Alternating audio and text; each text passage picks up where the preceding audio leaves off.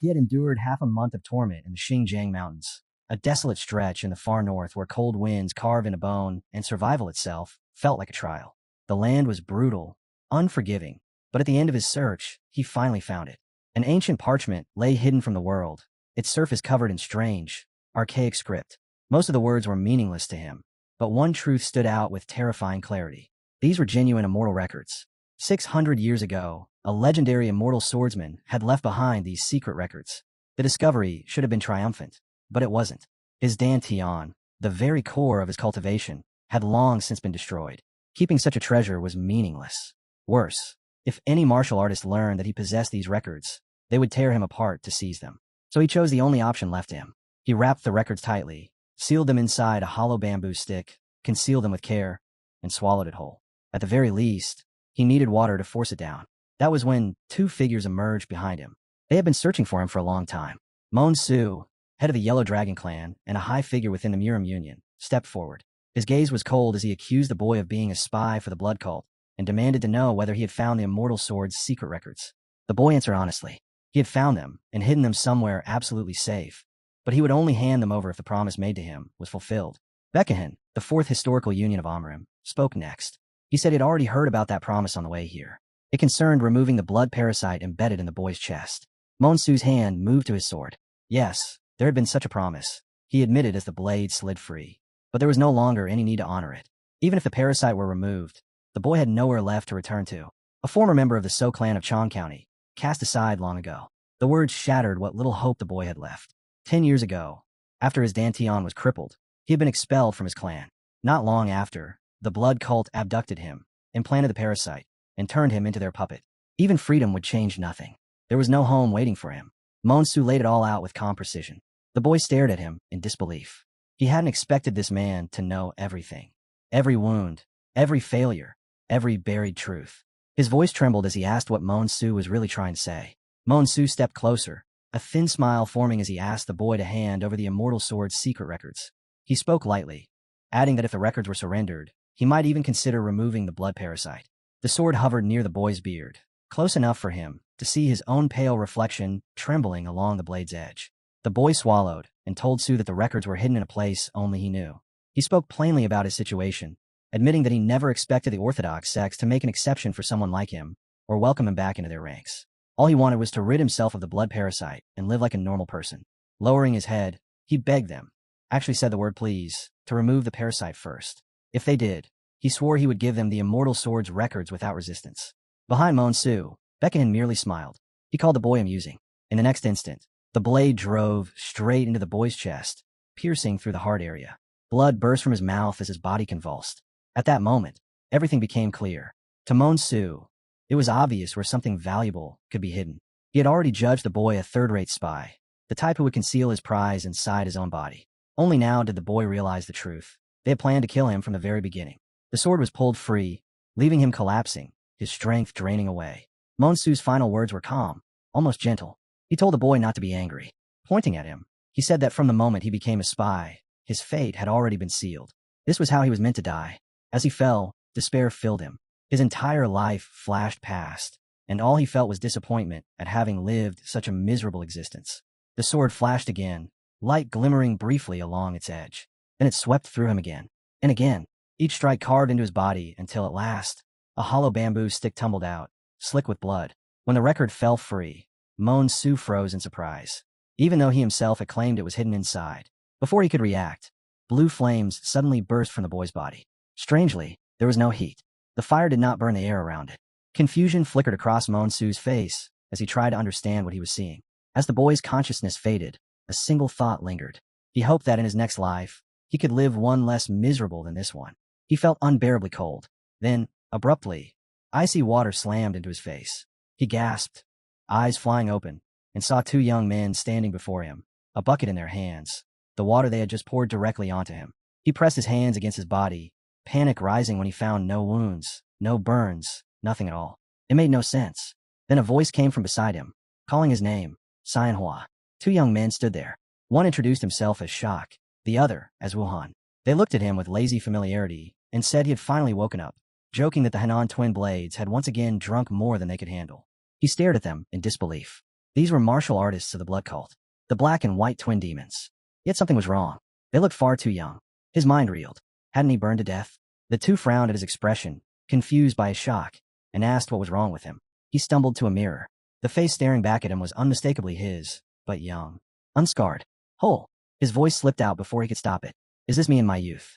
They exchanged looks, convinced he still hadn't sobered up. One of them kicked him hard in the back. Pain exploded through his body as he was forced upright. Breath knocked from his lungs. It hurt far too much to be a dream. Grabbing one of them by the collar, his hands trembling, he demanded the date. The answer came casually. Today was the year of the dog. The 9th day of the 9th month. His blood ran cold. The year of the dog. The 9th day of the 9th month. Exactly 10 years before his death. To the others, it sounded like drunken nonsense. To him, it was a verdict. Overcome, he suddenly pulled one of them into a tight embrace. Laughing as relief and disbelief crashed together. He clung to Jabek, declaring how happy he was to see him alive. Jabek squirmed, cursing and demanding to be released. Then reality struck. He knew this day. 10 years ago, on this very date, the worst moment of his life had unfolded. The people who would destroy everything were already moving. At this hour, they would be sitting calmly on chairs just outside his house. Back then, he had been half asleep when he noticed figures in front of him. He had mistaken them for guests. In the next instant, his head had been severed by a sword. Another man had rushed out after hearing the noise, only to meet the same fate. His possessions were scattered, his life erased without resistance. And now, he was standing here, alive, on the day it all began. Co rummaged through his belongings in a haze of urgency, his thoughts tangled by what he knew was coming. He should have prepared earlier. To the others, it looked like he was desperately searching for money to pay for the drinks. Panic crept into their faces, afraid he had nothing to his name, but Co snapped at them to get out immediately if they didn't want to die. They exchanged uneasy looks. Lately, he had been acting completely unhinged. Then his hand closed around it. A short sword, plain and worn, Sodom. The only thing his mother had ever left him. Regret hit him like a hammer. In his previous life, he had left it behind, rushing out without a second thought. If only he had taken it with him back then. If only he hadn't been in such a hurry. The moment he lifted the sword, a piercing sound exploded through the room. Co clutched his ear, wincing. What the hell was that? For a split second, he thought he'd gone deaf. Then he heard it. Screams. Desperate. Panicked voices crying for help. The brothers assumed the noise came from the street. Co immediately knew that was wrong. The sound was far too close, far too loud. There was no time to dwell on it. He tightened his grip on the sword, understanding instantly what those screams meant. It had begun. They peered through the crack in the door, spotting figures outside, frozen in confusion, unsure who they were dealing with or what to do. Co shoved them aside, ordering them to move back, and stepped forward himself. He glanced through the gap, and his blood ran cold. Blood cult. It was the year of the dog. The 9th day of the 9th month. The exact day he had been taken. The brothers muttered that it must be green forest bandits, but Co cut them off sharply. No, these were blood cult dogs. There was no time. They would break in any moment now. If they wanted to live, they had to run, immediately, and they had to follow his orders without question. This was their only chance. He looked at them and felt the weight of reality settle in. He didn't have time to babysit anyone. In the end, they would all be dragged away and forged into martial artists regardless. He couldn't afford hesitation. So he hardened his heart and decided to abandon them. Then a name surfaced in his mind. Asong. The kid had been with him too. Co stiffened. Leaving him behind went against everything he was. He had already turned his back on too much once. This time was different.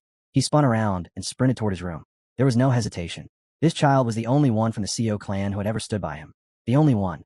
Asong was sprawled across the bed, fast asleep, lost deep in his 10th dream. To Co, he was no different from a younger brother. He burst into the room and shouted at the top of his lungs. Asong, get up. The boy jerked awake, lifting his head groggily. I swear, I was awake. Then he saw Co's face and let out a shaky breath, his heart finally settling. Co had scared him half to death.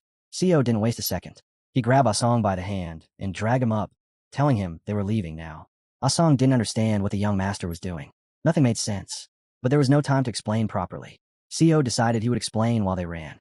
As they rushed through the corridor, Co told him the blood cult bastards had attacked and would reach the inn any moment. Asong tried to ask what a blood cult even was, but Co cut him off sharply and told him to just believe him.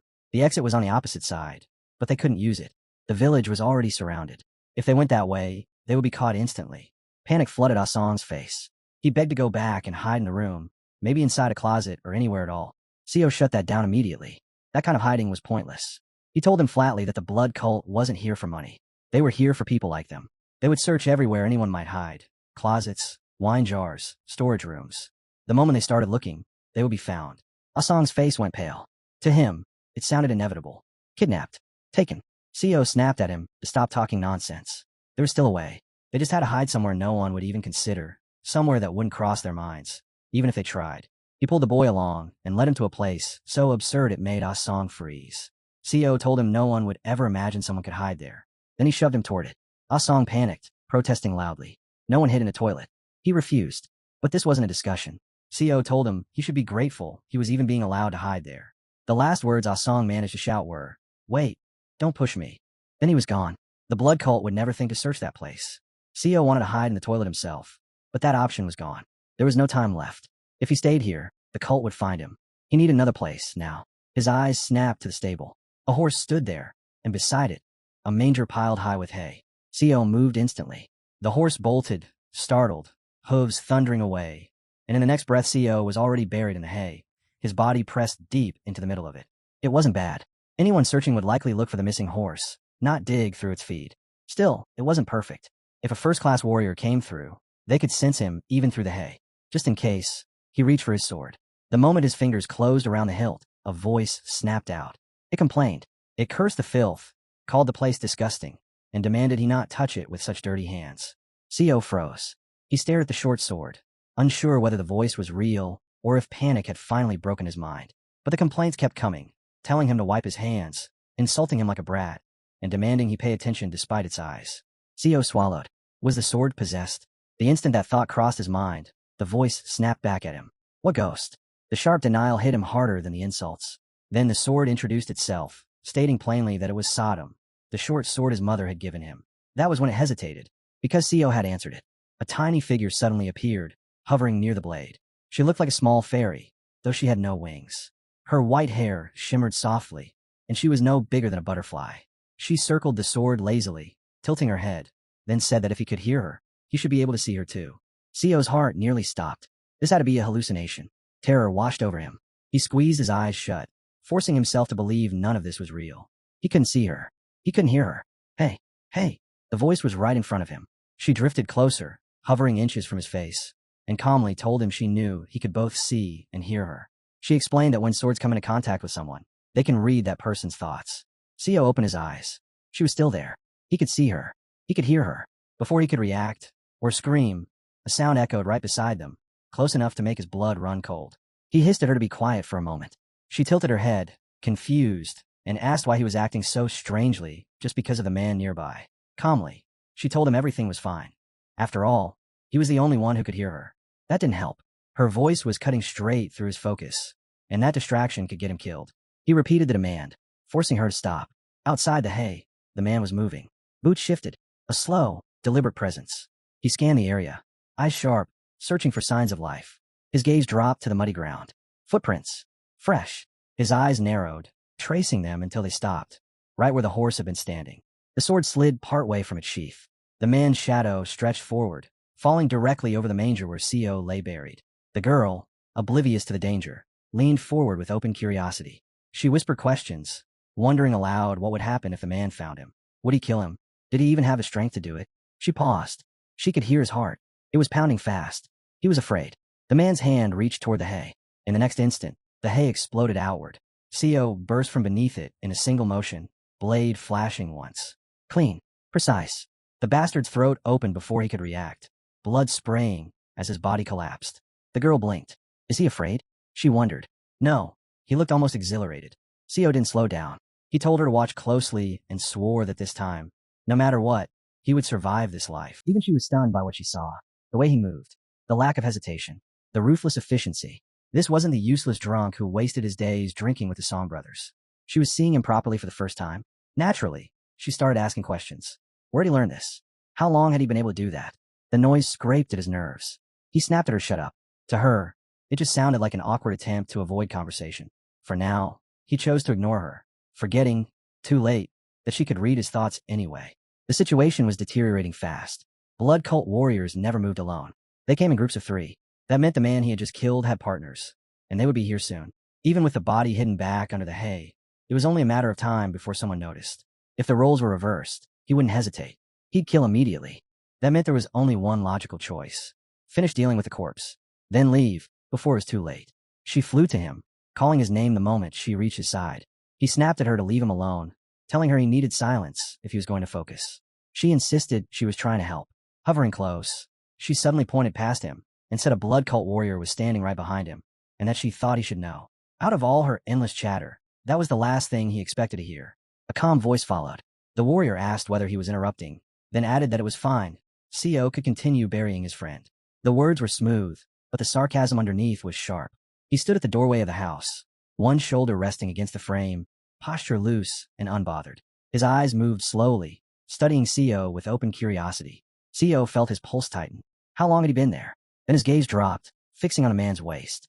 A brown belt, middle ranking. His breath steadied as the reality sank in. He would have to move fast, faster than he ever had, because he knew the truth clearly. Right now, he had no real chance against someone at that level. She kept circling him, whispering questions, asking if he was going to fight, if she could help. He told her again to stop, forcing the words out through clenched teeth. Even she could see it now. He was pushing himself far beyond what he could handle. The warrior watched Co's stance and drew his own conclusions. The boy didn't move like a trained martial artist. Still, killing a low-ranking warrior in an ambush wasn't nothing. Impressive, even. After a moment, the man settled on an answer. Intermediate rank beginner. He spoke casually, offering Co a way out. Surrender now, and his life would be spared. Co smiled. He said that if the man truly wanted to kill him, he wouldn't bother labeling him as a novice. He went on, calmly accusing him of wanting to take him alive instead, and of being afraid. Afraid that if he fought seriously, he might end up dead like his comrade. The words clearly caught the warrior off guard. For a brief instant, confusion flickered across his face. Even he didn't understand why the boy was provoking him so openly. Co did. The warrior saw through it a heartbeat later. The confidence was an act, a bluff meant to make him loosen his guard. He threw his head back and laughed, loud and unrestrained, one hand pressing to his forehead. He said the boy had an incredible amount of nerve. Almost regrettable, really. Someone that sharp didn't deserve such an end. Co listened carefully. From that laughter, from those words, he understood one thing clearly. This man was far more cautious than he pretended to be. He tightened his grip on the sword, already convinced that Co would do anything to avoid a real fight. With a lazy tone, he said he would see what he could do and swung his blade for the first time. The edge whistled past Co's mouth and head, close enough to feel the wind. Co twisted aside, just in time, the blade slicing off a few strands of hair instead of flesh. He could have stopped there. He could have surrendered. Instead, he swung back. The counter was slow. Too slow. The warrior caught his arm mid-strike, fingers locking around it with ease. Their eyes met at that distance, breath close enough to share. The man studied him calmly and noted the details at once. Sharp eyes, poor reflexes. With a sudden squeeze, he crushed Co's grip and knocked the sword free from his hand. He even praised him, saying the counterattack was decent. Then he casually suggested that Co follow him, brushing aside the fact that a low-ranking warrior had already died by his hand. That should have been the end. But as the sword slipped from his grasp, Co twisted his body and snatched it behind his back with his right hand. In the same motion, he slashed forward and struck the bastard straight across the face, spitting that he would not follow him anywhere. The plan worked. It shouldn't have. The distance was too short, the angle too tight, yet the blade still found its mark. The warrior avoided the worst of it, but the cut tore from the top of his head down across his cheek, stopping just short of his eye. That was enough. Rage exploded across the man's face. He kicked Co without restraint. The impact launched his body backward, bouncing him off the ground like a stone skipping across water. Pain tore through him as he rolled, mud filling his mouth and coating his face. Lying there, he realized his mistake. He had grown overconfident. He had misjudged both the distance and the man's strength. Still, he pushed himself up. He wiped the mud from his face and steadied his breathing. At this point, there was no retreat left. He would fight until the very end. She appeared beside him, hovering close, offering her help without hesitation.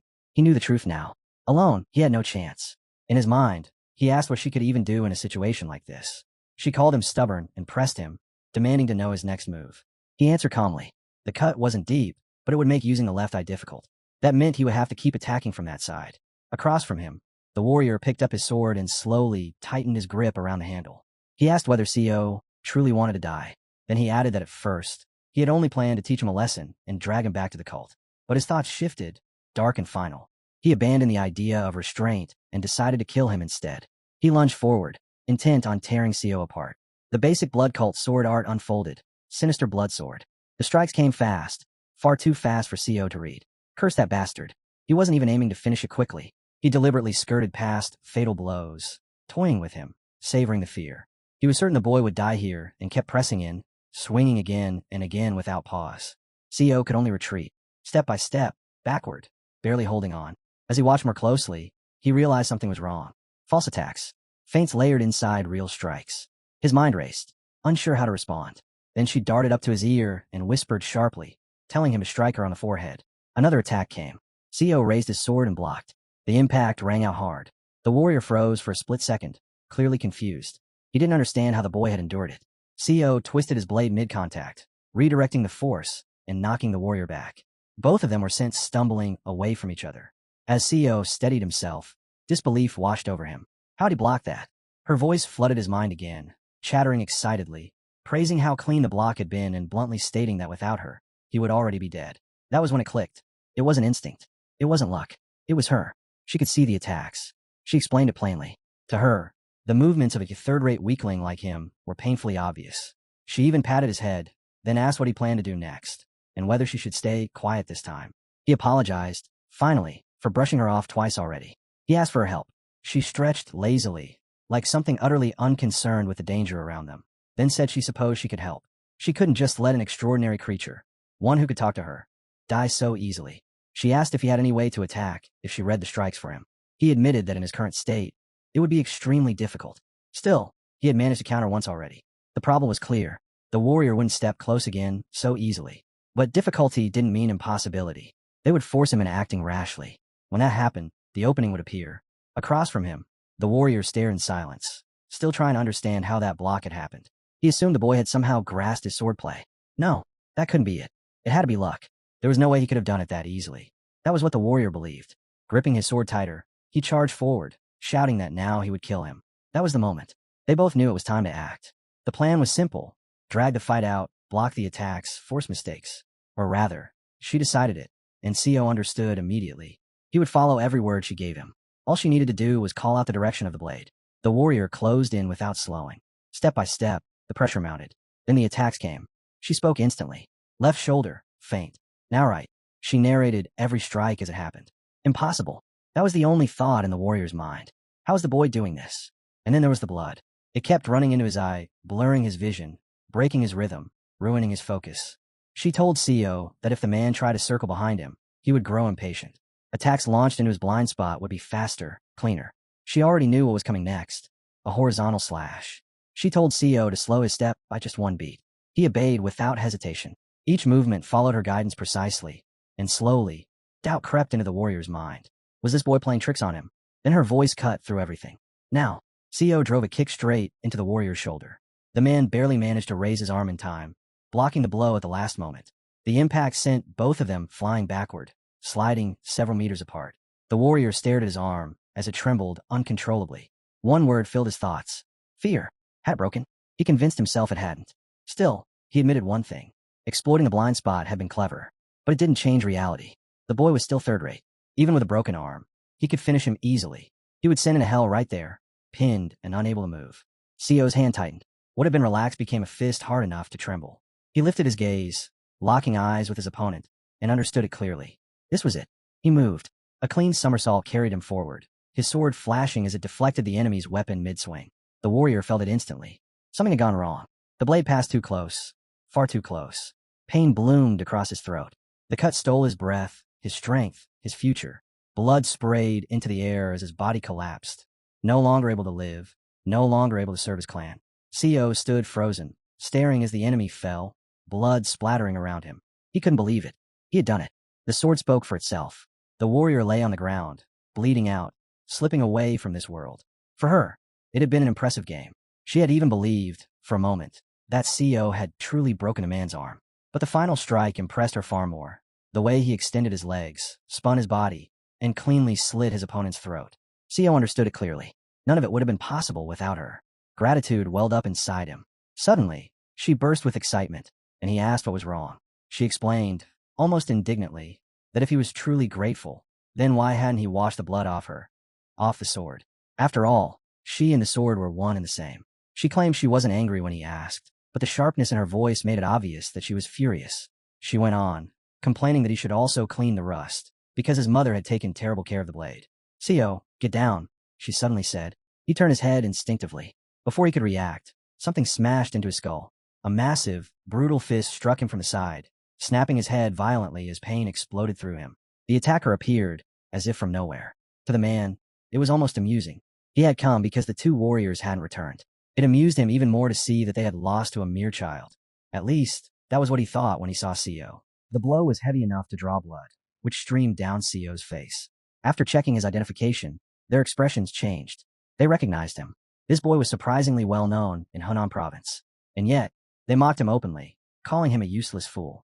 They spoke of how his dantian had been destroyed, how he had lost consciousness, and how his own clan had abandoned him afterward. Because he came from an orthodox clan, some of them suggested taking him alive and training him as a spy. The idea didn't last long. The commander rejected it outright, stating there was no value in raising a bastard who didn't even possess a dantian. In his eyes, the boy wouldn't survive basic training anyway. They noticed something else then. Despite his background, Co had wet himself in fear, urine pooling at his feet. That only deepened their disdain. Why keep someone who couldn't even qualify as a low-grade product? Co dropped to his knees and begged. He called the commander master, pleading for his life, desperate not to be killed. He had struggled so hard to escape this fate. And yet, here he was again, just like his previous life. No, this time was different. Last time, his hands hadn't been bound. Lost in those thoughts, he turned inward and spoke to Sodom, asking how long he had been unconscious. He asked her again and again, but for some reason, she never answered. The silence gnawed at him until a thought surfaced. Maybe the problem was the sword. Maybe he needed to be holding it to speak with Sodom at all. While he argued with himself internally, the man seated across from him suddenly spoke, his tone almost casual, saying that something about him was quite impressive. Killing two warriors with such a small sword was no simple feat. Because of that, the man assumed the boy was still part of a fighting clan, even with his dantian shattered. That realization struck Co harder than he expected. His evaluation of the blood cult immediately rose compared to his previous life. These people were far more calculating than he remembered. At this rate, they would likely take him with them. He forced himself to calm down, repeating it over and over in his head. There was no point panicking yet. If he was dragged into the blood cult, there had to be something he could exploit. First, he needed to survive. Escape would come later, when the commander said he would take care of him.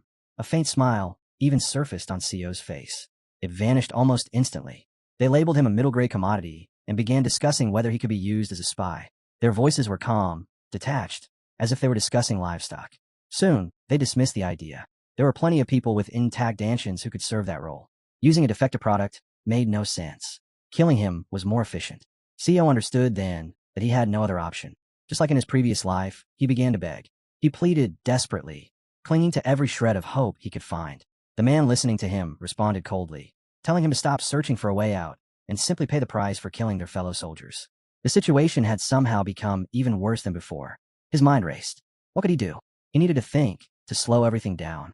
He couldn't die earlier than he had last time. He scanned his surroundings, forcing himself to observe instead of panic. That was when he noticed it. The satisfaction on their faces. They enjoyed this. They wanted to see him desperate, broken, begging to live like a dog. And then his eyes caught something else. A sword at one man's waist. He had seen it before. The white, decorative detail on the hilt made it unmistakable. That was the one. As he collapsed forward and slammed into the ground, he shouted at the top of his lungs, declaring that everyone must obey the demon of blood. Let blood rule the world. He shouted it with everything he had, declaring that his words were an offering to the fourth blood star himself. The moment those words left his mouth, the surroundings erupted. Shocked voices overlapped as disbelief spread through the group. The fourth blood star here? That was impossible. The noise grew loud enough that the captain finally turned, irritation on his face, only for his expression to freeze the instant he understood what he was seeing. Without hesitation, he dropped to one knee, bracing himself with his right hand as he bowed deeply, showing proper reverence to the figure standing before him. The blood cult stood at the top under 11 figures, 4 worthies and 7 blood stars. Co remained kneeling, head lowered, his gaze angled just enough to observe the captain as he offered his greeting. In his previous life, Co had never personally encountered them, but rumors had always circulated. The blood stars would sometimes disguise themselves as low-ranking warriors to inspect their troops. To think those rumors were real. Raise your head. The command came calmly. Co obeyed. The 4th star stepped closer, his eyes sharp with curiosity as he admitted his surprise. No one had ever exposed his identity during inspections.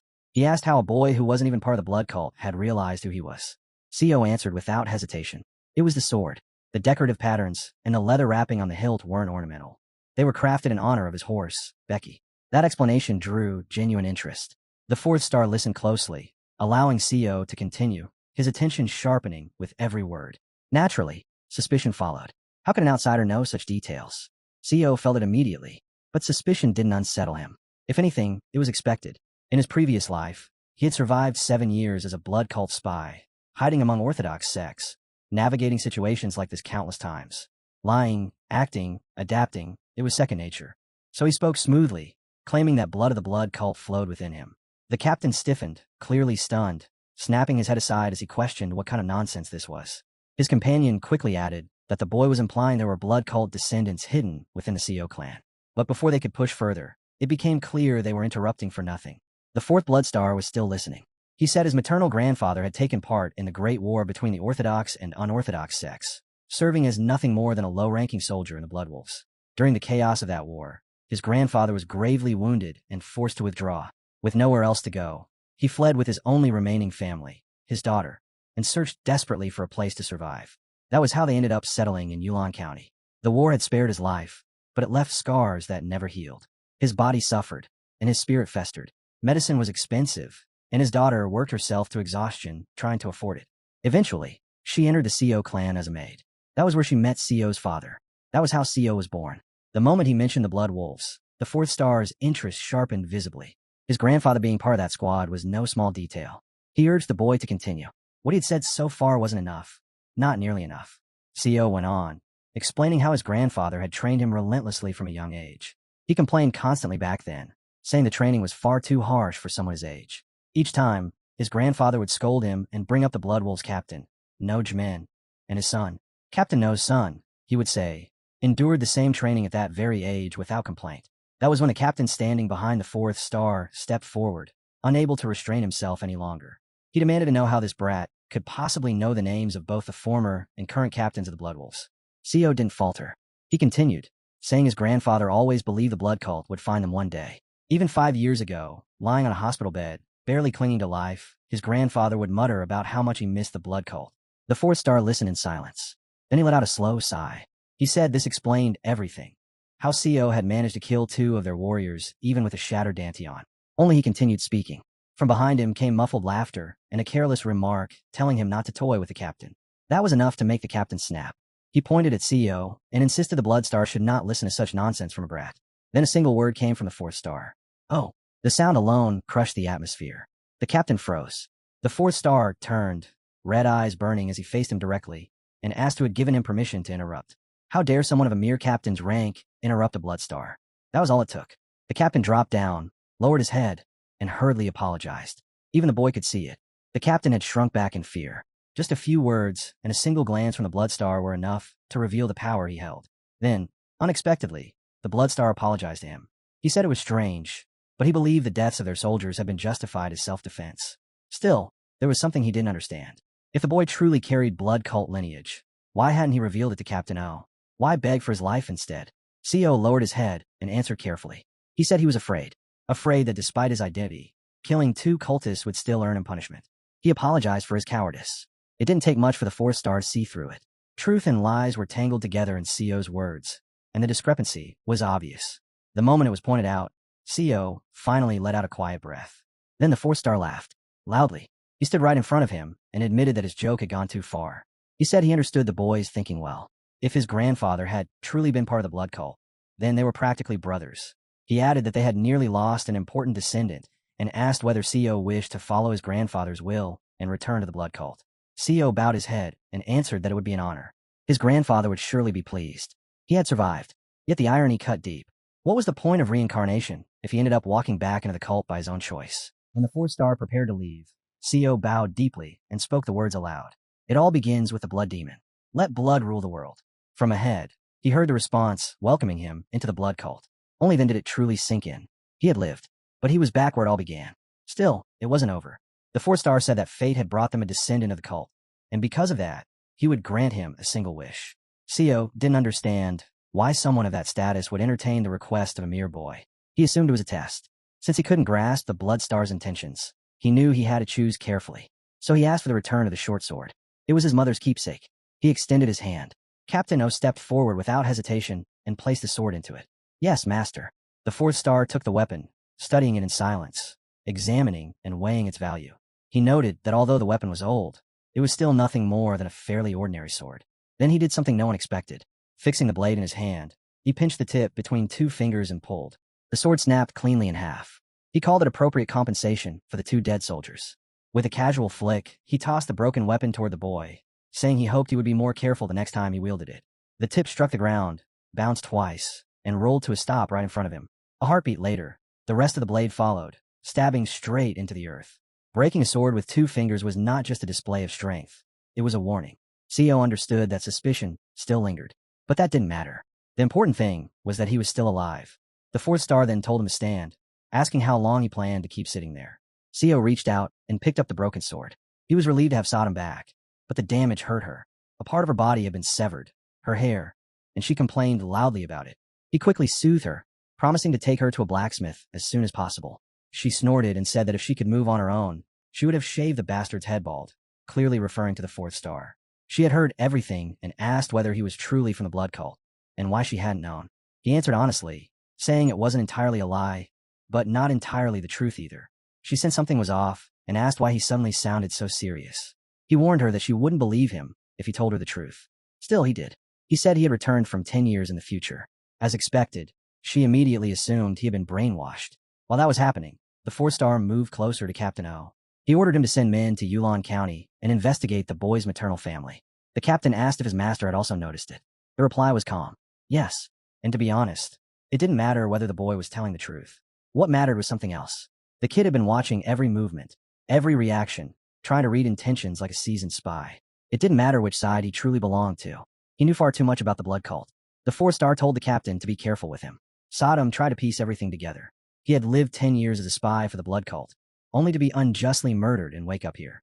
Now it made sense why he didn't feel like the foolish master she once knew. No matter how she looked at it, his luck was terrible. After enduring all that, going back 10 years, only to fall straight into the blood cult again. She understood it now. She told him plainly that everything would have gone smoothly if he had just left Asang behind. But he couldn't. That kid was the only one who had ever treated him like a human being. And in his past life, Asang had died protecting him. As long as Co lived within the blood cult, that debt had never left his heart. What happened today was simply repayment. That part was over. Now, he needed to focus on staying alive. Then she made an observation that caught him off guard. Despite being used as a tool for 10 years, he still behaved like a simpleton. The word itself stunned him. Seeing his reaction, she explained. Information was a weapon, and he possessed the sharpest one imaginable. He had been a spy. Didn't he know what that meant? She went on, laying it out clearly. He already knew everything that was going to happen. Every disaster, every trap, every turning point. Instead of fearing them, he could avoid them, or better yet, use them. That was when it truly clicked. Why was he worrying about survival when he had 10 years' worth of future knowledge in his hands? He said out loud then, admitting that she was right. This chance couldn't be wasted. She backed him without hesitation, telling him he couldn't keep living like a failure. To anyone watching, it probably looked like he was talking to himself, nerves getting the better of him. But inside, something had shifted. Opportunities were everywhere now. The thoughts surfaced naturally. Martial arts. Maybe he could learn them again. The idea surprised her. With a broken Danti on, how was that even possible? He told her the truth. That information wasn't confirmed. And even if it was, it wouldn't matter for a long time. For now, it could wait. That was when she floated closer, eyes gleaming with interest. If he was really going to walk the path of martial arts again, she said, then she could help him. She said she could teach him the short sword technique used by its previous owner, and that she should be the only one who still knew it. Co waved his hand, telling her to fly a little farther away, and calmly explained that martial arts couldn't be learned just by holding a sword. Had he ever heard the saying about the sparrow outside the school singing like a prima donna? She shot back. She was confident enough to bet her teeth that she knew far more than he did. She even offered to explain the fundamental principles of martial arts, which made him smile for reasons he couldn't explain. He said he understood. Lowering his head slightly, he stared at his hand. A strange blue fire was gathering around it. He couldn't comprehend what he was seeing. It felt as though he had been thrown into a vast galaxy, naked, weightless, with no sense of gravity at all. He looked around, confused, unable to tell where he was or what was happening. This wasn't Sodom's voice, yet words echoed clearly in his mind. You have mastered the mind of the sword. Your future will open. A massive portal loomed before him, only deepening the confusion. Nothing made sense. Slowly, the pressure in his head began to fade, though his hands still glowed faintly with blue flames. When he returned to himself, the first thought that crossed his mind was simple. What was that? Sodom snapped at him to stop staring at the sky, annoyed that he wasn't paying attention while she was explaining a martial art. He asked her if she could see it.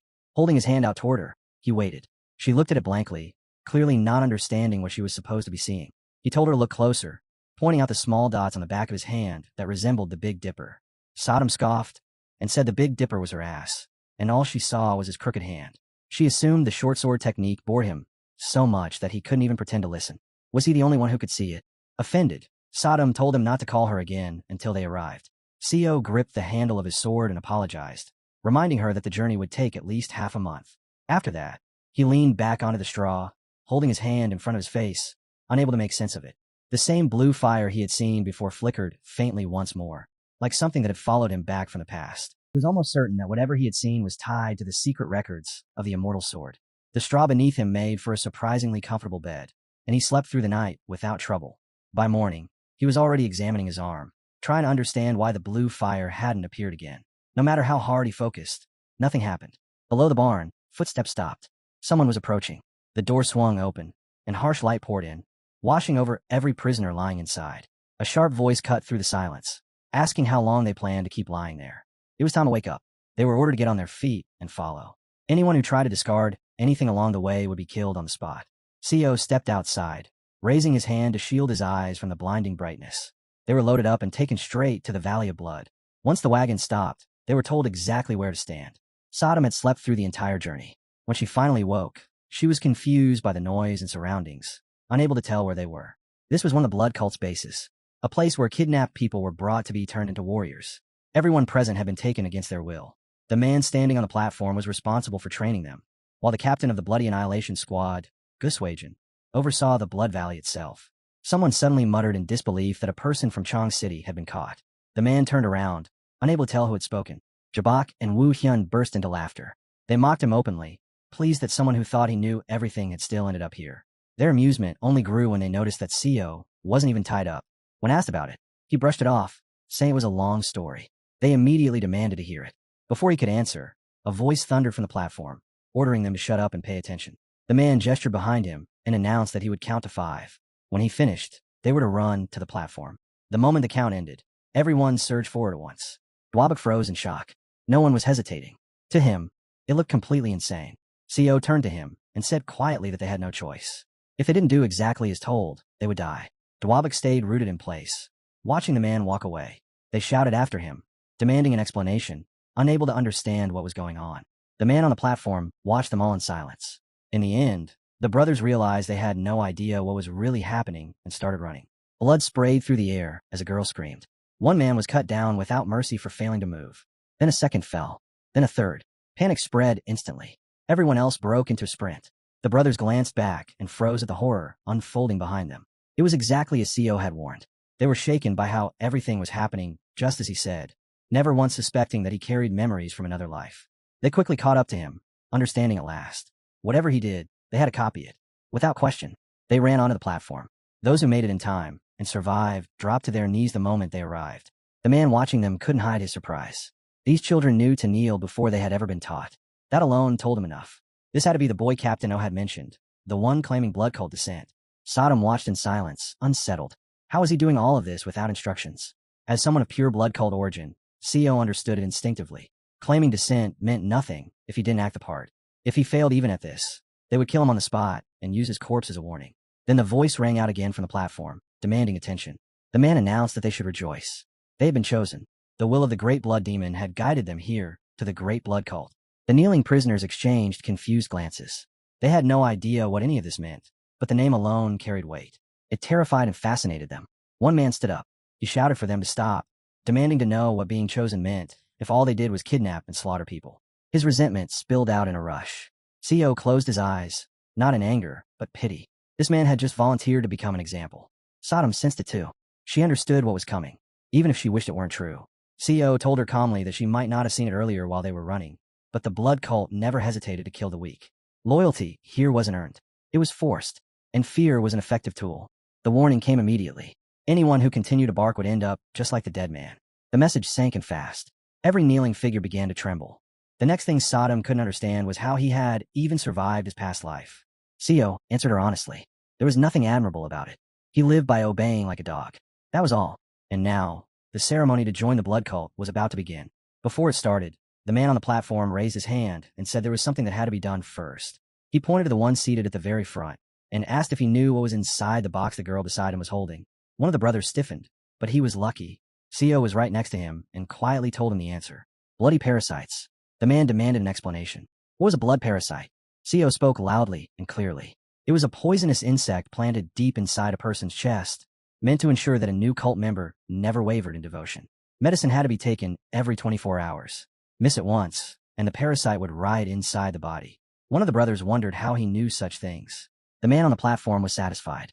This was exactly what he expected from someone claiming blood cult descent.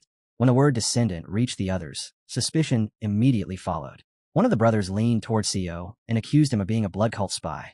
At the same time, Sodom flew to his ear and whispered that he had been found out. Co asked her to stop laughing.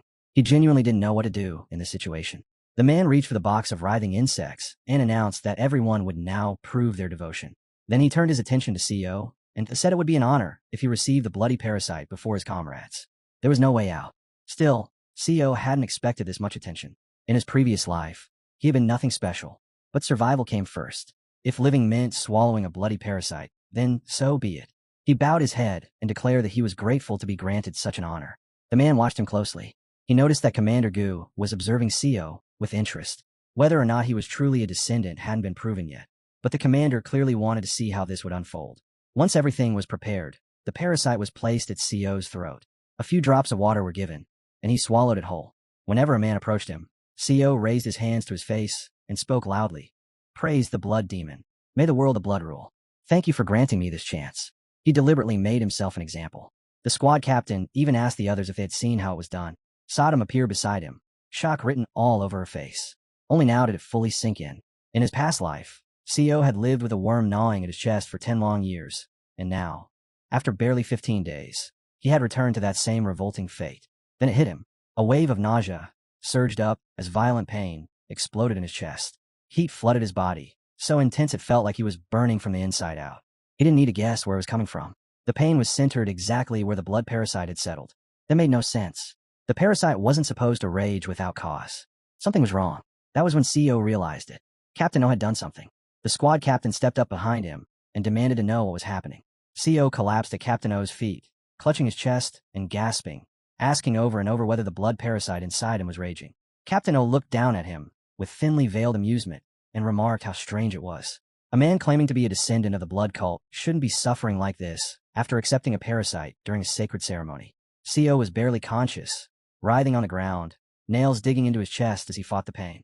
Captain O mocked him openly, saying the parasite was simply raging inside him. In that moment, Co was certain. This bastard had tampered with it. The commander noticed and demanded an explanation, asking why the cadet was bent over and unable to straighten his back.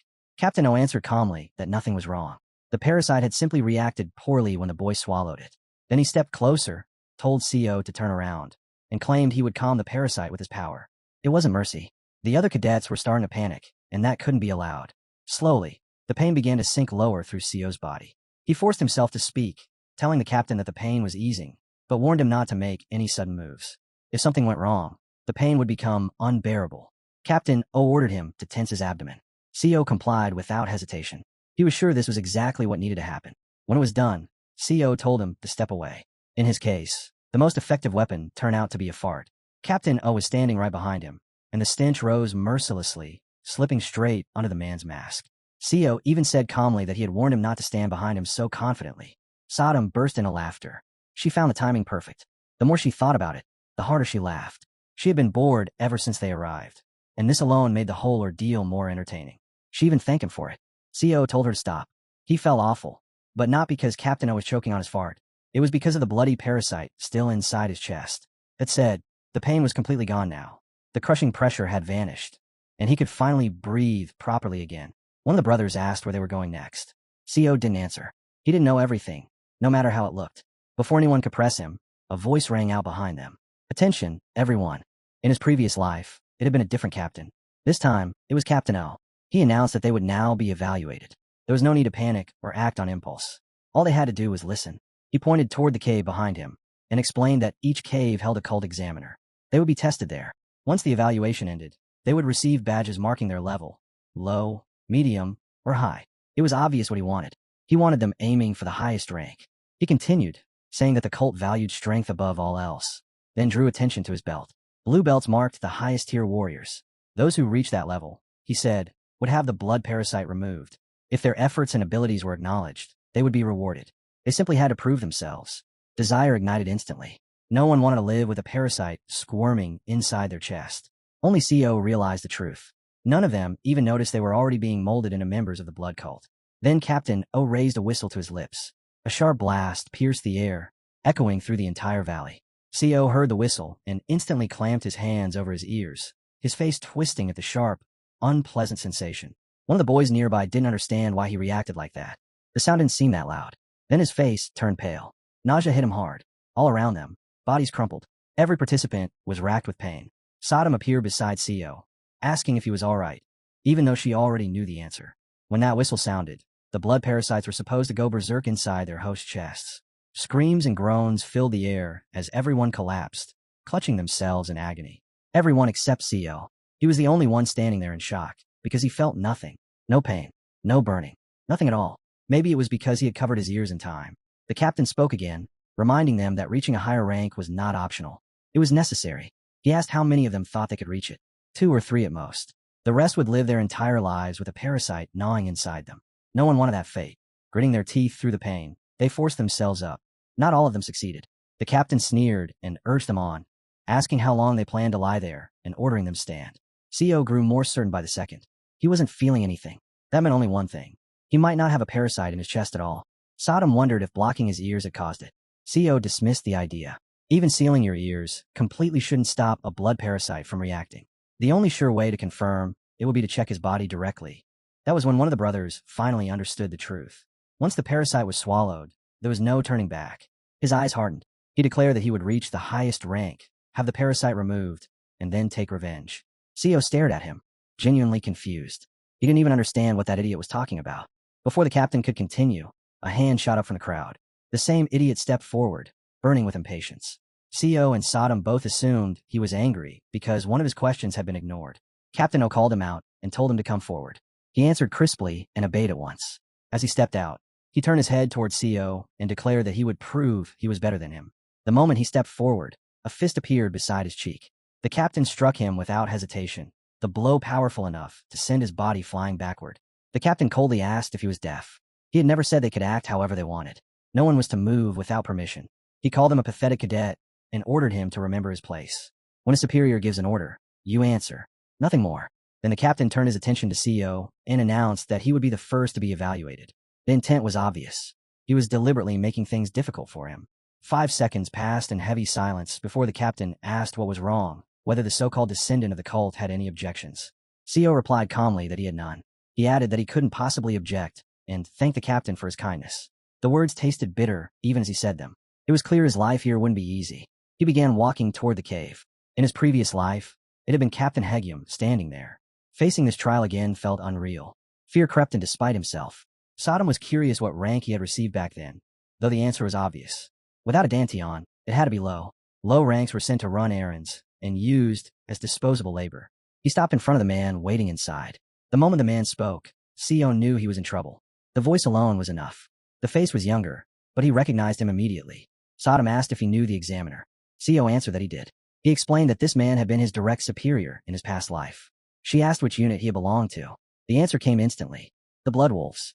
And the man standing before him was their captain, the very name CO had mentioned earlier. Noyangu. The captain stared at him and asked why he hadn't answered earlier when asked if he was CO from Yulon County. CO decided to lie. It was easy. He knew this man too well. Bringing his fist to his palm, he introduced himself properly, stated his name, and confirmed that he was from the CO clan of Yulon County. He added that Naz Lihan had been talking about him. The moment those words left his mouth, the captain's expression changed. He recognized it instantly, a lie. His hand went to his sword. There wasn't a single warrior in the Blood Wolves who matched the description CO had given of his grandfather.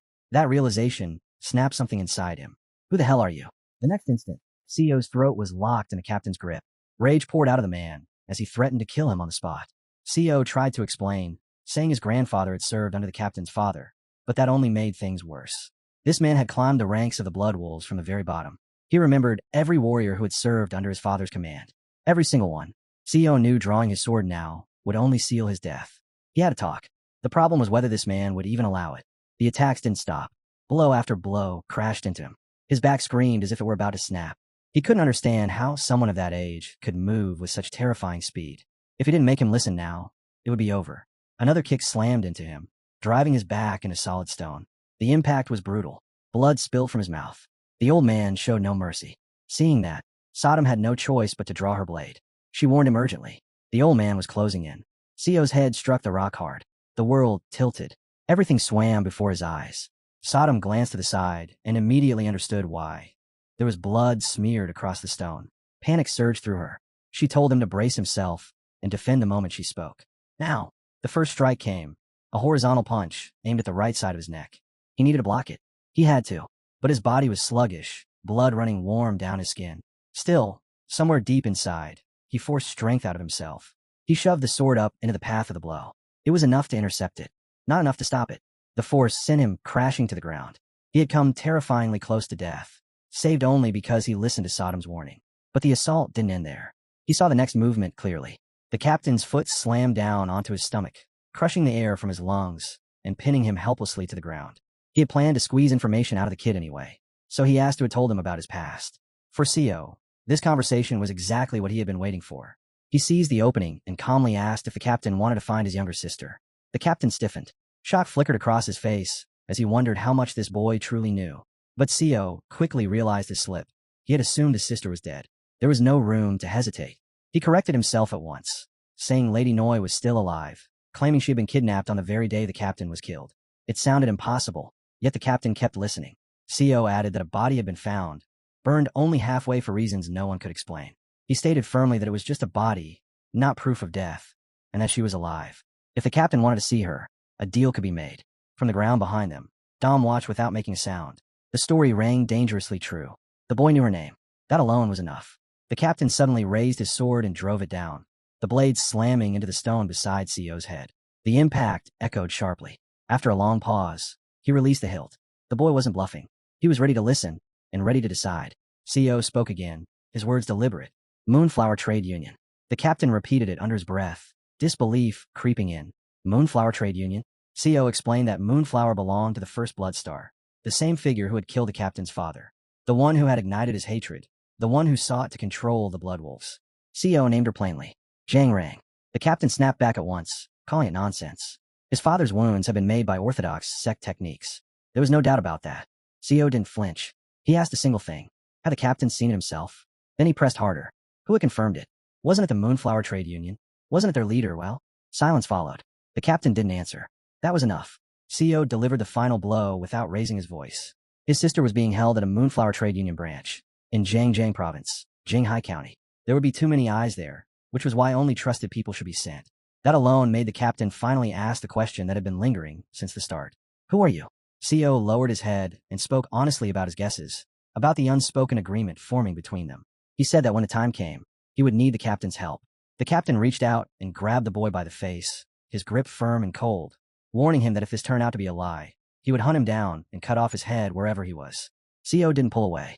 Instead, he tightened his grip around the captain's hand. They shook on it. He said quietly that he hoped the captain would find his sister as soon as possible. The captain admitted he still didn't fully trust Sio, but if everything he said was true, then the boy would become his benefactor for the rest of his life. That was why, in his past life, he had been able to believe him and follow him without hesitation. After their hands parted, the captain glanced down and noticed the insignia. A mid-ranking mark. He said Sio deserved it. Blocking his attack twice hadn't been part of their agreement. That alone earned recognition. They continued talking, circling back to how Sio had learned about him in the first place. When it was over, the captain drew his sword and slid it back into its sheath.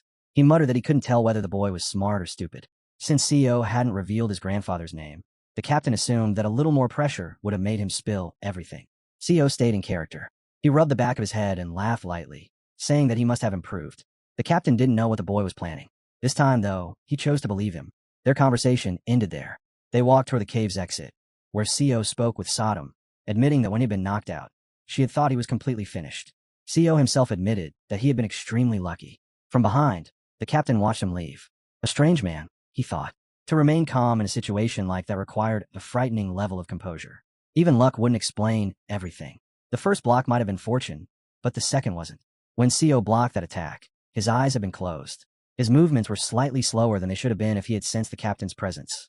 Yet he still succeeded. The captain didn't know how to describe the feeling. The thought itself sounded ridiculous, even inside his own head. Yet for a brief moment he suspected that someone, or something, was helping the boy. He quickly dismissed it as nonsense and pushed the idea aside. At the same time, Captain O barked an order and called everyone into formation, arranging them by rank. He announced that all middle rank members would move with him. One of the brothers froze in disbelief. He couldn't accept it. CO middle rank? In his eyes, the boy was worthless. The idea that CO had actually obtained a middle rank insignia made no sense. Still, those who carried the mark stepped forward and followed Captain O. The brother kept replaying it in his head, failing to understand, no matter how hard he tried. How could someone without a danshin reach middle rank? He convinced himself it had to be some kind of blood cult privilege. Grinding his teeth, he swore inwardly that he would crush CO in the next test. His hostility was obvious, irritating both CO and Sodom. Sodom couldn't fully piece together what was happening. With Captain O leading from the front, and Woohee walking away, unharmed, even after encountering no Sangu, CO should have been safe. Yet something still felt off to her. She quickly decided the answer. He was probably angry because he hadn't gotten the chance to bully CO. And it was all thanks to the Blood Wolves captain confirming CO's identity. Later, Sodom laughed and said CO had humiliated Captain O thoroughly, especially with that embarrassing incident. CO told her to stop bringing it up. She ignored him and asked what he planned to do next. CO answered without hesitation. First, he needed to restore his danshin. Sodom frowned. They had already talked about this. Fixing a broken danshin wasn't something you could just decide to do. CO said he had his own method. Then he asked if she had ever heard of the all-healing divine doctor. He explained that the doctor was famous for curing anything, as long as the price was paid. According to what CO had heard, even a broken danshin was within his abilities. More importantly, the doctor was scheduled to arrive at the Valley of Blood in 10 days. Sodom immediately thought the solution was simple. Just pay him. Then reality caught up with her. CO had left all his money at the hotel. Right now, the only thing he had left was her. The moment she realized what he was implying, she started smacking him over the head without holding back. CO immediately protested, swearing that wasn't what he meant. He told her he planned to use rare plants as payment instead. From the outside, it looked like he was wrestling with an invisible monster, drawing strange looks from anyone watching. Once she calmed down, he explained properly. In 10 days, the doctor would demand a specific herb. Because this was his second life, CO already knew exactly where to find it. Given the circumstances, he had to secure it before the doctor arrived. People were the same everywhere. Rotten scum existed in both orthodox and unorthodox sects. Suddenly, Captain O shouted for everyone to stop. Corpses lay ahead. He couldn't tell what killed them, or how. Standing among the bodies was a massive man wearing a tiger skin cape, thick arms bulging as he strangled someone with one hand. From behind, Captain O demanded to know who he was. He didn't need an answer. The thick beard, long braids, and tiger hide made it obvious. This was a brutal veteran. The giant grinned, clearly pleased to see fresh trash. He tossed the body aside like it weighed nothing. Captain O ordered his cadets to stay behind him and reach for his weapon. The giant charged forward and told him not to block his path, warning him to disappear. Then he slapped him. Captain O's face darkened instantly as he collapsed. One hit. That was all it took. A first-rate master knocked out in a single blow. It was almost absurd. CO froze. He had never heard of a master this strong. The pressure alone crushed down on him. What kind of monster is this? The giant barked for everyone to move aside. Then he clapped. The sound exploded outward. The air itself turned violent. Pain tore through CO's ears, and he instinctively clamped his hands over them. Around him, people dropped to their knees, screaming. Some started foaming at the mouth, completely overwhelmed. To the giant, their agony meant nothing. He looked at them like piles of filth. CO's eardrums ruptured. Sound vanished. His vision spun violently, and bile rose in his throat. As he struggled to stay conscious, a burning heat suddenly began to surge inside his chest. Jabek stepped forward without hesitation. He faced the giant head-on and told him that if he intended to kill, he should at least put some effort into it. He made it clear that he would not allow a single finger to touch his younger brother, who stood behind him. The brothers called out each other's names, their backs pressed together, fully prepared to die side by side. The giant burst into laughter. The sound was deep and wild. He told them they had passed. The words hadn't even sunk in when the giant's fist came down. A punch like a beer mug smashed straight into Jabek's head, driving him into the ground. The impact cracked the earth beneath him. If CO stayed any longer, there was no telling what would happen. And at that moment, the giant noticed him. Sodom screamed a warning. He had been seen. He had to run now. But escape was already slipping away. The giant leapt into the air, his shadow swallowing CO whole, and swung his leg down, aiming straight for his head. CO forced his legs to move faster than ever. As he ran, he caught sight of the captain lying on the ground, blood spilling from his mouth. his breathing faint and shallow. Not long after, a commander of higher rank arrived when the captain failed to report at the appointed time. Cadets lay scattered around, badly injured. With shame weighing on him, the captain explained that an unknown barbarian had appeared. As humiliating as it was to admit, the man had knocked him out with a single strike. As they pieced things together, suspicion formed. This barbarian matched only one person. Elder Hay of Akon, one of the 4 supreme elders, one of the strongest figures in the blood cult, a man infamous for his eccentric nature. Weirdo High on. At that very moment, the giant sat across from Co and the 2 brothers. The brothers were battered and bruised, yet the giant stared at Co in disbelief. A brat with a shattered dantian had endured that attack. His curiosity only grew. They fled along the rock face, moving sideways, clinging to stone as they climbed. Elsewhere, the commander and the captain advanced through the treacherous terrain together, their movements perfectly synchronized. The captain apologized again, guilt heavy in his voice, but the commander bore no resentment. He understood the truth. Against an old paramount elder like that, resistance was meaningless. Nothing could be done. He couldn't tell whether the barbarian had actually killed those boys. The mid-level cadets were no pushovers, and the outcome wasn't clear.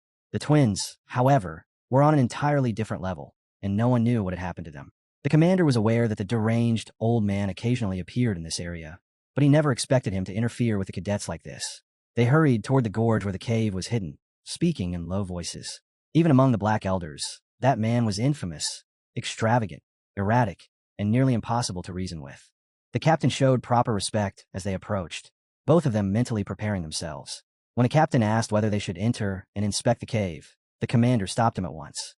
There was nothing to gain by provoking that existence. Suddenly, something shot toward them. The commander reacted instantly, katana flashing halfway out of its sheath. Only then did he realize it was just a seed. Inside the cave, the barbarian was casually eating fruit, flicking the seed with such force that it tore through the air like a projectile.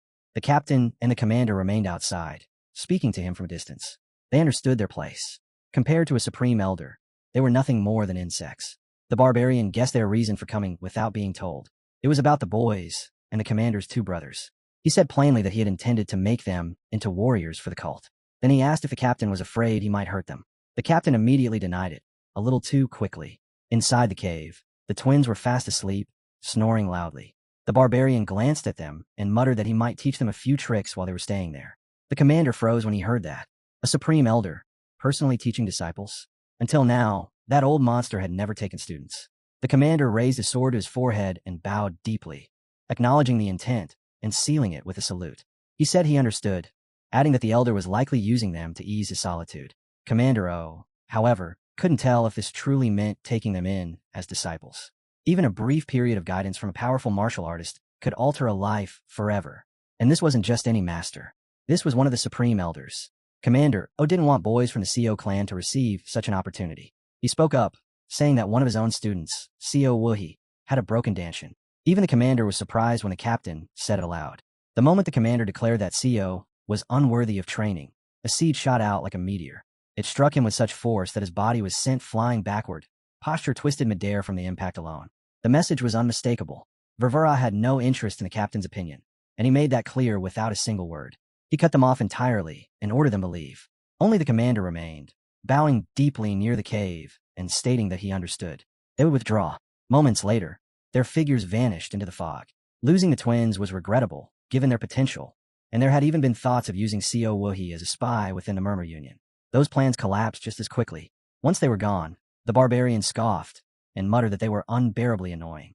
Co watched him closely and finally understood. In his past life, the one who had trained the black and white twin demons was Supreme Elder Acton. And now, he stood here again, face to face with that same existence. The question kept echoing in his mind. Why was he brought here? The barbarian rose to his feet and complained that all this pointless talk had made him hungry. He pointed directly at Co and ordered him to bring food within 4 hours. The demand was absurd, but Co swallowed the thought. He didn't dare argue. The barbarian drew his sword and casually used it to scrape his teeth, warning him not to even think about escaping. Then came the final threat. He should prepare for the worst. A chill ran down Co's spine. Still, he decided to play along. Wait, endure, find the opening, and escape. He agreed immediately, saying he would obey. Then he added carefully that he didn't know any martial arts, and that hunting without a weapon would be difficult. His eyes flicked to the short sword in the barbarian's hand. He mentioned, as gently as possible, that was a gift from his mother. The next instant, the sword flew toward his head, hilt first. The barbarian snorted and told him to take it. He had no need for such a worthless short sword. Watching him was infuriating. The man treated the blade like trash, using it for filthy things, even digging at his teeth with it. Co clenched his jaw, barely suppressing his anger. Then he looked toward the twins lying nearby, unconscious. He hesitated, wondering what to do with them.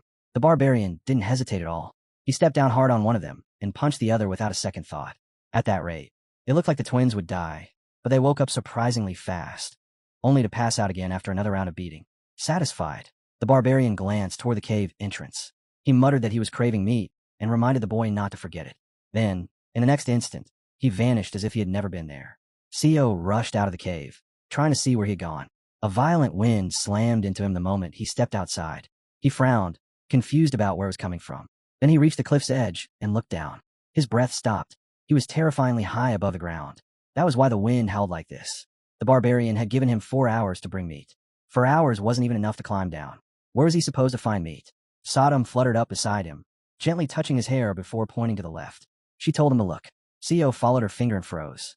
The barbarian was already far away, leaping from rock to rock with the twins tucked under his arms. Each jump covered an absurd distance, effortless and precise.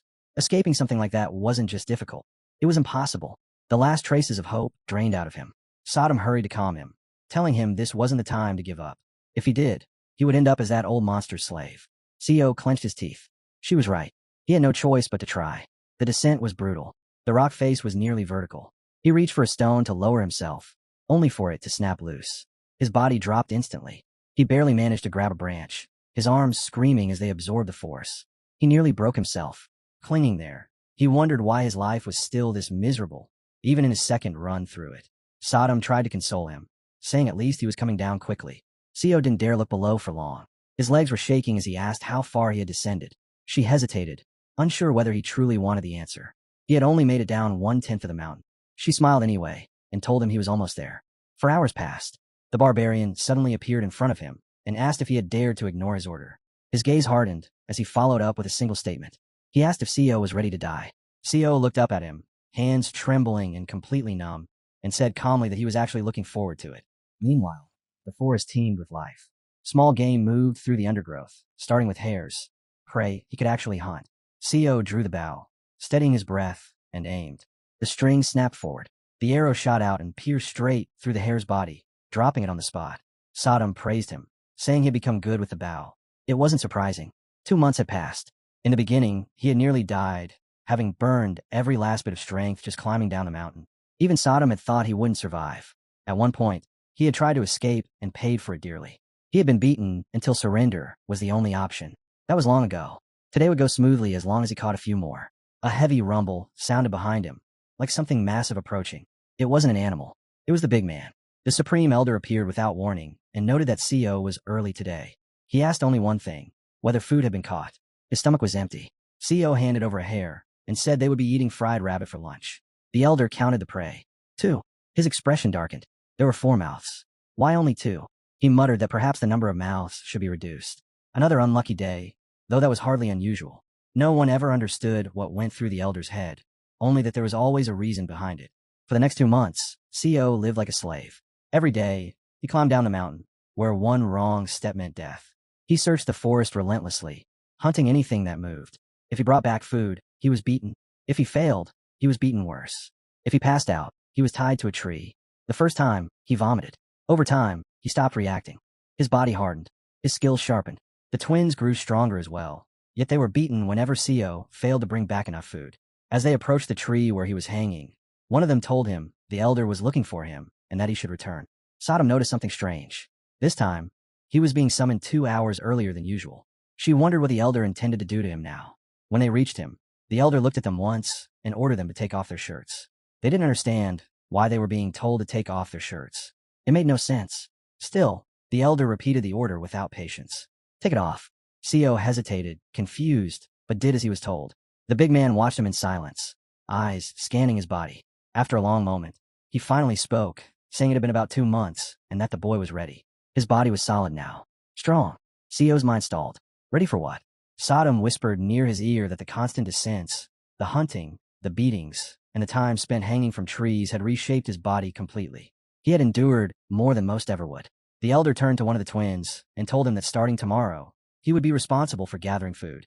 When the boy tried to ask if it was his permanent duty, the elder shut him up with a single kick. He moved to the other twin and ordered him to roast the rabbits more thoroughly, saying he would return soon. Then the elder's hand landed on Sio's shoulder. Before Sio could react, the ground vanished beneath him. The elder lifted him and shot straight up the mountain. Wind tore past his face as they climbed unnaturally fast. Sio shouted for him to slow down, asking if they could just walk instead. The words came out before he could stop himself. Even the elder noticed the boldness. Without warning, the world flipped. Sio was hurled toward the waterfall. His back slammed into the water, fish scattering around him as he sank nearly 3 meters down. He burst back to the surface, gasping, completely lost as to why this was happening. The elder spoke calmly, explaining that this was how he would begin learning Qigong, movement powered by internal energy. Then he added something that made Sio freeze. They were going to meet someone who would later become his mentor, and Sio couldn't appear in such a miserable state. Mentor? Sio echoed the word in disbelief. Sodom muttered dryly that the elder seemed unaware he was the reason Sio looked like this in the first place. After the elder's next words, she understood something else entirely. That was why he smelled like a beggar. The elder told Sio he had washed enough and ordered him out of the water, even though he had barely dipped himself in it. Soon after, they walked along the rock beneath the waterfall. As the water thundered down beside them, Sio found himself thinking that someone who wished to avoid the world might choose a place like this to live. She had imagined someone powerful, maybe even charismatic, a martial artist worth awe. The boy never bought that idea.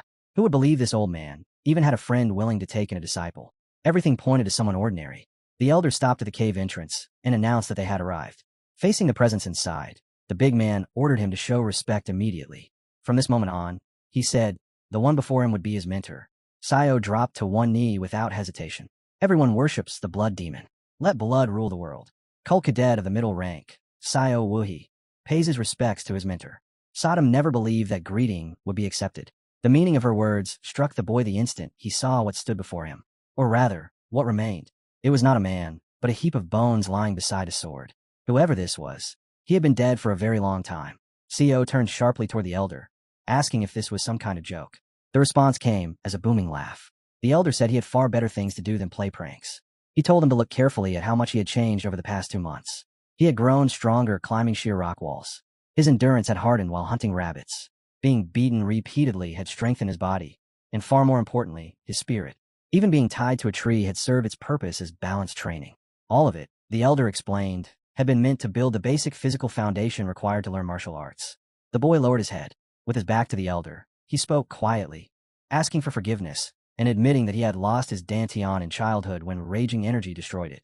The elder replied calmly that he had trained him fully aware of that condition. He added that there existed a way to control internal energy, even without an energy core. Those words seized the boy's attention completely.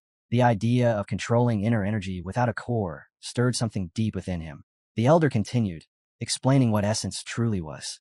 This was the moment one truly stepped into martial arts. Essence was fundamental, required by every path. It was also known as the energy core. Anyone who walked the road of martial arts studied circulation and cultivation techniques to strengthen and refine that energy. When essence gathers within the energy core, it becomes what is known as internal energy. The elder explained this plainly, then told him the truth without softening it. Because his energy core had been destroyed, he could not use that essence at all. What remained to him was only the power of his physical body. Then the elder asked if he understood what energy truly was. The boy stared at the hieroglyphs carved into the ground and realized the elder was referring to innate energy. He was getting closer to the truth now, but the real name of what slept within his chest was something else entirely. It was the energy of the innate core. Every person is born with it. It cannot be cultivated, cannot be acquired later. It simply exists from birth. Legend said it was twice as powerful as internal energy formed through an energy core. In this regard, Sio was fortunate. The words written here would teach him how to control the energy of the innate core. The elder explained this calmly. Sodom felt a rush of excitement the moment she understood. To her, this meant the owner of that body had struck gold. This power would allow him to practice martial arts after all. She could not understand why he showed no joy. She asked him why. He answered without hesitation. The energy of the innate core, as its name implied, was life energy itself.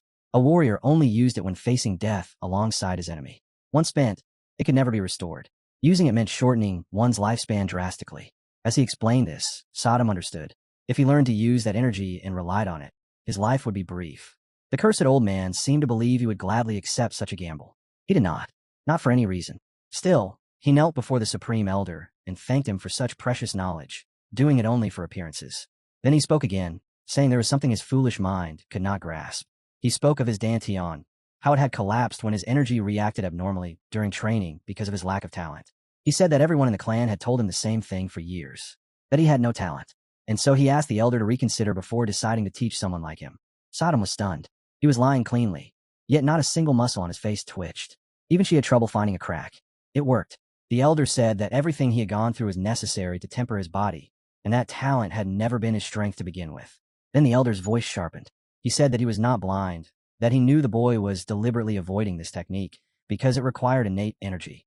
The boy immediately denied it, insisting he had no idea what the old man was talking about. A massive hand snapped around his neck, lifted off the ground. He heard the elder say calmly that he was terrible at playing with words. Then the choice was laid bare. If he refused to learn, he would be useless. If he was useless, there was no reason to keep him alive. Either his neck would be snapped here and now, or he would learn the technique and die slowly. Agreeing just to survive was meaningless, because everything would still unfold according to the elder's will. That was why he told him to kill him immediately. The elder had not expected that answer. Surprise flashed across his face. That was an absurd amount of resolve for someone with a third-rate core. Still, he understood something important in that moment. If the boy wanted to become more than nothing, he needed courage. He needed to know when to gamble his life. The boy admitted that he was afraid, but if he continued living the way he was now, he would become exactly what the elder described, used until there was nothing left, then discarded to die. And since a blood parasite already lived inside him, he chose to die now instead. The words blood parasite made the elder pause. Then he burst into laughter. He threw the boy to the ground and said he could not believe he was still trying to deceive him in a situation like this. That alone proved he was not brainless. The boy, gasping, asked what he meant. The elder replied that he had been examining his body from the moment he decided to take him in. He warned him that trying to deceive him would not end well. As for the blood parasite, there was something far more important to him than that cursed thing. That was why he had ignored it entirely. If the elder had wanted him dead from the start, he would have killed him the moment he confirmed there was no blood parasite. What he truly wanted from Co, he still did not say, but it was tied to the technique he intended to teach him. With that, the elder laughed and said he had an offer that might interest him. If the boy did exactly as he was told, the elder would pretend not to notice the absence of the parasite. In return, Co would fight the twins, the ones the elder personally trained in martial arts. When the boy asked why, the big man immediately threatened to break his legs if he kept asking questions. Silence followed. The elder saw it clearly then. The boy would obey. He gave his first instruction. Co was to begin by sensing the energy of the innate core. The moment he managed that, he was to return. The boy understood. As the elder turned to leave, he warned him that if he caught him lying again, broken legs would be the least of his worries. Sodom felt it instinctively. This old man loved trouble. The boy told her not to say things like that. He had no intention of getting close to a lunatic like him. What mattered now was understanding this martial art in detail, so he could learn it properly. He chose to leave the hieroglyphs on the ground for later, in case he needed them. Right now, the real question was whether he could even master this technique. If anyone could learn a cultivation method just by reading instructions, there would be no need for masters. Meanwhile, the elder moved through the forest, leaping from branch to branch. He wondered what he would do if he found someone more suitable. Since this art relied on the energy of the innate core, it would become a secret technique coveted by every master alive. The boy had already realized something crucial. If he mastered this technique perfectly, he could prevent the depletion of innate core energy altogether. That meant it would be impossible to die from exhausting it. A true jackpot, Sodom thought, but it was far too early to celebrate. He focused again, reading more carefully. Use the destruction of internal energy to shatter the energy core. Find your innate energy. Then the ribbons were severed, and the hieroglyphs were wiped away. The final section was gone. That last part should have explained how to preserve the energy of the innate core. At least, that was what he assumed. He cursed the skeleton inwardly, thinking it was foolish to leave something so critical unfinished. Why die before completing the instructions? Something else caught Sodom's attention. As the boy tried to study the remaining traces and piece together the puzzle, she told him to wait and slowly drifted forward. Only then did he realize the truth. The elder had known the final part was missing all along. That was why he said learning it would lead to a gradual death. The boy lowered his head, frustration weighing heavily on him. He wondered what the old man truly wanted if the technique itself was incomplete. Sodom scoffed and called him a loser, asking why he was sulking. When he asked what she meant, she clarified that she was not talking to him. Her anger was directed elsewhere. She explained that she was offended because he had called her a skeleton. Confused, he asked if she could speak to skeletons.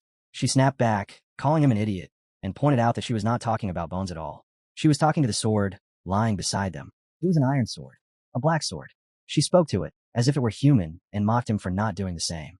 They did not speak like people, she explained, but sword is sword. This one was special, and he was special too, because he could hear its voice. Only then did he understand what the secret records of immortal sword meant by sword mind. The instructions in secret martial arts were always vague, and the voices behind them were called the sword mind. Voices, or perhaps the second brightest star of the Big Dipper. He wondered what kind of power would emerge once the rest was revealed. Sodom told him to stop drifting off and speak to the sword. She found it interesting that he could hear them as well, his hand wrapped around the hilt. In that instant, something bloomed inside her soul. She leaned into his grip, craving the warmth of a human touch she had been deprived of for far too long. Seo panicked and jumped back. After a moment, he crept closer again and awkwardly poked the sword with his finger, muttering an apology. She asked his name and whether it was really true that he could hear her. The sword then asked to introduce itself, declaring that it was the Black Sword of the Southern Heavens. That name had been given by its late master, the Southern Heaven swordsman, Ho Jongdai. The boy froze when he heard it. That name was not obscure. There was a time when the Southern Heaven swordsman was said to have overturned the entire Yunnan province with a single sword.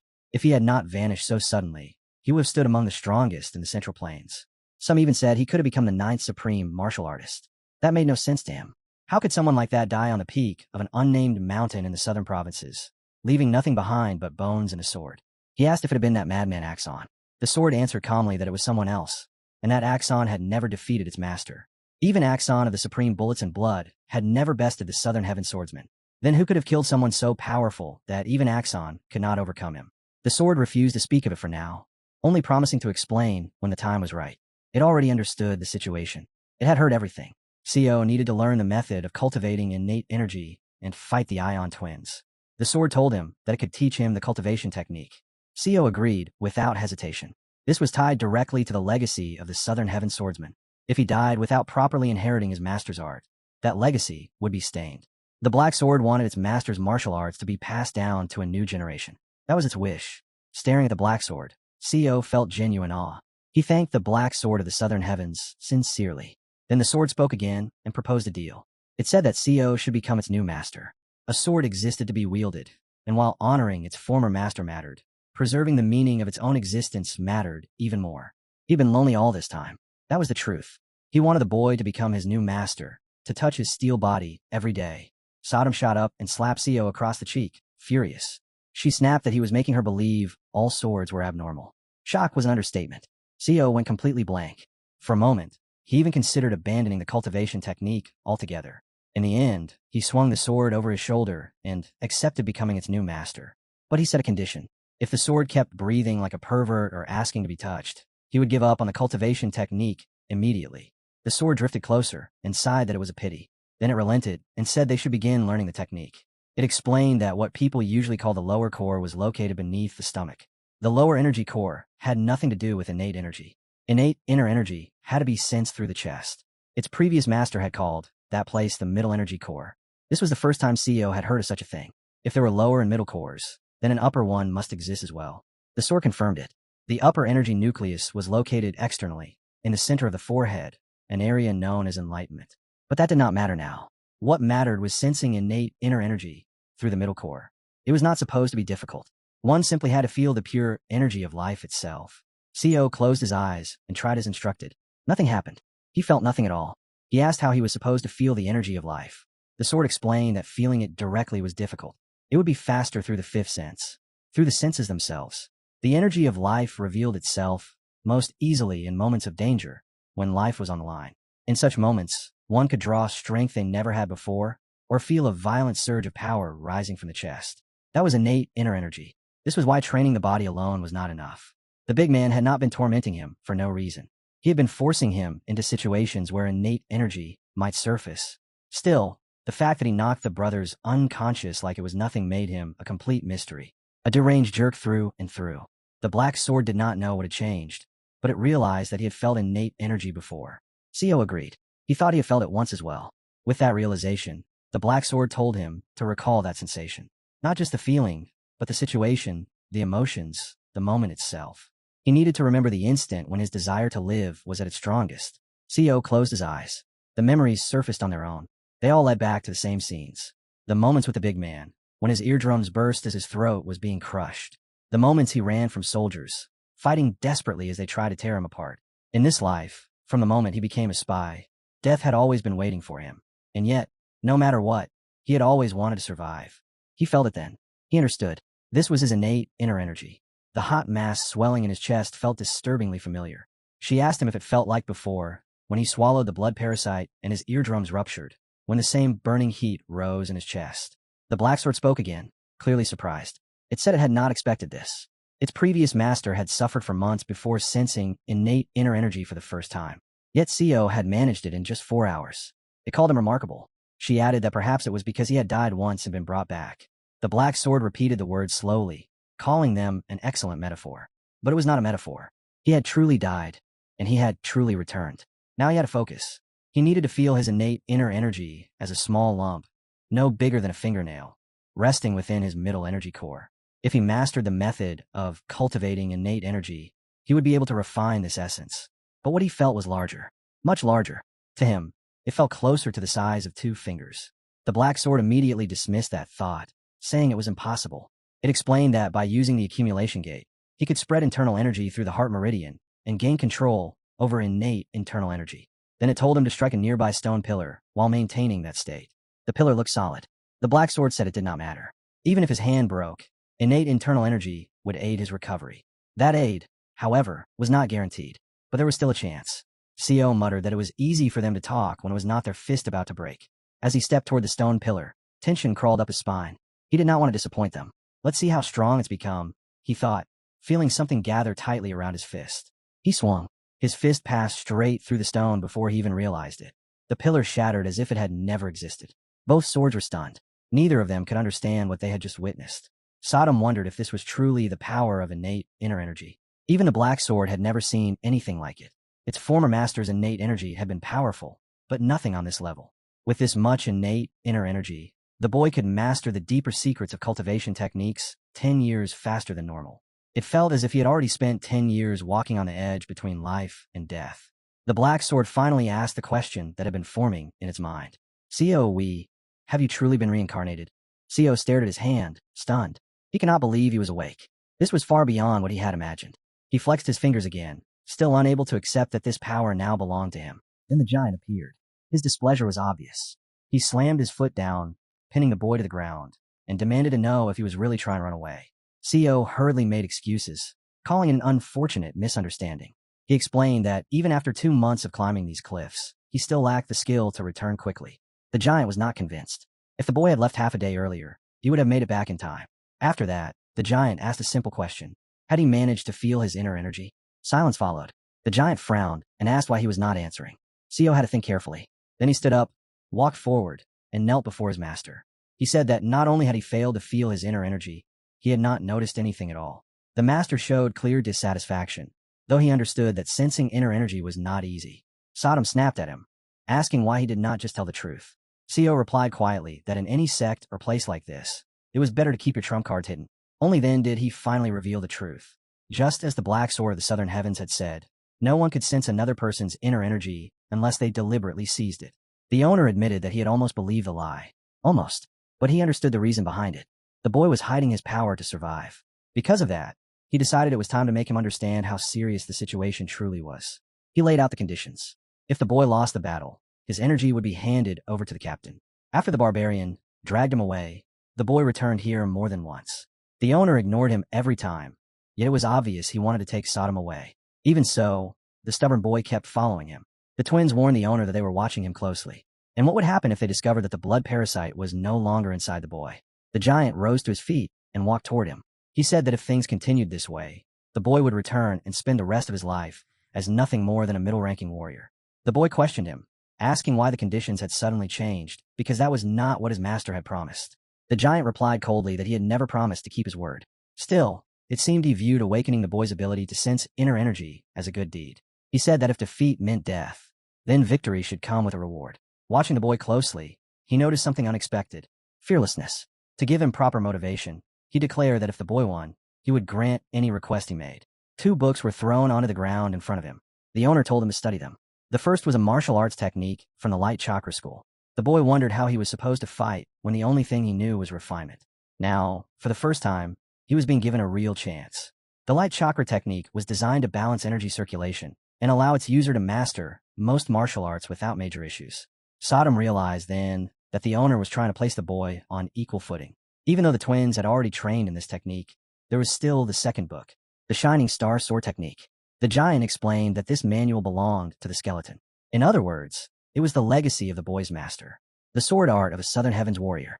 Sodom wondered where A.K. Jong had even obtained such a technique. Even the boy did not know. He must have looted a corpse or something like that. As he stepped closer, the giant grabbed the boy's head, rubbed it roughly, and asked what he disliked so much. Co answered by asking where the book had come from. The giant stayed silent at first. Then his expression twisted slightly, and he said someone had given it to him. The black sword immediately called it a lie. He had stolen it. He thought it was taken from an enemy who had once tried to use the Shining Star Sword technique against his master. That alone told him enough. This old man lived his entire life locked in struggle. The black sword wondered aloud whether the giant had promised to demonstrate the Shining Star Sword technique himself. Co confirmed it. He had said he would show it to them in 3 days. That meant he had already mastered the technique to its end by following the recorded movements and merging them with his own martial arts. By the time the twins arrived, Co would likely have fully grasped it. That realization made Co think of them as scum. Still, it was clear now. Jong was genuinely trying to help him fight on equal footing. Even so, a gap in strength would remain. To Sodom, this old man was deeply unsettling. She could not understand how he intended to overturn the fact that he had already lost to the warrior of the Southern Heavens. The black sword explained it to her. His master and Jong had fought many times, and not once had they been able to decide who was stronger. Every battle ended in a draw. Now that the Southern Heaven warrior was dead, there was no way to settle it properly. That was why Jong wanted to win this way. The black sword implied that Jong had never defeated John outright. They had always been equal. Whatever happened now would likely end the moment Co lost. But there was still time. Sodom suggested that Co deliberately lose his sword during the fight, then use the 8 lightning short sword technique to win. Co immediately dismissed it. If he did that, Jong would simply say it did not count. The black sword told him not to worry. The Shining Star Sword technique Jong had stolen was only the earliest version created by his master. After losing the secret manual, the Southern Heaven swordsman had continued refining his sword arts, pushing them far beyond what was written. Each movement of the existing technique slowly exposed its flaws. On the surface, the old and new forms looked identical, but the force behind them and the flow of energy were completely different. That was how the master's true technique had taken shape. Co practiced without rest, reading every page again and again. The moment he used the refined version, he finally understood what the black sword meant. It looked similar to what was written in the book, yet the gap was undeniable. If the technique had never been stolen, the black sword master would never have been pushed to improve it further. In the end, things had come full circle. Sodom apologized for calling Jong crazy and said he would immediately realize something was wrong. He would notice that Co was using an improved sword technique. Someone who had just learned the Shining Star Sword technique could not possibly refine it so quickly. That kind of improvement was only possible for a true black sword master, a genuine sword genius. Co's problem was simple. If he lost, he would remain a middle-ranking warrior for the rest of his life. If he won, questions would follow. Even Sodom knew the truth. Without the advanced Star Sword technique, he would certainly lose. But Co already had a plan. No one fell for the same trick twice. That meant he had to exploit it before they adapted. Some time later, 2 figures appeared at the cave entrance. Captain O was confident. This time, he would definitely take Wei. He could not understand how the boy had been lucky enough to become Elder Jong's servant. But that did not matter. He would find a replacement. There was no escape this time. Beside him stood Doi.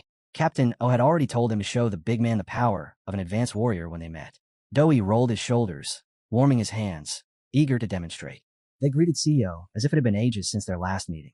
Co returned the greeting and showed proper respect to the captain. The black sword asked quietly if this was the same Captain Co had mentioned before. Co confirmed it. He had no doubt they had come for him. What he did not understand was who the young man behind him was, and whether Captain O had brought him along. Captain O said the elder was late. Co assumed he had come to deliver provisions and asked about it casually. That was when the bastard suddenly struck, unleashing his inner energy directly at Co. He had assumed Co was special only because the elder had chosen him, but the energy core was still destroyed. After releasing his own energy, the captain realized he could not sense the boy's strength at all. That alone unsettled him. He introduced the young man beside him and said that from now on, this one would serve the chief elder in Co's place. He was a high-ranking warrior, someone far more useful than Co ever could be. The captain added that even he did not understand how Co had managed to kill the captain of the Blood Wolf squad, but no one in Yolana had ever seen his grandfather. If Co wanted answers, he would have to follow him to the Valley of Blood. The boy did not buy it. Not for a second. The way the captain was pushing for agreement made him wary. If those words had been spoken earlier, he might have believed them. Now, he objected outright. He said the captain had explained it wrong. His grandfather had been forced to keep his service in the Blood Wolf Squad secret. How could a man like that ever show his face publicly? He went further, saying that the Supreme Elder would never be satisfied with nothing more than a slightly higher-ranking warrior. To the captain, that sounded like pure arrogance. He decided to use this moment to crush it, to teach the boy his place, and earn the Elder's favor at the same time. He ordered Dohan to give the boy a proper lesson and promised to settle everything afterward. The situation turned dangerous immediately. It was not personal, but Dohan had no intention of letting this chance slip by. He told the boy to endure it. Certain of his superiority, he threw the first punch straight at CEO's head. The moment the strike landed, confusion flashed across Dohan's face. He could not understand what had just happened. Captain O was just as stunned. That had been a textbook move, the basic fist art of a blood cult warrior, the 8th blood fist technique. His form was flawless, worthy of a higher-ranking warrior. But to CEO it was slow. He had only learned 2 techniques from the mystical Shining Star Sword art. Yet he had never imagined a higher-ranking warrior would feel this weak. Before anyone could react, an elder appeared behind the captain. His voice rang out, filled with fury. He demanded to know how they dared try to kill his servant. The captain did not even get the chance to bow. The elder struck him across the head, so hard that blood spilled instantly. CEO watched closely and saw the pain flood the captain's eyes. Then the elder demanded to know who he was. The captain hurriedly introduced himself as Captain O of the Bloody Extermination Squad. That only made things worse. The fact that this man had dared to cause trouble at his dwelling enraged the elder even further. To immobilize a first-class martial artist in an instant was proof enough. CEO understood immediately. Even if he trained until he coughed up blood, reaching this level would be nearly impossible. Sodom did not need any explanation to see it either. The twin brothers stepped forward. One of them, nearly bald, casually asked how the sword training was going. Then their gazes shifted past CEO, landing on Captain O behind him. They could tell at a glance that their bodies had grown tougher over the past few days. The changes spoke of brutal training and constant suffering. They rushed toward the body, lying on the ground. The only thing they heard was the captain shouting, begging the elder to listen. He tried to explain CEO's origins, claiming no one truly knew who the boy was. He never finished. The elder smashed his fist into the captain's head again. Teeth scattered across the ground. The elder reminded him that he had already warned him. He was not interested in the captain's relatives, and yet he still dared to drag them here. From the broken fragments of his words, the elder realized something else. CEO had truly angered this fool if he had even brought a replacement for him. CEO calmly explained that when he had been kidnapped, he had beaten 2 of the captain's subordinates. The elder snorted and said that if they had died, then they were nothing but trash. The weak were meant to die. That was the natural order. He turned to the twins and ordered them to drag the bodies off the cliff and throw them away. His voice rose sharply, demanding they do it immediately. Then the elder spoke again, almost casually. CEO was in a troublesome position now, much like being bitten by a stray dog. Once such creatures latched on, they never let go. He was talking about people like Captain O. CEO carved those words into memory and bowed deeply to the elder. Then he rushed after the twins to help. One of them had already hoisted the body onto his shoulder. CEO told them he could take over once they got tired. A flash of movement cut through his vision. He looked down and saw one of the brothers racing across the cliff face, moving over the rocks like the elder himself. If only I could learn that Southern Sky Qiang, CEO thought. He immediately turned to the Black Sword and asked him to teach it. The Black Sword agreed without hesitation. But he warned him that running across cliffs like that was impossible without a Zhang's Qiang. Even the Black Sword master himself had been impressed by Zhang's unique movement technique. There was no time to dwell on it. CEO hurried down the cliff. The others were already there. Captain O's body lay on the ground. All that remained was to finish him off. For a moment, CEO considered leaving him there. Then he noticed something strange. The captain was moving. CEO asked what he thought he was doing. Captain O said he was finally venting his anger. This corpse had simply been convenient. He spoke about breaking CEO's legs, so he would forget about his service entirely. CEO pointed out the flaw in that thinking. Did he really believe the elder would stop trying to kill him just because his legs were broken? Only then did CEO fully understand. The elder had wanted Captain O dead. The next moment, a boot slammed into CEO's face. The impact sent him flying. He crashed through bushes and trees before hitting the ground. Captain O had regained consciousness. He cursed the fool who had failed to seal his acupuncture points. Now he stood before CEO once more, declaring that he would make him regret not killing him when he had the chance. They both took their stances, eyes locked, bodies tense, ready to fight. The Black Sword noticed something critical. Captain O still had not realized that CEO could use martial arts. That carelessness could cost him his life. The captain truly believed that someone without even a trace of internal energy could never kill him. Confident, he lunged forward and threw a punch. CEO blocked it cleanly. The captain was thrown aside, his attack cutting through empty air as it missed its mark completely. Shock spread across his face. He had never expected this outcome. The fact that the boy had blocked his attack made no sense to him. CEO did not waste a moment. He drew the black sword and slashed like a blade meant to reap flesh. The captain tasted his own blood for the first time. CO pressed in harder. Another strike followed, heavier than the last, and the captain's body was sent flying backward. It was a clean counter, reinforced by internal energy. Even the black sword was stunned that he had pulled it off on his first attempt. Still, he warned him not to relax. Against a first-class martial artist, this was only the beginning. The captain was certain of one thing. During the test, he had not sensed even a trace of inner energy from the boy. That was what unsettled him now. How'd he done this? This time, CO attacked first. He leapt forward and swung his sword.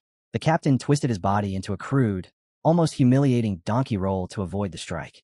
CO followed up instantly, slashing again and again, forcing the captain off balance until his body lifted from the ground. For a brief instant, the captain felt real danger. Then disbelief flooded in. To think he had been forced to use such a clumsy evasion against a mere boy. Questions raced through his mind. How could someone without an energy core possess this kind of strength? There was only one conclusion. This boy was dangerous. He had to die immediately. The captain vowed to kill him on the spot. Nearby, the young man lay on the ground, his face bruised from an earlier blow. Propping himself up, he watched CO clash with Captain O, dust exploding around them with every exchange. He saw the power behind CO's strikes and could not understand how he was fighting a first-class martial artist head-on. Then it happened. CO failed to evade a punch. The captain's fist slammed into his chest and sent him reeling backward. He was lucky. There were no internal injuries. The black sword called out anxiously, asking if he was still conscious. The gap between intermediate warriors and true masters was vast. The swords urged him to endure just a little longer. He had already taken a heavy hit. Then a voice sounded from behind CO. Get out of the way. The young man could not stand watching this any longer. He could not understand how the captain could enjoy such a fight without him. Gritting his teeth, he charged forward and hurled himself at the captain, legs first. He launched himself forward, both feet aimed straight at the captain's chest. The captain merely stepped aside and let him fly past. Then he told him to wait his turn and smashed his left fist into his face. The impact sent him spinning through the air. The exchange was brutal to watch. Yet Joabek endured it. Not only that, he tried to strike back. To him, the captain's punches felt soft compared to the Supreme Elder's blows. He shouted at the captain to pull himself together and remember the humiliation he had suffered during the selection. That provocation worked. The captain took a heavy hit, coughed up blood, and spat it straight into the boy's face, blinding him as it splashed into his eyes. Rage twisted his expression. He gathered all of his chakra into his fist, killing intent surging outward. It was terrifying to witness. It felt as if no one could restrain him anymore. That was when CO moved. He slipped past Joabek, dodged the incoming strike by a hair's breadth, and seized the opening the instant it appeared. This was the moment that mattered. He drove the sword forward and twisted it into the captain's body. On the other side of the tree, the sword tip burst out, slick with blood. CO met the captain's eyes, convinced that this was the killing blow. But it was not over. The captain was pinned to the tree by the blade. Yet in a single motion, CO intercepted the captain's attacking arm. His plan was clear. Break it. End it. CO had already mastered the 8 lightning short sword technique. He could wield it with either hand. Drawing on everything he had left, he unleashed it. It still was not enough. The captain blocked the attack while gripping the sword, suppressing it with raw chakra. He still had energy to spare. Despair hit CO like a curse. He had reached the 2nd star of the technique, yet it was still insufficient. His vision swam. His stomach lurched from the strain. He needed a short sword. The captain sneered and told him to forget it. The blade lay inches from CO's head. Gritting his teeth, he strained with everything he had, trying to force it through the captain's hand. Then he appeared and drove his foot down onto the sword's hilt. The added force crushed the captain's resistance. His arm gave way. The blade punched straight through, first the arm, then the head behind it. The captain's body was hurled backward like a broken doll. If Joabek had not intervened, it would have ended badly. Very badly. If CO had been alone, the outcome would have been different. The look on Joabek's face said everything. This was likely his first kill, and he was drunk on it. He turned to CO and said he had heard about their fight. He was convinced his own strength was far greater. Only by fighting CO, he claimed, could he become an official disciple of that mad old man. The rivalry between them never cooled for even a moment. He stressed that what they had just seen was proof of his skill and declared that CO had no chance against him. CO responded by proposing a bet. The loser would become the winner's servant. Neither of them hesitated. Both were certain of victory. Joabek turned to leave, heading off in another direction. CO stopped him, reminding him that the captain's corpse still needed to be dealt with. Joabek ignored him and began climbing straight toward the cave. CO called out to the black sword. It appeared at once and asked what he wanted. CO reminded it of what it had said earlier, that Akjong's Qiyong surpassed even the shining star Qiyong. CO sprinted ahead. When he reached the cave, he announced that he had completed the task. The elder asked why he had returned alone. Co replied that he had come ahead because Wangshi was slow. He would arrive in 30 to 45 minutes. By then, Co was already standing on the rock platform. The elder seized his head with one massive hand, checked his breathing, and concluded that he had internal injuries. He asked who had killed the captain. Co answered without hesitation. He said it was him. When CIO arrived behind them, he heard the elder praise Co for holding his own against a first-class martial artist. Then the elder added coldly that it had only gone well because there were two of them. Co said that he had dealt with Captain O as ordered. The elder tightened his grip on the boy's head and said that his training period would be extended. Sodom and the boy listened as one of the brothers tried to explain that it had all been a misunderstanding, claiming he had been fighting almost the entire time. As expected, the explanation ended with a sharp order to shut up. The elder hurled the boy into the wall to drive the lesson home. He probably would have been beaten less if he had not made so many excuses. Co wanted to speak to his master about the wish he had mentioned earlier, the one promised if he defeated Jabiek. The elder was willing to hear it. Co said he could not ask for much, but admitted that he had always admired the way the elder climbed and descended cliffs with ease. He asked to be taught those movement techniques, the Qiong that allowed one to move at frightening speed, leap great distances, and run across vertical surfaces. The elder agreed. He said he would teach him. Co thanked him, though it was mostly for appearances. In truth, the elder was already convinced that Co would defeat Jabiek. He announced that their fight would take place in 3 months and told the boy to train as if his life depended on it. Then he dismissed him, adding that he still had to train alongside those lazy fools. Co listened to every word carefully. He was certain he would master the Qiong. Training resumed, yet his thoughts kept drifting back to the fight with Captain O. He realized now that he had survived because of sheer luck. Thinking back, the first exchange had been strangely easy. Perhaps it was because Captain O had already suffered internal damage from McJohn. The Black Sword confirmed it. What Co had used was not truly a technique, but one of the 18 basic sword movements. Still, it added something unsettling. If its previous master had stood in Co's place, the captain would have died in a single strike. Sodom cut in, saying that none of that mattered anymore. He had won. What mattered now was training. The fight was 3 months away, and judging by how Jabiek had fought today, he would not be an easy opponent. Co planned to focus on sword practice that very day. The Black Sword warned him plainly. If he could not use the 18 basic sword movements fluently, then any sword technique he wielded would amount to nothing more than dancing with a blade in his hand. Until the basic movements became part of his body, he would never truly learn any technique. Without that foundation, everything else was meaningless. Even he, who had inherited the Black Sword's former master's techniques, could only repeat them, never alter them. For a martial artist, that was a dead end.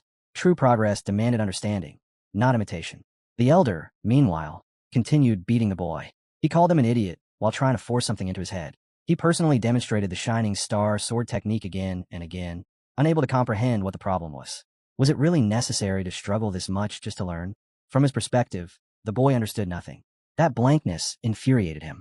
He struck Co across the face with a stick and cursed him as a useless fool who only knew how to follow orders. Did he really understand nothing at all? Now Co was training alone, relying only on a few secret records of techniques. After the fight with the captain, he had not suffered any serious injuries. Then, suddenly, something clicked. He spoke up, saying that he had seen himself being struck down over and over again. The elder scoffed and asked if he truly believed he could recognize internal injuries. He reminded him that they had fought side by side. Was it pride that had blinded him? Had he really failed to notice what Captain O was capable of? In the end, the elder accused him of wasting the chance he had been given to fight Captain O properly. That accusation struck a nerve. The boy had always been compared to Wei, always measured against him. He wanted to defeat him, no matter the cost. He stood up and asked the elder to show the technique again. That pleased the old man. Even after being beaten so badly, the boy still wanted to see it. Again and again. Co clenched his fist and shouted that these blows were nothing but training. He kept repeating his name, swearing that he would prove he was stronger than some donkey from Luoyang. He told them to wait. Everyone would see him defeat Wenshi. Another blow cut his speech short. The elder understood then. If the boy truly wanted to give everything he had, words meant nothing. Only action mattered. After finishing the demonstration, the elder said he would teach him properly. At those words, the boy's heart surged. He believed he had finally been chosen as an apprentice. He vowed that he would work until his body was completely spent. The master struck him so hard that his body flew into the rock. Cold eyes looked down on him as the question followed, sharp and unforgiving. Why did he think he deserved to be chosen as a disciple? The answer came out by instinct, drilled into his bones. Praise the blood demon. Long live the blood cult. The words flowed one after another, as if rehearsed 1,000 times. A man stepped forward and announced himself with stiff formality. Commander Wang paying his respects to the Supreme Elder. The elder barely glanced at him. He said the food should have been left at the entrance and made it clear the commander had come for something else. Questions. Questions about Captain O and the candidate. The commander asked whether they had come here that day, but the elder said he knew nothing and ordered him to leave. The commander hesitated and mentioned that Captain O had said he would visit the elder before disappearing. That was when the pressure dropped. The elder leaned in, his presence crushing, and asked if the commander was truly daring to disturb him over questions about that captain. After that day, Guangwan never returned. No more inquiries. Captain O and his cadet Di-hun vanished without a trace. High in the icy mountains, beside a roaring waterfall, Co sat in deep meditation. His body rested on a frozen rock, but his mind was nowhere near that place. The ice around him began to crack, stress lines spreading outward until a massive chunk broke free and shot straight toward his head. His focus never wavered. In one smooth motion, his hand reached the sword at his waist. The blade flashed out of its sheath and sliced the ice apart. Shards exploded in every direction, yet not a single fragment touched him. The black sword was unimpressed. This was still lacking. His concentration broke too often. Sodom disagreed, clicking her tongue and saying everything looked fine to her. She told them both to stop bickering. Training required a cool head. Then the tone shifted. The time had come. It was time to go to the battlefield. Cao Sky spoke honestly about Co's sword. He wasn't complete yet. At best, he could only bring out half of what his previous master once did. Even so, achieving that level in just 3 months was absurd growth. When Co said it was all thanks to the black sword, Sodom immediately appeared, clearly offended. She reminded him that she had done plenty as well. Her words turned sharp as she began insulting him without restraint. She finished by reminding him of the truth. He still couldn't use the Shining Star technique, and every battle he had survived so far had been won because of her. The black sword cut her off, saying this was sparring, not a fight to the death, and told her to stop with the useless noise. He turned to Southern Sky and asked the real question. Could he win, after learning only 3 sword techniques in 3 months? There was no need for concern. Southern Sky spoke plainly. He had not yet reached the level of the previous master, but when it came to pure sword techniques, he had almost perfected what he knew. Chasing more techniques now would only dilute him. It was better to sharpen these 3 to their limit. Co was already strong. Doubting himself would only hold him back. Those words settled deep inside him. Confidence took root, steady and heavy, and with it came resolve. He would put everything into winning. He approached the elder earlier than usual, his steps calm and deliberate. The elder observed him closely and noted that the boy deserved praise for not running away. He asked if Co was ready. Co did not make empty promises. He simply said they would find out after the battle. Sodom pointed toward the field, grinning, saying this was definitely worth watching. Jbek and Wu Hyun stood behind the elder and quietly asked Sodom if she felt something had changed. Sanjay Bek's body answered that question on its own. His muscles were clearly larger than before, thick and heavy with power. The boys could only guess whether this was the result of the elder's martial arts. Had training under him really transformed someone this much? Even his bald head gleamed unnaturally, almost blinding, another side effect of that brutal training. What kind of hell did they put people through to gain strength like that? The old man spoke again, asking whether the twins also looked stronger than before. Then he laid out the rules. There would be no surrender. The fight would continue until one side could no longer stand. Life or death did not matter. At least it would be one-on-one. The first opponent was already stepping forward. Something fell off. The man facing Co was barehanded, even though Co held a sword. Thick fist pads wrapped his hands, radiating danger. Even the elder had used those when he was young. Co waited quickly. The black sword in his grip was decent protection against a rusty blade, but against reinforced fists empowered by Akon's black steel technique, which enhanced physical strength, it would not be enough to make them equal. That realization sparked anger. Co's hand tightened around the hilt until his knuckles whitened. His teeth ground together as his intent sharpened. Then he launched himself forward. Each step shook the ground, dust and stone jumping under his feet as he rushed straight at his enemy. This was exactly what Co expected. If the enemy moved first, a swordsman had to exploit distance. The moment the opponent stepped into his range, hesitation became fatal. Co acted immediately. Shining Star burst forth, followed by Tiger Slash in a clean sequence. The enemy didn't counterattack with his iron arm guards, using them only to block and absorb the blows. From the side, the elder observed every exchange with sharp eyes. He noticed the flow of Tiger Slash and recognized how much work the boy had poured into his training, watching the grip, the timing, the angle of the blade. Then something went wrong. The enemy suddenly seized Co's arm mid-attack. The interception was precise, dangerous. One hand locked him in place while the other slammed into Co's chest again and again. Each strike landed heavy. As he beat him down, the man demanded to know if Co remembered the past. Rage poured out of him, thick and violent, to the point where killing intent spilled openly. He wanted Co dead. In the middle of a side kick, Co twisted away, slipping under the man's arm. His foot slid directly beneath his opponent's beard. The kick snapped upward. Co flipped, planted his hands, and unleashed a flawless follow-up strike. The technique was clean, controlled, and brutal. The force alone sent the opponent flying backward. At last, the distance reopened, and that space mattered. But while CO was focused on maintaining that gap, the enemy vanished from his sight. The next moment, the strike came. It was overwhelming. The blow hurled CO straight into a tree, bark splintering on impact. Gia frowned, unable to understand how a swordsman could sink so low as to fight with his legs. To him, it looked improper, almost disgraceful. As CO steadied himself, he felt it clearly. His internal energy had grown far beyond what it had been 3 months ago. He asked bluntly if they had been drinking some kind of elixir. The man answered that it was the result of relentlessly studying Elder Akon's martial arts. But the eyes gave him away. There was no lie there. CO saw through him instantly. For a brief moment, CO even forgot why they were fighting. He never imagined that 10 years later, he and his brother would stand among the strongest within the blood cult. They might look crude, even foolish, but the cult had invested heavily in them. Not only martial arts, but every other skill as well. That imbalance was not in CO's favor. To the enemy, CO's words sounded like surrender. But that was never the case. He had no intention of giving up. What he needed was to give everything he had. The moment those words settled, the man's expression shifted, and then CO's sword passed through him as if cutting warm butter. By the time anyone realized what had happened, the enemy was already behind him. Blood sprayed out in a thin arc. The elder watched in silence. No one else even saw the strike. It was too clean, too fast. Axon's face remained calm, but his eyes told the truth. The balance had shifted, and not in their favor. Still, there was no reason for shock. This was only the beginning. To drive the point home, the elder struck CO on the head with his stick, cursing him loudly and calling him an idiot. He demanded to know why CO still hadn't understood that against an opponent like this, distance had to be closed. Letting him move freely meant letting him block and counter every technique. Rubbing his head, CO answered that he understood all of it. The problem was that he couldn't follow the elder's movements. They were too fast.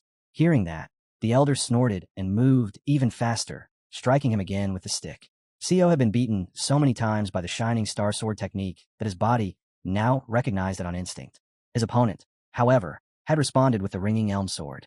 What shocked him more was how refined it was. The man was almost on the same level as the elder with that formation. CO couldn't help but wonder how someone without a proper mentor could polish a technique to that degree. After waiting a moment for the man to rise, the elder asked mockingly whether he had fallen asleep. Then he asked if he planned to give up. The man pushed himself to his feet and answered flatly that he would not. His attack, he said, wouldn't even cut a sheet of paper. Under Elder A.K. Zhang's guidance, he had trained every single day to resist the Shining Star technique. That training bordered on lethal, carrying bricks strapped to his back, enduring pain that broke the body down again and again. Because of that, he resolved not to take his eyes off his opponent, not even for a moment, and not to lose. He studied every movement, every rhythm of Elder A.K. Chan's techniques with desperate focus. Even the swords themselves seemed to recognize his effort, though they couldn't understand why he looked on the verge of tears over nothing more than shallow wounds. The Black Sword watched him closely and realized it was time to move according to plan. This battle would not end quickly. Blow after blow was repelled, steel crashing into steel, the sound of their weapons colliding ringing sharply through the air. He had to clamp down on the hilt just to keep the sword from flying out his hand under the constant clashes. CO swung hard, pouring power into a single strike. His opponent caught it instantly, sensing the surge of energy, lunging in with his own blade and recognizing it at once. The first formation of the Shining Star Sword. Then came Striking Tiger, the blade tearing through the air like lightning. Even if every movement couldn't be predicted, the technique revealed itself through posture alone, making it possible to block. CO landed several hits, but they were shallow. Scratches. Nothing that truly mattered. No matter how much effort he poured in, Jabek read him cleanly, as if every technique had already been carved into his memory. Each attack was met, redirected, shut down. CO realized it mid-fight and adjusted, continuing his assault while applying the Qiong taught by Elder A.K. Zhang. His defense was flawless. That only left one question: how to break him. Striking Tiger came again, and again, it was repelled. That formation crushed the opponent with raw force, but it also created a brief opening, a gap where even bare hands could slip through and strike. The moment CO shifted into a reverse grip, the opponent's eyes sharpened. Third formation of the Shining Star. His fist tightened instinctively. Sliding Loach followed, its erratic lunges knocking opponents out of rhythm. Chasing each movement was pointless. The real target was CO himself. Another exchange ended with the attack blocked, and the opponent felt relief. The distance opened. CO's punch looked obvious. Then he saw it. CO's free arm extended, settling into a stance.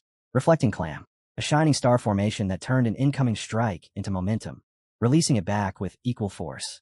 Dangerous, but flawed. tracked the trajectory long enough, and it lost its edge. He waited. The instant Sio's balance shifted, he moved. The counter landed like a hammer. The blow launched Sio into the air, body lifting helplessly before crashing away. He was certain of it now. The Shining Star Sword technique had been broken. Its weaknesses were already known to him. His talismans, the two swords, kept whispering that his combat sense was solid, but reality was harsher than expected. They urged him to stick to the plan. It was easy for them to say that. They weren't the ones absorbing every blow. They reminded him that resolve had always been his greatest strength. Cuts and abrasions meant nothing. With proper cultivation of the innate core, such wounds would fade away. Somewhere nearby, the elder was likely enjoying the sight of his subordinate tearing apart the reputation of the legendary Shining Star Sword technique. Continuing to rely on techniques that had already been read through would have been pure stupidity. That was why Sio shifted. Using the advanced forms of the Shining Star would throw the enemy off. At first glance, it would look like sloppy improvisation, a loss of initiative. The enemy was already braced for Sio to rush him again, but then he felt it. Something was wrong. He never expected the reflecting clam sword to unleash such relentless pressure. Blow after blow crashed in, forcing him to raise his iron hands to block each strike. Even the elder noticed it. The formation had changed. Sio spoke calmly in the middle of the exchange, saying the enemy was good at blocking, which meant he had to try something new. He even asked if he liked it. If he hadn't been experiencing it himself, he would never have believed that Sio could alter a formation mid-battle. Then the sliding briar attacks accelerated, turning sharp and suffocating. Blocking became difficult. He waited desperately for Sio to fall back on Smashing Tiger, knowing that was the one opening his defense could exploit. There was no more time. He acted first, but what he saw shattered his expectations. His fist was caught in Sio's hand, locked tight by an overwhelming surge of chakra. Sio shifted his stance, extended his free arm, and stabilized himself. Reflecting clam again. The counter came instantly. A crushing punch that absorbed the force of the attack and flowed straight into the second formation of the Shining Star Sword technique. The transition was smooth, almost effortless. Pain ripped through his arm. The skin split, as if it had been dragged across iron. The Jabek standing before him no longer looked the same. His muscles had doubled in size, his inner chakra visible to the naked eye, pulsing violently. This fight was far from over. The black sword warned him at once. This was a full metal transformation, a technique the elder had clearly passed down. From this point on, the duel would shift completely. Distance was no longer optional. It was survival. Before Sio could adjust, his opponent called out his name, mocking him for losing focus, and struck immediately. The punch came fast, too fast. Sio barely slipped past it.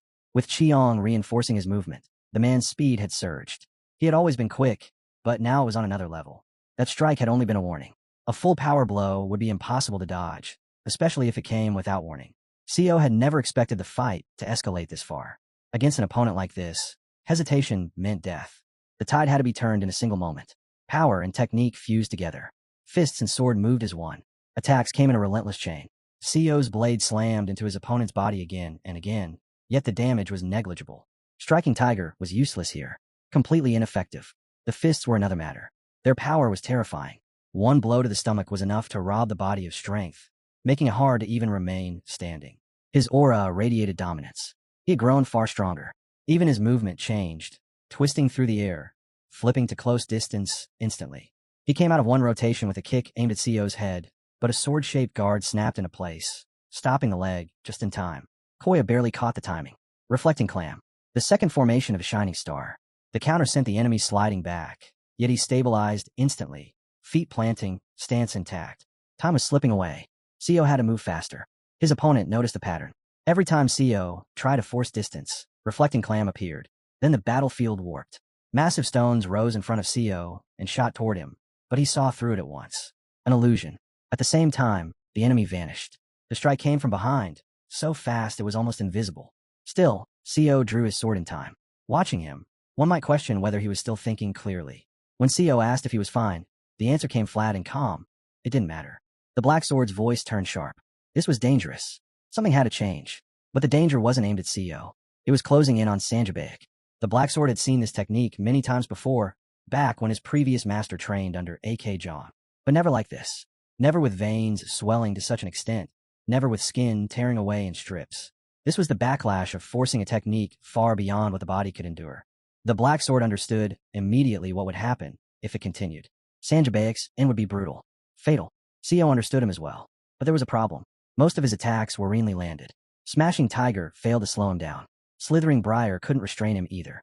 Nothing stopped the berserk advance. In this state, the only path to victory was to stall for time.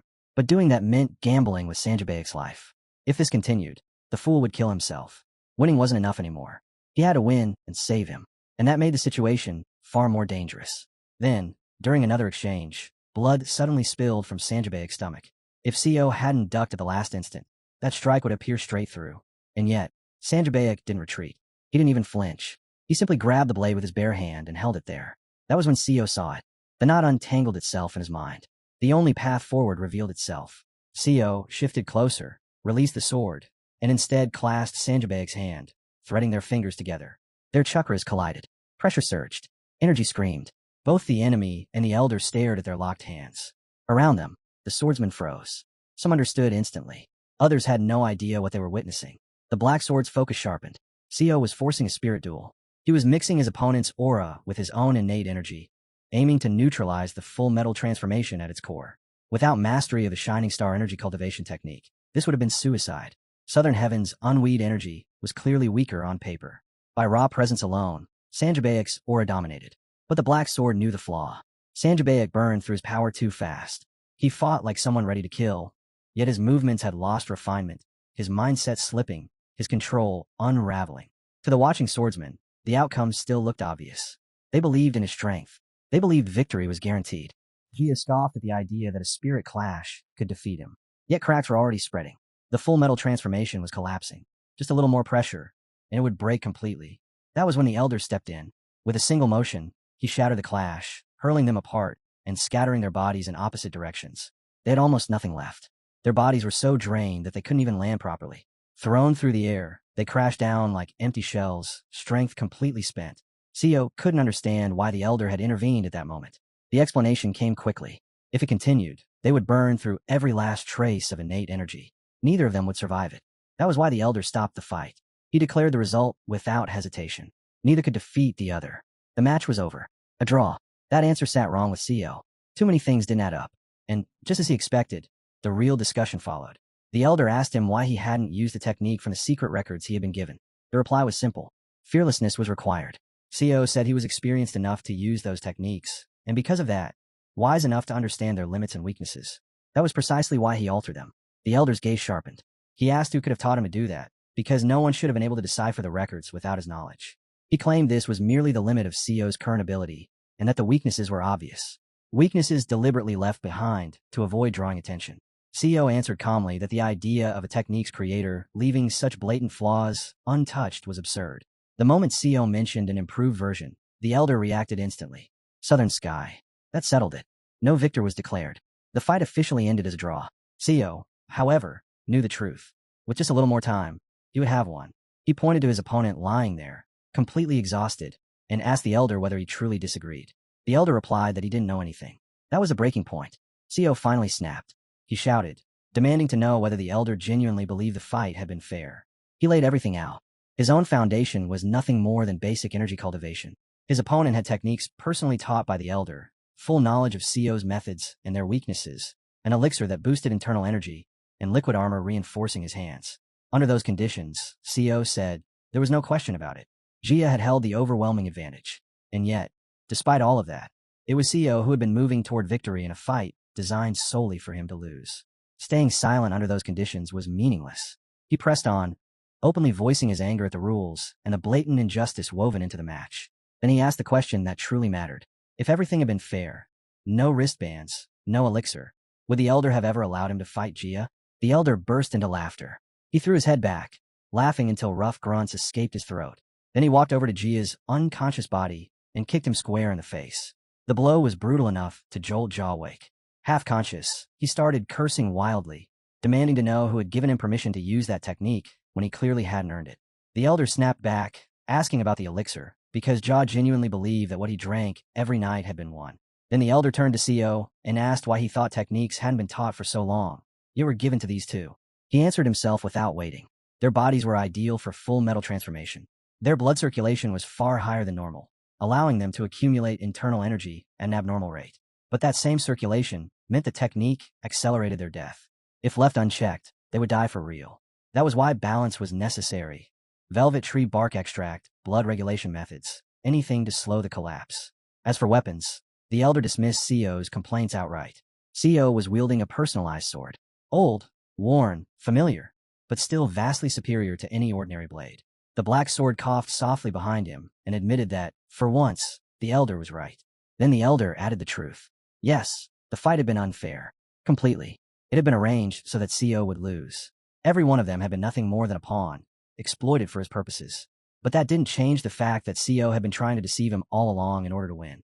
Because of that, the elder declared there would be no victor. Their agreement was void.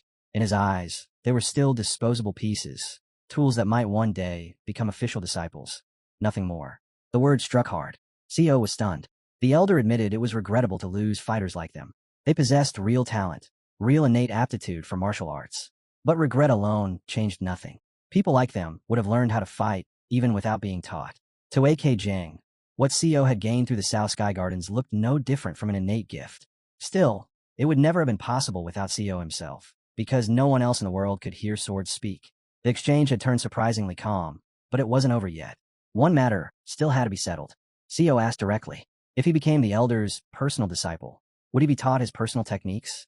The elder answered without hesitation. Full metal transformation was reserved for those with abnormal blood circulation, like the twins. Seo was different. He would not be taught martial techniques. Instead, the elder would refine his sword. Then he added something else. The technique Seo had been using belonged to a Southern Sky swordsman, the only man from Yunnan province ever worthy of standing against him. Seo acted startled. He pointed behind him at the sword and asked if it was possible that the blade belonged to that skeleton. The elder watched him closely and nearly smiled. The act was flawless. If he hadn't known better, he would have believed this was the first time Seo had heard it from A.K. Chan. The elder immediately realized this habit would resurface again and again, so it was better to grow accustomed to it now. He continued, saying that after the Southern Heaven Swordsman's death, he himself had become the one who understood the Shining Star sword technique best. He even spoke the man's name aloud. He promised to help Seo polish that sword path until it reached perfection. In truth, Seo barely needed guidance. Still, the offer stood. Then came the real bait. The elder said he would help restore Seo's dantian. He asked him plainly if he was willing to become his apprentice. Inside his mind, Seo turned to his swords. They told him they would accept whatever choice he made. This was an opportunity, and if it ever turned sour, he could always leave. Seo raised the sword until it nearly touched his face, bowed deeply, and spoke clearly. He introduced himself as Seo Wu Hui, an intermediate-level warrior, and greeted his teacher. One of the twins immediately asked what would happen to him and his brother. The elder couldn't simply abandon those who had already learned his techniques, even if he didn't particularly like them. He said he would take them both as well. Yao's face lit up instantly. The joy was impossible to hide.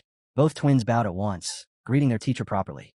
Jia was still correcting his brother on how to say it when the brother repeated everything perfectly, right down to saying Jia's name instead of his own. Now Seo had two younger companions, and that alone lifted his mood. One of the brothers suddenly panicked and asked whether the elder intended to place Seo above them. The elder threw his head back, spread his arms, and laughed loudly. He turned toward John and declared that a young man who looked just like him had become his disciple. To him, that alone counted as victory over John. He seemed genuinely pleased, as if he had finally won something long overdue. Whether this absurd reasoning could truly be called a victory was another matter, but it left both Seo and the Black Sword stunned. The Black Sword even told Seo to forget everything he had said earlier. If Seo truly became the disciple of such a fool, he would stop helping him altogether. Some time later, the elder appeared inside the cave beside John. He lay down comfortably in front of the skeleton and casually asked how he was doing. Then he said that he could finally leave him behind. Still, something lingered in his mind. He asked John what it was that continued to trouble him. Then he asked the real question. Who had killed him? The answer went back many years. One day, the former master had received a strange challenge over a jewel. The letter contained nothing but a city, a time, and a flower cut cleanly in half. He had fought countless battles in his life. Yet that day, he entered the duel visibly uneasy. No one knew who his opponent truly was. The only thing remembered was a pair of golden eyes. The man looked no older than 20. The fight lasted 40 seconds. That was all. His hat was split in two, and he fell defeated. A master worthy of being ranked among the 8 best of the Celestial Empire, the pride of Southern Sky and Yunnan Province, lay on the ground, utterly beaten. That was everything known about the one who led him to his death. Seo Wu Hui turned this over in his mind again and again. Even his sword struggled to accept it. The idea that a candidate for the 8 best masters, the Southern Sky swordsman himself, had lost in 40 seconds felt unreal. Seo felt the same. Something didn't sit right. He ignored Sodom's speculation and clung to his own doubts. But no matter how much he pressed, the spirit could not provide a satisfying answer. In the end, he let the thought settle. There was nothing more to add to the sword story tonight. It was late. It was time to sleep. He wished his fellow swordsman good night and sweet dreams, setting them carefully on the ground beside him. Of course, swords did not sleep. Because of that, they found the boy a little strange. CO himself needed time to think, so he deliberately shifted the topic to the Southern Sky swordsman, easing the tension. Gradually, the conversation faded and ended there. Yet something still didn't sit right. From Southern Sky's reaction, it was clear he was either hiding something or saying nothing at all. What he had revealed did not explain why the remains of the Southern Sky swordsman, the pride of Yunnan province, had ended up in Guangdong. He had reached an extraordinary height, acknowledged as one of the 8 best masters of Central Peak. How could someone like that suffer a mortal wound in a duel that lasted only 40 seconds? If the gap in strength had truly been overwhelming, the outcome would have been decided in the very first exchange. 40 seconds would have been unnecessary. Then came the key detail. The Sword of Southern Sky said the man who led the master to his death was not the one who defeated him, but the one who killed him. Those words had to be taken literally. That meant after the duel, the Southern Sky swordsman was still alive, barely holding on. He must have retreated to the cave to recover. And there, in that vulnerable moment, someone else appeared. Someone who struck him down when he could no longer resist. Only one question remained. Was it the golden-eyed warrior? Or someone else entirely? Someone watching the duel from the shadows? Whoever it was, their purpose was obvious. Lying there, CO couldn't push the thought away. The Southern Sky swordsman had been searching for a disciple. He had never found a suitable one. No heir. Which meant that the one who killed him in his weakest state would become the sole owner of his martial legacy. Judging by the skeleton, the intent was clear. His jaw was shattered, so he couldn't speak. His arm was broken, so he couldn't write. His leg was destroyed, so he couldn't escape. There was only one reason for such deliberate cruelty. Absolute ownership of the Southern Sky swordsman's martial arts. Most likely, he had forced the swordsman to explain how to cultivate innate energy, then destroyed the most crucial part of that method, so he alone could possess the secret of the innate core. It was a bitter realization. The boy had never truly become the Southern Sky sword's heir, not even unofficially. And for Southern Sky, witnessing that horror while being unable to intervene must have been unbearable. At the first chance, he had changed the subject. Now CO finally understood why those memories cut so deep. If he wanted to communicate with him properly, he would have to avoid that wound for now. Still, he was certain of one thing. One day, Southern Sky would choose to speak of himself. Until then, CO would at least respect his silence. While CO wounds slept, the sword were anything but quiet. They discussed everything in hushed intensity. At last, the Southern Sword told her the full truth and felt relieved when she understood. He thanked her sincerely. Sodom responded by patting his shoulder, saying it was natural for them to understand each other. After all, they were both swords. Who else could he confide in? She winked and told him not to worry. Young Sun probably hadn't understood anything. And even if he asked again about the Southern Sky swordsman's death, she would simply steer the conversation elsewhere. But that wasn't necessary. The Southern Sword had already noticed CO's reaction. He had seen it and drawn his own conclusions. Sodom couldn't grasp how he had realized this so easily, but for Southern Sky, understanding didn't always require words. Perhaps that was a unique bond between a swordsman and the blade that had shared countless battles at his side. When he explained it that way, even Sodom stiffened slightly and hoped he was joking. A spark of jealousy flared. She suddenly grabbed the Southern Sword by the neck and demanded to know what he thought he knew about young Sun. They had only met a few months ago, and he had been unbearably arrogant back then. She declared she would teach him what respect for elders meant and immediately began disciplining him. CO lay still, never turning back to his swords. He could hear them making noise, but he had no idea why. A few minutes later, a massive figure entered the room where he slept. CO greeted him calmly. The man wasted no time. He cracked his fist, swept a disdainful gaze over everyone lying around, and sneered, calling them weak, a pitiful sight. He was clearly dissatisfied. Instead of celebrating becoming his disciples, they had gone straight to sleep after what he called a trivial fight. The master stormed in, grabbing them and tossing them in different directions, striking them without restraint. Still, he ordered them to listen first and explain what had gone wrong. Whether they liked it or not, they had no choice. Even if he beat them half to death, they were expected to listen. He declared that this was the first time in his entire life that he had taken apprentices. That alone was worth celebrating. With that, he dragged out a massive pot filled with liquid and cracked it open. He looked genuinely excited. The disciples peered inside but couldn't quite tell what it was. The container looked brutal, and the liquid inside resembled heavily infused alcohol, thick and pungent. The master made it clear, no one was sleeping tonight. Not until they drank. He poured a huge cup and asked who wanted to be the first to accept a drink from their master. The disciples stared at it, mouths watering, imagining the taste. They nearly fought over the honor, but in the end, they had to drink one by one. The next morning, CO stepped out of the cave and stretched, letting out a long, satisfied yawn. He paused when he saw the snowfall, surprised by how heavy it was. One of his companions approached and asked what he was doing so early. Seo glanced at Sanungja Baek and barely held back his laughter. He asked how he was feeling. Sanungja looked awful. His face was swollen with a deep dent, clear proof that the night had been anything but peaceful. The old man had gotten him drunk first, then attacked him without a shred of mercy, not caring that he was completely unprepared. Worse still, during the drinking, Sanungja had laughed at one of the old man's stories. He thought it was just a joke. That laughter had enraged the master so badly that he kicked him straight into the wall. Seo understood him. Anyone would have thought the same. But what bothered him was something else. Why did he feel older around the old man?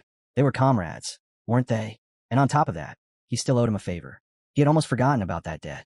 When the memory resurfaced, a strange certainty followed. One day, the loser would become the winner. At that thought, the man's behavior shifted, turning oddly serious. And that was when they made a bet. Seo raised 3 fingers, saying there were 3 options to choose from. He laid out the choices plainly. Either Sunja would acknowledge the old man as a senior comrade, or he would address the young master as a senior comrade, or he would call him master, or they could simply fight again. None of those options appealed to Sunja. Accepting them was painful, and fighting was out of the question in his current state. In the end, he chose the least offensive path and addressed Seo Woon as senior master. Even then, it sat badly with him. His inner energy was clearly stronger, and that fact refused to leave his mind. Watching from the side, Sodom noticed it immediately. Her master was holding back. He was deliberately restraining himself to avoid hurting him. In truth, he was frighteningly strong. As she listened to the sword's thoughts, she realized the other man knew it too. He wasn't reckless. He was confident, but not foolish. Before the mood could settle, the master appeared again, pleased to see that his disciples were finally awake. Without a word, he grabbed Seo Woon by the clothes and dragged him along like a rag. They were leaving. The large master carried him effortlessly, and all Seo could do was shout in protest. The method was brutal. The man kicked off from the cave entrance and leapt straight down, still holding him. Seo couldn't understand it. He could walk perfectly fine, so why treat him like luggage? But the master was dissatisfied with everything. At this pace, he said, they would grow old together before reaching the Valley of the Six Bloods. All that remained was to see what kind of place this so-called valley was. At that very moment, inside the main pavilion of the valley, an elderly physician was calmly checking a patient's pulse and writing out prescriptions. He was the finest doctor of the era, seated quietly in his room. He never imagined someone would smash through the wall and interrupt him so crudely. When he saw who had arrived, shock flashed across his face. The master greeted him casually, as if this were normal. Still holding Seo Woon, he asked the divine healer to fix this one. Seo nearly vomited from the violent movement. As the chaos unfolded, a woman stepped into the room and snapped at the master to stop acting like an idiot. She was from the blood cult, the Sixth Blood Star herself, a blood which named Hanbuka. It had been a long time since she had seen this man anywhere near her territory. When her gaze fell on Seo Woon, she frowned, then looked to the man beside him. She didn't recognize him at all. Seo tried to greet the blood witch properly, but the master shut him up instantly by planting a massive foot on him and covering his mouth. Since Seo had chosen to bow to someone other than his master, that alone was forbidden. Lesson delivered. Only then did the master turn to the witch and state bluntly that he was here to see a divine healer. He already knew the healer was nearby, most likely in the room behind the old man. Without courtesy, he shouted for him to come out. The door opened, and a calm voice answered. It had been a long time, A.K. Young. The man who stepped out was the divine healer himself, casually asking whether A.K. Jong would like some tea. Tea was fine, the master replied, but since the divine healer was the only noble among them, he should drink it himself. Sodom watched the exchange with interest. She was genuinely impressed by A.K. Chan's way of speaking. Seo, on the other hand, realized something unsettling. There was not a trace of nobility left in this old man. What shocked him even more was realizing who the divine healer actually was. He had assumed the old man they first saw had to be the healer, simply because he looked the part. But reality overturned that assumption completely. The one who emerged from the room was the true divine healer. The master had no intention of wasting time. He went straight to the point. His disciple needed treatment. His energy core was damaged, and if it could be repaired, he would offer his nameplate in return. Such a thing could be useful, even to someone like the healer. The healer didn't hesitate. He refused. The offer held no value to him. He already possessed countless nameplates from treating powerful figures across the Central Plains. Any one of them carried immense influence. Seo narrowed his eyes and noticed one tablet in particular, bearing the name of one of the 4 terrible killers of the Central Plains. Beyond, there were plates belonging to elders whose status eclipsed even those killers, and even names tied to the 8 masters of the Central Plains, beings who stood at an unreachable height. As for the injury itself, damage to the energy core was not immediately fatal. It wasn't a matter of life and death. It could wait. A doctor could not abandon an important patient to tend to a master's apprentice. He said he hoped A.K. Jong would understand and suggested that he return another time. Co had already noticed the silhouette of the doctor's important patient behind the door. But who it was, he couldn't tell. A.K. Jong, on the other hand, snapped completely. He grabbed Co by the head and openly challenged the healer. If this child wasn't cured, he would be forced to rely only on innate energy, and that path would either kill him or force A.K. Jong to kill his own disciple out of pity. The healer could save him, yet chose not to. After that, could he even call himself a doctor? The words were sharp, deliberate, and cruel. Co realized then that his master was genuinely unhinged. He couldn't believe what he was hearing. A.K. Jong continued, saying that if the injury wasn't treated, the cracked skull and damaged core would never truly heal. The healer only glanced at Co and sighed. He said he pitied the boy, especially since he was A.K. Jong's first disciple. If A.K. Jong truly wanted him dead, he could do it out on the street. The healer had other matters to attend to. Then he shut the door. The sound echoed. A.K. Jong stood there shaking, fury boiling over. Still gripping Co's head, he hurled him aside with terrifying force. Being ignored enraged him even further. If the patient behind that door was so important, then he would kill them, erase them. Maybe then the healer would learn cooperation. The blood which moved instantly, blocking his path. That alone made things worse. Her resistance only fed his rage, sharpening his obsession with discovering who was hidden behind that door. Voices rose. Tension snapped tight. At last, the elder witch spoke and revealed the truth. Silence fell. That sudden quiet unsettled Co more than a shouting had. He noticed the subtle movement in the sixth blood star's throat. A faint vibration. No sound reached his ears, yet he was certain words were being exchanged. They were communicating without speaking. Moments later, a man told Co to wait outside until everything was resolved. Not just him. Everyone except the witch was ordered out. As Co stepped back, one thought pressed into his mind. Who was standing behind the doctor? A.K. Jong heard the name from the witch and froze. He flatly refused to believe her. If she was lying just to send him away, she would pay for it. The witch met his gaze without flinching and told him calmly that if he was worried, he should stop worrying. There was no lie in her words. Co clutched his stomach and winced.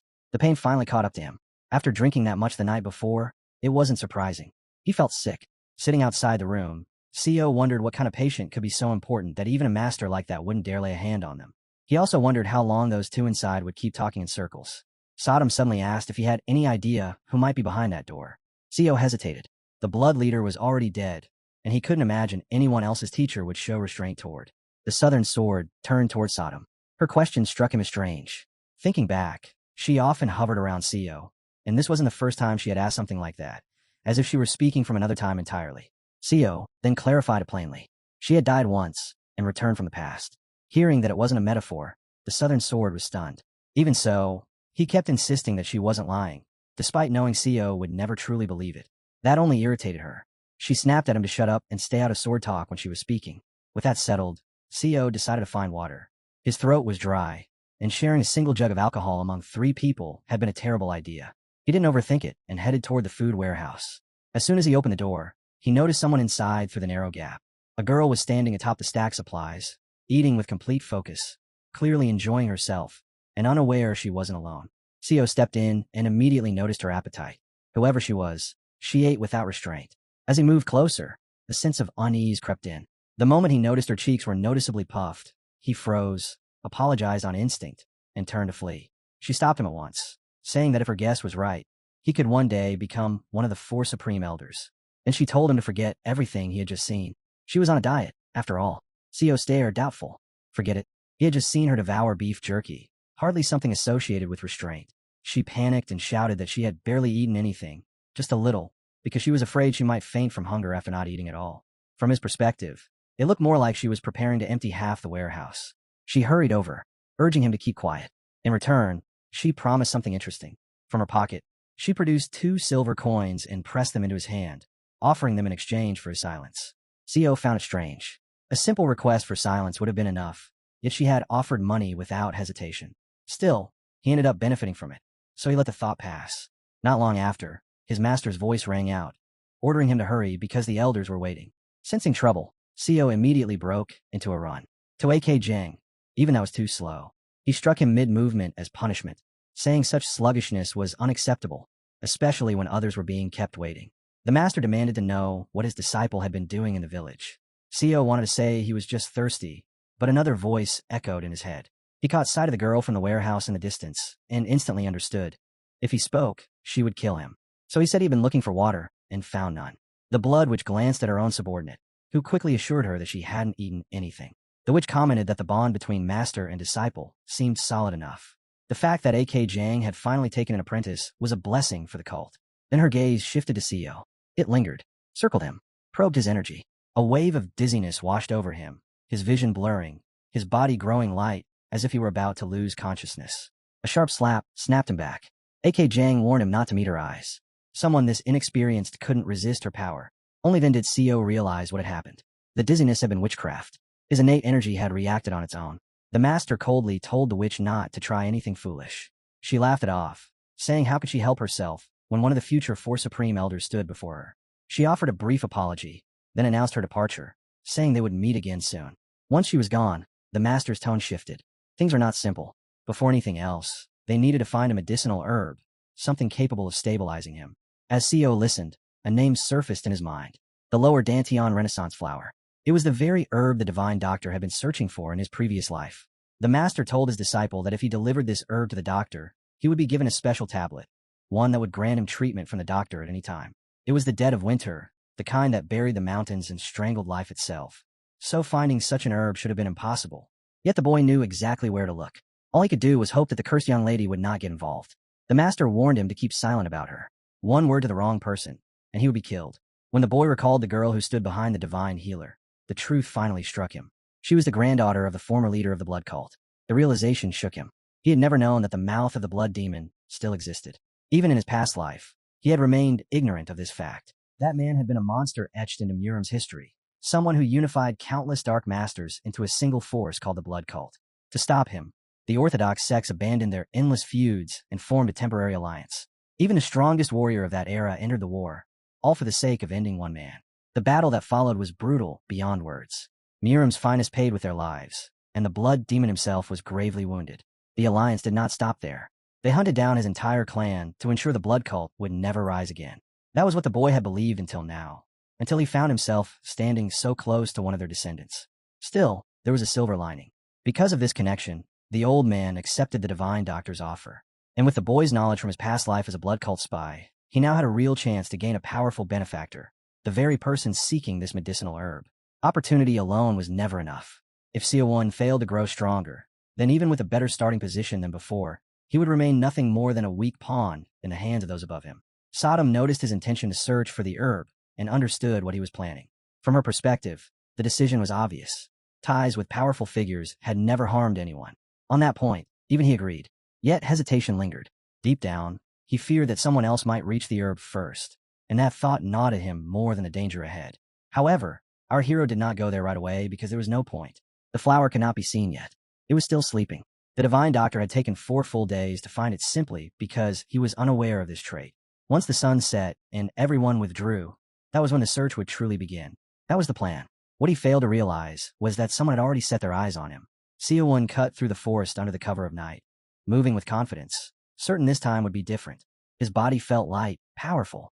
In that moment, he remembered how, in his past life, he used to envy those who had mastered Qingyan techniques. Now, he was one of them. The southern sword soon decided to warn its master. It had sensed something wrong. Not only that, they were being watched. Someone was deliberately tracking their movements. Seo did not slow down. He did not turn back. Instead, he asked a single question. Who? The answer caught him off guard. It was the same girl they had seen at the warehouse. Worse, she was keeping pace with him. Exactly the same speed. That made no sense. Even if she trained relentlessly, a body like hers should not have been able to last this long. He made a quick decision. If he slowed her down even slightly, he could escape. Sword in hand, he began slashing at trees as he ran, shattering trunks and branches, sending debris crashing down behind him. Snow burst into the air, thick and blinding. Using the chaos, he climbed into the bamboo canopy, vanishing from sight. Once she lost visual contact, distance would do the rest. Even if she found his trail later, it would be too late. That was when everything went wrong. The sword screamed a warning. Danger! From above. He looked up just as the girl descended from the darkness, soaring high before dropping toward him like a predator. Her hand burned with dense purple chi as she barked a command for him to freeze.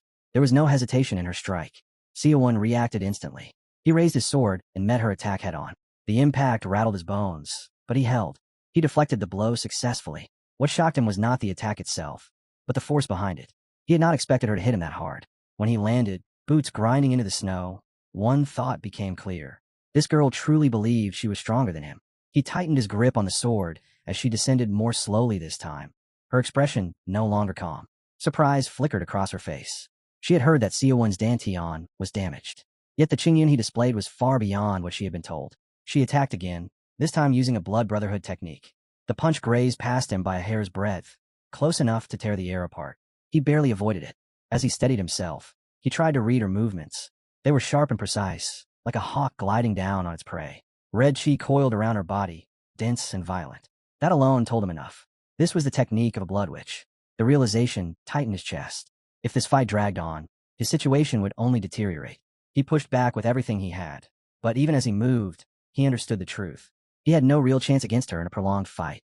Strategy replaced instinct. If he wanted to survive, he needed her to talk. Immediately, there was no choice but a counterattack. Siowon threw a heavy punch, driving his chi forward. Snow exploded into the air, erupting into a raging white storm that slammed into her. She saw his strength clearly this time and demanded to know why he had done that. He ignored the question. What he wanted to know was why she was chasing him in the first place. She stopped. Suspicion surfaced in her eyes. A man running through the forest in the dead of night was strange enough, but it did not justify attacking him. Why should it matter to her where he was going? Her answer caught him off guard. She said she followed him because she knew he knew where to find the grass. That was when everything clicked. Understanding why he had been attacked by this nuisance, Siowon calmly sheathed his sword and pretended not to understand her words. If he truly knew where the flower was, would he really be searching for it in the middle of the night? She saw through the act. Realizing he would not speak, she softened her tone and told him not to be afraid. She had simply forgotten to introduce herself. Her name was Han. She was a disciple of the Sixth Blood Star, and more importantly, a friend of the person seeking this herb. Siowon stepped closer, cautious. He said the place was difficult to reach and that he had no intention of going there today. But as she continued to trail him, she understood his real intent. He was trying to shake her off. She stopped him and asked him to take her along. In exchange, she promised him all of her tokens, including the right of entry to the Divine Doctor's Pavilion. Siowon paused and began to think. After weighing it over, he admitted to himself that the offer was luxurious. Too luxurious. That alone told him not to rush. Anyone who opened negotiations with something that generous clearly had no idea how to bargain. He had already seen proof of that earlier, when she had grown impatient and immediately offered silver for a minor favor. That kind of behavior meant one thing. If he pushed a little more, he could extract far greater value. As they moved through the snow-covered forest, Han warned him not to even think about running. She was faster than he was. Siowon turned to her, noting her willingness to cooperate, and calmly asked her to add one more reward to solidify their trust. Her reaction was pure confusion. He told her to teach him the sliding movement she had used earlier. The request offended her. Asking for another master's technique crossed an unspoken line. It was improper, bordering on insulting. But Siowon remained unmoved. He knew his leverage. If she refused, he would simply leave. And he knew she would not allow that. She was exactly that kind of person. 10 seconds passed. Then she agreed. She set a condition. The technique was to be used only against those he intended to kill. From the sidelines, the swords observed in silence, fully aware that she had cornered herself, and accepted despite her reluctance. Even the southern sword felt a trace of admiration. Whatever this was, it clearly mattered to her. Friendship might have been too generous a word, but the bond was important enough. Deal struck, Siowon did not linger. If they had agreed, then they would move. As they walked on, Han noticed something that made her frown. He was using Qingyun by burning his innate core energy directly. That path led straight to death. In her eyes, he needed to stop. Not only was he draining what little innate energy he had left, but he did not even possess a proper dantian. Siowon, in turn, questioned how she had figured out that he knew where the grass was. She pointed at him and explained it plainly. First, his behavior betrayed him. At least 4 elders had been searching the Sixth Blood Valley that day. She had seen them repeatedly. She had not seen him once. Second, his movement gave him away. He ran in a fixed direction without hesitation, never once looking back, as if the path was already etched into his mind. The reasoning was precise, layered, and hard to refute. It made one thing clear. This girl was far from simple. It became clear to Siowon that she was older than him, or at least carried herself that way, speaking with an ease that ignored formal boundaries. He recognized her composure and judgment, and chose to place more trust in her, hoping their cooperation would benefit them both. That thought, however, clearly offended her. She bristled at it immediately. How could she be older than him? She was still a student. She was not that old. Before the exchange could go any further, they reached the foot of the mountain. Siowon explained that the grass grew below and that they would need to descend. Once again, she reminded him not to tell anyone about what had happened between them that afternoon. Siowon, feeling mischievous, decided to test her patience. He said he would tell everyone since he had yet to see any silver coins. The reaction was immediate. Shock flashed across her face as she asked if he had a death wish. He only laughed it off, assuring her that everything would be fine. Not long after, they found it. He tore the flower from the ground and held it up. Seowon showed it to her, and there was no mistaking it. This was the herb the divine healer had searched for so desperately. Han stared at it in disbelief. Relief washed over her face. Now all that remained was to take it back. As he handed the flower toward her, he noticed her expression. She was genuinely happy. That was when the southern sword screamed a warning. Two figures descended from the mountain in a blur, attacking without a sound. One of them swung his blade, aiming to knock the flower from Seowon's hand. He had not sensed him at all. Neither had she, despite being far stronger than him. That alone spoke volumes. These people were dangerous. The masked men snatched the flower, their movements clean and practiced. Satisfaction flickered in their eyes. They had followed the children all this way, and now the prize was theirs. Killing them afterward was merely routine. They began to close in. One of them kicked Seowon hard, sending him stumbling. When he demanded to know who they were, they gave no answer. He realized then that it had been a long time since such powerful figures had targeted him so directly. He reached for his sword. Before he could draw it, a hand clamped down on his wrist. The masked man spoke calmly, almost politely, apologizing to the disciple of one of the four elders. The words were strange, out of place. Then the man struck. His palm blurred as it slammed into Seowon's body again and again. Each blow landed with precision, sealing his movements. In an instant, his body went rigid, completely immobilized. The girl saw her partner collapse from a side strike and froze in disbelief. Her master had been disarmed. He lay sprawled on the ground, unable to move, his arms and legs refusing to answer him, as if his consciousness had sunk somewhere far away. She kept shouting his name, but there was no response. The moment those scoundrels seized the flower, they turned and fled without hesitation. Han immediately knew she could not catch them like this. She glanced back and saw that her partner still was not moving, though faint sounds were beginning to escape his throat. Realizing he would be useless to her for now, she rushed after the thieves, calling back that he should wait for her, that she would return soon. The boy understood she had escaped unharmed because she was strong, and that part at least was reassuring. Still, before vanishing, she could have at least pressed his acupuncture points. After lying there for several minutes, he felt the pressure slowly ease as his internal energy surged and forced open the sealed points on its own. The southern sword immediately reported the reaction. As his body began to move again, Seo Wu felt noticeably better. He had never realized his energy possessed so many hidden functions. His sword, Sodom, was furious. That stupid pig had abandoned him without even laying grass over an injured person. Since when was a flower more important than a human life? To keep Seo Wu from relaxing, Sodom began pushing him, urging him not to stand there like a stone but to act.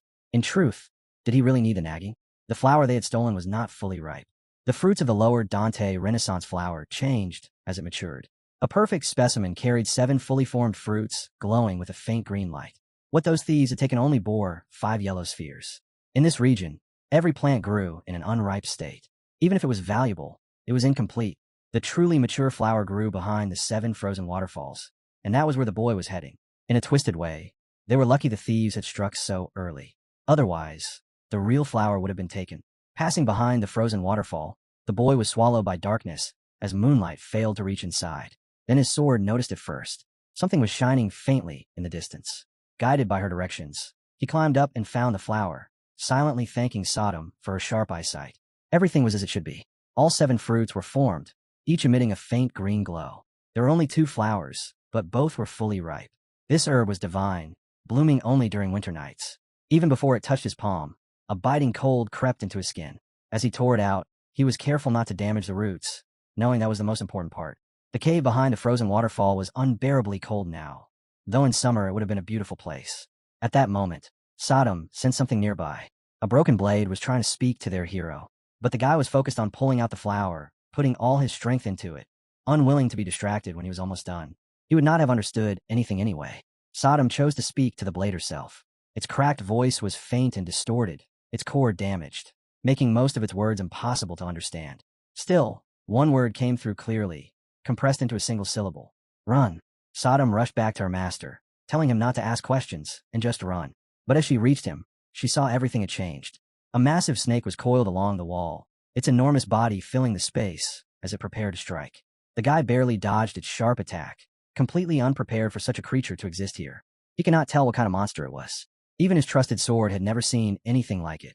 The darkness made it worse, but this was clearly what a monster looked like. Glancing around, He realized fighting in such a dark, narrow space was impossible. He had already taken the grass. Now he had to escape. As he tried to push himself up, a sharp pain shot through him. His leg was injured, blood dripping down. Still, he could not afford to hesitate. The exit was close. There was a chance to get out without facing the monster head-on. The cave demon stared at its prey with its twin eyes. It would not let him go. Watching Seo-won flee with its beautiful flower, the demon slammed against the ground and charged like a hurricane, tearing through everything in its path. Seeing that devilish mass flying straight at his back, the southern sword warned him coldly. At this distance, he would not even have time to escape. Seo-won had no choice. He leapt upward and slashed mid-dodge, delivering a sharp blow as his body twisted away. He did not know if this reckless move would work. The scale of the monster was overwhelming. Still, there was no retreat left. He pushed himself to the limit, activating the Shining Star technique and stacking it with its second form. Gripping the chopper sword, he struck with everything he had, smashing the creature aside. The impact shook his body, yet the strike landed on something vital. Only one thought crossed his mind. What kind of demonic creature was this? Because one thing was already clear. His attacks were not truly working. The beast kept coming, lizard-like yet dragon-like, endlessly pressing forward. Then Sodom noticed it. The monster's movements shifted. Its rhythm broke. It hesitated. Maybe it was afraid. The southern sword urged him to seize the opening. No delay. No hesitation. It had to end now. As sharp claws closed in around him, Seo-won made his decision. He would use his strongest move. Swinging his sword, he gathered every drop of energy he had left and unleashed it in a single strike. The sword chop clam technique. A rare inheritance. The tiger slicing sword. 100 slashes rained down on the monster. Leaping back, Seo-won saw that the attack had worked. But at the same time, his blood pressure surged violently. His heart felt like it was about to burst. His sword supported him instinctively, unaware of how bad his condition truly was. Then his strength vanished. He collapsed, his weapons slipping from his hands as his body writhed on the ground. Sodom froze. Her master clutched his chest, gasping, repeating that he was burning from the inside. She could see it immediately. Something was terribly wrong. When Seo-won coughed violently and spat out dark poison, the truth became clear. The wound inflicted by the beast was spreading a lethal toxin through his body. He felt it crawling upward from his knee, his own inner energy clashing against it in desperation. The pain only worsened. The poison was overwhelming, like being thrown into raging fire. Heat flooded his body, even scorching his throat. His thoughts began to blur. Consciousness slipped away. If nothing was done, this would be the end. With trembling hands, he reached for the healing herb he had just obtained. The divine flower, radiating cold. If anything could pull him back from death, it was this. Gathering everything he had left, he stuffed the flower into his mouth and began to chew. The instant it touched his tongue, his throat felt as if it had been sealed with ice. He could barely breathe. The cold was so extreme that his body locked up, circulation faltering. It was painful for Sodom to watch her master suffocate under the clash of forces. She urged him to circulate his energy immediately, to force control before it was too late. But the heat and cold were tearing him apart from the inside, leaving him unable to focus. Then Sodom struck him with a single reminder. He had already died once and returned to the past. This was not a gift to be wasted. She ordered him to unite his forces at once. That thought pierced through the chaos in his mind. He dropped into a lotus position and forced himself to listen. This was his second chance. If he collapsed here, he would be no better than in his previous life. He clenched his teeth and pulled himself together. As his energy began to circulate, the agony slowly eased. Stability returned, along with clarity. The moment he regained control, he knew he would survive. When he raised his hand, he saw the heat had spread throughout his body, yet the cold was steadily extinguishing it. On his palm, the large meditation mark flared to life once more. It was a good sign. Theo continued meditating for a long time. Then it felt as if a cosmic presence brushed against him, whispering that the heavens would open when he wielded the sword. He had heard this voice before, back when he lost focus beneath the blue flames. As that echo lingered, the poison inside him began to be expelled, forced out through every pathway it could find. Something went wrong. The energies inside him collided. His inner forces turned hostile, clashing violently as if trying to tear him apart. The imbalance pushed him to the edge of madness. Through the storm, he heard the voice of the southern sky, telling him not to interrupt the circulation, to keep guiding the innate energy of the core. His faithful sword reinforced the warning. He could not let either force run wild. He must not suppress them. He had to guide them. Steadying his breath, feeling the air fill his lungs, he began to gather both breath and energy, visualizing his innate power as a calm, endless lake, unmoved even as the elements raged within. A cold, unyielding lake, and two streams that had lost their way. Once they found the lake, they slowed, calmed, and merged into stillness. He guided them patiently, gently steering his energies as if handling fragile threads. With time, everything inside him began to settle. The two raging elements gradually quieted, and as the five elements reached balance, a deep calm spread through his soul. Sodom hovered close, uneasy, asking how he felt. After catching his breath, the boy said that South Sky had helped him, and that he was fine now. Sodom was stunned. How could South Sky have done that? When pressed, she muttered that maybe he had imagined it. Then she pointed at South Sky's iron sword, which had been lying off to the side the entire time. How could he have heard it from so far away? The moment he looked at the sword, the boy heard South Sky's voice clearly. It asked if he could hear it properly. He answered without hesitation that he could. Ever since the voice of the blue fire echoed in his mind, he had begun hearing South Sky as well. It was then he realized something else.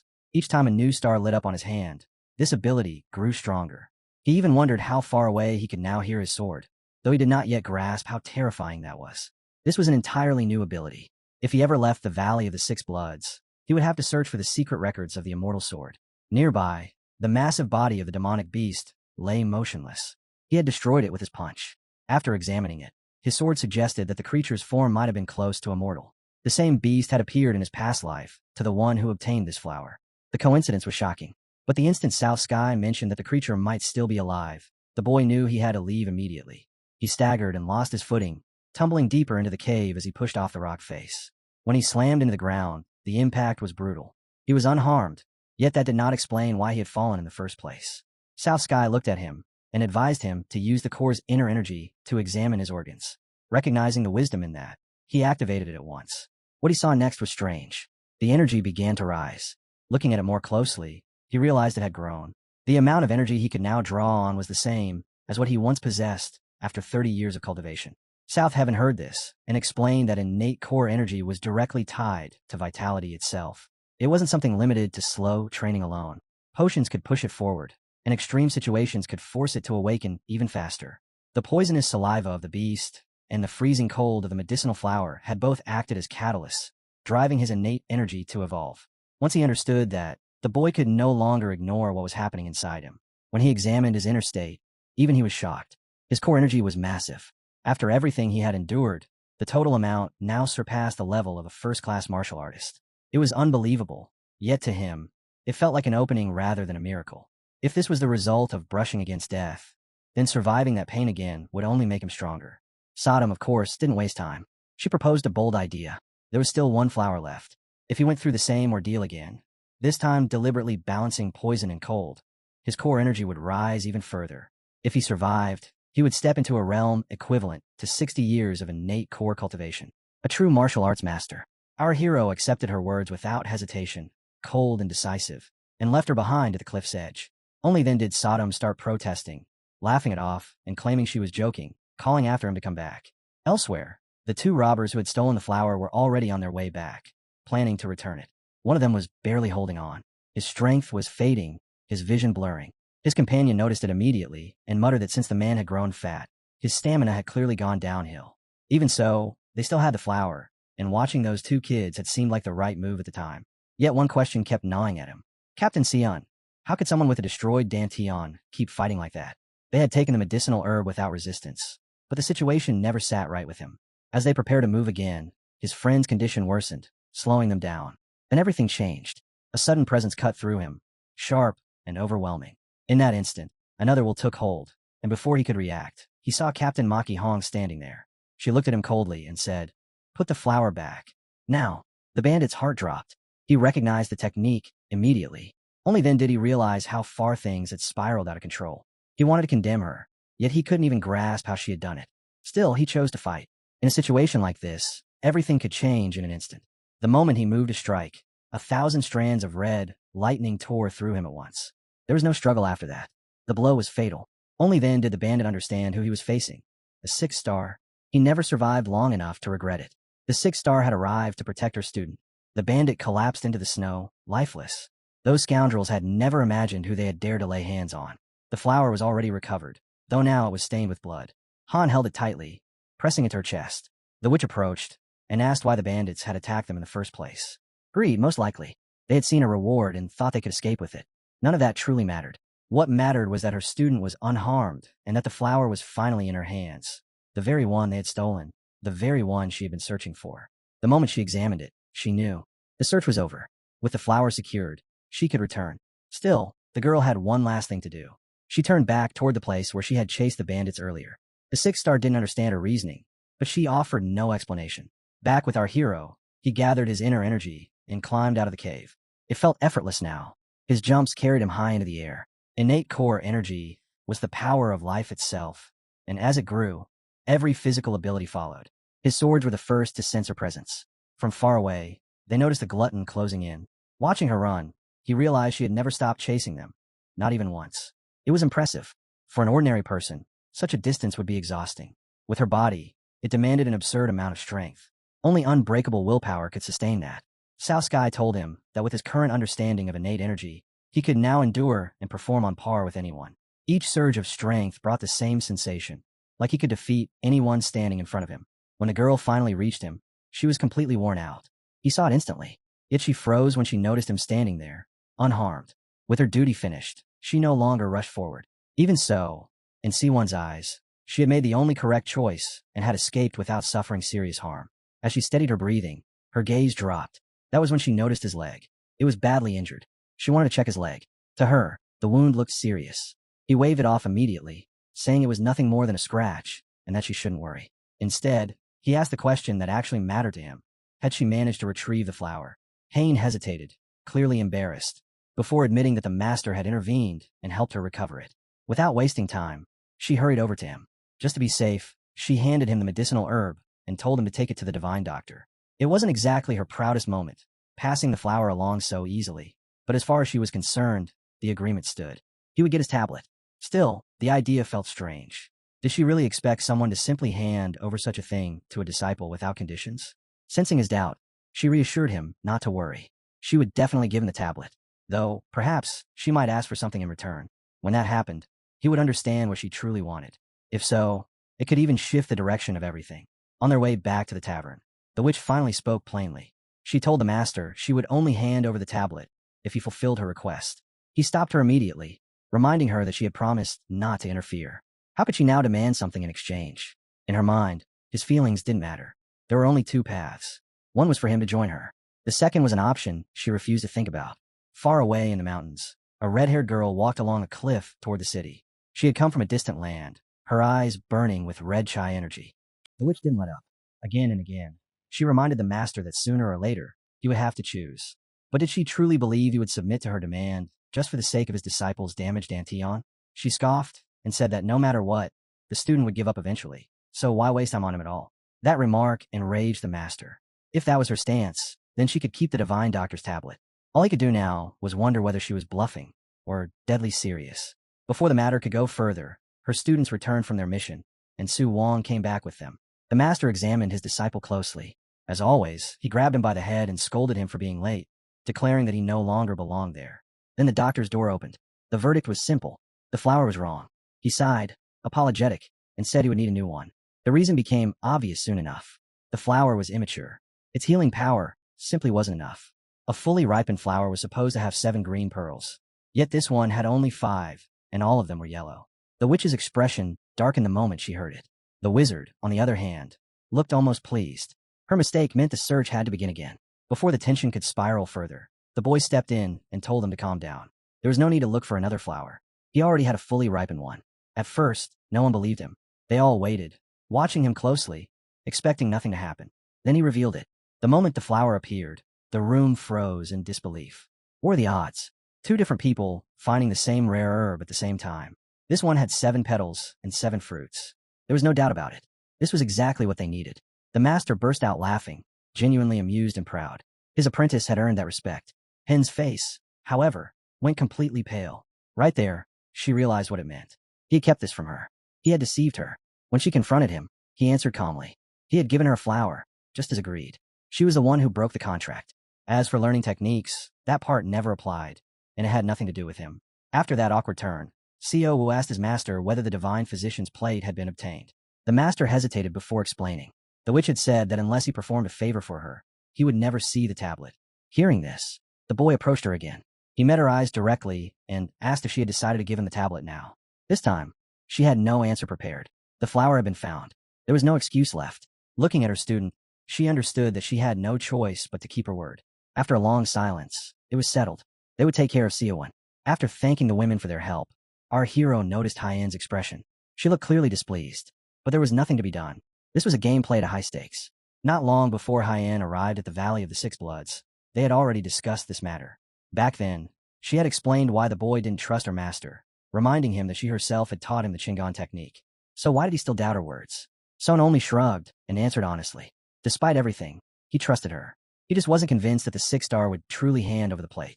He shut her down immediately and told her to think carefully about what he could realistically do to obtain the plate. In her view, though, the master would keep his word. When he pressed her on whether she was truly confident, she clenched her fists and struck her chest without hesitation. Of course she was sure. What kind of disciple would ever doubt her master? That was when our hero proposed a bet. The idea caught her interest, and she agreed on the spot. The terms were simple. If Hyen trusted her master, and he did hand over the plate, then when she gave him the flower, she would say they had found it together. She knew the full story and would not let him shoulder the trouble alone. But if Siowon turned out to be right and the divine doctor's tablet was not given, then she would have to give him something of value in return. He said it so casually that it almost sounded like extortion. Instead of being offended, the girl became curious. She wanted to know what he would demand. Before that, he told her to ask him one question. She had already made it clear that she knew something about a certain noble. She was familiar with him. Everything lined up perfectly, and in his eyes, that made the situation even better. He finished laying out the wager. If she was right and he received the plate, she would owe him nothing at all. But if she was wrong, then in the Valley of the Six Bloods, where the nobles were all tied in one way or another to the six-star, she would have to use those connections to help him.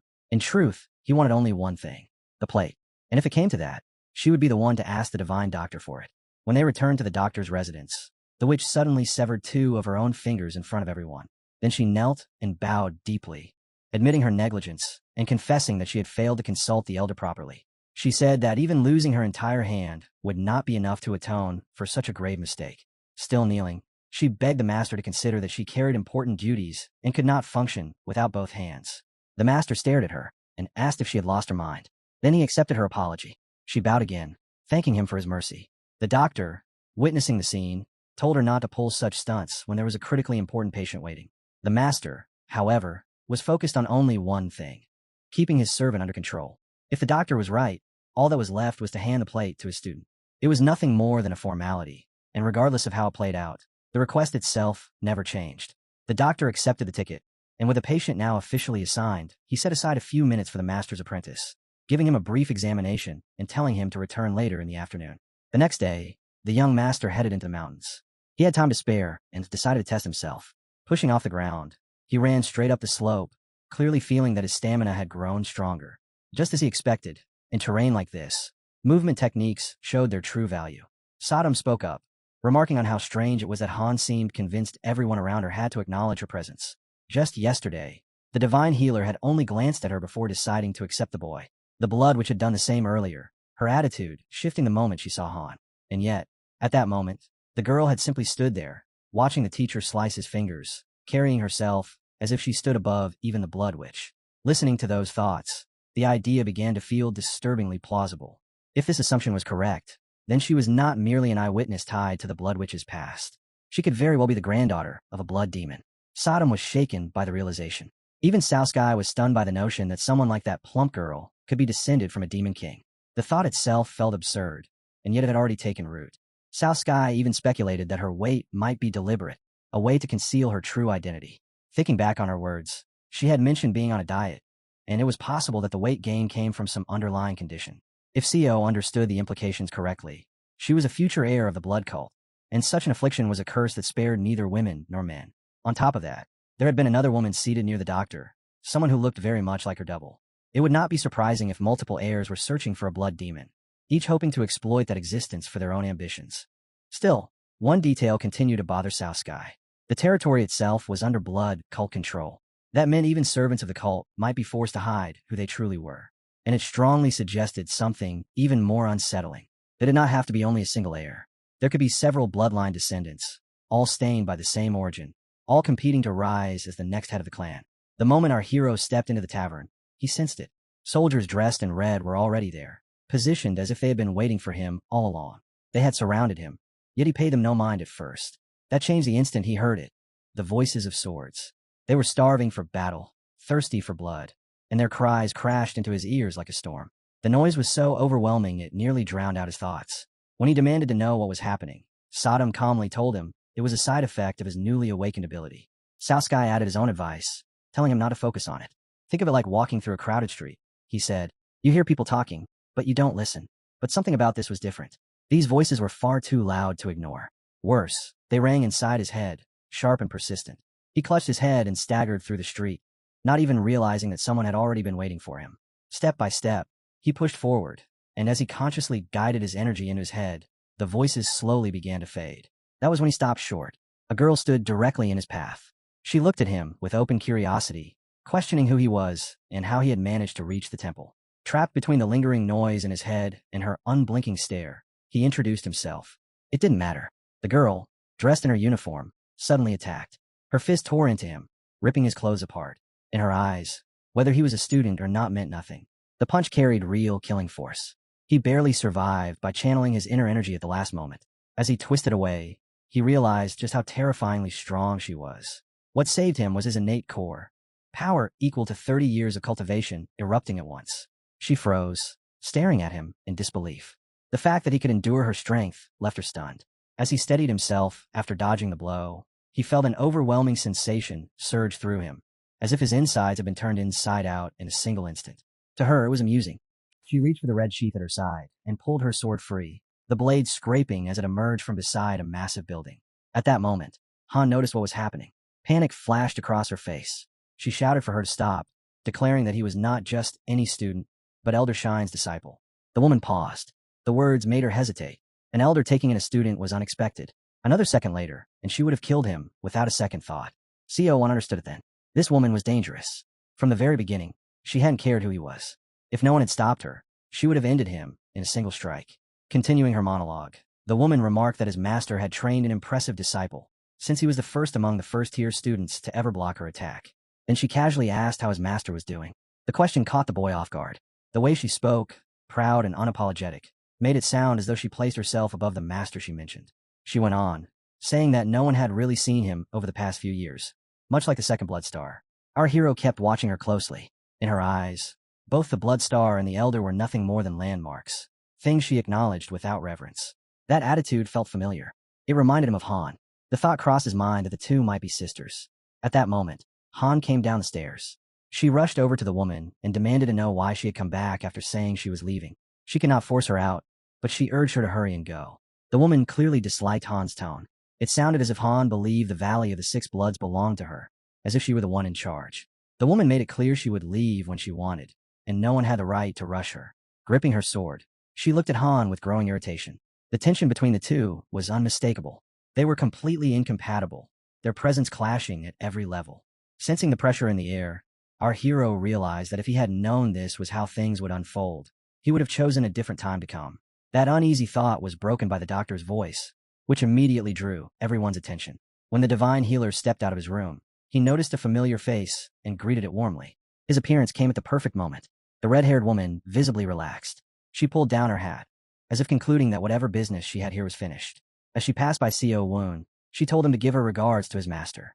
With a playful wink, she hinted that if they met again, she would like to compete properly. Her gaze sent chills crawling over his skin. His sword reacted at once, whispering both a warning and advice, leaving him even more confused. He could not understand what kind of connection this woman had with her blade to make his own react so violently. After she left, he remained there with Han. She gave him a knowing wink, signaling that the divine healer was waiting for him in his room. When he tried to speak, she cut him off mid-sentence, despite clearly hearing him, making it obvious that she had no intention of letting that topic go any further. Watching her, the young master realized she was capable of making her own decisions without his input. It was none of his concern. Being an elder's disciple did not mean he had to interfere in everything around him. After examining his body for a few minutes, the divine healer frowned. Something was clearly wrong. There was far more cold energy flowing through him than there should have been. The healer asked how it was possible that he had swallowed a divine flower that radiated extreme cold, and what kind of life he had lived to end up like this. Our hero had no idea how the doctor already knew so much, but he showed no suspicion. The healer reassured him that nothing would be revealed to anyone. He was a physician, and everything concerning a patient was kept in strict confidence. He told him to calm down and explain everything in detail. His sword quietly soothed him, and his trust in the doctor followed. Many powerful warriors had entrusted their tablets to this man. Telling the truth would only help his recovery. Regaining his composure, the young master explained how he had searched for a flower that was already in full bloom. He had gone behind a waterfall, where he encountered and killed a creature with 2 pairs of purple eyes and a human-like face. Such a thing was rare enough to sound unbelievable. That being hid in darkness, devouring people whenever it found the chance. It was closer to a demon than a mere monster. Hearing this, the doctor remarked that if he had realized the creature avoided bright light and had carried a torch, he would never have encountered it. But because he was surrounded by darkness, it dared to reveal itself. That meant he had been incredibly lucky. The healer quickly understood that the boy had consumed the flower to escape the poison. The pieces finally aligned. Still, one detail troubled him. The divine flower itself did not possess the ability to purify toxins. Cold energy flowed through it. Yet there was also intense hot yang energy present, energy that should have been lethal. By radiating both, the poison had likely already been expelled, and this could only have been achieved through innate energy. It seemed the energy of the core could cleanse toxins, just as it had once dealt with the bloodworm. The young master then voiced his concern. If both cold and hot yang energy coexisted within him, would his body truly be fine? Would nothing go wrong? The doctor answered calmly. Complications would only arise if one of the 2 energies remained dominant. In his case, the cold and hot yang were perfectly balanced, slowly dissolving into his body without conflict. It was like taking an elixir and continuing to accumulate energy while its effects were still active. That realization struck him hard. The implications alone were enough to stun him. As long as this energy remained in his body, he could gather internal energy at an accelerated rate. He asked the doctor directly if that was truly the case. The doctor replied that it depended entirely on his effort. If he could maintain balance and properly absorb the energy dissolving through his veins, his rate of accumulation would soon surpass that of ordinary cultivators. After saying that, the doctor reached into his pocket and took out a plate. It was the promised reward for the flower, and he told him to accept it. The young man hesitated. The plate was engraved with the words "Divine Healer," and he did not understand why he needed it. The doctor had already examined him and even begun addressing the state of his core. To him, accepting the plate felt like an admission of failure, as if the doctor was conceding that his energy core could not be cured. But then the doctor calmly asked why he thought he needed treatment at all. The boy's mouth fell open. He stared in shock, so stunned that a crow could have flown straight in without him noticing. The doctor explained his assumption. He thought the boy had come seeking treatment because his lower dantian lay exactly where he placed his hand earlier. If he still did not understand, the doctor told him to focus inward, to feel the countless tiny movements inside his core. Like ants crawling, those were the fragments his core had shattered into after the injury. His dantian was like a fire on the verge of extinction, barely alive, yet still holding faint embers. If those embers were gathered and focused, the fire could reignite. What made this truly astonishing was that the process had already begun on its own, without any external intervention. Listening carefully, the young master finally understood. His core was healing itself. But how could something like that be explained? The doctor said such cases were almost non-existent in the history of Murim, so rare they bordered on legend. Most people with shattered cores lost all hope the moment it happened. He did not need treatment, but the reward for the flowers still stood. The plaque was rightfully his. The doctor urged him to take it. When the boy tried to express his gratitude, the doctor stopped him, saying there was nothing to thank him for. He had done nothing. Sodom, on the other hand, was delighted. To her, this was nothing short of jackpot. The Lord now possessed 2 plaques at once. An outcome so absurdly fortunate, it could only be called extraordinary. If the boy was right, then one of those plaques could be used for his core's restoration, and the other would surely find its purpose soon enough. Still, Sodom couldn't help but wonder if he even understood how his core was being restored in the first place. Thinking back to the wound on his leg left by the monster, it had healed rapidly the moment he took control and evenly distributed the 2 energies throughout his body. Maybe his recovery speed had grown so extreme that even severe injuries could mend themselves in a short time. To Sodom, the logic checked out. If that theory was correct, then strangely enough, he owed that monster his thanks. Not long after, Sodom turned her attention to South Sky. She questioned his silence, asking why he had said nothing all this time. Then her tone shifted. The restoration of the core was certainly good news, but it also carried hidden risks. In his past life, when he had cultivated techniques centered on the inner core and the shining star sword, his master had chosen to destroy his dantian. The very foundation of inner energy perfection techniques was the rejection of hostile energies. The sword was uneasy. Could 2 cores, the central and the lower, truly coexist without conflict? That uncertainty demanded careful thought from the young master. If he tried to grasp everything without restraint, there might come a day when he lost all that he had painstakingly gained. Not long after, our hero returned to the place where his master resided. The moment he arrived, the master greeted him with a sigh and a complaint. calling him nothing short of a walking problem. Even so, there was warmth beneath the words. He said the boy was genuinely fortunate, yet that same luck seemed to drag trouble along with it. The master was clearly glad to see him, but his concern was just as evident. After all, the boy had encountered not one, but two of them. The meaning behind those words was obvious enough. The master had to be referring to those two unusual girls. The swords whispered their own suspicions. Perhaps he meant Han and the red-haired woman. And perhaps, just perhaps, both of them were granddaughters of the head of the blood cult. But speculation alone meant nothing. So he asked his master directly what he meant by two of them. As they walked across the snow-covered ground, the master spoke calmly. He said the woman was right in believing that a choice would eventually have to be made. There was a time when the head of the cult had been so overwhelmingly powerful that people called him Apex. Not only because he ruled the blood cult, but because his influence had reached deep into the orthodox sects as well. He had torn through everything like a raging storm, charging into battle without a trace of hesitation. For a time, it even felt like the unification of all Jianghu was no longer a fantasy. But no matter how overwhelming his strength was, defeat became inevitable once countless forces united against him. After suffering that blow, it felt as though everything he had done until then had been meaningless. Others clamored to form factions, to crush their rivals, and seize control of the cult. Yet no matter how much effort the master poured into growing stronger, every attempt ended in failure. Watching this became unbearable. In the end, he stepped away from it all, wandering from place to place, doing whatever caught his interest, no longer caring about appearances. At some point along the way, he decided to spend what time he had left pursuing his true dream. Even if it was difficult, he chose to live according to that resolve. Inevitably, his attention returned to the blood cult. To those who were trying to grow beautiful flowers from seeds everyone else was desperately trying to plant. After finishing his story, the master turned to his disciple and asked a simple question. What would you do if you were in my place? Faced with that gaze, CEO Woon hesitated. From the look in his master's eyes, the decision had already been made. This question was nothing more than a test. Showing proper respect, he answered honestly. If the master truly intended to observe the flowers from afar, just as he said, then he should leave them alone. But if that was not his true intention, then he should devote himself to preparing the fertilizer that would allow those flowers to bloom even more brilliantly. In that moment, our hero realized he could speak freely. From what he remembered of his past life, Hyak Chayan would not truly choose a side anyway. His words would not sway the final decision. After hearing his answer, the master nodded and said that they needed to become even stronger. Everything his disciple said was correct.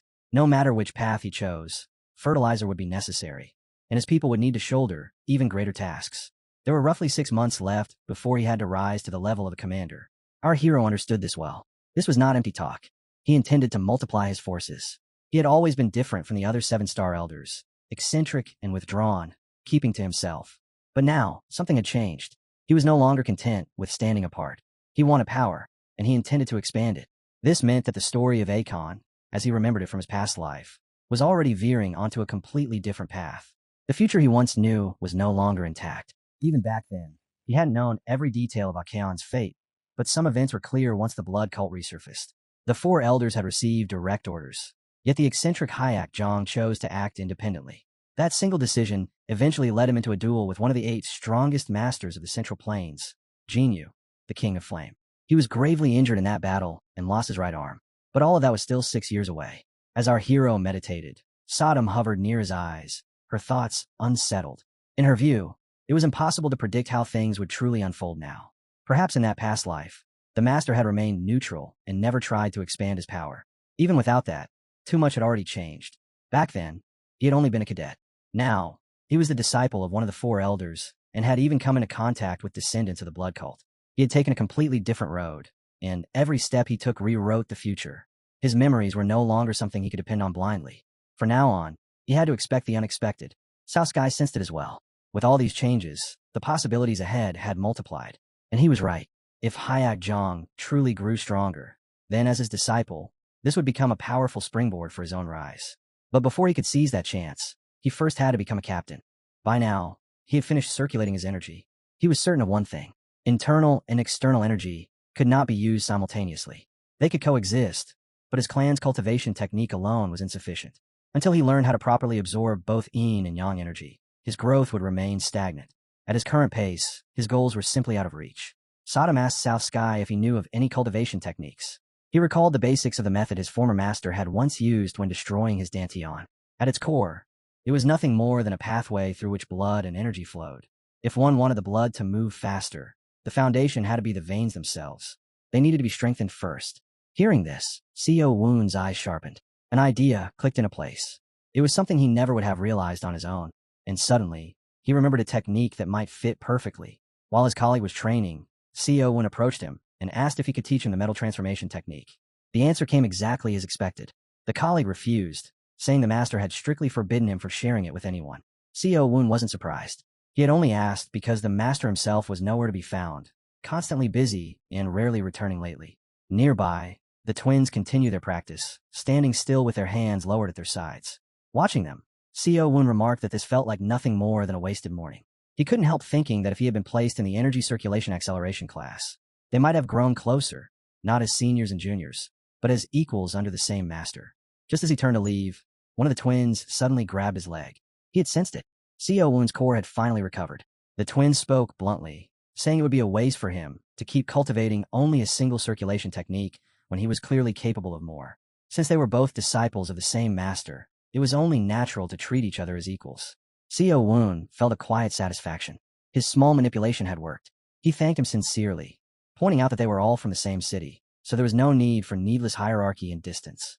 Compared to Soon, the twin hadn't even lived 20 years yet and still didn't understand what truly mattered in life. If learning this technique meant a more cooperative relationship, then it was an excellent trade. 3 days later, the results became obvious. His internal energy began circulating several times faster than before. Each time he synchronized energy circulation with blood circulation, the forces of heat and cold passed evenly through his core. But along with it came a violent surge of blood rushing to his head, the same terrifying sensation as being hung upside down from a cliff. It was overwhelming. Only then did he truly understand why both the twins and his master relied on physical conditioning alongside their techniques.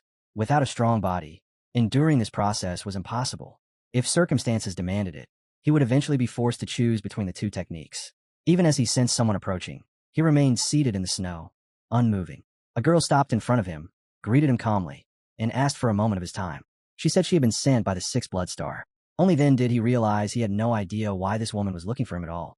But when they returned to the main pavilion of the Valley of the Six Bloods, right in front of the Six Blood Stars people, she was the one holding out the plaque. Even she seemed unable to believe that her own disciple had chosen to do something like this. Where he found the courage for it was anyone's guess. Once inside the pavilion, the witch held the plaque in her hands and moved to pass it to the boy. When he asked about Han, she refused outright, saying she could not meet her at the moment. As he watched her more closely, his attention was drawn to her hand. Her fingers were neatly wrapped, even though he had clearly seen her sever her middle and index fingers before. The only explanation was the divine healer. After all, he had claimed he could do anything short of bringing the dead back to life. Reattaching severed fingers was well within his means. That thought made Sodom wonder if the healer could reattach a head as well. The idea was ridiculous enough to make the boy laugh. A severed head meant instant death, no exceptions. Soon, the witch turned serious. The moment he accepted the plaque, she placed her hand on him and released her energy. It was a strange grasping technique he couldn't resist at all. He felt Han's inner energy surge into his body through her touch. Panic rose in his chest, and he cried out, telling the Sixth Star to stop. She immediately silenced him, ordering him to keep his mouth shut. After carefully examining his condition, she remarked that he had grown while carrying far less hostile core energy than they had originally feared. That alone showed genuine interest in his state. She then stressed that when he left, he should take those plates with him. They would help restore his Dantian. Only then did Co Woon realize they were most likely prepared by Han herself. She really was generous. The witch added that she hoped he wouldn't waste their use.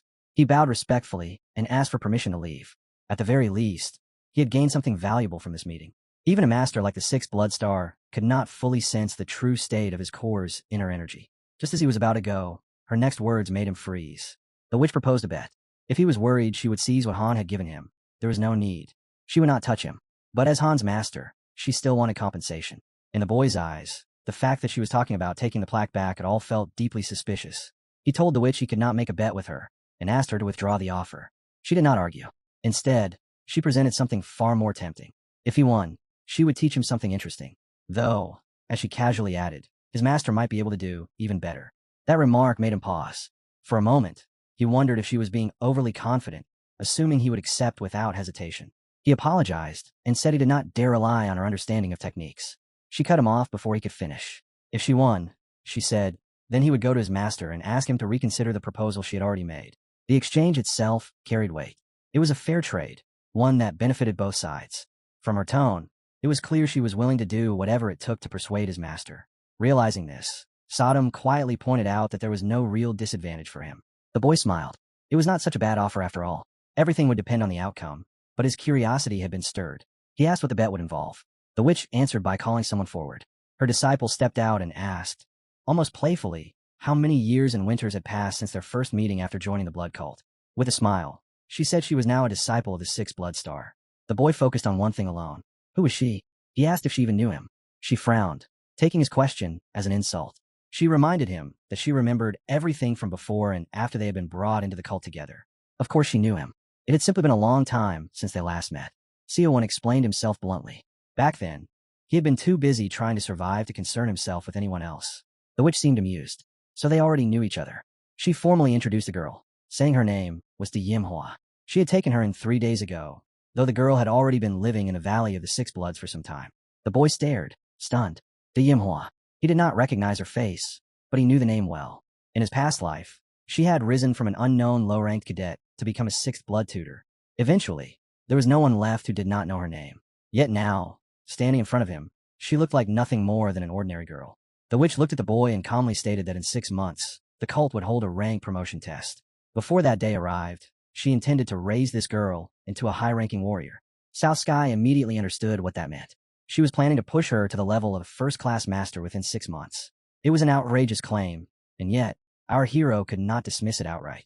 This was precisely why those who sought martial arts desperately try to place themselves under the guidance of exceptional masters like her. Such people could uncover talents and secrets buried so deeply that even a cultivator himself remained unaware of them. She and Hyak Zhang had both been waiting for the boy to rise to the position of captain. Our hero then asked what the bet would actually be about. The witch merely waved her finger, as if brushing away something trivial. The rules were simple. The two of them would wager on who became a high-ranking master. Seo Woon glanced at his opponent and felt a faint chill. The girl looked ordinary at first glance, but there was a sharp competitiveness in her eyes. If both of them reached the rank of master, or if neither of them did, they would settle it through a direct confrontation. The simplicity of it made the whole thing even more dangerous. Now he found himself watching his own thoughts, the instincts of someone who had long been forced to rely only on himself. Agreeing to a bet with the sixth blood star was undeniably risky, but at the same time, it could become a powerful driving force. No matter what, he had to become a captain, and if he won, he would gain priceless knowledge from one of the strongest figures within the blood cult. Opportunities to learn from a master of this caliber did not come often. Of course, losing carried its own consequences. His master might believe he had been pulled toward Barenya's side. Recalling the calm, assured tone of the red-eyed woman, one thing was obvious. Ordinary people meant nothing to her. She was utterly confident in her standing within the cult, and that confidence suggested she stood above Brennanha herself. During his time as a spy, he had learned one rule that never failed. Never gamble on something you do not fully understand. And this situation was exactly the kind that could cost him everything. He was standing between two sides, balanced on a knife's edge. In this world, survival was decided by how well you understood the situation and the strength of your opponent. For that very reason, he made a quiet promise to himself. In this life, he would become stronger, and with that resolve settled, he accepted the bet placed before him. They were to meet again in 6 months. He watched everything unfold and couldn't hide his surprise that the boy had actually agreed. As the witch walked away with her disciple, she spoke freely. In her view, the fourth elder was acting in haste, running from one energy concentration site to another, and consuming elixirs without restraint. Just as her student had said, she did not believe he was particularly clever. And if they won the bet and made use of this boy, persuading the elder afterward would become far easier. Yunhua listened to these words, many of them beyond her understanding, yet she trusted her master completely. In her mind, Ms. Handbook was never wrong. She believed the boy would only accept such a wager if he were confident in victory. The witch reassured her calmly. There was no reason to worry. With Yunhua's talent, losing to him was impossible. She told her to trust her judgment, because she knew this for certain. The pressure finally caught up to Yunhua. Her eyes trembled and tears nearly spilled, but her resolve held firm. No matter what, she would endure it.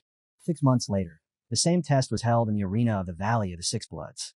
Warriors gathered to compete for promotion, all seeking to advance their rank and become true fighters of the cult. The judges closely observed their abilities. Some performances were impressive, others were not. One participant was knocked out with a single punch, a pitiful sight that drew quiet murmurs. Still, the results were not bad. 37 warriors achieved an average rank. More interesting was the next stage. 6 participants stepped forward to attempt the high-rank test, a number that caught even the commander's attention. At that moment, a soldier rushed toward him, begging for another chance. His plea was immediately cut short as attendants moved to drag him away. Such behavior was unacceptable. The soldier continued to beg, but they showed no mercy, eager to remove him from sight. The commander intervened, stepping in and ordering his guards to stop. Enough was enough. He looked closely at the cadet and recalled his performance. He understood the promotion system of the blood cult all too well. Every newcomer began the same way. First came mastery of the basic technique, the blood demon fist. After that, they were trained in coordinated group combat, formations of 6, 12, even 30 fighters moving as one. Only those who completed all of this were recognized as low-ranked warriors. From among them, the most capable were granted the chance to challenge the test for middle rank. This rank required the ability to wield internal energy. Under normal circumstances, it took at least 10 years of cultivation before one could even qualify as a middle rank warrior. Verifying that strength was simple. All one had to do was strike the measuring stone. Leaving a mark meant internal energy was present. Only then was a candidate allowed to proceed. The test itself was brutal in its simplicity. A duel against a middle rank warrior. If the cadet could endure 30 attacks without falling, the promotion was granted. In the blood cult, rank was decided by strength alone. Everyone was given the same chance. No favoritism. No exceptions. If the commander made an exception now, what about the other 3 who had also failed? And the 8 more who couldn't even leave a mark on the stone? He understood the soldier's frustration perfectly. Still, he hoped that anger would turn into resolve, that failure would become fuel. If the man trained harder and returned, success would follow. Hearing this, the warrior bowed his head and apologized for letting his emotions get the better of him. As the commander turned away, one of his guards quietly asked if punishment was necessary. The commander dismissed the idea at once. This kind of scene was common. There was no need for discipline. Not long after, the commander's voice rang out, announcing that the high-rank test was about to begin. The air instantly shifted. Every soldier who still had ambition straightened, ready to step forward no matter the cost. The massive doors swung open, and several powerful figures entered the arena, men who openly carried the presence of high-rank warriors. Among them, someone recognized a familiar silhouette. The 4th elder had arrived. They had been watching the tests all along, selecting suitable people for themselves. He wondered aloud whether it would be acceptable for his disciples to at least demonstrate their abilities, assuming they met the qualifications to participate. Before the matter could settle, the witch arrived. She dismissed the squad leader's words as meaningless. As one of the masters of the Valley of the Six Bloods, she said, he was always too concerned with rigid rules. Instead, she proposed that they simply agree to the elder's terms. Sighing studied her carefully. It had been a long time since he last saw her, and there had been no mention of her return. He was certain she had come for the same reason as they had. The 4th elder commented lightly that she had become surprisingly gentle. Even so, her presence did not mean she intended to personally take the test, nor did it mean she planned to back down. By then, 2 elders were already pressing the commander, asking what their disciples needed to do to participate. Grinding his teeth and choosing to ignore the pressure, the commander finally spoke. It would be enough to prove qualification for the middle rank test by striking the measuring stone. They would do it openly, in front of everyone, so there would be no objections, even though the usual procedures were being skipped. A measuring stone stood before them, waiting for a mark carved by inner energy. For people at this level, it was nothing more than a formality, a gesture to save face. The witch called out to her disciple, Yawa. At her master's voice, the girl stepped out from the shadows. Our hero had not seen her in a long time. Only 6 months had passed, yet the change was obvious. The naivety she once carried was gone, replaced by calm confidence. He couldn't help but wonder how much stronger she had become. Yawa was the first to approach the stone. As she stood before it, she gathered her energy. Her hand began to glow with red chi, a clear sign of internal energy being mobilized. With both palms pressed forward, she released it directly into the stone. The reaction stunned those watching from behind.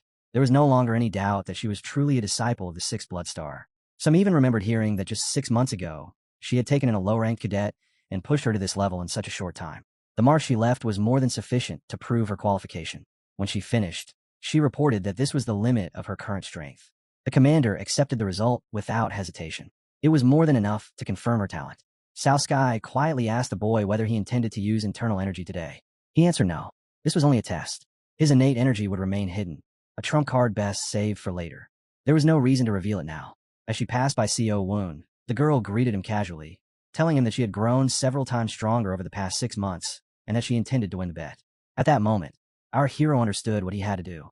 He needed to show how far he had come, using only inner energy. The problem was simple. This was his first time doing so. In his past life, he had always stood among those who were not even allowed to take the test. Because of that, he had no real sense of how much energy was required to produce a convincing result. Then he heard his master's voice behind him, cold and unmistakable, telling him that he had better give it everything he had. If he embarrassed him here, he would be killed on the spot. Feeling his master's presence pressing down on him, Seo Woon realized one thing clearly. He had to surpass Yawa, and thanks to the circulation eradication technique he had adopted, that no longer felt impossible. In just 6 months, he had cultivated his internal energy at a frightening pace. Even so, the time was absurdly short. Others had trained for years, even decades. Did he truly have enough strength? He decided not to hold anything back. If he hesitated now, he might not even leave a scratch on the stone. Gathering his focus, he channeled nearly 80% of his strength and drove his fist forward. The impact landed cleanly, and a deep imprint formed where his fist struck, buried firmly into the stone itself. It was easier than he had expected. The crowd stirred in shock as they realized he hadn't merely left a mark. He had punched straight into it. The difference in his strength after a single year was unbelievable. The only problem was that his hand was now stuck. Sodom immediately noticed the mistake. He had misjudged the force. Before he could react, his colleague stepped forward, laughing, saying he would show him how it was properly done. Now the brothers would demonstrate their own strength. Why they felt the need to use such refined techniques for a simple test was beyond him. The crowd held its breath as cracks spread across the stone, fragments scattering outward. Seo Woon commented dryly that he had only damaged the outer layer, which did nothing to free his arm. His colleague responded calmly, explaining that he was deliberately restraining his strength to avoid injuring him. Then his brother stepped forward. Without hesitation, he smashed his bald head directly into the center of the stone. A thunderous shockwave followed. The onlookers froze as the measuring stones split apart, shattering completely. The sight was so overwhelming that no one could immediately process it. Who smashes a stone like that with his head? What kind of body did this man possess? He had only been in the cult for a year. Strength like this was simply absurd. All eyes locked onto them, scanning for injuries, yet there were none. The master laughed in satisfaction, declaring that this was the bare minimum his students should be able to display. All three had proven themselves to be extraordinary talents. With that settled, the commander announced that preparations for the middle rank test could begin. Seo Woon stopped him. Calm, confident, and unmistakably clear, he said the commander had misunderstood. They were not here to take the middle rank test. They were applying directly for high rank. They intended to become captains. The test for high rank warrior was simple in name, but brutal in reality. One had to withstand 12 strikes from a high rank master. On the surface, 12 did not sound like much, but everyone understood the truth. These masters were operating on a completely different level from mid-rank warriors. Even while holding back, their blows carried overwhelming force. If they truly fought seriously, 3 strikes would have been more than enough. By most estimates, they were using around 60% of their strength. Hayak Chayan chose not to rush. He decided to observe first, to understand exactly what these masters were capable of. Before long, his master grabbed him by the head and pulled him aside for a serious talk. Somehow, he had already learned that the boy had made a pact with a witch. The Southern Sky Sword had clearly seen the blood witch swallow earlier, and Seo Woon had not expected her to bring up the deal now. She did not even try to hide her involvement. She simply smiled faintly. At that moment, everything became clear. This situation had been moving according to her design from the very beginning. She had planted seeds of doubt in the master's mind, making him believe the boy had secretly met with a witch. What she did not know was that one day, the boy and Hyan had gone directly to the master and told him everything. During the duel, the witch intended to reveal the truth herself and catch him off guard. Instead, the master merely acted as if he was hearing it for the first time. He warned the boy coldly that if he continued throwing himself into dangerous adventures, he would personally break his legs. The boy apologized without hesitation. Still, the bet itself caught the master's interest. In fact, he liked the situation very much. He decided that this was the perfect chance to force that damned witch to teach the boy some of her own tricks. Turning his gaze sharp, he told Seo Woon to go and show her. As captain of the elite martial forces of the blood cult, he knew well that there were 3 paths to becoming a high-rank warrior. The first was through long service and accumulated achievements, climbing step by step from vice captain to captain. The second was to complete a single massive task, whose value alone justified promotion. The third path was the fastest and the most dangerous. Challenge 2 high-rank masters in real combat, using real swords, and defeat them in fewer than 100 strikes. Compared to that, the standard high-rank test was nothing. Marshari listened closely as the masters spoke among themselves, their voices filled with anticipation. They were eager, very eager to test the disciples of the 4th Elder in real battle. They were eager to see what kind of sword techniques he had been taught. Of course, Seo Woon understood the commander's hint the moment it was spoken. The Elder had heard the pride in those words, and that was natural. He was the master's best disciple. The loyal followers wanted him to show these masters just how terrifying the star-shining technique truly was. Trying for high rank was one thing. Attempting to leap straight into the captain's test was another. That path was reckless. There was no reason to force himself so hard when time was still on his side. The master even told him directly that he could withdraw now and wait for future chances. Opportunities would not disappear. One of the high-ranking warriors, Jun, stepped forward. Beside him stood Huyong, another high-rank expert, clearly surprised that the fourth elder had raised a sword-wielding disciple. He even admitted that he himself would have liked to learn such techniques. Standing before them, the young master felt the pressure immediately. Their presence alone was overwhelming. Their calm words did not match the danger they radiated. He bowed respectfully, suppressing his nerves, and expressed his wish for a fair fight. The commander gave the order. In an instant, the masters lunged at him like wolves descending on prey. The first strike came fast, a crushing blow from multiple angles. Seo Wun twisted his body and slipped through the attack. A blade came down next, and he raised his sword just in time. The collision sent sparks exploding through the air. A voice shouted behind him, ordering the attack to be finished. He turned instinctively, only to realize too late that another sword was already flying straight toward his chest. Giving up was not an option. The southern sky sword reacted on its own, deflecting the strike with terrifying precision. The masters froze for a split second. He had blocked an attack from behind without even turning around. That alone shattered their expectations. But there was no time to hesitate. Seo Wun countered immediately, his foot snapping backward in a lightning-fast kick. The masters were stunned. The timing was flawless. He responded to their combined assault without the slightest delay. To them, he looked inexperienced, yet his movements told a different story. This was someone who could genuinely pass the captain's test. His swords observed everything in silence. They knew better than anyone. He deserved this chance. Months of relentless training, more than 100 battles against the twins, endless exchanges, repeated until instinct replaced thought. That was why this moment felt natural. Seo Wun was not surviving by luck. He was doing what he had always done, holding his ground. The high-rank masters began to look at the boy differently, but the examination was far from over. They closed in on him again, this time moving with far greater precision, their coordination clearly refined. One of them finally released his inner energy, a green glow spreading around his body. Seo Wun understood immediately. This was no longer a test on the surface level. These were techniques meant for real combat. To answer such force, he would normally need to strike back even harder. But instead of clashing head-on, he shifted. His sword softened, sliding and coiling like a vine. Using the soft sword technique, he slipped past the power and struck first. Another exchange followed, and once again he proved that he was no longer someone to be underestimated. One of the masters acknowledged it silently. The boy's skill was undeniably impressive. Still, logic told him the same thing. No matter how talented he was still just a youth. Facing two high-rank masters at once should be impossible. That assumption shattered in the next instant. As one master advanced with his sword, his expression suddenly froze. Looking down, he saw steel piercing through his leg. He barely had time to react before Seo Wun struck again. There was no hesitation in his movements, no retreat, no fear. If he wanted to prove his worth, he would do it decisively. He unleashed his true strength. Activating the fourth form of the Shining Star Sword, Seo Wun drove forward.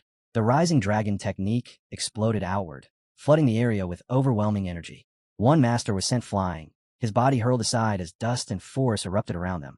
The second master lost sight of everything in the storm. Then he saw it. From the heart of that violent eruption, the boy burst forward, sword aimed straight at him. As the distance closed, Seo Wun activated the fifth form of the Shining Star Sword. The pressure was so intense that even the examiner felt genuine danger. For the first time, he had to use his full strength just to survive. The clash came down like a meteor. When the dust settled, Seo Wun had stopped his blade. The shattered remains of the opponent's sword lay scattered, knocked completely aside. Seeing his reflection trembling in Seo Wun's blade, the master understood the truth. If that sword had not stopped, he would already be dead. Seo Wun sheathed the Southern Sky sword calmly and asked them to stop the bleeding so he could remove the short sword still embedded in the master's leg. There was no argument left. Even with their strength, they had lost. Completely. This boy did not just qualify for captain. He surpassed it. The arena erupted. Cheers thundered through the Valley of the Six Bloods as Seo Wun held his sword perfectly still, its tip resting just in front of his opponent's face. It was decisive. It was overwhelming. And it was unforgettable. He had already crushed powerful masters, and the way he did it left no room for doubt. A few exchanges were all it took, and each opponent fell cleanly. His experience showed, sharp and overwhelming, as if countless battles had been carved directly into his instincts. Watching this, the commander could only stare in disbelief. The fight had gone far beyond what he had imagined. Hayek Ion was just as shaken by the report. As a master of fist combat, he never expected the young man to rely on a sword. He had always believed his disciples would only shine in close-quarters combat, where fists ruled. Yet after the divine healer restored his core, everything changed. His body could now endure coordinated assaults from high-ranked masters without breaking. That alone was astonishing. But the real question lingered in everyone's mind. What had triggered such explosive growth? Even the fourth elder, known for his swordsmanship, could not have reached this level in such a short time. The witch saw it clearly. The elder's martial arts focused on expanding internal energy and strengthening the body, refining endurance and raw power. But the techniques this student displayed were entirely different. Each move carried a distinct structure, a refined intent, and an absurdly high level of mastery. These were not techniques passed down by any elder. That much was obvious. So then, who had created them? Whoever it was could not be weaker than a true master. The master observed his student in silence, pride settling deep in his chest. He had done more than well. With every strike, he was starting to resemble the swordsman of the southern sky more and more. The resemblance was impossible to ignore. If John Dee were standing there, he would have smiled without hesitation. Not long after, the witch's apprentice stepped forward and asked for permission to take the captain's test. Power surged in her hands, something she could clearly feel after 6 months of relentless training.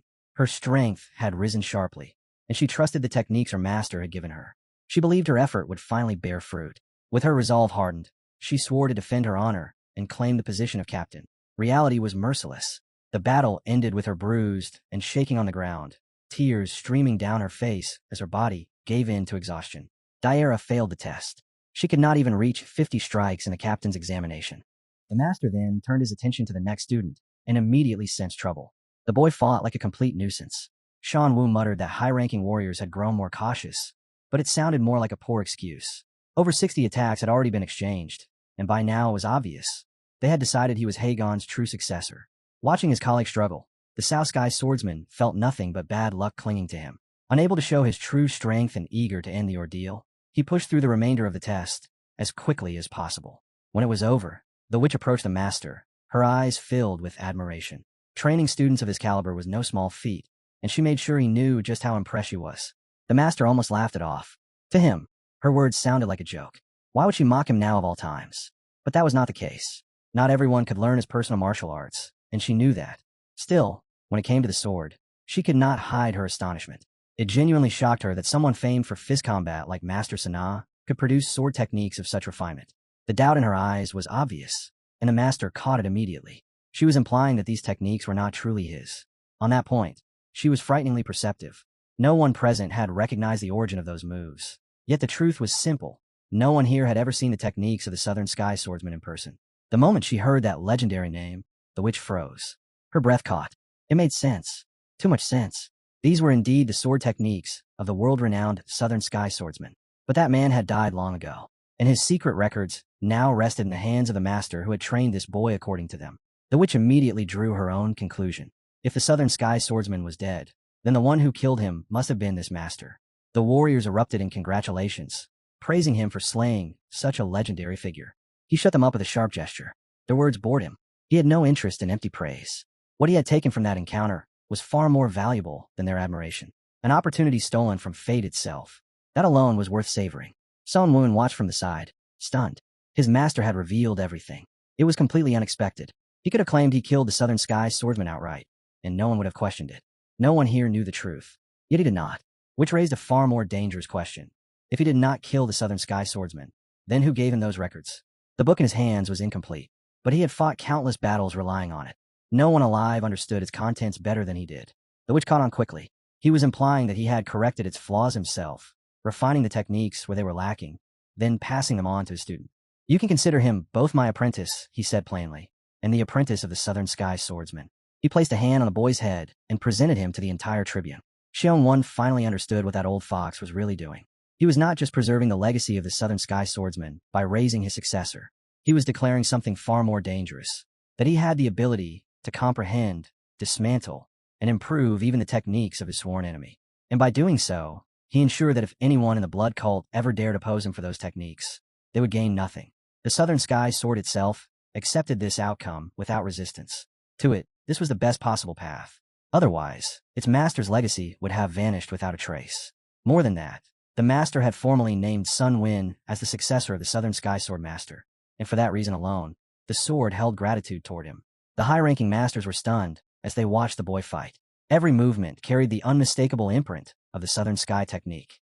It became clear that the one standing there had already surpassed the fourth elder in mastering a special martial art. And this child had passed the test cleanly. Even with blood pouring from his nose, Sanjbak endured. Nearly 100 attacks later, he finally overcame the high-ranking warriors who had been harassing him non-stop and secured the rank of captain. Objectively, his performance was worse than the previous student, Manhwa. And strangely, he didn't look happy at all. The master wasted no time calling him a helpless idiot who had embarrassed him in front of everyone.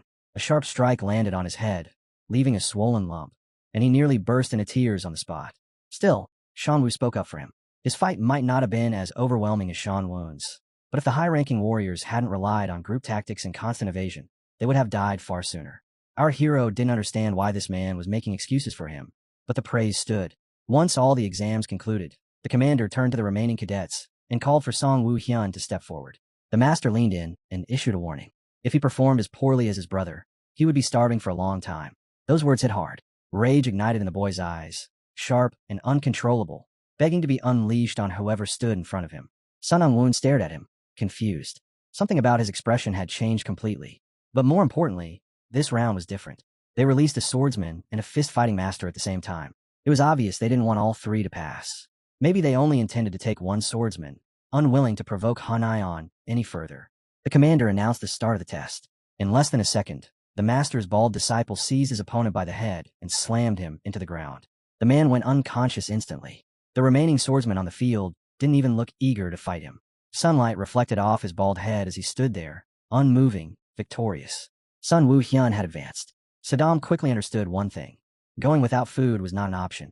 Watching the fight unfold, our hero felt genuine relief that he had never faced this monster in his past life. The master, on the other hand, was in an excellent mood. Pride spilled over as he laughed openly. Every single one of his disciples had passed the captain's test. All of them. It was an absurd result, almost unbelievable. Once the trials ended, the squad leader led his cadets toward the main pavilion of the Valley of the Six Bloods. Along the way, Saddam leaned close to his young master and warned him that a subordinate of the blood which had been following them. When he turned and looked, he saw Han, but only barely recognized her. The change was shocking. Saddam could hardly believe his eyes. Even assuming the medicinal herb had cured her illness, this transformation was extreme. Not long ago, her body had been bloated and heavy. Now it looked as though it had been corrected entirely, reduced to nearly half its former size. Only her wide eyes and familiar hairstyle remained the same. What surprised Saddam even more was Shanwon. His eyesight and observation were frighteningly sharp. He recognized her instantly. The master's disciples began to complain, asking why they had been watched the entire time as they continued toward the main hall. But complaints didn't matter anymore. The most important part was about to begin. The warriors needed to be selected. The massive gates of the temple slowly opened, and the group entered. Inside, monks were already waiting, standing in formation, prepared to receive these high-ranking warriors. From that moment on, the selection ceremony officially began. Most of the boys didn't truly understand what was happening, but Sunwoo did.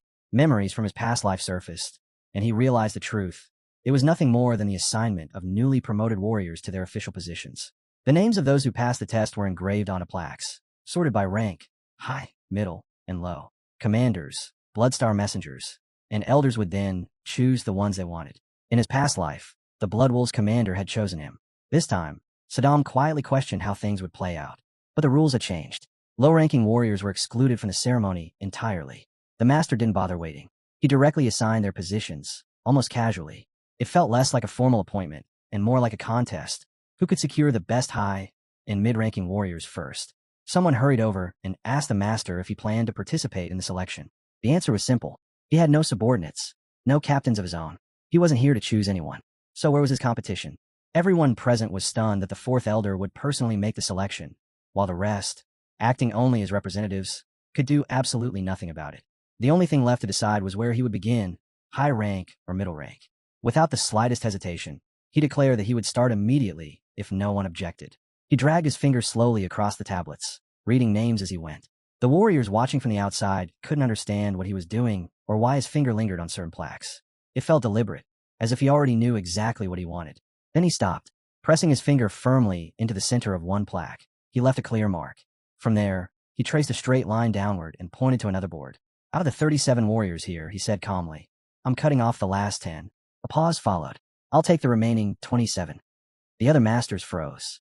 The realization hit them all at once. This man had completely lost his mind. No one had expected anything even close to this. Yet he didn't stop there. Acting as if their shock didn't exist, he turned to his colleagues and added that, for the sake of fairness, he would leave them 10 warriors. They could decide among themselves, and each take one. That was when the witch stepped forward. She said plainly that the fourth elder was taking far too many people. He looked at her, genuinely confused. At the last elders' meeting, everyone had complained that managing large numbers was difficult. She reminded him that he himself had claimed he would work alone.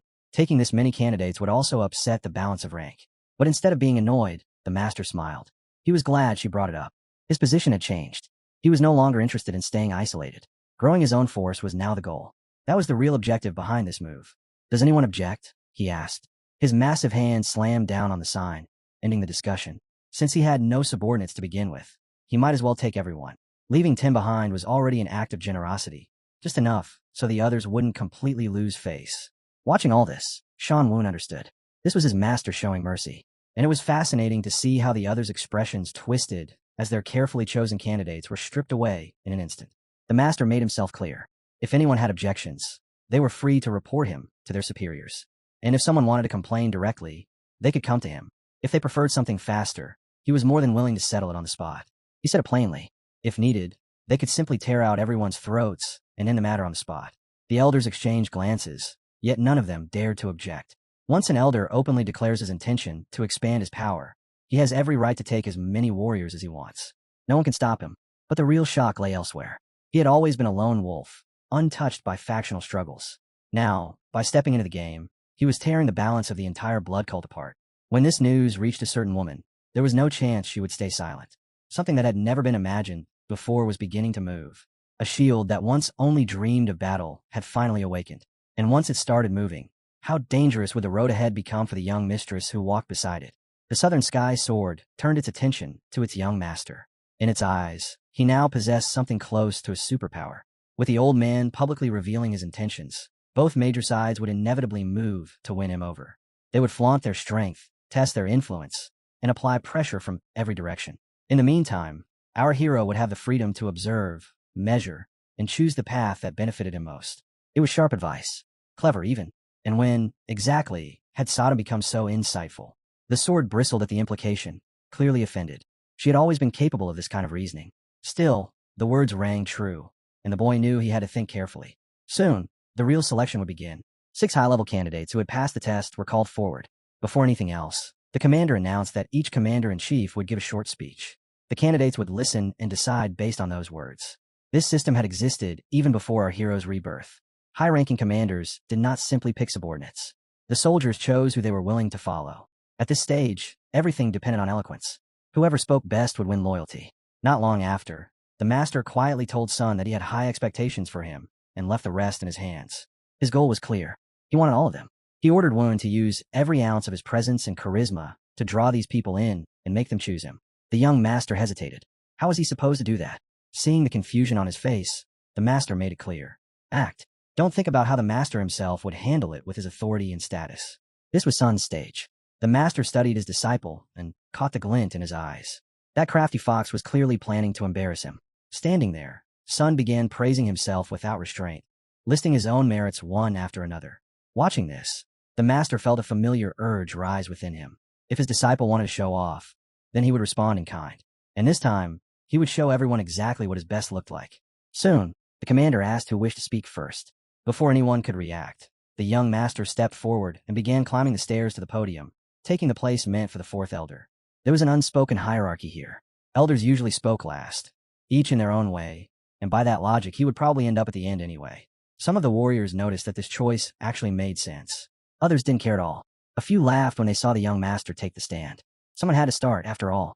Their attitude reminded him exactly of A.K. Jong, testing, provoking, waiting to see if he would falter. Watching their reactions, he understood their thinking. If the elders went first, then Commander Song would naturally follow. That thought stirred something sharp inside him. A sense of rivalry woke up. Now all he needed was a way to draw all 6 warriors to his side. Soon, the order was decided. The commanders would speak according to seniority. It wasn't a bad outcome. The soldiers wouldn't make their choice immediately, and that suited him just fine. He could listen, analyze, and shape his own words based on what the others revealed. That was the plan. But before he could settle into it, his commander's voice rang in his ears, filled with disbelief. The master was furious, his anger practically burning. Why would he allow himself to be pushed to the last position? The boy answered calmly that it worked in his favor. Waiting would be better. Of course, the threat came immediately after. If he messed this up, his master would kill him without hesitation. And if the warriors chose someone else over him, that would be unforgivable. That was the old man's standard. The first to step forward introduced himself as the commander of the 5 poisons, representing the third elder, the Blood Snake King. His name was Seong Pil. He spoke confidently, praising the third elder's ability to recognize talent and cultivate disciples, promising mastery over all poison techniques to those who joined him. Next came the commander of destruction, representing the second elder, the unstoppable Demon Blade Emperor. She didn't bother with subtlety. She promised to personally teach her blade techniques to anyone who chose her side. One after another, the commanders took the stage, delivering speeches that blurred together. Power, resources, personal guidance. Each offer sounded familiar. By the time the 9th commander finished, it was finally our hero's turn. Listening to them all, he couldn't help but feel bored. They were all from the same cult, held similar status, and spoke the same language. In the end, there was only one way to truly stand out. Unique techniques. Standing there with his swords, he noticed something subtle. Everyone was watching the reaction of a single candidate. If one looked closely, that man had maintained an unreadable expression from the very beginning. His name was Josen, if he had heard it right. At a glance, it was obvious. This wasn't an ordinary talent, not even just a diamond. With proper guidance, he would reach terrifying heights. He had proven it during the test. Facing a high-ranking warrior, Josen brought him down in only 16 exchanges. No wonder the commander's gazes kept drifting toward him, eyes sharp with interest. For some reason, our hero felt he had heard that name before. He couldn't claim to remember everyone from his past life, and maybe he was mistaken, but the feeling wouldn't go away. It was as if they had crossed paths once before. Another commander stepped forward, trying to draw the soldiers to his side. He was a white blood commander, representing the first star of the Burning Sword. His name was Changgang. As the young master observed him, he noticed something change. That man's eyes lit up, his posture subtly shifting. He had been motionless until now. Why did he suddenly look so alert? Changgang didn't bother praising the first blood star directly. There was no need. The 4 elders and 7 blood stars were all figures of absolute authority within the cult. Listing their achievements would be pointless. Instead, he added only one thing. He and the first blood star had fought together on the front lines for years, and they would continue to do so. All this time, the young master kept his attention on the man whose face refused to leave his thoughts. Standing not far from the lower-ranked warriors, a sudden realization struck him. He remembered now. That was why the face felt so familiar. This man was a spy, a cultist hiding within another faction. Sun Ungun understood that what he knew was only a fragment of the truth. In a year and a half, this man would be exposed. He would attempt to flee, and he would be hunted down and killed. The ending was fixed. Saddam's thoughts turned cold. If they left him alone, that future was guaranteed. So why not intervene? Why not help him? But then the real question followed. Why bother at all? Sun's only goal was to enter the Blood Stars. This man's physical talent was solid, but in the end, helping him wouldn't change Sun's own path in the slightest. Soon after, the master gave a sharp order, his voice cutting through the noise. Shan Wu was not to take his eyes off the man he had been watching so closely. That candidate had become a hot commodity. Anyone with sense would have noticed it. During the test, the boy had displayed outstanding ability, far beyond the ordinary. Word quickly reached the master that he belonged to the Howl clan, which meant one thing. He had to be pulled to A.K. Chong's side. He was too valuable to let slip. Hearing this, the young master felt his head ache. Those words alone were enough to drive him mad. If he told his master that he intended to lure that man away instead, he had no idea what kind of storm he would be stepping into.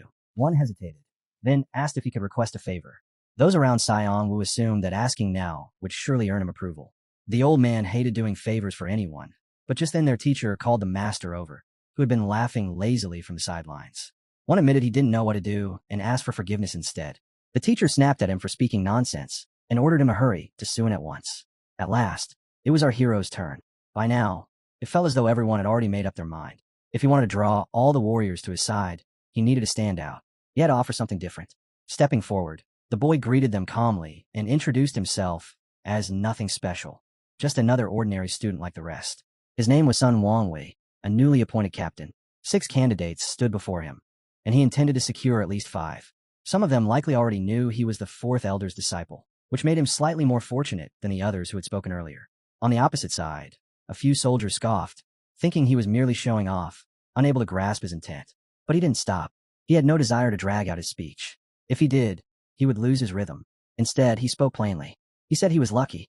As a recent cadet himself, he claimed he understood their ambitions better than anyone, and he promised that their future would be far better than they imagined. As he spoke, his gaze swept the group, and that was when he noticed it. Josian wasn't listening at all.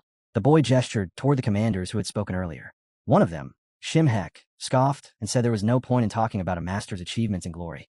At that moment, his own master reached out and pressed down hard on the head of one of his disciples, clearly irritated. Talking about him, of all things, was completely unnecessary. To back up his words, Sean shifted everyone's attention to his own brothers. He pointed them out clearly. Two men who, just a year ago, had been nothing more than ordinary cadets, and who now stood here as captains. Raising his fingers, he stressed the time it took. 1 year. Just 1 year to achieve this kind of result. The message was simple. A clear, living example of how 3 nobodies had risen so quickly was far more convincing than empty promises. Some commanders tried to interrupt, sneering that this wasn't his achievement at all, but solely the result of the 4th Elder's training. Before the argument could grow, the official overseeing the exam snapped at them to shut their mouths. No one was finished yet. Sodom bristled with anger at the interruption, but deep down she understood. It only proved that the boys' words were hitting their mark. They felt threatened. Sun Woon didn't deny it. He openly agreed that everything came from his elder. Then he pushed further, drawing attention to something else. He emphasized that the master had only 3 students. Only 3 disciples in total. At first, the warriors didn't understand what he was implying. Some thought he was praising their small number. A few commanders even felt relieved, assuming he was talking nonsense. But then he explained. Their faction was the smallest in the entire cult. That much was true. However, the master's policy had changed. Soon, many warriors would gather under his banner. And for those standing here now, this represented a once-in-a-thousand-years opportunity. A chance to stand at the very core of a rising power from the beginning. He acknowledged that all the other leaders were impressive in their own right. But no matter which of them they chose, they would always start at the bottom. That was unavoidable. So he posed a simple question. Did they want to cling to the tail of a dragon already in flight? Or did they want to help build its head from the very start? He finished by saying that even though they were few, they were bound together like a family. On cue, the master wrapped an arm around his disciples, pulling them together until they looked like a single, united group. Leaning in, he whispered that they had better smile as wide as possible, or he would tear their mouths open himself. The boys complied, forcing the widest smiles they could manage. The warriors watching were stunned. They had never seen such an intimate relationship between a master and his disciples. Sodom, however, laughed quietly. The boy was a complete fraud. They had never been like a family. And yet, for some reason, that lie left her feeling strangely uneasy. He chose to ignore it. Not long after, one of the warriors stepped forward on his own. It was Liu, a high-ranking fighter. The group welcomed him without hesitation. From Liu's point of view, things had gone smoothly. That mad old man would have killed him on the spot otherwise. The first candidate for their faction had performed extremely well. Now it was time for the second warrior to make his choice and announce it. Woon secretly hoped the second one would join them as well. He wanted to live a little longer, preferably long enough that the master wouldn't decide to kill him on a whim.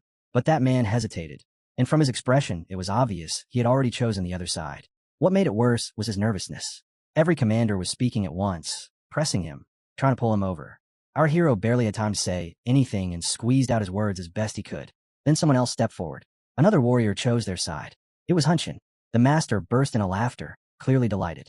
He took an instant liking to him, and the team greeted him with a single phrase, "Welcome hell."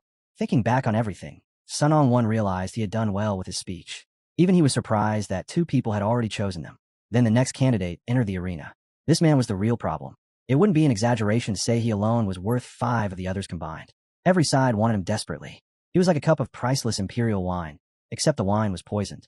Commanders and teams doubled their efforts, but it was pointless. His goal was clear. He cared about no one else.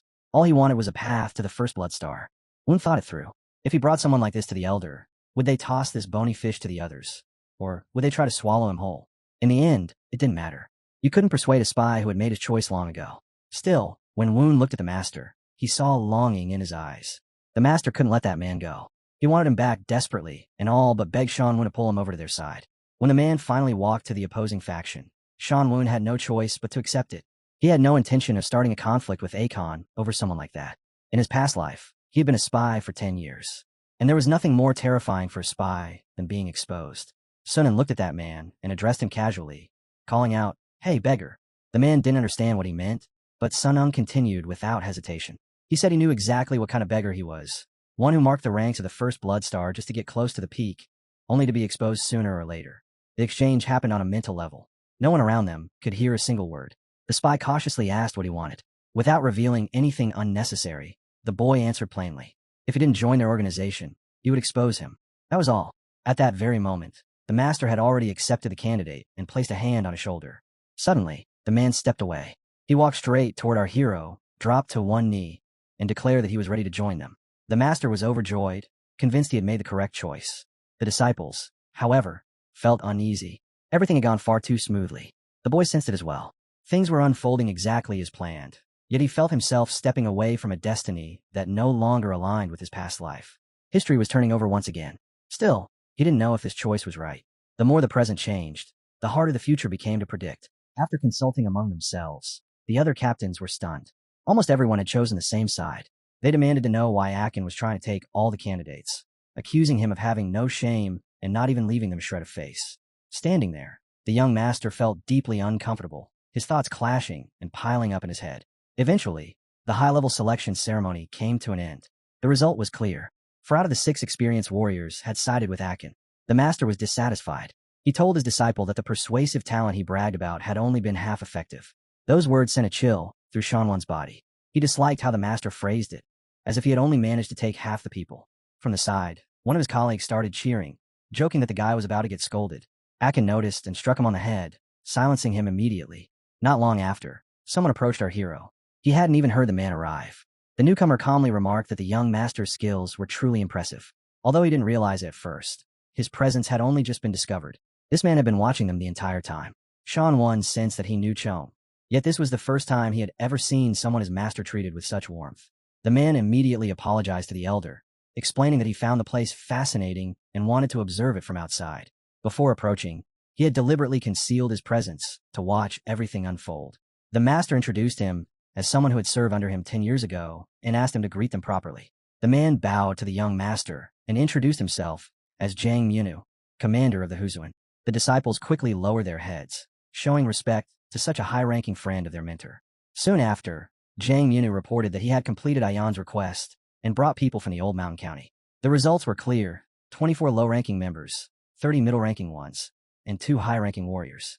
Hearing this, Shanwan immediately realized that the old mountain county was the same city as the Valley of Six Bloods, where new blood cult warriors were trained. The information satisfied the master, though he felt it could have been better. In his eyes, Jang Munu was no better than his own disciple.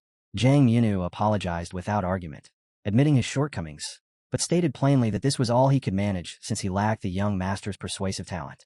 Southern Sky listened quietly to their exchange and assumed they were discussing why the foreman had been absent for 6 months. He said nothing, but it was clear the elder was preparing to build his strength. After all, there was a reason he was called the 4th elder. His vision of the future extended far beyond that of the young man. Without realizing it, Shanwan began to wonder what kind of terrifying plans the elder was already setting in motion. Turning to his people, the master expressed his satisfaction with their growing numbers. The cave was no longer sufficient. They would move to a more spacious location, and the twins would handle the task. They were to take a few promising talents along with Manhwa and transport everything out of the cave. The announcement filled the boys with joy. For the first time, they dared to believe that this winter they wouldn't be sleeping in the cold. No more lying on bare ground, surrounded by spiders and centipedes. A warm, sheltered place awaited them. The soldiers who had just joined were stunned when they realized the conditions their unit had been living under. And even once they understood it, it was already too late to turn back. They discussed how many people were needed for the task. If they counted all of the elders' belongings and wanted to move everything in one go, they would need about 7 people. Sunwon noticed that his friend was handling the group well. If he wished, he could have selected the people himself, and naturally, he liked that arrangement. He walked over to those he had recruited and told them to raise their hands if they knew how to use Qigong. Sada muttered that if he kept praising someone like that, they would start dancing to his tune. That was exactly why his former master had warned him to beware of those skilled in flattery. People who talked well, but were often useless when real help was needed. From Southern Sky's explanations, it was clear why he focused so heavily on the sword when describing his abilities. Sheng Wan noticed Cho Wan watching him the entire time. Not long after, they reached the mountain where the elder lived. All that remained was to climb the sheer rock face. The warriors were stunned by how far they had already traveled, and now they were expected to scale a cliff. One of them quietly wondered what would happen if someone slipped and fell. The boy calmly assured them that they wouldn't die, at least not from that. Soon, a man approached Captain Sun Wangwei and spoke to him. He said that from this point on, they were on their own and that he wanted to discuss something privately. The boy immediately sensed that the man wasn't hiding his intention to speak face to face. His friend noticed this and warned them not to waste time, reminding them that the elder would react badly if they arrived late. Without waiting, the man began climbing the rock, shouting for the others to follow as quickly as they could. Watching him, Sun Unwan realized just how impressive H. Zhang's technique was. No matter how many times he saw it, Jack Bake's mountain climbing skills were unmatched among his peers. As Sun Wan stood there watching his friend ascend, the man who wanted a private conversation finally spoke. He introduced himself clearly, stating his name, his province, and his city. Our hero answered without hesitation. He called himself the child of a concubine, exiled from his clan like worthless garbage after Dantang went berserk inside Qi. Wan then turned back to the man and calmly told him everything he knew about him. How he had gathered that information remained a mystery, fitting for someone with a spy's past. At that moment, our hero assumed there was no longer any reason to hide who he was or where he came from. But then the man suddenly attacked Wan. A heavy punch slammed toward him, yet the boy retaliated instantly. What he used was a palm technique infused with a special kind of kui energy, something far from ordinary. In that moment, the young master realized his earlier judgment had been wrong. This wasn't just an expert standing before him. This was a true expert. The exchange intensified. The boy narrowly dodged powerful strikes filled with blazing fire energy.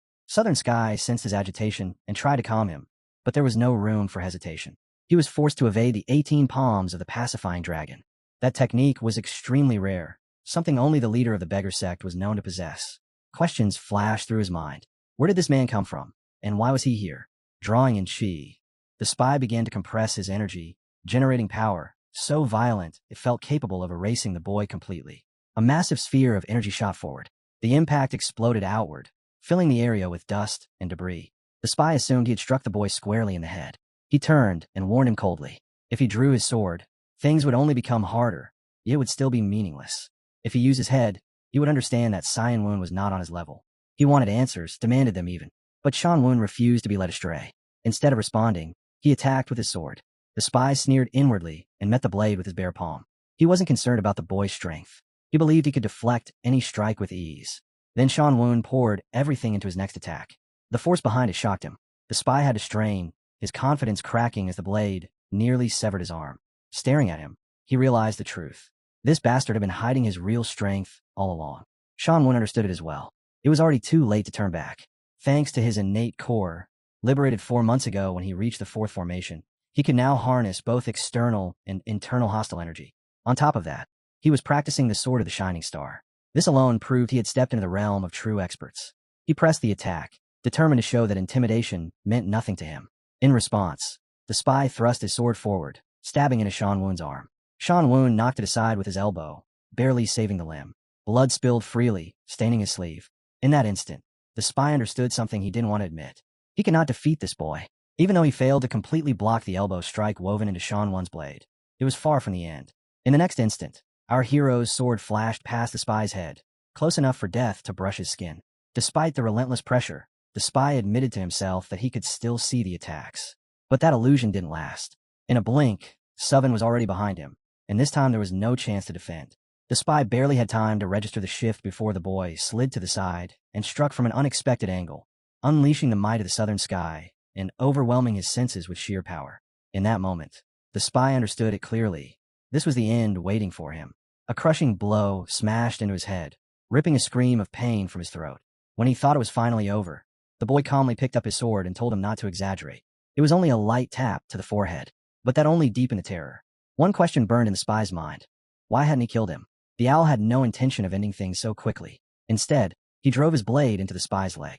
With precise movements, he manipulated his body and struck his chi points, sealing his energy and stripping him of any chance to fight back. Only then did the spy offer to talk. Our hero seized the scoundrel by the head, determined to tear the truth from him. This madman had attacked without reason, and he told him that there was no need to apologize. In fact, he was thankful. For a long time, he had been carrying resentment and despair, beaten down by a ruthless old man, and now he had finally released it with his own strength. The spy stood there with his arms raised, as if an entire mountain had collapsed onto him. That pitiful sight felt like a strange relief to the exhausted Cyan Wan, heightening both tension and surprise. The fight had been brutal, and the spy was nearly beaten to death. That was only natural. Our hero hadn't even used his internal core energy, leaving his opponent without the slightest hope. There were many questions waiting for this man, especially after recalling how he had chosen his faction so suspiciously. Sensing the danger of exposure, the spy had moved closer and attacked first, driven purely by fear and the instinct to survive. And when the situation turned against him, a professional spy knew what had to be done. To prevent information from leaking, he was ready to end his own life, revealing just how desperate and determined he truly was. All this time, the hero never stopped beating him. The spy was already begging for mercy, completely swallowed by the fear of death. When life starts slipping away, long-laid plans mean nothing, and survival becomes the only thing that matters. Yet one problem remained unresolved: the technique the spy had used. The 18 humbling dragon palms were not something just anyone could learn. That art belonged exclusively to the descendants of the beggar sect's leader, which made the situation far more complicated. Savin pieced it together. Before they returned, this spy had clearly received guidance from Hangul, the master of the Hall of Warrior Valor. He pressed the spy for details about his connection to the young sect leader, digging deeper while watching his reactions. It was obvious this man valued his life more than anything else. Exploiting that fear was the fastest way to uncover the truth about his ties to Hangul. The moment the spy heard the name of the sect head, his expression shattered. He genuinely had no idea that the young man had already taken that position. The revelation enraged him, pushing the atmosphere into something unstable and dangerous. Truthfully, no one could say for certain whether the current head was truly Hangul. In a past life, Savon remembered, that man would have been around 30. Now, he was likely far younger, and this spy was one of Hong's rivals for the right of inheritance. Savon briefly wondered whether it was truly a bad thing for Hangul to become the successor of such a lowly sect. Then the spy broke down completely. He started crying, cursing the damned old man who couldn't even wait a single year. Everything was decided simply because Hangul was his grandson, so the inheritance was handed to him without hesitation. What made it worse was the unfairness of it all. Hangul had failed to master even 10 of the 18 dragon palms after 5 years, while the spy himself had learned the technique faster and wielded it far better. From every angle, Savun could see it clearly. This man had lost the inheritance struggle to someone from the direct bloodline. That defeat explained everything. To prove his worth, he chose to become a spy, taking on dangerous missions just to gain recognition. Maybe he was ordered to uncover secrets of the blood cult or track down the location of one of their bases. His resentment toward direct descendants burned deep. Like everyone from the beggar sect, he also feared the revival of the blood cult. Even the Mima alliance would be powerless if that nightmare returned. Wanting to accomplish something great under those circumstances made perfect sense. But that was exactly where the contradiction lay. The young sect leader had already been chosen, and he was about to prove his worth and formally step into the role of successor. That truth struck the spy like a blade through the chest. He had never imagined the beggar sect would one day start leaking information about blood cult spies. Once that happened, anyone disturbed by his existence could erase him effortlessly, without even dirtying their hands. Everything he had done until now would vanish without meaning. Maybe things would have been different if he were a seasoned shadow assassin. But who would ever remember a spy hidden inside a sect, especially when no one even knew his name? Thinking it through, the Sentinel's death suddenly made sense. Despite mastering the 18 hands of the humbling dragon, he had been eliminated with frightening ease. They had simply decided he was disposable. The sentry clenched his fist and slammed his face into the dirt, fully grasping that he had failed. His dream of achieving something extraordinary and inheriting the sect leadership had been a joke from the very beginning. Now he had nothing left. No status, no future. Only a single fragile hope had kept him alive, the promise he wanted to fulfill. But even though it was slipping away, leaving him empty. Watching him, the young man realized that at first he only wanted information from this wretched spy. But now, knowing the full story, the situation could be twisted into something else. He hinted that the spy still had his entire life ahead of him. If the beggar sect was already planning to discard him, why continue feeding them information about the blood cult? That was the opening he offered. A single chance. But it came with one condition. The watchman had to swear absolute loyalty and serve him. In return, this entire conversation would vanish as if it never happened. If the decision was made now, the young gentleman would even help him achieve his ambitions. The choice was brutal and clear. He could disappear like a nameless failure from a lowly sect, or he could finally show the world what he was capable of. Chazin reached out, gripping his hand, and asked for control under the young master, promising only one thing: that he would never betray him and would help him escape this dead end. If the beggar sect ever discovered that Chasavin was a spy, the consequences would be absolute. After Bodin gave his word, the young master moved immediately. He went straight to his own master and told him directly that Chasavin was not the man the sect believed him to be. The master sat in his office, listening in stunned silence. One question still lingered in the spy's mind, but he chose to settle the immediate problem first. The master stormed up to Chasun, seized him by the neck, and shook him violently across the room. He didn't ask for proof. If the boy wasn't from their clan, then he was a spy. That was enough. His massive hand stayed locked around Chazin's throat while the boy desperately insisted it wasn't true. Savin stepped in and told his master that this man had truly come to the cult to become a disciple. Chasun added that he came from a sect, having studied among the lowly ones. That only sharpened the master's gaze. He turned to his disciple and demanded to know how he could be so certain that this man was genuinely from the beggar sect. Savun almost said that he had known him for years. Back then, Chasun did odd jobs for the sect where Savun's clan lived. They hadn't recognized each other at the time. They were just ragged, sunburnt boys. But during the selection ceremony, when Chasun drew closer, Savun recognized him instantly. He remembered how Chasun had first moved toward the White Blood Commander, then hesitated and changed direction. That was when the young gentleman gave him a subtle wink and said he recognized him. It caught Chasuvin completely off guard. In that moment, the spy understood that this young man was dangerously clever. The lie that followed was woven with care, grounded just enough in truth to hold together. The young master had told him to come this way because if others discovered he was a beggar, he would be expelled on the spot. Sometimes a lie survives because it is close enough to reality. A spy survives by avoiding foolish mistakes. But Chasun never expected events to spiral like this. The master tightened his grip and asked the question that would decide everything. Was he willing to renounce his sect and join him? An acquaintance who had been watching the entire scene finally spoke up, realizing this man could not be trusted so easily. Even if the young master vouched for him, his intentions had to be questioned. Cunning could still be hiding underneath. He might truly be a spy.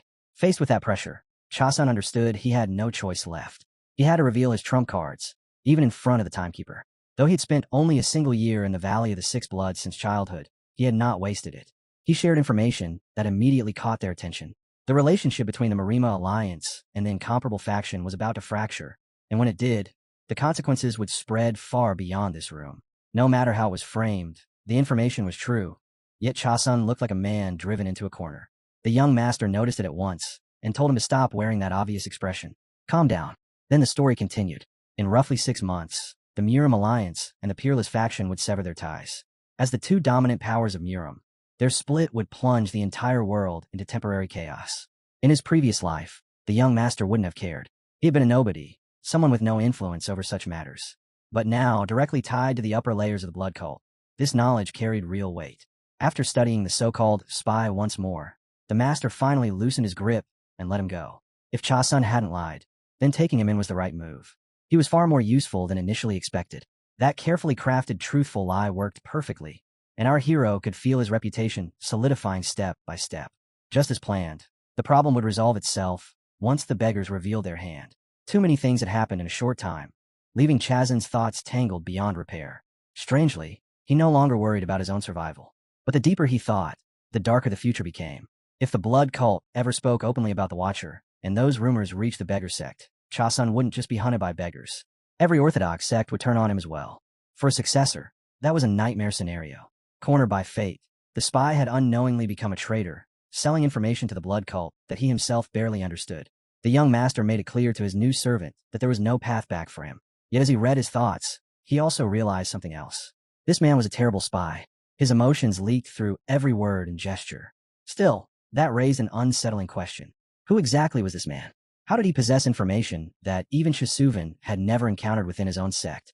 Despite everything, he lied with terrifying confidence, his story holding together under pressure.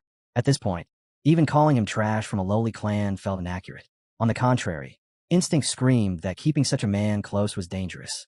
With no other choice left, the boy swore allegiance to the young master. The order came immediately. He was to assist Jebek and move ahead. When Savon later saw the technique he used, even he was caught off guard. The man pushed off with both arms and legs, running low to the ground like a dog. It looked ridiculous, almost humiliating. Savon didn't like it at all, yet effectiveness couldn't be denied. The movement was fast, efficient, and practical. But while our hero advanced, unseen eyes were already fixed on him. He suddenly stopped and asked who she was and why she was following him. The girl stepped out openly and greeted him with respect, explaining that she had been sent to deliver a message from the Sixth Blood. When he called her by name, she smiled, clearly pleased that he remembered. It wasn't surprising.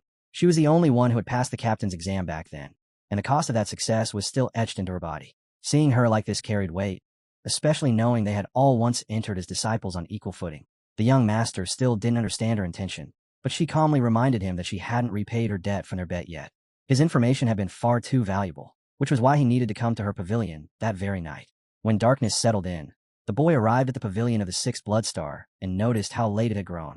Not long after, she emerged and walked toward him. He saluted her properly. She apologized for keeping him waiting and suggested they move straight to business. Savon felt no discomfort. He had only just arrived himself. The Witch of the Blood Cult observed him closely. A boy with this many talents was bound to be highly valued by the cult. Before honoring her promise, she asked him to look into her eyes. The instant he did, something unfamiliar stirred inside his body. His expression shifted. She looked at him sharply and pointed out that he had made a mistake. He had been caught in an illusion twice already. That was no coincidence. This was clearly her doing. 20 years ago, she had stumbled upon a mysterious sanctuary left behind by an unnamed ancestor. That discovery reshaped her fate and, unknowingly, the fate of those who had yet to be born. After she began enchanting others with that power, people started calling her a witch. As Saddam watched her, he couldn't ignore her striking beauty, yet her true age was impossible to guess. If she had acquired that technique 2 decades ago, she should have been around 35. Without hesitation, the witch decided to pass that same skill to the boy. It was called the illusionary eye, a technique capable of manipulating the minds of others by creating deceptive visions. Once trapped, the target would fall into a brief state of disorientation, reacting purely on instinct when stimulated in certain ways, sometimes even losing fragments of their memory. If that was true, then the illusionary eye was a terrifyingly rare technique, one capable of deciding a battle in an instant. Miram was a world where every heartbeat mattered, where a single second separated survival from death. With this skill, an opponent could be dragged under complete control, even if only for a brief moment. That alone explained the witch's overwhelming advantage.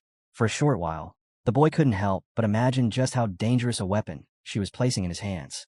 The witch noticed that flicker of thought immediately. Reality, however, was far harsher than imagination. This was not a skill one could casually wield. Even light physical contact or a faint sound could snap a victim out of the illusion. Against opponents with strong mental fortitude or powerful internal energy, its effectiveness dropped sharply. On top of that, the technique demanded intense concentration, making it extremely difficult to use in true life and death situations. Even so, there was no hesitation in his heart. He wanted it. Difficult conditions didn't lessen its value. If anything, they made it more precious. Of course, openly admitting he could use such a skill would only draw suspicion. Still, perhaps the old man who once blocked him, fully aware of this technique, might one day become useful. With time, the sixth blood star began teaching him the core principles and cautions of the illusionary eye through the frequency whispering method. It felt far closer to spell casting than martial arts. To follow her instructions, the boy had to focus with absolute precision, pushing his concentration to its limits.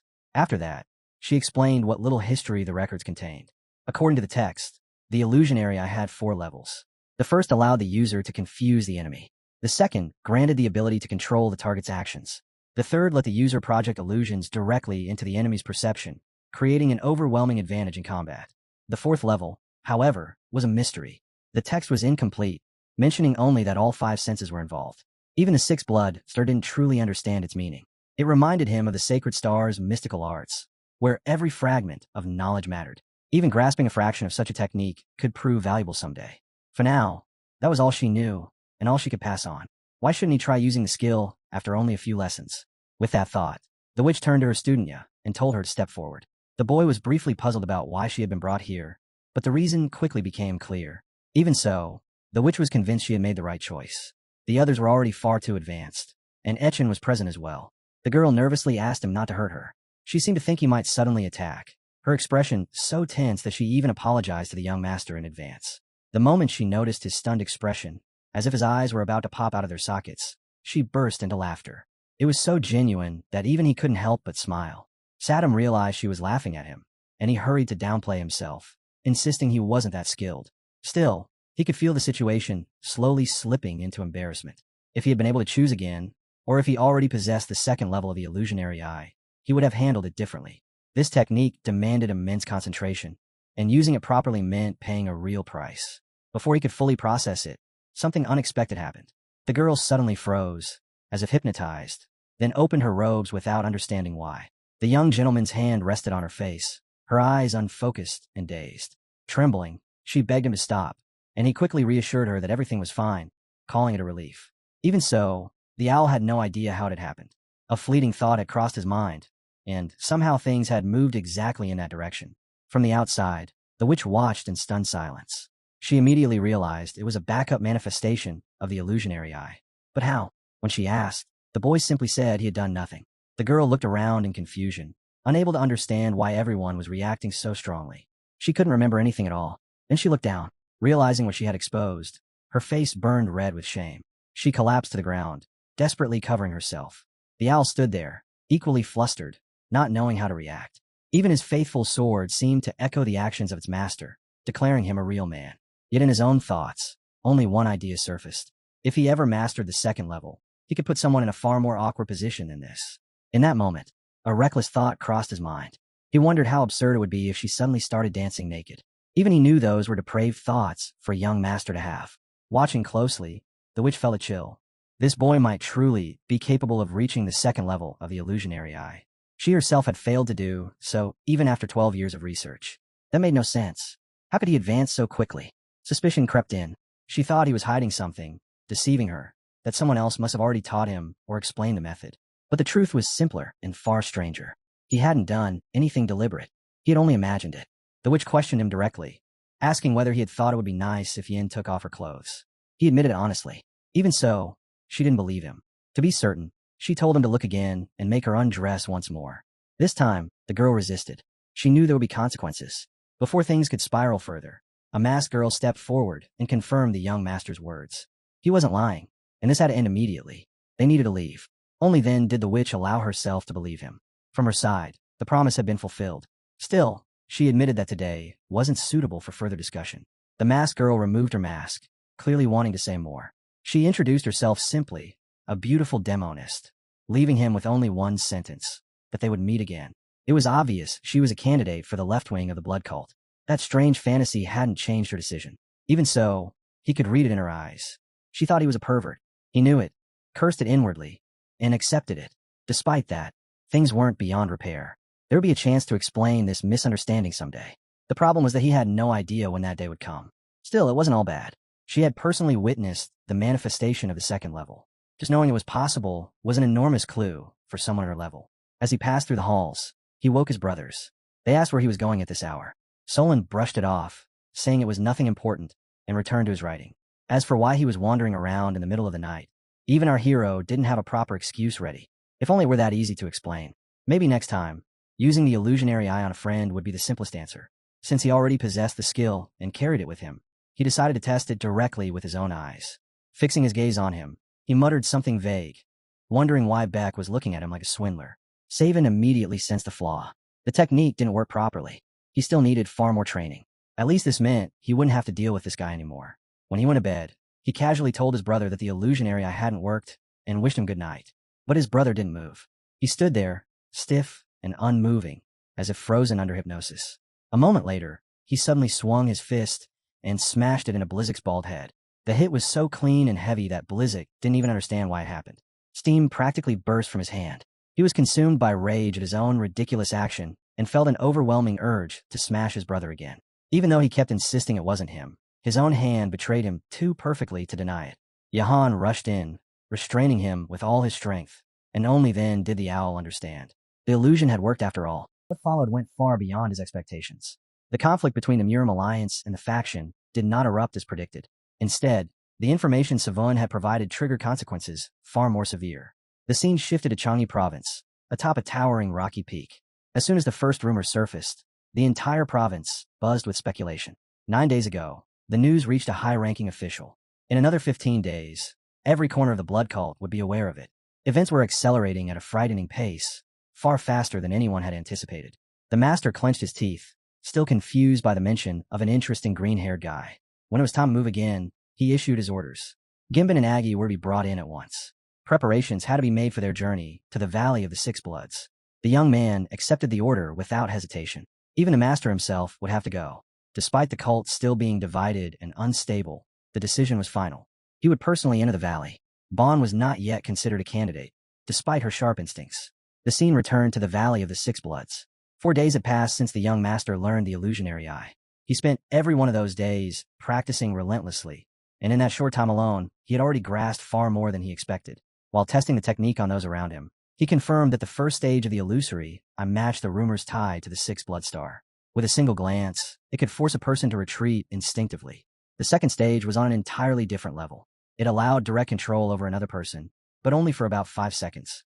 Still, the result was undeniable. The technique worked. Even if Sanif had failed to snap Inker out of it, she would have stopped undressing on her own once those 5 seconds passed. More importantly, someone who had already fallen under its influence could be affected again. The problem surfaced the next day. When he tried to use it on Sanj Bei, the technique failed completely. He also discovered that extracting memories was impossible. No matter how well he had trained his subordinates, they only followed commands. They offered nothing beyond that. which made the limitation even more irritating. On top of that, the illusory I was useless against anyone stronger than him, masters especially, or those with exceptionally firm mental defenses. That was expected. Even the sixth blood star himself had never dared use this method on Sean. There was another restriction. The second stage consumed innate core energy. The strength of the illusory I was clearly tied to one's inner energy reserves. That likely explained why the sixth blood star had only mastered the first stage. If his own energy continued to grow, the third stage would eventually fall within reach. After 20 days of constant use and focused energy circulation, his strength finally rose. He warned his master in advance, saying he could only hold the effect for 3 seconds, then activated the technique. He implanted a single command. The master could not leave the squad while the students were carrying out their task. The master accepted it calmly and declared that they would see it through together. All the students needed to do was force him to take 4 steps. They trained relentlessly toward that goal. The master even said they should feel ashamed if they failed to achieve something so simple. Savun had no desire to compete with him directly, especially knowing the difference in power, yet he continued provoking him for a reason. Hyak Zhang was a genuine monster, someone who had already stepped beyond human limits. To challenge him at an early stage, Savun would need to reach a stellar tier of mystical arts, something on the level of the Iron Sword or the Southern Sky. Even then, there was no certainty it would be enough. During this period, the master's strength continued to climb, until he rivaled the former master of the Southern Sky himself. It had been 15 years since the former master of the Southern Sky last clashed with Exona. In that span of time, martial arts had not stood still. They had advanced far beyond what they once were. To defeat that man, the previous owner of Southern Heaven would likely have needed to reach the 7th star of the Shining Stars art, a realm he never touched in his entire life. Even so, the current master pushed his students relentlessly. Improvement mattered more than victory. Even if they were beaten down after every training session, they were expected to rise stronger than before. While this was happening, the Southern Sky suddenly warned Savun to look up. Standing there was the same girl, Bacon. The sight caught him off guard. Since that night, she had clearly been avoiding him. He had assumed she never wanted to speak to him again. So why was she here now? Before he could think further, the master nudged him forward and told him to go to her. He had already warned her, and she had asked for him directly. They moved into the bamboo forest, and the girl chose the spot herself, saying it would be better to talk there. She asked him if he knew who she was. Savun answered without hesitation, calling her Pekin. But that wasn't what she meant.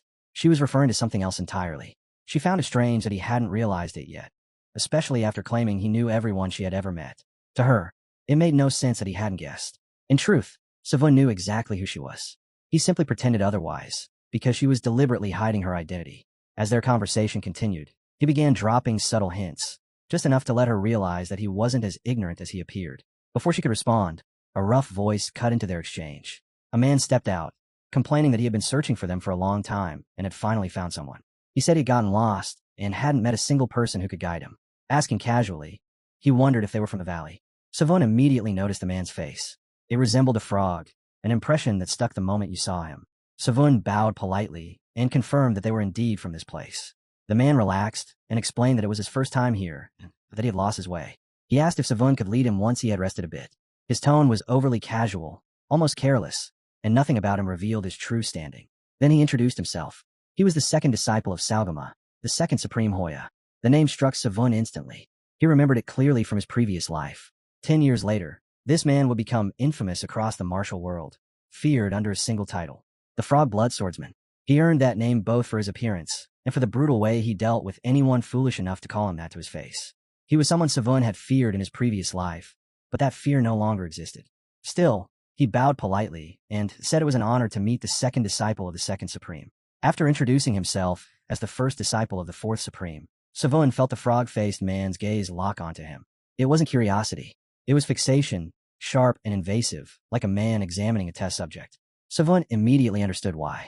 His name carried enough weight, now, to provoke that kind of interest. The moment the man confirmed his identity, a smile crept onto his face, and without warning, he struck with his sword. Savun slipped past the blade, confused by the sudden attack. The frogman laughed and explained that his master had been worried for nothing. In his eyes, a disciple like Savun should not have been a threat. He had expected strength, given Savun's lineage, but not this level. Very quickly, he realized this was not an opponent he could handle using only the internal energy of his lower core. The girl reacted instantly, activating her demonic energy as she demanded an explanation. The frogman sensed it at once. A disciple of the sixth blood star. His posture shifted, and his attitude softened immediately. He made a careless remark about how their faction seemed to produce an abundance of beautiful women. Savun's expression hardened. In front of her, he did not hide his strength.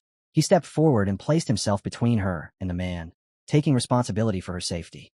That only amused the frogman further. Seeing Savun stand up for her made him even more curious. He wanted to see how capable this so-called young master truly was. Savun stood firm beside the girl, already aware that this man was walking toward defeat. The frogman frowned, confused by the way they stared at him, then demanded they show him their skills. He never got the chance. A presence appeared behind him, overwhelming and absolute. Before the frogman could even raise his sword, a single strike descended.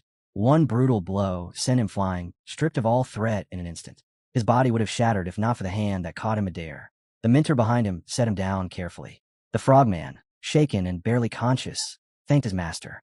Savun watched closely. Anyone who could reduce a man like that to wreckage with a casual strike could only be one person. The second supreme himself, Salgama. The old man stepped forward, greeted Savun's master warmly, and remarked that it had been a long time since they last met. His gaze shifted to Hashan. John stood still, facing his brother, someone he had not seen in 4 long years. But what had driven him to travel such a long distance in the first place? Was it because of that letter? Savun observed the elders closely. Despite their sharp tongues and rough manners, it was clear they were on good terms. Still, one of them insisted that what happened between his disciple and Chan had been nothing more than a misunderstanding. Chong immediately disagreed. Calling it a misunderstanding felt far too gentle. One student had attacked another disciple of the master, and if CH hadn't intervened in time, the injuries would have been severe. Master Z stepped in to defend his disciple, saying the boy was simply impulsive, as most young men were. He claimed the student had been imprisoned for too long and was desperate for a chance to compete. Jung responded coldly, stating that Master Z's disciple had insulted him directly. Those words hit hard. An elder who respected the dignity of every master could not ignore such an accusation. The frog-faced warrior denied it immediately. He swore that he would never dare insult one of the 4 elders. According to him, all he had said was that Chan's disciple was so lacking in martial ability that it reflected poorly on his master. That was enough. Master Z grabbed his disciple by the head and smashed him into the ground without hesitation, roaring as he demanded to know who had taught him such disgraceful manners. Even then, the disciple tried to justify himself while the elders spoke. Chan's brother stepped forward and apologized on his behalf, bowing to the master for his younger brother's rudeness. Though his congratulations were delayed, he was still the master's first disciple. Savun searched his memories from his past life, but found nothing about this man's fate. That absence itself felt ominous. It likely meant his existence had been deliberately erased. Something must have happened to him during those 10 years, and death was the most probable outcome. Even among orthodox sects, rivalry and hatred between disciples and heirs were common. In the blood cult, an unorthodox faction, such conflicts were undoubtedly far more brutal. Turning to Master He, the elder apologized once again for his disciple's behavior, stressing that the boy had already been properly punished and asking that the matter be dropped. Standing beside Savun, Chan leaned closer and hinted quietly that none of this would have happened if Savun had been strong enough to crush that arrogant fool on his own. Then, with a sly wink, Elder Z made a shocking announcement. He declared that he had come on an important mission, one involving marriage. He intended to arrange a match for one of his disciples. The proposed bride was a young woman from the Red Blood clan. Rena, standing behind him, froze in disbelief. The words made no sense at all. What was he even saying? But when she finally realized who they intended to marry, her shock deepened into pure disbelief. Soon, they moved into the meeting hall of the Valley of the Six Bloods. The masters gathered together with their disciples, filling the space with an oppressive stillness. Chan was convinced that the hateful old man was merely joking again, as he always did. For the old man, however, this was no joke at all. To him, it was a practical step towards strengthening the cult. He calmly advised the young lady to avoid unnecessary conflicts and to renounce her inheritance altogether. In his view, her future role was clear. She needed to prepare herself for marriage and for bearing heirs. Savun watched quietly. Even though the old man was speaking directly to the master's face, claiming authority without hesitation, a glance at the Scarlet Witch and her disciples revealed how tightly they were restraining their emotions. Master Zhang showed no sign of backing down. He insisted that every word he spoke was the truth. How could an old man dare say such things, fully aware of the noble background of the young lady? His voice thundered through the hall as he finally erupted, determined to put the man in his place. Words, he shouted, were not free of responsibility. To speak so carelessly while possessing the gift of speech was unforgivable. Marry a disciple and force her to produce an heir, then promise her what in return? Protection? The rage boiling inside him nearly pushed him to strike the old man down on the spot. The atmosphere in the room shifted completely. The emotions of everyone present were reflected in the suffocating air. The master's presence alone flooded the hall with overwhelming energy. Breathing became difficult, as if the space itself were being crushed. Under the pressure of his true power, even drawing a single breath felt impossible. Yet the old man remained unmoved. He repeated calmly to Brother He that he had not come here to fight. The purpose of his visit was already known. The Bloodstar and the First Elder had decided that Hyang would become the leader of the cult, and the majority of the top leaders supported that decision. There had been no official statement from the Third Elder yet, but his stance was obvious. He would not have remained silent if there had been any real doubt about where authority truly lay. The old man then turned his attention to the witch and asked whether they had formally announced their support for Miss Beck Wrench. The Sixth Star glanced at her disciples, who stood alert and tense, and said nothing. That silence only encouraged the old man further. He pressed them harder, openly implying what would happen if he were to declare his own support as well. To Master Zhang, this crossed the line. What the old man was doing was no longer persuasion, but blackmail, and blackmail was beyond all acceptable limits. Still, the old man showed no intention of retreating, unwilling to tolerate what he saw as resistance to an already decided outcome. He drew his sword in a single smooth motion, like the unstoppable Emperor Sealma himself, positioning his body in front of the cult leader's daughter. Violent Qing energy flooded his limbs, spilling outward until the entire room trembled under its weight. Before the clash could erupt, a woman's voice cut through the pressure, sharp and commanding, demanding to know what they thought they were doing in front of a young lady. This was not the place for blades. They were here to resolve a matter that concerned everyone. She asked if she could speak as she had in the old days. The voice came from behind a curtain, hidden, detached, yet it echoed throughout the hall, filling every corner at once. It was the omnidirectional sound transmission technique, a method that erased any sense of direction and made it impossible to trace the source of the speaker's energy. Han and the other disciples instinctively turned their heads, unable to tell who was speaking or from where. Savun alone noticed the flaw. Her inner energy was not limitless, and maintaining such a technique consumed an enormous amount of it. When asked why, if he truly intended to support his sister, he had not openly taken her side, the old man finally answered. He said that under normal circumstances, he would have supported her without hesitation. But the cult was facing upheaval. Perestroika was looming, and survival demanded stronger ranks. In his eyes, his sister was strong enough that he believed this path was necessary. His goal, he claimed, was to ensure her safety and secure her rise within the family. If she renounced her claim to succession and bore an heir, she would gain enough backing to prevent Ms. Hyen's removal. Listening carefully, Savun realized that the old man was not entirely wrong. This path could protect Beck Wrench and, at the same time, unite the fractured cult. The logic was cold, but it was not without merit. That was when the master finally spoke, his voice echoing through the hall. Perhaps the old man was right. But why did it have to be this particular disciple? He accused the old man of acting solely to strengthen his own influence. The old man responded with a question of his own. If not her, then who? Only a disciple of an elder could be considered worthy of the young lady. The other elders already openly supported Beck, and among all present, the answer should have been obvious. His gaze swept across the master's disciples, and under that look, they felt exposed, as if their defenses had been stripped away. Suddenly, Master He burst into laughter, loud, unrestrained. He said the choice truly was obvious. Then he pointed directly at the old man's disciple and sneered, asking whether that pale, lifeless face was truly worthy of a young lady like her. He declared that everything the old man had done was driven by personal gain. If he had not been trailing behind his own disciple and pressuring her to become his wife, none of this would have unfolded the way it did. In that moment, something shifted between them. The tension in the room sharpened, and the fragile balance holding the meeting together began to crack. The student's face truly was unbearable, completely unfit for anyone, let alone a noble lady. The elder realized instantly that his approach had failed and that he needed to change tactics. Silence fell over the room. The boy stood there, listening to everything, barely able to process what was happening. Then, without warning, his own master pulled him forward and placed him directly in the center of attention.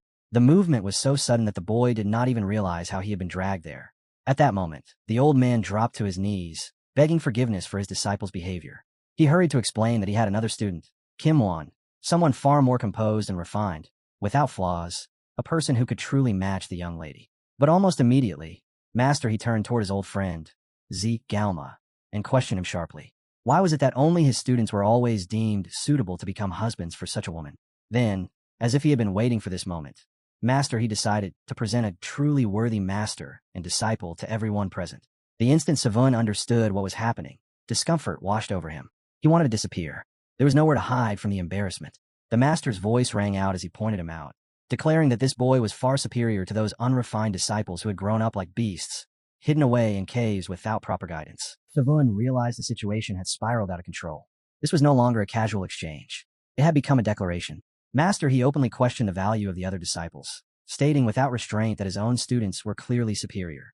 That was when Master C lost patience. He proposed, ending the argument the only proper way, through battle. A duel would determine who was truly worthy to stand beside the young lady. He declared it would be fair. His students had trained for only a year, pushing past fear and weakness. The fight would be conducted without internal energy, relying solely on skill. The young lady observed everything in silence, trying to understand one thing above all else. Why was marriage being forced upon her? Why were these men deciding her future without even acknowledging her will? She had no desire to marry at all, and the choice should have belonged to her alone. The masters quickly agreed. The duel would be fought with swords, and there would be no mercy. Even if arms or legs were severed, the fight would continue. They were ready to begin immediately. Before anyone could move, the witch stepped forward and stopped them cold. The young mistress had not yet agreed to any proposal. Every gaze turned toward her, waiting for a final word. She stood with her back to them and spoke calmly. She, too, had conditions. Her future husband had to be stronger than her, and she would take part in the fight herself. Zhang accepted the proposal without hesitation. A worthy candidate, in her eyes, had to be stronger than her. Still, one question lingered. What would they do if none of the contenders met that condition? They had already forced her into this situation without asking her opinion. Calmly, she hinted to Uncle C that they should first decide what would happen if she won, even if she was pushed to the brink. She demanded a promise, a sworn vow, that they would support her if she emerged victorious. For Master Aiken, this was excellent news, and he agreed immediately. Uncle Sai, however, could not accept it so easily. Even so, he admitted that this time, he would make an exception for the young lady. Watching the exchange, Savun realized how sharp she truly was. She was exploiting the situation to secure an advantage, and that in itself was admirable. Still, he could see her limitation. Clever as she was, she lacked the broader vision required of a true leader. Leadership demanded more than aligning oneself with the will of two supreme figures. Only then did it become clear why she was so determined to claim the position of cult leader. Before the duel, every condition had to be settled. The witch declared that Hajimwan would become a disciple of the supreme ruler. The fourth disciple chosen to participate would be Swangi. The core rule was absolute. No internal energy was to be used. To ensure fairness, the masters personally pressured their warriors into compliance. Each student sealed the pressure points of their opponent, locking away their inner energy completely. The fight would be decided by swordsmanship alone. Injury or death did not matter, as long as all parties consented. No one objected. The warriors met each other's gazes, silent and resolute. They moved toward the walls and took their positions. Savun understood the danger immediately. A martial artist of his caliber could cripple or kill him on the spot if allowed to go all out. His master studied the opponent and realized the truth. This man was strong enough that the match was already unfair. Even so, the fight could not be avoided. In this world, everyone sought personal gain unless they were a fool. Soon, a voice echoed in Savun's mind. His master was speaking to him directly. He ordered him to reveal the skill he had been hiding so carefully. There was no point pretending anymore. His teacher's eyes could not be deceived. Savun lacked only internal energy. His understanding and technique were already far beyond the first level. The master had known this for a long time, judging him by the marks his sword left behind. The command was simple: fight seriously. The winner would remain. It was a good thing the master never mentioned the central energy core at all. But Savun understood that hiding his true ability would not be difficult. He had been doing it all along. When the master looked at him again and said that if he could not do this, he could safely admit defeat, Savun did not immediately grasp his meaning. His teacher despised losing more than anything. Yet those words were not about pride. They were about survival. He did not want Savun to be crippled or killed. The whispering technique struck like a blade. The master's voice tore through his mind, roaring for him not to delude himself. Victory would not come easily. The gap in experience was real. 1 year training could not be ignored. The disciples were ordered to spread out and take their positions. Savun's opponent spoke first. He calmly promised not to kill him, but warned him to be prepared to lose an arm. If Savun wished to keep his body intact, he should surrender now. Savun answered without hesitation. He said he would fight without regret. He also promised to spare his opponent's life. To the other man, it sounded absurd. Steel rang as both warriors drew their swords. Their gazes locked, sharp and unwavering. The witch's voice cut through the tension with a single word: begin. The clash was immediate. Bright flashes of steel filled the space as neither side held back. Their blows were heavy, precise, and merciless. Minutes later, it was over. Savun's opponent screamed as his arm fell, blood spraying across the ground. A duel was still a duel. As promised, Savun did not finish him. He only asked one question: would he admit defeat? Shock rippled through everyone watching. Owl's brother stood frozen, his mouth hanging open. Master Aiken's disciples and allies erupted in joy, stunned by what they had just witnessed. The witch's expression darkened as she realized one of her students had been utterly humiliated. Then Master Z stepped forward, fury etched into his face. He declared that this could not be called a proper duel. Savun, he claimed, had used a forbidden art. He had seen it clearly in the instant their eyes met. Gohemon had faltered, even if only slightly. That alone proved it. Chan moved to stand beside his old friend, questioning him openly. Since when was it forbidden to use the techniques of an unorthodox sect in a fight where life and death were on the line? To him, this duel had been exactly that. Master Z's rage exploded. Purple energy poured from his body, flooding the room as he struck at Master Aiken without restraint. The impact never landed. In a blur, Zhang stepped in and blocked the punch. Two overwhelming forces collided, pushing against each other until the air itself seemed to bend. It had been a long time since the master had felt pressure like this, and the sensation stirred something dangerous within him. He was eager to fight. It had been far too long since they last faced one another. The old man felt the same. He, too, had waited years for this moment, wanting to see the matter settled with his own hands. The power radiating from the two elders was terrifying. Either of them could crush an entire army with a single strike. If they truly clashed, the village would be reduced to dust in an instant. Before that disaster could unfold, the witch stepped in and stopped the old man. She said coldly that if he was accusing someone else's disciple, then he clearly did not understand what had just happened. The technique the boy had used was the illusory eye. It was her technique, one she had personally taught him. The old man knew the art well, which only deepened his confusion. Why would she pass such a technique to this young man? He immediately questioned whether internal energy had been involved. But by his own hands, the boy's pressure points had been sealed. The illusory, I did not rely on internal energy at all. It required mental strength and innate energy alone. Even so, the art was known to stagnate at the first level, making this outcome difficult to explain. In the end, the sixth star resolved the matter with her explanation. The master had no choice but to accept the result. The boy's victory stood. He was stunned. Never in his life had he witnessed something like this with his own eyes. The witch then approached Master He and asked him to remain. She needed to personally examine the boy's energy core. In the master's view, the boy had always been like this, and such scrutiny seemed unnecessary. Yet despite being a supreme representative of the blood cult, he valued fairness more than many orthodox leaders ever had. The moment he checked, he confirmed it. The boy's internal energy was completely sealed. Without hesitation, he raised his sword and slammed the boy to the ground, publicly acknowledging his own disciple's defeat.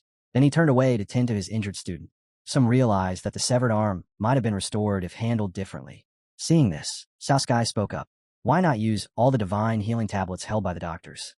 The former master of the Southern Sky had once taught him that mercy should be shown even to enemies. Savon immediately understood the intent behind those words. It was a brilliant move. If the man recovered, he would owe him a debt that could not be repaid lightly. The idea pleased him. In the end, the master bowed before Savon, genuinely impressed by his judgment and clarity. He had foreseen the outcome of the battle from the very beginning.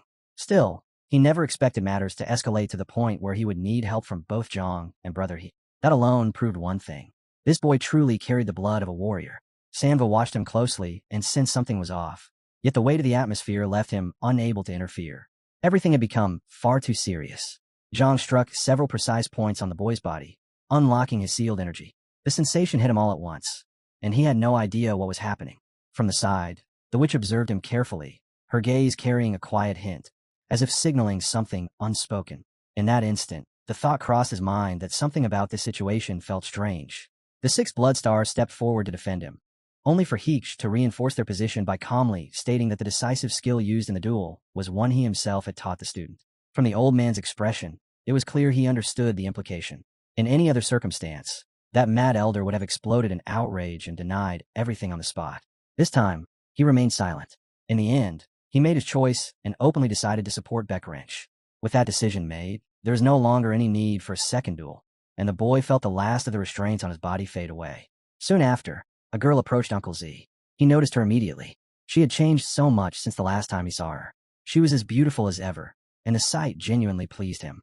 The last memory he had of her was of a sickly child. Her illness had come later, after that time. She bowed deeply before him, clearly relieved that he recognized her, though her gestures carried subtle signals meant only for his eyes. She then presented the divine doctor's tablet. She explained that she had obtained it the day before to complete the final stage of treatment. To the old man, it was priceless. She believed it should be used to heal his disciple and restore his arm. Savun was stunned. He could not understand how she had acquired such an item. Had she truly received it from the divine doctor himself? The old man was deeply moved by her thoughtfulness and immediately offered to repay her in any way he could. She refused without hesitation. For her, there was only one thing that mattered. His disciple had to regain his arm and continue walking the path of the sword. Overwhelmed, the old man fell to his knees on the spot and swore his loyalty to her as the new ruler.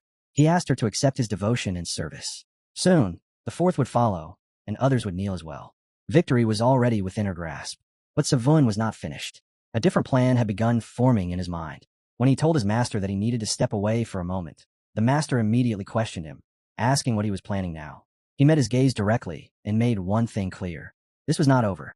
He told him to take the initiative and see it through to the end. Master Axagon did not argue or object. He answered with silence alone, a quiet response that made his support unmistakable. After that, Savun stepped forward to face the newly chosen princess. Instead of kneeling, he performed a gesture that stunned her where she stood. Long live the blood demon, for the glory of the cult. The words echoed through the hall. Then, without hesitation, he declared that as a disciple of the fourth elder, he wished to challenge her to a duel. The shock was immediate. No one had expected this. Even the masters were caught off guard, realizing too late how volatile the situation had become. The room fell into chaos, everyone trying to grasp what consequences this could bring. Hoping she had misunderstood him, the girl asked if he truly intended to challenge her. Her confusion was obvious. What was the purpose of such a duel? Savun answered with another question, his voice steady. Why did she not consider him a worthy husband? That single sentence threw her into turmoil. She finally understood. He was deliberately crossing every boundary, pushing the situation to its extreme, all to force this outcome. For a brief moment, she considered accepting him outright. Before she could speak, he stopped her. There was no need for that. If she truly followed the conditions she had set earlier, then defeating him would grant her everything she wanted. There was no reason to fear it. Savun understood her hesitation perfectly. She had witnessed the previous duel, and she could not be certain she would not fall victim to the illusory eye again. Even so, at this level, she had no escape. She had spoken her words publicly, and now she had to bear their weight. Though reluctant, she smiled faintly and agreed. Using the vibration technique, she asked him what he truly wanted. At that moment, Savun knew she had accepted the challenge.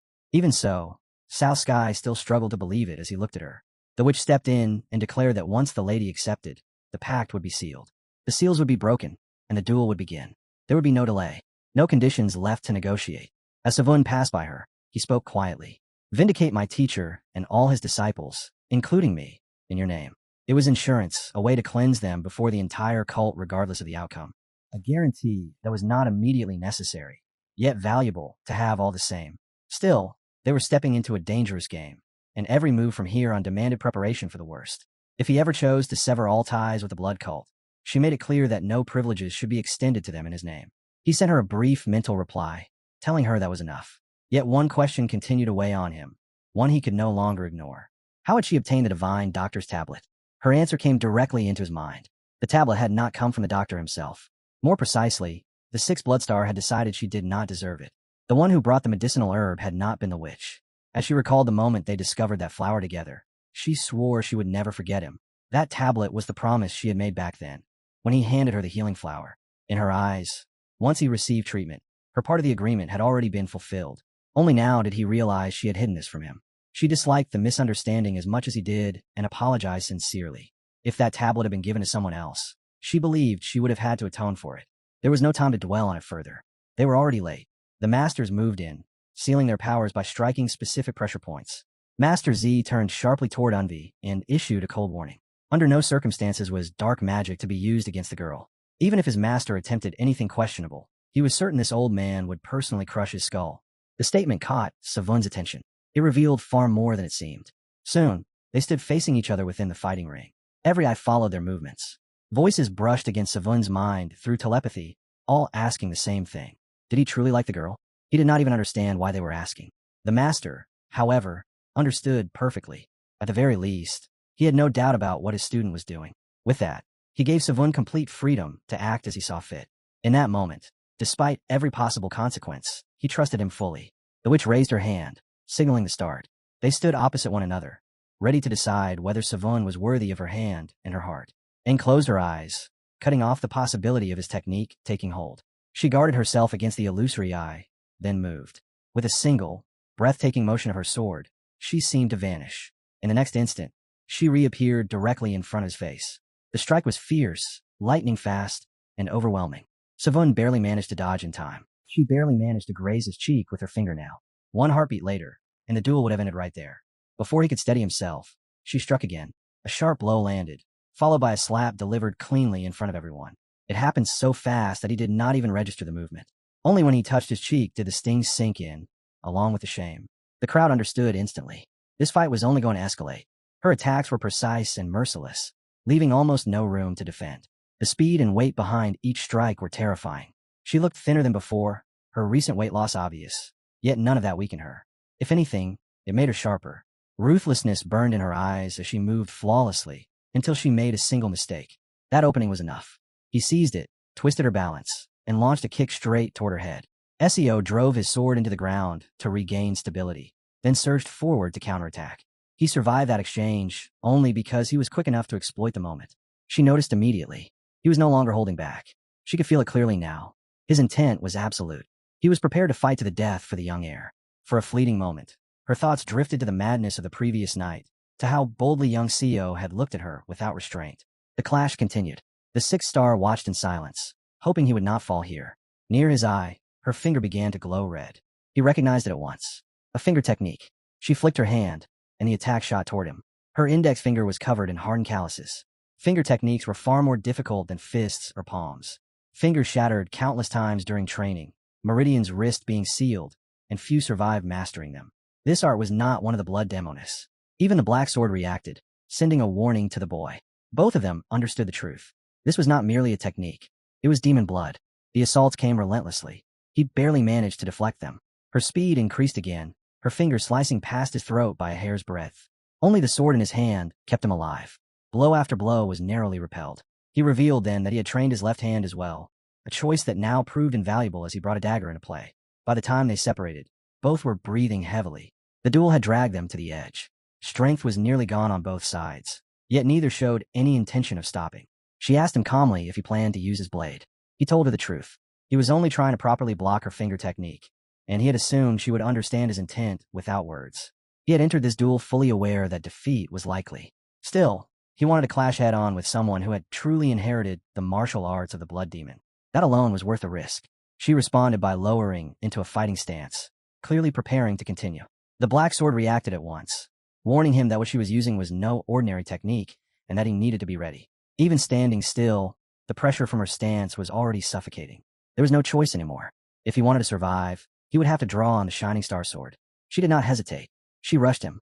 His blade swept out, sharp and decisive, but she slipped under it effortlessly. Dodging a strike like that at such speed was absurd. He followed up immediately, swinging again, the blade passing dangerously close to her body, yet once more it missed.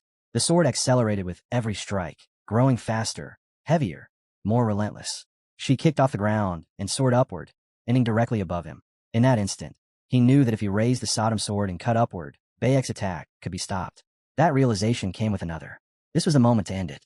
He was already preparing himself to injure her, if that was what it took. But she twisted in midair, flipping cleanly as she continued her arc. The result of the duel was announced without ceremony. Victory, Bayek. Defeat, Seo. Reason, loss of consciousness. Darkness greeted him when he opened his eyes. A ceiling hovered above, unfamiliar and still. He stared at it, unable to remember when the day had ended. It felt impossible that night had already fallen. For a moment, he didn't even know where he was. Turning his head to the side, he noticed someone lying next to him. Only then did he recognize Ho Gimlin. His arm was back where it belonged. It seemed the divine doctor had stitched it on again. As soon as he tried to sit up, a splitting headache tore through him. During the fight, the finger technique must have gone deeper than he realized, suppressing his innate core energy far more effectively than expected. Voices reached his ears, familiar ones. Southern Paradise. Sodom. He couldn't see them. When he asked where they replied casually that they were hiding under the bed. He looked. They were really there. When he asked how long he had been out, they told him nearly 12 hours. Long enough for the divine physician to complete the operation. They added one last detail without restraint. Watching the doctor reconnect veins and flesh had been absolutely disgusting. Southern Paradise told him calmly that everything had unfolded exactly as predicted. Akian had sworn his allegiance to Bayek, sealing the outcome. From the outside, it all looked clean and successful. Yet only 12 hours had passed since the duel, and already far too many things had happened. When he finally stepped outside, the night air greeted him. It was already past midnight. He planned to return to the guest house, but something caught his attention. A lone figure stood ahead, sword in hand. It was the second disciple of Supreme Seo, the Break. The timing was wrong. The place was wrong. He was moving through heavily guarded areas, as if he had mastered stealth techniques. The more they watched, the more suspicious it became. Moonlight filtered through the trees, illuminating the man as he scanned his surroundings with care. After a moment, he crouched down and pulled out a small bag. With a casual motion, he scattered its contents into the air, where they dispersed like fine dust. That was when CO appeared behind him, sword drawn, demanding to know what he was doing out here at this hour. The man reacted instantly, raising his blade to block CO's sudden strike. Their swords met cleanly. CO narrowed his eyes and asked if what he had just scattered was the scent used for pursuit across 1,000 miles. Even his sword struggled to identify it. The name was no exaggeration. Once released, the scent spread far and wide, allowing trackers, tools, or trained beasts to follow it unerringly. At that point, the implication was obvious. This man could very well be a spy. After a brief exchange of questions, the man scoffed and told CO it was foolish to confront him alone. CO ignored the warning. He was no fool, and he had no intention of backing down. Sword in hand, he lunged forward, choosing to strike first. The gap between them became clear immediately. The opponent evaded the attack with ease, moving like a seasoned master. Their levels were nowhere near equal. CO adjusted at once, abandoning brute force. He pointed toward the man's nearby shoes and mocked him openly, accusing him of preparing an escape. The man sneered back, calling CO an idiot. He claimed Ho had only won because he relied on dark arts. That trick, he said, would never work on him. Such techniques only affected those with weaker internal energy than the user. As he spoke, it became clear he believed CO was tailing him for personal gain. CO listened without interrupting. Then he spoke a single word. Frog. By saying that single word, he deliberately highlighted the man's frog-like appearance. It worked instantly. Rage twisted the enemy's face as he lost all composure, roaring that he would kill him and charging forward without restraint. Their clash was dazzling. The green glow of the man's sword cut through the night, beautiful and vicious at the same time. Against it, the blue light of CO's blade burned even brighter, sharp and mesmerizing. Steel met steel in a violent storm. Their swords collided again and again, each strike repelled at blinding speed. The exchanges were so fast that evasion became nearly impossible. One blow slipped through. CO was struck and sent flying backward. The enemy sneered, declaring that he possessed far greater strength. Retreat was no longer an option. Only attack remained. CO surged forward. His opponent braced himself, sword raised to block. Chakra flooded his body, rising higher and higher until the energy around his blade shone like a star in the dark. Blue lines reflected in his eyes, proof of terrifying power. The shining star sword had been unleashed, the first technique of the tiger power sword. CO chose not to reveal everything yet. He layered technique after technique, striking from multiple angles, testing limits. Still, he failed to draw blood. That was when the enemy understood. CO had been holding back. This was what happened when someone decided too early that their opponent was weaker. CO released only a fraction more of his strength, and calmly asked if he knew the old Murin proverb. Even Sodom, watching closely, was shocked when CO openly implied he was still hiding half his power. The enemy only twisted his face into an ugly, frog-like sneer. He had no interest in wisdom. Instead, he turned and ran. For a moment, CO was stunned. Why was he fleeing? There was no answer, only instinct. CO gave chase. As they ran, the enemy suddenly drove his sword into the ground and began pouring energy into it. Green light exploded outward. The earth cracked and shattered, chunks of stone ripping free as if the land itself had been torn apart. He flung the earth backward like a storm. CO was forced to slash and deflect every piece of debris hurtling toward him. It looked absurd at first, almost reckless, and he could not immediately understand what the man was attempting. Then his swords warned him at once. This was not random destruction. It was a concealed weapon. He reacted on instinct, flipping backward just as the real attack shot straight toward his body. Blades pierced the ground where he had been standing moments earlier. CO landed hard but unharmed. Only then did he exhale, realizing how close he had come to being skewered by an attack he almost failed to see. Sodom told him to throw her forward. Gripping his sword, CO felt bright blue light surge through his body. The energy flooded every vein, every muscle, and they shot ahead together. The enemy did not understand why all sound seemed to vanish. He was certain of his direction, certain of his escape. Then blue flames erupted from the dust behind him. Carried by Sodom's sword, CO closed in fast, and the enemy's position was exposed in an instant. There was no need to hesitate anymore. It was time for the sixth technique of the Shining Star Sword. The call of the sword. Every technique he had used so far converged in his hands, fusing into a single flow. CO streaked forward like a falling meteor, his body radiating power so intense that chakra spilled out uncontrollably. The enemy's face twisted under the pressure as he struggled to withstand the assault. When the collision came, the explosion of energy was violent enough to shake the ground and knock the breath from anyone nearby. Both fighters were hurled backward by the shockwave. Only CO remained standing. He steadied himself, and looked down at his opponent, who lay pinned to the ground, unable to rise. Co did not rush to finish him. Instead, a strained voice reached his ears, demanding to know who he was and how he had managed to avoid the hidden weapon concealed within all that dust. Co raised a hand to his forehead and answered calmly. He said he had a third eye. They faced each other again, tension thick in the air, both waiting for the next move. The black sword spoke inside his mind, warning him not to hesitate. He should strike first. A man like this would try to escape the moment he saw an opening. Co understood perfectly. He had once lived as a spy himself. A spy always had only two choices: run or die. The enemy chose death. Rather than continue the fight, he discarded his blade. In the middle of combat, such a move made no sense. But when cornered, it meant only one thing. Co was already prepared. All it would take was a brief moment of eye contact to activate the illusory eye. Before the man could act, Co moved. He struck straight at his back, refusing to let him escape so easily. His hand shot forward and plunged directly into the enemy's mouth. Co knew exactly what he was looking for. When he withdrew his hand, saliva dripped down his fingers. He searched carefully and found it. A small poisonous sphere, tied to a molar with a thin string and hidden deep in the throat. Every spy carried one. As expected, spies always carried two ways to end their own lives, and most chose to slit their throats. If the poisonous sphere dissolved inside the body, every organ would melt away. That was true martyrdom. Instead of asking who the man was, Co answered with his fist. He struck him in the face again and again, without hesitation. The battle, which had seemed dangerous at first, ended far too easily. Co had already seen several steps ahead. That was when a sound broke the silence. Guards from the Valley of the Six Bloods had noticed something.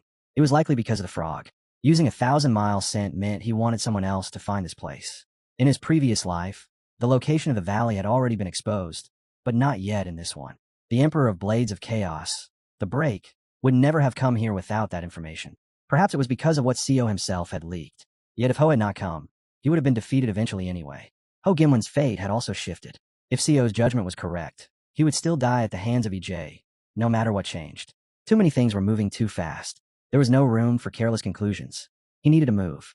In the main hall of the Valley of the Six Bloods, everyone gathered in chaos, preparing to burn the buildings and flee. The brothers reported that they could not find the man they were searching for. Even the master could not understand how he had vanished in the middle of treatment. Young Master Inga was missing as well. Where had the two of them gone? Then footsteps echoed. Co appeared before the master, and every head turned toward him. He apologized for being late and asked them to allow him to place the person on his shoulder first before continuing. He said he only needed to speak briefly.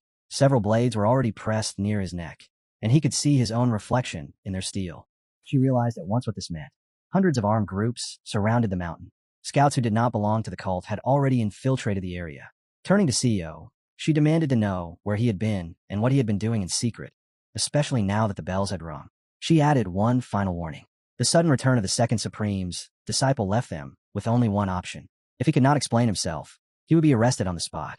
Co answered calmly, without raising his voice, and asked for only one thing. He told them to tear open the sole of the Supreme's left boot. The request stunned everyone. No one understood what he was trying to prove. Then a hand reached down, the boot was cut open, and what appeared inside said more than words ever could. A small bag of white powder slid out. Co picked it up, tore it open, and brought it close to his nose. After a brief pause, he spoke with certainty. This was the scent of a 1,000-mile pursuit. Only then did everyone understand how the location of the valley had been exposed. The brothers listened closely, yet the meaning still escaped them. They had never even heard of such a scent. But Co was not finished. He reached into his inner pocket and pulled out another object, holding it up directly in front of the man's face. A poisonous sphere. He explained calmly that it had been tied to the man's left molar with a thin string, hidden deep in his mouth. It was safe to assume the rest of his teeth were still prepared the same way. He knew this because he himself had once served as a spy for the Merm Alliance for 6 months. That revelation surprised even him. He had not expected Gasong want to have experience in espionage. Yet because of this explanation, doubt disappeared from the women's eyes. Trust replaced suspicion. They immediately ordered the armed men to lower their weapons. Still, the captain was not satisfied. He stepped forward and asked Co directly how he could know such things, when both the 1,000-mile pursuit scent and the poison sphere were virtually unknown. Experience was the real answer, but Co chose a different explanation. He said that he had woken before dawn and was returning to the guest house when he saw the man sneak out, deliberately avoiding every patrol. That alone was suspicious, so he followed him. That was when he detected the pursuit scent. The captain pressed further. Why didn't he call for help using internal energy? Co answered without hesitation. If he had done that, the man would have escaped immediately or killed someone before help arrived. The opponent was far stronger. The only way was to eliminate him quietly. If CO had not ambushed him by throwing a dagger while he was distracted putting on his shoes, he would have lost the fight entirely. He added that the dagger wound itself was intentional. It was proof, evidence that the encounter had unfolded exactly as he described. The captain placed a firm hand on CO's shoulder and praised him openly. He believed him completely. In that situation, CO truly could have lost his life. In the captain's eyes, CO had taken a reckless risk driven by ambition, yet his tone had softened compared to before. There was pride there now. Without CO, they might never have uncovered the spy, and their escape routes would have been exposed. Ms. Hyen also thanked him openly. Even Jong acknowledged his courage. In truth, it had been coincidence more than calculation, but the result was undeniable. CO bowed before everyone and said he had only done what needed to be done. The captured man dropped to his knees before the hostess and apologized repeatedly. He believed everything had happened because he had misjudged CO's character. The lady cut him off calmly. There was no time for blame. Responsibility could be discussed later. Right now, they had to move. She turned to CO's master and stood before him, waiting. The master placed a hand on CO's head, praised his actions, and said plainly that without him, the spy would have escaped. They had been trapped here precisely because CO and that rascal spy were present. At that moment, a violent surge of chakra gathered around the spy's body. His energy core was destroyed on the spot. It was a cruel and agonizing punishment, but that was the fate of traitors. Even the spy had not expected it to happen immediately. This was done to demonstrate the complete renunciation of the disciple. Afterward, the girl ordered the root veins in his arms and legs to be severed. There was no hesitation. She was unmistakably of blood demon lineage. In the past, she herself had lost hands, feet, even a finger to the blood end demons. Mercy was not part of this moment. Flames rose everywhere. From the cliff, they watched as the buildings burned, the fire swallowing the valley behind them. Only one of the brothers looked genuinely saddened. He liked sleeping in the guest house. Once the spy was dealt with, they finalized their route. It was clear this had been discussed in advance. They would not flee together. They would split into 3 paths. Galma would lead the elite forces and guard the all-healing divine doctor. Hanbeka would escort the false Baek Rayong to mislead their enemies. And the commander of the bloody extermination squad, Heek Chan, would personally guard the Real Baek Rang Ho. Half of the Valley of the Six Bloods forces moved with them, but most were low-rank escorts or mid-level trainees. In truth, only a handful were capable of real combat. That was why the most dangerous task fell to the youngest and most hot-headed commander of the bloody extermination squad, the one unrivaled in stealth and speed. He carried the scent of a 1,000-mile pursuit on his body. If fate turned against him, death was almost guaranteed. It was a mission that demanded sacrifice, yet there was no alternative. No one knew who the enemy truly was, nor how many were coming. If even one expert stronger than a supreme appeared, the balance would collapse instantly. When Sodom heard the plan, she understood at once. Some people were being sent out to die. CO told her calmly that even if everyone stayed together and fought, they would still lose. Akon understood it as well. All he could hope for now was to survive long enough to escape the Valley of the Six Bloods. Quietly, he ordered Suk Wonhwa to bring 2 detachment commanders. They stared into the depths of the forest, uncertain whether the enemy would truly come from that direction. Information could be wrong. What they did know was that the opposing side possessed several extremely experienced martial artists. As they watched the valley burn, it became clear that the enemy had already noticed their movement and set the buildings ablaze to cover their escape. Their eyes turned to the people standing with them, lingering on one man in particular. He was considered a valuable asset, someone who had reached peak level. Rumor said he was strong enough to qualify as a candidate among the 8 great martial arts masters of the Central District.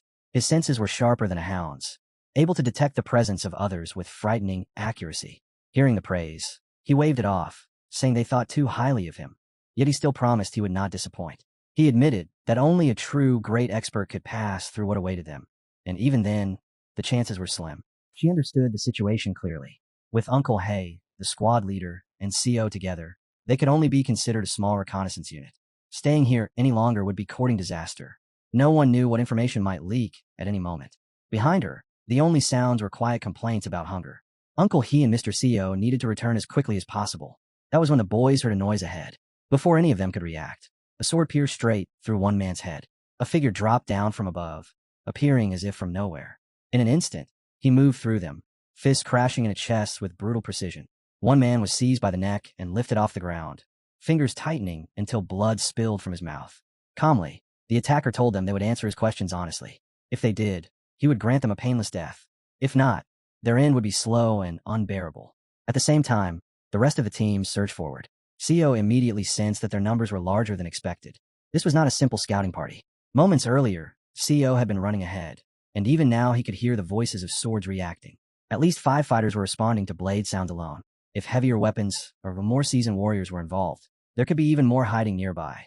Ajong assessed the situation quickly. He identified 2 fighters using different weapons. One of them was clearly a top-tier martial artist, while the others hovered around the first or second level. He said he would handle the strongest and the highest-ranked opponent himself, and told CEO to deal with the rest. There was no time to hesitate. In the past, during the regression period, CEO would have struggled against enemies of this level.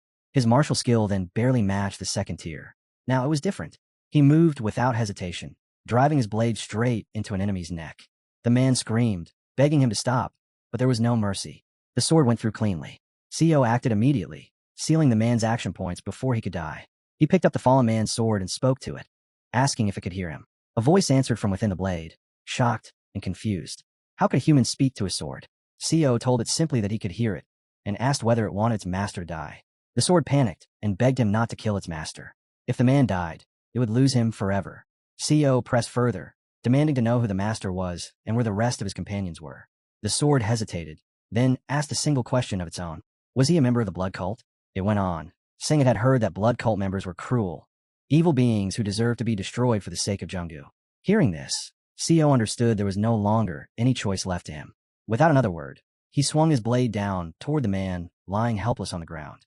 Mech panicked instantly and demanded to know what he was doing. CEO answered in a calm, even tone. He said he just cut off the man's arm, and that the neck would be next. The blade slid closer to the exposed throat. Mech broke at once, shouting that he would tell everything, begging him to stop. Sodom frowned at the scene. For a sword, this was a deep humiliation. But CEO had no room for mercy. If he hesitated now, everyone else would pay the price. This was not the time for generosity. It was the time to act cleanly and decisively. While this was happening, Ajong moved like a shadow, killing everyone he encountered without pause. When he regrouped with the others, he asked if anyone else had been found. The answer was no. One of the captains added that a particularly strong-willed man had bitten off his own tongue. That seemed to be the end of it. Ajong suggested hiding the bodies in the tall grass and moving on immediately. Before they could leave, CEO appeared beside him and said he had learned something important. The enemies were martial artists from the Heavenly Earth sect and the Sea Lotus faction. That alone confirmed it. They were from the Orthodox side. Ajong frowned, thinking CEO had hesitated because he could not bring himself to kill. He asked how CEO had figured it out so quickly. CEO explained that he had used the time whisper technique to interrogate the man, just in case allies were nearby. After hearing that, the captain placed a hand on CEO's shoulder again. He had told the captive that hundreds of them were nearby. If he wanted his companions to live, he had better talk. And in the end, he did. The man admitted that he was only a minor swordsman and knew little. Still, what he revealed was enough. 7 organizations were on the move, and scouts had already spread throughout the area. The real danger was ahead. The patriarch of one faction was personally sweeping the region with nearly 100 experts. The captain realized then that they could have escaped earlier. Now, their path was effectively sealed. Ajong suggested forcing their way through by stealth and speed, but the captain rejected it at once. It was too dangerous. If they were exposed, the young lady's location would be revealed. As tension grew, another man stepped forward. It was the unit commander, Gene Hunnell. He proposed taking the road along the cliff to descend into the valley. The captain shut it down immediately. The path ran between sheer cliffs on both sides. One mistake, one ambush, and there would be no escape. The most dangerous part was that once they chose this route, they would be trapped between 2 directions, forward or backward. In an emergency like this, that was deadly. Jumping into the water below was no safer. The current was violent, the water level high, and anyone swept away would not survive. Still, Yin Hangel raised a question. If they chose such a path, could they catch the enemy off guard? Even as the commander grabbed him by the collar, Yin Hangel kept insisting. No one would ever expect them to take this road. The commander's voice rose as he turned on John, demanding to know whether he intended to gamble not only his own life, but the life of the young lady as well. CEO watched in silence. He agreed that Jan Hangel's plan was dangerous, but their choices were running out. They had gone too far to retreat. Either they forced their way through the enemy lines, or they followed the valley path. No matter what they chose, the risk was extreme. Staying in one place was not an option. The girl stood quietly, gazing toward the mountains under the pale moonlight. Then a sharp whistle cut through the night. She recognized it instantly. This was where Uncle had gone. Ajong reacted faster than anyone. He seized the whistling man by the throat so hard that the whistle dropped from his mouth. He demanded to know if anyone else was still alive. Someone had made a mistake, worsening the situation before enemy reinforcements arrived. Now that the signal had been sent, there was no turning back. Ajong said he would handle it himself. At that moment, CEO heard something close to his ear. The sound of swords. He counted instinctively. 1, 8, 14, 32. Too many. Far more than before. There was no time to think. The enemy was already rushing toward them. Ajong turned to the young mistress and spoke quickly. They would have a split up. They were being hunted by numerous enemies, some of them extremely strong. He suggested taking half the men and drawing the pursuers away. Among the enemy ranks were powerful martial artists, possibly even the patriarch of the Sea Lotus faction himself. She listened and said she hoped they would all return alive. Ajong assured her there was no need to worry. Once they dealt with the enemy, they would regroup. He ordered the remaining forces to protect their mistress at all costs. Then he reminded everyone of the rendezvous point, a hidden base discovered earlier by Detachment Commander Chong Moon, known as Home. Every person present listened carefully. They understood the plan, and once the words were spoken, there was no time left to hesitate. Using the frequency whisper technique, he instructed CO1 Hui to take command of the unit in his absence. Among all of them, he considered CO1 Hui the sharpest mind. That was why he entrusted him with this responsibility, expecting him to properly support Commander Jang. His trust was not based on a handful of achievements alone, but on CO1 Hui's ability to make correct decisions when circumstances turn chaotic. After bowing respectfully to the hostess, Jang personally escorted her toward the exit. It was difficult to believe that the once mad old man now trusted him enough to treat him as a true disciple. Before leaving, the commander addressed the remaining group, stating clearly that aside from himself, CO1 Hui was the strongest among them. With that, he entrusted the protection of the young mistress to him. Soon after, the group began their ascent, scaling the mountain by clinging to an almost vertical cliff. With half the unit gone, their strength was visibly reduced. Squad leader Yang Gongil took the lead alongside CO, as Yang knew the terrain better than anyone. Despite their caution, unease lingered.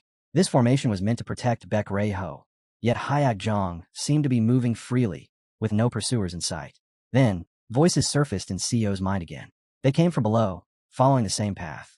There were fewer than those chasing the other group, especially among those carrying swords. CO raised his hand and signaled an immediate halt. Everyone froze. Moving further was too dangerous. He explained calmly that he sensed enemies nearby. One man disagreed, saying he felt nothing. That was expected. He lacked the ability to sense threats from a distance.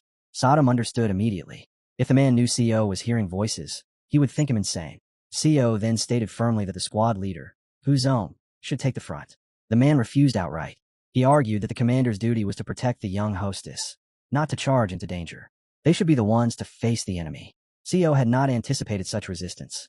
He adjusted instantly and told them to prepare at the very least. He ordered swords to be drawn and passed a silent signal through the group.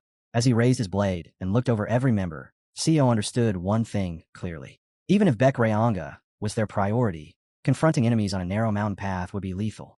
That was exactly why the strongest martial artist had to strike first. He lifted his sword higher, making sure everyone could see it. The man insisted that they had to move at once, warning that any delay would only increase the danger. He turned and took a step forward. In that instant, CO drove his sword straight into the man's back. The blade pierced cleanly, and the man collapsed to his knees without even a scream. CO did not rush. He asked an experienced warrior behind him whether there was anything on the tip of his sword that looked like white powder. The answer came immediately. Yes. Using the frequency whisper technique, CO spoke directly into the man's mind and told him plainly that he would die if he did not explain himself. At first, the man was confused.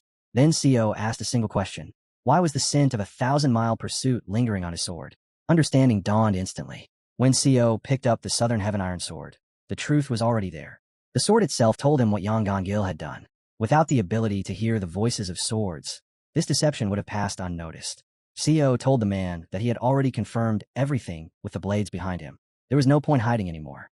The scent clinging to the steel exposed everything. The man finally confessed.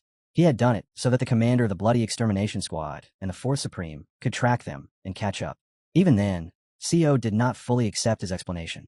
He pressed further, asking why it had been done secretly. He also pointed out that Guojie's scent was different from the one this man had used. Even allies could carry different pursuit markers, but that only raised more questions. With enemies already closing in, there was no time left to untangle every detail. CO chose the only remaining path. The enemy was already blocking the way ahead, weapons drawn and waiting. The whistle they had heard earlier was no accident. One enemy had survived, and the signal had been intentional. Now it was clear. This man had been the one behind it all. A traitor. CO did not hesitate. He cut off the man's head. One obstruction after another. One trap layered atop the next. In that moment, CO understood that there was no one else who could lead them. He had to take command himself. Zhang demanded to know what was happening. CO told him calmly that enemies were waiting ahead. Zhang asked how he knew, and why Co had killed Yang Gil, the squad leader. The answer was simple. Yang Gil had been a spy. The young mistress stared at the severed head in silence, unable to comprehend that the man she had trusted had been a traitor all along. After that, Co explained everything to the group. The scoundrel had smeared the scent of a 1,000-mile pursuit onto his sword scabbard. The man had assumed that if enemies were already lying in wait, no one would bother listening for whispers, especially if Co himself could not sense them directly. Standing at the edge of the cliff, Co made a quick decision and threw the scabbard away. The stench of the pursuit scent still clung to it. There was no time to hesitate. They had to move. He informed the young hostess of what he had done. She was still struggling to accept that the squad leader had truly been a spy. At that moment, Co heard the voices of swords again. This time, even John felt it. Enemy presence. Close. Too close to ignore. Co immediately ordered the young hostess to move to the center of the formation. The whispering sounds grew sharper, louder. The enemy was almost upon them. Zhang reacted at once. He ordered the experienced warriors to halt and secure the rear, while the young mistress was pushed forward without delay. The enemy had already chosen targets. Spears were being readied. Orders were passed down in silence. Everyone prepared to strike. Meanwhile, near the creek, a different conversation was unfolding. The man calmly explained to Pak that he was merely carrying out the young mistress's will, or rather, acting on the plan she hoped existed. He reminded her that he supported her openly, along with the First Supreme and the other Blood Stars. On the opposite side, only the Third and Sixth Blood Stars stood with her. The idea that they could be removed easily was something she herself had once voiced. Once the cult was restored, they could simply be eliminated. But he had warned her before. Even the smallest chance could not be ignored. Since she carried his blood as well, there was always the possibility that things could turn against her. The Second Supreme was friendly for now, but alliances were never permanent. If the Fourth Supreme also chose her side, the balance would shift. Support would be equal on both ends. That was exactly what he wanted to prevent. She listened, then replied calmly. It would be even better, she said, if they could draw the Fourth Supreme to their side instead. She held little hope that this would work. It was hard to believe that the irritated old man would suddenly cross over, just because she asked, especially after he had already rejected every message they sent. Still, he pointed out that this was precisely the moment when the Fourth Supreme had nothing left to lose. At the same time, Co was already swinging his sword, forcing the advancing enemies back. The detachment commander barely stayed on his feet after taking a spear through the body. The force behind that throw was terrifying. Co saw clearly. A single spear had knocked down squad leader Chan along with several captains. One throw, multiple top-tier martial artists crushed. The power was abnormal. The one who had thrown it stood calmly at the rear. To possess such strength, he had to be at the Bloodstar level, or even a Supreme. The question struck Co immediately. Should he risk his life here? If he did, he could buy enough time for Beck to escape.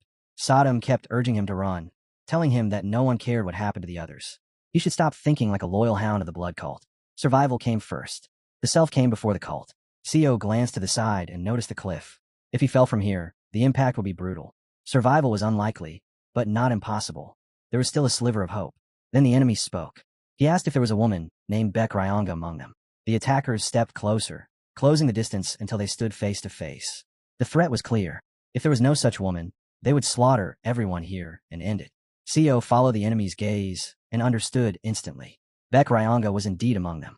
The man demanded they hand her over. In exchange, he promised to spare everyone else. That was when John moved. He rose slowly, gripping the spear embedded in his back and ripping it free with his bare hand. Blood poured out. He pressed his index finger against the wound to seal it and stared straight at the enemy, his eyes unshaken.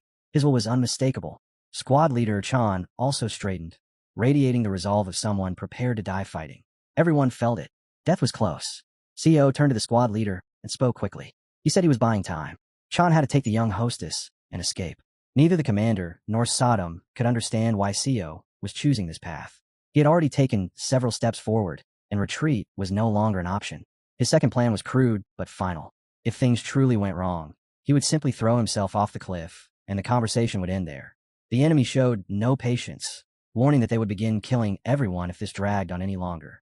Co calmly turned toward them, and said the man before him did not look like someone from the Murim Alliance. He asked why they were being pursued in the first place. Neither the commander nor his men understood what Co was trying to do. To them, it made no sense to doubt the Murim Alliance. Even the enemy looked confused and asked what nonsense he was talking about, clearly stating that they were part of that very alliance. But Co focused on one detail they could not erase. The enemy had said that if they handed over the young mistress, everyone else would be spared. Locking eyes with him, Co stated that the Murim Alliance existed for one purpose alone: the complete destruction of the blood cult. The man rejected that claim outright. He said the alliance had people scattered across the entire mountain and asked if Co truly valued his life. Then came the question Co did not answer immediately. If they were truly on the same side, why was there no time to talk? The enemy continued, explaining that one person had strongly recommended this route. That was when they realized the truth. The man had spread a 1,000-mile chase scent, one subtly different from the one used by the mountain patrols. Co told them plainly that this man was a spy sent by their side. The enemy protested, saying there was no reason to hide it, since everyone already suspected a spy among them. He claimed they were well aware of the possibility of finding Baek Rang Ho, and spoke with confidence. In response, Co smiled inwardly. Thanks to them, he had just confirmed there was no spy among his own group. The enemy finally noticed what was happening. Co was stalling, weaving words to buy time. Gathering his killing intent, the man declared he would kill Co himself. At that moment, Co raised a finger and pointed straight at him, asking whether any of his subordinates had been hired. The presence of the young hostess, Baek Hoyong, had already proven one thing. There were traitors among them. The twins began to suspect that these people were tied to the blood cult, but the enemies had no intention of explaining anything. With cold voices, they gave the order to kill him. A spear shot straight toward him. Co caught it barehanded, using the innate energy of his central core, then twisted his body and hurled it back at the enemy without hesitation. At the same time, he shouted for his men to flee. There was no other path left. Survival now meant running. The enemy barely caught the returning spear as it skimmed past his ear. It was impressive, but it only hardened his resolve. Co could not be allowed to live. The next throw came with everything he had, far stronger than before, packed with killing intent. Damn it. Perhaps he had made a mistake. Perhaps he should have run the moment he had the chance. Then something impossible happened. The spear stopped inches from Co's forehead. A figure appeared, calmly remarking that the child's performance had been quite good. The supreme seal break had saved Co's life. The young hostess thanked him as well, but Co still could not understand why she had not run. She explained that thanks to him, she had confirmed there were no other spies on their side. Demon's bloody hand stood behind her, and Han was there too. They had been hiding, deceiving even their own allies. Co never expected the plan to split into 3 squads, to fail so completely. Shock spread through everyone as they realized they had been played. No one imagined the Second Supreme would side with Baek Hyung Ho. The enemy was caught off guard. He admitted that victory was no longer guaranteed with the Blood Star and a Supreme standing against them, and he ordered a retreat. But before they could move, a voice echoed from above, asking where they thought they were going. A man descended from the cliff, his hair whipping in the wind, his speed terrifying. In the next moment, he stood before them, his presence openly hostile. Before the enemies could even react, he grabbed the old man by the head and asked if they truly believed they could waste time with someone like him. When he released his grip, there was nothing left but a severed head, already falling into the depths below. Rage consumed him, his power surging as if it had doubled in an instant. His anger was pure and overwhelming. If they wanted to pass, they would have to gamble their lives. He stepped toward the enemy and stared straight into his eyes. The man was already gripping his sword, fully aware that there was no turning back. Could a sword have helped defend against him? It never had a chance. The man seized the blade with his bare hand, shocking everyone who witnessed it. In his entire life, the enemy had never seen someone step forward, grab a sword directly, and crush it so tightly that the force sent its owner flying backward. But that was only the beginning. He grabbed the enemy and hurled him from side to side like a rag doll, leaving no room for survival. Then, gripping the man by the head, he swung once and smashed the body straight into the ground. The impact was so violent it felt as if the mark would remain for thousands of years. The earth cracked under the force, unable to endure it, and the enemy's body certainly could not. He threw him again, sending the corpse flying far away. Despite witnessing the death of their comrade, none of them dared to interfere. If anything, they were more afraid now. The man before them looked like a wild beast, like a tiger that had lost everything. Still, one of them forced himself forward, telling the others to step back. He declared he would fight alone. He knew Axon and asked whether he truly lived up to his name. Axon hated being compared to anyone. In the next instant, he exploded forward, his fist moving at terrifying speed, only to have it caught mid-strike. The enemy staggered, needing both hands just to restrain that single blow. Chakra gathered around Axon's fist, dramatically amplifying its power. Their attacks followed one after another until their fists collided head-on, speed and force clashing violently. The energy from the collision merged like 2 raging elements. The enemy admitted that Axon was far stronger than him, but he knew the limits of Axon's physical strength. He began attacking as if he had 6 arms instead of 2, strikes raining down without pause. Axon barely managed to deflect them one by one. Yet the enemy's anger only intensified. He pushed off the ground, launching himself forward. His hand slammed directly onto Axon's fist. It was a technique no one recognized. Keeping his palm open for a split second, he clenched it into a fist. Chakra surged even more violently. Speed, power, pressure. Everything increased at once. Even his blocks had grown far stronger, each one rebounding the enemy's attacks with crushing force. It was at that moment the enemy finally realized the truth. This was a fist technique, one designed to strike directly at the core, shattering the opponent's power from the inside. His eyes widened in shock, but it was already too late. His clenched fist was on its way, smashing straight into Axon's cheek. The masked man possessed refined martial arts of his own, yet beside Axon, he was clearly inferior. Instead of faltering, Axon's excitement only grew. This was the kind of battle he had been waiting for. Co watched without blinking. In his mind, the Southern swordsman had never lost to Axon. The black sword spoke calmly, explaining that the technique Axon had just used looked simple, but its mass increased endlessly with each exchange. Everyone could feel it. Axon was becoming stronger right before their eyes. Even the second supreme, Shugal, expressed admiration. When asked why, the boy could not immediately put the reason into words. The fight went on, and Axon's advantage became undeniable.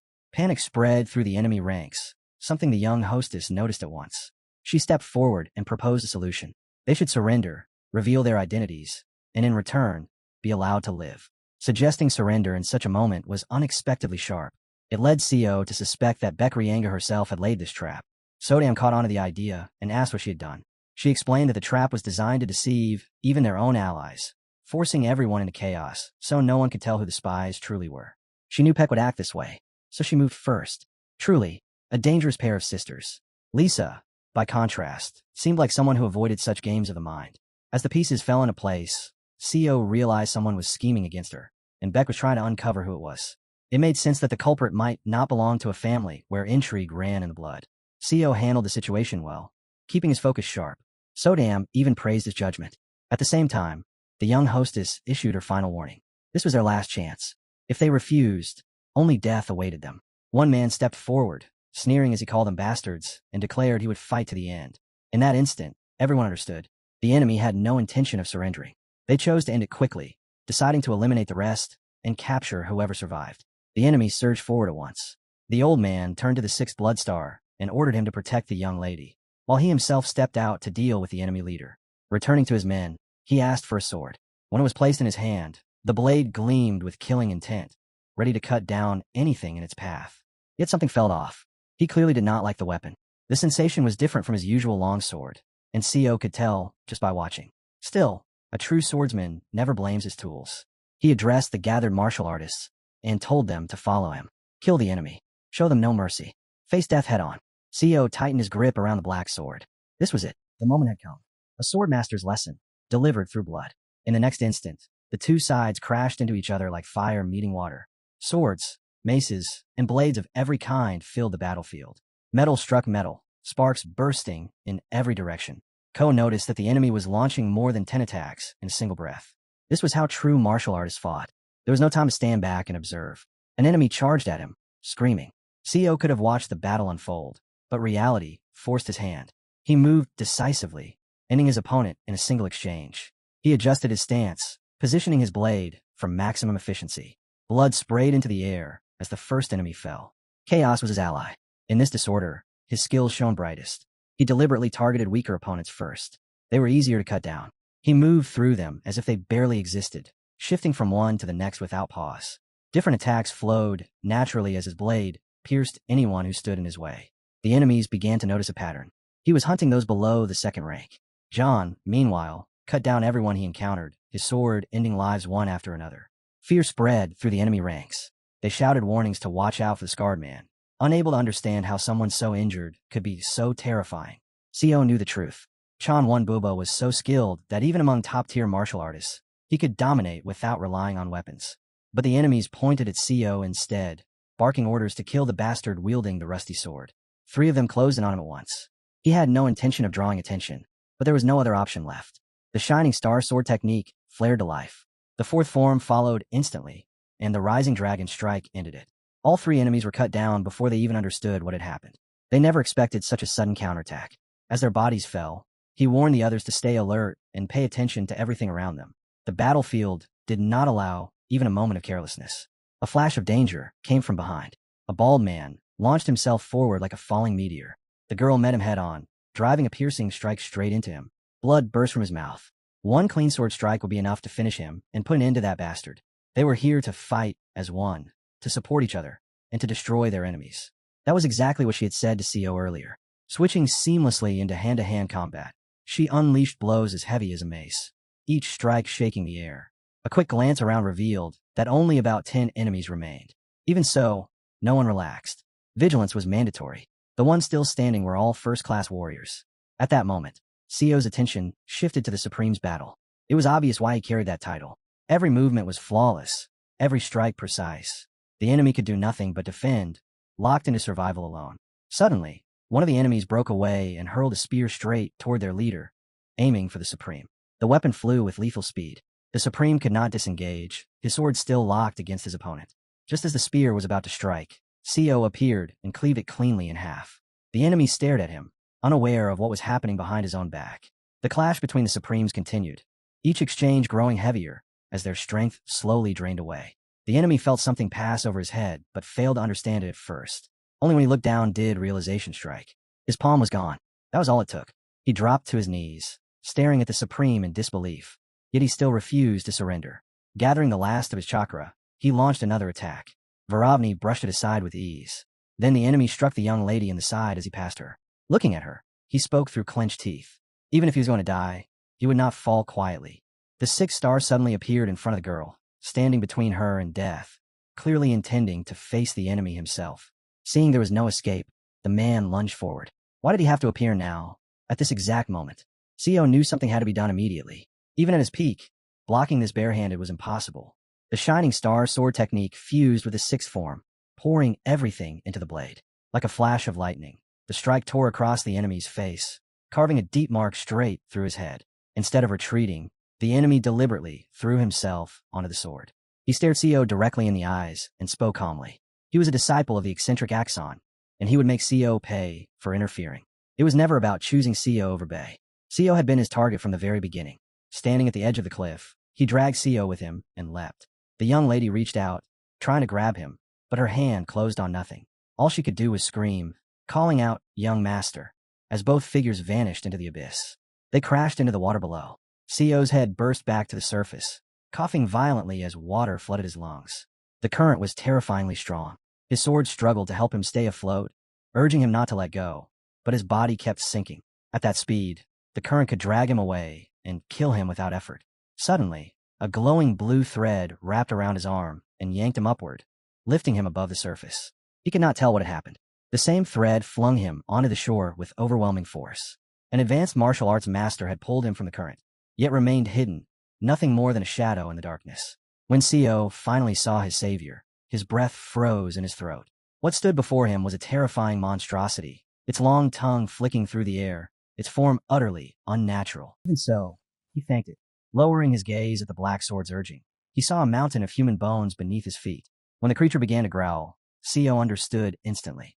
This was his warning to leave. He picked up his sword and pointed it at the monster. It was an ambush, or so he thought. The creature simply grabbed the blade with ease, and its eyes burned a single, unmistakable desire. It wanted to eat him. The monster possessed a 9th-level central energy core. That blue thread was something it could only use at that level, and now it proved it. The thread snapped back around Co's arm, binding him tightly. The sword warned him to cut it immediately. He brought his blade down without hesitation, but nothing happened. Even with no space to swing properly, he forced the strike again and again. The thread did not even tremble. He pulled with all his strength, but that only angered the creature further. Its growls deepened, thick with hunger. In the next instant, the monster seized his arm near the bicep and sank its teeth in.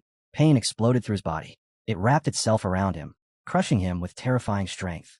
One hand pinned Co's sword arm, preventing any counterattack. Its grip tightened around his wrist until the sword slipped from his fingers and fell. The creature's eyes made it clear. To it, Co was nothing more than prey. Was this where he would end, devoured by some nameless horror? A voice suddenly echoed from the side, calling his name. A crazed old man burst out from the rock itself. It was Kashka. He was outside, fighting, while Co was trapped deep inside the cave. Co had to let him know where he was, somehow, no matter the cost. Not long after, darkness took him. When he regained fragments of awareness, he was lying unconscious inside the cave as voices tried to wake him. The swords urged him to keep his eyes closed. Since Co lost consciousness, the monster had begun acting strangely. It dragged him deeper into the cave and kept him there, restless and agitated. Time slipped by. Nearly half a day passed. Co lay still with his eyes shut while the creature sat nearby, trembling. Looking closer, he realized the monster only had a left arm. Yet even so, it was undeniably a martial artist. If its body were complete, it could rival Hayek Chayon himself. Later, Co quietly asked Sukam whether the old man was still searching for him. The Black Sword replied that there was no need for concern. For nearly 4 hours, screams echoed through the area, then abruptly stopped. That told Co everything he needed to know. He had to escape the situation on his own. He had survived worse than this. He had faced death itself and walked away. Compared to that, this was just another trial, and he was certain he would endure it. Given the circumstances, it was clear the monster's mind was unstable. His speech was broken, and screams from outside seemed to frighten him deeply. More importantly, a martial artist of his level should have sealed Co's pressure points as a precaution, yet he never did. That mistake alone spoke volumes. Suddenly, the Black Sword screamed a warning. The monster began to move. Co saw him rise and let out a hunger-filled scream. At first, one might think it was clumsiness caused by missing limbs, but Co could clearly hear movement behind him. The sensation sent chills through his entire body. He had never felt terror like this, neither in his past life nor in this one. He forced himself to focus, gathering every fragment of innate core energy he possessed. There was only one path left. He would stab the monster straight through the chest. Putting everything into a single strike, he lunged forward. Before his fist could reach its target, the monster seized him mid-attack. That was exactly what Co wanted. In that instant, he redirected his force and struck the monster's celestial pressure point. The impact sent the creature flying backward. The Black Sword shouted again, revealing its position. It was lodged in the rock above him. Co leapt upward, grabbing the hilt with both hands and tearing it free. Man and sword became one as he turned and struck. But it did not end there. The monster raised its thread and blocked the blade. The resistance was overwhelming. Drawing the sword, even an inch farther felt nearly impossible. Then the monster spoke, asking who Co was and how he could control his innate inner energy. His gaze shifted to the sword, and recognition flashed across his face. He said it was the sword of the southern sky. That made no sense. How could this creature know that? Just who was he? Co chose to speak instead of attack. He declared that he was the heir of the southern sky swordsman. The monster froze. Shock spread across his distorted face as he asked if that was truly the case. Co needed to know the answer quickly. If this monster was an enemy of the southern sky swordsman, this cave would become his grave. Then something completely unexpected happened. Tears welled up in the monster's eyes and streamed down his cheeks. The sight was surreal. A horrifying being, missing an arm and both legs, crying like a broken man. He muttered about fate, about how strange everything was. Co could not understand his words and pressed him for his name. After a pause, the monster finally spoke. My name is Hanji. Co immediately searched his memory, trying to recall where he had heard that name before. At the same time, the Black Sword reacted with shock. It was astonished that this monster was still alive. The sword revealed the truth. This man was the king of assassins with a flying blade, a legendary figure. Once, he had ruled the shadows. He was the assassin who had stolen a martial arts text from the former owner of the Southern Sky Sword. That incident happened after he was defeated by a man with golden eyes. The moment the truth surfaced, the monster dropped to his knees before Co. He begged for forgiveness and asked for a chance to repay his debt. Behind Co, the Black Sword's warning rang sharply. This was the same man who had made a career of stabbing others in the back. He cannot be trusted. Almost as if responding to those words, blue threads began to spread through the air. Co understood at once. This was the monster's real plan. Repaying his debt did not mean what it sounded like. Before Co could react, a hand seized his hair.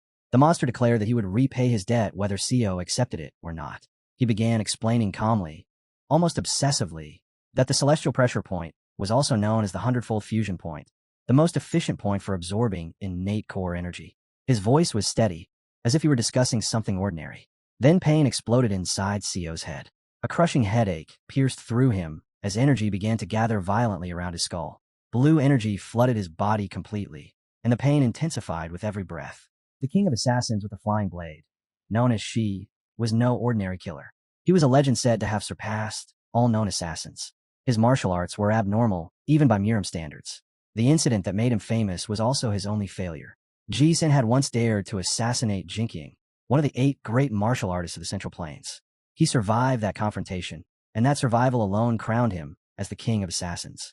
A man like that knowing the celestial pressure point did not surprise Co. What surprised him was something else entirely.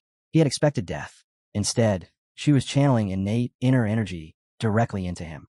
The sensation was eerily familiar. It was almost identical to Co's own innate core energy. Hanji knew the technique for cultivating innate energy. And because they practiced the same method, the loss during the transfer was minimal. Inside Seo's mind, the mystical art of the shining star collapsed into a single, refined form. It purified his body and caused his innate inner energy to surge. The black sword informed him that he had stepped into the 5th level of mastery through enlightenment. From the start of the 4th level, further progress was impossible without it.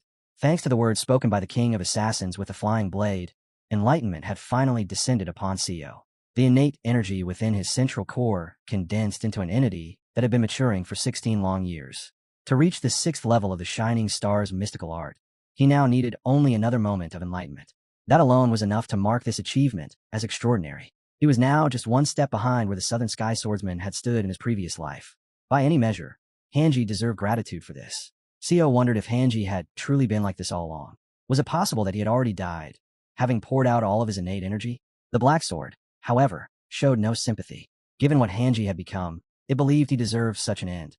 Punishment was inevitable. Then the sword spoke of the past, revealing what had happened 15 years ago. Back then, the king of assassins with the flying blade had attempted to kill the Black Sword's former master. He never learned who was pulling the strings, only that killing that man was nearly impossible. Not long after, the former master of the Black Sword was defeated by a man with golden eyes and left gravely injured. His life hung by a thread. That was when the flying blade assassin king appeared before him. The former master was so weak that even a single finger could have ended his life. Instead, the assassin issued a warning and demanded to see his martial arts, knowing full well the man had no chance of survival anyway. Cornered and desperate, the former master agreed. He had always longed for a successor. He told the assassin that if he promised to pass his martial arts on someone worthy, he would teach him everything. That was how Hanji learned both the method of cultivating innate energy and the shining star sword technique. But the moment he obtained them, he revealed his true nature. To ensure the former master could never escape, Hanji shattered his legs, leaving him alive but broken. Not long after, the man with golden eyes arrived. He paid no attention to Hanji at all. His gaze fell only on the former master of the Black Sword, lying there with his legs crushed. Han had feared nothing back then. He had mastered the martial arts of the Southern Sky Swordsman, and had even crossed blades with Goon. He truly believed he would survive. Yet reality crushed that belief in an instant. With a single strike, both his legs were severed. Then the man with the golden eyes destroyed Han's energy core and hurled him off a cliff. That was why the Southern Sword had dreamed of Han still being alive. Life was cruelly ironic. At the time, the Southern Sword was convinced Han was dead, and part of it had even wished for that ending. After hearing everything, Seo finally understood. Han was the man the Southern Sword resented most, the one responsible for its previous owner's death. And yet, that same man had just saved Seo, its current master. Not long after, Han slowly regained his senses and asked how long he had been in that state. Seo immediately bowed and thanked him, but Han stopped him. Gratitude was unnecessary. He was merely repaying a debt. Still, Seo could not suppress his curiosity. Why was Han here? Han brushed the question aside, saying it was not worth explaining. It was simply the result of greed. Then he asked Seo something in return. As the successor of the Southern Heaven Swordsman, Seo was likely walking the orthodox path. Han asked whether Seo knew the Divine Doctor. He said it was nothing complicated. He had been trapped here for a long time, and surviving in this cave without legs had been pure torment. Hunger eventually broke him. He had eaten his own hand. The pain of loneliness and starvation was beyond description. It eroded the mind, twisting it into something ugly. Han had endured as long as he could, but the longer it dragged on, the more unstable he became. At first, the madness came in brief flashes. Then those moments stretched into hours. Days passed. 2 days. 5 days. Now, Han no longer knew whether he was still sane or if he had already lost himself completely. He did not know when he might finally lose control. That was why he wanted to ask Seo for something. In exchange, he would teach him everything he knew, starting with the flying blade technique that could destroy even heroes. The staircase appeared beside Seo and quietly asked whether he believed Han was merely testing him, testing whether he was truly worthy as the successor of the Southern Sky Swordsman. Perhaps it was to see whether Seo would make the same choice Han once made. That was Staircase's thought. Even if it was a test, Seo did not need to overthink it. Right now, it could help him survive. Still, he refused to let Han justify his past. Above all else, Seo wanted to protect the honor of his master, the Southern Sky Swordsman. He told the monster that he had already learned much from him, and that if Han taught him everything, he would one day pass it on to his son. That was Han's true desire all along, for his martial arts to be inherited. The monster squeezed Seo's hand in gratitude. Han was ready. He would teach him everything he knew. The essence of the flying blade technique lay in the silver thread. To destroy a hero, one must use a blade or a throwing knife. If Seo used his innate energy here and now, the silver thread could weave around him and carry his body all the way back to the cliff. Just as Co prepared to do so, Han's voice stopped him from behind. There was one more thing he had to say. Han admitted the truth. He did not have a child. He only wanted to confirm one thing before dying. Now, everything would belong to Co, as there was no rightful owner left.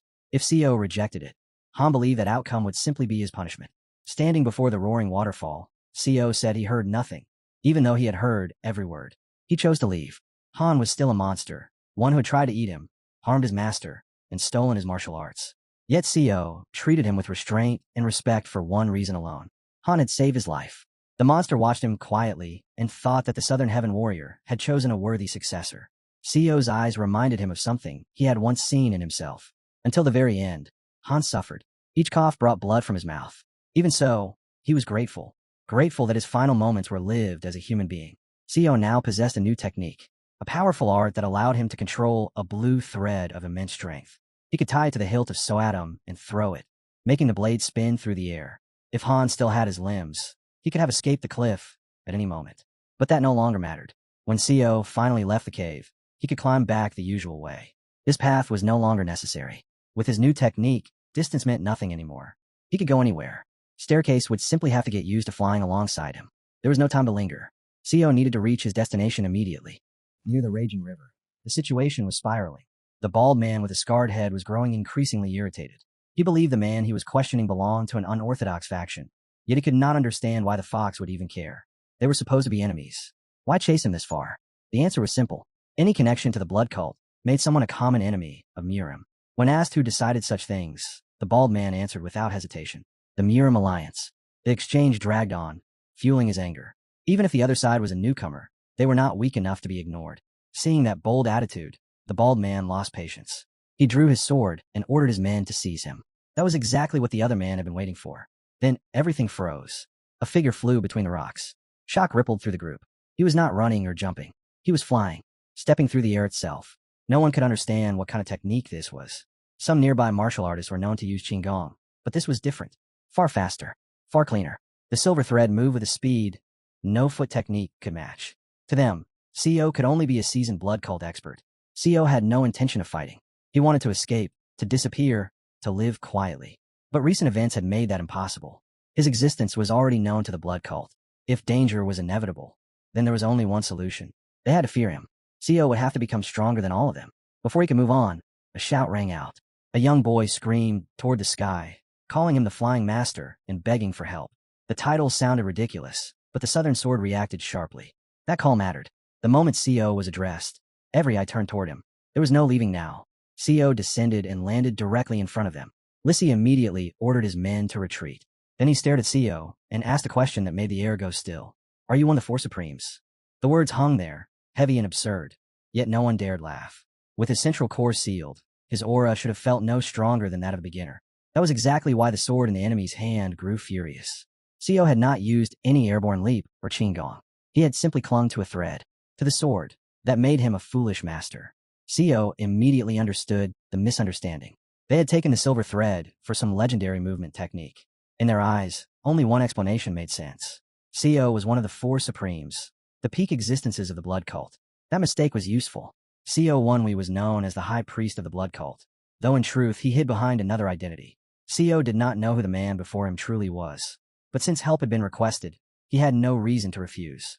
The man's sword scoffed, claiming Co was no seasoned blood cult martial artist, and that this was a waste of time. From the way it spoke, Co realized the sword carried the tone of an old man. And more importantly, it did not belong to the blood cult. Why they needed a veteran blood cult martial artist no longer mattered. First, these people had to be dealt with. Co addressed them directly. They all knew who he was, yet they still dared to keep their weapons raised. The absurdity of it nearly made him laugh. Lissi replied that not all Alliance masters were present, and that even if Co were a supreme, this would not be easy. The bluff had worked, but fear alone was not enough to make them retreat. Then, through mental transmission, the young man spoke again. These were the only enemies here. Another group stood a kilometer away, but their horn had already been destroyed. No reinforcements would come. The boy was clearly trying to earn Co's favor. Co turned his attention back to the bald man and calmly accused him of lying. The man denied it immediately. Co's voice sharpened as he pressed further, demanding to know whether he truly believed there was no spy among them. Someone planted from the very beginning. The effect was instant. The enemies stiffened, gripping their swords as their hands trembled. Fear spread through their ranks. They were lying. When the enemy started babbling about lies, Seo's face darkened, his rage turning sharp and cold. He snapped back at them, asking if they truly believed he was lying, his voice cutting straight through the noise. He stated with certainty that one of them had already recognized him. Yet when he glanced back, confusion flickered across his mind. The words being thrown around made no sense. Before he could fully grasp it, a sword suddenly swung at one of their own, the attacker convinced he had found a spy. Seo had only been searching for a single person. He never expected 3 of them to fall into the snare. It wasn't deliberate. Even he hadn't anticipated that the illusory eye would spread so easily, wrapping multiple minds at once. The effect was immediate. They turned on each other, blades flashing, injuring their own allies while shouting accusations they didn't even understand. Chaos followed naturally. Their sword formation collapsed, discipline shattered in an instant. At that moment, Seo issued a silent command. The boy responded without hesitation. This was the moment he had waited for, the one carved into his patience and restraint. He seized his weapon and burst forward, sprinting straight at the enemy lines. Purple robes snapped violently behind him, torn by the speed of his charge. The enemy commander stared in disbelief, unable to comprehend why his own men were fighting among themselves. Enraged, he shouted orders to eliminate this charging figure at once, but his commands dissolved into nothing. Turning his head, he caught sight of the boy already upon him, soaring forward with the shining star sword technique, layered with the first sword and the ferocious tiger power sword. The speed alone left the enemy stunned. How could someone so young close the distance this fast? Seo had hoped to widen the gap, to retreat and reset, but that hope vanished the moment he felt it. A blue thread had already wrapped around his leg. It was Seo's thread. With a sharp pull, the trap tightened, and the enemy was ripped off balance and slammed against the rocks below. Any dream of escape dissolved like mist at dawn. Sprawled across the stones, the fallen man began shouting accusations, cursing Seo for using dirty tricks. Seo didn't even glance his way. He simply pulled the thread harder. The strength behind it allowed no resistance, and the enemy's life ended there. Dirty tricks meant nothing. This was not a duel bound by courtesy. This was a battlefield, and only fools forgot that. Seo believed the most troublesome opponent was finally dealt with. Then Sodom appeared beside him and calmly informed him otherwise. It turned out there was no longer any need for concern. That man had already slaughtered the rest on his own. His sword technique was savage, unrestrained, and cruelly efficient. Whoever had created such a style had been a born killer. The blade of the southern sword was suddenly aimed at the boy. Without fear, the boy reached out, brushed it aside with his hand, and bowed his head in gratitude. He addressed Seo as master, his voice steady. Seo accepted the sword, weighing it in his grip, and finally asked the one question that mattered. He wanted to know who this boy truly was. If he had asked for help while already suspecting that Seo came from the blood cult, then there was no way he could belong to Miram's alliance. And the man confirmed it himself. He admitted that he had expected Seo to be from the blood cult from the very beginning. Calling him master once more, he placed a hand over his chest and spoke with open reverence, saying that he had always admired the blood cult and wished to join it. Seo replied calmly that he had indeed been searching for a martial artist from the blood cult, but not because he wanted to enter the sect himself. At that, the man dropped to one knee without hesitation. He claimed he had heard rumors of blood cult traces in this area and had come prepared to dedicate both his life and body to it. Seo, however, couldn't simply turn his back and leave. The moment he did, he would be recognized. Something about the man felt wrong. His voice carried an unsettling tone, and his small frame made Seo suspicious. It almost seemed as if the man was deliberately lowering his voice. That led to an uncomfortable conclusion. Either this was someone disguising their age, or a woman hiding beneath men's clothing. Recruiting someone with an unknown identity was impossible. Seo had no authority to recommend anyone to the blood cult, let alone someone whose background was a complete mystery. Meanwhile, the boy actively stopped the nearby martial artist from calling for reinforcements, constantly trying to leave a favorable impression on Seo. Everything about his behavior showed a clear fixation on the blood cult. When Seo finally demanded his name, the man brushed it aside, claiming it wasn't important. He added that the blood cult valued talent above all else. Seo waved his hand dismissively. Talent only mattered when trust existed, and right now, they didn't even know who he was. Then it happened. A voice called out from behind, shouting Seo's name. Seo Wonwei. At the same time, he sensed movement closing in. Many people were approaching fast. From the sound of blades and footsteps, there had to be more than 10 of them. The presence alone pointed toward the Miram alliance. The kneeling man suddenly asked what was wrong. Seo had frozen, silent for several breaths. He then answered quietly that people were coming and told him to lower his voice. The man frowned, claiming he couldn't hear anything at all, but then spoke directly into Seo's mind. Even if it didn't sound like many, he said, there could easily be 20 or 30 approaching. They had to leave immediately. He straightened, confidence radiating from him, clearly believing he was strong enough to deal with whatever came next. Co remained still. He couldn't use the silver thread. Not now. He couldn't afford to pretend to be something greater than what he truly was. As they ran, Co glanced back more than once to make sure the boy was still behind him. There was no need to worry. He wasn't lagging in the slightest. In fact, he kept pace effortlessly, his footwork smooth and precise. His movement was impressive enough to make one thing clear. His cultivation had to be above first class.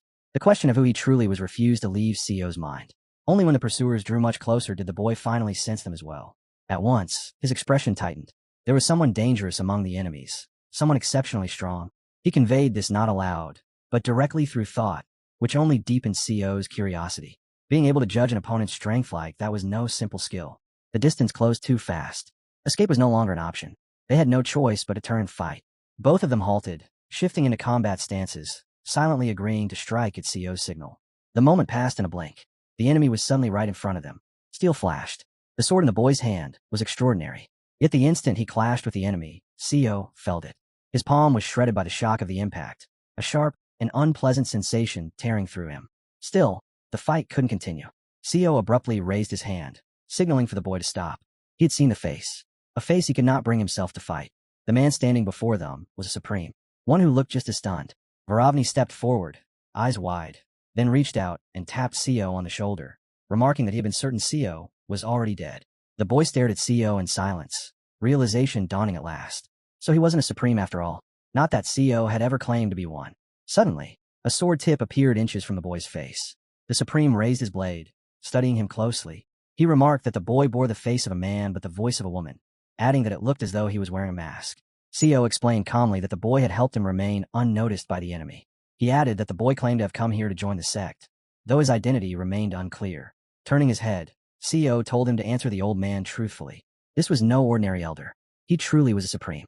After a brief pause, the boy finally spoke. His name was Yin Sama, and he came from Autumn Valley. The moment Co heard it, his expression shifted. Realization struck hard. A member of the Sama clan. From Autumn Valley.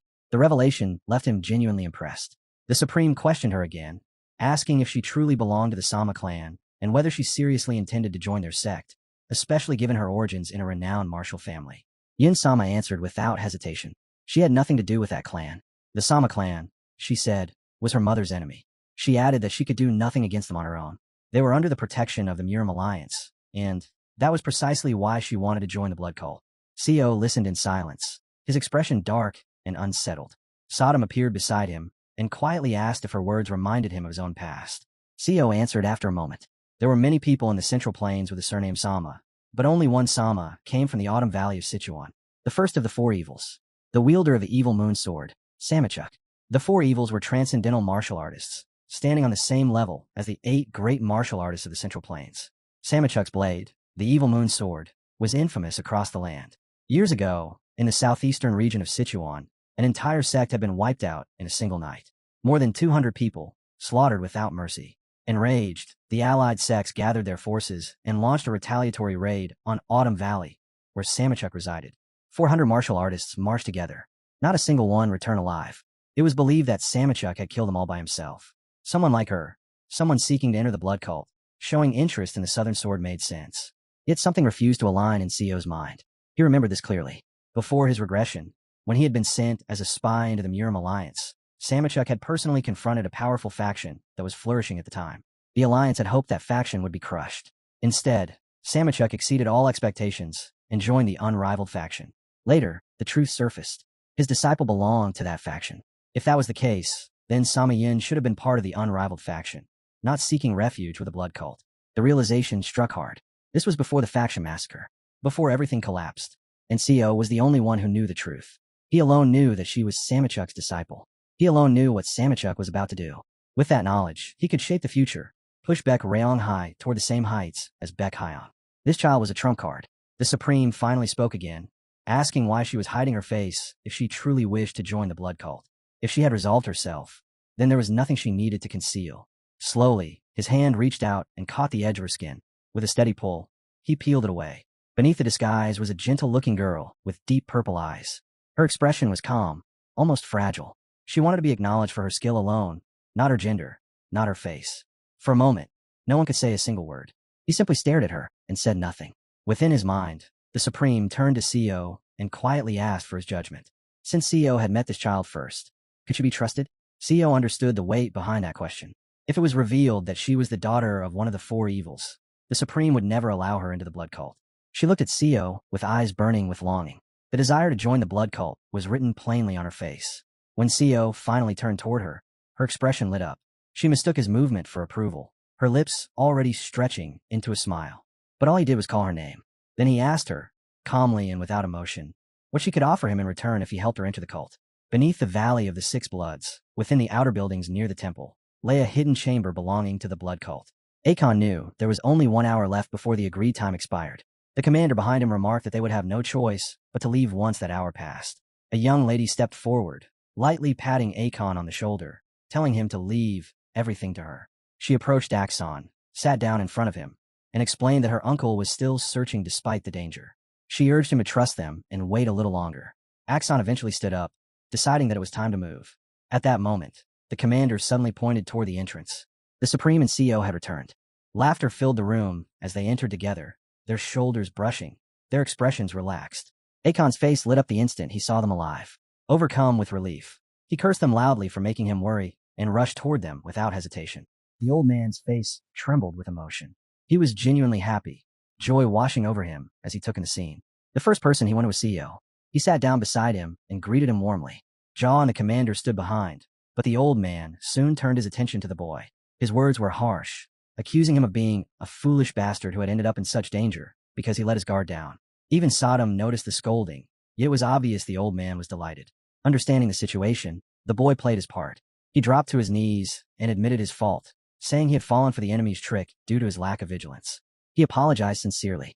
The old man then told him to thank the young mistress for ordering the search. She stopped him at once, asking him not to bow before her.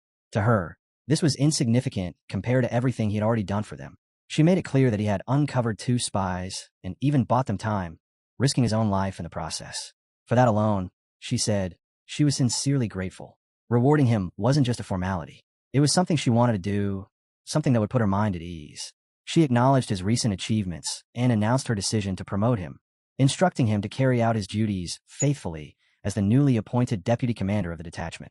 Sodom drifted close to his ear and whispered the meaning behind it all. He confirmed her words and reminded him of the past. Before the regression, he had been nothing more than a disposable spy. Now, he stood as a vice commander, assisting the captain directly. A double promotion, by any measure. He dropped to one knee before the young mistress, bowing deeply as he accepted her command. As deputy squad leader, he would stand second in authority, with 3 independent squads placed under his control. If Akon chose not to assign CO beneath someone else, that meant he would directly command 3 squad captains. The matter was already settled, though it was clear Akon wasn't pleased with the idea of answering to CO. Still, he had alternatives in mind. The first was Jo Sung-won. His skill already qualified him as a team captain, and his potential hinted that he could soon surpass the first level. The second was Sam Yun, the daughter of one of the 4 evils. Saying she was ready to command a squad would be an exaggeration, but CO needed her close. Keeping her by his side would allow him to influence the events that were yet to unfold. The elder then explained her identity to everyone present. She was the one who had helped Mr. CO escape, and she sought vengeance against the Myram Alliance. The young mistress froze in surprise when she realized the truth. The boy was not a boy at all. She asked her to remove the mask. The girl reached up and peeled away the false skin. Gasps spread through the room. No one could hide their shock. Her true face left them stunned, her beauty almost unreal, as if she didn't belong to the mortal world. She bowed respectfully before the young mistress, thanking her for allowing her to join the blood cult. Yet CO's gaze lingered on the young hostess. Something about her felt off. The same unsettling aura he had sensed during their last duel surfaced again. The southern sword leaned closer and explained it simply. It was jealousy. He continued, saying his former master used to claim that when a woman notices a man, her eyes are drawn first to any prettier girl nearby. The warmth drains from her mood, as if ice water has been poured over her head. From the way the southern sword put it, Beck Rienga was jealous. It was an odd thought, feeling jealousy over a girl, especially when the object wasn't even another woman but a man, felt strange for someone being groomed as a future leader of the blood cult. Within his thoughts, the old man turned to the boy and remarked how amusing it was. When fate finally placed a girl like that in front of him, he still couldn't take advantage of it. He admitted that he liked the girl and asked CO to tell him more. CO agreed, but only if the truth stayed with him alone. Then he revealed it. Her father was the evil moon sword, Samak. The old man froze. He couldn't believe what he had just heard and demanded to know what CO was talking about. CO explained calmly. In the past, several small eastern sects had come to the So clan seeking help. Nearly 100 corpses had been discovered between Gujo and Hanam, and they wanted the killer found. The trail led to Autumn Valley, and the man they discovered there was none other than the evil moon sword, Samak. After identifying the culprit, Seo's father and warriors from those small sects launched an ambush in Autumn Valley. The four evils were not given that title without reason. He told Axon that after the battle, they all died with dignity. Every last one of them. Only a single person survived, purely by chance.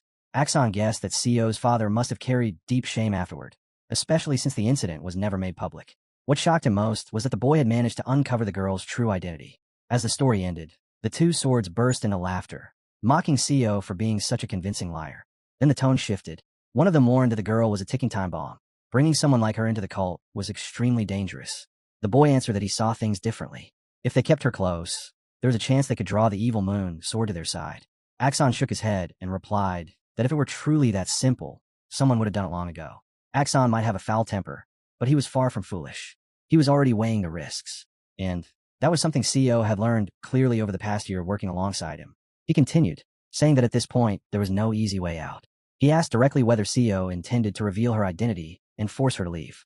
Axon answered without hesitation. He couldn't do that. No matter the situation, he had no desire to make an enemy out of one of the four evils. That much was obvious, and Seo pressed on. He asked whether it truly made sense to shoulder such a risk and suggested transferring her to another Supreme instead. When Seo noticed Akon's glance shifting toward the Supreme, he understood immediately. The plan had worked exactly as intended. The old man despised losing. Akon turned back and asked Seo if he was prepared to take responsibility himself. Seo replied that they should decide who would take Miss Sama and move on. At that moment, the Supreme stepped forward and declared that since everyone was already present, he was willing to take responsibility for her. Almost immediately, another voice followed. He too was willing. The old man admitted that he hoped the boy's judgment was correct and said he was prepared to accept her as well. The scene became absurd. Even during the selection ceremony, nothing like this had ever happened. A blood star and multiple Supremes, all stepping forward to take responsibility for a single person. The young hostess stood there, stunned. She hadn't expected this outcome at all. After a brief pause, she announced that she would leave the decision to Miss Sama herself. That meant one thing. If permitted, she could choose who would command her. There was no hesitation. She ran straight to Seo and grabbed his hand tightly. Her choice was unmistakable. She declared that she wished to serve under the deputy commander of the detachment. Then she looked up at him and asked if she had done well. Seo answered immediately, yes. By then, the entire situation had spiraled into chaos. Seo felt that he should be happy, yet the atmosphere was completely off. The young hostess, unable to process her emotions, spoke again in an icy tone. Everything was already decided. The girl would go with the deputy commander of the detachment. Sodom floated near Seo, calmly telling him to accept his fate. Seo didn't think it was too late to fix things, but the moment slipped past him. Words failed him. He didn't even know how to justify himself anymore. Preparations to leave began at once. From that moment on, he was officially addressed as the deputy commander of the detachment. Yin stayed close at his side, running around him endlessly, asking again and again if she was doing well. Sodom drifted up beside him and asked, almost lazily, whether he was a eunuch. She had to be extraordinarily beautiful, judging by how everyone around reacted. Yet Seo showed no reaction at all. Watching this, Sodom grew convinced that something was wrong with him and quietly decided he must be a eunuch.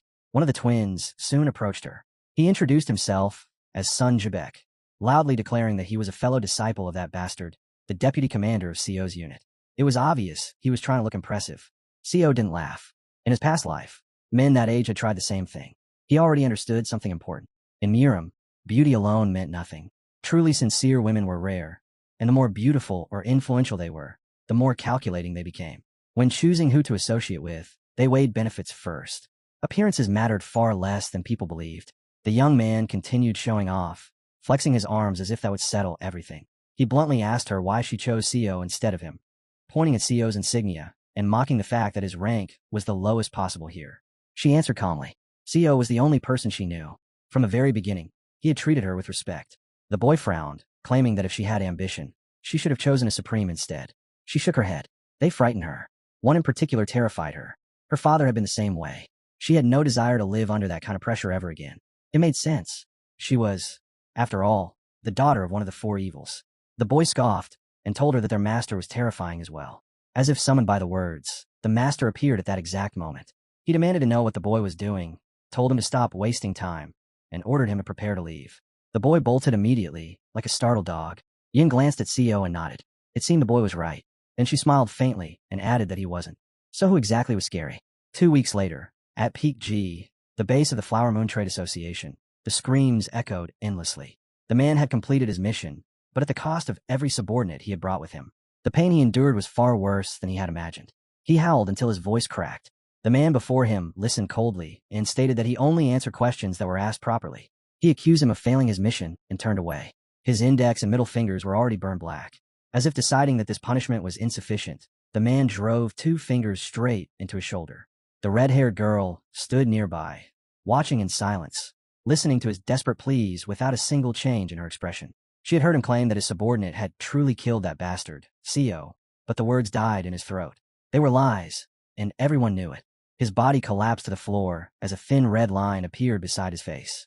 A sword had pierced the ground just behind him, its presence silent but absolute. The red-haired girl spoke calmly, explaining that this was an entirely different situation. He hurried to insist that it had all been a misunderstanding. She frowned, unable to follow his reasoning, and asked him what he was even talking about. Sweating, he confessed that his goal had been to force the Fourth Supreme, the eccentric Aeon, to kneel at her feet. Her eyes narrowed slightly as she asked what exactly had gone wrong. He apologized again, words failing him, silently wondering if everything had collapsed because of that bastard. Instead of anger, the young hostess looked intrigued, more interested than disappointed. A year ago, she had shown the same curiosity toward the man who had managed to block her attack. From his perspective, it made sense. Someone as talented as her would naturally want capable people at her side. That misjudgment was his fatal error. His orders had been simple: kill one of the students if necessary, prove that they could take something valuable at any time.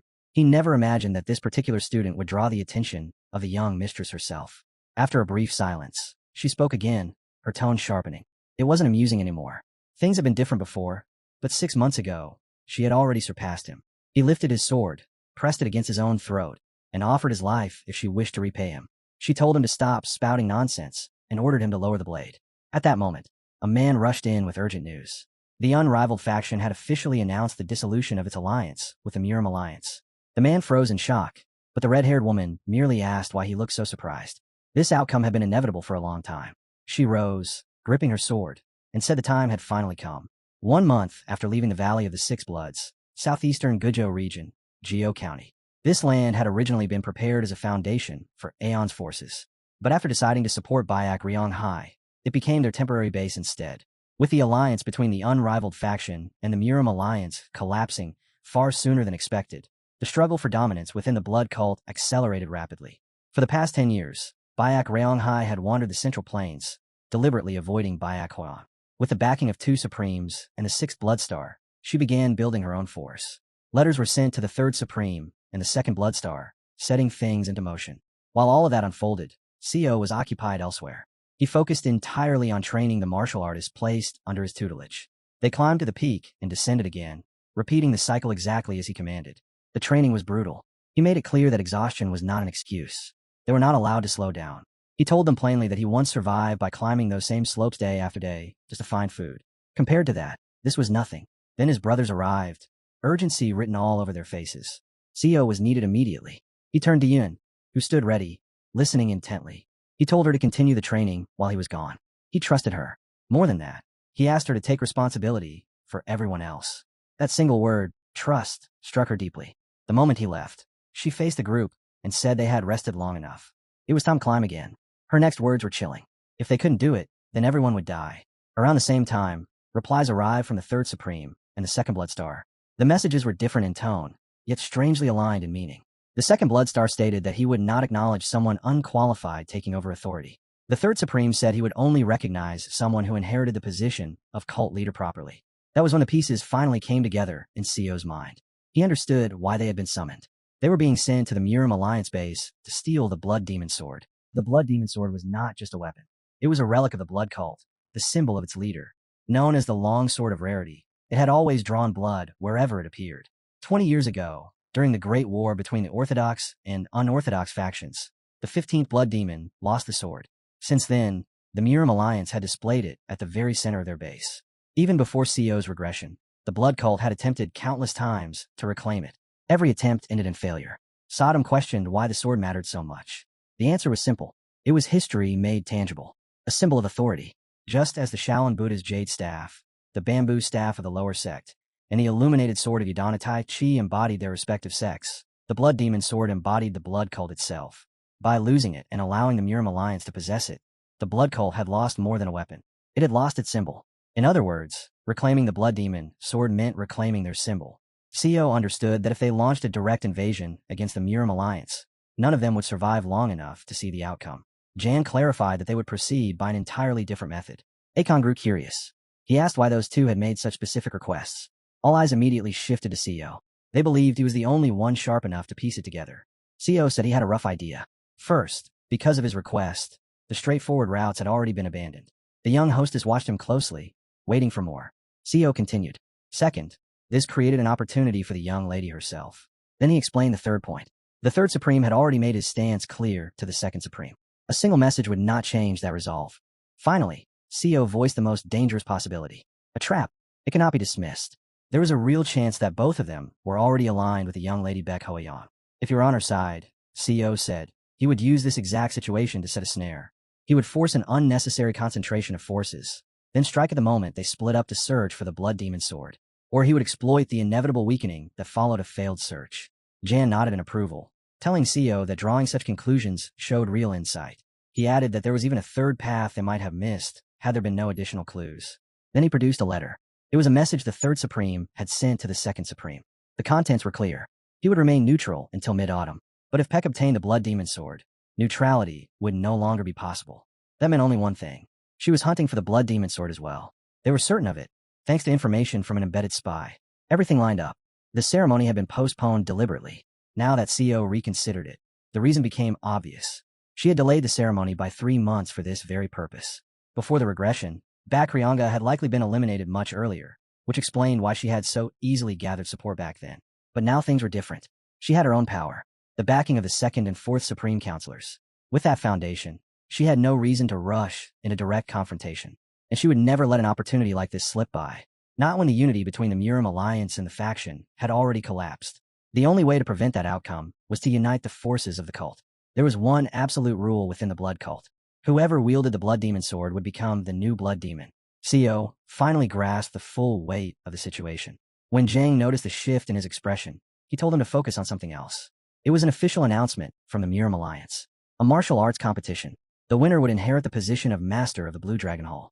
As a reward, they would be allowed to choose any weapon from the Murim Alliance's arsenal. Zhang immediately gathered the two brothers along with CO and told them they would be participating. Only then did CO understand the source of the unease he had been feeling. That strange anxiety finally made sense. There was a reason the three of them had been selected.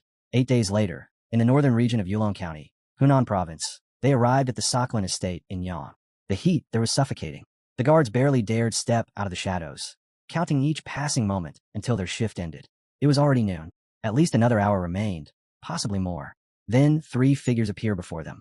The guards straightened at once, asking for their names and stating that this was the Sakhalin estate of Yan. If they had business here, they were to identify themselves. CO stepped forward first and calmly introduced himself as the third son. The reaction was immediate. Irritation mixed with shock as recognition spread across the guards' faces. They knew the young master. At least it was fortunate that none of the Orthodox sects knew the truth. Even their own families were unaware. Participation came with a single, critical condition. To enter the competition, one had to act as a representative of their family. That was non-negotiable. As usual, it was a strange situation. CO thought that once he returned here, it would mark the end of this family. The man who had broken the water pot couldn't understand why he had been born a year earlier. Was it really fair that he had to give up the position of representative without even a duel? The others sitting with him at the table tried to calm him down. They told him he was no worse than the other one. This decision was only meant to keep him alive because he was the eldest son.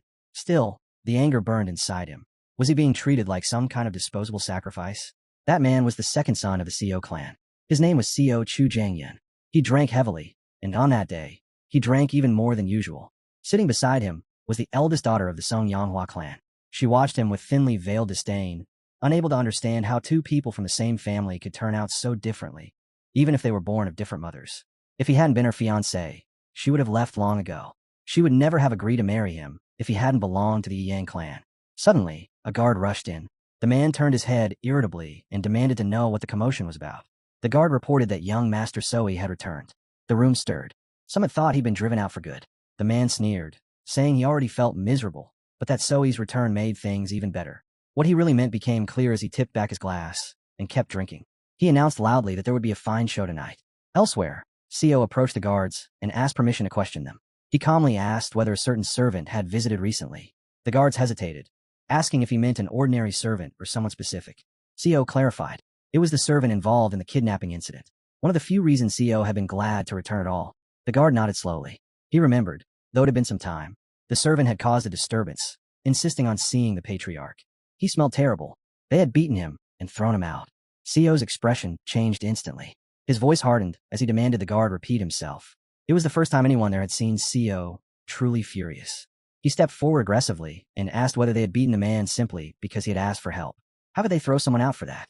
The former master of the outer hall of the Co clan, Ian, a senior warrior from the Wang escort, was the reason Co had been allowed back into the main residence at all after exile. That had only been possible because the patriarch was absent, and because Vong believed Co might have trained in martial arts. After learning of Co's connection to Song, Vong decided to treat him, at least outwardly, as a junior master, believing his standing might change in the future.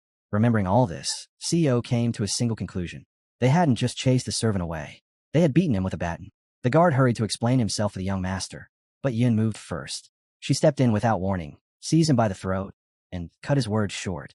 Her tone shifted completely as she told him to take responsibility for every word he had spoken and every action he had taken. It was hard to watch. In the end, she dragged him away and threw him into the latrine without hesitation.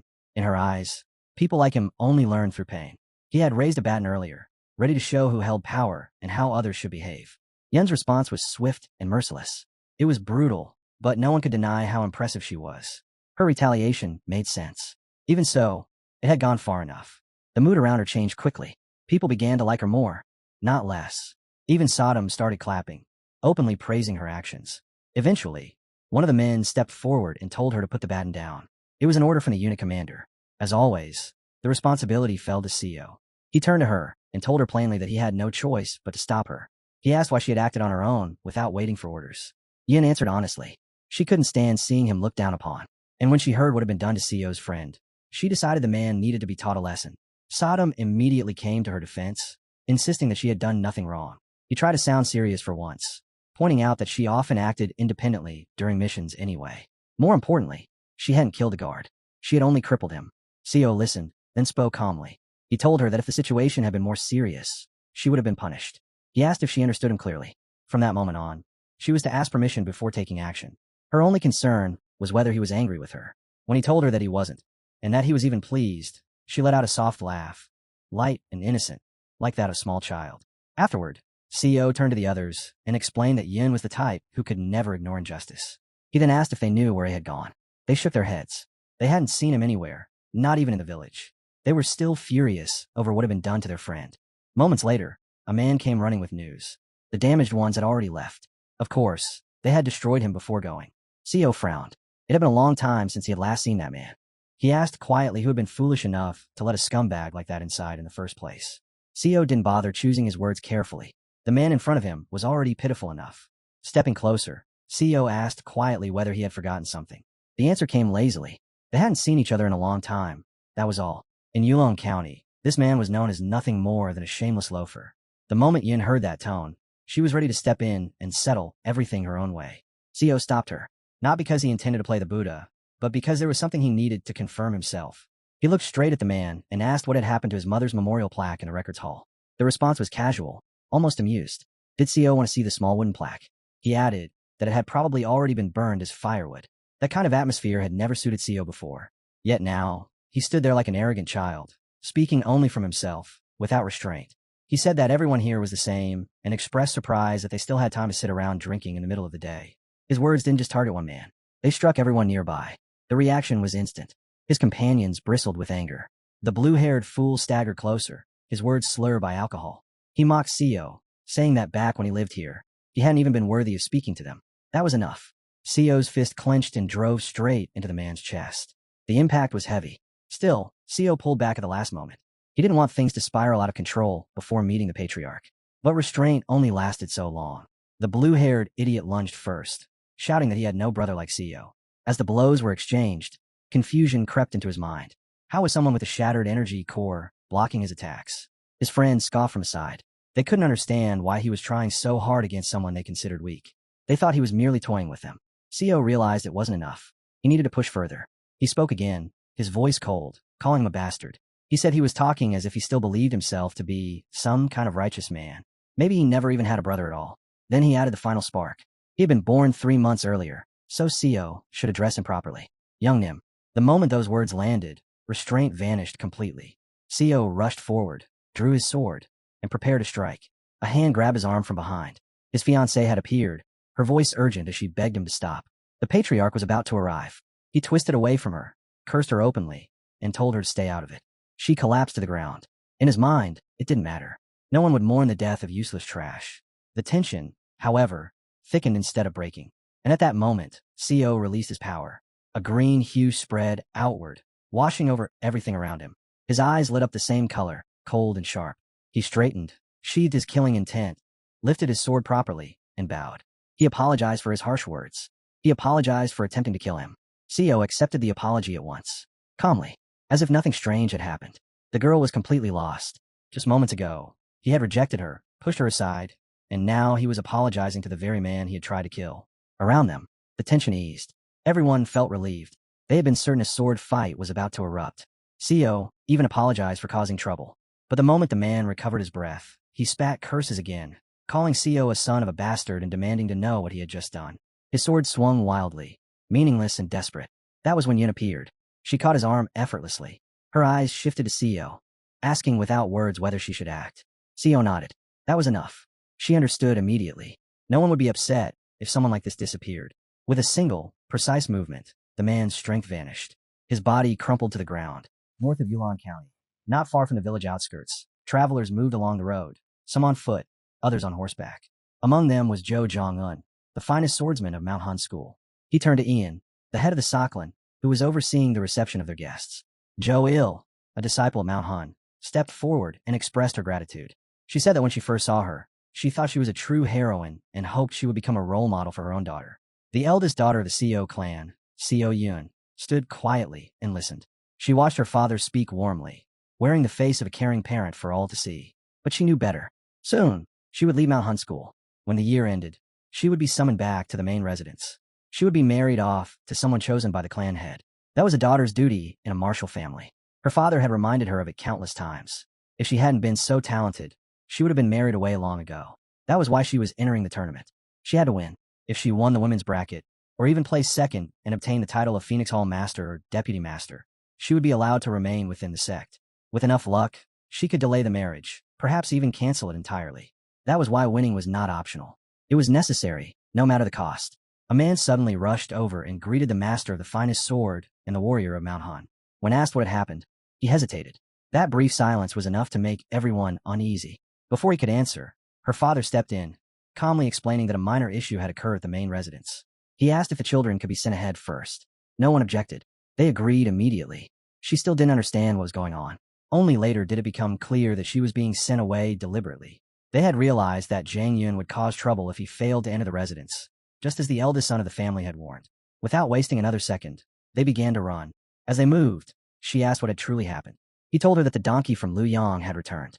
He was certain that man intended to ruin everything. He couldn't bear the thought of his brother being crushed by those bastards again. At the same time, she stared ahead, unable to believe the scene unfolding before her. She saw him fall, overwhelmed by a thin, almost fragile-looking man. Then suddenly, someone arrived and shouted with all his strength that enough was enough. The chaos froze instantly. Co looked at the newcomer and realized he must have been with the clan head, returning far too quickly. His sister was here as well. That led to only one conclusion. If they had arrived after entering Mount Hun School, then the clan head was currently occupied with guests. Co told the girl to block the man's acupuncture points. At first, she misunderstood, thinking she needed to break bones or tear flesh. He corrected her. Just block the points. She stepped forward and tapped several precise locations on his body with her fingers. The man froze, utterly confused, unable to understand who he was or what had just happened to him.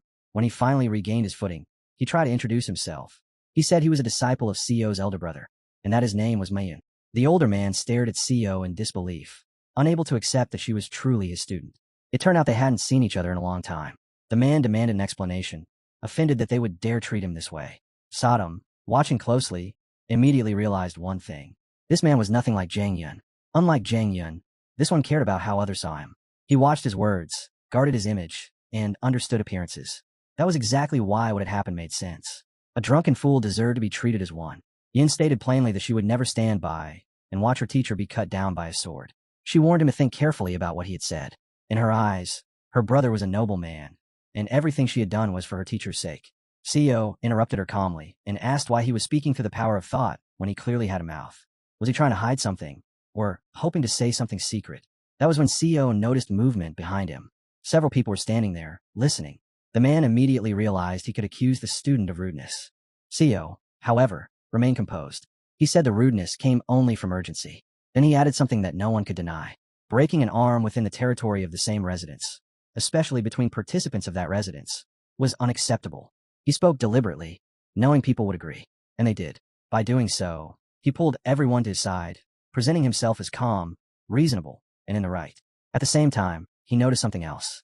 Everyone here had seen how the others behaved.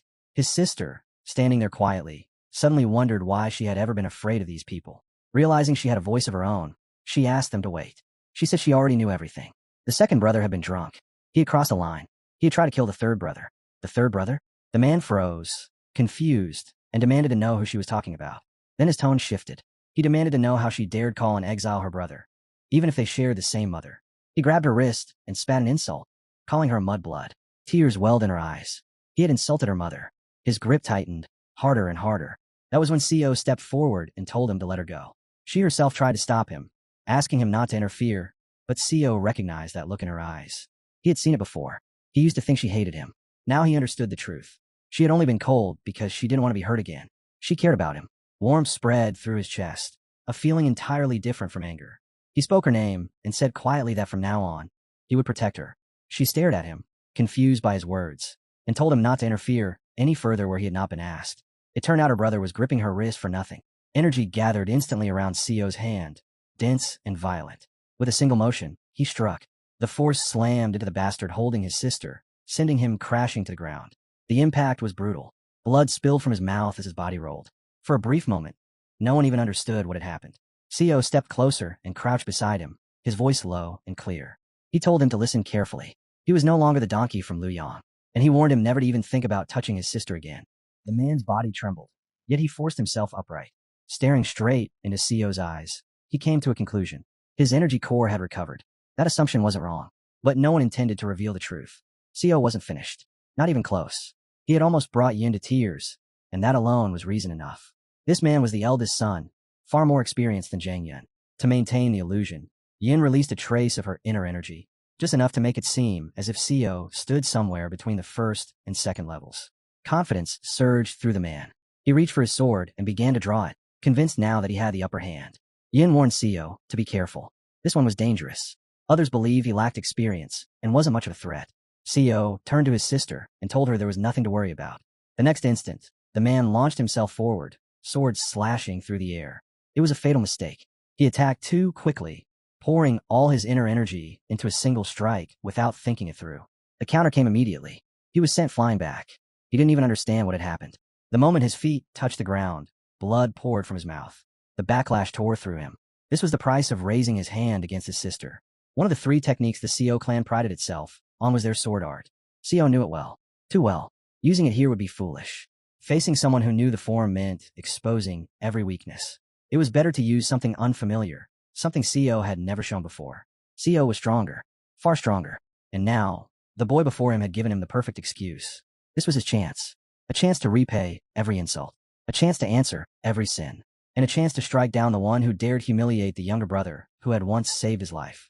Yin only watched in silence, almost admiring the squad leader, until the man beside her muttered that she should not make that expression while wearing a mask. No one around truly understood what was happening anymore, but the people of Yulong had already decided it no longer mattered. New voices brushed against CO's senses, heavy and numerous. Around 100 presences. The patriarch had returned. Alongside him were 3 powerful auras, unmistakable, likely the patriarch himself, and experts from Mount Hen. The timing was perfect. Harvest time. CO realized at the moment he looked at his brother. His body should not have moved, yet he forced himself upright and declared, with reckless certainty, that CO would die today. His stance shifted. The sword in his hands grew sharper, heavier, driven by desperation and pride. This was no ordinary move. It was a sword technique reserved for the patriarch's line, something only the young head of the family was allowed to learn. Everyone recognized it at once. The clan's highest sword art. What followed shattered that belief. Before their eyes, the idol sword was knocked clean from his hands. Against an equal, it might have worked. Against Seo, it meant nothing. He crashed to the ground, unable to understand how someone like Seo could overwhelm him so completely. While his body was still airborne, more strikes landed, precise and merciless. Then Seo stepped forward, intent clear. The next strike was for the insult to his mother. It was decisive, brutal, aimed straight at the head. Even the black sword offered no comment. The silence itself confirmed how ruthless the blow was. That was when Seo understood who had arrived. The patriarch and his followers stood frozen, unable to make sense of the scene before them. Sodam recognized the patriarch at once, but frowned at the others, and asked who they were. Seo answered calmly. He had seen them before, back when he served as a spy for the Miram Alliance. The best sword of Mount Hang, and the female warrior of Mount Hang. Both were top-level martial artists. The swordsman was far more dangerous. He lacked a Chong's oppressive presence, but his cultivation had clearly reached its peak. Seo straightened and greeted them. Behind him, the defeated man began babbling, insisting it was all a trick, a hoax, as if words could erase his loss. If Seo had been anyone else, he would have snapped the man's neck and ended it there. Instead, he closed the distance in an instant and asked one simple thing. Was it an evil technique, or something he'd learned elsewhere? The boy knew the Mount Hen sect was infamous for its sharp tongues and ruthless slander, but even this went beyond what he expected. Being falsely accused in front of Mount Hen was not a small matter. It was dangerous. Yin asked him why it mattered so much, and Seo explained calmly that many within the orthodox factions harbored deep hatred toward anything related to evil techniques. The best sword of Mount Hen was one of the most extreme cases. Mention evil arts in his presence, and his temperament would flip completely. Seo stated clearly that what he used was not an evil technique. The young woman immediately added that the man being questioned was her brother. Seo then placed a hand at the boy's waist and spoke about the damage to his energy core, something he had heard rumors about. The boy stiffened and demanded to know what that was supposed to mean. Seo already had his answer. No one with a truly damaged core could stand at this level. It was impossible. He did not allow the Mount Hen swordsman to inspect his energy field. Instead, he asked for a moment to explain everything properly. Without waiting, he drew his sword and said that in combat, the truth would reveal itself. Whether evil techniques were involved would be obvious the moment blades crossed. He lunged without warning. The sudden attack caught the man completely off guard. He never expected such decisiveness. Inside Seo's mind, the southern sword spoke calmly, telling him it might be simpler than it appeared. There was no need for tricks. Just use the strongest sword technique available. Seo did exactly that, unleashing the very best he had. The clash was violent. This man was clearly second only to monsters of the highest tier. Each time their swords met, it felt as if the opponent's palms would split apart from the force. Seo quickly realized that closing the distance was a mistake. Space was needed. Others watching also sensed something strange. This sword art was not ordinary. The Mount Hen swordsman spoke through clenched teeth, explaining that what Seo used was different. It was not evil, but it carried traces of something deeper. A branch of void flow. In that instant, recognition struck them both. So you recognize it immediately, Seo said calmly. Then my introduction came too late. Father and son stared at him, shot plain in their eyes, unsettled by the boy's audacity. When everyone realized that the Southern Heaven sword technique being used belonged to his master, disbelief rippled through the crowd. Mouths fell open. Then Seo spoke again, and the air itself seemed to freeze. I'm the swordsman of the Southern Sky, he said, a disciple of Ho Chongdae. It is a pleasure to meet you. Roughly 20 years ago, Joan had once received invaluable aid from the legendary Iron Sword Master of the Southern Heavens. Today, he was known as a seasoned martial artist. But back then, he had been nothing more than a beginner chasing dreams of glory. That was why, when he finally met the disciple before him, he spoke with open enthusiasm, admitting that he had heard countless stories about Joan from his own master, and that meeting such a figure was an honor beyond words. He even recalled how his teacher had once spoken of his first encounter with Joan 20 years ago, praising his sword skills again and again. Joan could not hide his joy. To know that the master he revered had spoken so highly of him filled his chest with pride. Still, he apologized for his quick temper, explaining that it was the reason he had flushed with anger when he heard accusations of dark arts. The other disciple stepped in, telling him that if his teacher truly was the Iron Sword of the Southern Heavens, then Joan deserved the same respect they offered their own seniors. Hearing this, Joan finally understood. His former teacher had known their master as well. The disciples laughed as they recalled how young martial artists of the Mount Hen sect used to call him senior master, a title earned purely through strength and reputation. That alone was enough to spark a small, harmless contest of pride among them. Not long after, the disciple turned toward Joan and casually called him elder brother. Joan simply smiled back. It was one of those rare days that felt genuinely good. Yet his thoughts soon drifted to the man he suspected of trying to frame the inheritor of the iron sword of the southern heavens. Before he could speak further, the conversation was cut short. CEO lifted his gaze and felt rage surge through him.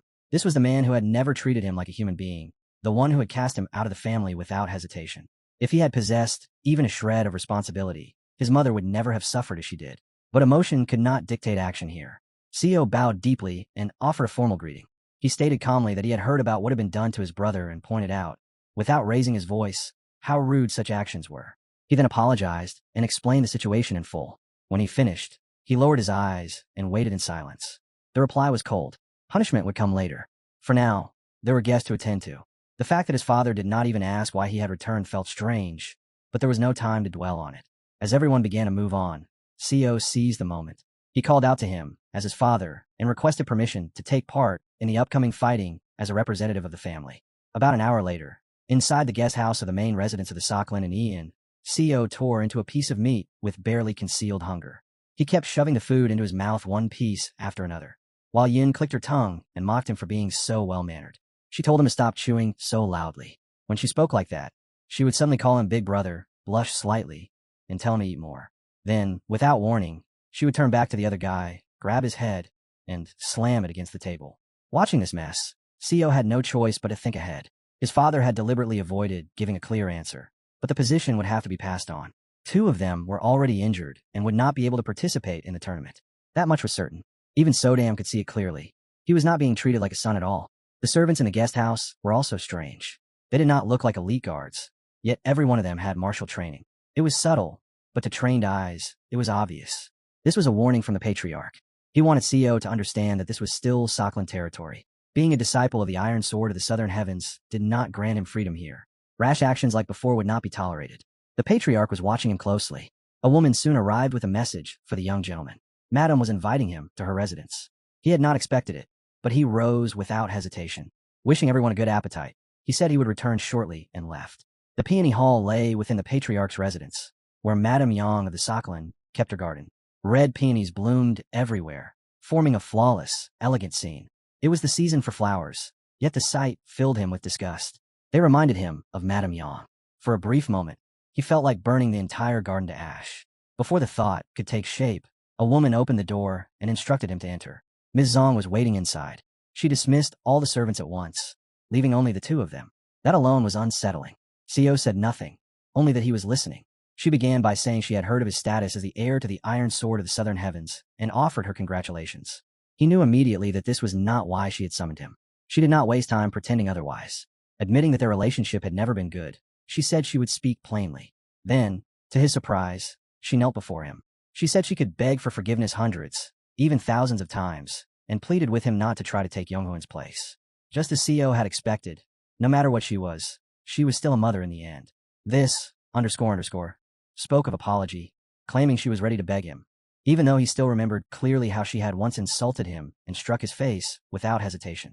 Then came the offers. As much money as he wanted, even help in building his own family, as long as he stayed away from her son's position. The name of the Iron Sword of the Southern Heavens truly carried weight. Her attitude had turned completely upside down. He told her he would act as if he had heard nothing. She panicked, grabbed his clothes, and begged him to name his price, swearing she would do anything within her power. That was when he finally spoke. Restore his mother's tombstone. Make her his official wife. Kneel before her grave and bow an apology 3 times a day, for 10 full years. Her face collapsed. She stared at him, as if she could not comprehend the words. They were too cruel, too humiliating. Apologizing before that grave, again and again for a decade, wounded her more deeply than any insult. Still, she forced herself to ask if doing all this would truly keep him from claiming her son's place. He sat down casually on her lap and spoke as if moved, praising the strength of a mother's love for her child. For a moment, it almost sounded sincere. Then he leaned close to her ear and whispered that this was exactly what she wanted to hear. He asked whether she would have said the same if their positions were reversed, and then called her an animal. Her rage exploded. She seized his collar and shook him violently. He calmly reminded her of what had happened 12 years ago, when his energy had been blocked and her servant delivered his medicine, assuming he would never notice. Everyone had looked away. Everyone knew who stood behind it.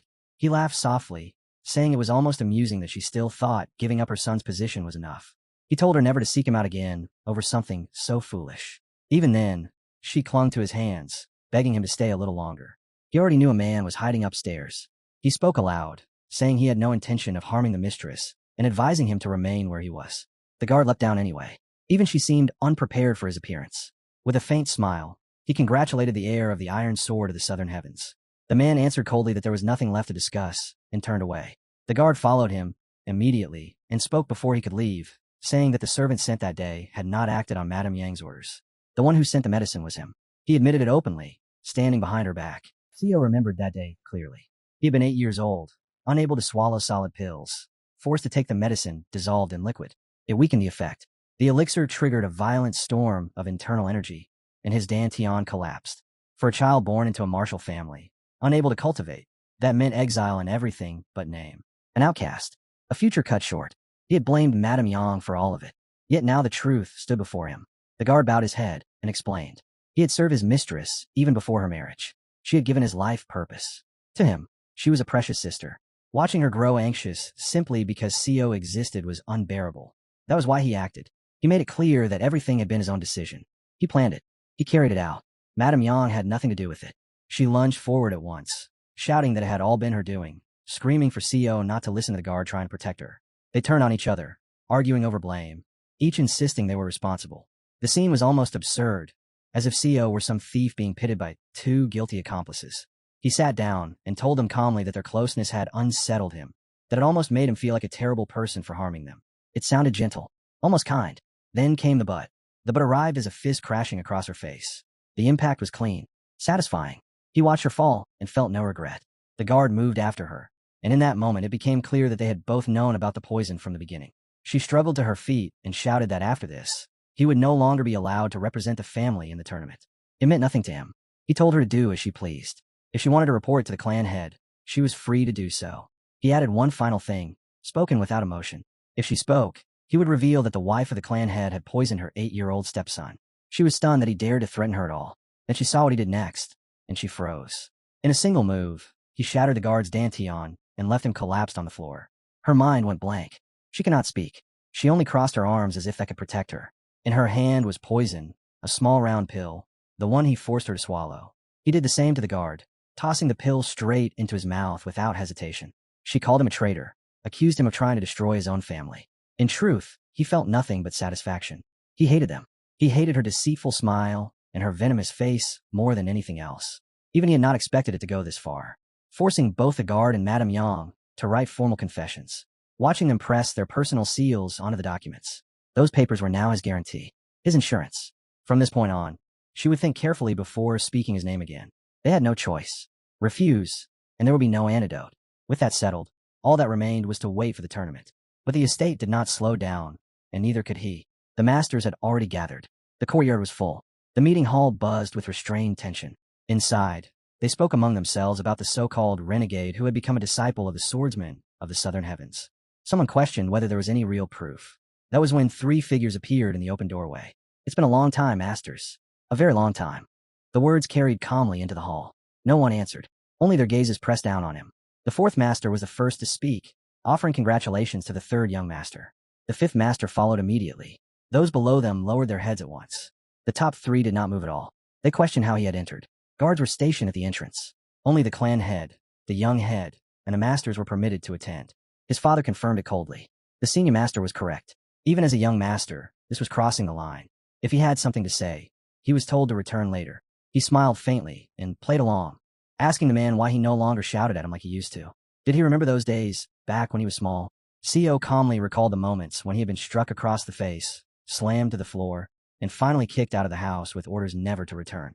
The man grabbed his own head, scratching it in confusion, and asked whether CO was truly speaking to him. He laughed awkwardly, claiming his memory had grown unreliable with age, and apologized if he had hurt him in any way. Then he asked whether CO was doing well now. CO answered by reminding him that he had said the exact same words on the day he threw him out of the family, asking if he had forgotten that too. The man sighed and continued to excuse himself, saying his memory was poor and that he was no longer suited for the role of state master. He then turned the tables, asking what CO hoped to gain by dragging up the past. Was this meant to satisfy his ego? He called it nothing more than pathetic revenge, and questioned whether such behavior suited a disciple of the swordsman of the southern heavens. Yin immediately chimed in. agreeing that clinging to past insults was indeed pathetic, and adding that the upper ranks of the CO clan had never been known for respecting their superiors. Instead of calming the situation, her words only fueled his anger. He could not accept that some outsider would dare lecture his family. Yin was already poised, waiting for a single signal from CO to crush the fool where he stood.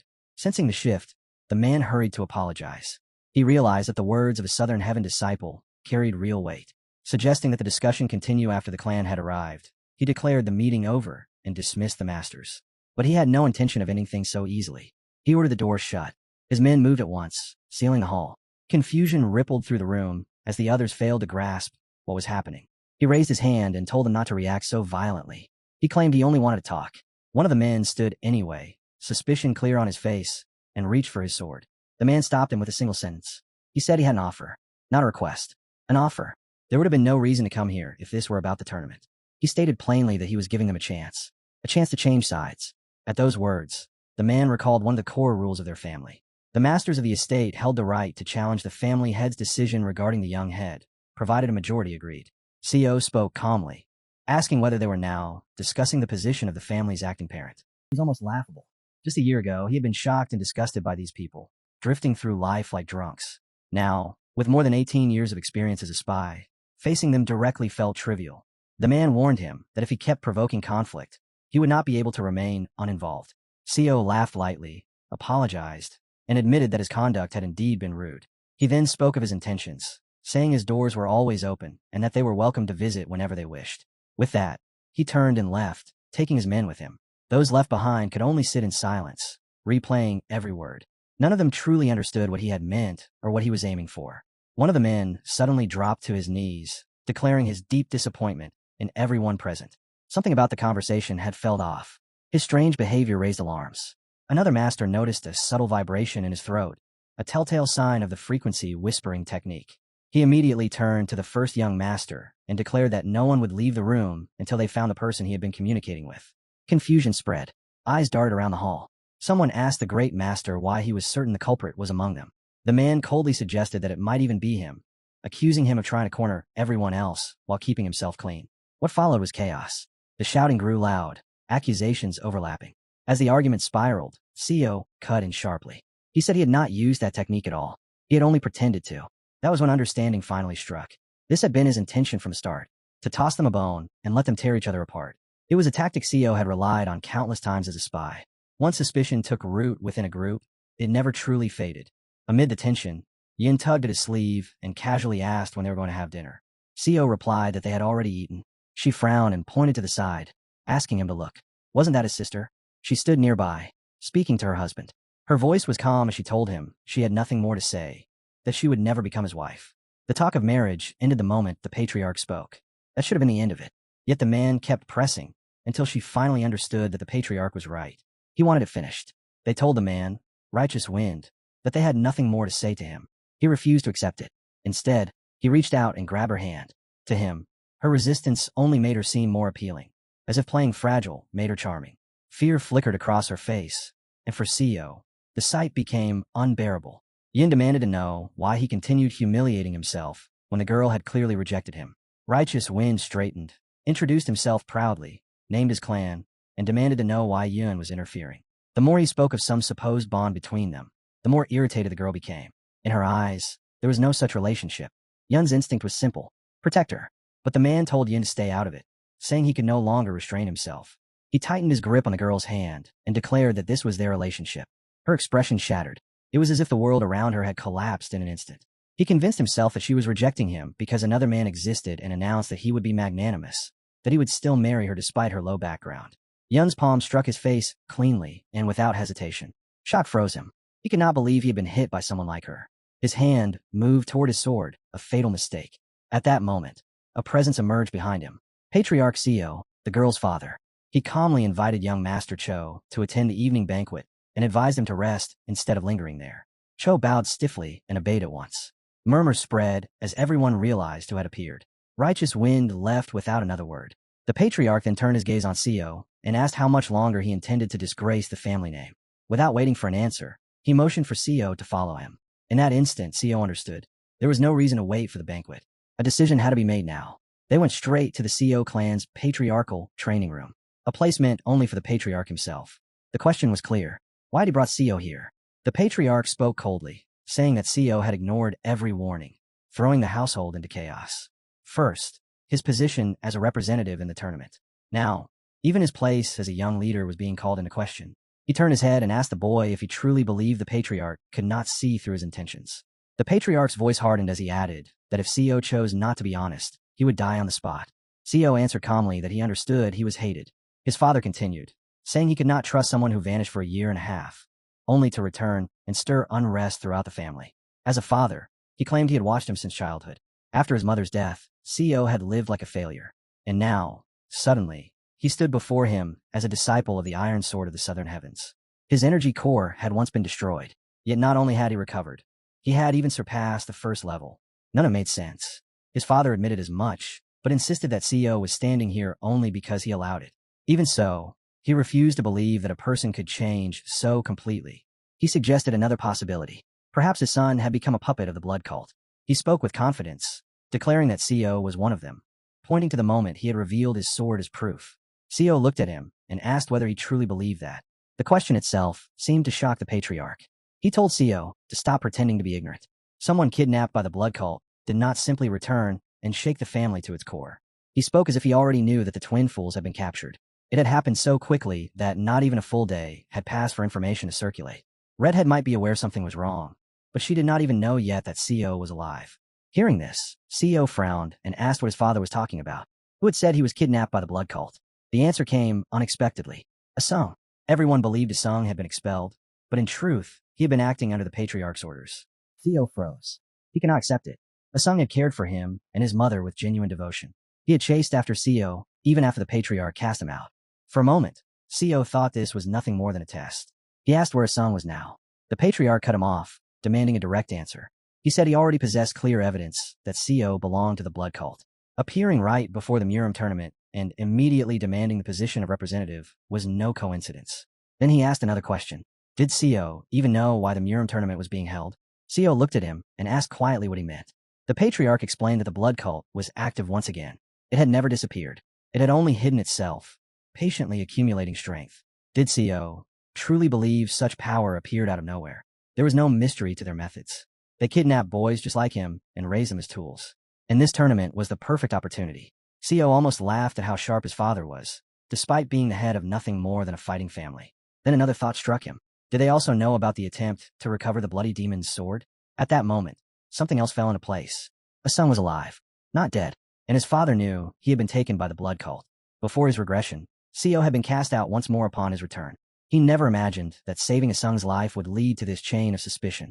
He told his father plainly that he seemed to be the only one convinced Co had entered the Murim tournament to spy for the blood cult. He did not hide his dissatisfaction with the way his father was framing him. His father answered coldly. If Co wanted to prove his innocence, everything had to return to how it was before. Co replied that by that logic, the only way to prove his innocence was to give up everything and do nothing at all. He asked whether his father would simply deny him the position of representative if he failed to prove himself. The patriarch cut him off. Enough. It was clear now. His father was not seeking the truth. He was pushing him away, calling it his final warning. The patriarch drew his sword and demanded that Co surrender if he truly was who he claimed to be. Co asked calmly what would happen if he did. The answer was simple. His energy core would be inspected to see whether he had been brainwashed. Co understood then. Even if he proved his innocence, the outcome would not change. He would never be allowed to stand as a representative. His hand moved to his sword. Inspecting the energy core of someone who practiced a different martial art was forbidden. That alone left him no choice. The air shifted instantly. Killing intent flooded the room. His father's presence swelled, crushing and absolute. The patriarch did not believe Co could defeat him, regardless of whether he relied on dark techniques. His confidence was unshaken. Internal energy erupted as he launched the first strike, charging forward with peak power, unleashed without restraint. Co made his decision in that instant. He activated the energy of his lower core. The technique relied on body weight, and in the hands of someone so experienced, it carried terrifying speed. The gap between them was undeniable. Co was barely standing at his peak, while the patriarch stood at the very summit of his own. The difference was overwhelming. The patriarch's strike sent Co flying backward, yet he refused to fall, forcing himself to stay upright, even as his footing wavered. Co tried to counter, but his father was already waiting, sword raised and ready. He knew it was pointless, yet he still gathered everything he had and struck again and again. Most of his effort went into dodging rather than attacking. That was the pressure of facing the Patriarch's blade. It felt as if an entire mountain crashed down on him. The Patriarch's sword pinned Sio's body toward the ground with merciless force. Even his father acknowledged it openly. From the start, the difference had been clear. No matter how sharp the sword, the result would not change. Sio understood then why his father was called the wise sword of On. When he said it aloud, his father asked whether that meant he was surrendering. Sio answered that his father was far too strong for him to hold back. As the words left his mouth, power surged around him. His father stared in disbelief. He could not comprehend where this energy was coming from. What Sio was using was a sword technique inherited from his master, a method known long ago, refined to overcome its original flaws. This was the true sword of the Holy Star. The Patriarch did not grasp what Sio meant. He only felt his body shaking under the relentless blows, yet he still swung his sword in response. The sixth form was unleashed. The wall of sword chase. The energy exploded outward, so intense it was painful to witness. The space flooded with blue light, crushing everything within it. The Patriarch's body was driven straight into the wall. Blood spilled from his throat as the force continued to press him back. His sword remained embedded in the ground, unmoving. He could not believe it. His son had become this strong. If Sio had followed through with a direct strike, his father would have died on the spot. In his past life, even dreaming of defeating the Patriarch had been impossible. Even the Southern Sword manifested and declared that Sio was already twice as strong as its former owner. Still, Hatem noticed something was wrong. There was no satisfaction in him, no relief, no pride. Victory meant nothing when his own father had never truly acknowledged him as family. Sio walked up to him and asked a question that had been buried for years. If he hated him that much, then why had he been born at all? He stood there without answers. Too many things had collapsed at once. That was when the sword's voice echoed again, addressing the Patriarch directly. It said that the resentment this boy carried was far deeper than he had imagined. Mech followed, explaining coldly that if the Patriarch had shown even a little kindness, even a little honesty, none of this would have spiraled into chaos. Then Mech asked a single question, sharp and unavoidable. Would it not be better to finally tell him the truth? That Sio was not his biological son. The boy's hand clenched around the sword hilt until his knuckles turned white. He asked whether it was true, whether he was really not Sio's son. Mech froze. He could not believe those words were directed at him. But Sio did not ask again. He did not demand explanations. He only demanded confirmation. And if the truth was denied, he said calmly, his father would die. Mech understood then. Words would not be enough. Any explanation would sound like a lie. But the sword could not lie, and so it chose to show him everything it had witnessed. The union of sword and mind was invoked. The unlocking effecta.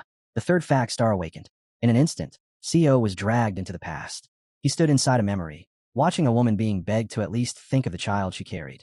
The pain crashed into him so violently that his legs gave out, and he dropped to one knee. Hatem panicked, unable to understand what was happening to her owner. Sio stared at the woman in disbelief. The face was unmistakable. That woman was his mother. The sensation was no illusion. These were sword memories. Somehow, the blade was letting him see what it had seen. This was the power of the third star, awakened when he received the merc. The second star had allowed him to hear swords from vast distances. Now, he could see their memories as well. Breathing heavily, Sio tightened his grip on the hilt and focused on one final thing. He searched his memories for a single image. The face of the Patriarch at the moment he was born. He told the woman that he would acknowledge the boy as his own and asked her to focus only on recovery and taking care of herself. It was his lawful wife who, instead of saving her, leaned on him emotionally. Aeon's devotion eventually won her over. That was how his younger sister was born. When the child came into the world, they smiled without restraint, genuinely happy. And that was when the truth became unavoidable. He was the only one who did not share the family's blood. When Sio was born, Aeon truly tried to treat him well, but it was never simple. Dealing with Madame Yang's irritation was exhausting. Every time he showed even a hint of kindness towards Sio, her anger flared. Because of that, Aeon gradually stopped being gentle with any of his children. Even so, he carried his responsibility towards Sio to the very end. That was when someone informed him that Sio was connected to the blood cult. The Patriarch handed over a notebook, a precaution in case something happened to the young owner. He immediately sent a man to Mangakri with specific instructions. Find a brothel called Dark Intimacy. On the second floor, there would be an old man who used black keys. Give him the code meant for the lower district sect, one of the 3 great intelligence networks. He tried to track Sio's whereabouts quietly. When that failed, he chose to act directly. Sio confronted the man and warned him that nothing good would come from revealing that the Wise Sword was purchasing information from unorthodox factions. The man replied that he had heard the boy was a child the Patriarch had abandoned. The words cut deeper than a bite. That was when Sio understood the true nature of the blood cult. Perhaps that was why his father believed Sio had joined them. By nature, he had never been affectionate. The mystery surrounding Sio's birth made it impossible for him to be a warm father. Yet he never abandoned his duty. He did everything he could to protect him. After his mother's death, Sio lived as and a drunk. Rumors spread freely, each worse than the last. If someone had killed him then, no one would have cared. His father believed it was only a matter of time before Madame Yang or someone else finished the job. That was why he sent him away. His sister had been placed in the same position. The reason he sent her to Mount Hen at such a young age was simple. Despite her talent, he did not want Madame Yang to have the chance to bully her. And the reason he had rushed into that mistake back then was just as clear. Once she returned from Mount Hen, she might have ended up like Sio. Even the sword understood why Sio hated his father. Still, it wanted the boy to understand the feelings on the other side. But instead of easing, Sio felt torn apart. If his father had truly been responsible, he would have kept both him and his sister close and protected them himself. Sio had never stopped believing that his father was a man who always chose what was most comfortable for himself. Even after hearing the sword's explanation, even knowing the sword could do nothing more here, it still wished to help him in any way it could. That was when Mek told him to wait. It seemed the boy needed one thing above all else: the position of representative of the main family. Mek said there might still be a way. If Sio gave Ion what he desired most, the situation could change. What Ion wanted was clear: the second half of the sword of unrestrained destruction, a technique mastered by the patriarch and passed down only through oral teaching. Because Ion's father and the previous owner of the sword had died during the Great War between the Orthodox and unorthodox factions, he had never been able to properly learn the latter half. The sword asked Sio directly whether he could teach it to him. The patriarch forced himself to stand and asked why Sio had spared him at such a moment. Sio answered calmly. He knew Ion was not his biological father.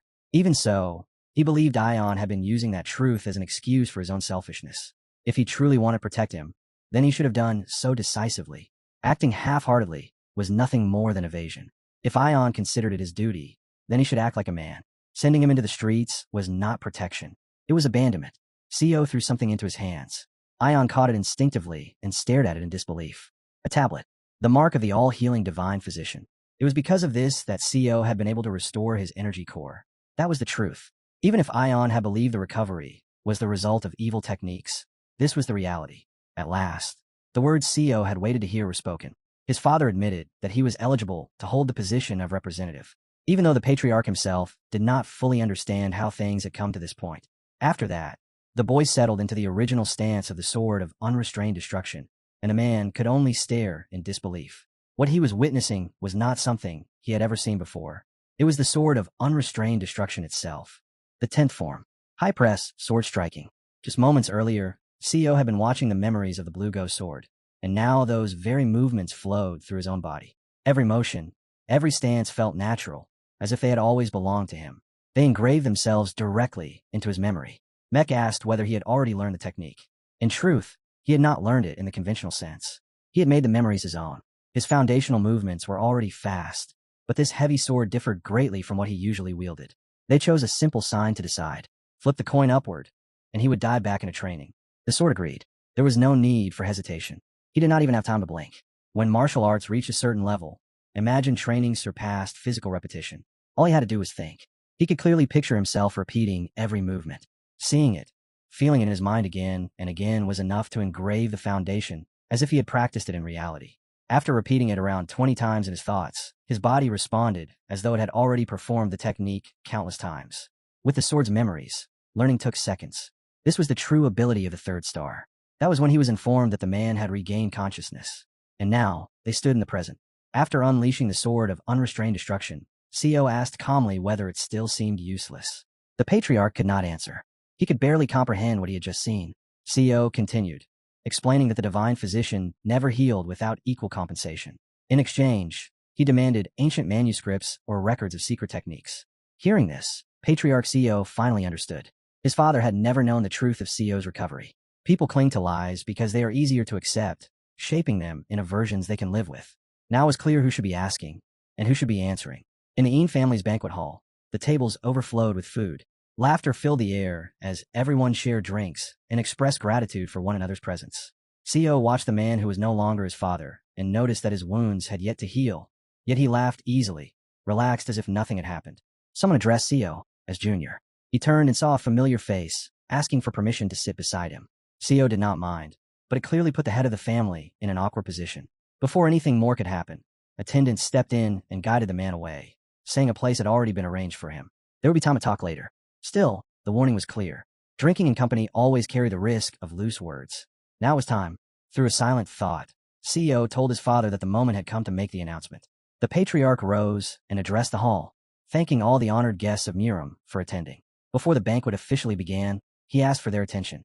First, he apologized to the head of the Righteous Wind clan, Cho, and announced that his daughter was not suitable to become his son's second wife. CEO's sister nearly glowed. She had waited her entire life to hear those words. Cho's expression darkened, and Yin lowered her head. Then Yan's name was spoken. CEO's voice reached her mind, calm but sharp, asking whether she had been the one who started all of this. He explained everything in brief, warned her never to try something like that again, and reminded her that he could say the wrong thing at any moment if pushed.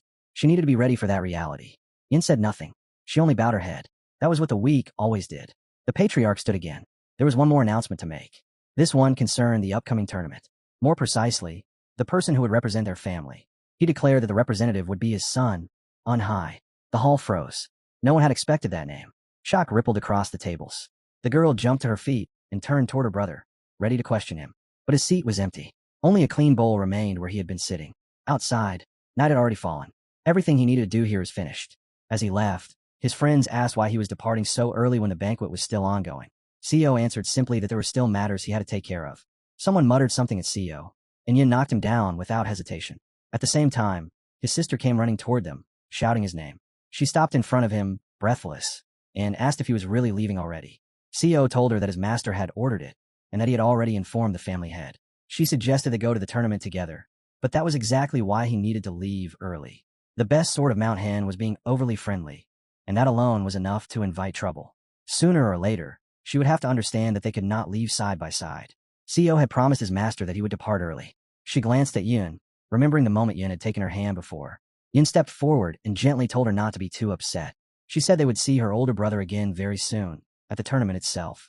After that, the girl insisted on walking them to the gate. She truly wanted to say goodbye, and along the way, they finally had time to talk. CEO smiled and told her of course. For the first time since his childhood, he spoke with his younger sister at length. Little by little, the distance that had formed after their mother's death began to ease. She asked how he had lived all these years. He could not tell her everything. If she learned the truth, she might be dragged into the blood cult as well. She seemed to sense that he was holding back and quietly handed him a bag, saying their father had asked her to give it to him. She did not know what was inside. At the gate, she said goodbye, hoping to see him again at the tournament. CEO bowed and returned the farewell. If he wanted to keep Yin Yong away from the blood cult, then he had to become stronger than anyone who might target her. Strength alone was not the answer. Losing balance meant losing control. Power was only a tool, not an anchor. He had to remain his own center of gravity. As they left, his disciple asked what was happening and why they were in such a rush. CEO answered simply that the plan was to meet Jia and Xiongwu first, and then move together. They had finished nearly half a month earlier than planned, which meant Sherman would be empty if they went now. There would be no one to meet. CEO decided they had to head to Dark Intimacy first. His disciple understood immediately. By that name, he meant the brothel in Mankokri. There was someone their CEO needed to find, someone precious to him in the same way his younger sister was. Under the night sky, bathed in gentle moonlight, the group spent the night in a cave, a campfire crackling softly between them. They were exhausted, yet the beauty of the night refused to let them sleep. For the first time in a long while, they could rest without fear.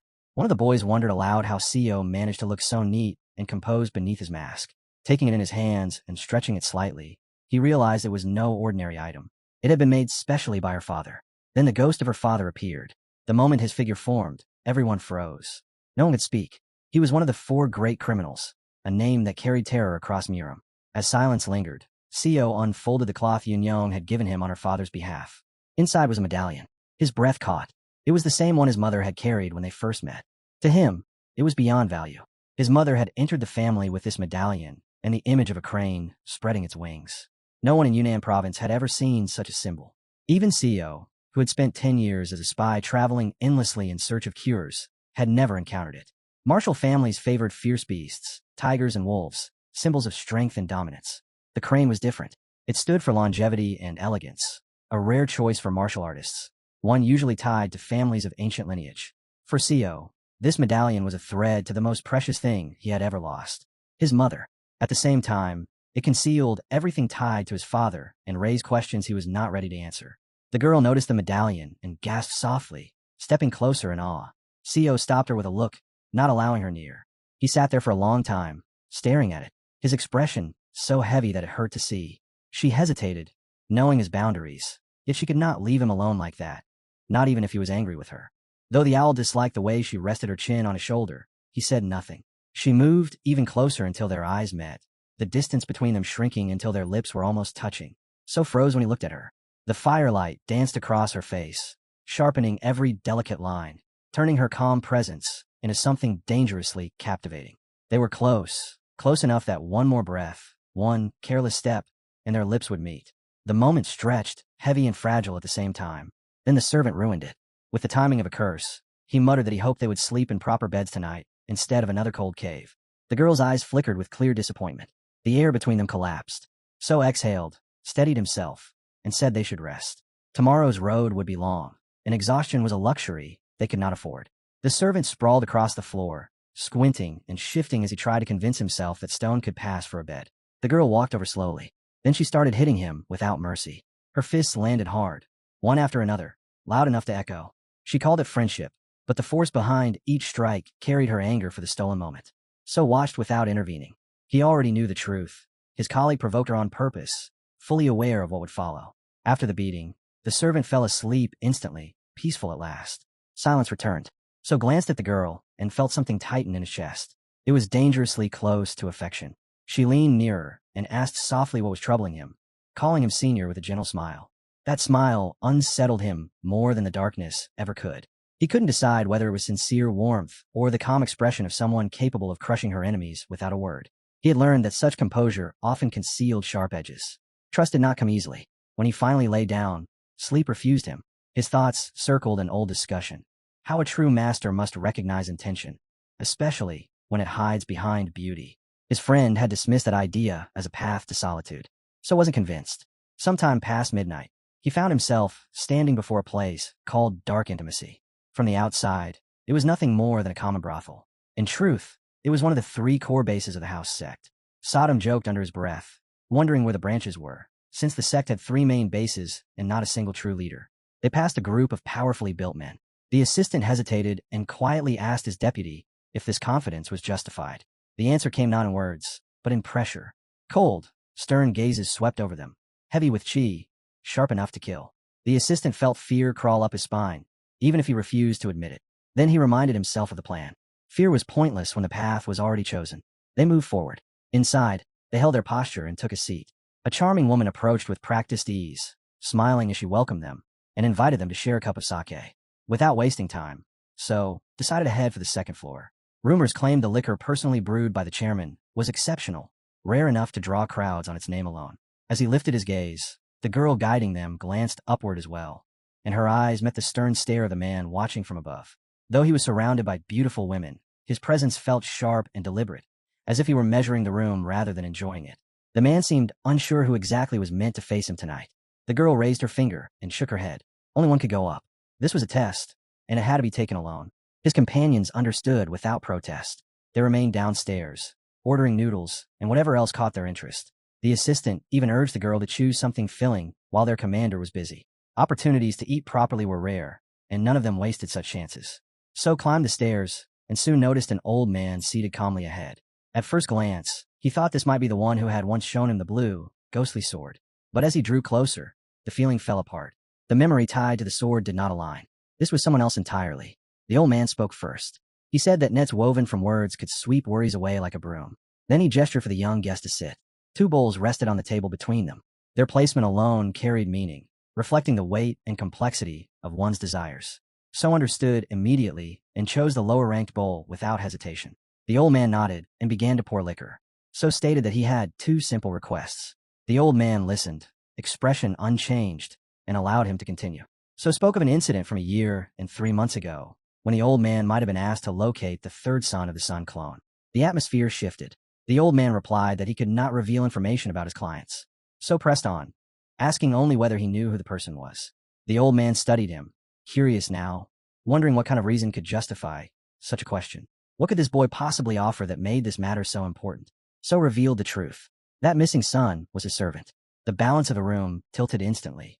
The old man reached for his mustache, twirling it as a slow smile formed. He called it an interesting coincidence. A servant and a father searching for the young master. And now the young master, believed to be lost, searching for the servant. So met his gaze and understood. One clue was all it took. He now knew exactly who the old man was. Everything was proceeding exactly as planned. CO Ikong had already visited them and told his version of the story. He claimed he had been kidnapped by the blood cult. From that moment on, suspicion became certainty in their minds. In their eyes, the hero had crossed the line and become a cultist. That belief had to be shaken. Making them doubt it was the first task, the core of Suhi's plan. The second step was quieter but just as important, spreading information that directly denied any connection to the cult, lowering the risk of exposure before the upcoming tournament. The old man was clearly pleased to finally meet the boy. Still, he knew this meeting wasn't coincidence. Without the boy's master moving pieces from the shadows, none of this would have happened. Calling it luck would have been an insult to intelligence. The old man proposed an exchange, information about the servant in return for information about the boy's master. So consider it carefully. The offer was tempting, but there was no reason to pay for something that would soon fall into his hands anyway. The way he responded made the old man think agreement was inevitable, but so calmly reminded him that he still had 2 remaining requests. The old man accepted without hesitation, then casually promised to reveal the master's name afterward. So didn't pause. He spoke the name. Hojongdae. The reaction was immediate. The table flipped, bowls and cups flying apart as pressure exploded outward. Suvin's energy surged on instinct, diverting the attack away from himself. In the same instant, the old man struck, his killing intent sharp and sudden, demanding answers from his faithful Southern Sky Sword. Did it recognize this boy? The sword had nothing to say. It had never met him. So narrowed his eyes and removed his mask. He asked calmly whether this was how the house sect treated its customers. The old man stared as if reality itself had cracked. The Southern Sky Swordsman had vanished 16 years ago. Now this young man stood before him, claiming to be his disciple. It made no sense. The house sect, unorthodox as it was, had always maintained neutrality. The old man had never seen them act with such naked hostility, and so hadn't expected it either. As he took in his surroundings, the truth became unavoidable. He was encircled. Soldiers had already drawn their swords, sealing every path. Even with his growth, breaking out would not be easy. Then it happened. A presence brushed against his mind. The dragon's eye ignited, flooding his thoughts with sharp clarity. This energy did not belong to the old man. Someone nearby, behind the wall, in the next room, had established a connection. One thought rose above all others, clear and absolute. Do not let him know who you are. He was told to say that he had been taught by someone with hands strong enough to tame a tiger. The moment those words were spoken, the Southern Sky Swordsman's expression shifted. A memory surfaced. Lon, a man from a provincial family known for his martial traditions. Without hesitation, the young man repeated the phrase exactly as instructed. The old man studied him closely. What he saw was not panic, but resolve. There was courage there, and something familiar, a shadow of the Southern Sky Swordsman's true disciple. That was what unsettled him. He had underestimated how much this boy knew about their clan. Still, if the boy chose to reveal the truth of his own will, mercy was possible. Then the presence from the next room intervened. A name was quietly passed into his mind, one he was meant to speak aloud. Yukon of the Pan clan. The name carried weight. Yukon was infamous not only for his martial prowess, but for a temperament soaked in cruelty. Very few could rival him in brutality, and even fewer survived once his anger was roused. The Southern Sky Swordsman immediately warned his master to tread carefully. His thoughts returned to an old battle, one that had cost him an eye. If that man was involved, this situation was far more dangerous than it appeared. Trouble layered itself endlessly around the boy. In such a moment, resistance would only tighten the noose. He chose another path. He acted as though he had fallen completely into their trap. With measured movements, he showed respect, acknowledging that dark intimacy truly lived up to its reputation. When a soldier seized his arms, he did not struggle. He made it clear that he was surrendering, that this was not the time for selfish pride. But he also drew a line. If anyone dared to touch his sword, there would be consequences. Their eyes told him enough. Their intentions were anything but clean. Trust would not come freely. If they wanted him disarmed, they would need to offer proof worthy of that demand. In the end, they took him together with his sword, escorting him toward an unknown destination. Downstairs, his companions watched in silence as he was led away, his hands restrained. The girl instinctively reached for her blade, ready to move. He caught her eye and sent a quiet warning. Use vibration techniques. Keep everything calm. This was an act. He told her not to make a sound, not to interfere, and to follow at a distance. As they descended, the air grew heavier. He realized he had been here before, 3 times, in a past life, but never this far. He had never stepped onto the underground level. Whatever awaited him now was uncharted territory. When they passed the lower basement, Suvin caught the stench. It looked like a prison, and it smelled of blood. So had always known this clan as informants from the unorthodox faction, people who operated under the harmless cover of a brothel. That understanding shattered the moment he saw the basement. This place was no longer just a nest of information. It was being used for something far darker. As he walked between the soldiers, the weight of the situation settled in. Control had slipped from his hands. Whatever was unfolding here was no longer predictable. Caution was no longer a choice, but a necessity. They descended for a long time, deeper than he expected, until they finally reached their destination. Standing before the head, Suvin inclined his head and expressed his gratitude for their so-called understanding. The reply came cold and sharp. They had only postponed the trouble. Someone like Owl could never deceive him. He gestured toward a passage and explained that following it would lead to the surface, roughly 150 meters away from dark intimacy. That made sense. An organization like this would naturally prepare multiple escape routes. But the logic ended there. Moments later, a massive steel cage slammed shut behind them, sealing the exit. No one present liked the sound of it. When So asked what this meant, the head answered plainly. He had never believed him. Not from the first word. The situation was urgent, and he was not convinced that Suvin was truly a disciple of the Southern Sky Swordsman. The Southern Sky Sword stirred. Before him stood Lon, the man with arms strong enough to tame tigers. Yet the boy himself failed to recognize him. Southern Sky knew instantly. The dark silver armor gave him away, an alloy designed to block piercing strikes almost perfectly. According to what So knew, Lon should have belonged to the Orthodox faction. But memory surfaced. Southern Sky recalled that his previous owner had known Lon 20 years ago. After Lan's entire family was slaughtered, he vanished without a trace. His disappearance had shaken his previous owner deeply. Perhaps that tragedy was what pushed Lon toward an unorthodox path. Everything aligned. Southern Sky had not recognized him at first, because Lon had hidden his face beneath a mask and altered his voice. The old man spoke again, noting that the Southern Sky Swordsman had vanished long ago. Yet during his time here, this was already the sixth person to claim they had seen him. That alone was dangerous. Every fool chasing those rumors was hunting for techniques, for legacy, for inheritance. At first, the old man assumed the boy had come for the same reason. Then he looked again. Something was different. His gaze dropped to the boy's wrist, lingering on the old dark silver band wrapped around it. A spark flashed in his eyes. In that instant, the old man stepped forward, breaking into the confrontation himself.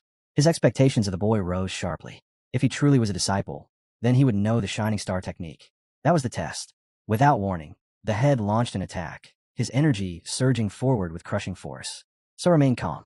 He met the strike head-on, his Southern Heaven sword flashing as he deflected the blow and redirected its force straight back at the old man, making it clear he was far from ordinary. The old man received the counterattack with his iron-like grip, his silver arms absorbing the impact with ease. Still, he did not retreat. One silver hand shot forward, aimed directly at So's face. Claws followed, sharp and precise, trying to seize him. But So slipped away, his body light and fluid. The old man's eyes narrowed. The boy's footwork was soft, smooth, as though he were gliding through clouds. Each step carried the rhythm of a shining star. Then came the sudden ferocity, a tiger lunging for its prey. Their energies collided, filling the space with pressure. There was no room for hesitation. So drew his Southern Heaven sword fully and poured his chi into it. To face the old man properly, he activated the Shining Star technique. The first formation burst forth, striking like a tiger's punch. The impact landed solidly. The head staggered back, eyes widening. This boy was not simple at all. Something about him was unmistakable. In that instant, he saw the silhouette of the Southern Sky Swordsman. The sensation dragged him back decades, to the last time he had faced this technique. The same presence, the same pressure, yet now it flowed from this young man who called himself a disciple. The blow tore into the old man's shoulder. Blood spilled freely. He stared at the wound in disbelief. The technique was familiar, yet the sword's path was different. The form had been altered. Clutching his shoulder, he understood that the boy had reshaped the technique beyond expectation. There was no reason to continue doubting. The proof stood before him. The head straightened and formally acknowledged the boy as the one with hands strong enough to tame tigers. Lock-in. He apologized for his earlier rudeness. So returned the gesture, offering his own apology. Their brief silence shattered as a body slammed into the wall with brutal force and collapsed at their feet. It was Lon. From the drifting smoke, Owl's companions stepped forward. Young, sharp-eyed warriors, their skill immediately apparent. Lacan greeted them with open surprise, clearly not expecting to see so many young disciples standing together. After showing proper respect, Mayan stepped forward and introduced himself. For a long time, Lon had carried a quiet worry in his heart, fearing that the Southern Sky Swordsman's legacy had vanished forever. Seeing these youths erase that fear, the art had not disappeared. It had been passed down to worthy hands, and that alone eased something deep within him. If not for Yukin's presence, Lekin would have liked to speak with him longer. But time was no longer a luxury. The children needed to move quickly. He promised that if their organization uncovered anything about the servant, he would personally ensure the information reached Owl, wherever he might be. After all, there had been 2 requests. The second concerned a medallion. So asked what it was and whether Lacan had seen it before. When the old man examined it, an image of a flying crane set against the moon, his expression grew serious. He immediately understood that the boy had no idea what the symbol meant. If his judgment was correct, it could be tied to the dark sect of the flying moon. Long ago, that sect had stood equal to the 4th sect, the one responsible for pacifying unorthodox factions. Now, almost nothing remained of them but whispers. The boys leaned in, drawn by the implication.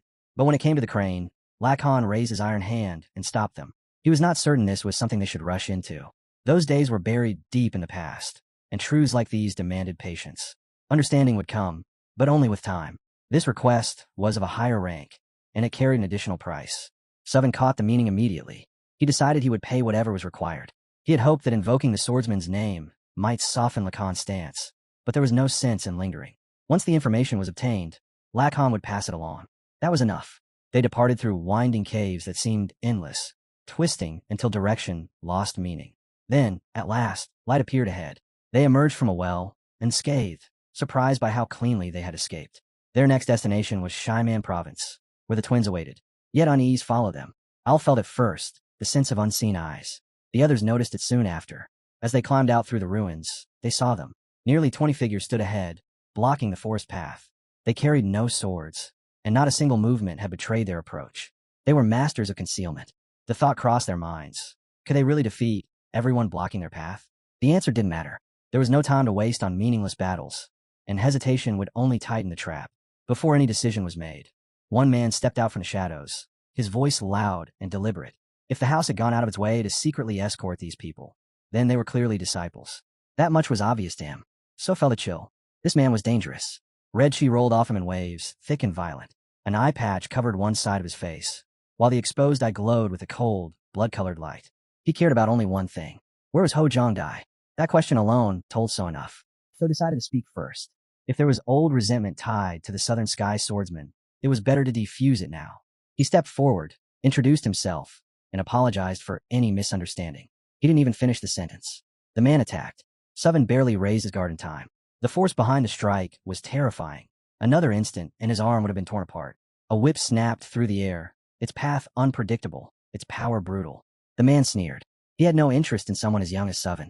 If this boy truly was the swordsman's disciple, then they were not walking the same path. Their energies were fundamentally different. Suvin's companions moved to intervene, but he stopped them immediately. Stay back. A glance around revealed the truth. Hundreds of soldiers were no longer hiding.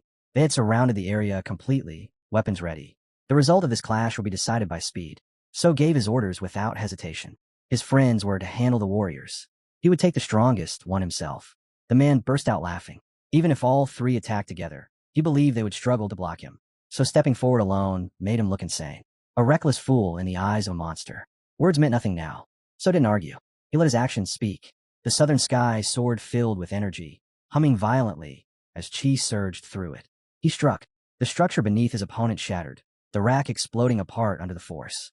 The man leapt away effortlessly, landing with a grin. He mocked the attack, declaring that such techniques were useless against him. Even if the boy's master stood here now, he claimed, the result would be the same. A master swordsman would still fall before his power. Suvin felt it then. Energy flooded every cell of his body, dense and overwhelming. Strength gathered without resistance, absolute and unquestionable. His opponent radiated confidence, convinced of victory. So was calm. There was no doubt left in his heart. Mayun drew his sword the moment he understood there was no more time to hesitate. The vice commander was right. Fixating on a single enemy would be foolish. Even if they managed to bring him down, they would be left with nothing to face the rest. The only choice was to spread their strength, thin the enemy ranks, and then support the vice commander. The soldiers laughed inwardly. To them, Mayun looked like a reckless fool charging in without knowing who he faced. They raised their whips, confident they could crush him instantly. They didn't expect resistance. They didn't expect skill. They were wrong. The instant Mayun's blade flashed, superiority revealed itself.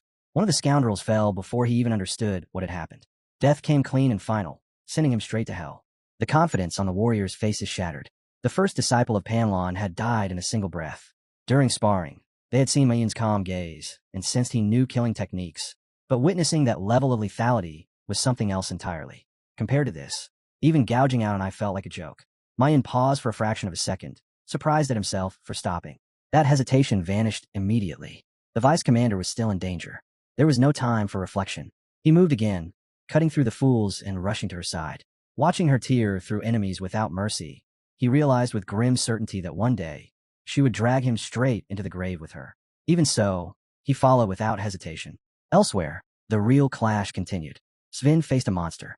The difference in chi between them was overwhelming, but now that he had seen the enemy's techniques, resistance was possible. Southern Heaven urged him on, warning that his body would not endure this technique for long. Against such brutal attacks, hesitation meant death. He had to act while his chi still held. The whip screamed through the air. A steel strike aimed directly at his head. The moment it reached the space where Sven stood, the ground erupted in a violent explosion. He blocked the blow with his sword, proving that he was not so easily crushed. The eye-patched commander narrowed his gaze. This opponent was no longer simple.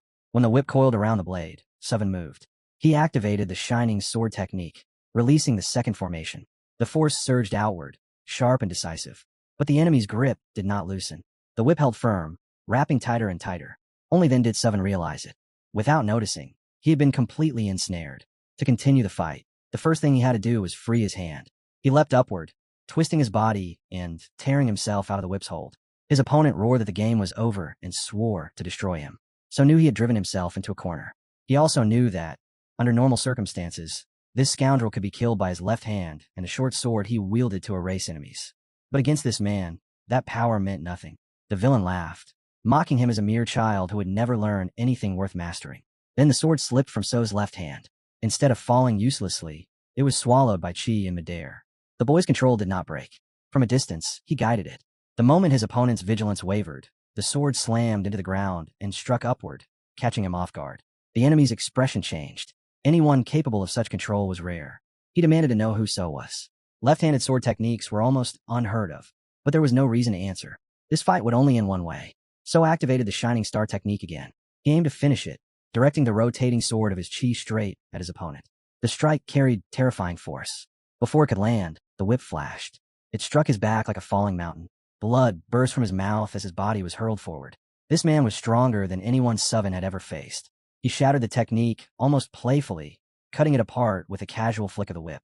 Thanks to his metal transformation, the blow did not cripple him. Still, none of his efforts had left so much as a mark on the enemy. The eye-patch commander studied him carefully.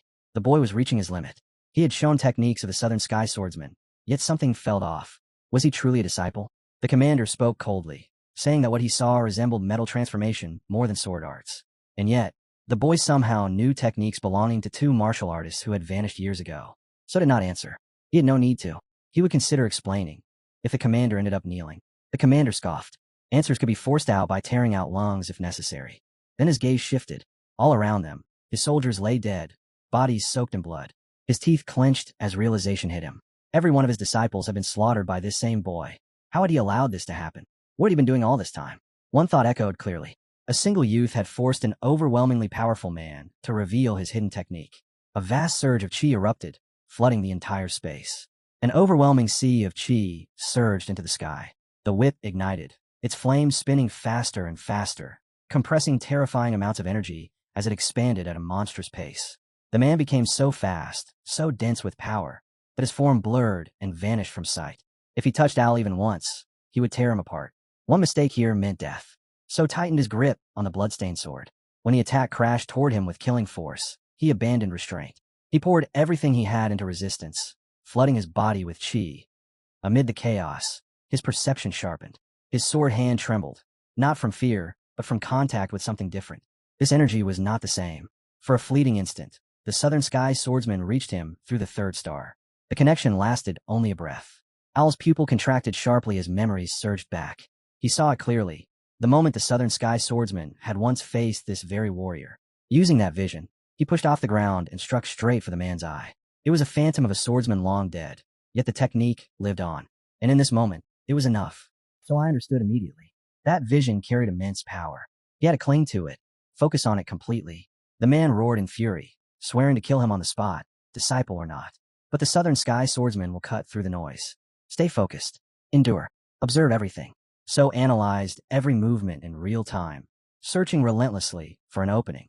He had to survive long enough for Yukuin to close in, compiling movements, patterns, fragments of past battles into something usable. What he was doing now would silence this opponent forever, or carve fear into him like the mark of a savage wolf. The man stared at him, disbelief flickering across his face. It was happening. Even within the raging torrent of chi, this boy was dismantling his secret technique. Just like that cursed swordsman from the past. It didn't matter, the man told himself. Over the years, he had repaired every flaw. Nothing could touch him now. He lashed out again. The whip moved, but the chi betrayed him. It wrapped around his arm, binding it completely, locking it in place. In the same instant, So moved, using his left arm, he guided his chi like a thread, winding it tighter and tighter, sealing the opening he had been waiting for. He lunged to strike, and in that instant something terrifying opened between them. So understood immediately. He had to close the distance. The steps of the shining star were made for evasion, not for pressing an enemy head-on. The axe and movement technique worked on broken terrain, not for pure speed. To reach this scoundrel, he needed something else. Something he had seen years ago. Han had given him that technique with a single condition. Use it only when you are prepared to die. So had never once used it since then. Not until now. Remembering it clearly, he felt no hesitation. Thanks to the young hostess, his resolve was complete. This technique would end the fight. In a flash, his sword shot forward like an arrow, aimed at the enemy's weakest point. He had wanted to pierce the skull, but it didn't go deep enough. The enemy caught him. Rage exploded in his eyes. He could not forgive such humiliation. The whip lashed out as he roared insults, binding so tightly as hatred poured from him. He refused to accept defeat. If you don't die here, then die to the disciple of the southern sky, he snarled. Raising his hand, he prepared the final strike, aiming straight for So's head. For a moment, it seemed nothing could stop it. Then lightning cut through the battlefield. Mayun burst in, her sword flashing as she struck cleanly and decisively. The enemy collapsed, neutralized in a single motion. She stood behind him, silent proof that she had arrived. So met her eyes and felt the tension drain from his body. She had nearly been too late, but nearly was enough. With the enemy down and his army scattered across the ground, defeated, So was pulled back to his senses. He had nothing. There was no need. Mayun adjusted his shoulder with practiced ease, fitting of an heir who had mastered the dragon palm. As So looked once more at the fallen Yonghang of the Pan clan, he understood what this meant. News of this battle would spread across the world without delay. He had survived by fortune, but not by chance alone. Mayun said as much, reminding him that opponents like this were never defeated by luck. So knew she was right. The gap in power had been overwhelming. Without the third star ability, he would already be dead. Staring at his hand, he fell silent, thinking. Mayun frowned when she noticed him staring at her. She asked if he was in pain, if he needed help. But strangely enough, everything felt fine. If not for her, he would already be dead. That much was undeniable. She had saved his life, arriving at the exact moment fate demanded it. When he told her that, her expression brightened. She laughed and said she would gladly kill 100 more of those enemies if her brother only gave the order. The assistant cleared his throat loudly. He had fought as well and clearly expected some acknowledgement. Seven almost smiled. Every one of them was utterly exhausted. As expected, there had been no fewer than 20 masters opposing them, and now all of them lay scattered on the ground, broken, immobilized, and never rising again. Only then did he truly realize how terrifying his companions were. Time was no longer on their side. They had stayed here too long. The bodies had to be dealt with, and their chi restored, even if only a little.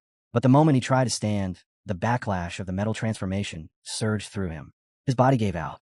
Mayun caught him as he collapsed, her arms tightening instinctively. She looked down at him, alarmed, wanting to help, but unsure how. She told the commander to rest. They would handle the bodies themselves. Seven understood. They didn't need his help, and as her elder, it would have been strange to insist. Between them, support was natural. It didn't need to be spoken. The assistant from the poor clan complained that his leg hurt and that he needed rest as well. Mayun didn't even look at him. She said that if he didn't work, she would bury him along with the corpses so he could rest forever. Watching the exchange, Seven couldn't quite grasp the dynamics of their team, but he found it oddly amusing. He sat down in the lotus position, forcing his chi circulation to stabilize so they could leave quickly. Then he felt it. Something subtle, but unmistakable. His core felt denser, stronger. Every battle that pushed him to the edge of death had refined it, allowing him to store more chi. The realization struck him hard. This was no coincidence. It was an ability in itself. As he remained still, faint vibrations rippled through him. While his team erased traces of the fight and dealt with the bodies, Seven's senses sharpened. He could feel swords. And with that, he knew they were not alone. There were others nearby. Not long after, Mayun rushed toward the vice commander to warn him. At that very moment, Seven hadn't even sensed the danger closing in. A whip cut through the air, aimed straight for Owl, but Mayun intercepted it cleanly, her movement sharp and precise. She barely spared the attack a thought. All she cared about was whether the commander was still standing. Seeing that he was alive, relief flickered across her face. The boy from the poor clan was still trying to understand where they even were. From the moment they entered this place, the enemies hadn't given them a single chance to breathe. It was clear now. There were two separate groups, each guarding a different zone. This wasn't bad timing. It was deliberate. Enemies never waited for you to be ready. The man leading the new group stared in disbelief. He couldn't comprehend how his master had been harmed at all. Rage consumed him as he swore revenge, declaring that he and his army would tear these scoundrels apart for daring to kill their master. Then the sky cracked. Something enormous slammed down from above, shattering the ground on impact. A deep, amused voice echoed through the chaos, telling them to slow down. The giant grinned broadly, clearly entertained. He spoke casually, almost cheerfully, asking how they had managed to kill the Pan clan's rascal and cause this many problems. Seven stiffened. That laugh. He had heard it before. One of the squad screamed at the newcomer to get out of the way. Another cursed him outright, calling him a pig, and hurled his whip to restrain him. The whip didn't even slow him down. The giant caught it effortlessly with one massive hand and smiled. With a simple tug, he ripped it from its owner's grasp. The man froze, staring in shock, unable to understand where such strength came from. The giant began to remove his mask, his voice dropping as anger surfaced. "How dare you," he said. "How dare you bite into the life of my students?" The name followed immediately. A.K. Jong. Before anyone could react, his fist moved. The blow erased the enemy completely, smashing him into the ground with such force that nothing recognizable remained. The remaining soldiers faltered, watching their commander die in an instant, unsure whether to flee or kneel. The eccentric A.K. Jong had arrived. The fourth elder of the blood cult stood there in perfect condition, overflowing with vitality. He was smiling because he was bored. Life back home had been suffocating, and he had come looking for something worth breaking, and he found it. Elsewhere, in the northeast of the province, the blood cult's hideout stirred. A tavern crowded with famous figures buzzed with quiet tension as the twins, accompanied by their assistants, made their way toward the agreed meeting place. One of the twins, Beck, walked through the tavern with a light heart. Seven was nowhere near this place yet. That alone lifted his mood. They had been given 2 weeks to prove themselves as representatives of their family, and only 4 days had passed. Beck was convinced that this time the teacher would finally praise him. Once that happened, his standing within the cult would rise, and Mayun would be the one begging to become his disciple. Just imagining it was enough to satisfy him. The guard stopped them and demanded confirmation. Beck presented their insignia without hesitation. The inspection ended instantly, and they were allowed inside. He assumed Vice Commander Seven Hui had not arrived yet. After all, they had come early. Then someone casually asked whether the commander was already here. The answer stunned him. He was. Not only had he arrived, but his arrival had shaken the entire place. Commander Seven and his subordinates had not come empty-handed. They had brought proof. The severed head of Yonghang of the Pan clan. The moment Beck heard this, his vision darkened. He nearly collapsed on the spot. The news spread like wildfire. By nightfall, the entire Guizhou province was buzzing. Rumors claimed that the twins had successfully secured their positions as clan representatives. The witch and the master were pleased. By all accounts, the mission had been a success. Then new rumors surfaced. When talk of Commander Sui's actions reached higher ears, the Yang clan formally demanded an investigation into the events at Dar proximity. That single request threatened everything. If they accepted it, too much would be exposed. Action was needed immediately. Their spies soon uncovered the source of the request. Conan. As the pieces came together, more details emerged. On the way to the shelter, Vice Commander Seven had encountered Yonghang of the Pan clan. The masters were stunned. Yonghang was known as a peerless warrior, someone without equal. Why would a man like that confront them when there was no prior conflict? Han pondered the possibilities. Perhaps it was connected to the Muram tournament. Perhaps Seven had deliberately presented himself as a disciple of the Southern Sky Swordsman. Everyone knew that Yunhan had lost an eye in that battle, struck down by someone even high-level masters could not defeat. Did Seven truly defeat such a monster? It sounded impossible, and yet the head lay there, undeniable. Despite the overwhelming difference in strength, Seven had killed him. The question was how. At first, the old man suspected interference from the fourth elder. But the truth surfaced soon enough. By the time reinforcements arrived, Yunhan and his students were already dead. Seven had done himself. According to what they learned, the vice commander had outplayed Yonghang at the precise moment his defenses weakened. He risked his life, and somehow dragged himself out of the battle victorious. The news spread fast, and it sounded unreal even to those who heard it firsthand. The witch understood immediately that this man was a fool, someone who would gamble everything without hesitation. To her, it was madness disguised as courage. The masters, hearing fragments of the report, assumed the worst. They believed Seven had been gravely wounded and that his entire unit had been wiped out. No one would have been surprised if that had been the truth. Then a servant returned alive. He reported that everyone had escaped, battered but breathing, their injuries minor enough to heal. That single report changed everything. If the fourth elder had not arrived when he did, the outcome would have been catastrophic. Even now, the margin between survival and annihilation was uncomfortably thin. The fourth elder made his stance clear soon after. He would spend the remaining days before the tournament in seclusion, recovering and restoring himself. No one argued. Entering the tournament in anything less than peak condition would be reckless, especially after what had just happened. No matter how reluctant they were, the advisors had no choice but to acknowledge the truth. Seven was not just lucky. He was competent, resilient, and far more dangerous than they had previously judged. Han calmly stated that if the servant had finished the necessary confirmations, he should retrieve the head and bring it back. The counselors exchanged looks, then agreed. Removing Yang's head was no small feat. Permission was granted, and the servant left with the proof of victory. Before the matter could be closed, the fourth elder delivered one final message, one that carried weight. The council should officially recognize the execution of the Pan Clan's leader as Seven Huey's personal achievement. More than that, they should promote him from commander to senior commander without delay. Hearing this, the council was visibly shaken. Such direct endorsement was rare, almost unheard of, especially coming from Master A.K. Zhang himself. Far away, in an Yin province, Wuhou County, the town of Tai had already fallen into chaos. The temple entrance was soaked in blood. Soldiers lay dead across the steps, cut down with ruthless efficiency. The red-haired girl stood beneath an unusually bright moon, gazing up at it with a faint smile. She called it a perfect night to die and casually asked her enemies if they agreed. Only then did she remember the man bound before her could not answer. She decided that was unacceptable. Grabbing him by the head, she lifted his face and spoke again. He was strong enough to challenge even her, and that made him useful. She wanted him to accomplish something for her, just as she had demanded the last time they met. When he hesitated, her demonic energy pierced into his left side, sharp and deliberate.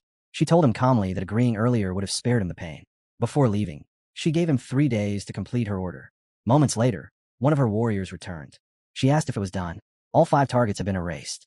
Looking ahead into the darkness, the red-haired craftswoman narrowed her eyes, already wondering how many run he had brought with him.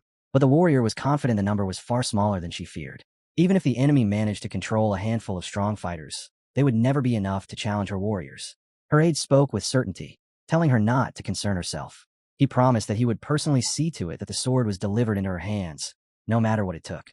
35 days later, Seven finally fell whole again. His body responded cleanly, his strength returning almost completely. With his recovery nearing its end, he returned to the city where he had once lived through 8 years of silent espionage, every day shadowed by the fear of exposure. This place was no ordinary city. It was the very heart of the Murim Orthodox factions, their sacred stronghold. He arrived in HBE province, Wuhan. Sodom, sensing his thoughts, questioned what made this province so important. Seven explained calmly. The area was guarded by 2 of the 8 great masters of the Central Plain. Because of their presence, no unorthodox faction dared to leave even a trace here. One was the head of the Emperor's Swordstrike sect. The other was the leader of the Murim Alliance, the Eternal Supreme, Sword himself. Hearing this, Sodom was impressed. These massive factions ruled through fear alone, and that fear was the only reason the city remained peaceful. Still, rumors were already spreading that this calm would not last. In 6 months, the structure of the 8 masters would change, and everything would collapse. The leader of the Yuden sect would die, falling on his own land atop Mount Yuden, slain by the brutal Killer Jalam, one of the 4 of the calling. The collapse of the alliance between the Unbound faction and the Murim Alliance, combined with the death of Sword Emperor Tan, would drag the once tranquil Murim into complete chaos. Seven did not slow his pace. He had an important task to complete here. They arrived at the inn where they were meant to meet a spy who had infiltrated the Murim Alliance. The city itself was overflowing with people. The heat was unbearable, yet no one cared. With the tournament drawing near, everyone wanted to be here. Once inside the inn, it became clear there were no available seats. They would have to wait. The master kept his mask on the entire time. Naturally, he still managed to secure a table. He casually blamed Al for not having a seat, saying he had dragged his feet for too long. She and the twins would sit there, and so could find somewhere else. Walking off with his boys, one of them complained endlessly about having to stand in this heat. Seven already had an answer. If he circulated his inner energy, the discomfort would fade away entirely. He still had energy left, which in itself was absurd. Who would waste inner energy just to cool their body? Mayun had once done exactly that, only to think the man was a complete idiot for even suggesting it. Annoyed, she lashed out and knocked a poor disciple from a minor sect unconscious with a single kick, venting her irritation without restraint. As one of the men approached Seven, he glanced around and realized there were no empty tables left.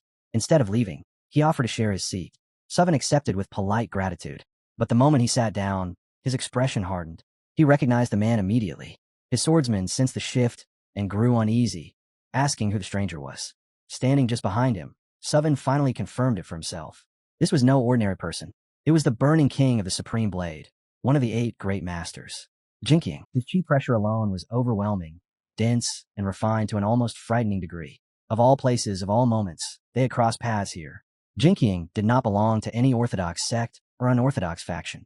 He stood apart from them all, known across Murim as a man of absolute principle and authority. He tolerated no injustice and bowed to no alliance. What troubled Suvin was not who he was, but why he was here. According to everything he knew, Jinkying had never cared for celebrations or gatherings. Yet here he was, sitting calmly on the eve of the tournament. The look in Owl's eyes gave it away. Jinkying noticed at once. He rose from his seat and stared directly at Suvin, his gaze sharp and probing, as if trying to peel away layers of truth. Even his companions grew tense and quietly asked who the boy was. Suvin answered carefully, saying they had never met in person, only that he had once seen Jinkying from afar. The words did not sit well. If they had never met, there was no reason for recognition. Suvin could feel suspicion settling in. A master of Jinkying's level could read the flow of chi around him as easily as breathing. Any inconsistency would stand out instantly.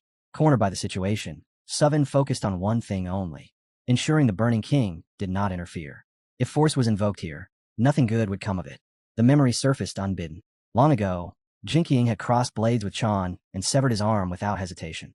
The pain of that moment still lingered in Murim's collective memory. Knowing that such power stood within arm's reach made Suvin uneasy. Worse still, any conflict here would almost certainly lead to the total collapse of his mission. If things went wrong here, they could be killed or exposed, and the situation would turn lethal in an instant. Suvin forced his mind to work faster, pushing past the pressure. At last, he spoke.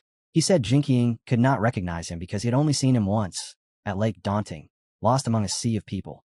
Remembering a single face from that crowd would have been impossible, even for the Burning King. The name Lake Daunting struck something. About 5 years ago, Jinkying had indeed been there with his family. Unorthodox madmen had tried to assassinate them, and he had personally taught those fools a lesson. Suvin had been there as well, standing beside his father, watching the clash from a distance. At the time, the Burning King had only asked for his name. Back then, Suvin had hoped to pass unnoticed, introducing himself as the young head of the Shay family from Yen. The name he gave was Seo Ikong. Hearing it now, the old man paused. If that was truly his name, then he would belong to a renowned clan. In Jinkying's mind, a mistake quietly corrected itself. Perhaps this boy was not a disciple of the man seated at the far table after all. As he looked around, Suvin felt it clearly. Jinkying's perception was sharp, frighteningly so. He had already sensed Hikajong among the guests. This was not a man to joke with. So Suvin layered another lie on top of the first. He claimed to be a friend of his father, a man once known as the Golden Boar. Such a person had truly existed, a well-known figure who had already met his end. Now, A.K. Jong was using that abandoned identity. The old man accepted it without pressing further. Een village was far away, and anyone traveling such a distance would almost certainly be here for the tournament. Suvin smiled and confirmed it. Then the Burning King casually mentioned that Suvin might end up facing his grandson in the arena. That detail was not public knowledge.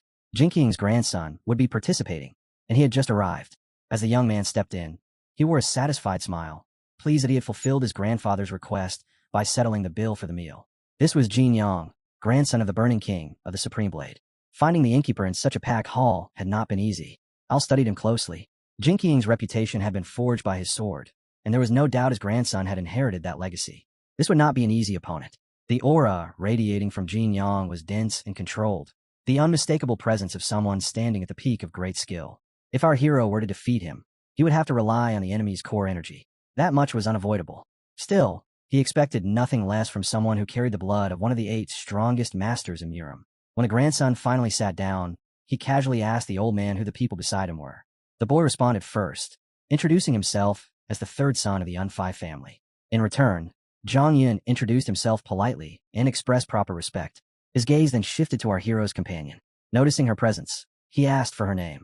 The girl clearly disliked him and had no desire to speak, but etiquette left her no choice. Stepping closer, she introduced herself as Mo Yun.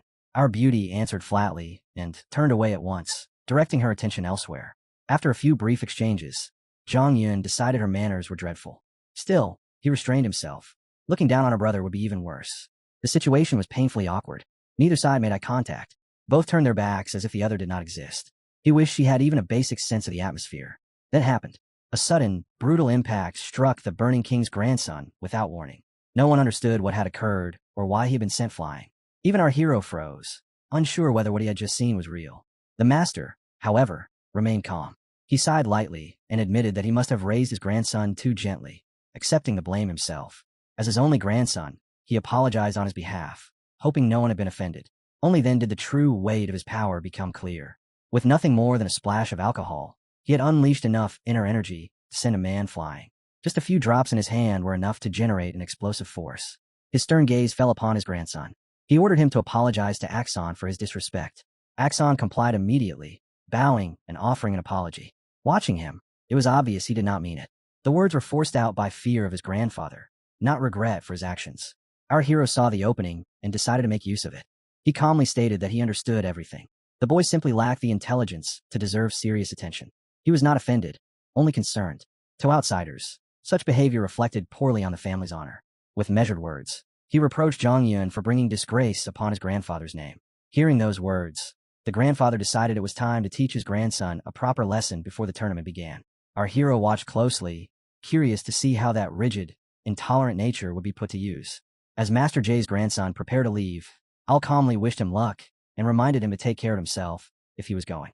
The boy responded stiffly, muttering that he would achieve good results, then hurried after his grandfather, clearly shaken and already simmering with anger.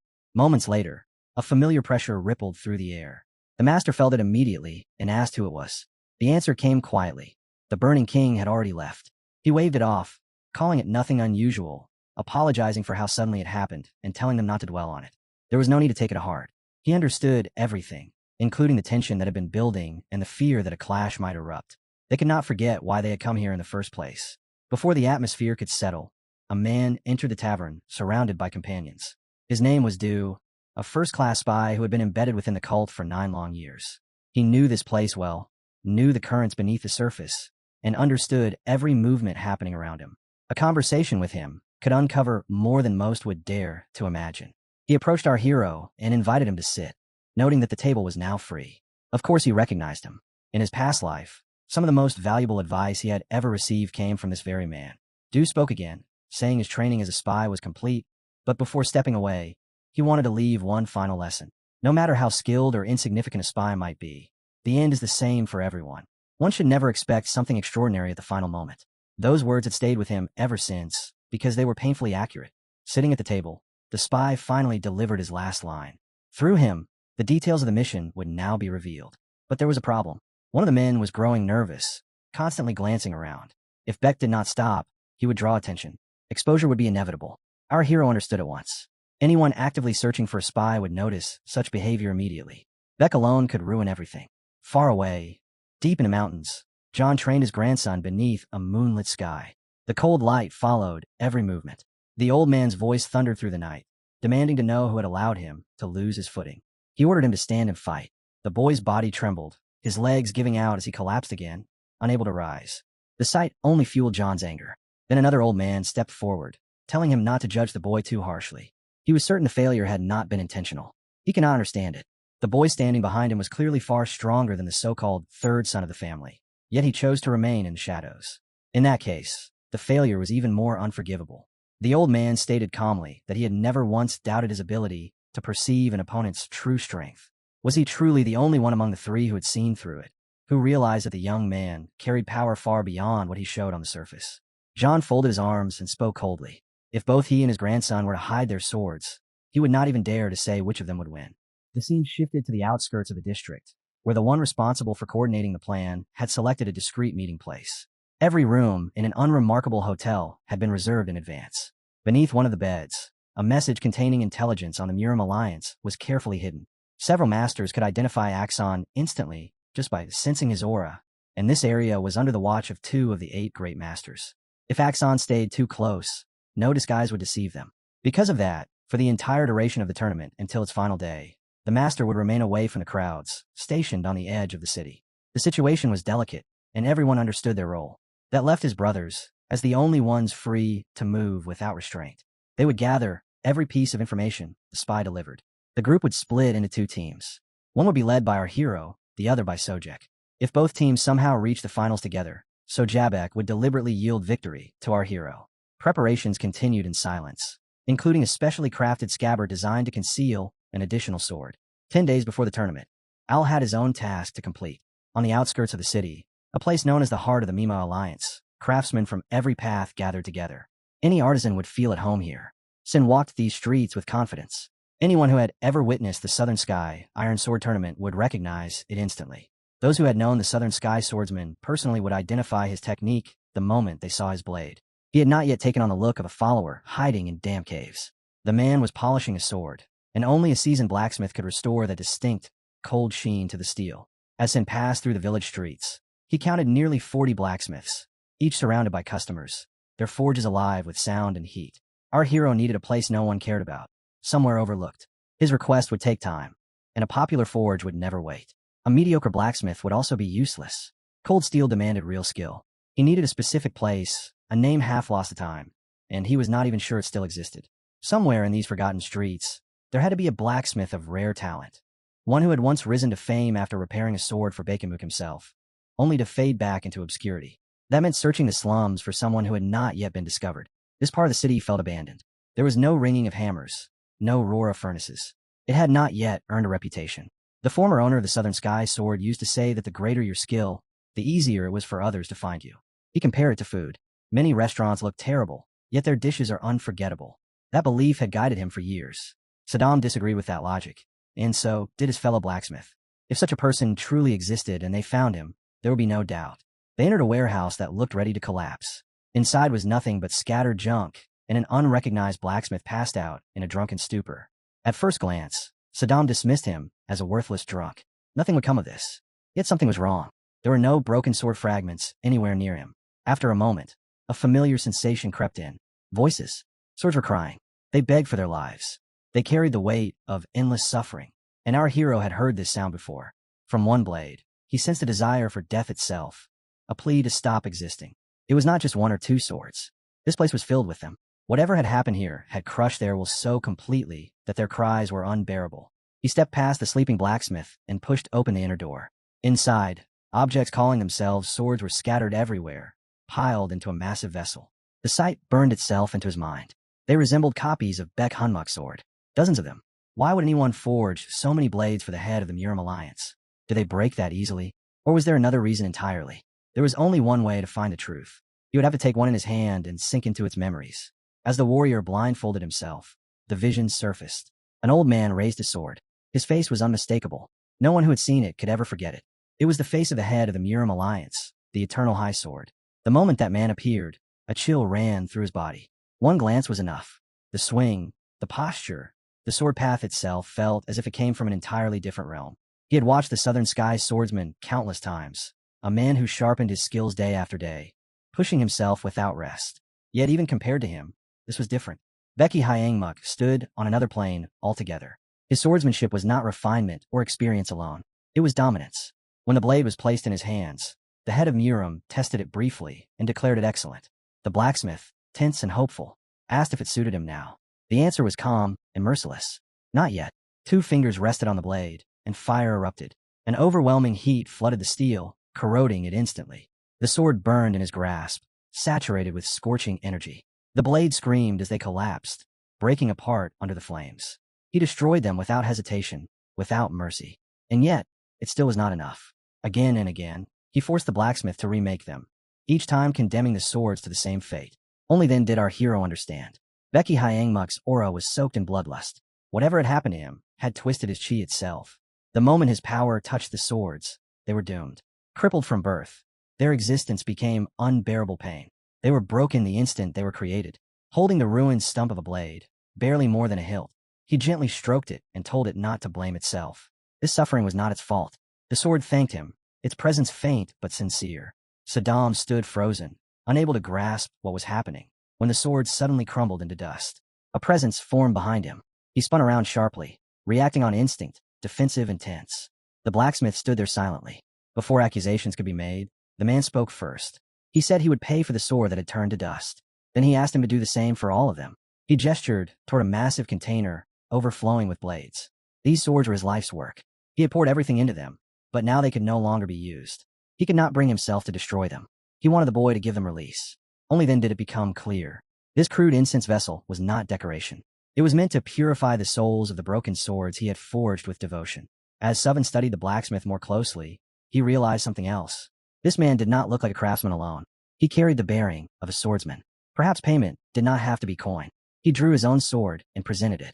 The blacksmith's eyes lit up as he felt the cold steel in his hands. It was a fine piece of work, intricate and demanding. The blacksmith said it would take 5 days. The scabbard was not properly suited to the sword, and that alone made the task delicate. Such a beautiful blade, yet in its current state, it looked as though it had been left to rot in damp darkness for decades. There were reasons for that, reasons better left untouched for now. Leaving the sword behind, the boy went on his way, satisfied. Everything had gone smoothly. He had not expected the blacksmith to notice the hidden trick within the scabbard, but that hardly mattered. What truly mattered was what he had gained. He had witnessed the martial art of Baek Hyunmuk with his own eyes. Something he had dreamed of for years, something he never believed he would actually see. One of the 4 greatest sword techniques in Mima. An opportunity like this would never come twice. With enough time and enough broken swords, he would study it carefully and carve it into his memory. Yet one thing continued to trouble him. The moment the head of Muram poured his energy into the blade, it turned red. That blinding light, that overwhelming bloodlust, did not belong to a righteous sword. Seeing such savagery radiating from the great and revered blade of the Orthodox leader was deeply unsettling. Anyone witnessing it might question whether that man truly belonged among the Orthodox at all. As Seven walked through the streets, the question kept echoing in his mind. What was wrong with that old man? Why would someone like him order copies of his own sword from an ordinary blacksmith? Then it happened. Someone pushed through the crowd and reached for him. Seven twisted away, but a second hand came at him instantly. This time his wrist was caught. The grip was far stronger than he had expected. An unknown assailant attacked him openly, pressing him through the crowd, hurting him like prey. Before he realized it, he was forced into a narrow corner of the slums. He pulled off his hat and stared at the one who had stopped him. That voice. He could never forget it. She said she had heard he drowned in the throat of the river. How, then, was he standing here? It was Baek Yang. Her eyes burned with curiosity as she demanded to know how he survived and why he chose to do so. Her grip remained firm. He did not like her rudeness. If she had no intention of killing him, then why was she holding him like this? He told her to let go. The red-haired which studied him closely. He was different now. Calmer. Steadier. Stronger. She could tell immediately. It was obvious from the start that the woman had no intention of revealing her appearance or her true identity in this place. That alone made Anki steadier than usual. His confidence was not arrogance, but calculation. The situation itself protected him. In a quiet city, things would have unfolded very differently. Here, in the middle of Blacksmith Street, surrounded by noise, heat, and people, her options were limited. Any reckless move would draw attention she clearly did not want. No matter how bold she was, causing chaos here would expose her far too much. After listening to him speak, her interest in Anki only deepened. She openly remarked that someone like him had no business staying near that child. Her tone carried both dismissal and temptation. She extended an offer without hesitation, telling him to come to her side. She promised power, rapid growth, and a future far greater than the one waiting for him if he chose to remain with that girl. If he refused, she claimed, his path would only darken from here. As Anki met her gaze, he understood that this invitation was not made lightly. She had a reason for wanting him. If not for what happened in the Valley of the Six Bloods, he would have accepted without much thought. At the time, standing beside her would have seemed like the smarter choice. But trust does not survive attempted murder. Someone who tries to kill you once can always justify doing it again. More importantly, Anki could sense that he was never her true target. In Un's view, she had been hunting the fourth all along, and Anki was simply an unexpected prize. He considered her words carefully, then thanked her and refused. The answer came instantly. A red surge of energy shot straight toward his head. Anki twisted away just in time, a fraction of a second slower, and his face would have taken the full force of the strike. Instead of anger, her expression lit up with delight. His escape only made him more desirable in her eyes. That strange feeling she had about him returned stronger than before. Someone who had reached the level of a first-ranked master in such a short time calmly read her attack and avoided it. She grabbed his face, openly pleased, as if admiring a rare artifact. In her mind, his growth was absurd. Reaching this height in a single year defied everything she knew. She had never seen anyone surpass expectations so violently, not even herself, and the thought thrilled her. Anki found her excitement misplaced, but she did not stop. Her hand lingered as she spoke of sacrifice, claiming she would even abandon her own family for the sake of raising the strongest child the cult had ever known. The words were heavy, almost unreal. She admitted that she once saw him as useless, someone unfit to be a warrior or even a guard. Now, she looked at him differently, not as a tool, but as a man worthy of standing beside her as a husband. She took his hand and spoke as if stating a simple fact. Marrying her would make him the second most respected man in the cult. Anki looked straight into her eyes and immediately saw the flaw in her words. No matter what she promised, she had forgotten one thing. She was still in disguise. She had no intention of exposing herself or her true goals here. Because of that, he had nothing to fear. The moment he made that clear, she flung his hand away and slammed her fist into the wall. Then she turned back as if nothing had happened, acting as though she had heard nothing at all. She gave him another chance. Why would he reject her? Perhaps he preferred Beck Renha. The thought amused her. She was certain that one night with her would eclipse anything Beck could offer. Opportunities like this did not come often. A woman like her did not make such offers twice. She told him to reconsider. They could do it right here. She was convinced the situation protected them both, just as he believed it did.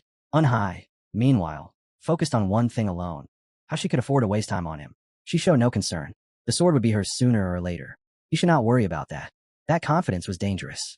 She could only speak so boldly because she believed he would never expose her identity here. He would not be foolish enough to drag the cult's internal struggle into the open in front of so many orthodox eyes. She was sure of it, and with that certainty, she decided she would have him no matter what, even if she had to strip his power away. She liked him too much to let him walk away. She struck. Anki blocked her first blow with his fists, but her intent was no longer playful. She aimed to suppress him completely. For a brief instant, he misjudged her, and her energy-charged punch slammed into his side. Pain flared. To survive, he activated his skill and flipped backward, barely escaping the worst of it. Her laughter followed. His movement only proved her right. Exactly as she thought. Holding back was no longer an option. If he hesitated again, she would drag him away by force. He had to show his value. Chi surged through him as he counterattacked. The result made her stop. Calmly, she caught the sword with 2 fingers, effortless and precise. She examined the blade, unimpressed, and questioned him with mild curiosity, wondering why someone like him insisted on using such a broken weapon. He had no intention of answering her. Instead, he drove his foot into her and sent her flying. The kick landed cleanly, throwing her aside and forcing her to expose an opening. Even so, she released the blade at the last instant and managed to block his follow-up strike. Unhai immediately understood that she was anything but an easy opponent. Still, the impact pushed her back several steps, and that was enough. Those few steps bought him space, pulling him out of her immediate attack range. She chased him without hesitation, her voice making it clear that she was done playing. The bloodlust pouring from her was overwhelming. It pressed against his senses like a physical force. People filled the street, yet she showed no concern at all. The thought cut through him sharply. Without his prized Southern Sky Sword, his strongest weapon, could he really hold her off with skill alone? There was nothing left to do but trust himself. Then the air split open with a streak of violet chi. Yun Hui froze, stunned by the speed of the newcomer. The woman who had just arrived had crossed the distance in an instant, her presence sharp and decisive. It was Maze. She stood between them, sword raised, its tip aimed directly at the masked woman.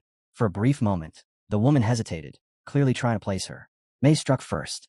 Her blade sliced through the air, severing several strands of hair and carving a deep gash across the woman's face, tearing through the mask. Blood spilled as the disguise broke. Facing her now, Maze felt it clearly. That hunger, that thirst for blood. She realized she had never stood before an enemy like this. The woman ordered her to step aside. Maze answered coldly, telling her to abandon the thought. If she wanted to force her way through, she was welcome to try. That arrogance only fueled the woman's rage. She moved to crush it. The two collided in a violent rhythm, a brutal dance of exchanged energy strikes that shook the corner of the street. Power crashed against power, building into something monstrous. The pressure alone threatened to tear everything apart. Unhai saw it immediately. Maze had no idea what she was facing. He released his chi without hesitation, shaping it into a barrier just as the woman unleashed a massive explosion of energy. The blast roared outward, ripping through the area and drawing every nearby eye. Soldiers were thrown through the air like broken dolls. He grabbed Maze and moved with her, twisting away at the last second and slamming into cover near a solid block of stone. There was no pride left in him now. This fight could not be won here. Retreat was the only option. Behind them, the woman straightened slowly, brushing dust from her clothes. In front of her lay the aftermath of a single punch, buildings shattered and the street torn apart, silent proof of the power she had just unleashed. Seeing the aftermath of her own attack, she realized she had underestimated him. She had not expected her prey to slip away so cleanly. Instead of frustration, joy crept in. This was exactly the kind of man she needed. Letting him escape this once did not bother her. In her mind, he would bend eventually. A block away, Suvin and Moan hid in silence, having barely escaped that unhinged woman. Moyen turned toward the vice commander, warmth spreading through her chest. Only then did she notice his arm around her waist. He did it without thinking, unaware that she did not dislike it at all. His thoughts were elsewhere. Baek Hyang appearing in person meant the worst possible outcome. There was no time to waste. His master had to be informed immediately. They were fortunate. The elder was staying at the hotel. They found him quickly and reported everything. Before responding, the elders sank into thought. If that woman appeared again without restraint, unleashing her energy fully, he would sense it instantly and arrive himself. Master A.K. Jang reached a firm conclusion. With his current abilities, the boy would not be able to escape her. Unhai knew this was true. Even when he drew on his innate energy, her aura and bloodlust still pressed down on him like a weight. Later, as they rested in the training ground, a reminder came to always move with an escort. The warning felt excessive to some. Nothing had happened for 4 days, and the tension seemed to be fading. His friends lounged on benches under the sun, complaining about the heat and idly wondering what food awaited them. When Moyen was asked for her thoughts, she barely responded. Her mind was elsewhere. She could not forget the way he had pulled her close, the warmth of his touch. The memory lingered, leaving her strangely distracted. During this time, Unhai focused solely on his training. He continued liberating swords, one after another. This was the 75th blade. With it, he realized how vast his accumulated experience had become. A massive reservoir of insight now existed within him, enough to begin applying the Baek Hyangmu technique. Sodam, his loyal sword, praised him. One of the great techniques was now within his grasp. Unhai did not deceive himself. What he possessed was still incomplete. It was an imitation, lacking true mastery. He had yet to understand how to properly channel his inner energy into it. Even so, he pressed on. After testing the blade, he meditated, replaying everything in his mind. As his thoughts settled, a quiet certainty formed. He had moved one step closer to true enlightenment. He turned to Moyen, who was sitting among the swords waiting to be put to rest, and calmly asked her to move aside. It was time to test something. Slowly circulating his chi, he began activating the Shining Star Sword technique. Power flooded his body, dense and overwhelming, far beyond what it used to be. He stood still, breathing steadily, as if the space before him had gone dark and was holding its breath along with him. When he exhaled, the energy surged through every vein and meridian. Then he pushed the technique further. Nothing happened. No flash, no explosion, no response at all. It failed completely. This outcome was not unexpected. He had hoped for at least a visible reaction, but reality remained unmoved. Still, as his gaze drifted, he noticed something strange. The jug nearby had split cleanly in half. A moment later, the tree behind it began to tilt before collapsing, its trunk neatly severed. Only then did he realize what had happened. The energy he had unconsciously directed through his fingers had already done the work. Those around him stared, unable to understand what they had just witnessed. He understood immediately. He had stepped into the 6th level of mastery of the Shining Star technique. The realization was staggering. Later, they gathered at Denfen, a place famous for one thing above all else: its incomparable pork and chicken breast, prepared using a recipe known only to the restaurant. The legendary stewed pork finally sat before them, a dish spoken of as if it were divine. One bite nearly overwhelmed them. The taste was so rich, it bordered on dangerous. For a brief time, they forgot the threats closing in from every direction and simply ate. Tomorrow morning, the iron sword of the southern sky would be ready. He would collect it from the blacksmith, and immediately after, they would head for the castle. There would be no time to rest once that happened. Eating now was the only sensible choice. Despite having arrived in this region long ago, they had never managed to secure seats here. Every table was reserved day after day. This was their first real chance. He tried to relax and enjoy the moment. It did not last. He felt at the instant they entered. 5 or 6 masters stepped into the restaurant, their presence crushing compared to everyone else inside. 2 of them carried swords of remarkable quality. He heard them before he fully saw them. Since awakening the 3rd star, his sensitivity to swords had sharpened dramatically. He could now recognize their strength and even their voices. As his eyes settled on them, recognition followed. He had seen these sword owners before. In his previous life, they had stood among Murim's alliance. They were not villains. Their families had long followed orthodox rules and traditions without deviation. From the distinct presence carried by their swords, it was easy to tell that they were acting as representatives of their clans in the tournament. That was the only reason they would be entrusted with family swords of that caliber. Still, the question remained, what were people like them doing here? As they moved through the restaurant, they spoke among themselves, relaxed and unguarded, until one of them noticed a familiar face. The green-haired troublemaker burst out laughing the moment he saw the so-called donkey from Liang. He came from Hainan province, the heir of a family affiliated with the Murim alliance. Almost immediately, they recalled a story one of them had recently shared about a man who had been expelled from Saklan. That man was standing right in front of them. Sayo had expected this reaction long before it happened. Instead of bristling, he greeted them calmly. When he addressed them by name, their expressions shifted in disbelief. They were stunned that he recognized them. In truth, it would have been strange if he did not. After all, they were the ones who used to mock him openly. But this time, he would not give them that satisfaction. Ching-chong thought the young man was laying it on too thick with his compliments. Sayo knew better. Praise, when used correctly, was a weapon. These people were simple at their core, their emotions written plainly on their faces. Sunin joined in as well, greeting them properly and introducing himself by clan, genuinely pleased to encounter familiar figures so far from home. One by one, the others followed suit, stating their names and backgrounds. When they asked how he knew them, Sayo casually rested his hand on the shoulder of the heavier man and said it had simply been too long since they last met. The reaction was immediate. The man bristled, anger flashing in his eyes, offended that Sayo would dare treat them as old friends. Sayo, however, looked genuinely pleased, smiling as if reunited with someone dear. Keeping his hand on the man's shoulder, he leaned in and whispered through a subtle vibration technique. Smile, or enter the tournament with a broken neck. The message was delivered without sound, without emotion. The green-haired man noticed the sudden silence and frowned, asking why his companion had stopped talking so abruptly, wondering if he had swallowed his tongue. Before he could say more, a sharp vibration pierced his senses as well. He froze. The warning was clear. If he caused trouble, there would be consequences. No further explanation was needed. Sayo calmly continued, saying that joining the tournament was a rare opportunity to meet such renowned figures, adding that his brothers were not feeling particularly well today, so he would represent his clan in the tournament. When his friends asked about his brothers, he brushed it aside, telling them not to worry. If they wished, they could visit his sister instead. He openly admitted that his sister was considered a disgrace to the So clan, and that there was no chance she could represent them. Even though his brothers had the ability to perform well, the girls still harbored doubts about Son. Laughter suddenly erupted from the nearby table. Emoyin could not hold it in. When asked what amused her so much, she answered honestly. She found it ridiculous to hear a complete stranger judging her older brother without ever witnessing his skills. Her younger sister, Kang Hyun, still immature and easily driven by emotion, took offense immediately. Anger flared in her eyes as she demanded that her brother from the Merm Association teach this rude girl a lesson. Outwardly, Kang Hyun maintained proper manners, but her husband, Jin Moon, remained silent, refusing to get involved. Using a vibration technique, he warned her to calm down. This was not someone they should provoke. His caution only fueled her irritation. She accused him of standing by while his fiancée was being humiliated in public. Jin Moon struggled to respond, unable to find the right words. Like a cat and a dog, the two bickered endlessly, and the noise grated on Sayo's nerves. He glanced at them again, briefly considering whether these children needed to be put in their place. Before that thought could settle, a new figure arrived. Jong Jong-un appeared, clearly shocked to find Seo-won here. He was a disciple of a renowned swordsman. That realization alone changed the atmosphere. There were students like this present now, including Yoon. Yet Sayo felt no urge to exploit the situation.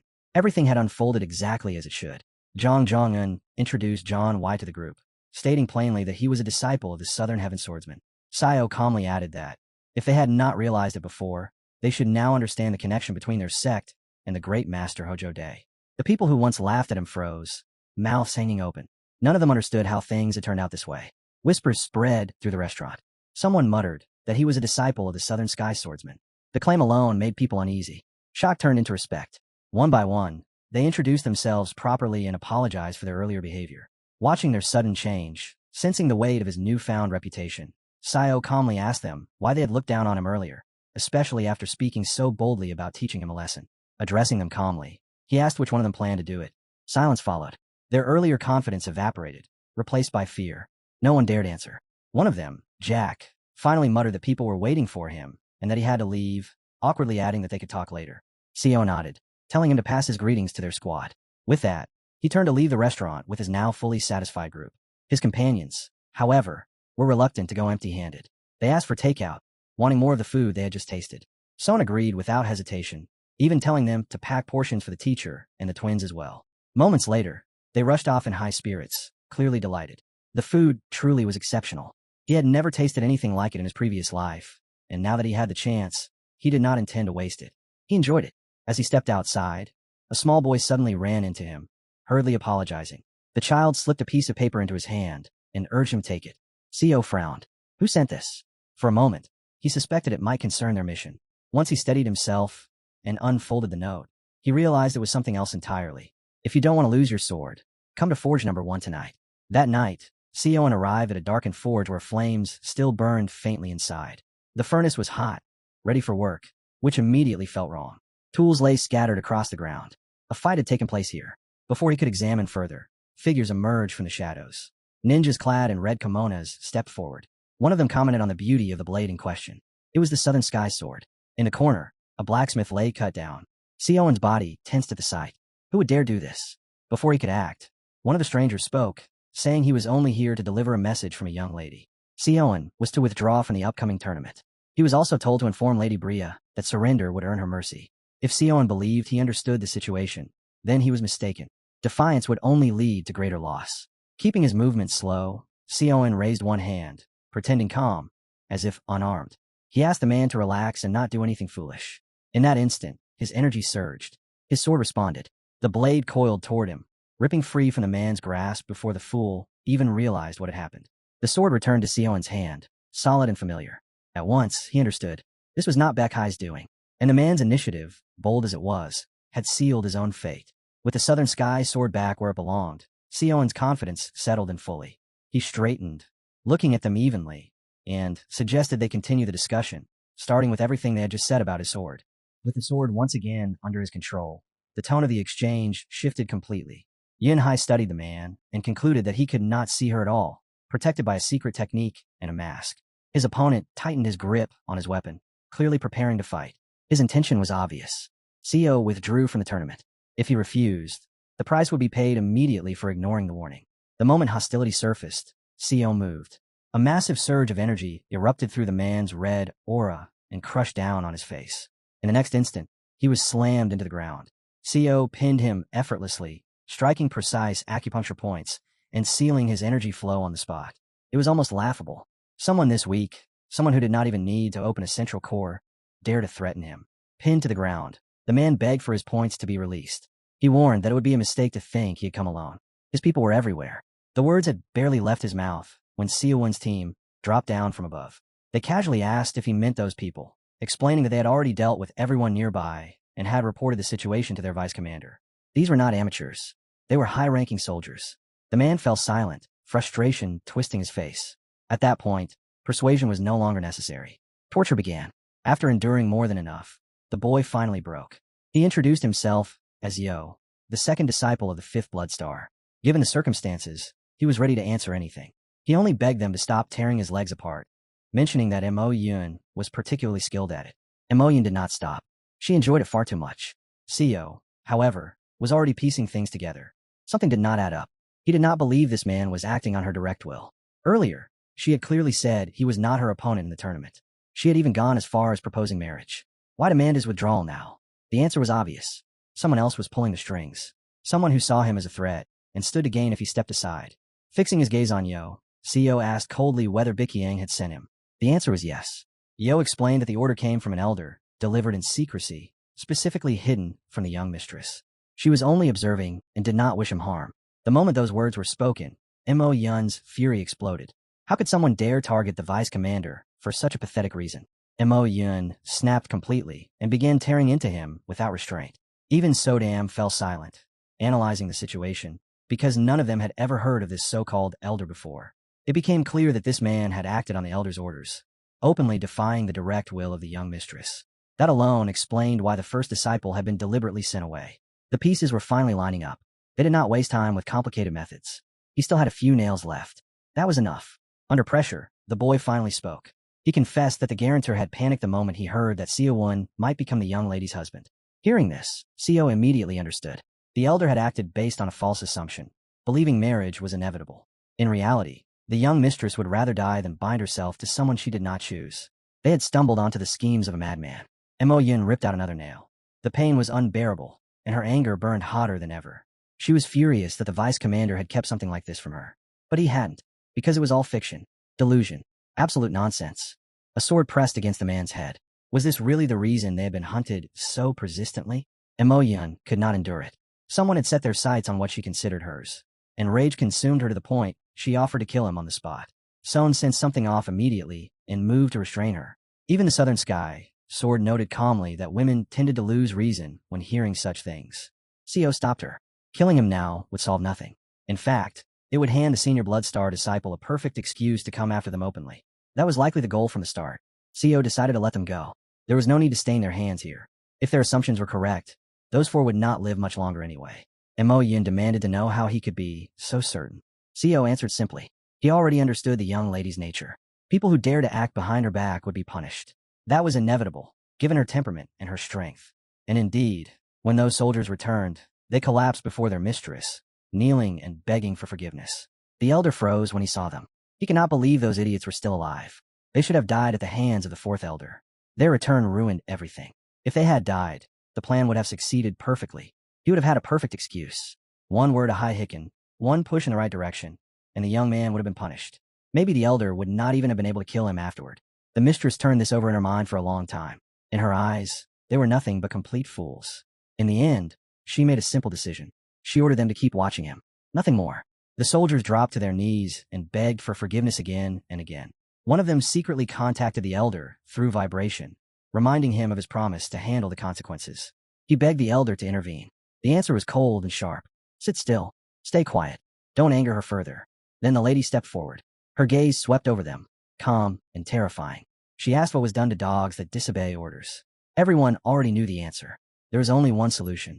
In a single breath, heads fell to the ground. Her movements were clean, precise, merciless. One man survived. Shaking, he crawled forward and begged the young lady for mercy, swearing that he never meant any harm. Words spilled out of him in panic. And just as he was about to reveal everything, just as he was about to speak the elder's name, the elder rushed in and struck him down, knocking him unconscious. If he had kept his mouth shut, he would have lived. The elder dropped to his knees before the mistress. She demanded to know who had ordered the man to be killed. Instead of obeying, he tried to justify himself. He spoke excuses. He spoke explanations. That betrayal cut deeper than any blade. Her kick came without warning. The impact sent the elder flying aside, rage exploding through him. Blood filled his mouth. If it were not for the upcoming tournament, she would not have stopped at a single blow. As she turned to leave, she reminded him that she would not forget what he had done. The elder wiped the blood from his lips and swore quietly that he would never allow Son to become the young mistress's husband. The next day, crowds flooded the front of the Mima Alliance Castle. Orthodox sects and powerful clans arrived one after another, each sending warriors to the tournament along with long lines of attendants. Watching the flow of people, Sayo realized how massive this gathering truly was. Fighters from all across Miram had come. His only goal was to make it inside. Brother Beck observed the scene and understood immediately that patience was necessary. Their clans, Yeonsong and Anong, were respected, but that respect meant little when compared to the fifth great clan. Beck stayed close to Mo Young, quietly suggesting that they stick together. He promised to look after her, to make sure she did not feel lonely. As they spoke, members of even greater clans passed by. One representative walked so close to Mo Yun that their shoulders nearly brushed. He slowed, met her eyes directly, and held her gaze for a brief, deliberate moment before moving on. He not only met her eyes, he smiled as he walked past, slow and deliberate. Mo Yun's blood boiled instantly. For a moment, she was ready to draw her blade and end him right there. Voices rose around them, people complaining, telling them to stop blocking the path and move aside. The man kept walking, but then his gaze shifted. He noticed the young master of the Yingu clan, standing beside Mistress Mo Yun. He stopped, introduced himself as Mo, and casually greeted the disciples of Southern Heaven. With a relaxed tone, he told them to follow him as well. He had orders to bring them in without standing in line. Watching him laugh, as if nothing mattered, Mo Yun felt a surge of superiority. The moment she turned her eyes on him again, his cheerfulness faltered. Their gazes clashed, each answering the other with a cold, sneering smile that only deepened the irritation between them. Our hero felt uncomfortable under this sudden attention. Worse still, someone nearby whispered about who they were, and soon an order was given to escort them immediately. An order like that could only come from someone at the very top.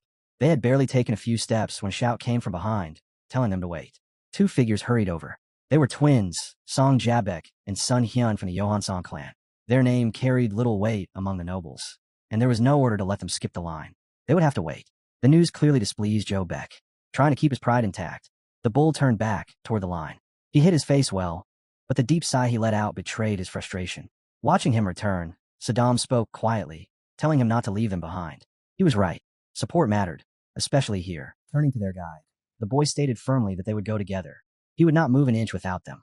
The resolve in his voice surprised the guide.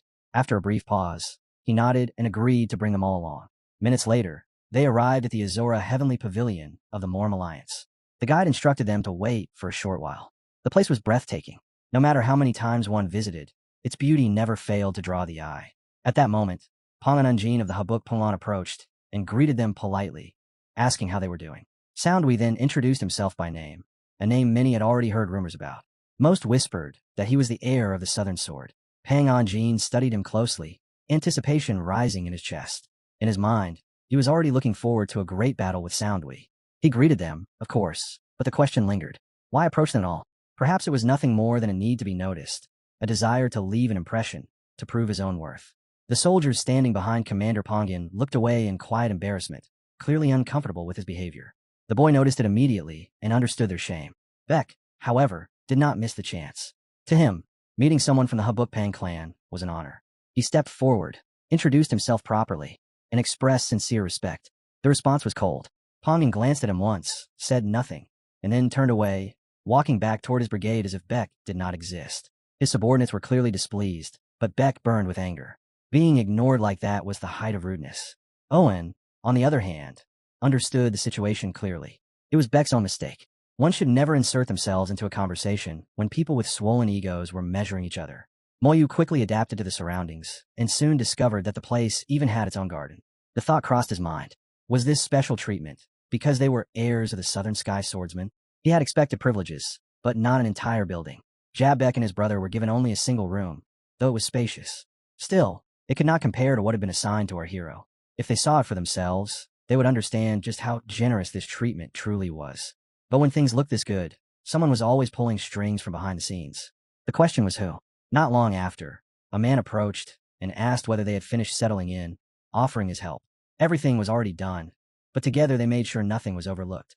Then the man requested some private time with him. The first strategist general wished to meet the newcomers personally. This was no ordinary figure. The strategist general was one of only 3 in the Murim Alliance, known as the Supreme Strategist General. He stood second only to the head of the Murim Alliance himself. His name was Chi Galan Man. A servant led them toward the Supreme General's residence. One thought echoed in Al's mind. Why him? As they drew closer, the Southern Skyblade felt it clearly.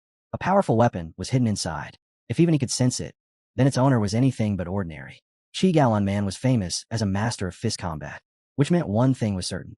Behind that door, another important figure was waiting for them as well. As they stepped into the hall, they were greeted at once. His group introduced themselves properly, the way warriors should when facing someone of such standing.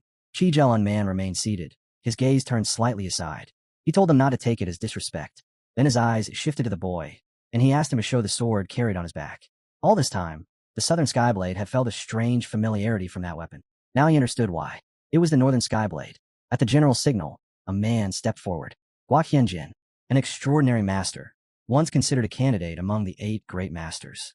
His fame was immense, so much so that many believed he would eventually dominate the northeastern region. The same was said of his counterpart, the Southern Sky Swordsman, who had earned recognition across the southeast, not through conquest of land, but through influence and acknowledgement. Yet Guo Qianjin's path had ended abruptly. In a duel with the Southern Sky Swordsman, he lost an arm and was forced to abandon his journey with the blade. One thought echoed in Al's mind. Why were all these people gathered here? He handed over the sword. As far as he knew, the unshakable North Star blade had no ties to the Mima Alliance. Guo Qianjin took it in his remaining hand and examined it closely. There was no hesitation in his eyes. No doubt at all. This was the true Iron Sword of the Southern Sky. He offered his congratulations, though they came late. Even so, it was a great honor for Owl to stand before a master like Guo Qianjin. After inspecting it, the sword was returned. It seemed the examination itself had been a test of authenticity. Nothing more was said at that moment. But soon after, Jean was handed an object. Without explanation, it was carried away to an unknown location. Their movements were deliberate. Clearly, something else was underway. The general spoke again, calmly asking them not to misunderstand. Over the past 10 years, almost every year, people had appeared claiming to be the master's heirs. The so-called hand that tames the tiger had heard such claims countless times. Just as many had declared themselves disciples of the Southern Sky Swordsman. Hendrik was different. He had met the swordsman personally. More than that, he had crossed fists with him many times. He had seen his techniques with his own eyes. That made him the most qualified to judge whether the boy before them was truly the heir. This, too, was a test. The elders intended to be absolutely certain. From a bowl, they poured out several unknown objects and placed them before him. Then, without ceremony, they told him to pass one final trial. They needed to set an example for January. The task was simple in form but cruel in meaning. The boy had to cut white stones. One of the masters moved first, flicking his arm as the stones were thrown in different directions. As they scattered, they were redirected toward the next man, who stood waiting with his weapon already drawn. The moment his energy aligned, he moved. In a blink, every stone flying at him was split cleanly apart. Then came the second wave. Larger, faster, more violent. Yet the result was the same. His blade flashed, and the stones were cut in half before they could reach him, fragments bursting outward in all directions. That alone was enough to demonstrate the technique. If the boy truly understood what he was seeing, he should replicate it using the shining star technique. If that proved too difficult, even a basic sword technique would suffice. Watching their expressions, he realized the truth. They were provoking him on purpose. In a situation like this, performing worse than Yin Man would stain the honor of Southern Heaven swordsman. He steadied himself and decided not just to pass, but to make a statement. With a calm motion, he drew a circle around himself using the tip of his sword. He would complete the test without stepping outside it. The elders exchanged looks. It was difficult. They were not sure he could succeed. The first stone struck. Using a Southern Sky technique, he sliced it apart cleanly. Then the next wave came, far larger and rushing toward him at frightening speed. His sword moved again and again, impossibly fast. Every stone was cut midair. Not a single fragment touched the ground untouched. Unlike the others, nothing slipped past his blade. The elders watched in silence, then with open amazement. It was incredible. He never stepped outside the circle. The task was completed perfectly. The successor wanted his master to let him try as well, but he misunderstood the lesson. Instead of cutting the stones, he threw them back. Al caught every stone with one hand, and in the same instant, cut all the black stones at once. The master asked calmly if he could control his left hand while using the technique. The answer was yes. A smile crossed the master's face, mixed with regret. He had always hoped he might teach him even better than the Southern Sky swordsman had. The heir lowered his head and apologized for failing to reach the same level as Southern. The master shook his head. There was nothing absolute in this world. There would always be someone stronger, and that, above all else, was the lesson he wanted his student to learn. So felt that this was exactly how a bond between a student and a mentor should be. Natural, not suffocating, nothing like the rigid relationship he had endured with a master who seemed ready to crush him for every mistake. The master apologized for questioning his identity during their first meeting, admitting it had been necessary. The boy accepted it calmly. He had no right to judge someone who knew his teacher, and the master noticed that the way he spoke was almost identical to his own mentor's manner. Hearing that was strangely pleasant. Soon, the general entered the room. He had been informed that the boy had been gone for an entire year. The idea that someone with a damaged core could vanish and then return as a disciple of the Southern Heaven swordsman sounded absurd to him, and he openly doubted it. Even so, the best sword of Mount Hen chose to trust the boy's words, though he insisted on confirming the truth himself. As the conversation continued, it became clear that even Mount Hen's finest swordsmen had been receiving information from the general. In turn, the general apologized for his earlier rudeness. The boy felt relieved. He had not embarrassed himself, nor had he disgraced his teacher. In the general's eyes, it was good that things had unfolded this way, something they could later laugh about over tea. The boy realized that suspicion no longer followed him. Inside the general's office, questions were raised about how he had become a disciple of Mayun. Mayun answered with a carefully prepared lie. They had met by chance while gathering medicinal herbs in the mountains. Despite being unwell himself, the boy had tried to help. Moved by that sincerity, the master had accepted him. The general then asked about the condition of the Southern Sky swordsman. The response came smoothly. He was recovering well. There was no need for concern. Soon after, the general and the master began communicating through chi techniques, ordering the soldiers to leave the room for a short while. As the soldiers filed out, unease settled in the air. Unhai assumed this was a conversation meant for no other ears. The general made it clear that no one else should hear what followed. The boy tried to reach Ennui, sensing that if this discussion was tied to their mission, trouble was close. Yet he still wondered what could be so important to discuss behind closed doors, knowing the general rarely spoke without a firm purpose. If they failed, then the blame would fall on his teacher. If he refused to hear them out, he was free to leave. The boy immediately understood the trap. Walking away now would only deepen suspicion. He was bound by his status as a disciple of the Southern Sky swordsman, whether he liked it or not. So he agreed. First, he would listen. Only then would he decide whether to step away. The general asked if he had heard about the battle between his master and the man with the golden eye. The question hit him like a blow. That was the man who had beaten the Southern Sky swordsman mercilessly, the one who kicked the assassin king, the flying blade, and hurled him straight into the river. A stranger with a golden eye, and they clearly knew exactly who he was. Should he stay and hear more? At that moment, the Southern Sky swordsman told him to ignore it. He did not want his disciple dragged into danger because of personal feelings. The boy understood, yet his resolve only hardened. He valued his two swords as family. More than anyone, he wanted the truth. Gathering himself, he asked them to continue. Gripping the edge of the table, his fist clenched, he said that his master had already told him everything. The general suggested that this might be the result of poor health. Hearing that answer, one of the seniors realized there was no need to fabricate anything further. The response alone confirmed what they needed. Exchanging glances, The general and the master understood that events had unfolded exactly as predicted. Their assumption was correct. But what assumption was that? The young master could not tell. Only the elders of the Murim Alliance were aware of what was truly being discussed. The reason he was being told now was simple. It concerned the Southern Sky swordsmen directly. They demanded secrecy. The boy gave his word without hesitation. Then the general spoke again, and the words froze him in place. He suggested that the King of Blood had been reborn. Saddam, meanwhile, laughed lightly, as if it were a joke meant for the spy seated to the left. But this was no moment for humor. The question pressed down on everyone in the room. Was the man with the golden eye connected to the blood cult? The young master asked directly, naming Undu and Jonch. The general turned to him and asked if he knew those names. He did. Of course he did. They were martial artists from the orthodox factions, figures acknowledged across Murim as true great masters. But all of them were dead, each killed in a different year. That was the undeniable truth. What kind of connection could that possibly point to? These were not ordinary masters. Every one of them, not just the Blade of the North Star, had been an existence of overwhelming strength. They were pillars of the orthodox Murim, men who carried its future on their shoulders. And yet, all of them had fallen to a single person who erased them one by one and walked away with every secret they possessed. Did the general know about the man with the golden eye? The boy asked directly. The answer was calm. When his master disappeared, it had only been a suspicion, nothing more. But now, the boy confirmed it himself. If such a perfect opportunity existed, the blood cult would naturally seek to weaken the orthodox factions to prepare for a complete revival. From that angle, the man with the golden eye appeared deeply suspicious. That had been their initial assumption as well. Yet the boy sensed something was off. The blood cult's involvement was far from certain, and the clues were scarce. Someone pointed out that the possibility of the four evils being behind it could not be dismissed. Still, the Council of Elders and the general were about 70% confident in their conclusion. A different question followed immediately. If the man with the golden eye was not connected to the blood cult, then what was he truly after? They had pursued his trail since the day one of the masters lost his hand, but he had vanished without a trace. Catching him was important, but it was not the priority.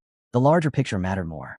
After the Great War between the orthodox and unorthodox factions, they had gathered intelligence piece by piece. The general drew aside the curtain and revealed a map. He hoped the boy's heart would not waver when he saw the red dots scattered across it. Every single mark represented a blood cult base. The boy was stunned. He had never imagined they occupied such a vast area. Then came another question. Did he know how many of those nests they had actually managed to uncover? The answer was grim. No more than 3. The blood cult was hidden flawlessly, operating far beyond their sight. And did he understand what that meant for them and for the entire faction? From the boy's perspective, it felt unreal, but its importance was undeniable. He asked whether information was leaking, whether high-ranking spies existed within the Murim Alliance itself. The response came without hesitation. The general was not surprised. Such thoughts were exactly what he expected from a disciple of the Southern Sky. Of course there were spies. They had already identified around a dozen, possibly more. Just like in their previous lives, this truth had been apparent from the start. Unlike the secluded and secretive blood cult, the Alliance was far easier for infiltrators to penetrate. The general's advisor admitted that catching every spy was nearly impossible. Even if they succeeded, replacements would appear soon after. That was why new tactics were needed. The boy casually suggested feeding false information into the network, letting the spies spread lies that would distort the blood cult's plans. The moment he said it, the room went quiet. The general stared at him in a way that felt unsettling. He had only spoken to sound useful, to avoid suspicion. Yet that look lingered. After a brief pause, the general made a decision. He offered the boy a position within the department itself. Someone sharp and perceptive like him would be welcome. Why not become an apprentice under a strategist general? The proposal hit harder than expected. Before the boy could even respond, the general laughed loudly, clearly pleased that such capable young talents still existed. Then his tone shifted. There was one more thing he wanted to ask. They had already questioned him relentlessly today, but the survival of Orthodox Murim came first. At that moment, Moyen reached out to him through telepathy. Her emotions were restless and strained. He reassured her quietly, telling her everything was fine and that they would decide after hearing the full request. The general echoed that reassurance aloud. There was no intention of sending him after the man with the golden eye. Instead, the matter concerned the tournament he was about to enter. There was a strong chance that a blood cult spy would also participate. If that happened, the tournament would cease to be a contest of skill and turn into a fight for survival. None of the elders suspected the truth, that the spy was already standing before them. The general continued, saying that a high placement in the tournament could grant him an important role within the Murim Alliance. He was confident this was precisely what the cult spies were aiming for. The way he spoke carried an intensity that even stirred excitement in the boy. But then the general added one final point. In his view, the true objective was likely the sword of the blood demon. Those words left the boy frozen. In that instant, He understood how absurd the situation had become. They were already trapped in a mission bordering on the impossible, and now it had grown even more dangerous. The mission grew heavier by the moment. If the Miram Alliance discovered that the Blood Cult was hunting the Blood Demon Sword, reclaiming it would become far more difficult than anyone anticipated. Being here at least allowed him to gather information. He advised the general not to lower security and said that if there was anything he was meant to do, it should be stated now. The general dismissed the concern, saying there was nothing to worry about yet. What he meant soon became clear. In the general's view, even if a Blood Cult spy won the tournament, fate would not favor them. The Blood Demon Sword was scheduled to be handed over in 5 days. Because of that, there was no need for panic. Jeanine had already agreed to take responsibility. Until then, the competition would continue as planned. Only then did it click. The Blood Demon Sword would be redirected from the Miram Duality Secret Vault. As long as it remained in the hands of the Taizi Sword Emperor Jeanine, its safety was guaranteed. The heir standing in a room still did not fully grasp what the general wanted from him, but the task was finally revealed. He was to identify suspicious participants in the tournament. These individuals were expected to perform well, and isolating them early would help prevent Blood Cult spies from infiltrating the Alliance. For him, this mission carried real weight. He vowed not to disgrace his master or the Orthodox faction he represented. He accepted the task, knowing refusal was not an option. Consequences would follow. Now he understood the trap clearly. He was bound on both sides, and that tension stirred something deep inside him. After he left, only the general and his advisor remained. The elder asked whether the statement about the sword had been true or a lie. Earlier, the general had claimed that the Blood Demon Sword would be moved to Mount Yuden. The strategist general laughed softly. It had been a complete fabrication. Although the advisor had already identified the young man and largely trusted him, the general admitted he was only 90% certain that the boy was truly the heir of the Southern Sky Swordsman. 10% doubt remained. Others had disappeared a year ago and returned as well. Not just him. That uncertainty demanded a test. This had been the test, and the general already had a plan. If the Blood Cult moved toward Mount Wuong to seize the Blood Demon Sword, the spy would expose himself immediately. It was false information, a deliberate lure. Only now did everything make sense to him. That was why the general had never rushed to eliminate the spies. The realization stunned everyone who grasped it. Watching the general, the heir understood just how dangerous a man he was. His strength did not end with martial arts. His mind was sharper still. Every hope had been placed on him, and the general was confident he would succeed. As the heir turned away, his gaze drifted to the seat where the boy had been earlier. Something caught his eye. A dagger. It belonged to Sanhai. The moment it was returned, the woman who had been quietly listening noticed it as well and immediately informed the boy. He had left the blade behind on purpose, just in case. In the end, that single decision saved his life. A few more minutes, and he would have been completely trapped. Jigen Wan proved to be exactly what his reputation claimed, a true strategist of the Miram Alliance. Even so, despite his brilliance, he never imagined that a sword could listen in on a conversation. That had been the boy's hidden card. Everything worked, though it would have been faster had he used decoys instead. The southern sky was beginning to dawn, and from now on, that was the path he would walk. The woman clearly disliked that phrase. She felt it damaged her image and decided she would repay him for his efforts sooner or later. Not long after, a tense discussion unfolded in the guest house where they were staying. Given everything that had happened, his companion suggested reporting everything to the Fourth Supreme and altering the plan entirely, calling it a trap. The situation itself felt strange. Why would the Alliance reveal something so critical to people who were not even part of the Miram Alliance? Because of that, Moyne believed the boy's judgment was correct. There had been no need to reveal the sword's location if their only goal was to identify spies. That alone raised suspicion. Perhaps the Alliance had already leaked information without realizing it. With the information network controlled by the first strategist general, numerous suspicious figures had already come into view. Baek Hyang and her group were among them. This, too, might have been part of the bait. But in Saddam's mind, this was the perfect way to defeat her. Even without the Blood Demon Sword, the Blood Cult could still be unified if that existence was eliminated. Southern Sky, despite Suda's objections, noticed that she had grown sharper.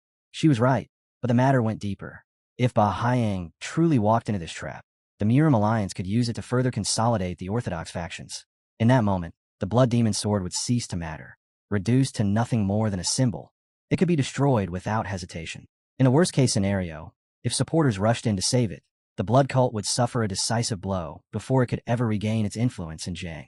From another angle, Ba Hyang and Ba Renha were essentially the same.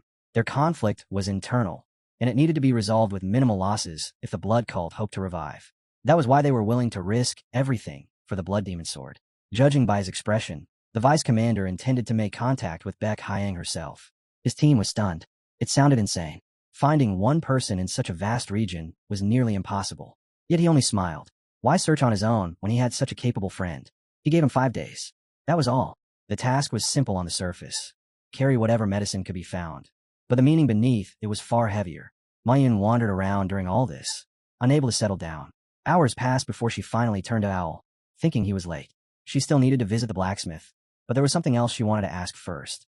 She wanted to know what kind of women he liked. Maybe passionate ones. The question caught him off guard. He wasn't embarrassed, just confused. He couldn't understand why she cared. The girl had already removed her headscarf, watching him closely as if the answer mattered. His companions smiled knowingly. They understood far more than he did. He excused himself awkwardly, saying he had never really thought about it and didn't know what to say. After a pause, he added that he probably preferred calm, noble women. Then, almost reflexively, he told her to stay away from him. Moyen smiled. She was clearly pleased. Her reaction was strange, almost unsettling. After adjusting her hair, she looked away and spoke softly, as if dropping a hint. He wouldn't like it if his future father-in-law turned out to be someone terrifying. But when he thought about her father, he realized there was no one more terrifying. Saddam warned him not to corner himself, but he snapped back, telling her to shut up. She didn't understand anything. He had known for a long time that Mayan liked him. Her reactions made it obvious, and this wasn't something new. Southern Sky spoke calmly, saying that if fear of her father ruled him, then he should not step forward at all. He recalled advice from his former master, given to a disciple forced into a difficult marriage. Even if a father-in-law truly despised his son-in-law, he would not kill him, at least not while respecting his daughter. Strangely, those words brought no comfort at all. Maya noticed his face turning pale and asked if he was all right, genuine concern in her voice. At the same time, the spy they were waiting for was watching them from the shadows, so said nothing, sensing that whatever answer he gave would only worsen things. Soon their companion returned, and the boy suggested stopping by to order some meat dishes on the way back from the smithy. It sounded harmless, even pleasant. The moment he stepped closer, Mayan suddenly stomped down on his foot with brutal force, nearly breaking his toes. He collapsed, and she calmly declared that she would handle him, saying they could head to the smithy now. As they walked through the night streets, his friend asked why Mayun had been tormenting him all this time. He didn't respond. Something far more troubling had caught his attention. Every furnace was cold. The forges, active during the day, were lifeless at night. No heat, no energy. The feeling crawling up his spine was unmistakable. Inside, the sight was horrifying. The walls were bare. Every weapon and tool had been taken, as if the place had been emptied in a single sweep. Even the replica swords were gone. The clothes were missing too, as though the blacksmith had fled in a hurry. Nothing made sense. Where could everything have vanished to? As he turned a corner, 2 fingers suddenly pressed against his forehead. Energy surged instantly. His companion dropped to the ground, unconscious. From behind, a hidden figure wearing a beret stepped forward, moving toward Suvan, who still had no idea that death was standing right behind him. Owl peered into the jug and immediately realized that every inscription on the sword was still intact. Only 5 copies were missing. A quiet suspicion surfaced in his mind. The head of the Murim Alliance had likely taken them. But why? If secrecy was the goal, there would have been no reason to employ a blacksmith here in the first place. A faint presence brushed against his senses. Someone was behind him. He turned and saw his companion collapsed on the ground. Strangely, he had neither heard nor felt the moment it happened. A calm voice spoke from behind, warning him not to turn around. That alone was terrifying. Someone was standing right there, yet their presence felt like nothing at all. What kind of master could suppress himself so completely? The man, his face covered, slowly surveyed the room. Al understood instantly that if this person wished to kill him, he would die without resistance. Still, the order not to turn around held him in place. He could escape by forcibly opening his central core, but then what would happen to his fallen partner? That hesitation sealed his choice. It was all or nothing. He swung his sword. The instant he turned, the enemy vanished, reappearing at his side. A voice remarked calmly that Suvan clearly did not value his own life. He struck again, but the man moved faster than sight itself. In a blink, Owl was spun around like a toy, his balance shattered. The voice continued, almost amused, saying that at his level, he was not even worthy of seeing his face. Yet in that chaos, Owl found an opening. Using the polished surface of his blade, he caught the warrior's silhouette reflected within it. For the first time, his opponent reacted with surprise. Where did he get that sword? A surge of overwhelming energy exploded outward. Al felt hope ignite. If he kept pushing, he could reach the roof and call for help. His teacher had to be nearby. He poured everything into a single strike, unleashing his strength without restraint. 2 fingers stopped the blade. The impact died instantly, caught between light, effortless fingers. Al froze. How could such power be halted so casually? In the darkness stood an existence far deeper and more terrifying than he had imagined. This was not a battle. It was a game. With those same 2 fingers, the man plucked the sword from his grasp mid-fight. The humiliation cut deeper than any wound. The boy dropped to his knees, chest heaving as he struggled to breathe after that single exchange. The man glanced at the sword in his hand and immediately recognized it. A disciple of the Southern Heaven. When he said it aloud, the boy froze in surprise. Before he could ask how, the man explained that he had wanted to see him with his own eyes. Then he casually tossed the sword back. It struck the ground without cracking it, despite the violent tremor running through the blade. That alone revealed how terrifying his control truly was. By the way he commanded the situation so effortlessly, it was obvious he stood a level above even his mentor. The man ordered him to pick up the sword and attack, telling him to test himself. In the boy's mind, images of 12 monstrous figures surfaced at once. He could not read this man's intentions. Was this nothing more than a test? Compared to him, he was a child with an exposed central core. There was no realistic chance of victory. He wondered if combining the golden body with the silver thread was even possible here, but such thoughts felt meaningless. He had no idea how far this could go. The man bent down, lifted a wooden board from the ground, and sliced it cleanly into a diamond-shaped strip. With a few movements, he shaped it into a crude sword and held it, as if it were natural. He was truly going to face him using nothing but a piece of wood. That meant only one thing. He had to give everything. This man might be a master, but the South Sky Iron Sword was still forged of cold steel. Yet even then, the words of the Southern Heaven echoed in his mind. To beings of this level, weapons meant nothing. He could not afford to relax. There was no retreat. The only path forward was to pass this trial through combat. The man watched closely, clearly surprised as the boy forced powerful energy through his body. With a violent push against the ground, he launched himself forward. In that instant, he understood the truth. He could not match this opponent in strength, in energy, or in technique. And this was nothing more than a demonstration. Still, he chose to go all in, summoning his strongest technique, Seven Charged, unleashing an attack capable of destroying almost anyone. His energy roared outward, swallowing the space around him, wrapping even his own sword in its flow. Then he stopped, frozen inches from the wooden blade. He felt the world twist. With nothing more than a slight adjustment, his opponent had redirected the entire vortex of his energy. If this continued, his arm would be torn backward, shattered by his own power, and ripped from his body. If this continued, he would lose. He felt it clearly. Then a second vector of force emerged. The attack twisted mid-flow, reversing direction as if it had always been meant to. He could sense the method, even understood it, but his body refused to follow. This man looked at him the way one looks at an insect already condemned. Still, he charged. With his legendary sword, he rushed the master head-on, only to collide once more with that thin wooden sliver. The impact sent him flying, as if he had been struck by an explosion. As he tumbled, something felt wrong. The tip of his sword trembled unnaturally. He understood it instantly. He had failed, yet the master did not seem displeased. From his perspective, the attempt had not been bad. The boy forced himself up and realized something unsettling. He was using his power correctly, even if the technique itself was flawed. And even now, he had failed to break even a fragment of wood. Holding the sliver between his fingers, the masked man spoke calmly. His offense was decent, but what about his defense? The words hit home. Al steadied himself. Defense was where this would be decided. He needed surprise. Too many thoughts could sharpen the mind, or dull it completely. His teacher must have warned him of that. The master clearly believed so. Without warning, the wooden sliver vanished from sight and reappeared in front of his face. Too fast. Far too fast. He had not expected it to reach him from that distance. There was no time to evade. Instinct took over. He gathered everything: strength, chi, will, and raised his guard. Even then, he knew it was hopeless. Stopping a master like this should have been impossible. Then the blows came. They were familiar. Terrifyingly familiar. He had seen them before. No, he had practiced them himself. This was a shining star technique. Not his version, but something refined far beyond it. An evolved form. In an instant, the master found the flaw, stepped through it, and ended everything with 3 precise strikes. The wooden blade rested against Owl's neck. Only then did he understand. From the beginning, this man had never intended to kill him. This was a test. Nothing more. He only wanted to see what the boy could truly do. And in that moment, when the wooden sliver had moved, he had seen it. A shining eye. He had seen it once before. That glow could belong to only one master. He had felt that energy hundreds of times. The great way of the silent sword. A technique said to erase everything in its path. And only one person in the world was known to have mastered it. This was the great legendary warrior himself. The eternal supreme sword. Baek Hyangmuk. And yet the question burned in his mind. Why was he here?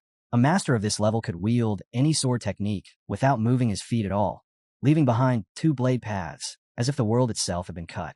This was the natural sword, and right now, the boy was standing directly before it. The old man had deliberately stripped away the most distinctive traces of the technique so the child would not immediately recognize him. At least, that was what he believed. But the boy had seen this sword many times before. That alone was enough. He understood where the blade would go, where it would pass, and where he needed to strike. Yet he could not let it show. That ignorance, or the illusion of it, was his only advantage. The problem was how to use it. The master spoke again, saying that using one's head was useful, but thinking too much in battle was deadly. Those words struck deeper than expected. The boy made a decision. No more guessing. No more calculations. No more branching paths in his mind. He would trust his body. If this skill was real, it would carry him forward. After all, this man was attacking seriously now. There would be no mercy. He slipped past the incoming strike and surged forward, locking onto his target. Every movement was clean, precise, and unwavering. The old man did not even bother to remove his beret. Instead, he watched with open surprise. The boy had taken his words to heart. His posture, his gaze, the absence of hesitation, everything spoke clearly. All unnecessary thoughts had been cast aside. The boy struck again, landing a heavy blow. It meant nothing. 2 fingers caught the blade. As if to finish the exchange, the boy twisted and kicked from the side. This time, the old man had to react. He released the wooden stick to deflect the kick, his body finally shifting.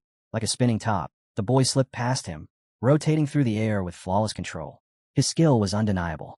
Still, the old man remained unmoved. The next strike was different. Stronger. It was aimed not at the body, but at the head. The boy invoked the true Shining Star Sword technique and unleashed it fully. The 5th formation, the falling meteor sword, descended, a blow said to split even the hardest stone. When the dust settled and he opened his eyes, disbelief washed over him. Once again, the old man was holding the sword between 2 fingers. It felt absurd. That was the strongest formation he could unleash, the peak of what he had to offer. Yet with nothing more than 2 fingers, the old man stopped it, as if it were meaningless. The next instant, darkness took him. The old man was satisfied. Southern Sky had raised a fine disciple. Stepping outside, he let the moonlight wash over the courtyard. His men approached and reported that the blacksmith, Shim, had vanished. He ordered them to investigate immediately, but one warrior hesitated, pointing out something strange. Blood was seeping from the elder's arm. A sword wound. The warriors froze. Shock rippled through them as they realized what kind of opponent their master had faced. At a single word from him, they were ready to slaughter everyone present. The old man glanced at the wound and shook his head. There was no need. He had not come to kill. He had merely shown the boy his place, and in doing so, given him a lesson that would become a strength. He told him to stand down. With a faint smile, he remarked that at this rate, the winner of the tournament was far from certain. The warriors had sensed it already, but hearing it from him made it undeniable. Whoever that boy was, they would have to give everything. Not long after, Chuan approached the vice commander and asked what had happened. Nearby, the boy stirred, clutching his head as consciousness returned. He quickly tried to put himself together. Sodom informed him that he had been out for nearly half an hour, though his companion had also awakened safely. Baek Hyangmuk had never intended to harm them. When his friend pressed for answers, he waved it off, warning that explaining now might make him pass out again. The truth was simple enough. The head of the Murim Alliance, the Supreme Sword Hyangmuk, had tested them. Looking around the forge, he realized something else. Even Hyangmuk had been inspecting the place. That meant he did not know what had happened here either.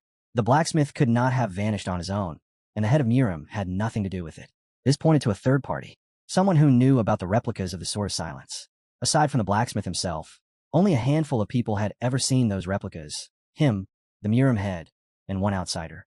The second disciple of the 5th Bloodstar. Another voice added a different suspicion. A red-haired girl.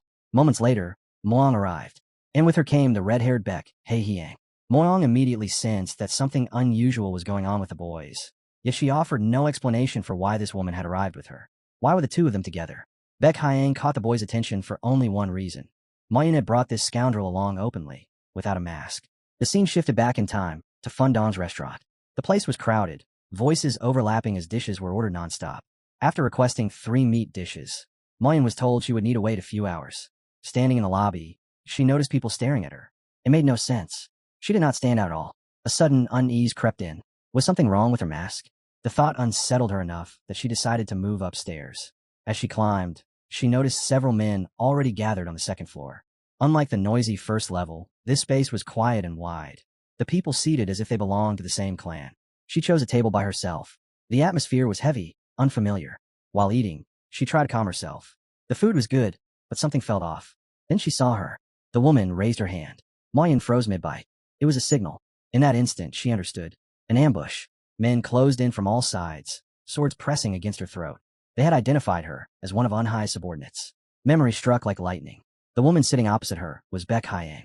One of the soldiers, enraged that Mayun dared speak the name of his mistress, swung his blade down to deliver punishment. Before it could fall, a single command stopped him. Baek Hyang ordered the sword lowered. The man hesitated, unwilling to obey after such disrespect, but the order was repeated. Seeing the expression on their mistress's face, every soldier immediately bowed. Mayun noticed something else then. The scent drifting from Baek Hyang was wrong. Not the scent of a man. Baek Hyang caught her reaction and narrowed her eyes, realizing that Mayun could recognize smells, that her senses were sharp. In that moment, Mayun understood. This person could not be male. Beneath the faint fragrance lay something unmistakable, something she would never confuse with anything else. The smell of blood. Baek Hyang met her gaze and agreed quietly. That conclusion was only natural. The stench was impossible to ignore. Blocking it out was no longer an option, so she removed her mask. There was no point pretending anymore. Mo had already understood everything, and Hyang clearly had the situation under control. A faint smile curved her lips. She did not dislike this type of opponent. Without warning, Hyang lashed out, her strike vicious and drenched in killing intent. Blood followed the blow. Her eyes burned with hatred toward Mayun, a desire so raw it bordered on madness. She wanted her dead. Yet the attack was stopped effortlessly, blocked by a simple movement of Mayun's hand. Shock rippled through the room. Mayun calmly questioned why she had not blocked it properly or countered cleanly. That single remark ignited fury. Hyang was enraged that she had failed to kill her with the first strike. She surged forward again, claws tearing through the air. This time, Mayun answered back. Her counter was sharp and decisive, a powerful kick that smashed into Hyang's arm. The force was real. Hyang had no choice but to dodge. The Witch of the Blood Cult had not expected resistance like this. Even so, she was convinced the outcome would not change. Play or not, Mayun would eventually die by her hands. Blow after blow rained down, each one meant to crush. Mayun endured them all, standing firm, refusing to fall. Hyang's warriors watched in disbelief. They could not understand how this miserable creature was still standing against their mistress. Finally, the red-haired woman closed in and tore away Mayun's mask, curiosity overcoming her restraint. She froze. Beneath it was a breathtakingly beautiful girl. Hyang stared, stunned that someone had been dragging such beauty around in silence all this time. Her soldiers were equally spellbound, their gazes locked on Mayun. It made no sense to them. How could someone like her exist in a place like this? Why would she ever hide her face? Mayun smiled. Looking directly at the witch, she warned her calmly. If she valued what she possessed, she should stay away. Mayun did not like it when someone tried to take what she already considered hers. Those words struck deep. Baek Hyang understood her perfectly. She lived by the same rule. Whatever she claimed was hers, she took without hesitation. In that moment, she decided Mayun must have more than one life to speak so boldly and still breathe. Very few could challenge her and survive. Mayun would be one of them. Their laughter echoed through the room. The witch was pleased. Confidence backed by skill was rare. Rare enough to stir interest. Enough to make waves. And if the girl wanted to test herself, then she was welcome to try. It would have been amusing, but the fact that the witch had not attacked yet meant one thing. She had no intention of fighting seriously. Hyang licked her lips when she heard those words, clearly enjoying the situation. The little slip from Moyong earned a laugh, joking that the witch was even interested in girls, but that was nonsense. She had no intention of playing along with the witch's games. Still, Beong could not stay silent. No one came this far, taking such risks without a reason. The witch lifted a jug of alcohol and drank openly while watching her. Moyen judged her to be reckless, the type to follow her impulses, yet not entirely without caution. The vice commander wanted to speak with the witch about something, and that alone was enough to spark her interest. That was why she appeared before him now. She briefly wondered if he had finally decided to reject her earlier offer. Sun Ung Hui waved his hands, making it clear that was not the case. Then what was it? He would not have called her over for nothing. He went straight to the point, saying she might already know that the sword from the Alliance had been moved into the mountains. The witch said nothing, but her reaction betrayed her knowledge. She knew something, most likely exactly that. Even as she turned her gaze away, she lived up to her title as the first general strategist of the Murim Alliance. The boy had no doubt she would use this chance to observe anyone she considered suspicious. He asked whether she believed the information was reliable. To her, it had been 50-50. After hearing it directly from Sunwei, her confidence dropped to 10%. Watching her response, it was clear that the Blood Demon's granddaughter never once claimed it was a trap. Yet the moment she learned that the boyfriend also knew, she immediately dismissed it as disinformation. Was at the end of their exchange. Despite standing on opposite sides, they were clearly caught in the same current. That was precisely why the witch liked this young man, why she wanted to tame him. The traces around them made one thing obvious. A fierce battle had taken place here, and the identity of his opponent was something no one present could ignore. His companions nearly collapsed when they realized the truth. After all, the one he had fought was none other than the head of Miram himself. Even the witch herself was impressed that the boy had managed to fight him. He wondered if it was because of her schemes that he had been dragged into that battle in the first place. She simply looked at him without answering, a trace of envy flickering in her eyes. That reaction only confused him further. What was she implying? Her silence gave no clear answer. His opponent had been one of the 8 great masters, a figure revered throughout Mima. Judging by the destruction left behind, the fight had lasted far longer than anyone would expect. The witch found herself imagining how that battle would have unfolded if she had taken his place. Watching the aftermath stirred something in her, even awakening a desire to test him herself. But that raised another question. Why did the boy believe this whole mess was her doing? A local blacksmith had been brutally robbed and vanished along with his work. She asked why he was so certain it involved her. What connection did that have to her? Was he relying on instinct alone, letting out a slow breath? The boy explained his reasoning. It was not intuition, but circumstance. The one who had seen the sword replicas here was a subordinate disciple of the 5th Bloodstar, hers. Moreover, no one knew that the local blacksmith worked under secret orders from the head of the Alliance, except that man and the blacksmith himself. Ba Qiang admitted, without even trying to deny it, that he had seen through her. The head of the Alliance was already searching for the blacksmith, but not openly, and she had no need to say more. The boy still hoped to draw something useful from her. He examined the lingering sword memories, sensing the ominous aura that had shattered those blades, suspecting it was all connected. After several moments of silence, the witch finally spoke, pointing casually at Mayun. She said she liked her very much and would be happy to see her again. That was hardly the kind of information anyone was waiting for. Moyun's temper flared instantly. What was that supposed to mean? How could she say something like that so casually? There was only one way to take it. The witch liked the girl. Too much. Her words hinted at a relationship that crossed all boundaries, spoken as if it were nothing more than a joke. Mayun froze on the spot. To her, the witch's humor had already gone too far. And the worst part was this. Mayun did not believe it was a joke at all. And who decided that she would ever agree to something like that? According to the witch, Mayun was only pretending to be innocent, because she clearly was not. Mayun insisted she was pure, but innocence bored witches more than anything. She disliked it. Seo watched as the witch deliberately teased Mayun, enjoying it only because the girl reacted so strongly to such words. Still, this nonsense could not continue. They could not remain here any longer. After apologizing for interrupting, he stated plainly that staying in this place was dangerous, and they needed to move on. Only then did the witch seem to remember something important. She had not yet asked what the boy himself thought about the idea she proposed. He carefully glanced at the 2 women before him, and, after a brief pause, answered that before the 3 of them died here, they should focus on getting out alive. Though he instinctively averted his gaze while an image crossed his mind, Ba Qiang noticed something else. The boy was always tense, always calculating a way out of danger. But what choice did he have if all he wanted was to survive? She appreciated the honesty. With that, she handed him a scroll wrapped around several objects, the very item he had asked the blacksmith to make. That alone confirmed she had indeed taken the blacksmith away. As for the people following him, she would deal with them herself. He did not need to worry about that. What he should worry about was the person who had fed him information about the sword. In his place, she would suspect everyone, especially if no one had fallen into her trap. Having returned the item, she declared that her debt was settled. If they met again, she would not be so lenient. With those words, Ba Qiang vanished from the scene. Under these conditions, the boy's mission had become a tangled nightmare. The head of Miram, the first strategist, all had stepped into the same chaos. Before, Ba Qiang alone had been more than enough to deal with. Now everything was spiraling. The only question left was whether he could endure it all and still seize the sword amid the storm that continued to grow. They sprinted across rooftops, slate clattering beneath their feet. Eventually, they shook off their pursuers. But the moment they leapt down to the ground, they were surrounded. A cold warning followed, telling them to abandon any thoughts of victory. Then a question was thrown at them without hesitation. Was Shim the blacksmith?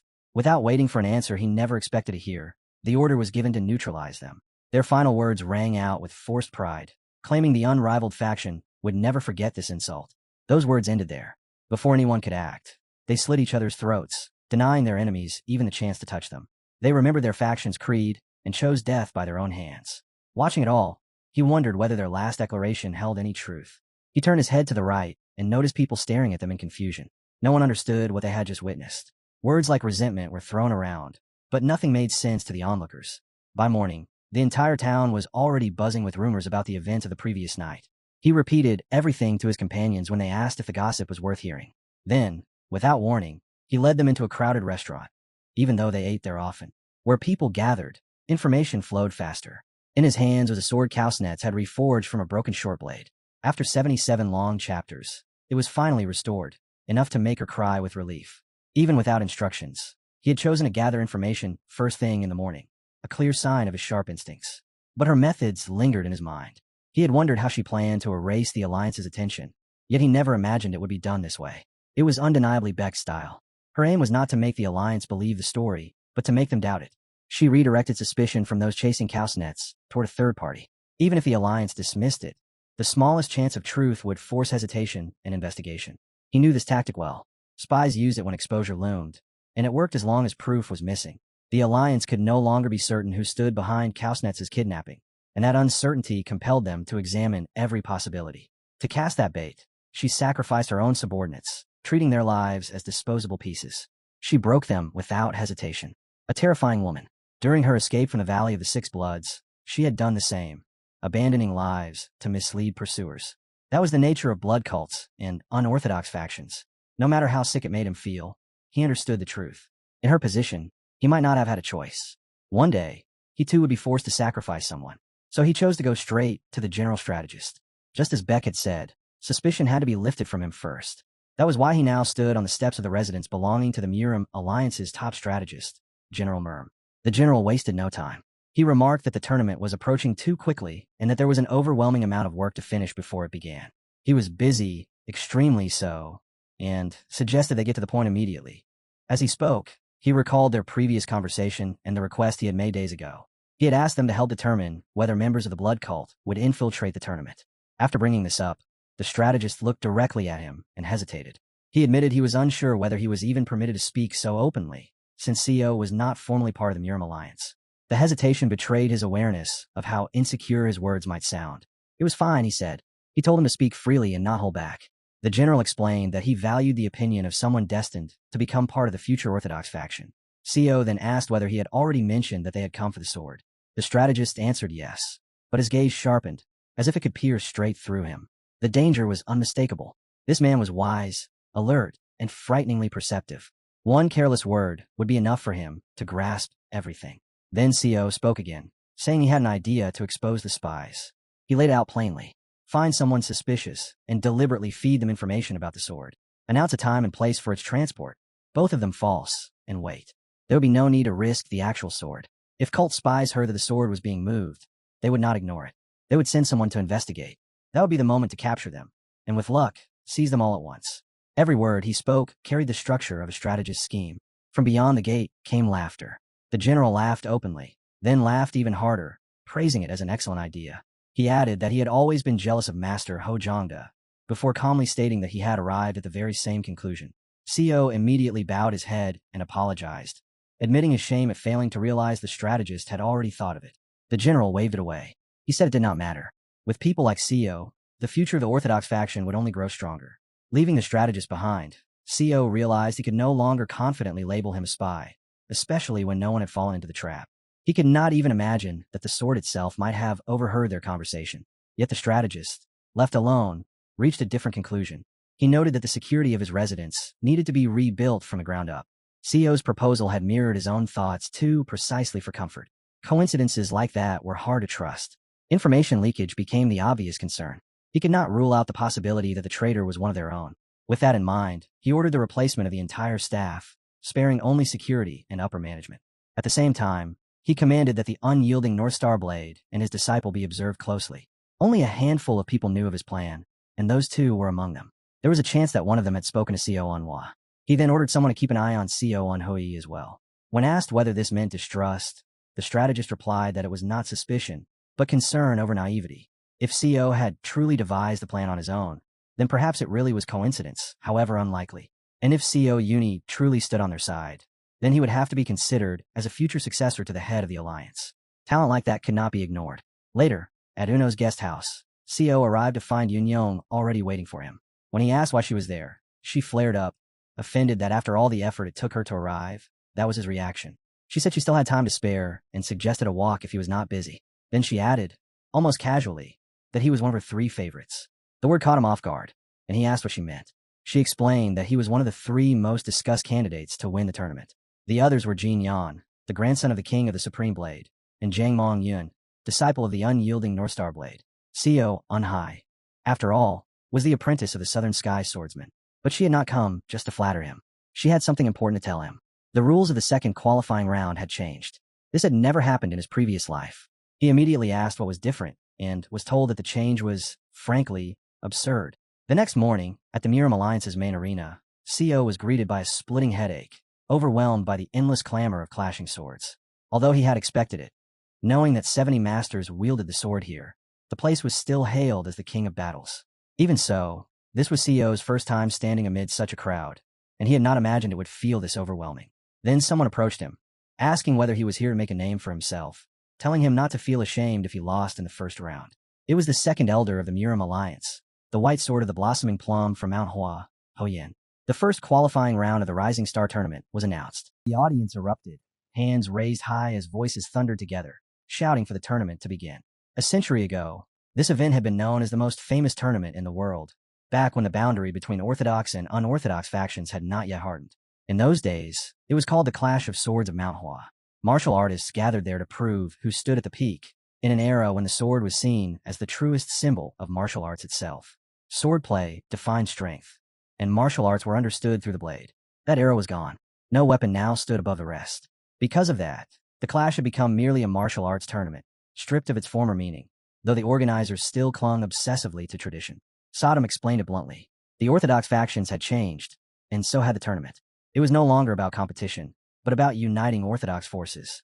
When the victor was decided in advance, calling it a tournament was little more than a formality. The announcement for the first qualifying round followed. Each participant had to step into the arena and strike a stone, leaving a visible mark. They would be judged by the depth and nature of that strike. This year, more than 4,000 had entered, yet only 500 would advance. One man stepped forward and swung his sword so fast that no one noticed it at all. The crowd assumed he was merely preparing. He turned away and began to leave. Shouts followed, telling him he still had time to try again. Then they looked back at the stone. It had been split cleanly in two. The man's name was Lai Zhonggam, a candidate to succeed 2 of the 8 great masters. The Tai Chi Sword Emperor, head of the Wuong sect, and the Eternal Supreme Sword, leader of the Miram Alliance. It was widely expected that this tournament would mark his grand debut, a moment destined to spread his name across the world. Calling him a grandmaster was no exaggeration. If CO truly intended to win, then a clash with this man was inevitable. Those thoughts were cut short when a massive figure stepped in from behind. The man mocked him, calling him a donkey from Loyang, sneering that he had heard how lucky CO was to become the disciple of a Southern Heaven swordsman. There was no courtesy in his tone.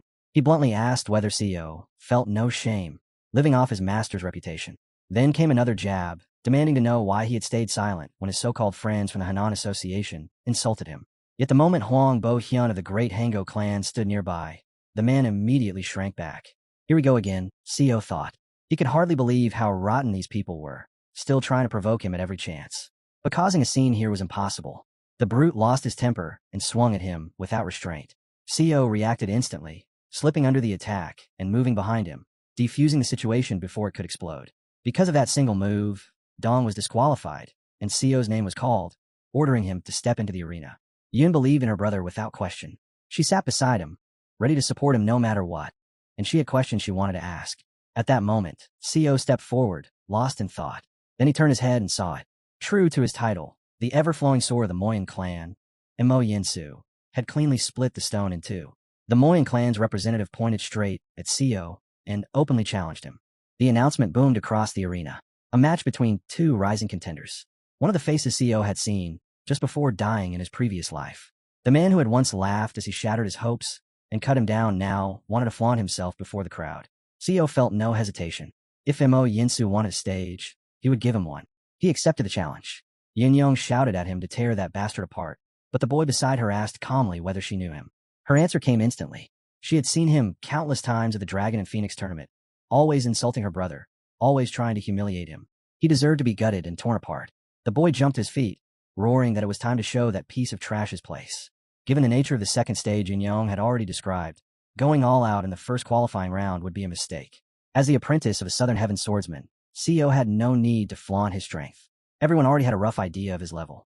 To earn deeper trust from the Miram Alliance and the Orthodox forces, he could not cheat, nor could he deliberately underperform. And there was no universe in which he would lose to Mo Yen. Stepping up to the massive stone, CO lightly touched it with the tip of his sword.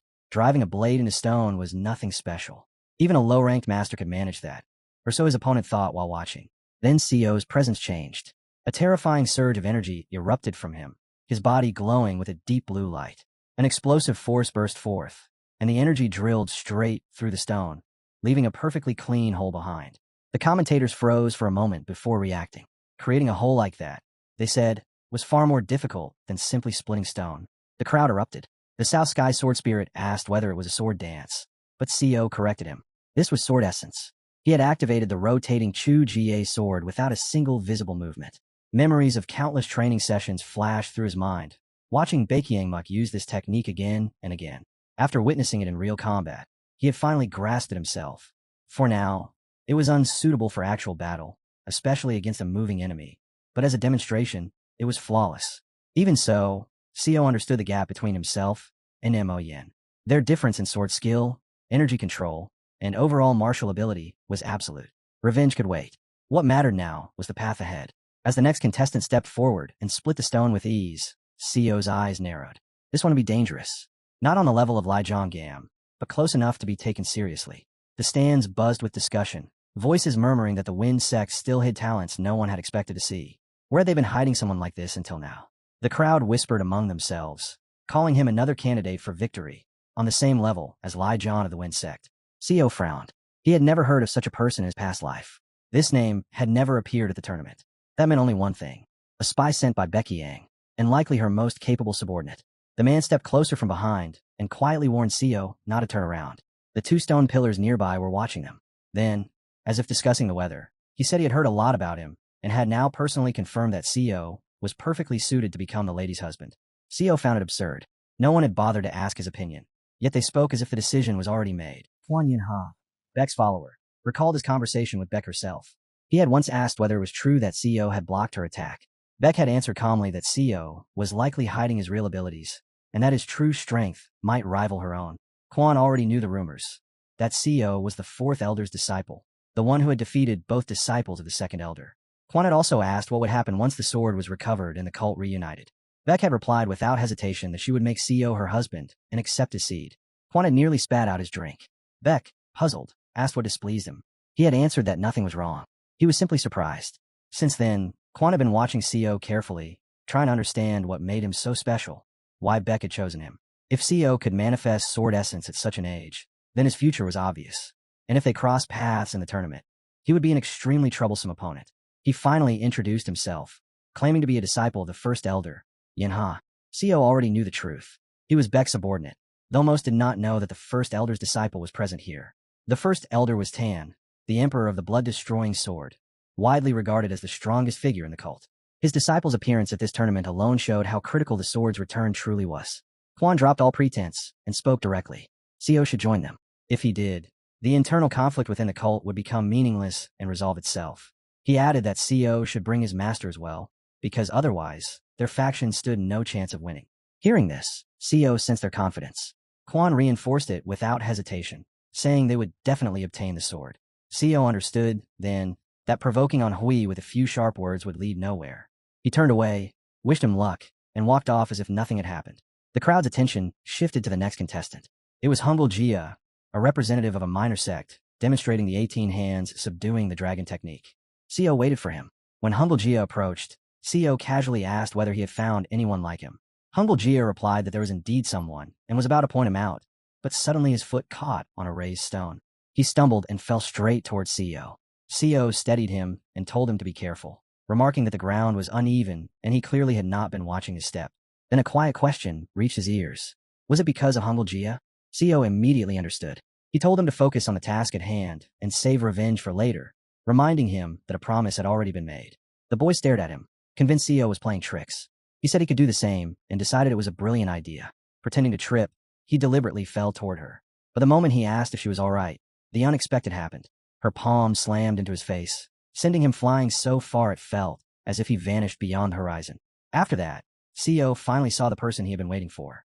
The tournament had begun earlier than in his previous life, leaving him uncertain, so he chose to confirm his instincts. It proved to be the right decision. Mongyong spoke freely, and Sodam asked who he was. Co explained calmly that during the Great War between the Orthodox and unorthodox factions, countless clans and sects had been wiped out. The Kunlun sect was among them. Manhwa was the last surviving heir of the fallen Kunlun sect. She pitied him at first, but failed to understand why he mattered and questioned Seo about it. Seo replied that she would have learned the reason if she had not interrupted him. He went on, explaining that according to his memories, Manhwa entered the tournament to rebuild his name and draw the attention of the alliance, hoping to restore the Kunlun sect. From the very beginning, his goal had been victory. That was why he concealed his identity until the very end. However, in the quarterfinals, he ran into Li Jian and was defeated. That alone was not the real problem. During the match, his mask was torn away, exposing his face and revealing that he had been hiding his identity all along. What made it even worse was that he openly displayed the martial arts of the long-destroyed Kunlun sect. No one listened to his explanations. Instead, they branded him a spy from an unorthodox faction who had somehow learned the techniques of a vanished sect. Because of that single incident, the tournament was suspended for 3 days. Seo did not need delays like this. They would only disrupt his plans. When he finally met Manhwa, he greeted him casually, saying it had been a long time, as if they were old acquaintances. Then he added, almost offhandedly, that he had not expected to see him participating at his age. That remark alone was enough to draw attention. Manhwa laughed, stepped forward, and hugged Seo tightly, loudly exclaiming how long it had been since they last met. It was a performance for the crowd. As his lips neared Seo's ear, his tone changed. He asked quietly who Seo really was and what he knew. Seo answered just as softly. One watcher was on the wall. 2 more were among the participants, and another was standing right behind them at that very moment. All 4 were watching closely. Manhwa's expression shifted as understanding crept in. Seo told him to stay calm and act naturally. He explained that someone was being observed, but not Manhwa. It was Seo himself. Mong asked why he was being told any of this, pointing out that he had no reason to trust or help a stranger. Seo apologized for the delayed introduction and identified himself as Seo Uni, a disciple of the Southern Sky Swordsman. He said there was no time to explain everything, so he would be brief. If Mong truly believed he could restore Kunlun through the tournament, then he needed to rethink his goal. Mong did not understand at first, but Seo continued, telling him not to be so short-sighted. Even Mong himself knew he was the last survivor of the Kunlun sect. Did he really think the leaders of the Miram Alliance were unaware of that? Everyone knew that the unorthodox factions had slaughtered his entire family that night. And yet, the Miram Alliance had remained silent. Do they know about me? Mong wondered. Seo closed his eyes and admitted, with visible reluctance, that they did. The truth ignited Mong's anger. He slammed his hand against the wall, fury spilling out. The Kunlun sect had always supported righteousness. Again and again, they had aided the orthodox factions and upheld justice within Miram. Mong admitted he could not understand what the Kunlun sect had done to deserve abandonment by the Miram Alliance. Seo understood that much himself. It was likely politics.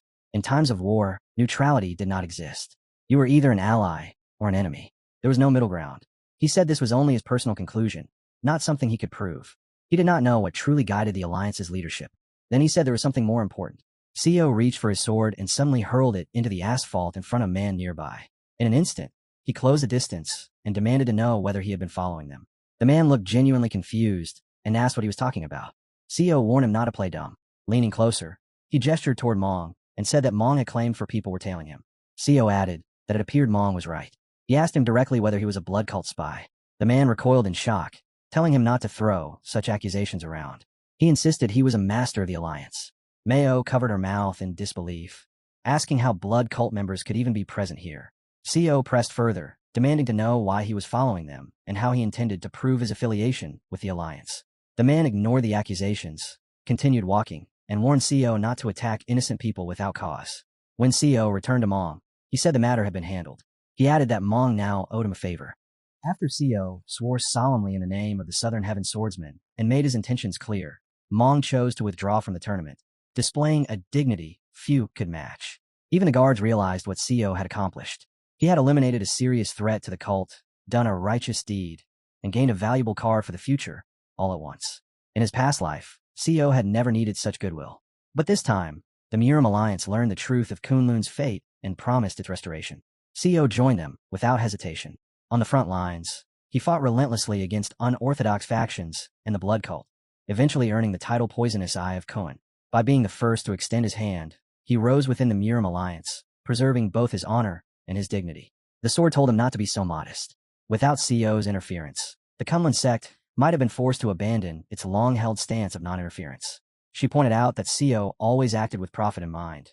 Yet even so, it was clear he respected others and cared about their feelings. That balance was rare. At the same time, inside the residence of the Alliance's first strategist, General Murm burst into laughter. He openly admitted that he had not expected to be outplayed so cleanly. Still, he waved it off, saying everything was fine. There was no need to continue monitoring CO. They had been led around perfectly. The blood cult spies were already watching closely, and if CO had noticed anything suspicious, he would have reported it immediately. The strategist was certain of that.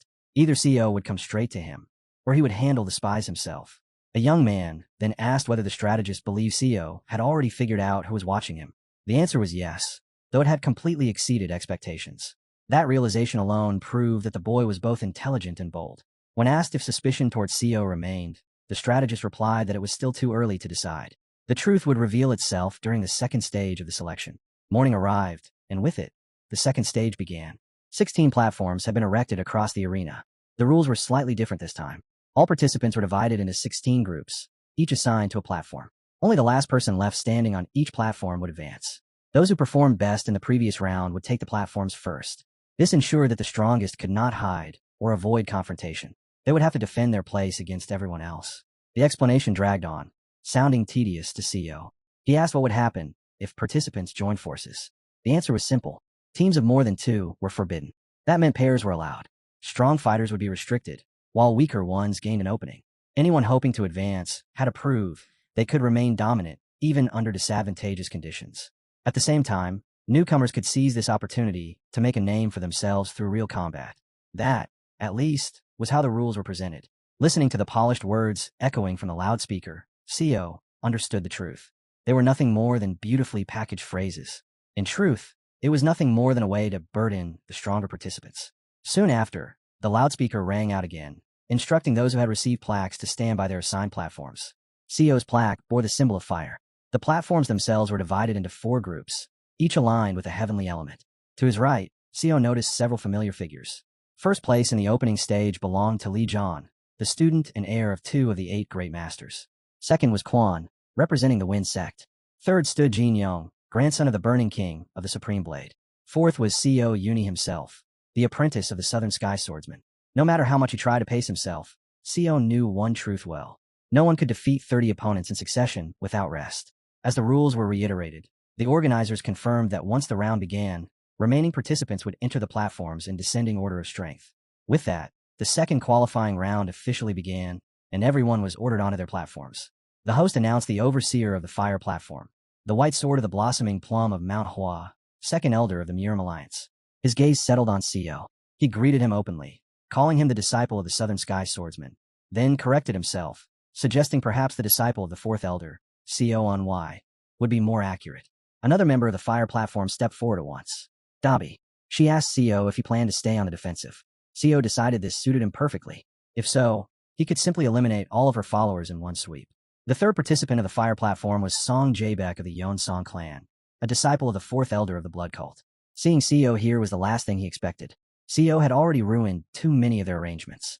Looking around, it became clear that most of the people on this platform were either confirmed spies or those CO and Chosang one had already suspected to be Beck's agents. Was it coincidence? CO doubted it. That doubt vanished when one of the participants quietly warned him that many spies had been deliberately placed in his group. Then everything aligned. The majority of infiltrators were concentrated on the fire and wood platforms. This was no accident. Someone had manipulated the lists, and only one person had the authority to do so. The first strategist, General Siegel Unman. CO understood the risk immediately. If he showed mercy to even one person on this platform, the consequences would be far greater than they appeared. In a situation like this, there was nothing to be done, even if the list of participants on the platform had been known in advance. No matter what, he would have to personally eliminate every spy and suspicious figure until only 2 contestants remained. CO had to admit it. This plan was sharp. The strategist general would have enjoyed arranging such a scenario himself, but the rules restricted how many fighters could be grouped together. Soon, an announcement rang out, ordering all participants to take their seats. It might have dealt a blow to the hostess, but the young man dismissed it as none of his concern. His objective was clear now: remove the obstacles standing before him and claim the position of the young hostess's future husband. That was all that mattered. He also understood that an open attempt to kill would immediately put the others on alert. So he set a limit for himself: 10 blows. Only 10. That was how he would end it. The moment arrived. He charged at CO with a twisted expression, launching himself off the ground with full force. Yet behind that rush hid another intention.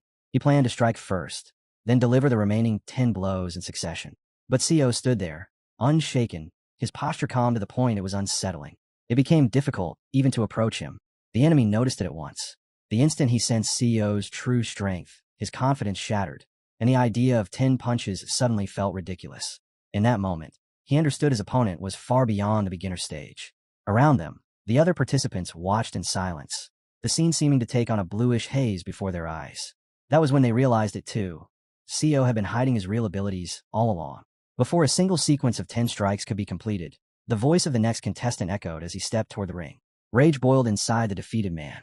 He snarled at CEO, warning him not to get carried away after landing just one successful blow, swearing they would meet again. CEO simply told him to look down. Only then did the man realize the platform beneath his feet was gone. Just like that, he was eliminated, without unleashing his full strength, defeated by a single punch. CEO claimed the first victory, 1 down out of 30. There was no time to slow down. He couldn't allow another opponent to linger beside him on the platform. A pairing could complicate everything. The next challenger was already stepping forward.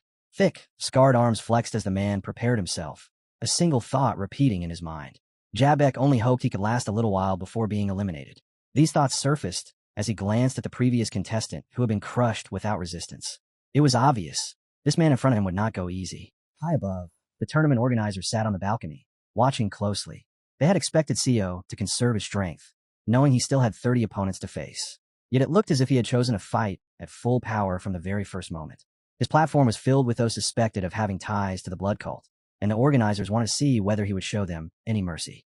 But judging by how ruthlessly he dealt with his opponents, it was difficult to believe they were on the same side. Maybe he was hiding it, or maybe he truly wasn't a spy at all. Either way, it was far too early to decide. This was only the first match out of 30, so they chose to keep watching. The second opponent was Song Jaebek of the Johans clan. Like the Yan Seo clan, they belonged to the Hunan province division of the Alliance. Their origins were similar, and they had appeared around the same time, which meant there was a chance they were either both clean or both compromised. Still, the organizers knew Jaebek was a straightforward man, a walking mountain of muscle, and that his nature would reveal itself clearly once the fight began. One of them muttered that no one had expected this kind of start. All 4 favorites of the tournament were fighting seriously from the very first bout, holding nothing back. Soon, the call went out for the next fighter to step forward. CEO knew he couldn't slow down. If he wanted to wipe them out in one sweep, he had to leave the organizers no time to test their suspicions. Nearby, another contestant rested a massive sword across his shoulders, having already finished opponent after opponent as he waited for his next match. The others bristled with irritation, unhappy that he was making himself stand out so clearly. The rivalry between them was impossible to miss. They also noticed that neither Sayo, Unhui, nor anyone else was rushing headlong into an obvious trap. To the strategists, it was beginning to look like CEO wasn't the only one worthy of carrying the future of the Murim Alliance. Then it ended in an instant. With a single punch, CEO erased his opponent. The impact was so violent that the man was sent flying straight into the wall. No one could tell whether it was deliberate, but that single act set the tone for the entire tournament, leaving a deep impression on everyone who witnessed it. Sodom asked why he was deliberately adding fuel to the fire. He answered that this was the only correct strategy in the current situation, even if it brought him no personal benefit. Even the enemy lying on the ground seemed to hope he would be treated more gently. Someone addressed him as vice commander, but he immediately told him not to use that title, unwilling to draw unnecessary suspicion. Then he quietly informed Park of the real problem: explosives. Gunpowder had been spread throughout the stands. While the fight continued, CEO kept observing his surroundings. At some point, an unfamiliar scent reached his nose, something that clearly did not belong there. Tracing it carefully, he confirmed his suspicion. It was gunpowder. An unremarkable man was slipping through the crowd, scattering it while everyone's attention remained fixed on the arena. CEO followed him and dealt with him quickly. As expected, the man turned out to be one of Beck's subordinates. There was no time to dwell on it. The gunpowder could be ignited at any moment, and if that happened, no one would survive. Another participant had already stepped onto the platform, yet CEO couldn't understand what Becky Hyang intended to achieve with such an arrangement. Then it clicked. She might be planning to stage an attack. CEO looked at his opponent and apologized. The man didn't understand what he was apologizing for. Even the South Heaven sword spirit thought CEO had lost his senses when he calmly returned his sword to its sheath. He apologized once more, then openly declared his surrender. Turning away, he leapt down to the edge of the arena. Someone was waiting there. CEO asked for the scabbard, which turned out to be filled with gunpowder. He asked where she was now, and the answer came that she had gone to track down the others who were spreading it. CEO ordered her to find them as quickly as possible and bring them to him. He left the tournament without a second thought about the sword. This was not the moment for such concerns. If he failed to act before the explosion, it would appear as though he were working with Beck. The strategists had already realized that gunpowder had been scattered among the stands. One of them lifted a sample, brought it to his nose, and frowned, unable to confirm whether it was genuine. At the same moment, Ko was already forcing his way past the guards, declaring that he urgently needed to see the first general strategist. The general frowned, puzzled as to why Ko was here instead of standing on the platform. Then he noticed that Ko was already holding a scabbard packed with gunpowder. The general immediately ordered the guards to let him through. Ko reported that his escort had confirmed the presence of explosives and that the man who scattered the powder had not acted alone. Someone had brought the gunpowder into the stands, hiding it inside scabbards. The general placed a hand on the boy's shoulder and said he was relieved not to have been mistaken about him. He added that it mattered even more now, especially since he still wanted to witness a student's performance with his own eyes.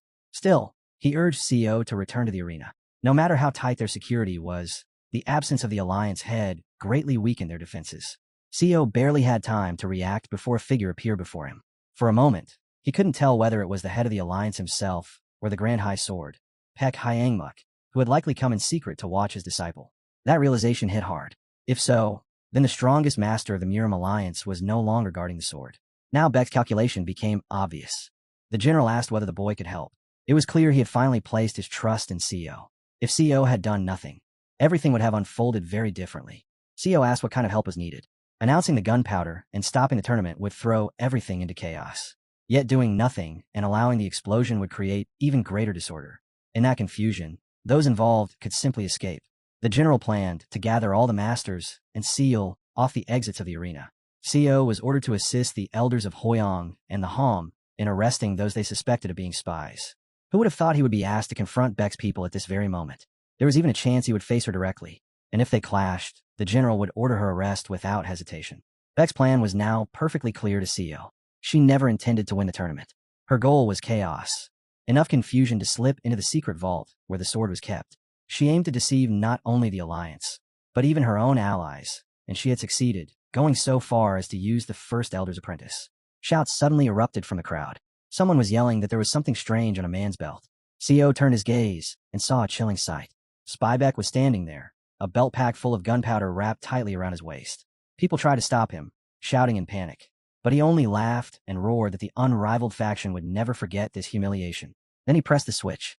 A red glow washed over every face, the reflection of a fire mushroom blooming in the stands as the first explosion erupted. Others carrying explosives were already scattered among the spectators. It was pure madness. They screamed that the unrivaled faction would remember this insult, and that everyone would pay for it in blood. One blast followed another, and the arena was swallowed by fire. The stage had been prepared. The moment had come. Deep inside the secret vault of the Murim Alliance, she stood before an enormous sealed door. The tournament meant nothing to her. She despised playing by rules set by others. Placing her hand against the door, she released her power, and it shattered into fragments. Taking the prize directly was far better than fighting for the right to receive it. Inside, bodies lay scattered, torn apart, and soaked in blood. She found the sight amusing. They had all died to the traps laid along the path. To counter those traps, the Alliance had prepared countless fake swords. A man standing behind her explained that the seals on the scabbards were meant to suppress the ominous aura of the real blade, so it wouldn't stand out among the decoys. There wasn't enough time to inspect each one, he said, but he doubted such a trick would stop her from recognizing the real thing.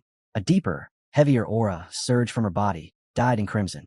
She invoked the art of the blood demon, flooding the hall with red light. The swords began to tremble in response. She leapt up, clung to the wall, and seized one of them. Landing smoothly, she declared that she had finally found it. But even as she spoke, she sensed it. They were too late to flee. Someone powerful was already rushing toward them from the arena. The head of the Murim Alliance, Pek Hyangmuk. One of the wounded men struggled to rise, clutching his body as he claimed he had a way to avoid meeting the Alliance head. Her foot came down on his neck, forcing him back to the floor. In that instant, she understood. The wounded, the corpses, even the fakes scattered around her, all of it could be used. Turning whatever lay at her feet into a weapon had always been her greatest strength. Before anyone entered the secret hideout, those who could still move were already fleeing from the spreading poison. It filled the space, blocking entry, making pursuit impossible. Behind the second strategist general, the head of the Alliance stepped forward and demanded to know what had happened. He was told at once that the enemy had used poison. Elder Tang Wujun had already entered the vault and was neutralizing it. Tangwan was unrivaled when it came to poison, the general explained, which was why they had turned to them immediately. When the head asked whether the perpetrators had been captured, the answer was grim. Elders and hall masters were already in pursuit, doing everything they could, But the enemy had arrived with a carefully prepared plan. Reports came in that dozens of people had fled in different directions, each carrying a sword wrapped in yellow seals, moving at full speed with no clear destination. Among them were not only the kidnappers, but also guards from the storage facility itself. That alone made the situation far more complicated, though the strategists did not believe they were working together. Most likely, they had been forced to take the swords to escape the vault without hesitation. One assumption was that the kidnappers had told them this was their only chance to survive, threatening death to anyone who refused. When asked for numbers, the estimate was at least 40. The head immediately grasped how critical the situation was. The real culprit was likely hiding among them, and all of this had happened in the middle of the tournament. If word spread among the distinguished guests of the Orthodox factions that the vault had been breached and the symbol of victory stolen right under their eyes, the Alliance's reputation would be crushed. The sword had to be recovered at all costs. The marks on the shattered door made it clear an explosion had been used. The head ordered an emergency decree to be issued at once. The strategist warned that such a move could damage their image, but there was no alternative. Losing the greatest symbol of the Orthodox faction's triumph would undermine the Alliance far more severely. With no room for hesitation, the order was given to mobilize everyone and send them toward the arena. The strategist did not question it, and moved immediately to carry out the command. Silently, the head reminded himself that this was not the moment to chase military glory. Elsewhere, in the northwest of the Alliance, Murim issued its own orders. All bodies killed by poison were to be removed from the vault, and everything contaminated was to be burned. The successor of the Tang clan looked around and realized the truth. Their work was far from over. Burning bodies in a furnace was never a simple task. At one point, someone thought they heard a cough from among the corpses. In the same instant, long blue braids soaked in blood whipped through the air as their owner suddenly sprang up. People rushed toward him, shouting, asking how he felt, trying to confirm whether he was alive. Before anyone could finish the question, a hand moved. A single strike ended a life. One blow was all it took. As he rose to his feet, a thought flashed through his mind. He never wanted to use the turtle breathing technique again. It allowed its user to mimic death by halting breathing and suppressing bodily movement. He had succeeded, yet now swords were pointed at him from every direction. He had fooled them all. Every body had been checked, and still no one understood how he had done it. Then a voice spoke. From its tone alone, he knew it was a woman. She wore a mask, but she removed it herself, revealing her face as she held a particular sword in her hands. She wasn't alone. Another man stood up as well, resurrecting before their eyes. She prepared to draw the blade, but he shouted that it was fake. Still, his gaze fixed on the scabbard. The talismans were intact. That made no sense. Had someone involved in the cleanup also been a spy, secretly switching the sword? He barked orders, telling everyone to seize it immediately. She cannot be allowed to expose that blade. But they were too slow. In a heartbeat, the sword was already drawn, and they hadn't even closed half the distance. The way she wielded it was unreal. She looked as if she and the sword were a single being. He had seen the blood demon blade with his own eyes during the Great War. He remembered it clearly. That sword was unmistakable, its flames burning a brilliant red. Yet what she held appeared ordinary. As he stared at the discarded scabbard on the ground, a realization struck him. He had misunderstood something fundamental. The demon's sword was not red. The moment he sensed the aura surrounding it, disbelief turned into terror. The radiance exploded outward, tearing apart anyone who tried to resist. Bodies were blown to pieces. A beam of energy surged straight into the sky, visible even from a nearby mansion. Inside that mansion stood Seo, feeling the violent pressure crash against his back. Kill. Kill everyone. Kill. I will kill everyone and everything here. That voice kept echoing inside the boy's head. It was the sword's voice, cold and merciless, enough to make sweat break out across his back. The moment he heard it, Seo understood. There was no doubt left. It could only be the blood demon sword. He had to go there immediately. His mission had changed. Now, it was about retrieving that blade at all costs. The atmosphere inside the Alliance's seaside evening pavilion was heavy with tension. Seo never expected anyone to even know about this place. Yet news had already spread that a sealed sword had escaped from here. The strategist raised his voice and ordered everyone to listen carefully. He said he would go downstairs himself. No one else was to follow until he returned. Everyone was commanded to stay where they were and remain on full alert. The strategist had personally hidden the real blade in a location no one would ever think to search. He alone knew of that room. As he descended, he silently prayed this was all a misunderstanding, that the fleeing spies had only taken fakes from the vault. If the real sword had truly been stolen, it would be an unbearable loss. The symbol of a great victory, gone under his watch, would disgrace both the Alliance head and himself as the first general strategist. The blood demon sword was supposed to be inside the box before him. As he opened it, he hoped with everything he had that nothing had gone wrong. Elsewhere, the battle raged on. She slammed the sword into the ground beside him and ordered him to pick it up. Just take it. Take the sword soaked in blood. The man hesitated. He doubted the sword would acknowledge him. This was a unique blade, one that possessed its own will. If someone unrecognized touched it, the curse would descend instantly, driving the bearer mad and destroying their body. Even so, he steeled himself and grasped the hilt. At that moment, a voice rang out.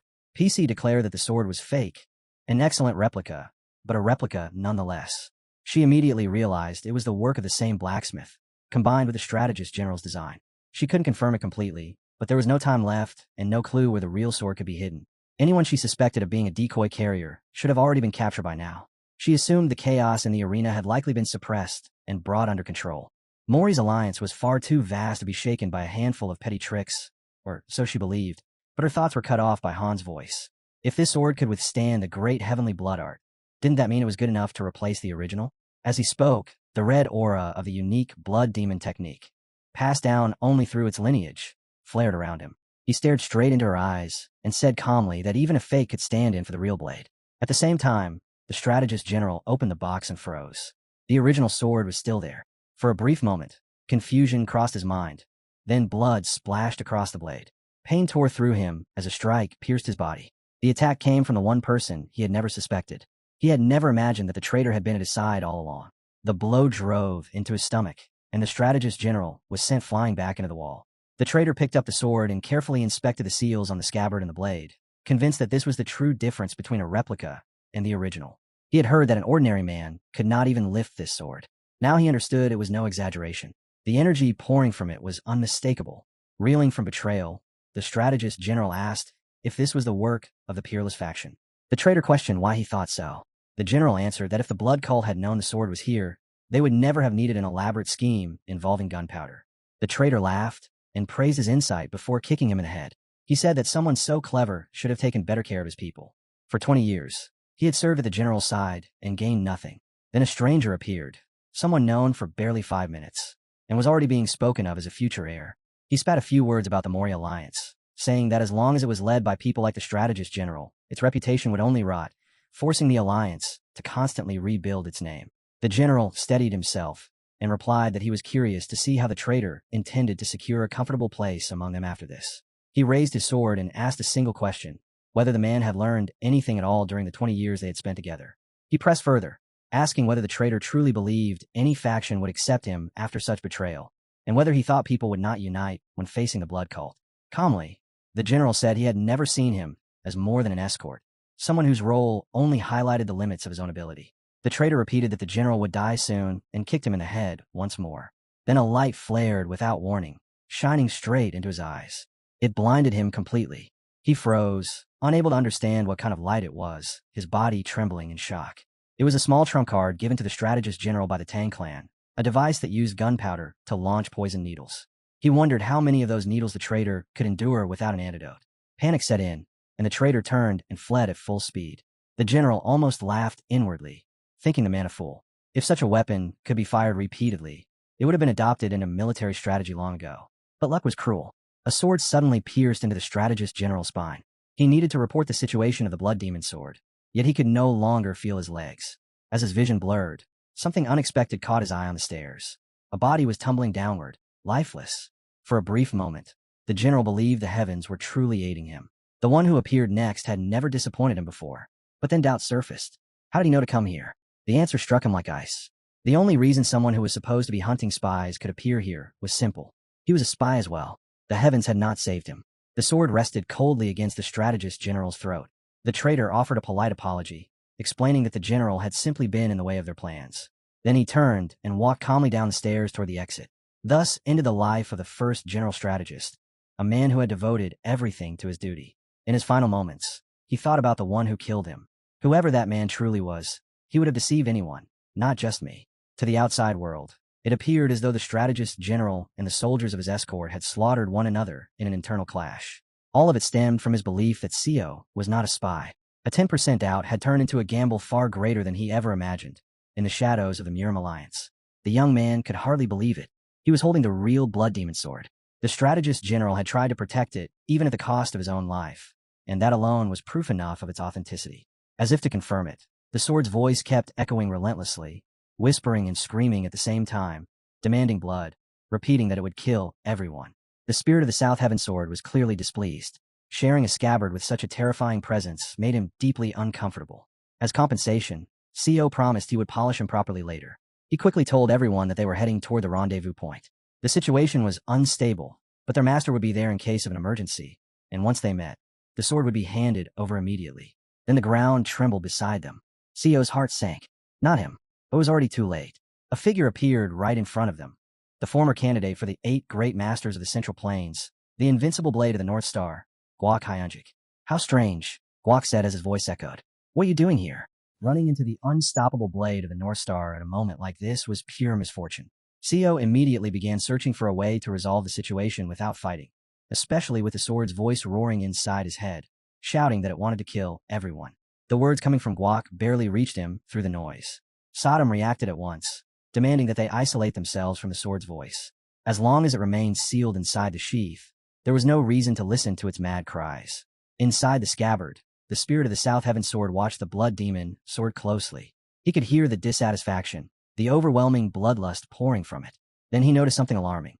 The seals were beginning to glow. Realizing the danger, he shouted that something had to be done immediately, throwing the space inside the sheath in a panic. Outside, CO spoke calmly with Guak. He explained that on the orders of the first general strategist, he had been tracking suspicious individuals in order to arrest them, and during that pursuit, he had noticed something unusual. Guak replied that he had seen CO and his group trying to blend into the crowd before suddenly rushing off.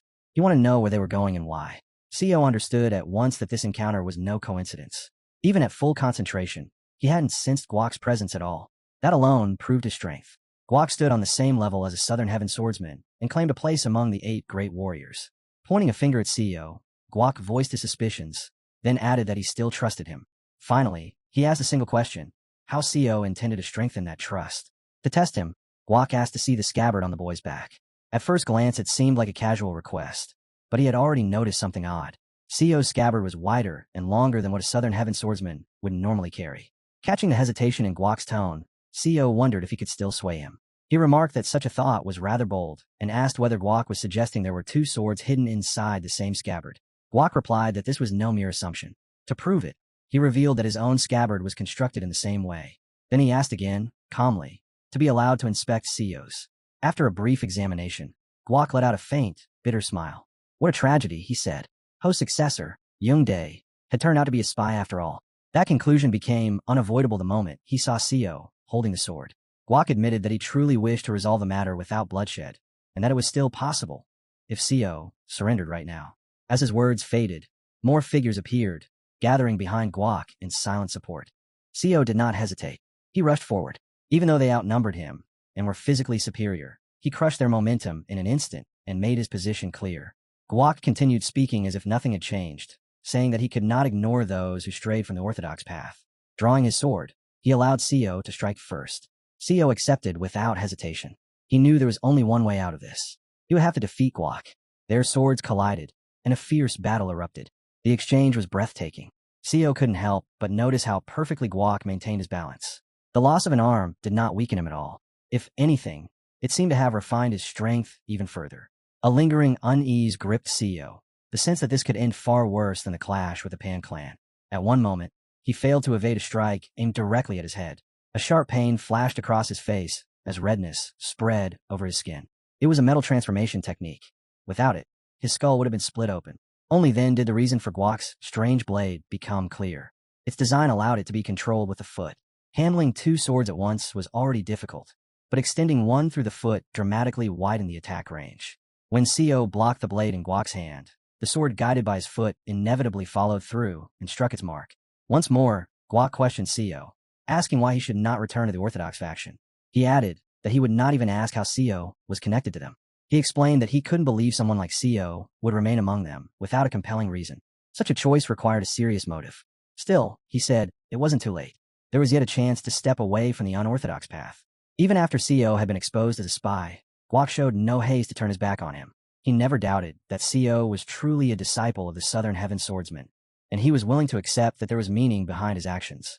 If, in a past life, CO had chosen to confide in Guak instead of others, Guak would have extended his hand without hesitation. Guak was not like Mo or Elderbeck. He genuinely lived by the principles of the orthodox path. Because of that, CO had no desire to fight him. let alone kill him. But if Guak lived, he would report everything. Co would be branded a traitor to the Orthodox faction, and that stain would reach his sister as well. Guak swore on his honor that he would protect Co and his companions, offering to go with him. He asked whether Co trusted him. Co answered that he did. Then he added that he did not trust the others, those who hid behind the name of the Orthodox faction, while using the same despicable methods as the evil sects they condemned, all under the excuse of friendship. Co laid out his reasoning plainly. There were just as many thieves within the Orthodox factions as there were good people among the unorthodox. There was no real difference. That was why he chose to remain where he was. Guak listened and said he understood. Co was right. The world was not divided into pure good and pure evil. It was built of countless shades of gray. But in Mima, people were judged by the banners they stood under, whether orthodox or evil. That was how their society functioned. Guak admitted that he, too, was bound by those rules. Because of that, this battle could not simply end. They had no choice but to continue. Once again, their swords clashed in a violent exchange. Co managed to deflect Choi's revolving blade, but the fight was brutally difficult. His opponent was spinning a sword with his leg as well, turning every movement into a layered assault. This was Guak, a man who had once fought the swordsmen of the southern sky on equal footing. With each exchange, his energy only seemed to grow, his excitement sharpening. As he surged forward again, Guak spoke with a faint smile. "So you really do have it after all," he said, his gaze fixed on the blood demon sword. The blow sent him flying. The impact was so violent that the scabbard, with the sword still inside, tore free from his back and spun through the air. Co twisted mid-flight, flipped backward, and landed on his feet. 10 meters away, he looked up and saw Guak holding the scabbard. Guak declared that Co would never get it back. He could not allow the blood cult to claim the blood demon sword. Co reacted instantly. His left hand moved, activating a technique as a thread shot out and wrapped around the sword, yanking it toward him. Impressive, Guak thought, but there was no time to admire it. He lunged forward. As he moved, his foot struck the scabbard, and the sword slipped free. "Oh shit," Co muttered. He spun sharply and kicked the sword away toward his men, shouting that it was the blood demon sword and ordering them to grab it. At the same time, he was already clashing with Guak's subordinates. The race was set. Whoever reached the sword first would decide everything. Co sprinted as well, knowing that losing it meant the end. He shouted for one not to touch the sword, not to lay a hand on it. Too late. Guak's disciple reached it first, stepping on Juan's face as he surged ahead. The talismans meant to restrain the blade vanished instantly, peeling away like smoke. The disciple grasped the sword, and in that moment, everything went wrong. The power inside it crushed down on him. Escape became impossible. His hand locked onto the hilt, veins bulging grotesquely as the sword seized control. The seal was broken. The madness within the blade burst free. The large, dull-witted man standing behind Jung asked if the disciple was all right. Red energy exploded outward. Before the words had fully left his mouth, the disciple's body split cleanly in two. Everyone standing nearby died with him. Those who survived stared in horror, unable to understand what they were seeing or what kind of power had been unleashed. Co understood perfectly. This sword had rules. If an unprepared person touched the blood demon's sword, its spirit would immediately suppress their mind and seize their body. Guak realized there was no one else he could turn to. Still, he chose to ask the boy for help. Co was already moving. He had intended to help anyway. He understood the situation better than anyone. Yin was the first to be placed in danger. The moment the disciple lost control, he lunged straight for her. She didn't even consider retreating. Her mind focused on one thing only, getting the sword back. Several options flashed through her thoughts, and the simplest was to sever the arm holding the blade. But the opponent was far too strong. Yin was forced to block instead. Co moved instantly, planting his foot against her back to support her balance. His disguise as a boy still intact. He's a monster. How am I supposed to fight this? The thought crossed his mind, as every attack they launched was brushed aside with terrifying ease. The man had just crushed a blade infused with the inner energy of a candidate for the 8 great masters, using nothing but his bare hands. It's all or nothing. Van made his decision. He aimed for the opponent's acupuncture points, hoping to force his fist to loosen. Is he really made of iron? The strike only fueled the madness. The sword slid dangerously close to Van's neck, the failed attempt enraging the monster even further.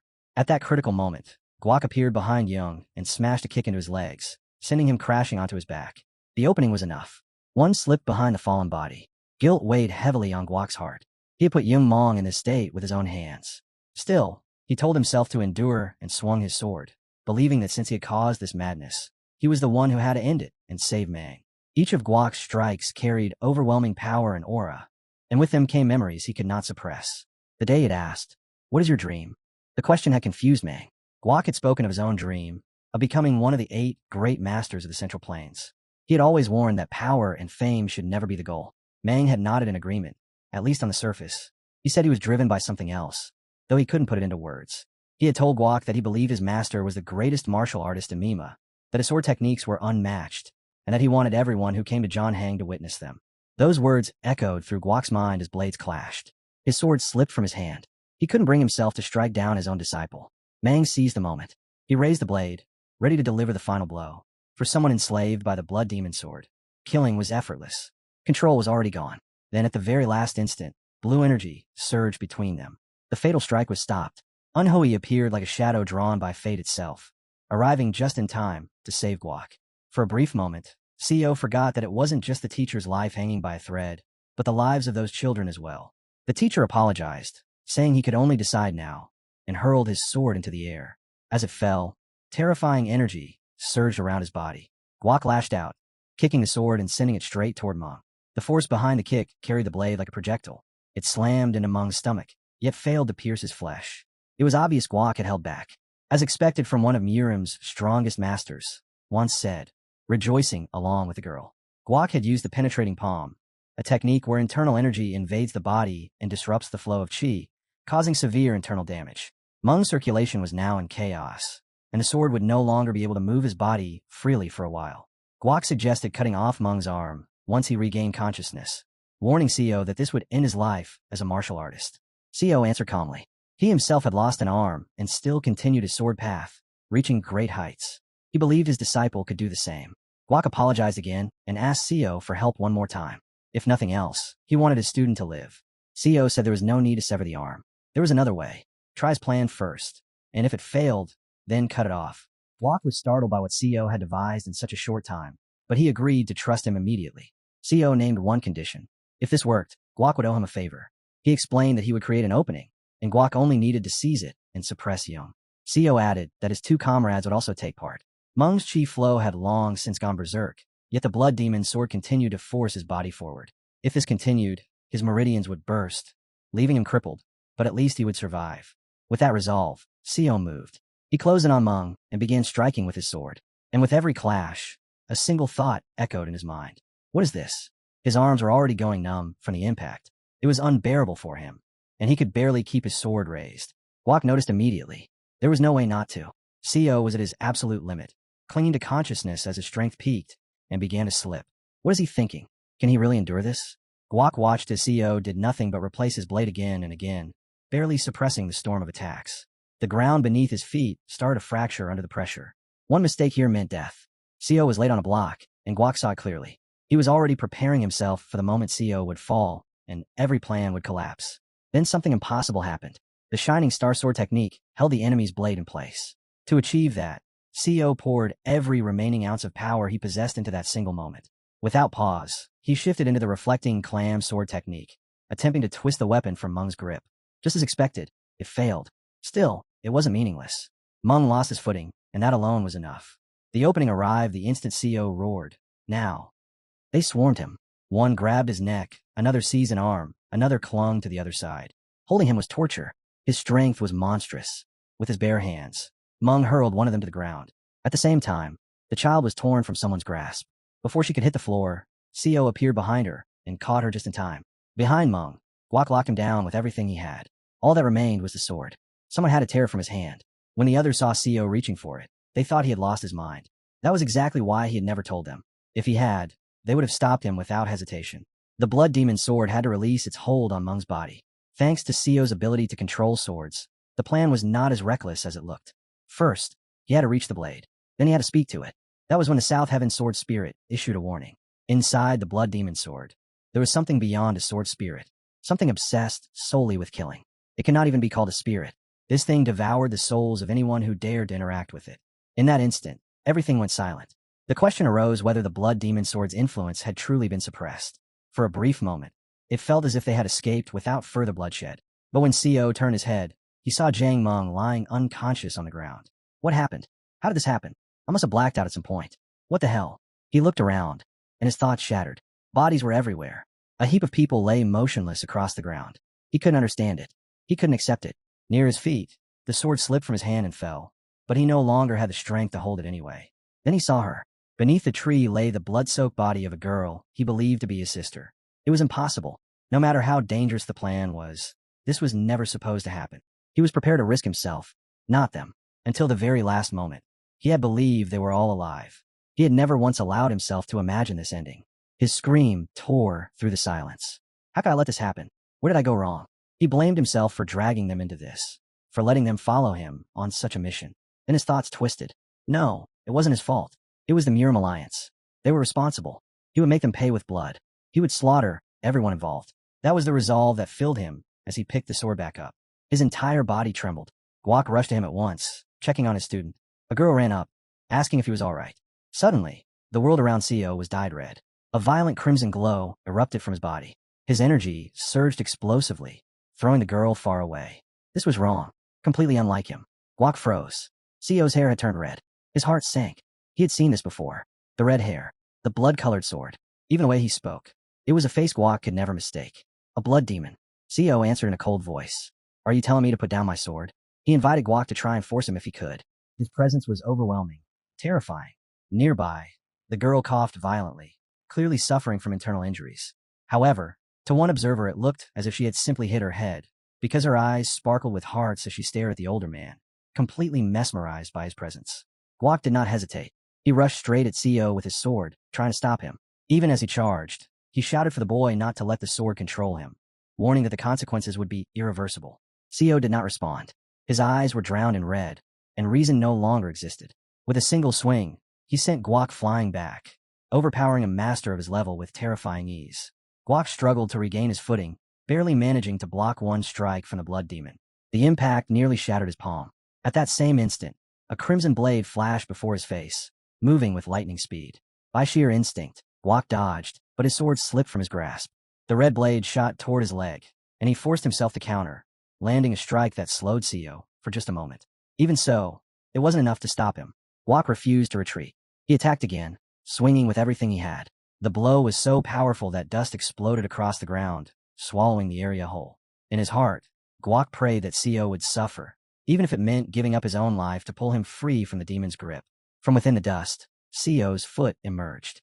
The kick slammed into Guak's neck with brutal force, blood spraying from his mouth as his body was sent crashing away. The red-haired Co barely seemed affected by the attack. Calmly, almost mockingly, he asked Guak how he had lost his arm, and how he still managed to walk the sword path afterward. Before Guak could answer, another presence appeared behind Co. She couldn't stay away. Co glanced at her and remarked how strange it was that she carried a sword for more than decoration. The blood demon's energy surged into her blade, then flooded her hands. Instantly, the sword was blown from her grasp. Another rushed in from the side to help, throwing a powerful punch, but it was caught effortlessly with one hand. As that man froze, the girl lunged for Co's sword arm. Her struggle only amused him. He casually tossed the sword to the ground and told her to pick it up if she could. In that same moment, someone was struck from behind, the blow landing with devastating force. The girl begged Co to stop. Guak couldn't understand it. The sword was no longer in Co's hands, so why hadn't he come back to his senses? Co only looked at them with contempt and said they were all fools. Even if they gathered all their strength, they would never be able to stop him. As he spoke, his hand closed around the girl's throat. He explained calmly that the owner of this body could not be brought back, whether the sword was in his grasp or not. Who are you? The girl asked in terror, staring at his face. I was once called a ghost, he replied. Zhang M, the sword-obsessed man, had been nothing more than a puppet, a vessel for the sword's lust for slaughter. But Co's case was different. The sword had not merely taken control as it had before. It had completely incarnated an alien while inside him. This was not Co possessed by a monster. This was a monster wearing Co's face. Do you feel pain? He asked her softly, telling her to take her time and savor the moment, because she would die soon. The girl begged him to stop, desperately kicking toward his head. Her resistance irritated him. He reached for his sword. Seeing this, Guak shouted for him to stop, but the blade was already moving closer to her body. Suddenly, a massive hand seized the girl's leg. A figure stepped in front of her, placing himself between the boy and his prey. Guak looked at the newcomer and demanded to know who he was, while a thought surfaced in his mind. Could Co be connected to the fourth elder of the blood cult? The children who had come with the man rushed forward and helped him steady himself. They were twins. The blood demon, wearing Co's body, glanced at the man and remarked that he seemed useful. He studied his face, found it strangely familiar, and demanded his name. Without hesitation, the man dropped to one knee. He introduced himself as Hayakon, the fourth elder of the blood cult. and added that the girl Co had been strangling was also a member of the cult. At those words, Co casually flung the girl into the arms of one of the twins. When asked if he had anything else to say, Hyakon continued. The young man whose body Co now occupied was his disciple. It was an honor to possess such a fine vessel. He even addressed the fourth elder, saying he could take pride in his disciple. Then Hyakon's tone changed. He asked him to release the young man. They might soon be in danger. They were now standing at the very heart of the Murim alliance, and the enemies were already moving. Tens of thousands were on their way. Co spoke with open disdain. Tens of thousands meant nothing to him. If anything, it was the perfect chance to repay those who had condemned him to 20 years of imprisonment with their own blood. When Ajong called him a ghost, Co's rage flared. He said he would no longer tolerate such insolence. Ajong answered calmly that he obeyed only the blood demon of his era and had no intention of bowing to a ghost. He added that even if Co had once been a blood demon, he no longer cared about the fate of his own people. Ajong repeated his demand, ordering the ghost to release his disciple. The ghost laughed and accepted the challenge. He leapt forward instantly, shouting for Ajong to try and force him, and swung his sword straight toward Akan's head. Just in time, Akan raised his guard, stopping the blade short of its mark. Realizing he couldn't break through, the ghost twisted midair and followed with a kick. The twins moved to help, calling out to their master, but he raised his hand and stopped them. He told them to remain where they were and watch carefully. This was something they needed to see. He was about to show them the peak they should strive for, the highest form of accelerated circulation, a complete metallic body transformation, the blood diamond body. The scene shifted far back in time, to the day Baek Muang and Hakshin first sat at the same table. It was so long ago that their meeting had already turned into legend. Baek Muang poured a cup of alcohol for the young Hakshin and urged him to drink, just as they always did on such occasions. Hakshin joked, asking if Baek Muang truly feared offending him with his strange temperament. Across from him sat the 15th head of the blood cult, Muan. Zhang wondered why Bach concerned himself with such dangerous matters. Yet there they were, drinking together like old friends, despite how much the world had changed. After another cup, Zhang found himself agreeing with his companion's words. He remembered a day in the mountains, when they had discussed a battle the cult leader himself was meant to enter. Chan had questioned whether he truly intended to fight that man. Had he not always been the loudest voice against retreat? But this time was different. This was no longer just a clash between factions. Everything was at stake. Under these circumstances, the faction itself could become a threat. Heck understood that one day he would have to defeat the Flying Moonshadow sect. Looking at Baekming, he pleaded with him to step aside while he was still alive, clinging to the hope that the blood cult could someday be reunited. He believed himself to be the face and backbone of the cult, convinced that those who held power were the ones who had to shoulder responsibility. Even with the battle looking hopeless, he chose to prioritize his duty as a member of the cult. Faith had to remain, even when hope was gone. Young Heck tried to reason with him again, but the leader refused to listen and went to retrieve the sword, intending to borrow its power. He knew the consequences would be severe. He knew the price would be enormous. Still, he believed he had to use everything available to him. A.K. Chung warned him that he would become nothing more than a vengeful ghost. No matter how much blood he spilled, that kind of glory was meaningless. But the spirit of the clan leader's teacher was sealed within the sword, and for the sake of the cult, he was ready to pay with his own life. Raising his finger toward the sky, he believed that his sacrifice would carry his soul to the heavens. Yet how could the soul of the first blood demon ever be called pure when it was born from hatred itself? Such a being would never care for the fate of the cult. A true ancestor would never slaughter his own descendants. Ignoring all warnings, the head of the blood cult seized the sword and shouted that the presence within it was not a blood demon, but merely a ghost. His laughter echoed with something deeply unsettling. The scene returned to the battlefield. Co and Hui, both bound by the sword's obsession, clashed violently with mentor and disciple exchanging blow after blow. They separated, creating distance, and stood facing one another, eyes locked. To the watching students, their strength seemed evenly matched, but something was off. Even though everything looked balanced at first glance, the demon-possessed man stepped back and studied his opponent. He spoke calmly, noting that Master Ajong had struck him with ease and that blood was already leaking from his mouth. That alone was troubling. Then his gaze felt his arm. Alarm flickered across his face. His right arm was injured, and fighting in this condition would no longer be easy. A.K. Chung raised his right hand and flooded it with chi, preparing to tear the demon out of his disciple's body. A terrifying explosion of energy rippled across the battlefield. Everything caught in the wave was thrown into chaos. Yet the blood demon slipped aside effortlessly. He dodged the strike with ease and even praised the master, calling it a respectable technique. But praise was all it was. Everything A.K. Chung had shown so far fell short of the blood demon's level. The demon had already analyzed his weakness, and now it was his turn. He struck without hesitation. The master watched in shock as the sword flew straight toward him. He could not believe it. Dodging all his attacks should have been impossible. Only a miracle saved him. His assistant slammed the sword away at the last instant, knocking it aside and pulling the master from the edge of death. The blood demon glared at the one who had ruined his strike. In the same breath, Master A.K. Chung countered with a lightning blow from his left hand. The opening cost him.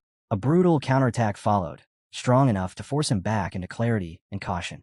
Co Uni's body was hurled into a violent vortex, the explosion ripping through everything in its path. A.K. Chung ordered the Northern Sword not to interfere, but stopping him was impossible.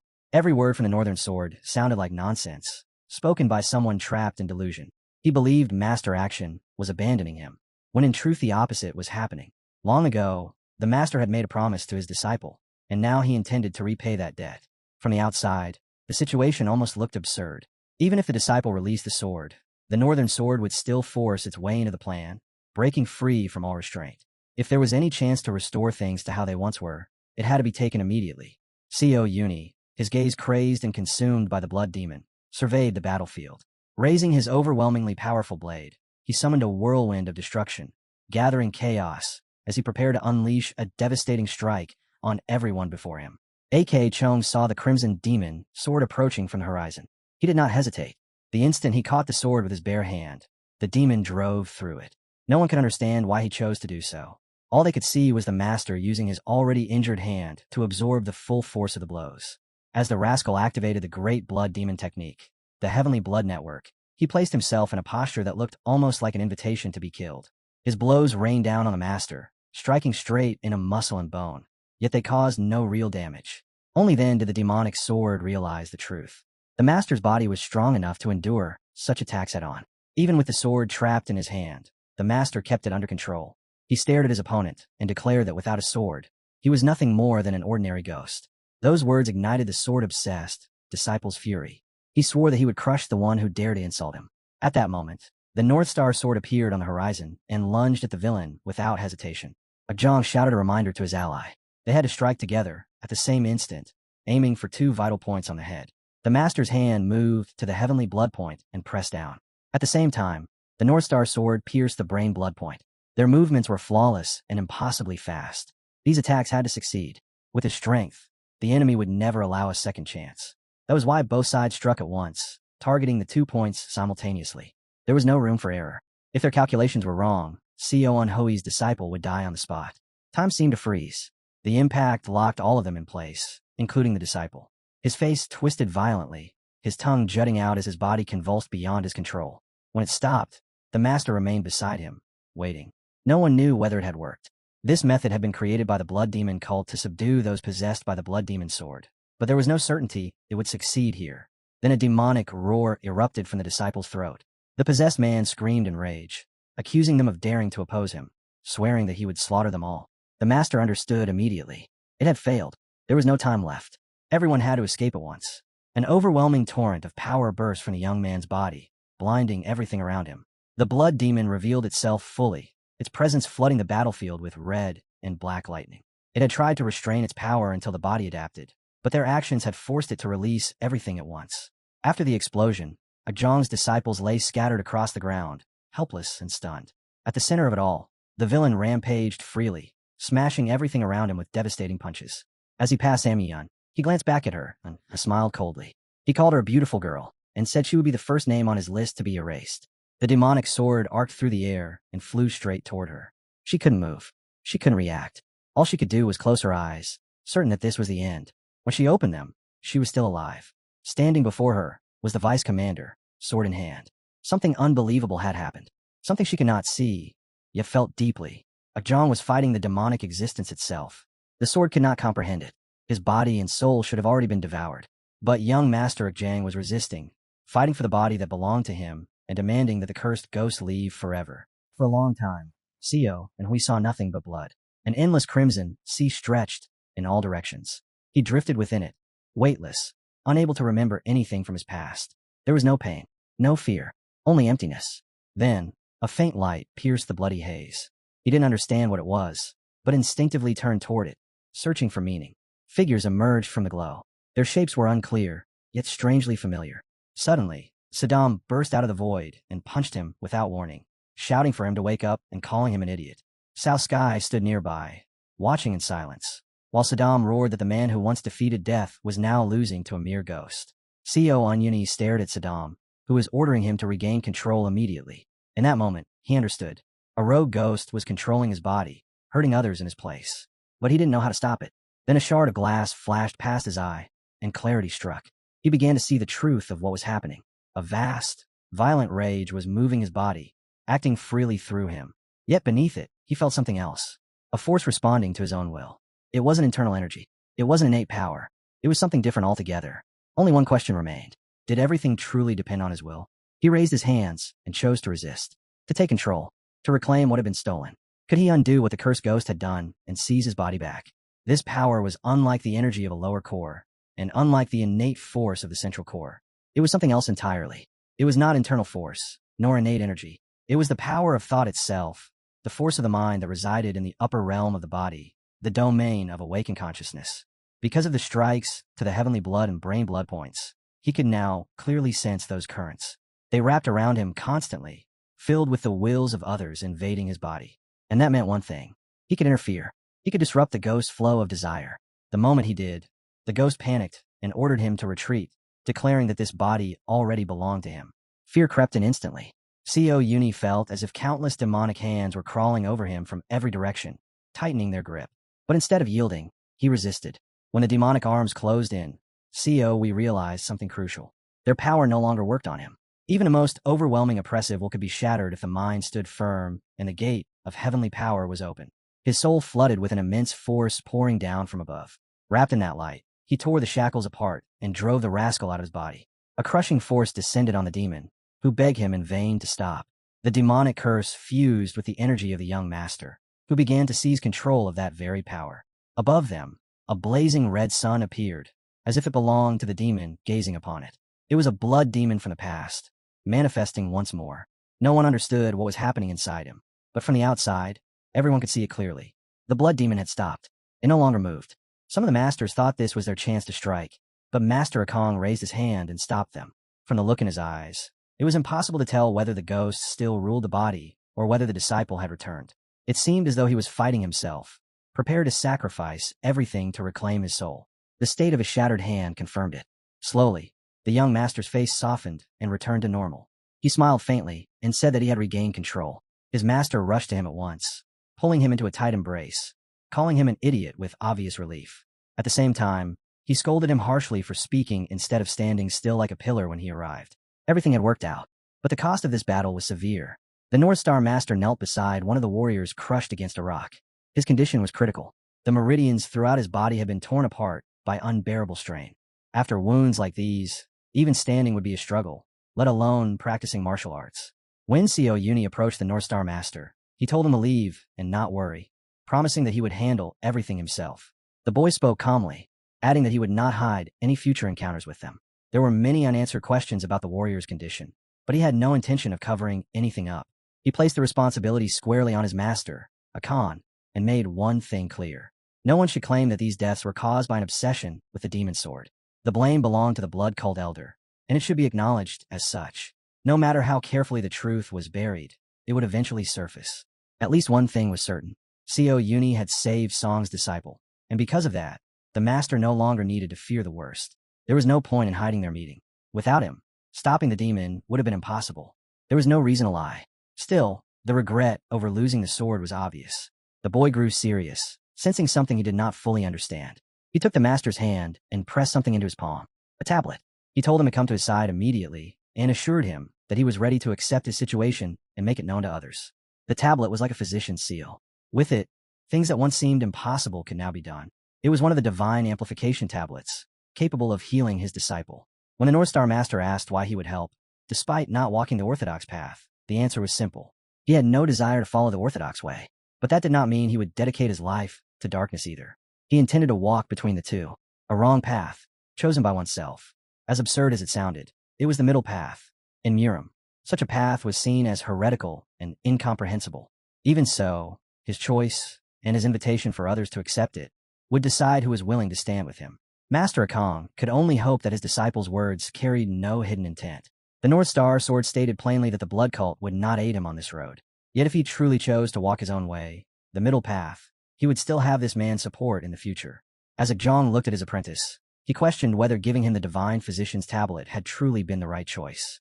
For the young master, however, this was enough for now. Doubts remained, but there was no turning back. They had to keep moving forward.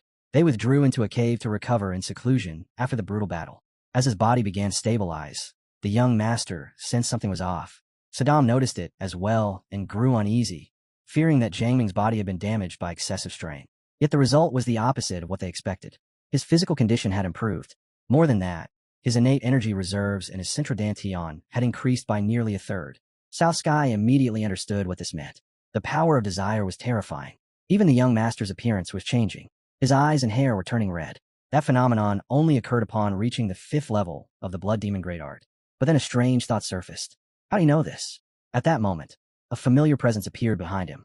The demonic sword spirit mocked him, calling him a fool and explaining that he still hadn't realized he had absorbed the blood demon ghost.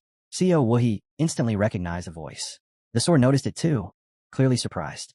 The young master turned and questioned it.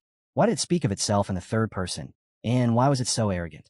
The blood demon's sword answered coldly, asking how he dared speak to this body in such a manner. If he wished, the sword could sever his meridians and kill him without effort.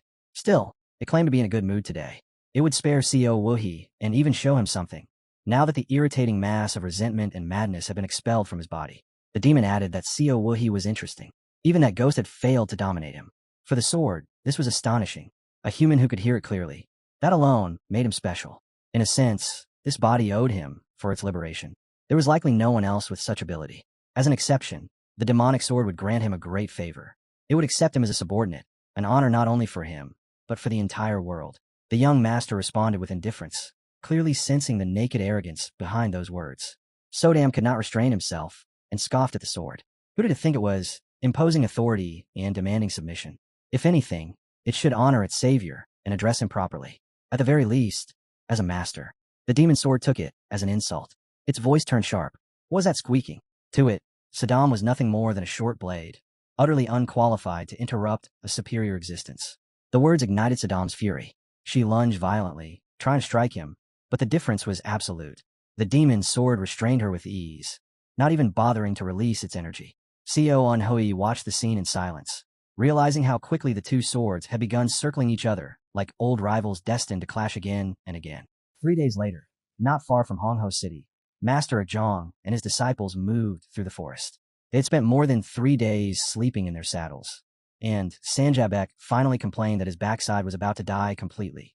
Hearing this, the master glanced at him and casually asked if he had heard anything unusual. Throughout the journey, the master had been traveling on foot. No horse could endure his weight, yet he ran with the same ease as one. Without warning, he grabbed Sanjabek by the face, squeezing so hard that snot flew out. He knew exactly what the brat was thinking and threatened to ride him instead if he kept spouting nonsense. Young Master Sion watched the exchange and sighed inwardly. This fellow truly had a talent for inviting trouble. Behind him, Miss Samyun sat astride a horse. She held tightly to the young master from behind and asked softly whether she was sitting comfortably. She answered herself with a bright smile, saying she felt very happy and at ease. She found it strange that he hadn't protested even once. Normally, he went out his way to keep his distance. Seo explained calmly that he could no longer pretend to be heartless. Deep inside, he understood why. The illusion created by the blood demon spirit, where Samyun had died before his eyes, had shaken him deeply. It had softened him. Without realizing it, he had begun paying closer attention to her words and movements. What he still couldn't understand was why he had been shown that illusion in particular. Pushing the thought aside, he told her firmly that no matter what, she couldn't ride alone. Her internal injuries had not yet healed. Hearing this, Samyun hugged him even tighter. His body stiffened instantly. He told himself it was only concern, insisting she hold on properly, so she wouldn't fall. Yun, however, was simply happy. Holding onto the young master felt warm and reassuring, and, as long as she didn't slip, she intended to enjoy the moment. Watching all of this, Saddam felt the urge to say honestly that she was enjoying it as well, but Soen silently warned her not to say too much. By evening, they finally reached their destination. The owner came out personally to greet them and showed respect to the fourth elder. The elder ignored formalities and asked only one thing, whether the ship was ready. He was told it was not. As night fell, thick fog swallowed the river, making descent extremely dangerous. Even during the day, the river was treacherous, and at night it became outright hostile. The master advised waiting until morning, when it would be safer to depart. Sunja added that no one was chasing them and suggested resting until dawn. The master agreed.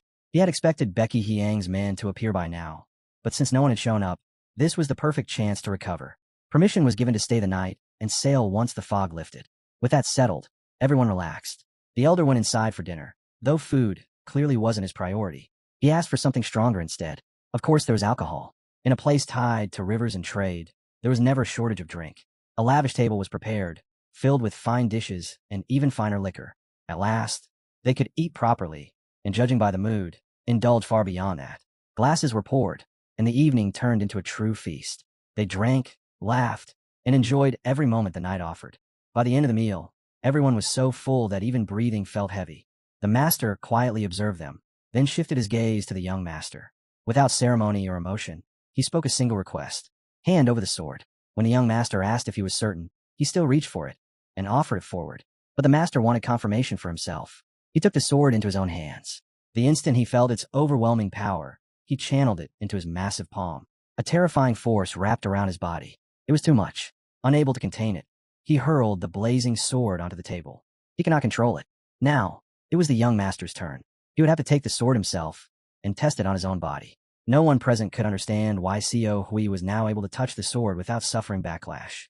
The demonic blade whispered quietly that it was because it had already been subdued by his body. Seo immediately told the sword to stop talking to him, stating that he now walked the righteous path. That single reaction planted doubt in the master's mind. He sensed that his disciple was hiding something. When pressed about it, Jiang grew visibly tense, and the master suddenly asked whether he truly came from the Nyango family. Suspicion crept in. Why now? Songji tried to interject, reminding everyone that the boy had once been mocked as a donkey in his own family. But Jiang shut him down at once. The master continued, explaining that the blood demon sword was a sacred relic of the blood cult, something known throughout the martial world. What made it special was not its sharpness, but its will. It was one of the rare swords that possessed its own consciousness, and it only allowed itself to be wielded by those carrying the blood of the blood demon's descendants. That realization led the master to repeat his earlier question. Was Seo's mother truly just a maid? Seo understood that this was a misunderstanding, yet part of him wanted clarity. His mother belonged to the Flying Moon Shadow sect, a respected lineage, and he could not see how she could be tied to the blood cult. Still, he held the sword calmly. The truth was simple. He had absorbed the consciousness of the blood demon itself. Because of that alone, the sword spirit acknowledged him and submitted. The demonic sword, however, found the situation amusing and laughed, calling it a misunderstanding. A random body would never have been accepted by the blade. Locking eyes with Seo, it laughed again, pointing at him and mocking him as a man who did not even know his own blood. Seo could not grasp what that was supposed to mean. Before he could think further, a servant burst in, shouting incoherently about Dantian and inner energy. Confusion spread.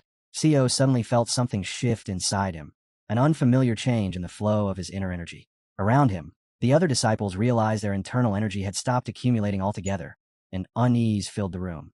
They had clearly been poisoned. It was a refined toxin that dispersed Kuei, temporarily cutting off their ability to manipulate internal energy. They had relaxed too early and walked straight into an insidious trap. Yet young Miss Song spoke calmly, saying she was fine. When asked why she was unharmed, she lifted her cup and explained that she never drank the alcohol because it carried a strange smell. That was when a master understood. The poison was not in the food, but in the alcohol. He immediately asked who else had been drinking. The disciples turned pale. Every single one of them had been pouring cup after cup. The question only deepened the tension.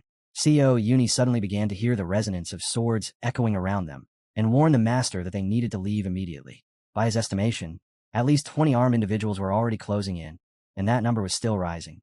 Miss Yin sensed it too, and realized it was likely too late. They were surrounded from all directions. Soldiers had sealed off the building, and it was obvious they were not here for a casual evening patrol. The disciples cursed, calling them damned dogs of the Murim Alliance. But Seo immediately rejected that conclusion. If it were the Alliance, they would have used a far deadlier poison. This left only one possibility. Before that thought could settle, the door burst open. The identity of their guest was obvious. A young man stepped inside and politely apologized to the fourth elder, explaining that Miss Becky Hiang had ordered them to be brought in. Since cooperation was unlikely, they had chosen this method instead. He introduced himself as Unyuzin, leader of the Mad Demon Squad, and greeted the elder with formal restraint. At the sound of that name, Seo remarked that he knew of him, which made Saddam pause in confusion. Perhaps it was knowledge from a past life. Among elders and bloodstars alike, this commander was infamous. Yin Buzin earned the title Mad Demon after slaughtering his way through the Junknam sect, defeating 20 swordsmen on his own. His strength was far beyond that of an ordinary commander. Without wasting a breath, he asked which one of them was Co Uni. His gaze moved across Master Zhang's disciples until it locked onto the one who stood apart. In that instant, Co understood. Once again, he had become a target. He could not understand why he was always the center of attention. Yin Busong's expression darkened when no one answered him. Losing patience, he decided to seize everyone, whether or not they had identified Co on high. He ordered his men to move at once, stressing that the boy was to be taken alive. The room erupted into chaos. Tables lifted off the ground, shattered, and crashed across the hall. Elder Akon ripped up a table and slammed several charging soldiers into the floor, pinning them down with brute force. They could not comprehend why the poison had failed on him, nor how he still possessed such overwhelming strength. The old man, furious, forced the soldiers back and made them scatter. He turned to Miss Samyun, telling her to take command, carve a path forward, and escape while he held the enemies at bay. The master immediately objected, calling it foolish to leave him behind. From all sides, soldiers shouted that there was nowhere to run. They were completely surrounded. Even so, the master could not hold back every attacker alone. His disciple Song Xiaobei chose to stay and fight beside him, and Sung Hong prepared to do the same.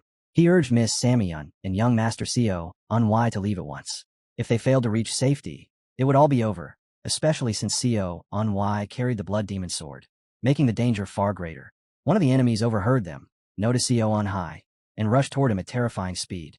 The young master stood still, offering no immediate reaction. Seeing this, the master thought Co Uni was truly a fool. Then everything changed. The boy drew his sword and unleashed a single, overwhelming strike. A violent whirlwind exploded outward, tearing through the room and spinning everything in its path. The soldiers were stunned. Co Uni had taken the poison. How could this be possible? Was he resisting it with some forbidden art? Inwardly, Co hoped that whatever made him different would be enough. He had indeed consumed the poison and could not access his lower energy core. But that did not mean his central core was sealed. Standing firm, he faced the enemy leader, whose expression twisted in horror as he finally recognized him. The master watched his disciple and felt relief. The boy had always kept a hidden card. One after another, soldiers were hurled out of the tavern like broken toys, swept away by the raging whirlwind of his blows. When the master asked whether he could handle so many enemies, the boy gave no reply.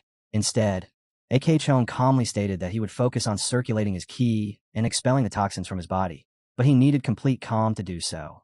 Co immediately understood what that meant. He could give him the protection he needed. He ordered Song Jabuk and Song Wahuk to stand guard, protect the master, and ensure that no one came near him. Running away was no longer an option. They would fight together. It was the only way to see the mission through. At that moment, the leader of the enemy force stepped forward and declared that blood would have to be spilled, as they had been forced into this situation. Co corrected him coldly, reminding him that their orders were bring him back alive and unharmed. The leader answered without hesitation. As long as Co survived, nothing else mattered. Co replied that he would try not to kill him, but he was under no obligation to show the same mercy. He drew the Southern Sky Sword, its blade shining brilliantly beneath the lamps of the establishment. Facing the warrior again, Co warned him one last time that he was serious about killing him.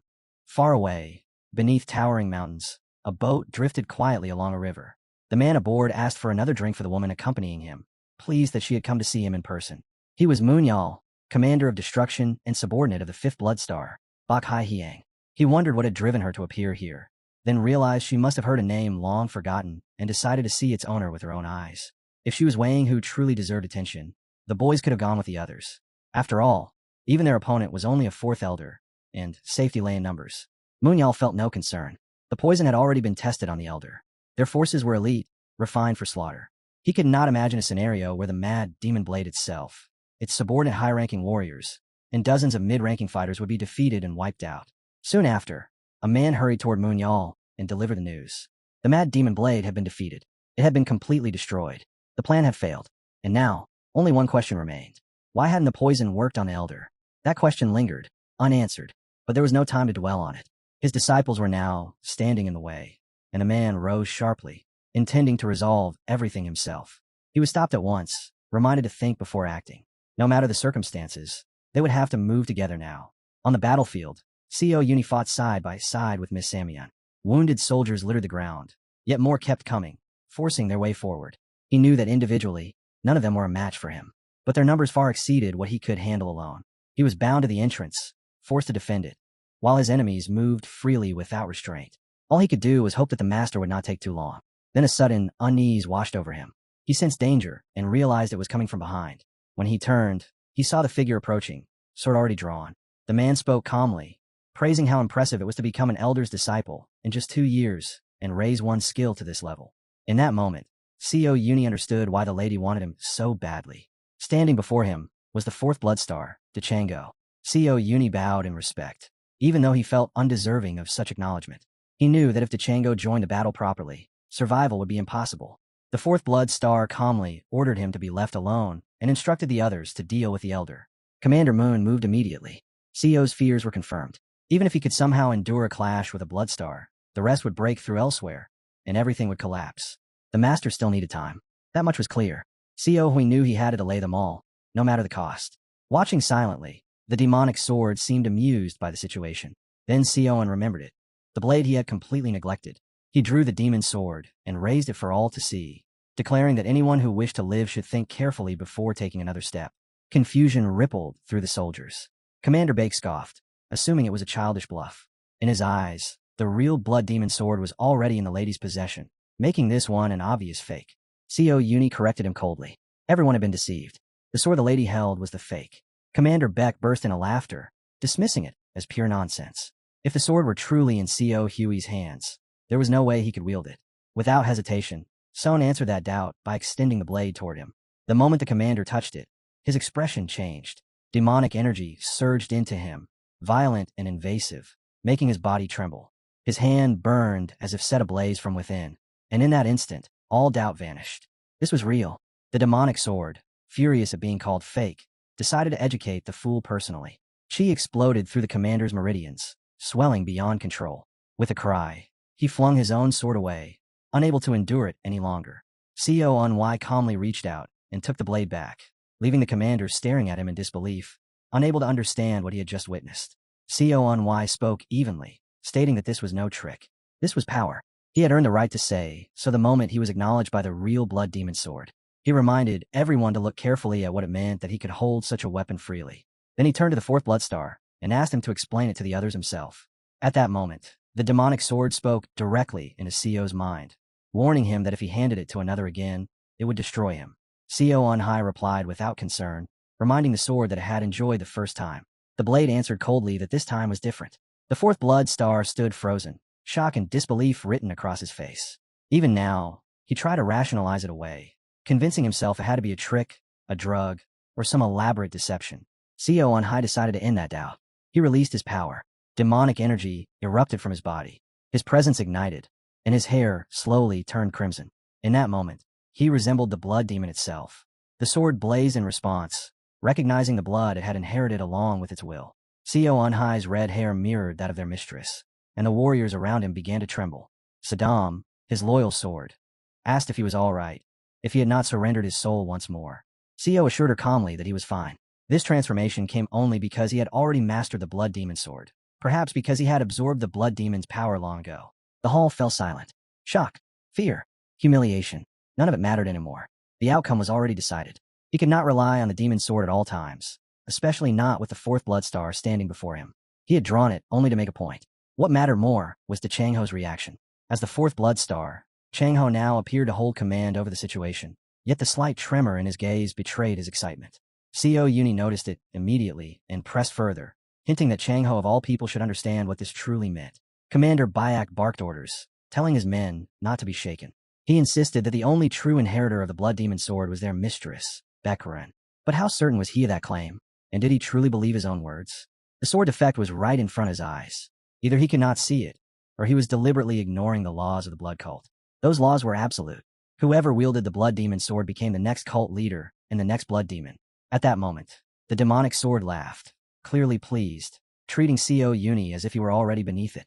Yet Co Uni was not fully convinced. The sword's words felt false, at least in the eyes of the cult's followers. Then the fourth blood star spoke, his voice heavy with admiration. He admitted that Co's talent shocked him every time they met. What if Co truly claimed to be another heir of the demon's blood? Then he should prove it. The sixth blood star had already raised his sword. They chose to test him through a duel. Co Uni understood that there was no avoiding it now. He would have to reveal what he could truly do. He had long wanted to measure his strength, but never imagined it would happen under these circumstances. Power surged through his upper energy core. He had never formally trained with the blood demon sword, never relied on it in battle. Yet now he faced a decisive clash for rank and recognition. He He steadied his breathing and tightened his grip. The sixth blood star moved first. In that instant, the sword responded on its own. It was as if Manhwa had wielded it for his entire life. As if this blade had always been part of him, from the very beginning. The techniques of the six stars were rendered meaningless. The sixth star watched in disbelief as his attack was effortlessly deflected. In the next heartbeat, the blade was already near his eyes. Had he not retreated at the last possible moment, he would have died right there, in front of all the soldiers. He leapt back to a safe distance, buying himself a moment to assess the situation. The surrounding warriors stared in disbelief. Manhwa had just forced the fourth star back with ease. Not only that, he had completed the exchange cleanly, and even left a wound across the enemy's shoulder. Before the shock could settle, another strike slipped past the fourth star's sword. He was relieved he had halted it in time, yet the pressure was undeniable. No ordinary force could breach that defense. What stood before him was the third form of the blood demon sword. With fluid precision, Manhwa executed a bloodless point attack, his sword formation flawless. Still, the fourth star refused to yield. He lowered his blade, preparing something dangerous. When the sword tip touched the ground, energy began to pool inside it. A violent surge erupted outward, blasting towards Manhwa without warning. At the same time, the six star's eyes burned with demonic light. He raised his sword overhead, and streams of condensed energy tore through the air towards Manhwa's back at terrifying speed. The watching warriors were convinced this was the end. The fourth star would crush him here. Yet Manhwa did not move at all. He stood calmly as the demonic sword laughed, praising the opponent's strength. Then Manhwa revealed another card. A technique surfaced in his mind, vast and overwhelming. Dark power wrapped around him as he invoked the fifth formation of the blood demon sword. Blood rain piercing 10,000. Demonic energy flooded the space. The explosion of that dense, crushing force surged straight toward the fourth star. Red and black consumed the battlefield, warping the air itself. The stench of demonic power spread everywhere as space cracked and collapsed under the pressure. When the smoke finally rose, devastation marked the ground, scars left behind by that single strike. The fourth blood star stared ahead, unable to comprehend what had just happened. The demonic sword whispered that it was still not enough. Manhwa understood. He had never fully refined this technique. Improvisation was his only choice. Dango realized then that his attacks no longer mattered. But even so, he knew one thing clearly. This was already enough. He lowered his sword and bowed, introducing himself as the fourth star, Changho, and then paid his respects to the master as well. Manhwa stood frozen, unable to believe that it had actually worked. Commander Bay stared in shock at the sight of a blood star bowing. His voice rang out in disbelief. How could this be possible? If this man truly wielded the blood demon sword, then he was a genuine descendant of the Blood Clan. Yet even that did not settle it for him. What about their oath to Theok? He asked them directly whether they were prepared to go against the laws of the cult itself. Raising the gleaming sword, he reminded them that if this blade was real, then the one holding it was now the blood demon and the rightful leader of the cult. Silence spread. The warriors hesitated, and even the fourth star said nothing. Commander Peak clenched his teeth, unable to accept it. He insisted the sword must be tested, declaring that to them, the only blood demon was their lady. Before anyone could respond, a terrifying explosion tore through the area. The entire structure shook violently as debris scattered and the ground trembled beneath their feet. Manhwa lifted his head and saw his mentor. Relief washed over him. The fourth elder had purged the poison and arrived the moment he regained consciousness, his presence alone sending fear through the surrounding soldiers. Commander Peak faced him and found himself unable to speak.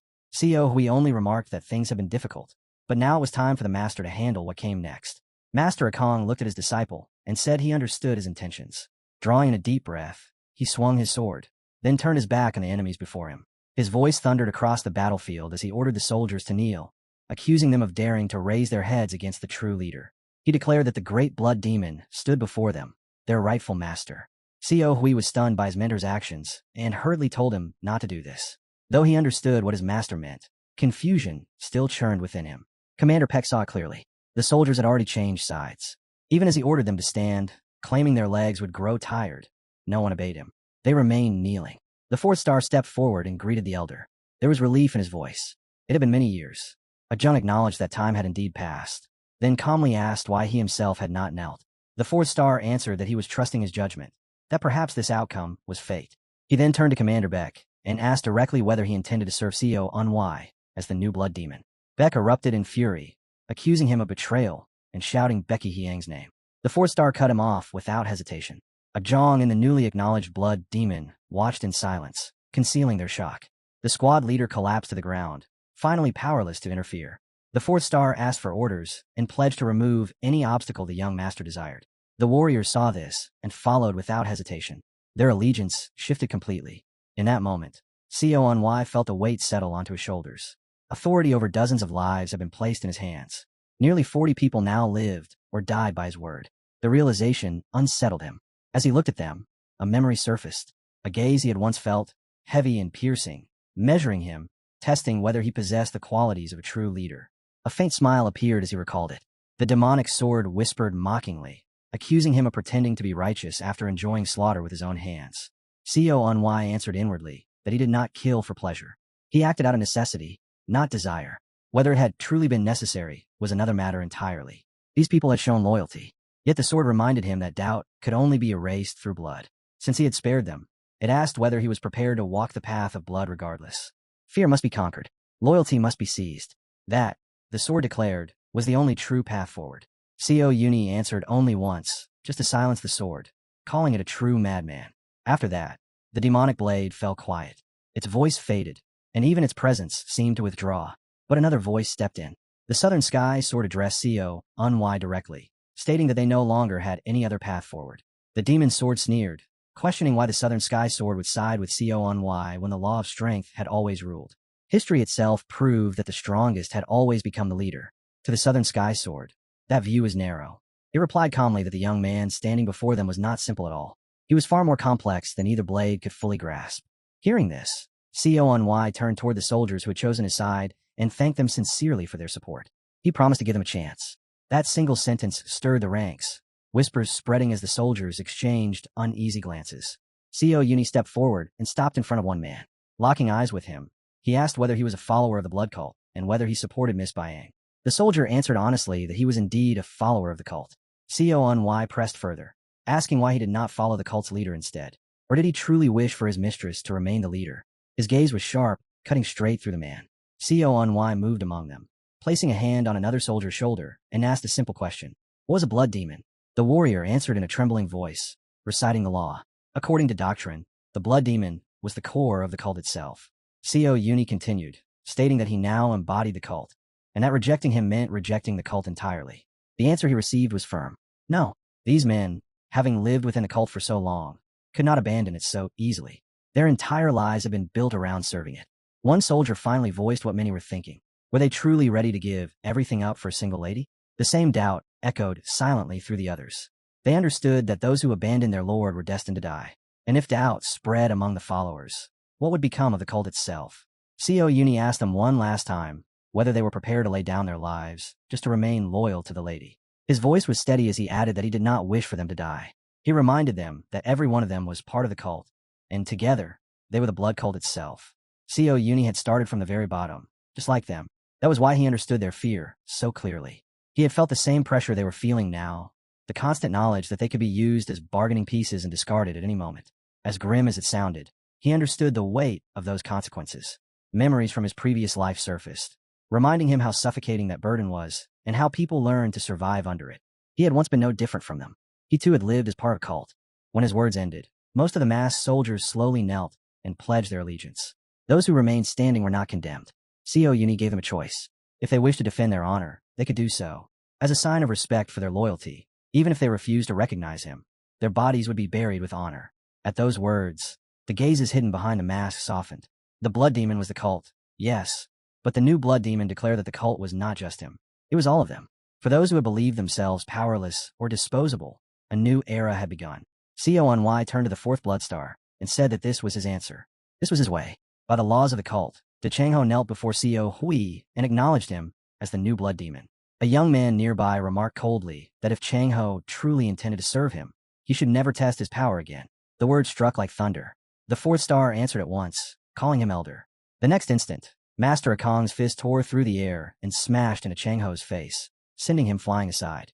The fourth star felt the full weight of the blow and realized that even he could not afford to be careless before an elder still wielding such terrifying strength. Akong shouted furiously, ordering him to shut his mouth. This man had once been his disciple before becoming a blood demon, who had given him permission to test him at all. Changho apologized, but still asked if a newly appointed blood demon should not be tested. Did the elder truly believe that if he had harbored ambitions to become the blood demon himself, he would not have declared them from the very beginning? The elder, still surprised, asked what the fourth star had gained from this test. Chang Ho had meant to judge whether it was worth accepting, yet he had not expected Co Uni to sway him at all. The young man had climbed to this position not only through strength, but through insight and words sharp enough to cut just as deeply. Watching from the side, both ladies reached the same conclusion. A purge would have been the simplest answer. Kill everyone who disobeyed. Erase all internal conflict and blood. That was the usual way. But Co Uni chose something else. He showed no mercy that could be mistaken for hesitation. Yet he also did not butcher blindly. Those who could become threats were forced to remove themselves. And in doing so, he gained the favor of those who remained. None of it was accidental. Perhaps this was how a different kind of blood demon would be born. One unlike the previous ones. A blood demon was something they never had before. A soul. The scene shifted to Hei Province, Yabori County, where a violent explosion tore through a lady's residence. She stared at the man who had come to visit her, never imagining that the reign of the blood demon was still unfolding elsewhere. What shocked her even more was his strength. At his age, such power should not have been possible. She demanded to know whether he truly believed he could evade her and establish his own order here. In the end, she chose to kill him outright. Her sword moved, releasing a crushing aura meant to erase him. Yet every strike missed. He slipped between her attacks, as if guided by instinct alone, weaving through them without effort. She had never seen anyone evade every single blow. In the next moment, he was already in front of her. His hand moved, directing chakra straight toward her head. The impact shattered her completely, leaving her broken and collapsing as he passed by without a glance. He approached the other owner. The man, stunned, asked who this lunatic was and how he had done it, but quickly decided that the answer no longer mattered. He revealed a poster. On it was a man with an appearance that defied description. That was the only reason this visitor had come. He wanted to know whether the owner had seen this person. Before dawn could arrive, sails were raised. The ship departed at once, cutting through the darkness toward its destination. Co Unhui reflected quietly. Life rarely moved according to plan. One rat had thrown everything into chaos, and now the future was harder than ever to predict. Using the inner strength he had learned from the secret records of the Immortal Sword, he defeated the seemingly invincible Evo and brought the entire situation to an end by declaring himself the Blood Demon. Only after it was over did he grab his head, wondering if he had finally lost his mind. He had never imagined that relying on wit alone could keep him under such relentless pressure. Saddam could not tell what he was thinking, but he knew one thing clearly. Co Unhui had once had a plan. Originally, he intended to hand the Blood Demon's sword to Byakuya, make her the next leader of the cult, and use her achievements to strengthen his own position. Through that, he would gain the power he sought. When the time came to leave the cult and stand on his own, he would even have an excuse, an indulgence granted by circumstance. But everything collapsed. Not only did he draw the wrath of Miss Becky Hyang, he also provoked Bekrna herself. The thought of it still felt unreal. Suddenly, Samyun interrupted his thoughts. Co Unhui actually flinched at her sudden appearance beside him. Saddam laughed, teasing that he must have been thinking about other women. What was wrong with that? Co snapped back at her to shut up, brushing it off by saying he was just thinking. He quickly noticed that Samyun was in an unusually good mood, and she truly was. She felt that she had finally obtained something she had wanted for a long time. Her words sounded strange to him, just like Saddam's warning echoing in his mind. Saddam was convinced that this girl was trying to charm him and take advantage of the situation. Co Unhui told her not to interfere. Samyun asked if he was nervous. He immediately denied it, making excuses, insisting that he had never been nervous in his life, not even once. Samyun smiled and looked straight into his eyes. She could tell it was a lie. She saw how hard he was trying to hide it and understood that he was, in fact, nervous. Her hand slowly moved closer to him. When Co Uni looked at her, she noticed his reaction and teased him for it. She rested her hand on his arm and asked why he reacted that way whenever he looked at her. Stepping even closer, she remembered her father's words, that anyone would fall in love with her if she stood that close. Co Unhui felt embarrassed. In that moment, he realized her father might have been right, and that he had overlooked something important in all of this. Co Unhui wondered if there would ever be someone brave enough to try building a relationship with her, knowing who her father was. Unfortunately, he knew that person was definitely not him. Behind them, the sword stirred, and the demon's sword asked Saddam who her father even was if the boy was this frightened. Saddam answered that her father was not one of the four great evils. But to the demon's sword, he was nothing more than a pitiful weakling unworthy of attention. It could not understand why such a remarkable girl was being pushed away. Co Unhui was already under enough pressure, yet the demon's sword still offered advice. If he wanted her, he should just kiss her neck. Co immediately wished the sword would shut up. At that moment, he asked Samyun what she was doing as her hand rested on his neck. Before he could finish the thought, she leaned in and kissed him. He was completely unprepared for it, but he did not resist. Their faces were close. She looked straight into his eyes and asked if he was in love with her. Behind them, the swords nearly burst with laughter. This girl was far bolder than they had expected. Even the Southern Sky Sword noted that proactive women were not a bad thing. His previous master would have been impressed. Seon stood there, stunned, touching his lips. Samyun suddenly raised her voice, half flustered. She complained that she could not hear anything and asked why he was not answering. Seo looked at her and realized she had acted on impulse. To be honest, even he was shocked. He had never been kissed so suddenly in his life. It was obvious that she was embarrassed now. Seo tried to ask why she had done it if she felt embarrassed, but when Samyun saw the faint smile on his face, her embarrassment only deepened. She jumped up from the bench, pointed at him, and snapped that it was unfair to smile like that. That did not mean she disliked it. She told him to go on. Seo cleared his throat, struggling to find the right words. Watching them, Saddam realized something clearly. Seo did like Samyun, even if he would never admit it. Turning his head, Seo suddenly noticed someone behind the deck. Sun Jabek was standing there, quietly crying. The sight stunned him. He had not even realized how close the boy was. Sun Jabek sobbed, complaining that he was tired of this selfish rascal Seo, who always taking all the good things for himself. When Seo asked what he wanted, Sun Jabek wiped his face and replied that the master wanted to speak with him in private and had asked him to come inside. When Seo stepped into his master's cabin, a strange feeling washed over him. Akjong was calmly brewing tea and pouring a cup for him. Seo had never seen such a scene before. The master invited him to sit with a simple please, and that alone made Seo feel unbearably awkward. He had never imagined his mentor treating him with such formality. Akjong admitted that he had been rude to him in the past, though back then, when the boy was merely training, it could hardly even be called rudeness. Saddam recalled all of those moments and jokingly suggested revenge, hanging the master on a rock, tearing him apart, then politely asking him to finish the job with venison. Seo dismissed it at once. Since when did he think about revenge? He wasn't even certain whether the blood of the Demon King truly flowed within him. He asked his master to treat him as before, but Akjong refused, saying he could not be careless when it came to the future blood demon. He did not want a student to feel uneasy. Ironically, that respect only made Seo feel more embarrassed. He asked him to speak as they used to when they were alone. Watching his master's face, Seo realized that despite everything, Akjong still saw him as a disciple. Without hesitation, the master lifted his cup and said he would speak plainly. He asked which of Seo's parents had been connected to the shadow of the Flying Moon sect. The question caught Seo completely off guard. He had expected talk of the blood demon, not a sect he barely understood.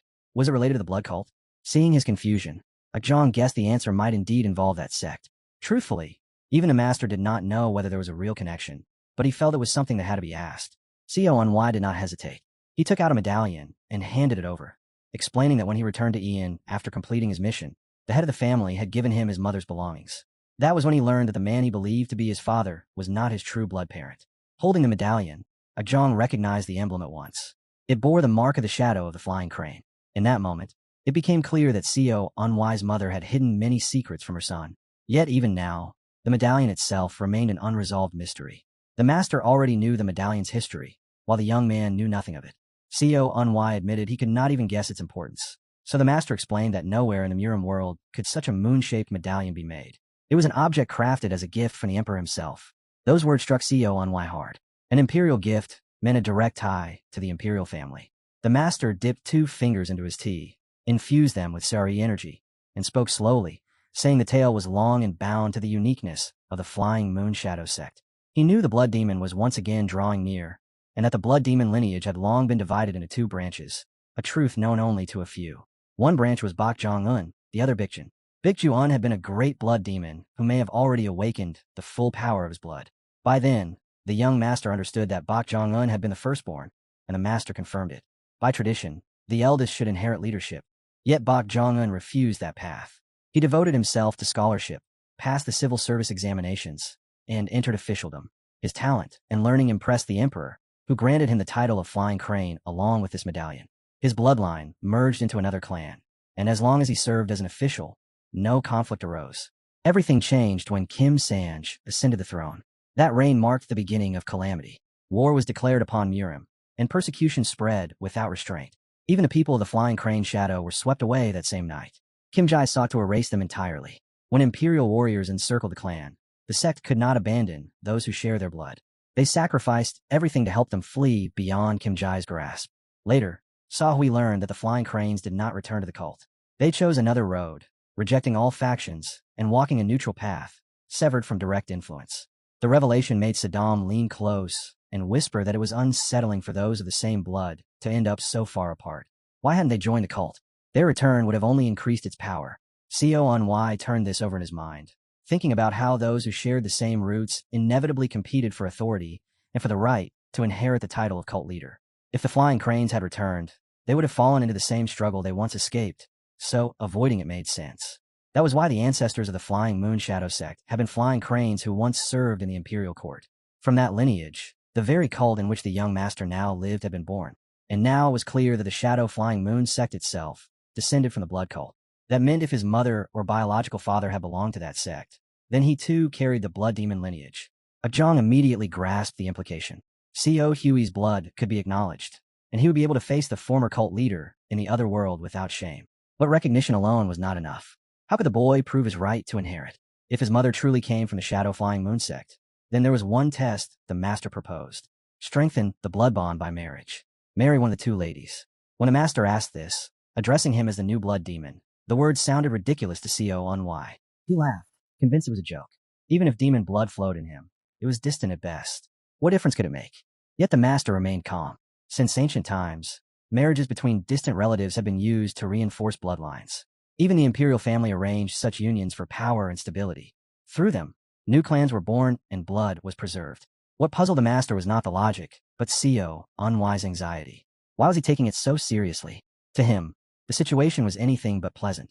Before speaking of strengthening blood, he wanted to argue they should consider whether anyone would even accept the fact that he now wielded the blood demon sword. The master answered simply that laws existed for a reason. Still, the girls involved had their own wills, especially Miss Beckenha. There was no guarantee things would go smoothly. Co On could not see how they ever would. From the very start, he was likely to become an enemy of the militant faction, and Baki Haeong, who had once sworn loyalty to Miss Beckenha, was unlikely to accept this outcome at all. She had been stabbed in the back by someone she trusted, and Co On knew with certainty that Bak Renha would not remain silent in such a situation. Yet the master had chosen him because his trust was absolute. He believed in Co On without reservation. The master recalled Co On's own words, how he had once declared that he would walk the path of the blood demon, and asked him plainly whether he truly thought he would abandon everything for the sake of a woman. Saddam, perched on Co On's shoulder, was startled when he heard the master say that he was watching over him.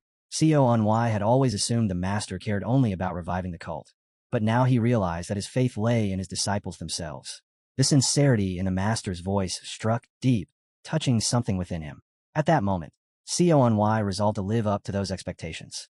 The master tightened his grip around a bottle of alcohol and continued, shifting the talk of marriage beyond bloodline reinforcement. There were forces around them that had served the cult for a long time, yet even laws could be overturned. If that happened, they would be placed at a severe disadvantage.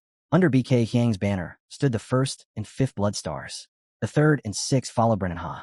On their side remained only the 4th elder, meaning only the 4th star stood with them. Nothing more. At this rate, they risked losing all influence, as most power was already gathering around Bak Renha. The balance had to be corrected. The master understood that caution was now essential. The 3rd elder, the blood serpent king Gujiang, and Yub, the 2nd blood star, needed to be brought into the fold. They themselves had sworn to follow whoever wielded the blood demon sword. The real question was how to secure their loyalty without tearing the cult apart. Perhaps, once everything settled, the confusion would fade on its own. The master was confident that clarity would come soon, and that more news would follow. This would not become a three-sided struggle. If the cult could unite without bloodshed, it would signal everyone to gather around the young master and his faction. That was the only way for Co On to gain an edge over all others. And if he truly had no better answer than the elders, then perhaps the simplest solution remained. Accept it, and marry Miss Bek Renha. He smacked his own head, thinking how everything had somehow led back to this ridiculous idea of marriage. Bek Renha was the only blood relative of the former cult leader and the legitimate heir, so in a crisis, joining with her was the most advantageous choice they had. Still, Co On asked what made it so beneficial, because something about it felt wrong. The master sensed that the boy was concealing his real thoughts, perhaps even a buried intent to kill. He asked how Co On and Bek Renha truly felt about one another, how they looked at each other, because no one could be that blind to a woman's feelings. Co On answered with biting sarcasm, asking why a man as wise and experienced with women as Ajong was still unmarried. The reply came instantly, in the form of a sharp knock to his head. The master said that if Miss Bek Renha rejected him, then the discussion would end there. Co On understood, then, just how stubborn his teacher was. He doubted he could escape this path, and if Beckenha agreed, marriage would be unavoidable. Yet another problem surfaced in his mind. Saddam thought of Samyun. She was beautiful, and it made no sense that she would remain alone. But perhaps there was another solution.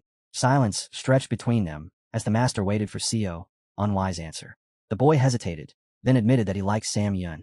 The master responded calmly that if the relationship mattered to him, he could simply take Sam Yun as a concubine, since such arrangements were easy and common. The realization hit Seo Unwise like lightning when the master finally understood who Sam Yun truly was. His eyes went blank with shock. The master grabbed him and shook him violently, shouting if he had lost his mind. She was the daughter of one of the four evils. This was no small matter. He glanced around quickly, making sure Sam Yun had not overheard them or followed them. Grabbing Seo Unwise by the collar, he leaned in and whispered harshly that she was the daughter of one of the four evils, and if he harmed her in any way, the consequences would be catastrophic. He warned him to stay away from her. The master could not understand why such a girl would show him kindness at all, and Seo Unwise himself found that he had no words to answer. How could he have known? The master wondered if they had crossed paths before and warned Seo Unwise not to give her false hope by clinging to that thought. Seo Unwise answered honestly, saying they had already kissed and that he had feelings for her as well. But feelings alone meant nothing in a situation like this. He realized, with a quiet sense of guilt, that he had used her as a shield, and that weighed on him. Still, he was not someone who surrendered without resistance. The master, stunned by this revelation, seemed to age in an instant. Fear crept into his eyes as he imagined the consequences that could follow. Their tense exchange was cut short when a woman suddenly entered. The elder asked what had happened, and she replied that explanations would have to wait. 3 large ships were approaching. As they looked out, the massive silhouettes cutting through the fog felt ominous, dangerous enough to be mistaken for SRO, the masters of the Yangtze River waterways. That martial organization controlled one of the greatest forces in the region, rivaled only by the Norcrim. They had expected an encounter while crossing the Yangtze River, but this was too sudden. Though the fog had thinned, visibility remained poor, and caution was necessary. Orders rang out. Soldiers armed themselves, and drums were struck to raise the alarm. Yin stepped forward herself, prepared for whatever danger might come, her eyes lingering on her young master, as if she could not bear to be apart from him. When their gazes met, she immediately looked away, flustered and ashamed. She had been the one to kiss him first, so her reaction was only natural. Seo Unwise felt the same discomfort twist inside him. The situation between them was tangled and heavy, yet there was no time to dwell on it. The threat of collision grew more real by the second, forcing both of them to steady themselves. The drums thundered louder across the water, signaling that everyone was bracing for something significant. Saddam asked why the drums were sounding, and the answer was simple. In such dense fog, the noise prevented ships from crashing into one another. If these vessels had belonged to the Sura, horns would have echoed instead of drums. The 3 ships continued to draw nearer. Soon enough, it became clear they were not Surakai, and a collective breath of relief followed. Even so, another question surfaced. Why were these ships heading straight toward them? The commanders gave new orders at once, directing all routes to converge on their position.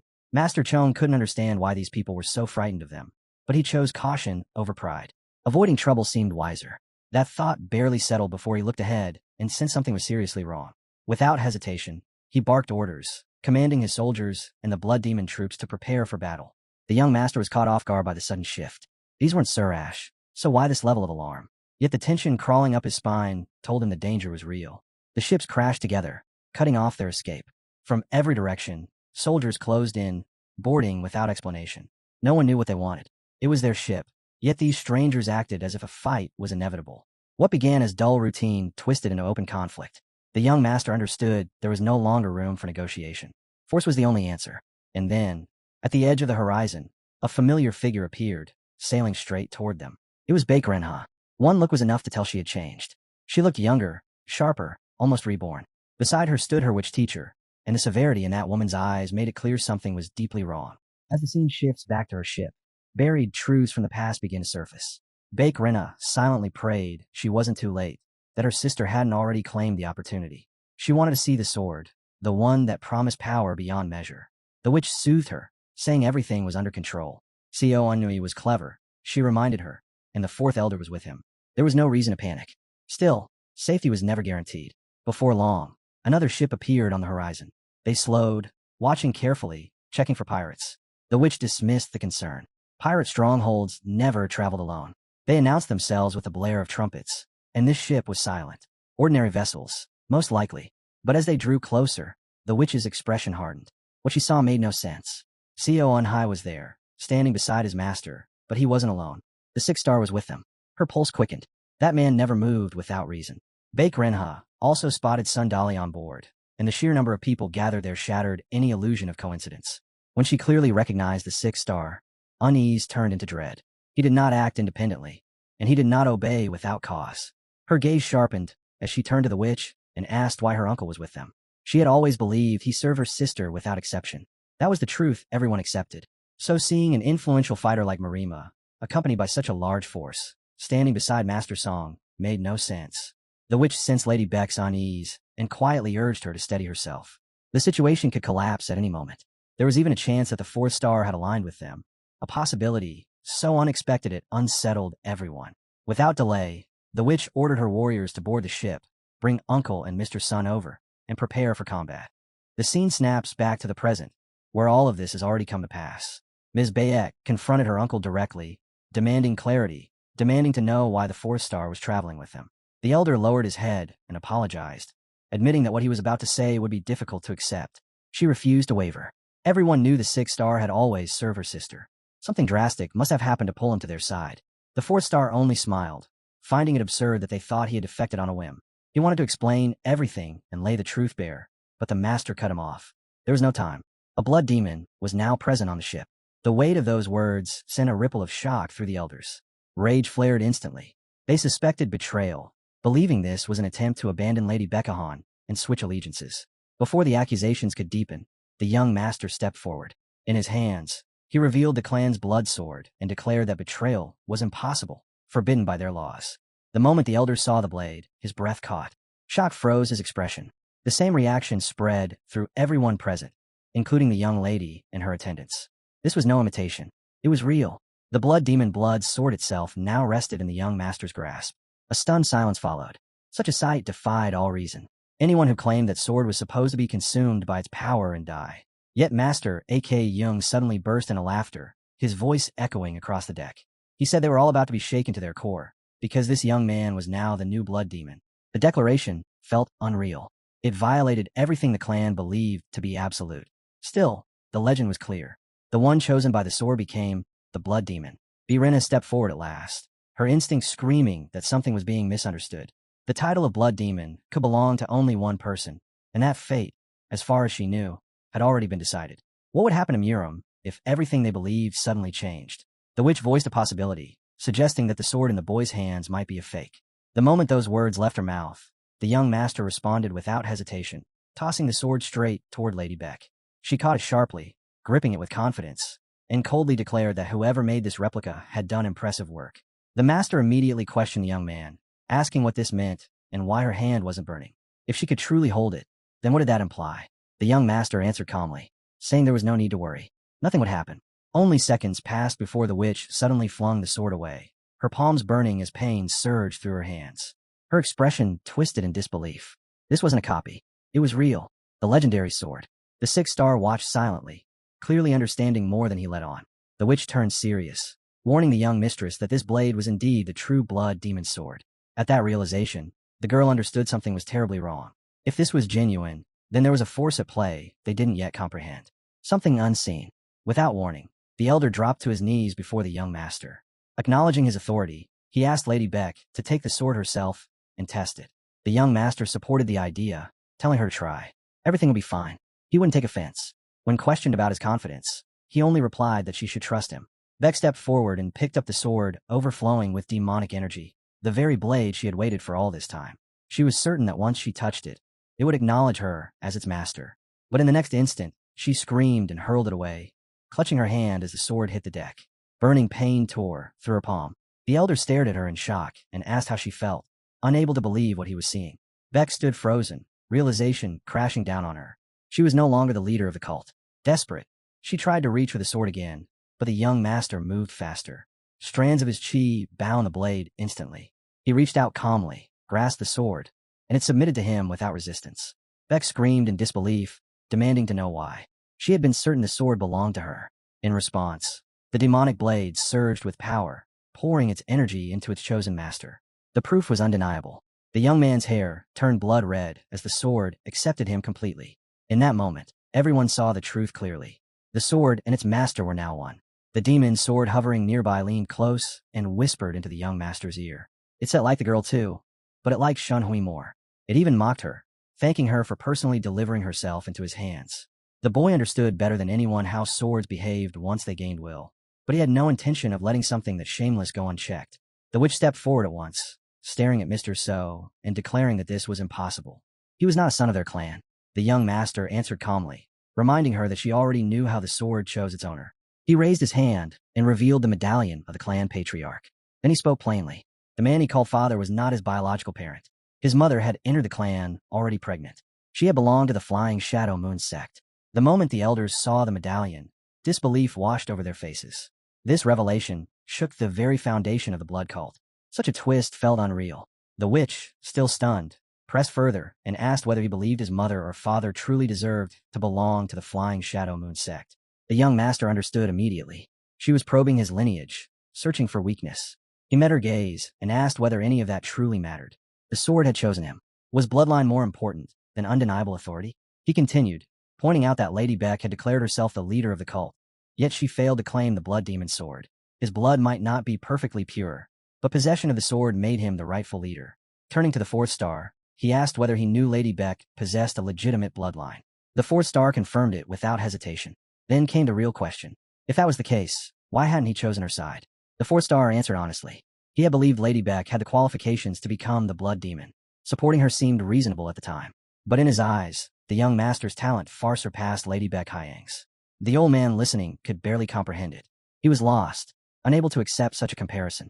He didn't realize that the young master had been concealing his true strength all along. The master suddenly burst into laughter. He declared that the blood demon always stood with the strongest. If anyone doubted it, they were free to test the boy themselves. The challenge hung heavy in the air. If strength decided everything, then why should she fight him to claim the title of Demon Queen? The witch tried to intervene, sensing disaster. But Lady Beck stepped forward instead.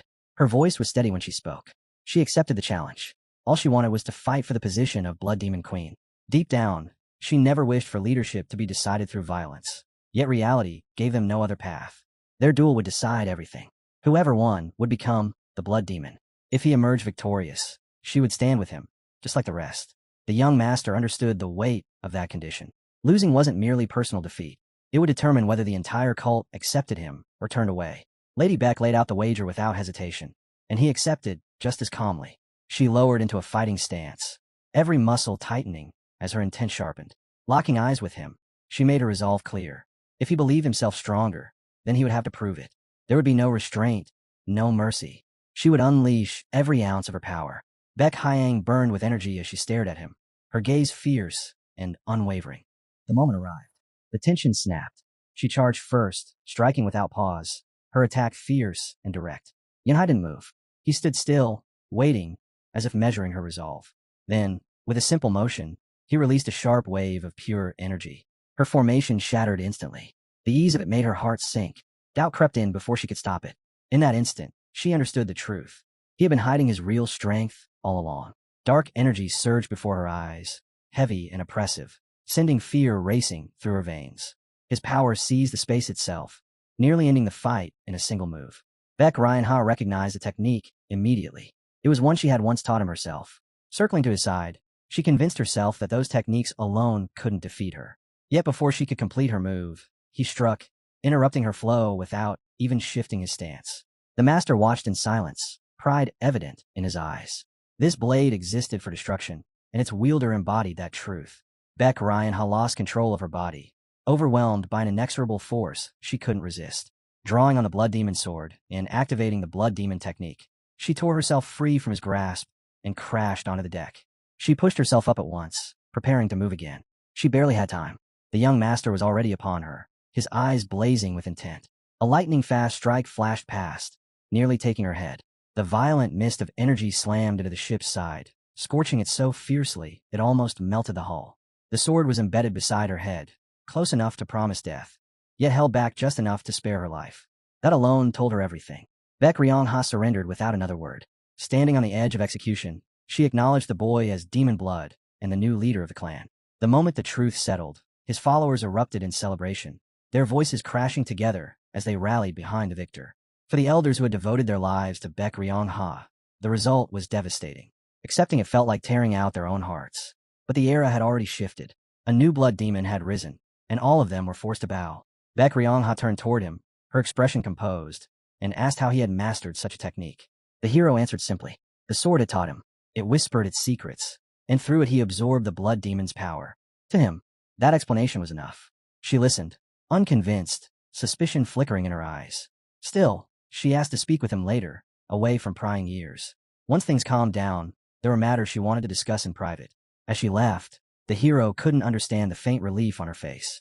It lingered in his mind. Before long, the ships reached land, and a new phase of their journey began. Demon blood murmured to him, amused by how easily the girl had conceded. It felt wrong. The hero shared the feeling. Demon blood couldn't grasp why she had retreated so smoothly. Southern Heaven offered a possibility. Perhaps she had helped him on purpose. The moment she realized she was outmatched, she chose to step aside and push the others toward recognizing the new leader. Yet the hero sensed it went deeper. The second elder and the sixth star had also noticed that he hadn't fought at full strength, and still they accepted him without resistance. That silence spoke volumes. Soon, a woman appeared on the horizon, calling out to the new leader. The elders wanted to confront her, but hesitation held them back. In the end, they agreed to settle everything inside one of the cabins. Ion was convinced the woman harbored resentment toward Co and Hai. The master, however, was troubled by a different thought. How could someone accept defeat so easily, even for the sake of reviving the clan and the cult? The idea was hard to swallow. This new blood demon was nothing like the two young ladies before him. He didn't carry even a trace of the former leader's blood. As the master met Jung's gaze, memories surfaced of how they had once served the previous leader with unwavering loyalty. The past felt distant now, and the future stood before them, shaped by a blood demon no one had expected. Yet the lawful recognition of a new blood demon stirred a quiet sense of betrayal. The guilt of failing to protect the former leader still gnawed at Jung's soul, refusing to fade. Did he truly understand the weight now pressing down on them? The master chose honesty. Not a single one of them was free from regret over the previous leader's death. And even if they managed to stabilize the present, doubt would follow them. There would always be those who questioned their choices. Acceptance of a new blood demon was secondary. Trust among the disciples could be maintained, but as the lady herself had said, a blood demon could not descend from the shadow of the flying crane. If Beck's faction raised this point, what option would remain but retreat? Still, the master revealed a solution meant to quiet every concern. If the current blood demon was not a direct descendant, then he could marry Miss Byron.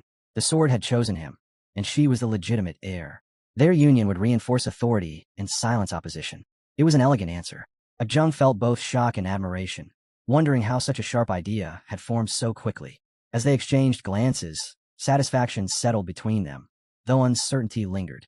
They couldn't confirm whether Sohee was truly a direct descendant. Their roots were shared, but the family had split centuries ago. And even if Co on High carried the true blood of the flying crane shadow, there were still reasons he and the lady could never stand together. Jung grew excited, already imagining the marriage arranged without resistance, leaving the two of them to sort out their own affairs afterward. Only the sixth star watched in silence, realizing the elders had lost all restraint. They celebrated their scheme as if marriage alone could solve everything. It was convenient, yes, and alliances were easily forged that way, but another obstacle loomed. Having served Miss Bakerin since childhood, the sixth star knew she would not openly oppose such a union. Still, the truth had to come from the leader himself. She cornered the hero without hesitation and forced him to listen. Her words struck him cold and direct. He must marry Miss Baker. To him, it felt like an unexpected trial. He understood the sixth star had already decided, yet Miss Beckon herself remained unaware. Then the witch spoke, invoking ancient law. Anyone who threatened authority, no matter their status, had to be eliminated. There could be no ambiguity. She demanded a clear contract. The leader, CONY, was ordered to swear an oath. He had a promise to protect Ms. Baikin and never abandon her for the rest of his life. If he refused, the witch declared she was ready to stake her own life and drag both of them to heaven with her. Those words never should have been heard. Yet Bakerin, standing just beyond the corner, caught every one of them. Rage surged through her. The witch had no right to stain her honor like that. She stepped forward, demanding an explanation, accusing the witch of defiling her name, and swore that such words would be paid for with blood. The witch remained unmoved and repeated her demand, insisting that the hero take Beccarin as his wife. CONY answered calmly, but firmly. Was marriage nothing more than a tool for protection? Even without it, Beckin was strong enough to stand on her own. How could they discuss her future so casually without ever asking her will? If help truly mattered, then her choice mattered most. She alone had the right to decide. The witch scoffed, saying that wasn't an issue for her.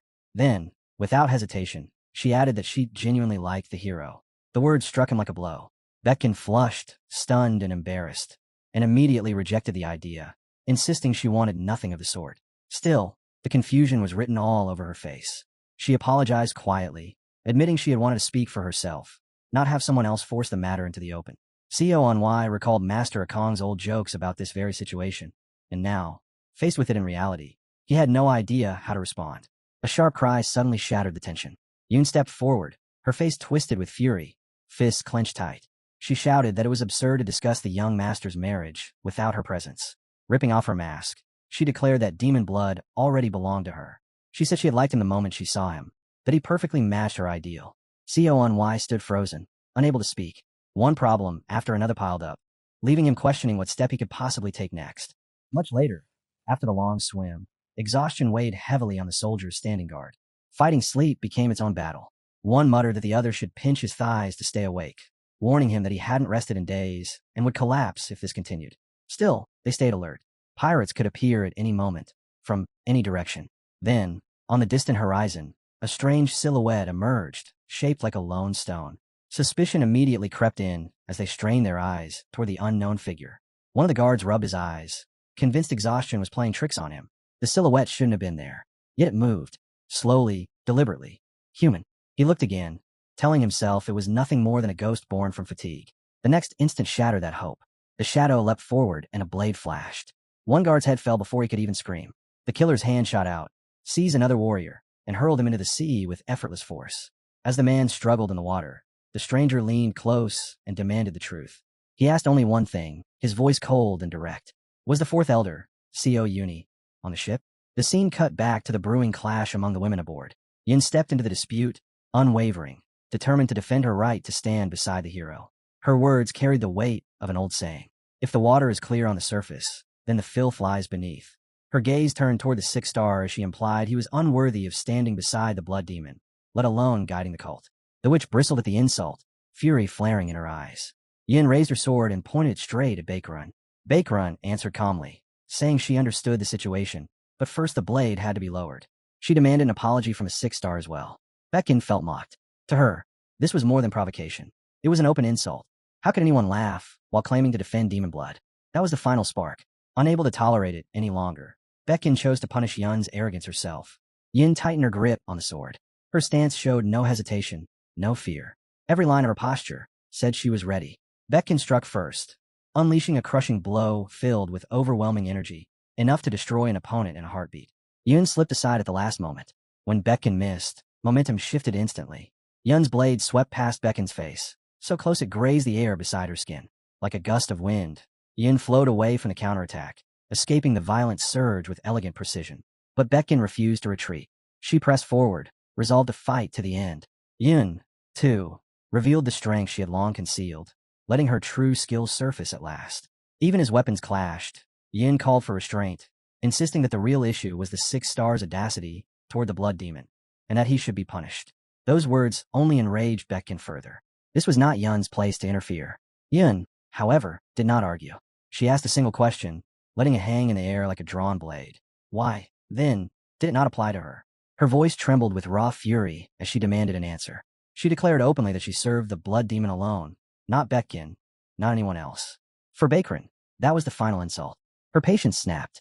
Yin had crossed every boundary, trampling on respect and tradition alike. Consumed by rage, Baekran swore to destroy her for daring to disrespect the Blood Eyes. A violent aura erupted across the deck, like a storm breaking loose, choking the air with tension.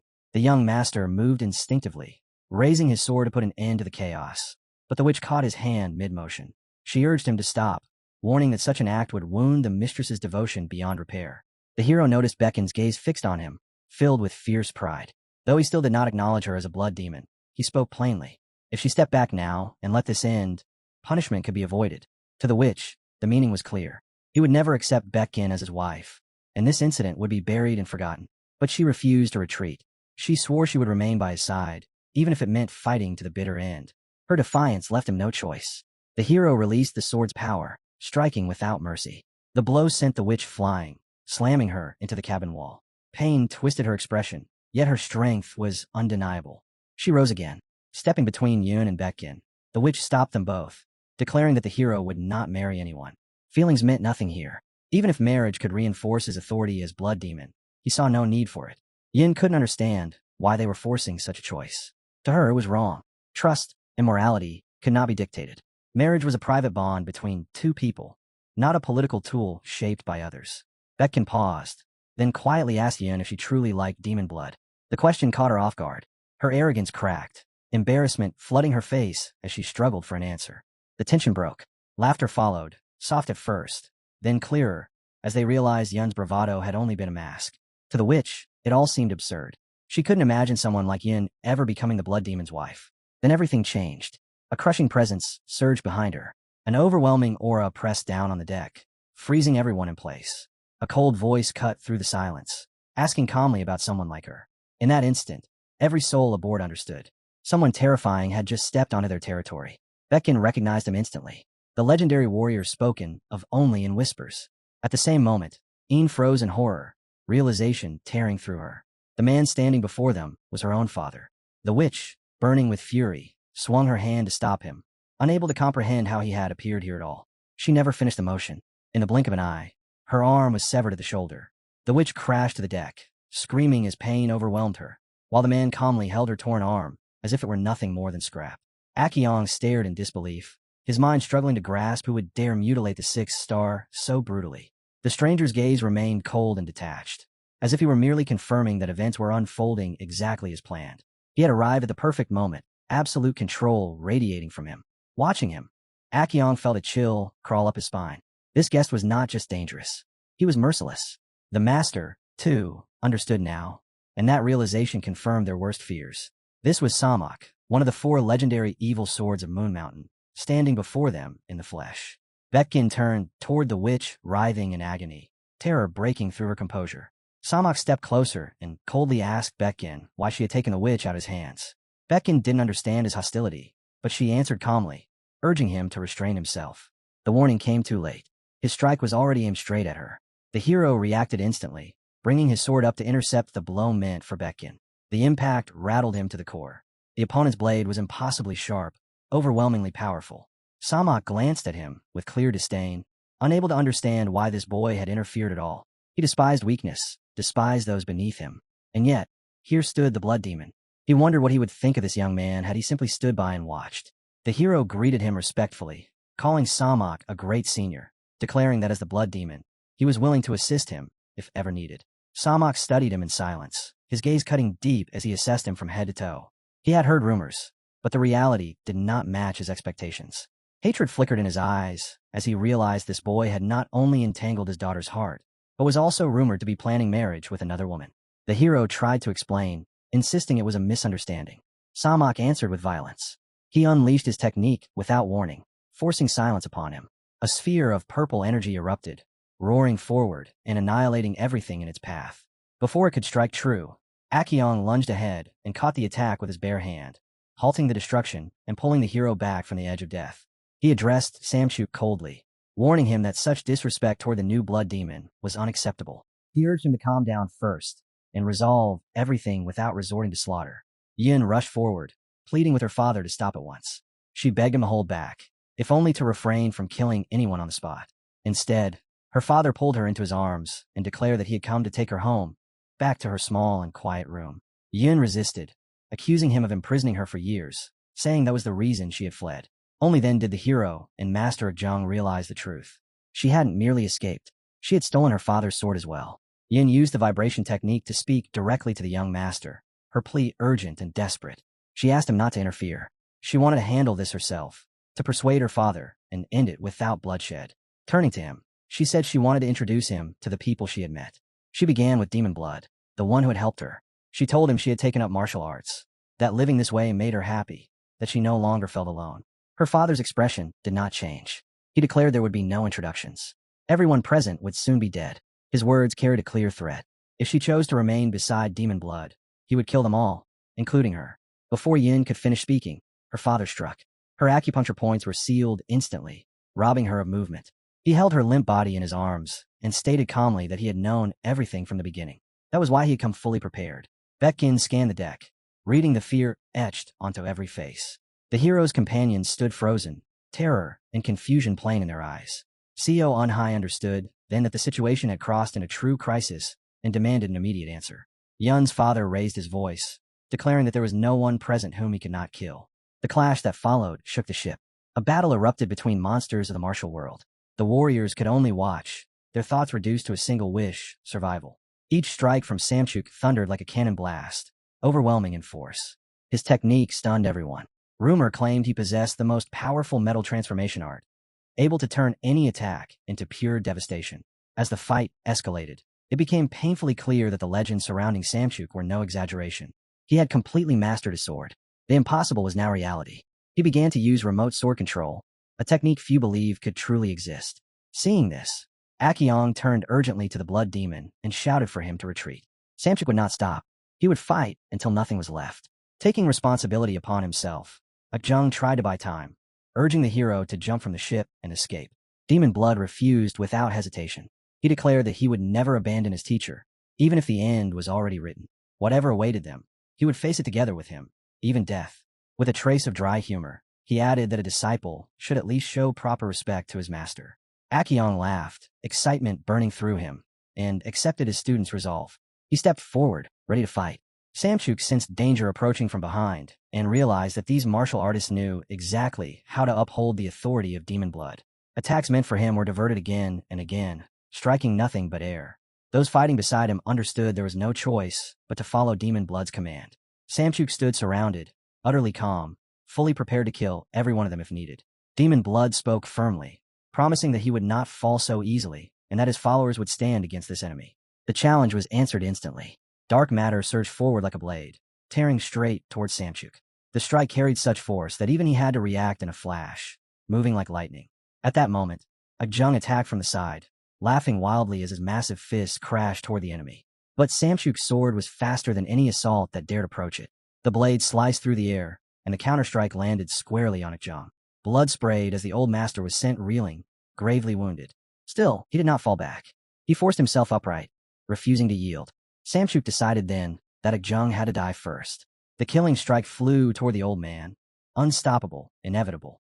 Yet Akyong endured, gambling everything on Samchuk's arrogance.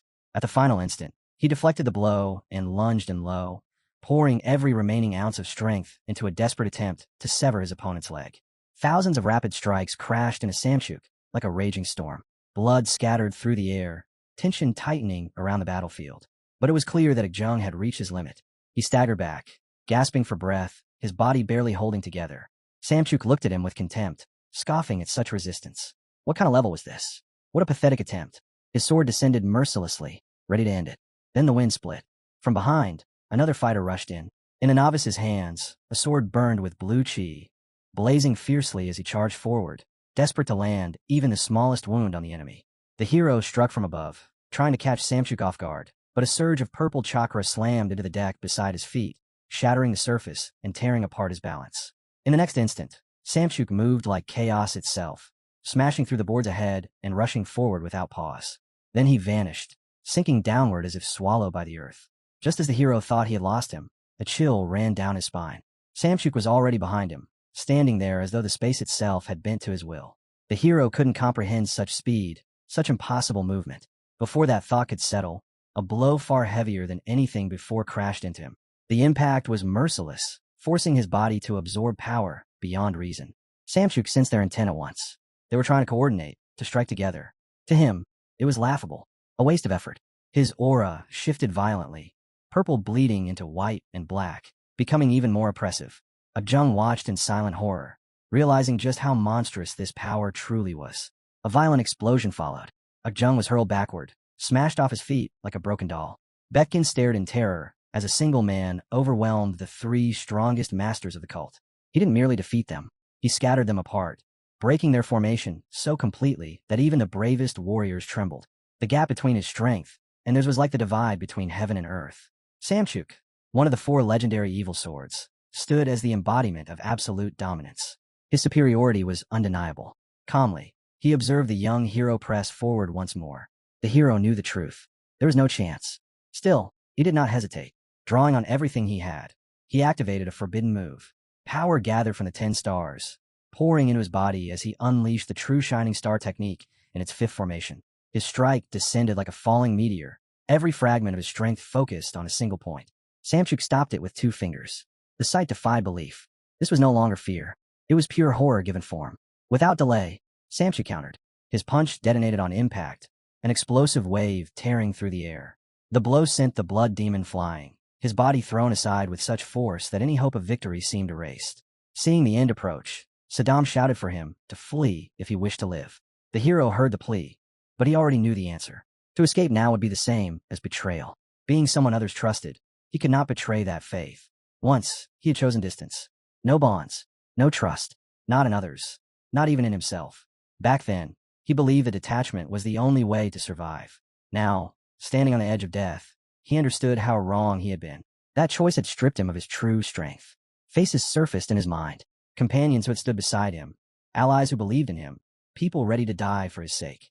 And Yoon, even now, he could not erase her from his thoughts, the girl who had fallen for him despite everything. He wiped the blood from his lips and exhaled slowly. Caution no longer mattered. He had already nearly died here. If this life was going to end, then at least he would live it on his own terms, without fear of consequence. Samchuk turned toward him, his voice calm, cruelly assured. Did he have any last words before death? The hero lifted his head and met his gaze. A faint smile crossed his bloodied face. He answered simply that he liked his daughter. For a moment, Samchuk froze. Shock cracked his composure, rage boiling just beneath the surface. The deck beneath his feet began to melt as he gathered terrifying power, his killing intent flooding the space around him like a nightmare made real. The very idea of his daughter being claimed by a blood demon was beyond unacceptable. It was blasphemy. There was no retreat left now. The hero drew his sword, standing firm against the crushing force pressing down on him. He braced himself, determined to fight to the end. Pain stabbed through his body as if countless needles were piercing his flesh. Yet he refused to fall. He raised his blade and blocked the strike meant to end his life. The impact was devastating. Though he survived by a miracle, the ship itself groaned and splintered under the force. Samchuk studied him closely, eyes cold and calculating.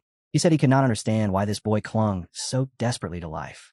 Then he spoke again, staring straight into his eyes. If the blood demon wished to die so badly, he would grant that wish. With that, Samchuk hurled his dagger. The blood demon watched it fly toward him, cutting through the air without mercy. In that instant, it felt as if death itself was rushing forward, and the battle was finally reaching its end. Bleeding out, he understands in a single heartbeat that he cannot die like this. Refusing that ending, he awakens the power of the great blood demon. Choosing to fight until his final breath, the seventh formation expands outward, swallowing the space around him and flooding it with crushing energy. The blood sword of conquest screams as a torrent of red chi bursts forth, drowning the battlefield. A raging sea of crimson power erupts from his blade, tearing apart everything in its path. Yet to Chuck, that devastation is nothing more than another obstacle, something incapable of stopping him. When the chaos finally settles, Samachak pulls her sword back in her grasp, her eyes fixed on the hero. He knows this was not the limit of his strength. In that instant, standing on the edge of death, the young man attains enlightenment. It is a beautiful moment, but one destined to remain only a memory for Chuck, who still intends to kill demon blood without hesitation. Watching closely, he acknowledges the hero's rare and exceptional abilities, even if he refuses to voice it. Still, no matter how legendary that display was, it does nothing to alter his resolve to destroy him. Amidst this, the young master speaks quietly to his sword. The sword demon is confused, unable to grasp what truly happened or where such power was born. It asks whether this was the true might of the blood demon or something entirely different. The hero answers honestly, saying his energy is already exhausted because he went far beyond his limits. The technique he used came to him instinctively, born from nothing but an overwhelming will to live. Drawing together the last fragments of his strength, he forces himself back onto his feet, staring straight at death. Jack, seeing that Seo and Hui are still alive, begins to doubt her earlier judgment. She had always believed the blood demon cult to be nothing more than despicable fanatics who relied on dirty methods. Yet they never laid a hand on her daughter, who still lies unconscious. That single fact plants uncertainty in her heart. She recalls Chong Ren's words and wonders if she should truly hear the cult side of the story. As Akyong regains consciousness, she lets out a laugh, remarking that she now has a reason to keep the hero alive. Back in the arena, Akjung steps forward once more, re-entering the fight with unwavering resolve. Cha notices his strange persistence and sighs in open disdain. Annoyed more than anything, he casts an energy trap around him, intending to halt his movements. But Akjung shatters the spell without effort, breaking free as if it were nothing at all. Chuck is shaken by how this scoundrel managed to break through his defenses. Before she can fully react, Akjung, surging with terrifying strength, charges straight at him.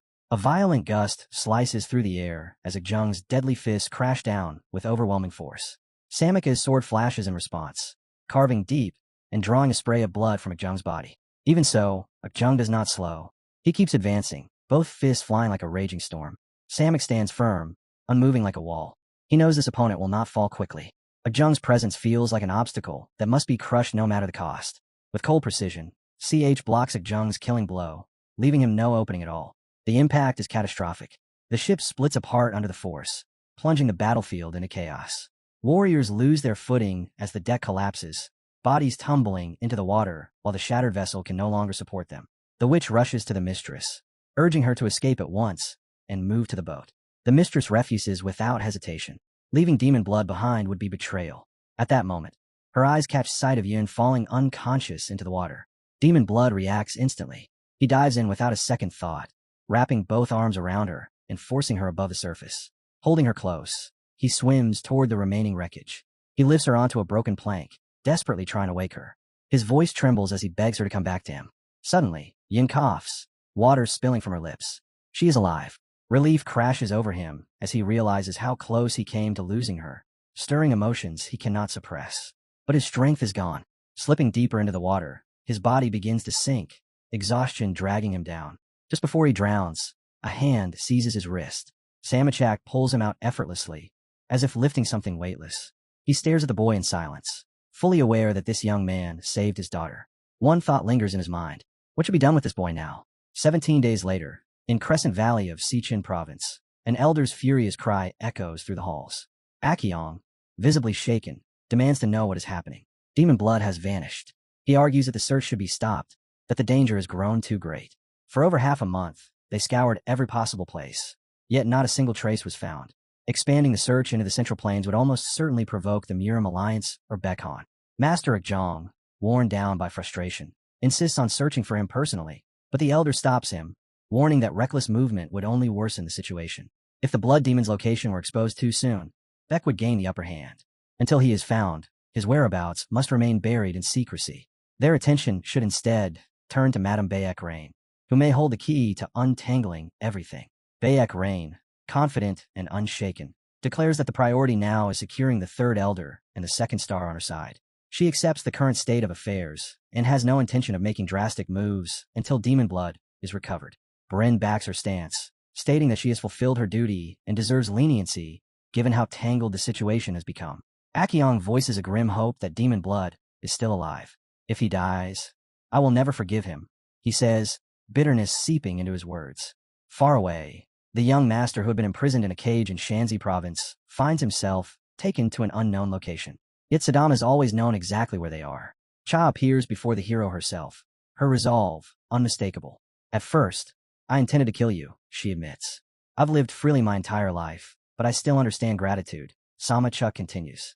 She witnessed how the hero risked everything to save her daughter. Because of that, he grants him a chance to stay by his daughter's side. Will you take it? He asks, coming from someone who once sought to slaughter without mercy. Those words feel utterly unreal to him. Elsewhere, Yun and her companion move through the canyon between the Guangdong provinces, a wanted poster clenched in hand. This land still bears the scars of an attack on the Murim Alliance. Their trail leads them to a place where the local sheriff proves far simpler than expected. He betrayed every cultist, handing them over to humans, all under the guidance of an exceptionally cunning martial artist. When the boy lays eyes on one of the 4 evil swords, disbelief washes over him. It feels like a living nightmare. Chuck herself finally declares that if they continue hiding the girl's location, she will leave them no choice. She seizes Beck Hyang by the throat, her grip merciless, and demands they find the girl at once or their mistress will die. Crushing Beck without restraint, she orders them to move faster, making it clear that her patience has already run dry. The man who had fallen under suspicion hurriedly explains that he does not know who the boy is, and that this is the first time he has ever seen him. He admits he has no idea how to prove his innocence, and silently wonders what he did to earn the wrath of one of the 4 evil swords. As his thoughts race, he realizes that Samachak intends to find the girl personally and punish her himself. Regaining his composure, he points out that heading toward the Valley of the Six Bloods does not automatically mean allegiance to them. He insists there has been a misunderstanding. He explains that after the Great War, the cult splintered long ago. If Samachuk were to find traces in the Valley of the Six Bloods, then those people could never be considered allies. If needed, he can even reveal their location. Perhaps the one Samachak is searching for is hiding there. The mistress is in immediate danger, and her loyal warrior dares not lie, knowing her life depends on his words. Chuck reacts brutally, throwing him to the ground and demanding once more that he reveal her location. The man urges haste, warning that those people seize anyone useful and erase their minds through brainwashing. In the end, the plan succeeds. It was difficult, but he gives up everything he knows to one of the 4 evil swords. Chuck then turns his attention to the hero, who has remained unconscious for a long time. He checks his daughter carefully, confirming there are no wounds, no marks, no signs of manipulation on her body. Only then does he realize he was deceived so that he would leave in a hurry. The hero, regaining awareness, understands something as well. Samachak has always been calculating and controlled, never reckless. Yet his feelings for his daughter pushed him into acting impulsively this time. That contradiction alone explains why he stands among the 4 evil swords. Chuck speaks plainly and gives the hero 2 paths. Take the risk, or stay and forget about his daughter entirely. The choice is clear: freedom, or the denial of it. If he chooses freedom, he will never see Yun again. Samachak forces Seo on Hui to swear on her life, while locking eyes with Yun. The hero feels drained, his body heavy and unresponsive. His energy will not stir. Southern Sky whispers the truth into his ear. While he was unconscious, countless needles were driven into his veins. His energy is sealed, unable to awaken, leaving his body frozen, hard, and powerless like stone. The question lingered in the air. Would the hero accept this chance, or would he refuse and walk a different path? Seo answered without hesitation. Giving up was not his way. He accepted. The certainty in his voice was so firm, so unwavering, that Yin felt a quiet shame rise in her chest. She lowered her gaze as Chuck accepted his decision with calm dignity, remarking that this young man clearly did not lack courage. Chuck led him onward, through narrow gorges and across a long, perilous bridge. The depth below was immeasurable, the bottom swallowed by darkness, as though they were standing at the very edge of an abyss. Chuck asked whether he knew where they were. When it was clear he did not, he explained that this city, long forgotten, had once been sacred to martial artists. After the fall of the martial path, it was destroyed, abandoned, and later turned into a prison by the authorities. This was Panram Valley, the Valley of the Sealed Forest. In ancient times, martial prisoners were confined here, especially during the persecution of Kim Sajai. Seo realized at once that this was one of the forbidden places.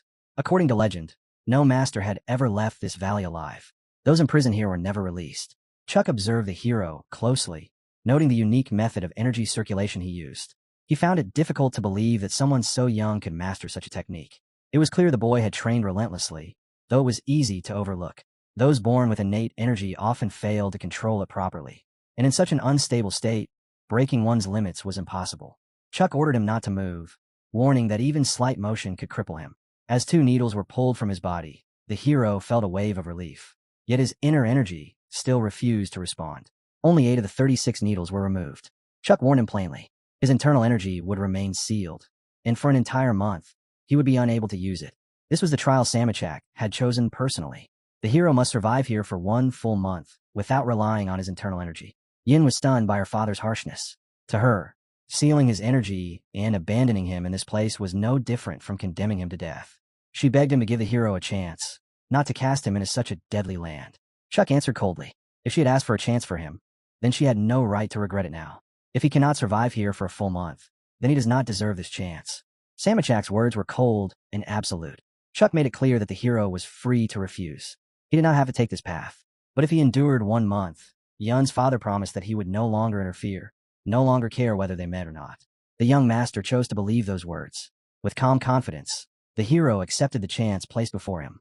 Yun, however, clutched at him desperately, begging him not to risk his life like this. He only smiled in response, telling her that everything would be fine. Then, without hesitation, he pushed off from the bridge and plunged into the darkness below, calling out for her to wait for him. Yun screamed, struggling in her father's arms, pleading for him to bring the hero back. Samachak did not waver. He stated flatly that he had already shown immense mercy by throwing the boy in alive, and not empty-handed. The hero still had 2 swords and a dagger. What more does he need? He said coldly. As he fell, time itself seemed to stretch and distort. The unknown opened beneath him like a devouring abyss. For a fleeting moment, he wondered if waiting longer for information or resources would have been wiser. But that doubt faded quickly.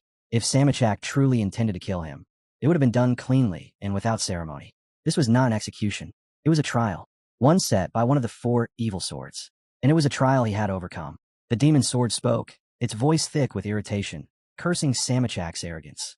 When the hero asked what it meant, The sword revealed what had happened while he was unconscious.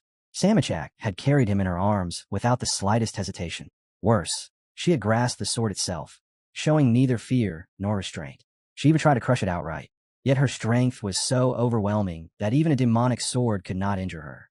Samachak had studied the blade afterward, trying to understand what kind of existence it was, yet failing to fully grasp its essence. The hero was stunned by how effortlessly she had resisted the sword's will. That's impressive, he thought. The sword snapped back immediately. There was nothing impressive about it. It still trembled at Samachak's words. If a sword spirit must be that strong, then it only means the sword itself is weak. Those words ignited the demonic sword's fury. To be called weak, a sacred relic of the blood cult, was an insult beyond tolerance. Its rage surged as Southern Sky calmly informed the hero that they were close now. The bottom of the sealed valley was no longer far away. The darkness was so dense that nothing could be seen, and without his energy, the hero could not even sharpen his vision. After falling for what felt like an eternity, his body slammed into cold water. Gasping, he fought his way to the surface and struggled toward the shore. Completely drenched and drained, he barely managed to pull himself onto solid ground. Watching in silence, the demon sword let out a grim sigh. It realized the hero had fallen into the worst possible fate, reserved for blood demons. By now, there was no turning back. Suddenly, voices echoed through the darkness. Rough laughter followed. Here comes the newbie. New clothes, new weapons. A fresh one. Figures emerged from below. Ragged masters and prisoners surrounded him, their eyes sharp and hungry. Spears, stone axes, and crude weapons were raised as they closed in. They shouted for him to drop his weapons if he wanted to live and leave this place alive. The hero glanced at their primitive arms and finally understood. This was why Samachak had left him his swords before throwing him down here. This was not abandonment. It was a test. Even if Samachak was cruel, he was never reckless. If he truly wanted him dead, he would have sent him down unarmed. That meant one thing. There was still a chance. A spark ignited in the hero's mind. He tightened his grip on the sword and spoke calmly. He would rather die than strip himself in such freezing darkness. Deep within, he still possessed a fragment of lower central core energy. That was his last reserve. Using it, he ignited a small fire in the cave. Warmth finally spread through the gloom. One by one, those who dared to attack were beaten back until silence returned. The space was his now. The hero asked Saddam how he looked. Like a wet puppy, she replied with a smile. That was not what he meant. She pointed out something stranger. He was clearly using energy, yet his hair did not turn red, even though his powers were activated. The demon sword explained coldly. A weak body could not fully draw out the blood demon's power. The energy only adjusted itself to what the body could endure. The sword warned him sharply. This was all the power he had now, and it must be protected. Even the sword did not wish to remain trapped in this place. The advice was sound. In his current condition, conserving energy was the only way to survive. His task was simple and merciless. Survive 1 month here. Just 1 month in this deadly pit. The young master stepped toward one of the cave's brutes and slowly pressed the sword against the man's face. He orders the man to stand up. There are questions that need answers. Poorly dressed and clearly broken by this place, the man accepts his situation and obeys without resistance. He tells CEO Unhui that everyone trapped here falls into 2 groups. Most were forcibly driven out of Musa province. The rest came here by choice, though there are very few of them, barely 44 in total. Nearly half of those who arrived never survived. They were swallowed by violent currents or killed by the harsh conditions. Those who lived were reduced to eating snake roots and mice just to stay alive. Hearing this, the hero immediately understands that food here must be desperately scarce. The man nods and admits there's only one reliable way to eat. There is a place where fish can be caught. That single piece of information feels priceless. The hero's stomach twists painfully, hunger pushing every other concern aside. Smiling faintly, the cave dweller offers to guide him there, claiming the fish here tastes surprisingly good. They reach a narrow gorge, and, at a glance, the hero can tell it truly is a promising spot. As he studies the area, something else catches his attention. There may be more than just fish hidden here. Still, one thought bothers him. There is no reason for him to walk ahead while this slime man lingers behind. His suspicion sharpens when he notices fear flicker across the man's face. The hero raises his sword and forces the truth out of him. The gorge is infested with poisonous insects. Even a single bite can spell disaster. The hero notes calmly that this man only speaks honestly when steel is at his throat. Entering the gorge, he senses no immediate danger. The space inside is wider than expected. He orders the man to follow, knowing this is the only place where food can be secured. Suddenly, a fish leaps from the water, its silver body flashing in the dim light. The sight fills the hero with genuine relief. Cooked properly, that fish could make survival far easier. For the first time since arriving, food and water no longer seem like impossible problems. He already has fire. Everything appears to be falling into place. Then he notices something beneath the water surface. Bones scattered along the riverbed. Kneeling closer, his expression hardens. These are not animal remains. A closer look confirms it. They're human bones. They are unmistakably human remains. At that moment, the cave dweller suddenly bolts, fleeing as if he has seen something unspeakable. Only then does the hero realize he was led by the words of a cunning vagrant who seized the chance to escape. A violent gust sweeps through the cave, snuffing out the fire and plunging everything into darkness. Soon, the blackness grows so dense that nothing can be seen at all. Southern Heaven urges Seo Hui to activate his power. The danger is no longer distant. Something enormous is approaching from behind, and there is no time left to hesitate. Mocking laughter echoes through the cave. One of the residents brags that he recently tossed a newcomer straight into the monster's mouth. If that is true, then the beast has already devoured him, and the fool will never return. They add that no one has tasted the local fish in a long time, because the monster has kept everyone away from the water. The vagabond who lured the hero here steps forward, demanding his reward. 3 bundles of mosquito nets. The so-called authority assures him the deal will be honored. Together, they head toward the gorge where Seo Hui was supposed to be, convinced that the monster has already eaten him. Their plan is simple. Grab a fish quickly and disappear before drawing attention. The vagabond smiles to himself, imagining how everyone will praise his cleverness before the spoils are divided. Then a bloody strike tears through the darkness. His companion collapses, dead before he can even scream. Torches are raised in panic, and the truth is revealed. They were lied to. The monster, the massive snake, is still here. Terror takes hold, and they scatter in all directions. In their confusion, they lose all sense of direction, unable to find the way out. When they try to flee, their path is suddenly blocked. Cowering in a corner, the vagabond looks up and freezes. Seo Hui is standing right in front of him, alive. Shock twists his face. Behind the hero lies the enormous snake, no longer attacking, stretched out and silent. The hero has survived. Calmly, he runs his hand over the creature's scales and asks whether they truly believe the monster would eat him. Only then is it revealed what happened. Southern Heaven advised him to observe rather than fight, because the beast collapsed the moment it appeared. In the darkness, the hero adjusts his breathing and studies the scene. The monster remains completely motionless, and in that stillness, he realizes the truth. He has already figured it out. The snake recognized him. It sensed the one who had once killed a creature of its own kind, and chose not to fight. When the hero slowly placed his hand on the serpent's head, it looked like true sorcery, as if he were taming it. He could feel it clearly. The monster had acknowledged him, and now submitted to his presence. Suddenly, the snake reared up, its massive body twisting through the air, making his heart jump for a brief instant. But a closer look erased that fear. The creature had truly accepted him as its master. Even more unsettling, it began to obey his commands without hesitation, an unnatural and unsettling sight. Nearby, the trembling vagrant collapsed to his knees, begging the hero to spare his life. He swore that everyone here was only trying to survive and promised to reveal everything he knew. He even offered to serve the hero, calling him his master, though he warned that many other starving people still lurked in the cave, all fighting desperately to live. The hero showed no mercy. With a calm voice, he ordered the monster to devour those who opposed him. Blood sprayed across the cave as the serpent obeyed, its movements echoing violently against the stone walls. Turning to the last man still standing, the hero asked coldly whether he was ready to calm down, because his turn to die was approaching. Watching the monster, still driven by hunger, the hero began to consider a different path.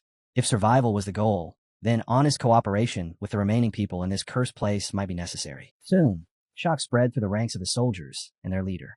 They could not understand where the fish had come from, nor who this newcomer was who appeared alongside the vagrant. The young master walked toward a figure hidden in the shadows, assuming it was the leader. One warrior scoffed, questioning whether this outsider even knew where he had ended up. A fish slammed straight into his face, silencing him instantly. Koi had come with a purpose. He wanted to make a deal. He needed enough roots to last an entire month. The leader quickly understood the offer. Fish in exchange for roots. He named his price without hesitation. 1 bundle of fish for 10 roots. If that was unacceptable, the hero was free to leave and find another place. Wang Hui frowned, judging the price far too steep, and weighed the situation carefully. Only 3 of the strongest bandits remained in the valley, hoarding all the roots from a single tree. That monopoly gave them power and forced everyone else to submit. The leader of this gang was an external martial artist named Ping Yun, a man who ruled the entire valley through sheer force. One of his subordinates bristled with anger when the newcomer dared to speak to their master as an equal. Before he could say more, Seo Hui silenced him by pressing a sword to his throat. The shift was instant. The hero's intent was clear, and the dagger in his other hand erased any lingering defiance. Watching this, Pingyun realized something was wrong. This young man was not ordinary. He was a genuine threat to the valley. What confused Pingyun most was how Seo Unhui could still circulate internal energy in such a condition. The hero ignored the thought entirely, deeming it unworthy of explanation.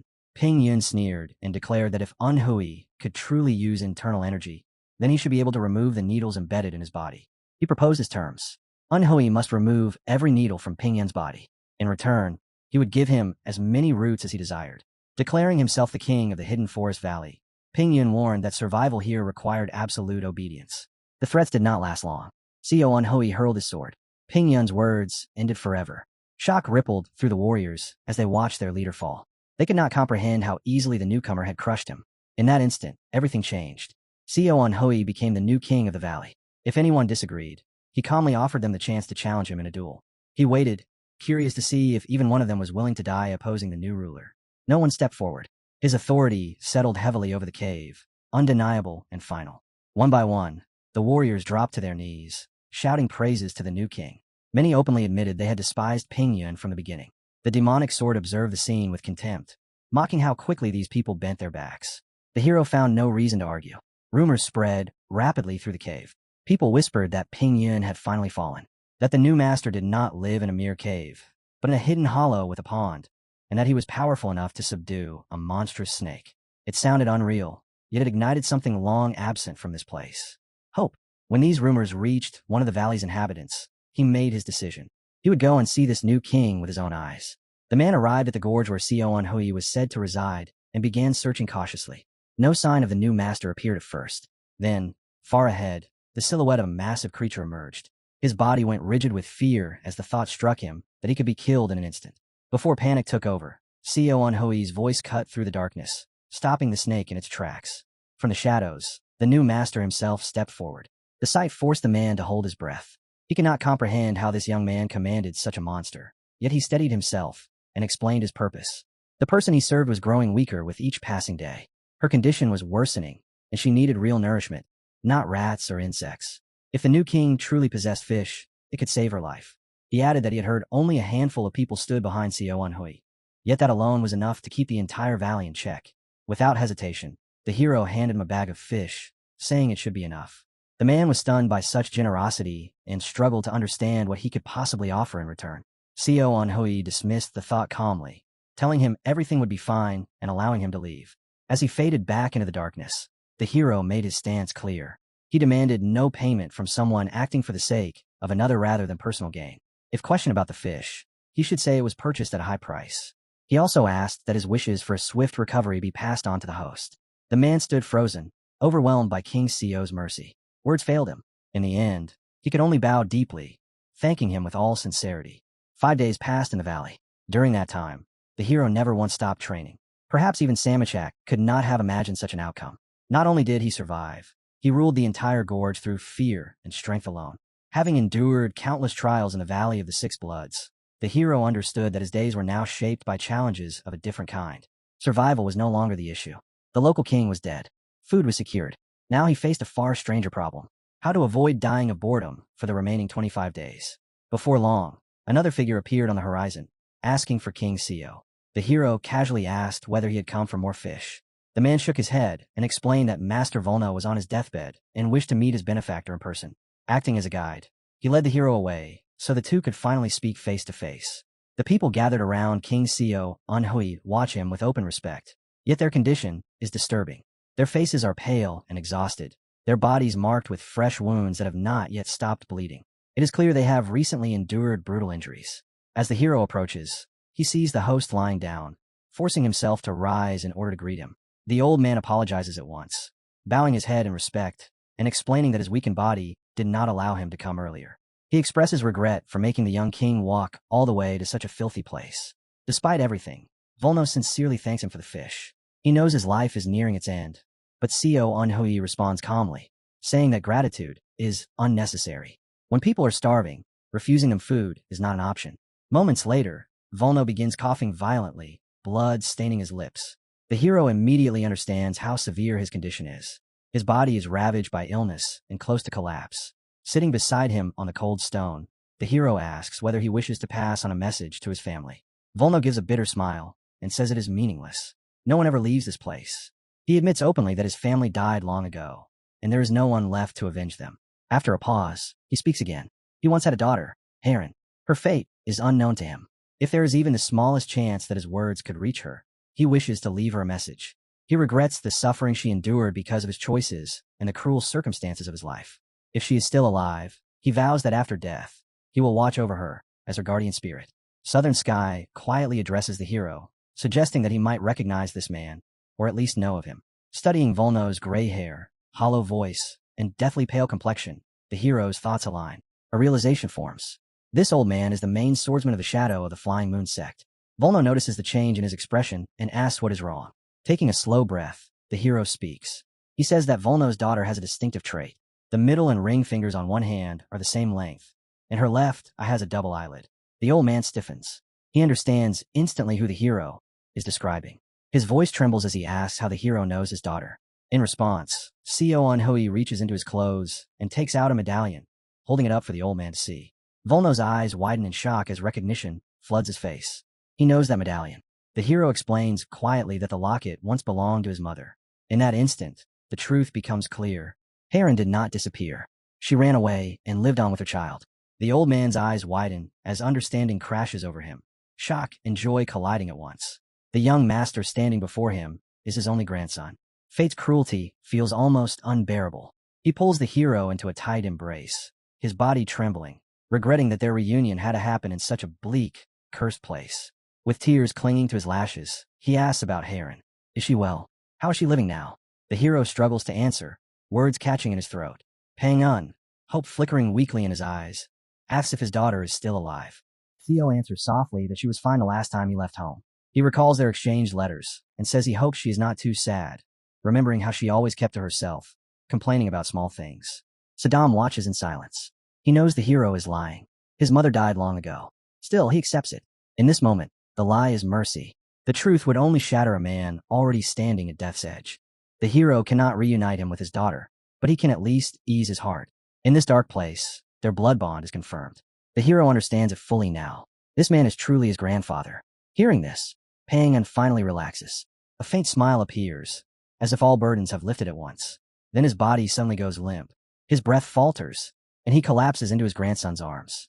Seo Hui calls out to him, desperately trying to wake him, but there is no response. No pulse. Panic tightens his chest. He refuses to accept this. Not now. Not after finding him. He pours every remaining trace of strength into the old man, but the heart does not answer. If only his inner energy were whole, he could have done something. Instead, the moment he finds family, he loses it again. A voice cuts through the darkness. Put the sword on his chest. Now, the hero freezes, confused, but instinct takes over. He draws his blade. The people around stare in shock, unable to grasp what he intends to do. Then they see it. Hands rise to cover mouths as disbelief spreads. Seo Hui places the sword flat against his grandfather's chest, and something changes. He begins circulating blood through the old man's body, forcing it to move with heavenly sword energy. His grandfather's heart begins to beat again, weak and unsteady. The hero immediately understands the truth. This is only temporary. The moment he stops feeding energy into him, death will return without mercy. The cruelty of fate hits him hard. They were allowed to meet only to be torn apart again. Yet even so, Pang-un was reunited with his family before the end, and that fleeting moment became the most precious thing he carried with him. With bitterness in his voice, the young master says that if only they had found the four-flowered grass, Volno could have been saved. This rare healing herb can restore life, but it grows only in the deepest parts of the valley. Going there is no different from walking willingly toward death. The moment the hero hears this, he demands to be shown the path to where the grass grows. The people around him try to stop him. Many have attempted to reach it before and all failed, suffering terrible injuries along the way. The dangers are countless, but the greatest threat is the monster that guards that region, a being just as terrifying as the giant serpent of the valley. They urge him to abandon this madness and accept his grandfather's death. They swear that no one in his position would take such a risk. Then one man steps forward, lighting a torch. He says he will guide the hero. Without a guide, the paths will only lead him in circles, and he himself does not even know what the grass truly looks like. Volno was like a father to him, and he refuses to walk away now. As they move deeper inside, the guide explains how they once searched for a route along the river, believing that an exit must exist at its end. They followed the cave until it abruptly ended. Behind that end, they found something unnatural. A wall, artificial in nature, shaped like hardened clay. sealing off the natural passage. They believed a river might lie beyond it. When they broke it down, what they discovered shocked them. Beyond the wall lay traces of an ancient civilization, long vanished. The cave opened into dozens of chambers divided by walls, and in one of those rooms grew the very grass they sought, glowing endlessly with its own light. The guide adds that Samachak himself once spoke of this place, saying it had been sacred in ancient times before being forgotten. Perhaps these ruins are all that remains of that lost civilization. Reaching into his pocket, the man takes out a softly glowing stone and hands it to the hero. It is a luminous gem he once found in the cave, and now he places it into the hero's hand. He explains that by swimming through the stagnant water while holding this stone, the same cave can be reached.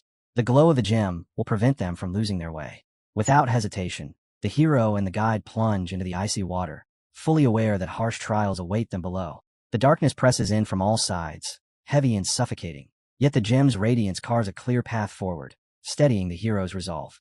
With every dive, the tension tightens, but they continue onward, knowing there is no alternative. As they sink deeper, the hero fixes his eyes on the gem's light, following it without wavering. A strange sense of familiarity creeps over him, as if he has passed through this tunnel before, its shape etched somewhere in his memory. The destination is close now. He stays close to the guide, alert to every shift in the water around them. Then he sees it. Blood spreads ahead, staining the water in a slow, horrifying bloom. A monstrous figure lunges forward, its sharp blade piercing the guide. It is the very creature they were warned about. With his dying breath, the guide screams for the hero to flee. But retreat never crosses the young master's mind. In a single, decisive motion, his sword flashes. The strike forces the monster to loosen its grip, and the hero shoves the guide down, ordering him to ignore the pain and keep moving forward. Only then does he see the truth. The monster is human, yet devoid of internal energy. Its technique is refined and lethal, explaining why no one else could overcome it. Even those far stronger, even his own grandfather, would have struggled against such a foe. The creature roars in fury, desperate to erase anyone who trespasses upon its domain. Co Uni understands that this madness is more than instinct. One precise strike ends the battle, stealing the creature's life. As the silence settles, the hero realizes how utterly different this being is from anything he has faced before. A single thought dominates his mind, centered on the creature's true nature. He lifts the gem and approaches, drawn closer despite himself. The stench of decay assaults his senses, overwhelming and vile. Before him lies a corpse twisted beyond humanity, its rotting flesh confirming every rumor whispered about the monster. Even in death, its eyes burn with a bright yellow glow, like demonic fire refusing to fade. At that moment, the hero never expected the monster to strike back, even after being brought down. Its claws lashed out, tearing through the water toward him. He twisted his body to evade, but the blow still caught him, leaving sharp pain behind. Even with his sword buried deep in its flesh, the creature refused to die. Seeing this, Saddam could not hide his concern, but the wounds proved to be little more than shallow gashes. To reach the healing herb, the monster had to be destroyed completely. That was the real problem. The creature endured crushing blows to the head without slowing down. The hero tested every vital point he knew: shoulders, solar plexus, heart, even the neck. Yet nothing worked. Each strike was either blocked or simply absorbed. Stranger still, when he attacked other parts of the body, the monster did not even bother to defend itself, as if those areas meant nothing at all. That could only mean one thing. The weakness still lay in the neck. The hero focused his mind, knowing that no being, no matter how strong, could survive with its throat severed. Blood demon energy surged into his blade. He compressed all of that power into a single point, aiming his sword like an arrow drawn to its limit. The gathered storm of crimson energy burst forward, slamming straight into the monster's neck. The impact was devastating, yet still not enough. The cut was shallow by a fraction, and that fraction mattered. The creature's resilience was absurd. Even the blade struggled to pierce its body fully. With raw strength, the monster shoved the sword aside with its claws, proving just how terrifying it truly was. Then, someone appeared in the distance. It was the guide. Barely able to stand, he forced himself back into the fight. This was not bravery, but gratitude. He could offer nothing more than support, yet he still returned. Together, they finally brought the creature down. As it fell, the guide stared in disbelief, admitting that he never thought he would witness someone defeat this monster. Even then, no one truly knew what it was. One fallen comrade had once claimed it might be a zombie. The hero listened in silence, his thoughts turning heavy. He recalled his former mentor mentioning such beings long ago, and with it, the terrifying idea that there might exist a sect capable of controlling the dead. If his memory served him right, this might be connected to the Muzana clan. But if that were true, it made no sense. That clan had been wiped out long ago. During the last Great War, The Musanna had sided with the Emperor, and after the defeat, they were erased without mercy. Still, another possibility remained. These creatures were usually controlled through seals, yet this one bore no trace of any markings. That contradiction made the hero sink deeper into thought. The guide noticed his silence and urged him to focus. There was no time to dwell on theories. They had to keep moving. The hero asked if there were more monsters in this place. The guide answered with certainty that it was unlikely, since only one had been pursuing them. That certainty shattered in the next breath. From the darkness came voices, many of them. Shapes emerged one after another, forming a dense mass of fresh monsters rushing forward. Their numbers were overwhelming. Faced with this sight, there was no room for hesitation. The only option left was to flee. The earlier assumption proved false. There was not just one monster. There were countless. Time tightened around them like a noose. The hero demanded to know where the healing herb was.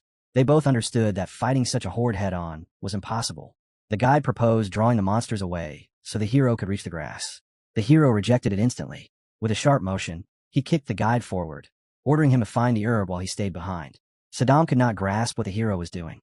It looked like a deliberate sacrifice, yet running together would only lead to the same end. Someone had to draw the monsters away. The hero chose himself. Power surged through him as he cut down several creatures in rapid succession, making sure their attention fixed solely on him. The horde responded immediately, abandoning all else and charging after him in a frenzy. Their rage locked onto a single target. He led them deeper into the shadows, pulling them farther and farther from the guide's path. Hidden from sight, the guide understood the meaning of that choice. The young master was buying him time with his own life. Clenching his teeth, he swore that he would find the herb no matter what. If he failed, he would never be able to return to Volno. There was no room for hesitation now. Behind him, the hero measured the threat closing in. Southern Sky counted 15, then stopped. Counting had become meaningless. There were simply too many. Suddenly, Saddam warns that the monsters have begun attacking from above.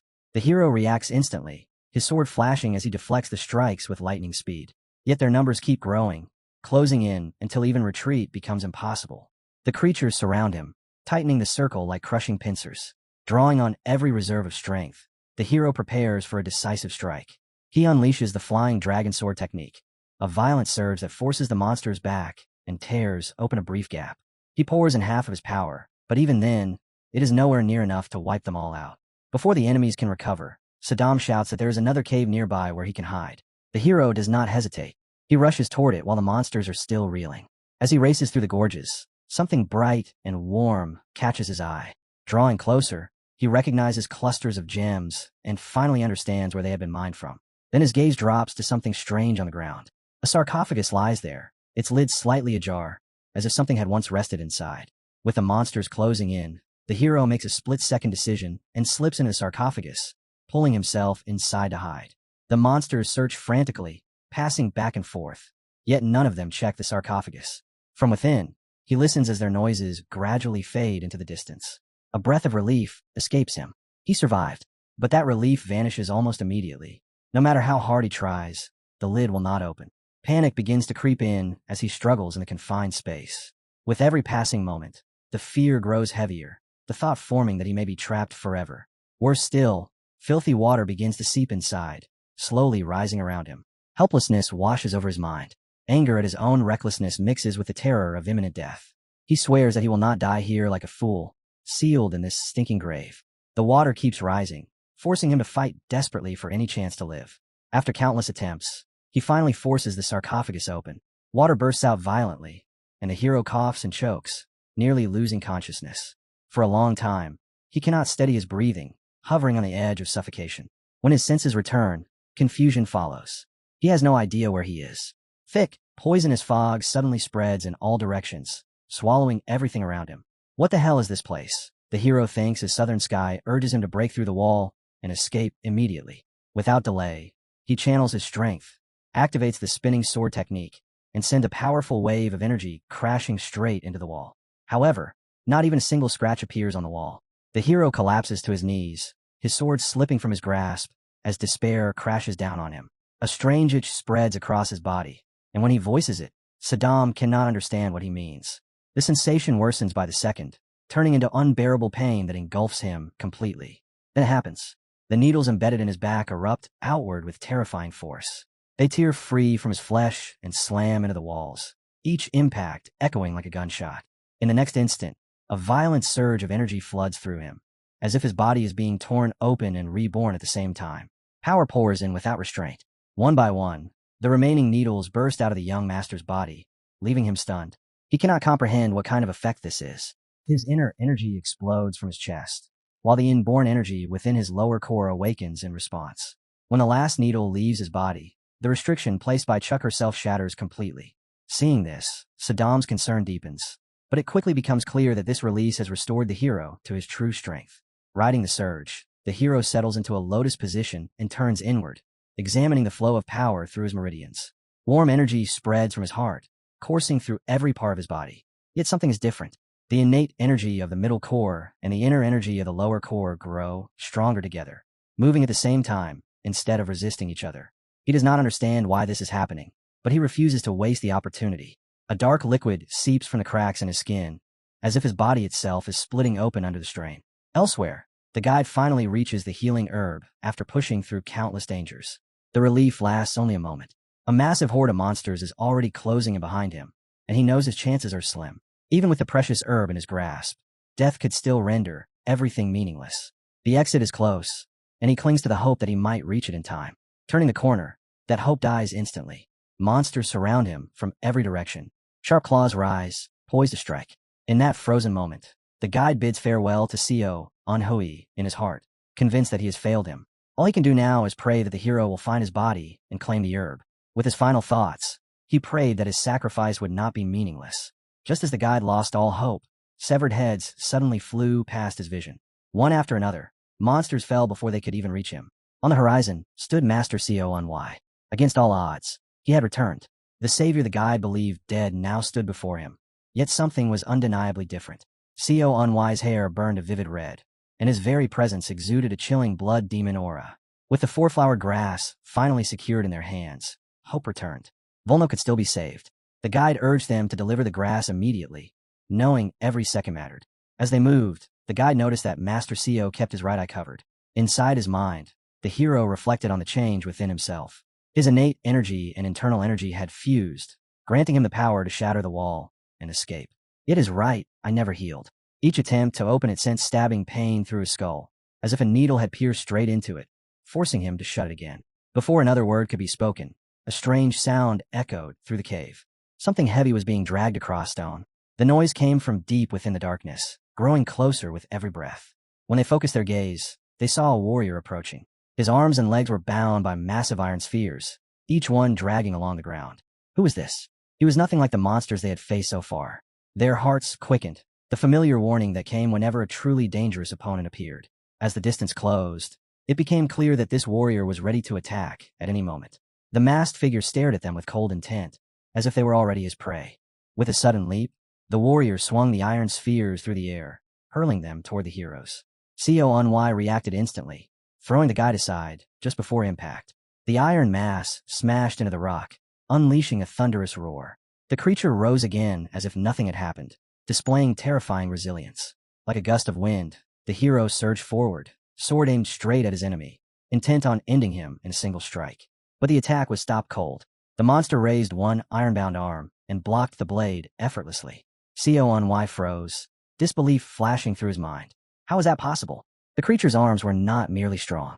They felt unnatural, as if forged from something beyond flesh, unmoved by even the full force of his strike. The demon sword's voice urges him to sever the wrist first and stop the iron layer from moving.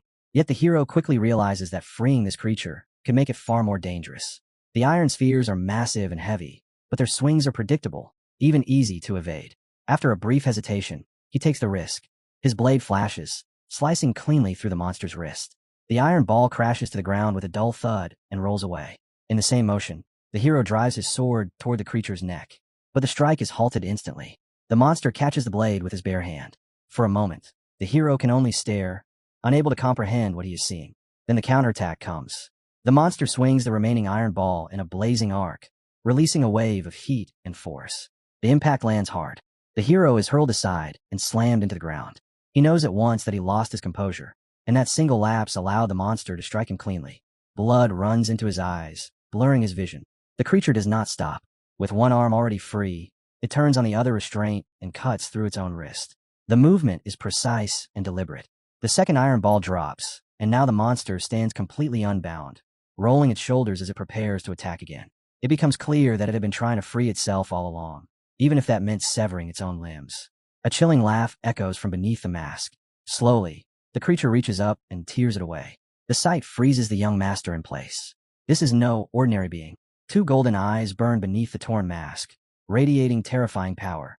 The hero recalls Saddam once mentioning a swordsman of the southern sky who possessed a single golden eye. This one is different.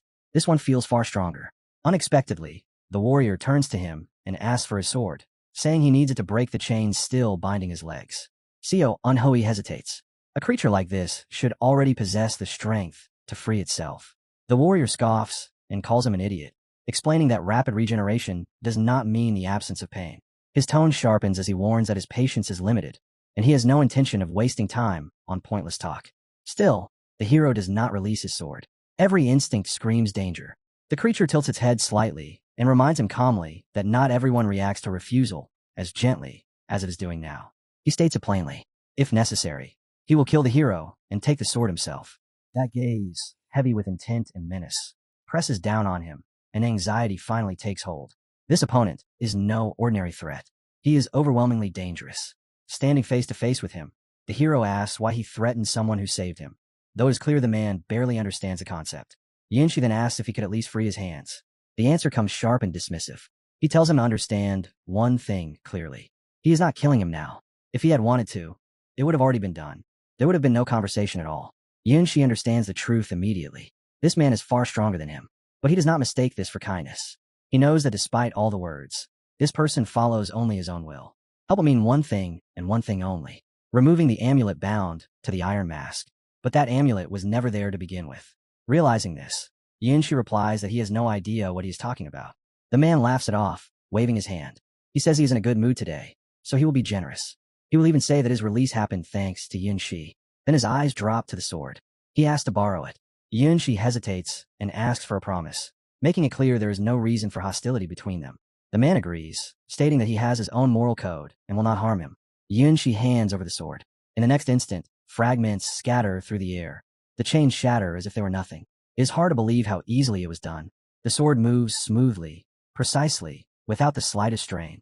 The technique is flawless, frighteningly so.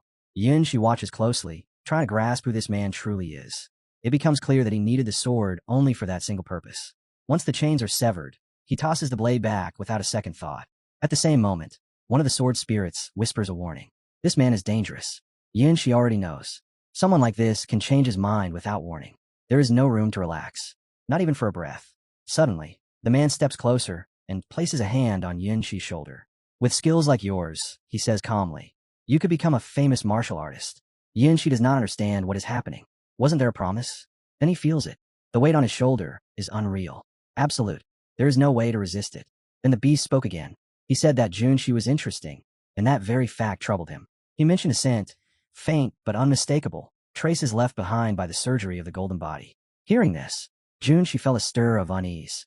He answered honestly that he had no idea what the man was talking about. You don't know, the man replied with a strange smile. Of course you don't.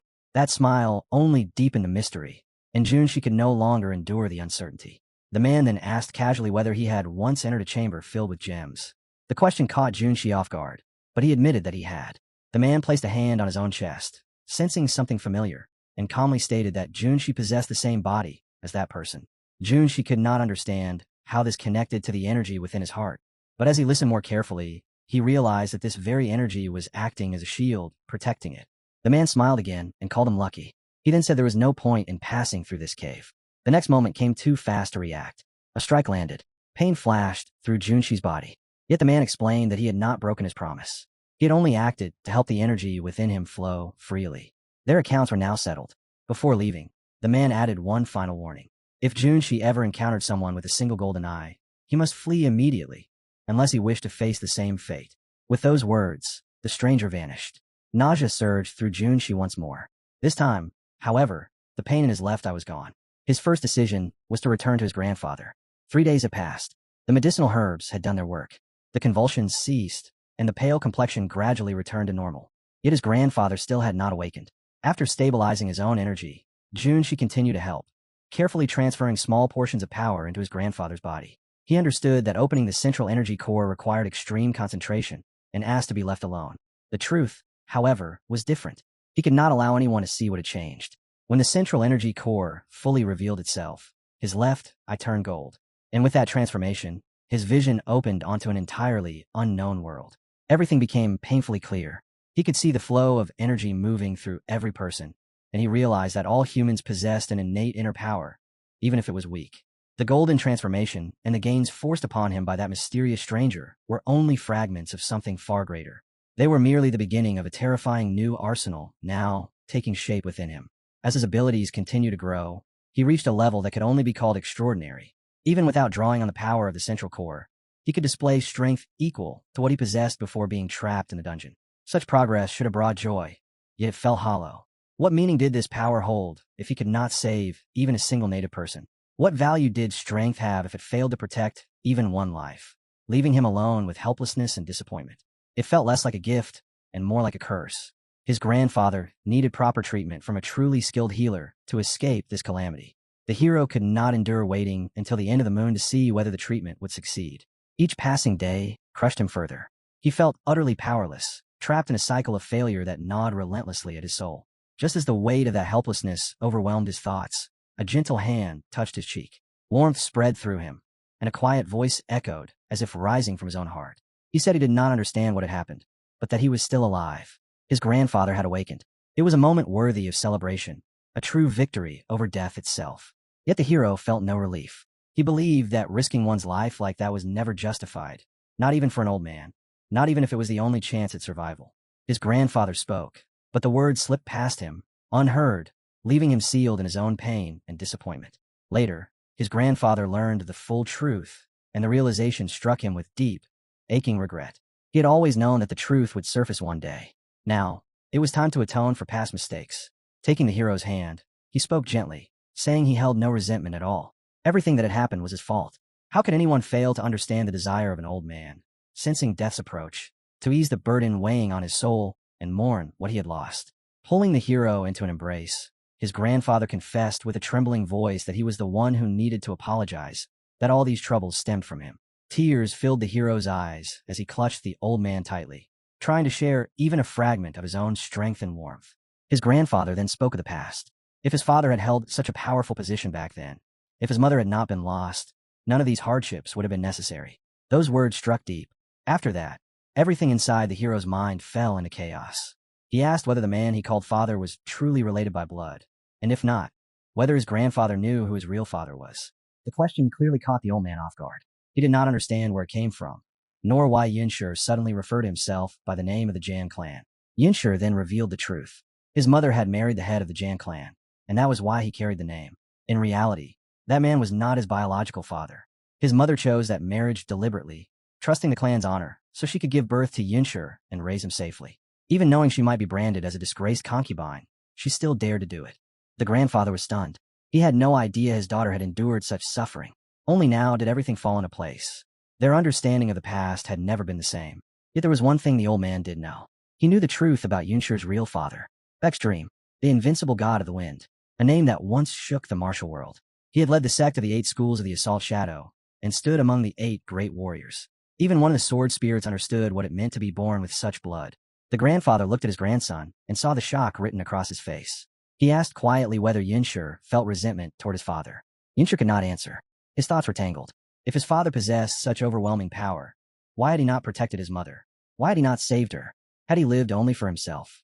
Your father was not that kind of man, the grandfather said gently, resting a hand on his shoulder. At that time, even his strength was not enough. He did everything he could to protect his family, but there was nothing he could do against the brand of a descendant of the blood cult. Only now did the old man admit the truth. Even he himself had been bound by that curse for all these years. Did you not come here through the Musen Palace? Or because of the sword of the ominous moon? Yinshur asked. The grandfather nodded. In the past, the Marine Alliance had proposed an alliance with the Musen Palace. One of the conditions was the complete destruction of his entire family. When he fled the castle, arrows rained down on him, and his body was swept away by the violent river. In that moment, he was certain he would die. Who saved me back then? The answer was simple and cruel. The one who saved him had been dead for a very long time. How great must this man have been to heal fatal wounds without a single tool? From KBA and the others, The grandfather later learned that Muzin was believed to have died in the palace, along with the vassals expelled from the sect. With injuries that severe, he had fallen into the river and been carried away by the current. No one imagined survival was possible. Even the grandfather could not believe it. He thought such a miracle could happen only to his daughter. He had considered her dead as well, until the day he met Junshi. If he had known Yinshur was alive, he would have searched for him at any cost. He also learned that Yinshur's father had never remarried. He lived alone. Wouldn't he be overjoyed if he learned his son still lived? Even Yinshur's mother had married again, yet he had not. It became clear that he truly loved her. He was an honest man. One of the sword spirits spoke quietly, suggesting that Yinshur reconsider his feelings. Beck's dream was a rare example of integrity, someone who had continued to believe in his son-in-law even after 20 years. The voice echoed in Junshi's mind, asking whether he could trust his father at least once. After thinking it through, Junshi realized he had to meet him. Only then could the full truth be known. Had his father truly known nothing about him, or his mother all these years? What had really happened during the exile of the Ice Crane Shadow? Yet there was a serious problem. The memories of his past life weighed heavily on him. Soon, the Muzin Palace would formally announce the death of Jinrin Beck. The situation was deteriorating fast. Yinshur had originally planned to remain here for a month, but now there was no time at all. Several urgent matters demanded immediate action. First, he had to rush to confirm the death of his father, Jin's son Beck. Kana's condition was still unstable and required urgent treatment. The same was true for his grandfather. That was why Yinshur finally spoke, saying there was something important he needed to discuss, something he had delayed, because his absence was not without reason. Even as he said it, Junshi hesitated. He was unsure whether he should reveal the truth about the trial he had endured. Before he could decide, a man suddenly burst in, his voice sharp with alarm. Trouble had arrived. They were relieved to see the grandfather conscious, but there was no time for explanations.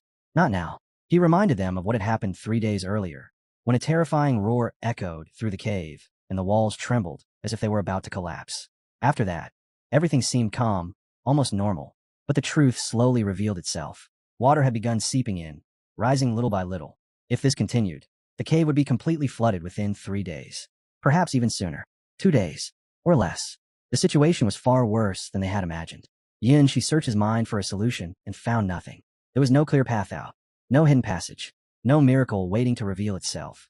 He immediately told his grandfather to move to the highest point of the cave. Sitting still was not an option. There were rumors that if one displayed the special mark of the divine healer, it might be possible to restore Tian's tribute. That was why his grandfather had always insisted that the plate be preserved, no matter how powerful Jun became or what he could accomplish on his own. Yinshi, however, believed differently. If there had been a promise, then it must be honored, and the plate should remain restrained. At that moment, his grandfather learned another crucial truth. Jun had once lost his power, yet the elder of the divine healer had intervened. That meant Tian's tribute could be restored. Hearing this, the old man made a solemn vow to protect the plate with his life. With that decided, everyone began searching desperately for a way out of the cave. Then his grandfather suddenly froze. He heard a woman's voice. Clear, sharp, angry. Yet no one else reacted. He muttered under his breath, insisting this was the right path, that he would not be deceived again. The voice answered back furiously, threatening punishment if he dared try another trick. Yinshi felt a jolt in his chest. He knew that voice. It carried a familiar sting, sharp enough to ache. A moment later, a girl peeked out from behind a rock, cautiously scanning the surroundings. When her eyes landed on him, her expression lit up instantly. She rushed toward him without hesitation. She stopped short when she noticed the old man standing behind Yinshi. Confusion crossed her face. His grandfather, equally puzzled, turned and asked where she had met such a beauty. Yinshi opened his mouth to explain, deciding to introduce her properly. Before he could finish, the girl spoke first. Grandfather. Everything fell into place. The old man stiffened as soon as he heard her name. In an instant, he understood. She was Chuck's daughter, which meant he was standing before the owner of the Sword of the Sinister Moon. The realization struck him like a hammer. The girl smiled brightly, greeted him with warmth, and then, without the slightest hesitation, introduced herself as the bride of his grandson. His grandfather's mouth fell open, his shock deepening by the second. Yinshur only smiled and shook his head. He said calmly that they were not even in such a relationship. They had barely met. How could she already call herself his bride? The words did not bother her in the slightest. She had already asked her father for permission, and in her mind, that was enough. Yinshur quickly clarified the misunderstanding. He had only asked for a chance to meet her, nothing more. Whatever might happen afterward was not something he had promised. At that moment, one of the sword spirits whispered urgently, telling him to look at his grandfather. The old man had gone pale. From sheer shock, he nearly lost consciousness. The idea that such a relative could exist was simply too much for him to process. Yinshur briefly explained everything that had happened since he entered the valley. The grandfather could hardly believe it. To think that his grandson had been sent to this place simply because he asked for permission to meet Chuck's daughter. Yinshur immediately corrected him. It had been his own decision. The grandfather was right about one thing. The girl suddenly dropped to her knees and admitted that her father had gone too far in his excessive care. She apologized sincerely for his actions and even offered to accept punishment herself. I was never meant to be kept here forever, Yinshur added. I only agreed because he promised to let me leave after 1 month. Then he mentioned the real problem. The cave was flooding. Water was rising from within, and, at this pace, the entire place would be submerged in just a few days. They would likely have to leave far earlier than promised. Instead of fear, the news seemed to delight her. Since this was a natural disaster, there was no reason to remain in the valley. Her father had ordered her to stay only as long as the place was safe. Now that it was sinking, the restriction no longer applied. But there was still the question of escape. Everyone turned toward her, waiting. She answered casually that there was, of course, a way out. All they had to do was follow her. If she had managed to enter the valley, then she obviously knew how to leave it. They began moving, to climb ahead no longer far. Yet one thing continued to trouble Yinshur. Why had she come here in the first place?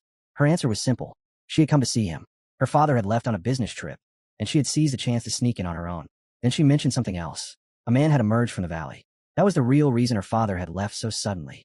Leaning closer, she whispered that she wanted to know more about this person. She asked quietly whether both his eyes were golden. Yinshur answered yes. At that moment, all doubt vanished. It was him, for certain. The cave had begun to flood because of his actions. The shattered wall during the escape had disrupted everything. Given that man's power, it was entirely possible. There was no doubt left. Yinshur had already faced him once, and because of that encounter, he asked the girl whether her father was safe. She answered without hesitation. Her father was unimaginably strong. Compared to him, the man with golden eyes was easy to deal with. Still, something did not add up. During their clash, her father had cut off that man's hand. Yet it regenerated instantly, like a lizard growing back a limb, and he fled immediately afterward. That was why her father had given chase. Yinshur frowned inwardly. If that creature had not chosen to retreat, even scratching him would have been nearly impossible. Could Chuck truly be that strong, capable of severing such a limb? Or were all four great enemies on the same level as Chuck? Or was Chuck alone an exception? The questions tangled endlessly in his mind. Seeing him lost in thought, the girl leaned closer and asked what troubled him so deeply. He waved it off, saying it was nothing. All he could do was hope her father would not encounter any trouble. Before long, they reached Vervka spread out before them. She pointed upward, reminding them of the hanging bridge above. She herself had woven it before descending into the valley. To make it, she had borrowed so much rope from a nearby village that it took nearly half a day to gather enough. One glance upward made everything clear. Someone else was already clinging to the rope. One of them joked about who would be the first to climb up for the herbs. They were finally about to escape this cursed valley. It should have been relief, but it was not. Too many people were already hanging from the rope, and it clearly could not bear that weight. That alone was bad enough. Worse still, someone shameless tried to cut the rope. The most infuriating part was that two people were hanging below him, and he showed no concern at all. He even shouted something absurd, saying that if he felt like it, he would throw down another rope, telling them not to worry. No one believed that empty assurance. Then it happened. The rope snapped. All of them fell at once. By sheer luck, they plunged into the water pool below. The rope had not been completely severed yet. Yinshur immediately pulled the girl behind him, shielding her. She protested angrily, saying she did not understand what was happening. At that exact moment, something massive crashed into the water with a deafening roar. The bridge finally gave way. It collapsed entirely and disappeared beneath the surface. Yinshur then asked the girl if there was any other way out of this place. To his surprise, she answered calmly that there was. Before he could question her further, something else happened, leaving everyone frozen in place. From the dark water, a massive, eerie snake slowly emerged. The girl reacted at once, telling everyone not to panic. It would not attack. She immediately understood and added his own explanation. This was no ordinary snake, but a time beast. He even suggested that they touch it, though both the girl and his grandfather firmly refused, shaking their heads. She stepped closer, confusion clear on his face, and asked why a time beast would appear now. At that moment, the snake shifted its head and stared toward a single point. Yinshur followed its gaze and noticed a hole below, a deep opening where water poured downward. That was the passage they had used to enter. A thought struck him. Had the time beast appear to guide them out? Yinshur did not hesitate and asked directly. The creature responded with a simple nod. There was nothing more to say. Gratitude filled him. It seemed he already owed this being a debt from before. There was no time for doubt. Yinshur told everyone to trust him. This time, they had no choice but to follow. Together, they plunged back into the water. Moments later, a brilliant radiance enveloped them. It felt as if they were riding upon the body of the majestic beast itself. Then, suddenly, the scent of fresh air reached them. Freedom. They emerged from the water, blinded by intense sunlight. Yinshur could barely keep his eyes open. He turned back and thanked the time beast for saving them. He wished he could come with them, but that was impossible. Creatures like this despised bright light. Their scales were too sensitive, and prolonged exposure would weaken them. In the end, Yinshur could only express his gratitude and promise to return one day. Now he knew exactly where they were. Beyond the forest lay a village. That was where the rope had been borrowed from. There was also a doctor there, the very one they had been searching for. They needed to go immediately. At the same time, news spread through the castle. Muzin had made an announcement. Anyone who challenged the invincible god of wind, regardless of status, would be trained in all martial arts of the 8 schools of the Storm Shadow and named their heir. What did that mean? Had they not sought freedom? This was no longer Penity Valley. It was no longer a prison. After hearing the explanation, the grandfather quietly asked not to be followed. He turned to everyone and told them they were free to go their own way. They bowed to him in silence, promising that if he ever called for them, they would come without hesitation. He accepted their pledge with a nod and waved them off, ending the matter there. Then a frantic voice broke the calm. Hey, wake up. Mi was shaking KBA, who had collapsed without warning. His body burned with unnatural heat, as if fire were eating him from the inside. One look was enough to tell the truth. He was getting worse, dying, if they delayed even a little longer. Yinshur reacted instantly, ordering everyone to follow him. They had to move northwest. Without stopping, they passed through a village in Fuan County, desperately searching for a hospital. As they moved deeper inside, his grandfather suddenly stopped, his gaze fixed on a flag fluttering above a building. A black banner, crossed swords embroidered at its center. Muzin Palace. The palace itself was supposed to be far northwest, in Xinyao province. Yet here it was, its authority already wrapped around this village. Yinshur noticed his grandfather's reaction and asked quietly if he was all right. What if someone recognized him? Hadn't his relationship with Muzin Palace once been hostile? The old man only sighed. 20 years had passed. Most people believed he had been dead for a long time. That no longer mattered. What mattered was that Kbei's life was hanging by a thread. They had to reach the eastern side of the village immediately. Fortunately, his grandfather had once lived within Muzin Palace. Even after 2 decades, he still remembered where the best hospital had been. 3 generations of doctors might have passed since then, but the place itself should still exist. Not long after, they arrived at the hospital's entrance. Is it normal to seize an entire medical institution like this? One of the workers protested angrily at the man blocking the way. The answer came in steel. A sword slid close to his neck, its cold edge silencing him instantly. He was warned to leave if he did not want trouble, but he made a fatal mistake. He raised his weapon. In the next instant, his hand shattered. He had assumed the man before him was nothing more than a weak worker. Then several more figures appeared. When he tried to strike one of them, the world flipped. A single blow sent him flying through the air. One attacker collapsed to his knees. Another lay unconscious on the ground. The one who looked like an ordinary worker stood calmly amid the chaos, having scattered them as if they were nothing more than trash. After that, he stepped inside quietly, but in the very next moment he was sent flying back through the doorway. Even so, the blow did not knock him unconscious. He forced himself to stay upright. A piercing cold spread through his entire body, so sharp it felt unnatural, yet he could not understand its source. The woman standing before him looked as though she had walked straight out of frozen lands. With gray fox fur draped over her shoulders and white hair flowing freely, her presence alone radiated killing frost. She spoke calmly, asking if he was the one who had dealt with her subordinates. She introduced herself as a guardian of the palace, a martial master of cold. There was no doubt about her identity. A silver tiger. To encounter someone like her meant disaster. And yet, she coldly remarked that it was already too late. He had not even been given time to defend himself. Everything happened too fast.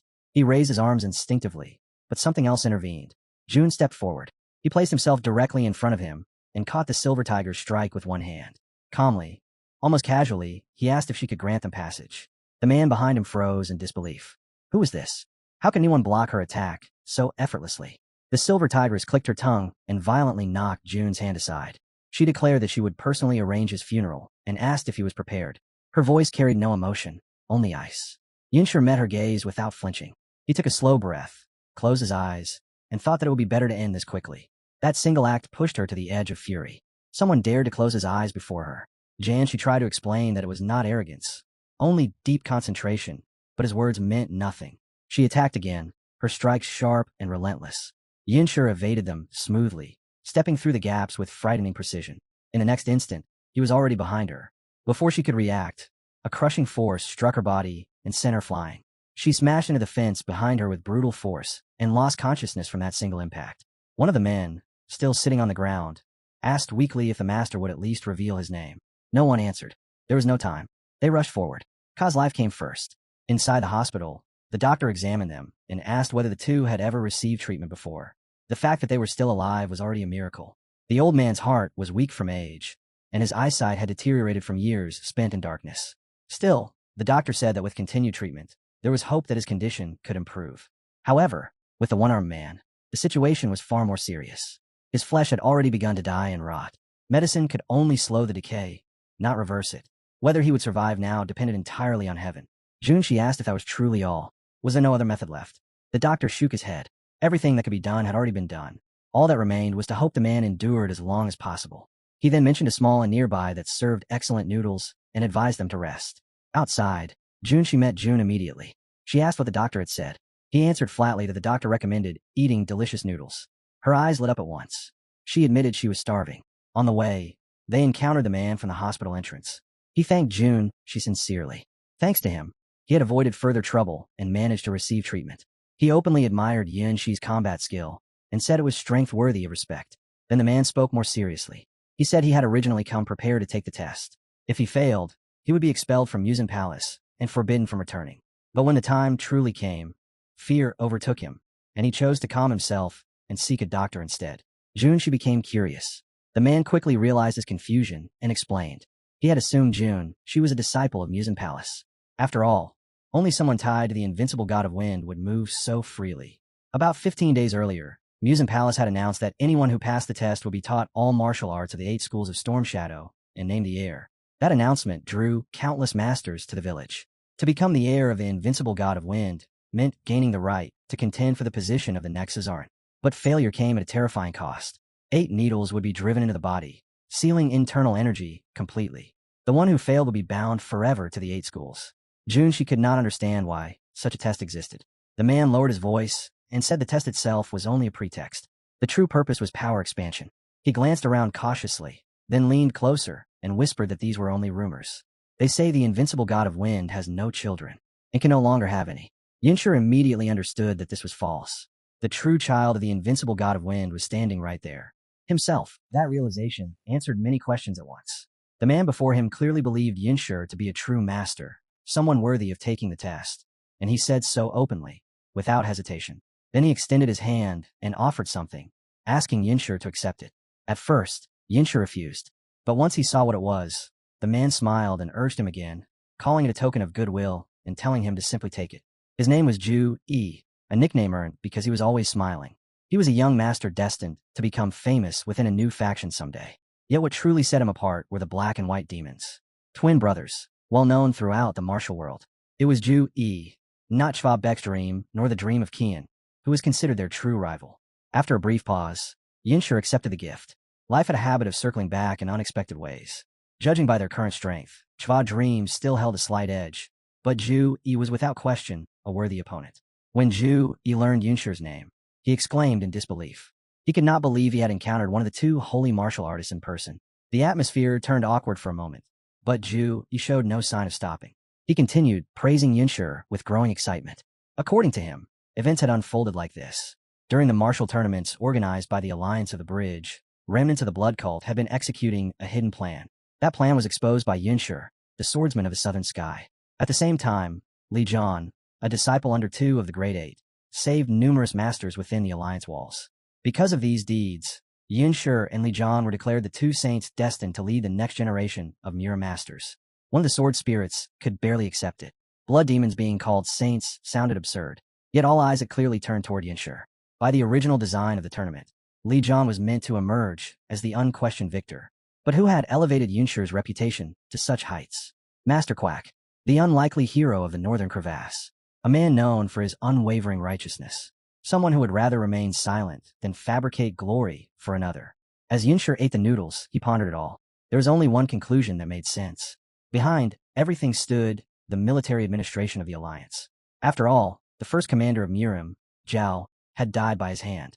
So it was entirely possible that the second commander, Sama, had done it, or that the whole idea of turning the situation upside down belonged to the third commander, Beck. But the real question was not who acted. It was why they acted at all. The answer was painfully simple. They had no other option. The alliance had suffered a devastating blow to its reputation. Losing a blood demon in its own sacred territory and allowing a blood cult to fill that void was a disgrace that could not be ignored. From their perspective, this was a desperate attempt to salvage what little honor and trust they had left.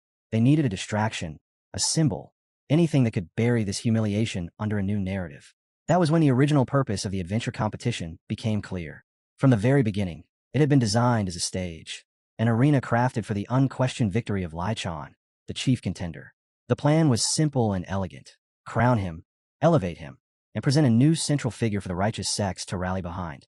But the plan collapsed the moment another figure stepped into the light.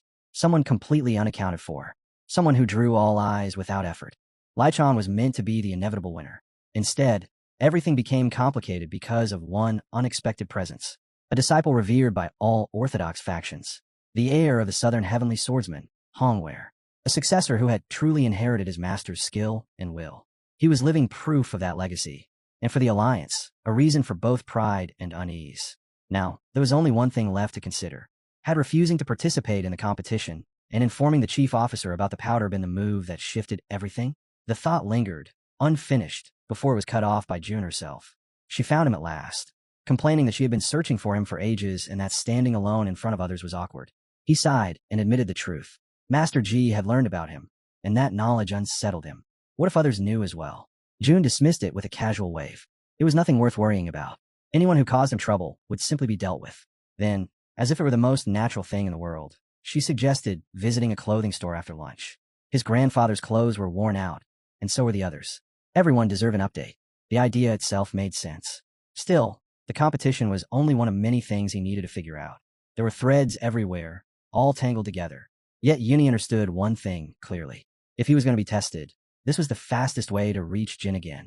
The carriage continued forward, wheels rolling steadily. He lay inside while another sat beside him in silence. The more he thought about everything, the more absurd it all felt. Yes. Conscience, he muttered inwardly, his sarcasm sharp even as his thoughts drifted on. Did you really follow the teachings of two great masters and still think it isn't enough? He muttered, turning his gaze toward the student while recalling the advice of those two venerable figures, now resting inside the carriage. He had been told to go, so he went. He had no desire to keep running back and forth, but the old man insisted it was necessary for maintaining relations with the Musen Palace. All he could do was sigh and answer honestly that for someone not belonging to any faction, things worked very differently. The second man in the carriage was no ordinary companion. He was Jin Jun, the grandson of Jin Yun, the feared desperate of the Ten Kings. He had inherited his grandfather's sorcery, along with sword techniques passed down from Jin Aina, the emperor of the sword Ta, and Helan, the eternal sword. Calling Lai Chan greedy would have been far too gentle. Even so, Jin Jun made it clear that neither the alliance nor the Musen Palace truly interested him. His goal was simple. He wanted strength, nothing more. The conversation with Lai Chan slowly grated on his nerves. His hand had already reached for his sword when he suddenly shouted, only to be sharply interrupted by a voice coming from behind. At the same time, Lai Chan calmly reminded him that Musen had already been handed over to the palace. There was no reason to waste all his strength before facing the trial of the invincible god of wind. The words settled him slightly. He still flicked a small pellet toward Lai Chan in irritation, but Lai Chan ignored it completely and casually asked if he wanted dried beef. Jin Jun waved him off in anger and refused. He tossed a piece toward Visa instead, producing an annoyingly loud crunch as Chong crushed it, only to grab another piece and promise he would stay quiet. A few more pieces were pulled out and offered, but Jin Jun turned away, insisting he wasn't hungry. He had a difficult temperament, but it hardly mattered. Settling back comfortably, he continued eating his dried beef with satisfaction, already sensing that wherever they were headed, boredom would not be part of the journey. He found himself hoping they would run into Yu Yun Covey again, the southern law enforcer, who at that very moment happened to be trying on new clothes. Later, Yuni went to the hospital to see his grandfather. The old man was recovering well, and Yuni brought him fresh clothes to replace the worn garments that had drawn too much attention. His grandfather thanked John sincerely for the help he had given, his gratitude clear and unguarded. However, he soon noticed that Yunishi seemed to be hiding something. His grandson agreed without hesitation. He said he would never deceive him and asked his grandfather to listen carefully. That was the moment Yuni finally spoke about his past, leaving nothing hidden except Yasuza. He started from the beginning, how he had been tested in Ian, how he was abducted by the blood cult, and how he was trained as a low-rank warrior. He spoke of becoming the disciple of the eccentric He, one of the four elders, and how he eventually inherited the Southern Sky Iron Sword along with the legacy of the King Palace. He continued, explaining his participation in the martial tournament organized by the Alliance, and how he ultimately took possession of the Blood Demon Sword.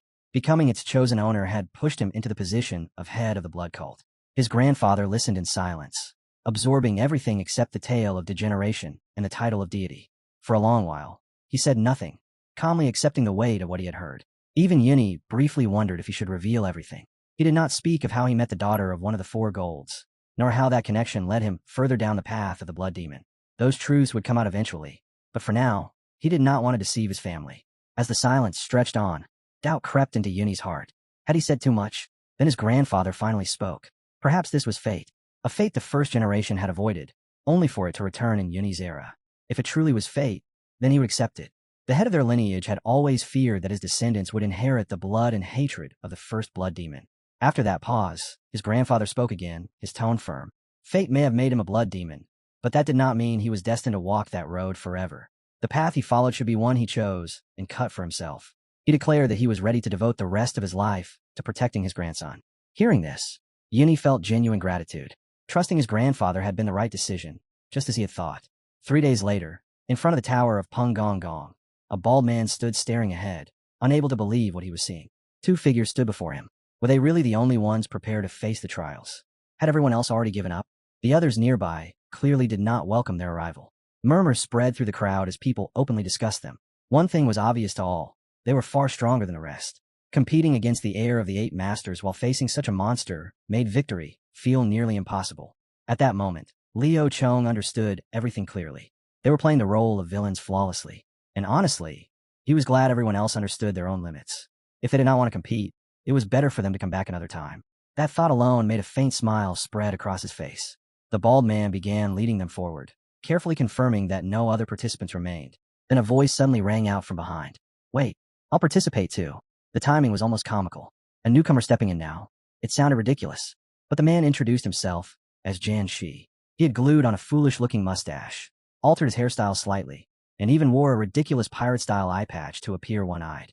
One of the men confidently addressed him, asking if he truly intended to participate. It was obvious he assumed this strange fellow had no idea who stood before him or who was on whose side. He, however, recognized him instantly from their last encounter. He had not changed at all. The only problem was that no one else realized who was hiding beneath that disguise. Seeing this, Yinshu decided to have a little fun. He asked loudly if there was really anyone here who did not recognize one of the deities. The young master Lichon Jun, she even bowed solemnly as he spoke those words. Jin Zhan, the grandson of the 10 kings, immediately grew furious. How could he not recognize him? Even the name alone was enough to make it obvious.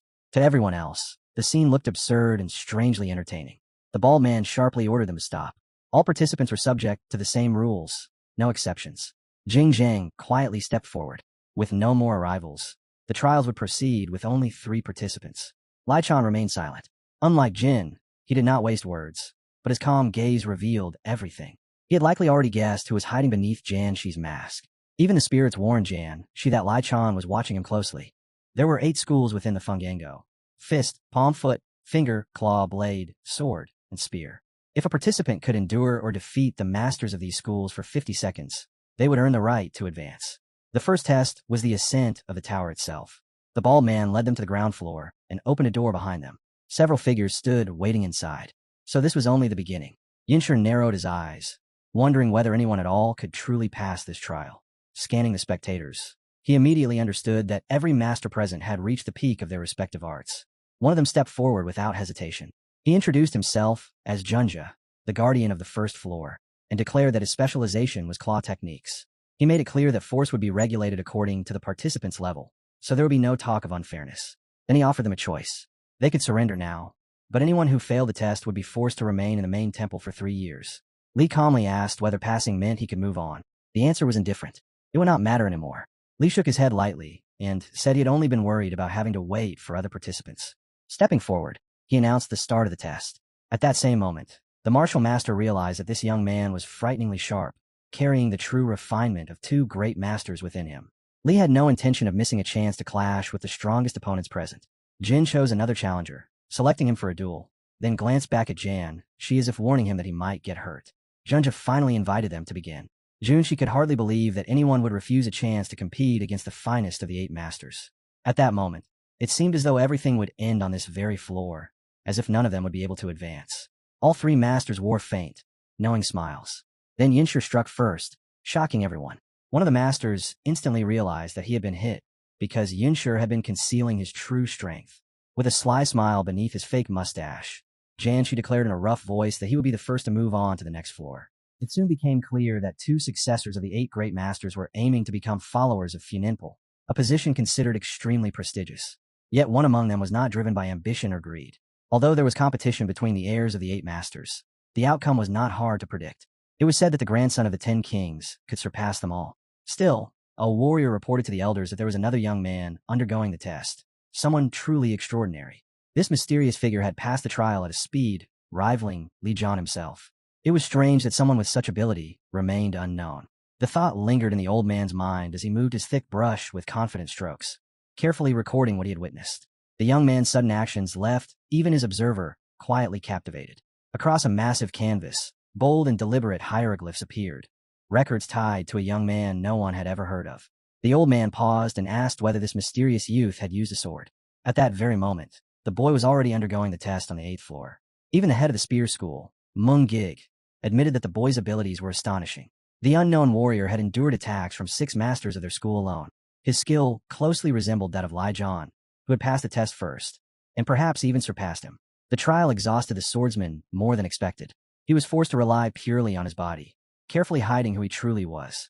He sealed the shining star sword technique, restrained the flying sword art, and even coated the southern heavenly iron sword in graphite so no one could recognize it. Only in a true emergency would he call upon the blood demon sword. Even with such heavy restraints, he advanced faster than Jin Jian. At the beginning, he had deliberately lagged behind Li Jian, possessing more than enough ability to clear the first trial without effort. The instructor congratulated him on passing the initial exam and announced that preparation for the second test was required before the next day. He ordered the young man to appear on the 8th floor by noon.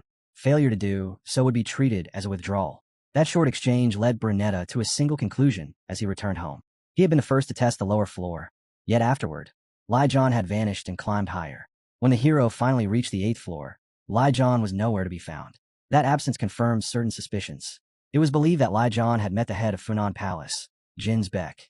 Yet the hero sensed no residual energy at all. His spiritual companion grew curious. Whether this mysterious competitor had existed in a previous life connected to Musen Palace was unclear. What was certain was that Li Jian was regarded as the next leader, yet none of the factions seemed eager to welcome him. His true intentions were difficult to read. Most likely, everything he did was an attempt to restore relations between the Musen Palace and the Murim Alliance. After all, it was through the alliance that the First Union had collapsed in the past.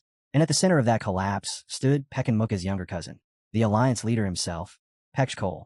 After the Murim Alliance and the Musen Palace formed their pact and joined forces, they succeeded in erasing their common enemy, the Blood Cult. With that victory, the martial world was divided cleanly between the Murim Alliance and the Musen Palace, and for a time, everyone celebrated, believing that a long era of peace had finally arrived. To further solidify this union, Pekshkol, cousin of the alliance leader Pekanmuka, married Vanjanha, the daughter of Vancho Ilya, leader of the Sea King sect, one of the 4 great sects of the Musen Palace. On the surface, it was a perfect union.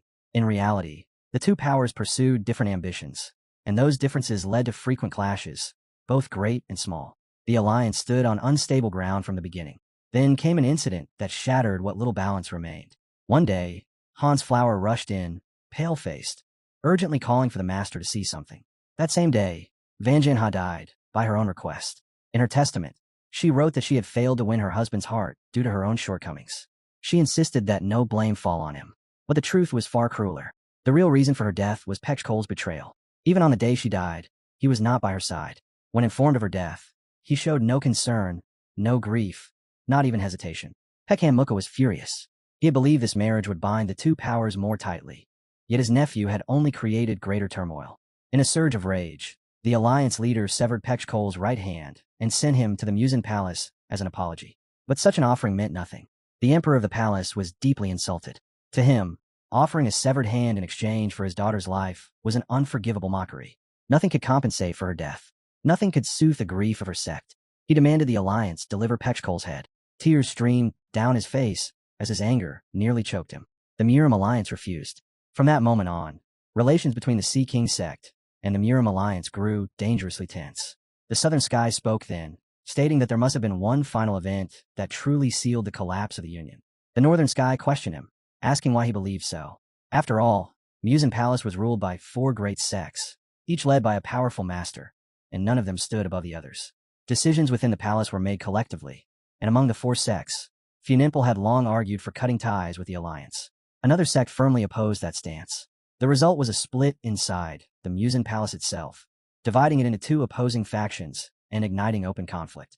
In the end, the alliance between the Musen Palace and the Murim Alliance was torn apart. Most believed Lai John had been sent precisely because he was expected to become Funimple's successor. If that happened, 3 sects would once again lean toward reconciliation with the alliance, making it possible to rebuild the Union. But one critical factor had been overlooked: the death of Jin Dream Beck, the invincible god of wind and leader of Funimple. The moment that news reached the palace, everything would change. Bound by the restrictions of the system, the palace would proclaim a new authority: the Emperor of the Heavenly Sword. Chan's son, the central figure of Musen Palace, would rise as its supreme leader. And once that happened, it was highly likely that the Emperor would move to kill Father Unwit. One thing about the Tower's trial was clear: it could be challenged regardless of origin, and rumors spread that it existed to expand influence and power. Drawing on knowledge from a past life, Uni concluded that the struggle for control inside the palace had already reached its peak. His father still had a little time left, and Uni had to act. If his father died, the truth he sought would disappear forever.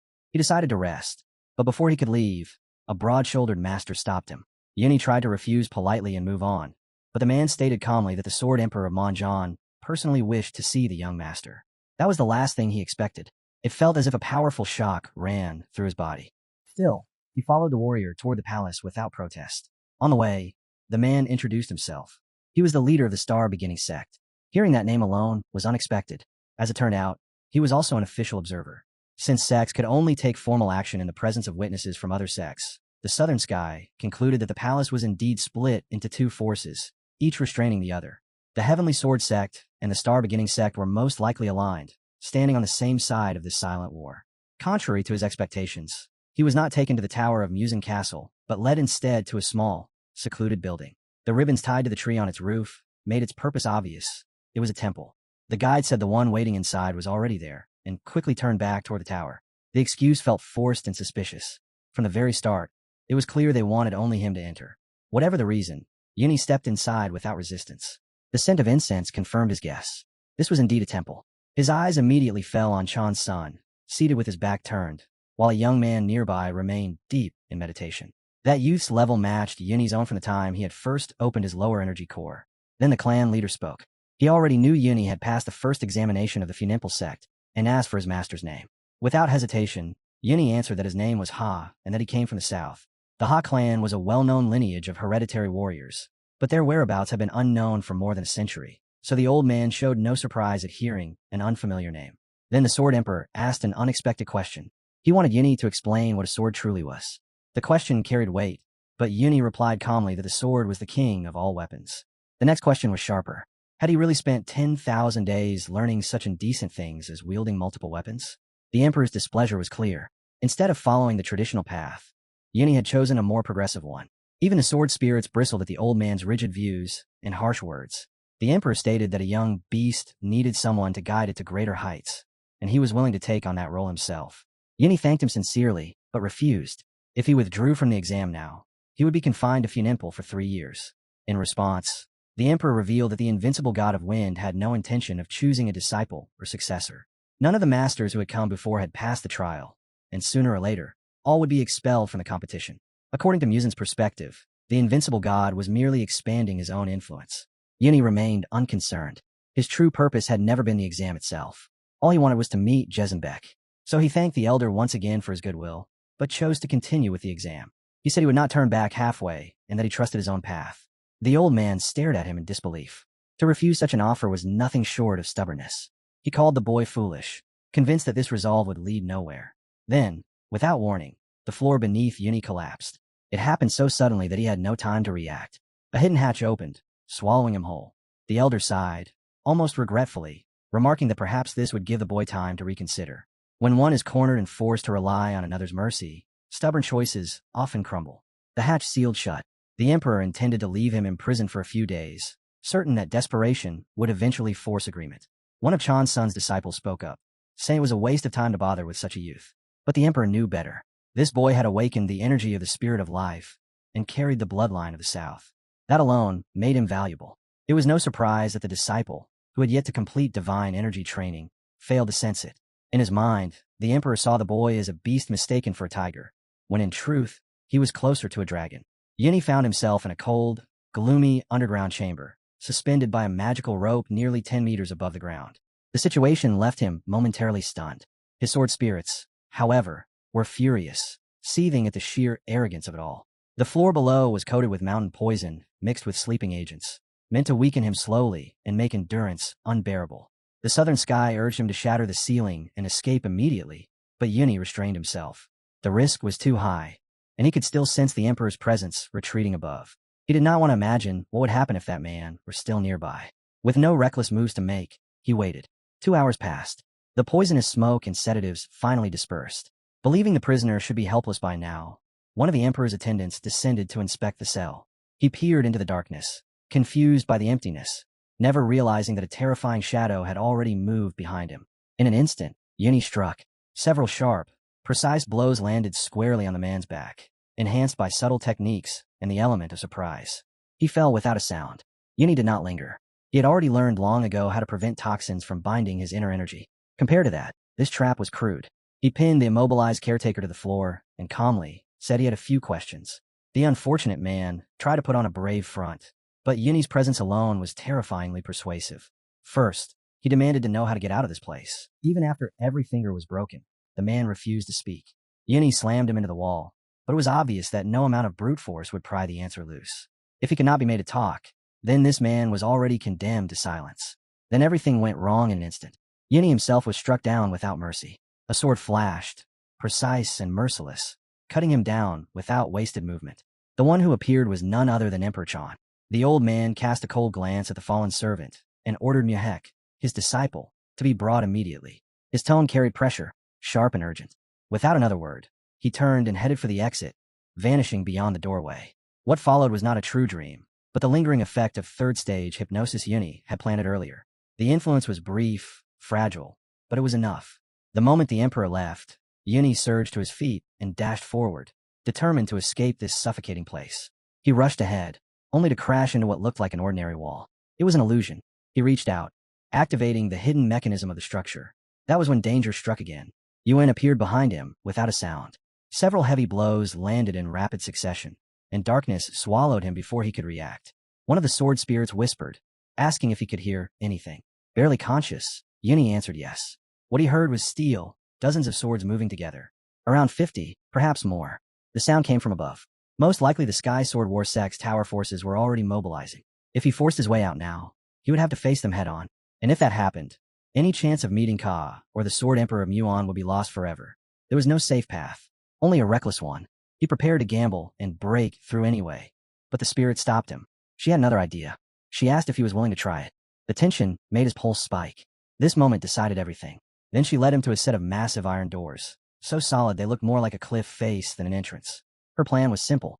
Open these doors and pass through. The moment they began to open, someone rushed out from the other side. The man who emerged felt familiar. Chaos bloomed in an instant. Using that chaos to escape would be perfect. For now, it was only a plan, but it was the only one they had. The key was making sure the one inside would truly cause chaos. If he was already sealed behind that door and had still managed to reach it, then his temperament was exactly what they needed. Sodom was already losing patience, her irritation spilling over. Yuni tried to steady her. He had no certainty that the plan would unfold cleanly, but it was a chance. And if a fighter of that caliber attempted an escape, attention would be unavoidable. The priority was simple: get out of this place first. That much was clear. He pushed the heavy door open, and what emerged was nothing short of a monster. At first, he felt nothing and assumed the figure was merely unconscious. Then a hand shot out and seized his wrist. Instinct took over. There was no room for hesitation. Defense came first, and then realization struck. Black hair, dark eyes. Beck 11 Hyen. What's she doing here?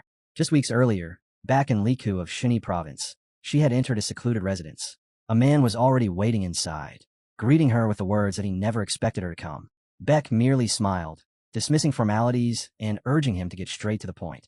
The man was Guan, the third elder of the blood cult, known as the King of the Bloody Snake. She asked whether he was prepared to move under her banner. His answer was firm. He had already stated his stance clearly in his letter. She asked only one thing in return. Did he truly believe the blood cult had a future by placing all its hopes on that child? Personal will meant nothing before circumstance. As a member of the cult, he chose to obey its laws and asked her to understand. He even added a polite plea before warning her to be cautious. That meant 3 of the 4 elders had already shifted to Beckon's side. Absurd. A blood demon was recognized only by the one chosen by the blood demon's sword? Ridiculous. Power alone defined the true blood demon, not some blade or hollow title. And right now, her strength was sealed. She was in no position to preach authority. After her defeat, she had tried to break the restrictions through solitary training, only to realize the seal was far more complex than she imagined. Following the teachings of the 8 great masters, those who had already reached higher realms, was the only path she saw to shatter the block and overturn everything. Then fate twisted again. Her path crossed with her husband, and now, standing before him in this dark place, she finally asked why he was here. Was it really so amusing to her that the 3rd elder had rejected her? He only answered that he would try to persuade him again. At first, she planned to seek out the 1st elder and extract information directly. Then another path surfaced in her mind. Dangerous, reckless, but possibly her only chance. 3 days before crossing paths with Uni, she had been congratulated on passing the first trial. That was when the bald man asked for her attention and informed her that the Sword Emperor of Manhwa wished to see her. When she stood before him, he unexpectedly offered to take her as his disciple. She refused without hesitation, repeating that she had no interest. In response, he simply had her confined, claiming she could rest there until her interest changed. Trapped, her fury erupted. She attacked the iron doors relentlessly, pouring everything she had into each strike. How foolish. The thought repeated endlessly in her mind. On the other side of the door stood a man, watching as the metal warped under her desperate assault. He mocked her openly, asking whether she had really infiltrated Triple Man only to reject a master who had not even judged her past. Opportunities like that did not come freely. Her reply was cold and sharp. She said she would offer him a chance as well. If the doors opened now, she would spare his life. The man only laughed. He found it amusing that she dared to threaten him without understanding what awaited her. He even praised her courage, assuring her that she would eventually be grateful for being released from this place. She did not stop. Her blows grew heavier, more violent. Then a voice echoed inside her head. A woman's voice, cruel and piercing, telling her she needed no one, that she never should have existed in this world. Tears filled her eyes as she whispered that it was not her fault, that she had simply failed to meet expectations. The expectations placed on a woman born in the street of red lanterns. The voice only sneered in response. Who else but me could call myself your mother? It was her mother's voice. Yini stood frozen. Coincidence no longer explained this. Something was deeply wrong. Her gaze turned empty, her movements erratic and uncontrolled. In the next instant, she struck him without warning. Sodom flared in outrage, calling her insane. Who attacked like that without reason? But Yuni understood. This was poison. Hallucinations had taken hold of her mind. Then she spoke again, and the words that came out her mouth were terrifying. In her distorted vision, she did not see Yuni's face at all. She saw her mother, the same woman who had once spoken those unforgivable words to her. Her scream tore through the space as she shouted that they should just watch her from heaven. She swore she would take everything she desired with her own hands. In the same breath, she lunged straight at Yuni. For a split second, he hesitated. Who did she see standing before her? Her mother? There was no time to search for another answer. If this continued, he would have to break her. Inside her mind, a battle raged without pause. But in reality, her fists and blade were crashing down on him. Her attacks were far stronger than he expected. If this dragged on, it would end badly. He had to pull her back to her senses while still fighting. Then he remembered the way he himself had once been awakened after being consumed. In the next moment, he led her into a carefully set trap. It worked only because she was not truly herself. Otherwise, she would never have fallen for something as crude as binding threads. Killing her was never an option, and Yuni had no intention of doing so. He redirected her movements instead, dismantling her offense piece by piece. When the opening appeared, he placed his hand against her head. Her struggle slowed. He sent controlled streams of inner energy into her blood points. Sodom immediately recognized the location. A vital point. She reacted sharply, asking if he planned to eliminate his rival that way. Yuni dismissed it with a wave, calling it nonsense. He explained that his energy was under perfect control. Then it happened. Beck attacked again. Somehow, she had seized her sword. In that instant, clarity returned to her eyes. She finally realized who stood before her beneath that ridiculous mustache and false ornaments. It was Yuni. The fog lifted. Her head still throbbed, but her awareness was back. She did not even ask him to untie her hands. Instead, she smiled faintly and joked that perhaps they should be alone. This was not the time. To him, it sounded like an ill-timed joke, but she followed it with a serious tone. She said it was only fair to reward someone who had gone through so much just to save her. Yuni brushed it off, explaining that saving her had been pure coincidence. He had fallen into the Heavenly Sword Emperor's trap as well. Only then did she seem to understand. In this entire situation, she had behaved like a foolish, naive child. Her expression changed, and she spoke again, this time with weight. Or rather, she asked him to face the truth directly. It would have been the perfect chance if he had not already removed her from the list of candidates for the next blood demon. And honestly, what exactly had he been thinking when he chose to save her? But circumstances had shifted. Right now, there was no room for regrets. That was when Yuni told her directly that they would have to work together. The only exit from this dungeon led straight into the tower of the Battlesword sect. Escaping alone would be reckless. Cooperation was the only rational option. He reminded her of a simple truth: the enemy of your enemy is not always your enemy. She agreed that the logic was sound, but calmly pointed out one flaw. He had never been her enemy to begin with. There was no need to dwell on it. Long conversations were useless at a moment like this. Yuni already had a plan and was about to explain it when another thought crossed his mind. What about the man who had claimed he would handle everything himself? There had been no sound from him since. His expression tightened. They moved forward and soon found a man slumped against the wall, unconscious. He was still breathing, but his collapse was clearly caused by precise strikes to critical points. There was no time to waste. Yuni was about to shout when the man suddenly jerked awake, lifting his head sharply. His eyes immediately locked onto the iron dungeon door. It was open. That alone shattered all his expectations. This was not how things were supposed to unfold. Focusing his senses, he felt the surroundings carefully. Nothing.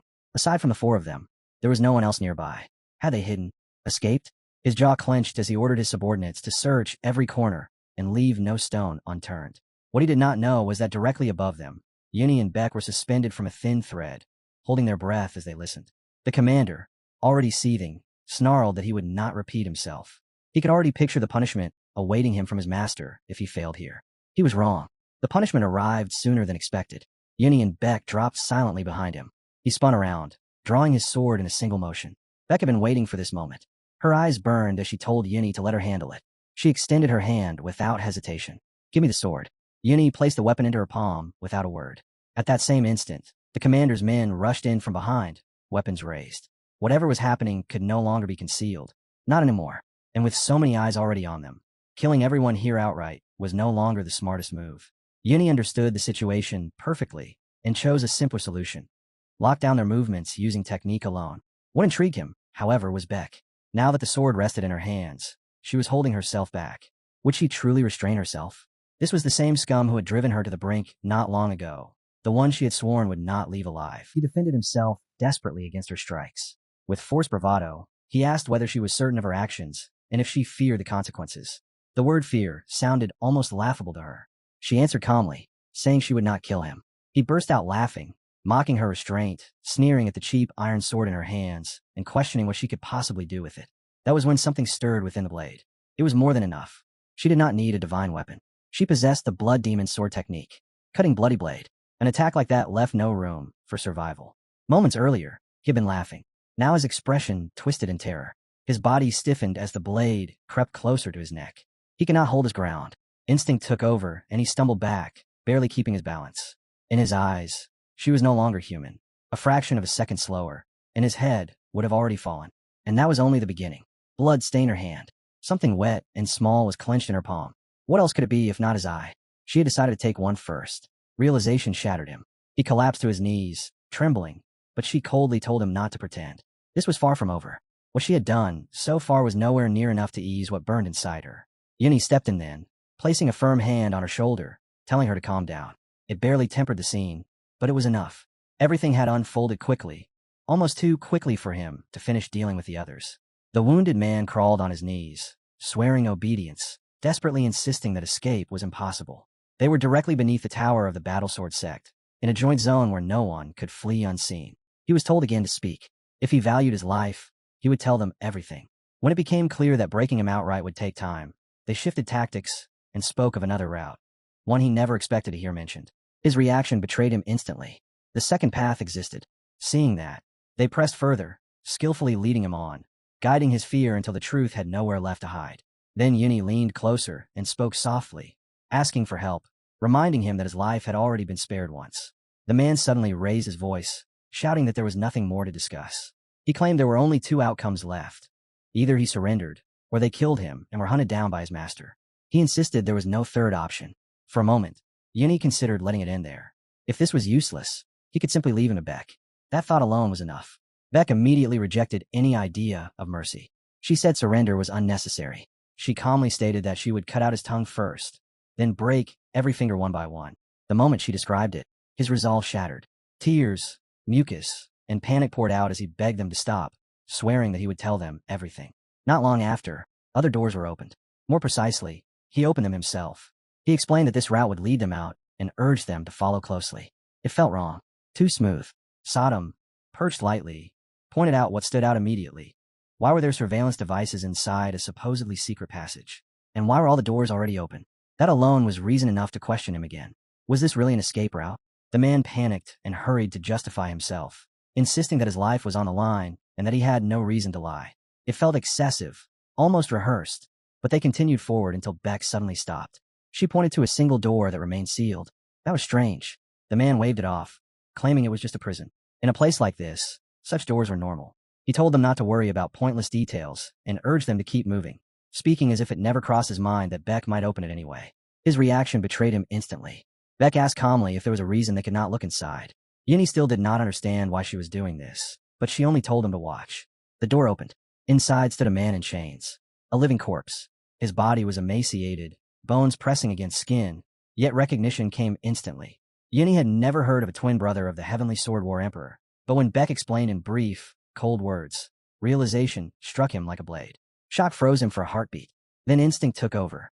Without hesitation, Yini seized his sword and swung.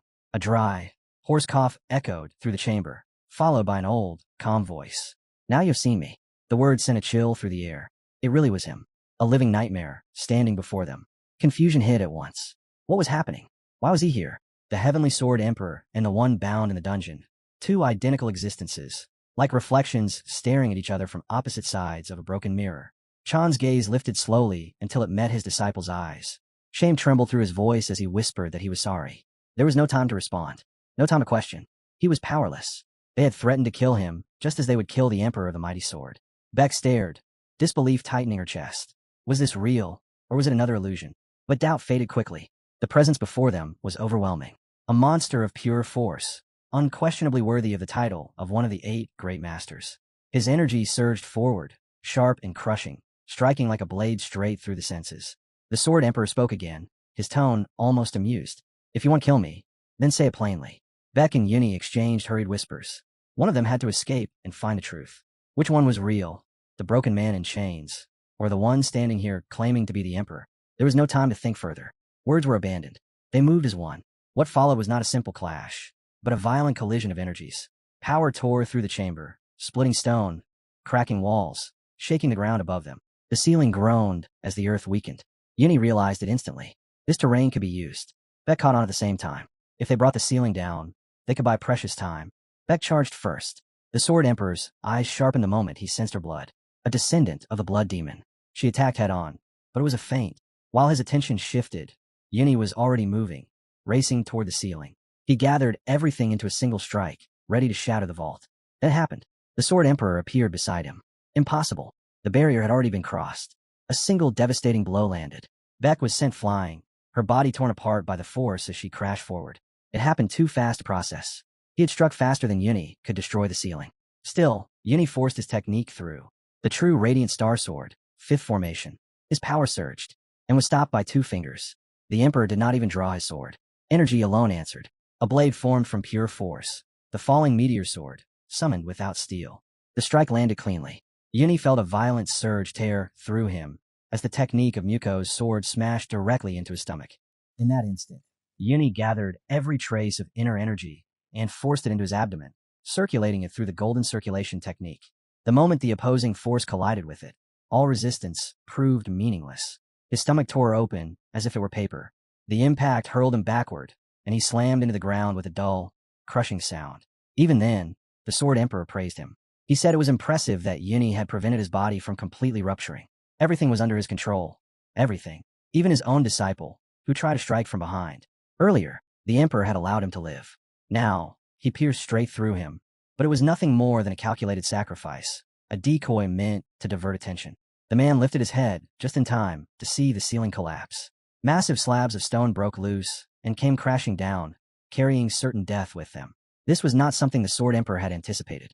For the first time, his composure cracked.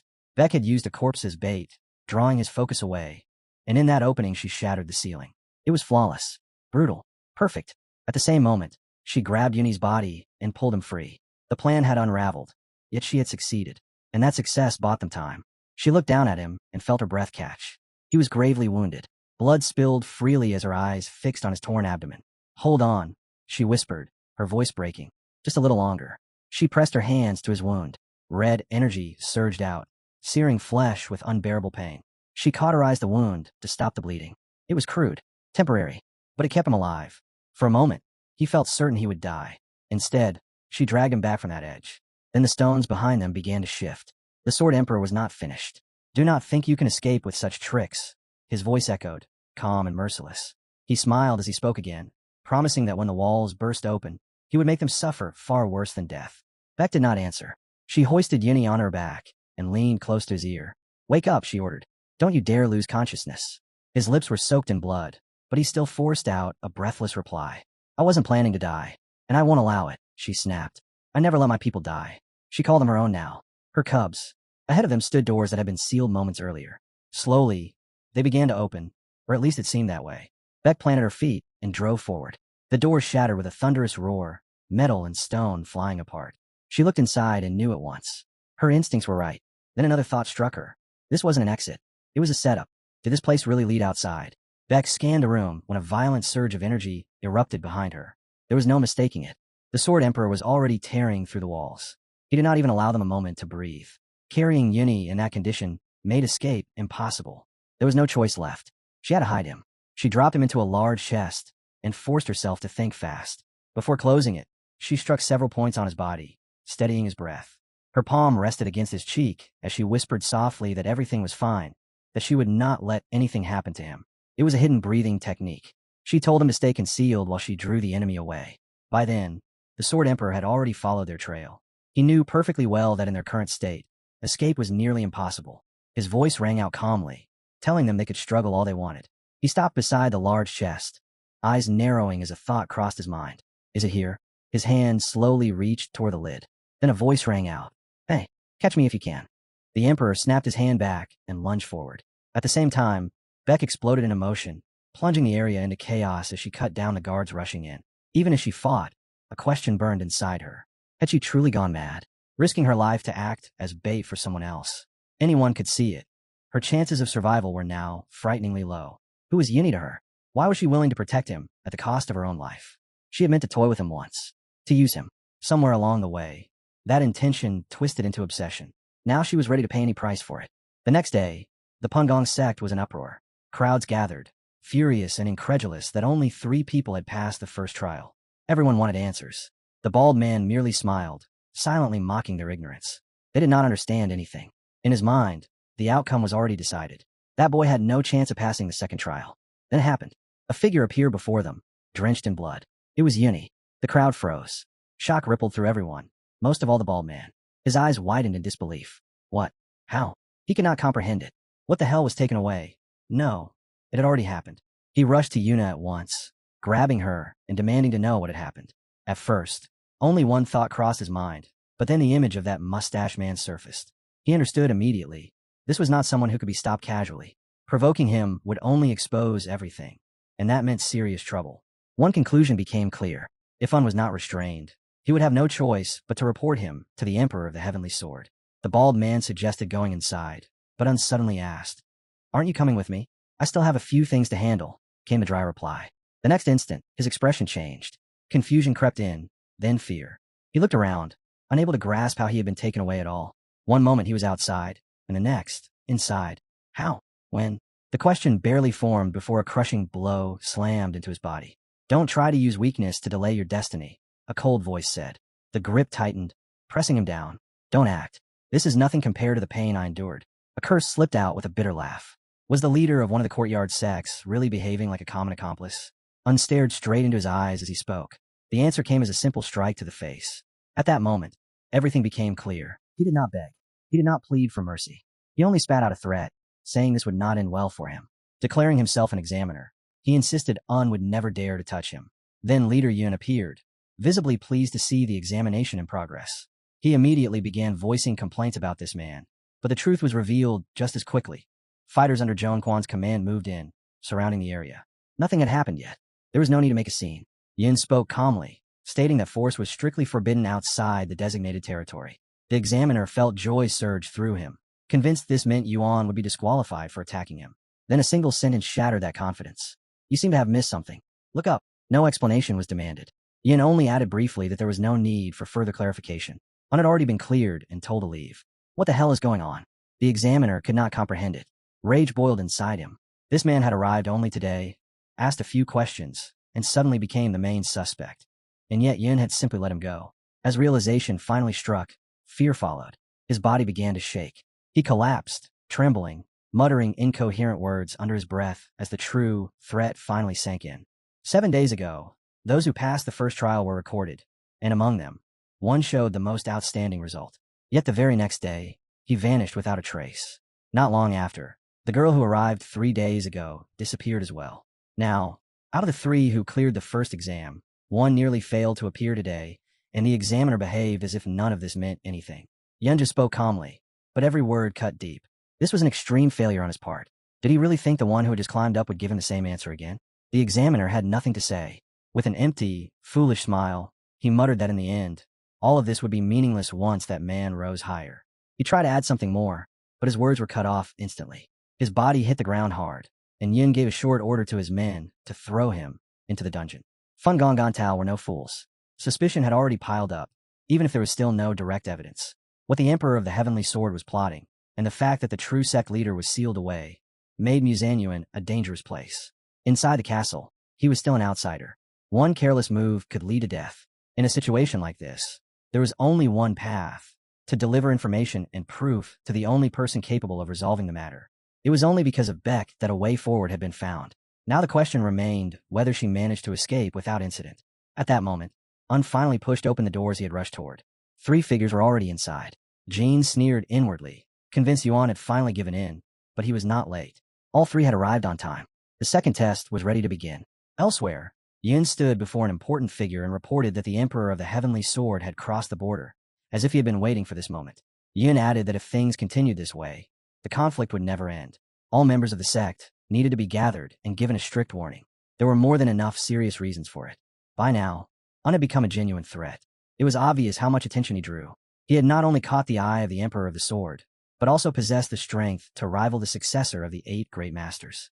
That was the judgment of the sect leader himself, the invincible god of the wind, Jindre Beck.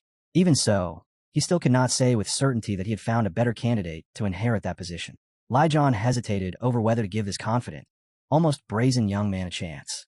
After the first exam, his self-assurance had stood out too clearly. He spoke without hesitation or confusion, and now the reason became obvious. It was clear why Pekin Muk and Master Yin had accepted him as a disciple. Only then did Yin realize that Lai Chang's interest in the leader was genuine. The leader himself stated that if Yin spoke of Un this way, he wished to see him personally. If every examination simply turned a blind eye, it would eventually become a problem. The principle of the second exam was simple. One had to endure until the incense burned to the red mark.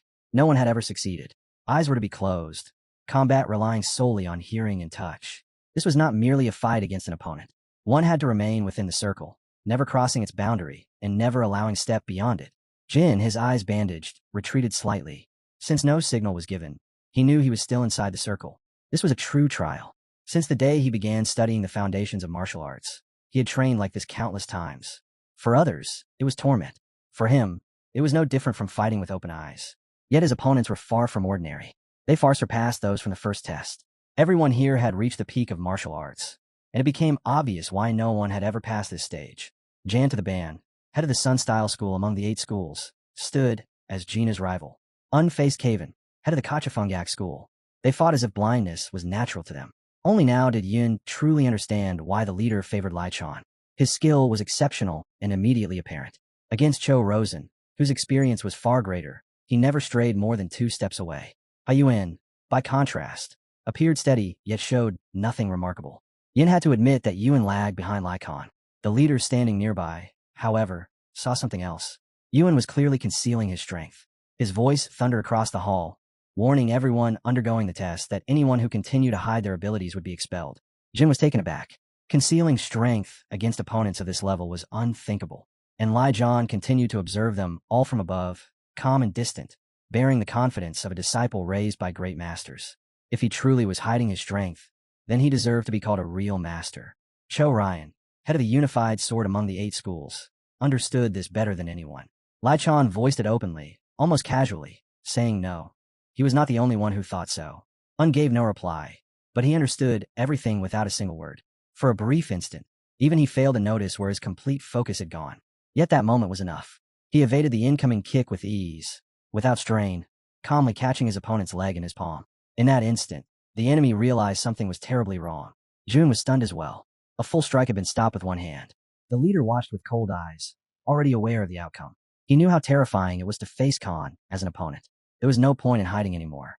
If concealment meant disqualification, then Un chose to fight in earnest. One clean kick was all it took. The enemy was sent flying several meters away. At last, it was clear who had truly been hiding their abilities. At first, many believed the warning was aimed at Lai Chan, mistaking his confidence for arrogance.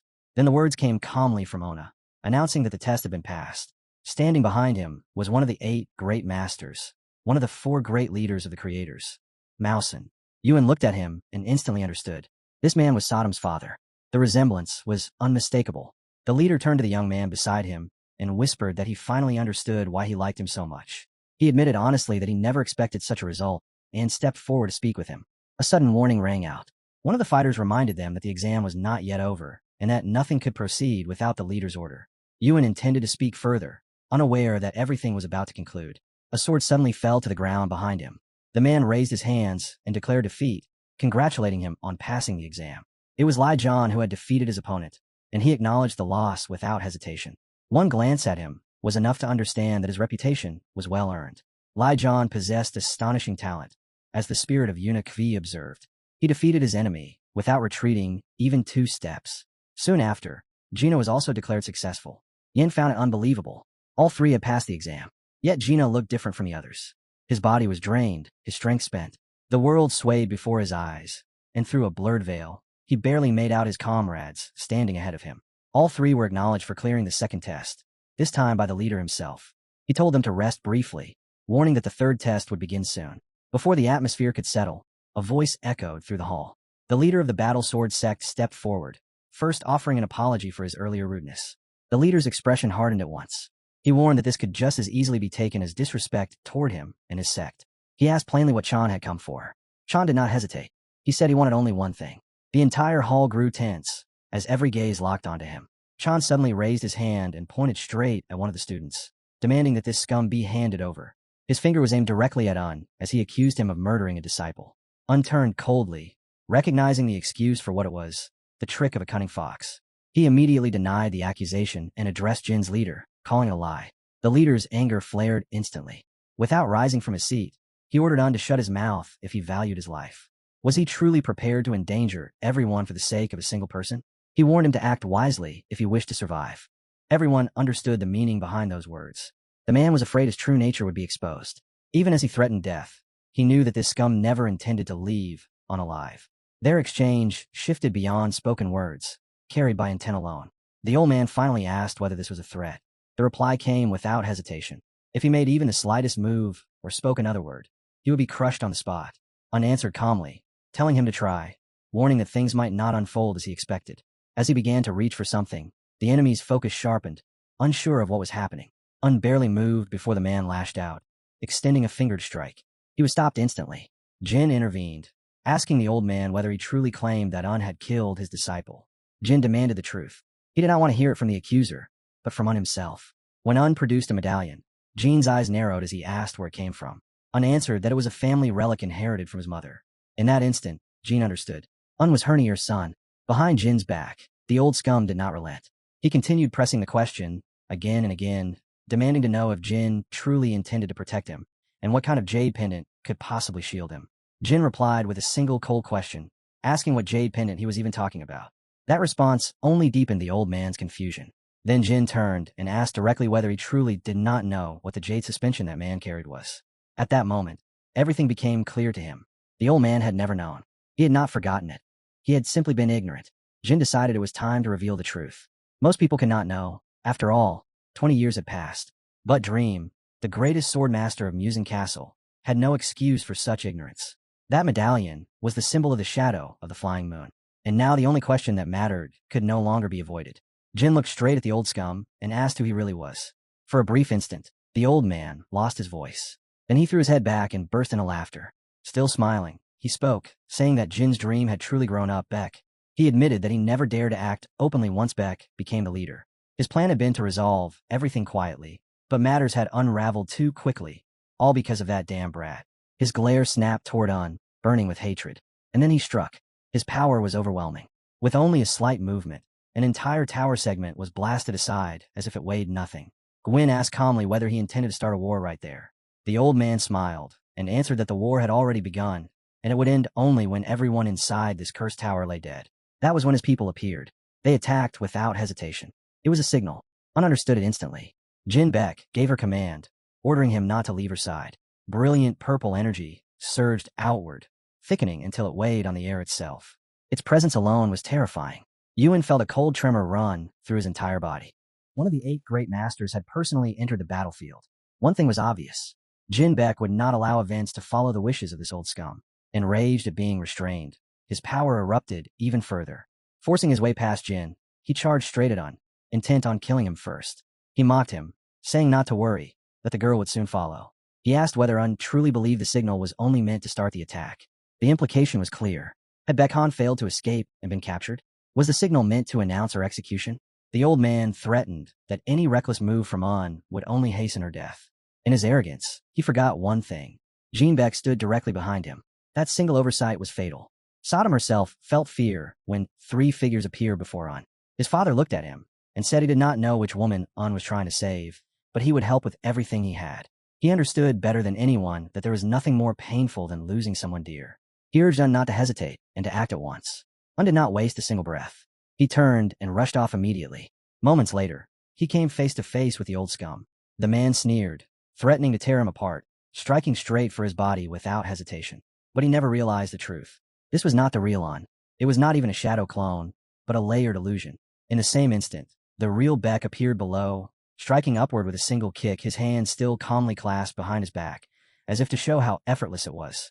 Blood sprayed through the old man's decayed teeth. He tried to retaliate, pouring out his fury, but again struck nothing but illusion. Then the real Beck appeared behind him and slammed a blow into his head. The old man gathered his strength, roaring in rage, shouting that he would not be humiliated by such cheap tricks. At that moment, Jin finally understood how this man truly viewed her sect. She asked for permission to show him the difference between pathetic tricks and true power. What followed was overwhelming. Fun On had 8 styles, and the leader was not merely the strongest fighter. The leader was the one who had perfected every single style. Only someone capable of wielding all 8 at once could bear that title. Now the old scum felt it fully, the weight, the precision, the terrifying beauty of each strike crashing down on him. He shouted that Jin was pitiful, yet his own body betrayed him, twisted in misery under Jin's hands. At the same time, Yuan focused on something else. He needed to know where Beck was being held. She would be somewhere close enough to hear the Emperor of the Sword signal. The real Cha Dream was imprisoned in the basement of her own tower, not beyond the outer grounds. Mousen, the Lord, was likely hidden somewhere inside the tower as well, though the exact location remained unknown. In the Celestial Battle Sword sect, the sword itself was everything. Its followers carried it at all times, and several of them were surely guarding Beck. That was why Yuan chose a different approach. He quieted himself, sharpened his senses, and began to listen, not for voices, but for the sound of the sword. He listened to the whisper of the swords. After a short moment, he pinpointed the source somewhere inside the tower. There, a group of scum sat by a window, discussing how today would likely mark the sect's end. Every one of them stood on the old scum side. They were waiting for the battle to finish, waiting for time to pass. When death arrived without warning, a thin thread flashed, and one of them was already dead, unmoved instantly to the next. His style, mixed with that strange mustache technique, was far more brutal, far more vicious to witness. Panic spread at once. They shouted, cursed him as a mad dog, and ordered everyone to kill him. But they never even came close. Un was already moving again. He understood clearly that sparing potential enemies was foolish. These were foes he might have to face again one day. Yet he did not stop. Beck had risked her life to save him. He could not allow her to die meaninglessly. He simply would not accept it. Giving himself fully to his weapons, he became ruthless and decisive.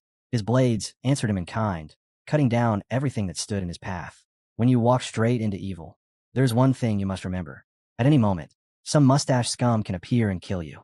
And as he advanced, another obstacle emerged. A bald man with earrings stepped forward and introduced himself as a disciple of the Emperor of the Heavenly Battle Sword. A worthy opponent. Though he had not reached the level of the False Sword Emperor, he could easily rival a Bloodstar, perhaps even an Elder. Dozens of techniques would be needed to defeat him. There was no time for words. This fight had to end quickly. Before he could act, Li John appeared. He spoke to Un calmly, telling him to leave this old man behind and go save his lover. Unfroze. Lover. For a brief second, the word itself stunned him. Wu Wai calmly clarified that there had been a misunderstanding, explaining that the person he meant to save was not his lover, which caused Mr. Li to pause in mild surprise as he realized his assumption had been wrong. However, that realization quickly gave way to suspicion, as he began to wonder what kind of individual could compel Wu Wai to risk his life, if not someone he loved, prompting Wu Wai to answer that his actions were driven by reasons rooted deep within, after which Mr. Li acknowledged that saving a life was significant regardless of motive, and Wu Wai responded by expressing his gratitude for that understanding. Their composed conversation only enraged their opponent, who felt completely disregarded, and, interpreting their calmness as mockery, his anger flared as his eyes turned bloodshot and he lunged forward without hesitation, unleashing a sharp sword strike meant to cut down both men at once.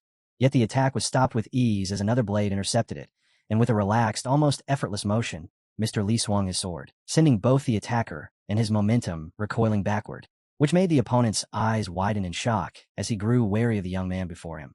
Recognizing that such a smooth and casual defense was far from ordinary, still unbothered, Mr. Li regarded the assassin as no real threat and simply told Wu Wai to leave everything to him and go at once, leaving Wu Wai briefly at a loss for words as he watched, unable to grasp Mr. Li's intentions, yet understanding that this was not the moment to reject such help, the gesture carrying a sense of warmth amid the tension that he could not refuse. So he chose to withdraw while stating that he would remember this favor and repay it in the future. Once Wu Wai had gone, Mr. Li calmly remarked that repayment would not be necessary, and the opponent admitted that Mr. Li was clearly no ordinary martial artist. Maintaining the same composed demeanor, Mr. Li suggested that the man surrender, but the assassin had no such intention and instead readied himself to release his full strength, mocking Mr. Li for becoming arrogant after deflecting a single strike as his aura shifted completely, and he charged again with the confidence that he would end Li's life. Even as that full-powered assault came rushing toward him, Mr. Li remained steady and unmoved, calmly stating that such a result would never come to pass. Without the slightest shift in his calm expression, Mr. Li formed a hand seal while remarking that he still needed to prepare for the upcoming third examination. And at that very moment the assassin's attacks rushed in from every direction. Yet the instant the seal was completed, each incoming strike warped and collapsed, rendered completely ineffective. Once more having his assault broken, the opponent's eyes widened in disbelief. But before he could respond, Mr. Li closed the distance in a flash and delivered a simple downward slash that forced the man into a frantic defense, only for the resulting shockwave to send him flying far back before he finally came to a stop. Overwhelmed, he could only think that while Ha Woon had seemed remarkable, this young man surpassed even that, and after that brief clash, he could regard him as nothing less than a monster, unable to suppress his curiosity about his identity, to which the young man answered calmly, revealing his name as Li Zhongjiam. Elsewhere, inside the prison where Lady Baek Hai Hyang was held captive, an executioner entered and flatly declared that her life would end there, and as he approached, he seemed to notice something, lifting her chin as he commented on what she must have expected, mocking her attempt to bite her tongue and take her own life. With a twisted smile, he showed a cruel satisfaction, thinking that such an end suited someone like her. Yet in his agitation, he failed to notice the strike aimed at his neck. The executioner was hit in an instant and coughed violently as his entire body trembled, panic setting in as he realized his internal energy had been thrown into disarray and the seal on his pressure points had been released. And in that same instant Baek Hai Hyang had already taken the sword from his waist, using it without hesitation to end his life before wiping the blood from her mouth and leaving him to the very fate he had just declared. Stepping out from the cell, Baek Hai Hyang let out a quiet sigh, remarking that she had grown sick of that place, only to be immediately confronted by a group of guards.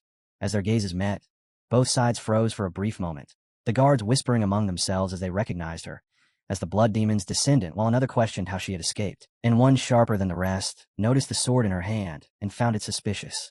Before he could act on that suspicion, he was cut down, and in the span of a moment Baek Hai Hyang struck with swift, precise movements, eliminating the leading guards, while the remaining ones, faced with her cold and piercing stare, were overtaken by fear as the realization set in that she had broken free.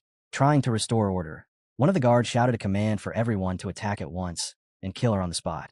And in response, Lady Baek Hai-hyang rushed forward without the slightest hesitation, cutting through her enemies one after another, while inwardly cursing the seemingly endless stream of opponents. And without allowing herself to dwell on anything, she resolved to cut down everyone in her way and escape, refusing to let her life rot away in such a wretched dungeon. As the fight dragged toward its end, her sword finally failed and shattered, leaving her with only the hilt, which she used desperately to block an incoming strike. Even so, her determination to survive surged to its peak as she reminded herself that this ordeal was nothing compared to what she had already endured, and forcing herself to steady her body, she prepared to keep fighting with the firm belief that she would make it out alive. But in the next instant, a sharp pain tore through her chest, causing her to cough up a large amount of blood as all strength drained from her body, and she collapsed onto the ground. With 2 guards closing in, despair set in as she realized she no longer had the strength to rise, much less continue fighting. And in that moment, she gave a faint smile, slowly closed her eyes, and accepted the end, finding it almost ironic that after everything she had survived, her life would end here, and that she would die in the process of saving another man's life. As a blade moved in to finish her, the sound of flesh being cut rang out, yet no pain followed, and then a familiar voice reached her ears, prompting her eyes to snap open in shock, where she saw a figure already standing over the fallen guard. Woman Y had arrived. He immediately checked her condition, and she stared at him in clear surprise, unable to understand how he was still alive or how he had found his way to her, while Woon Wai knelt beside her and explained that he had come to save her, calmly adding that this time it was no coincidence. Words that left her stunned before a faint smile appeared on her lips as relief set in at seeing him safe. Exhaustion overtook her, and Baek Hai-hyang slumped weakly into his arms, drawing a concerned reaction from Woon Wai, though she reassured him that she was simply resting, and as she lay there, she explained that she had reversed the flow of her qi to break the restraints, which had caused severe internal injuries. Hearing this, Woon Wai was visibly startled by the recklessness of such a method, knowing it could easily result in qi deviation, yet she brushed off his concern by pointing out that no such consequence had occurred, leaving him momentarily without words.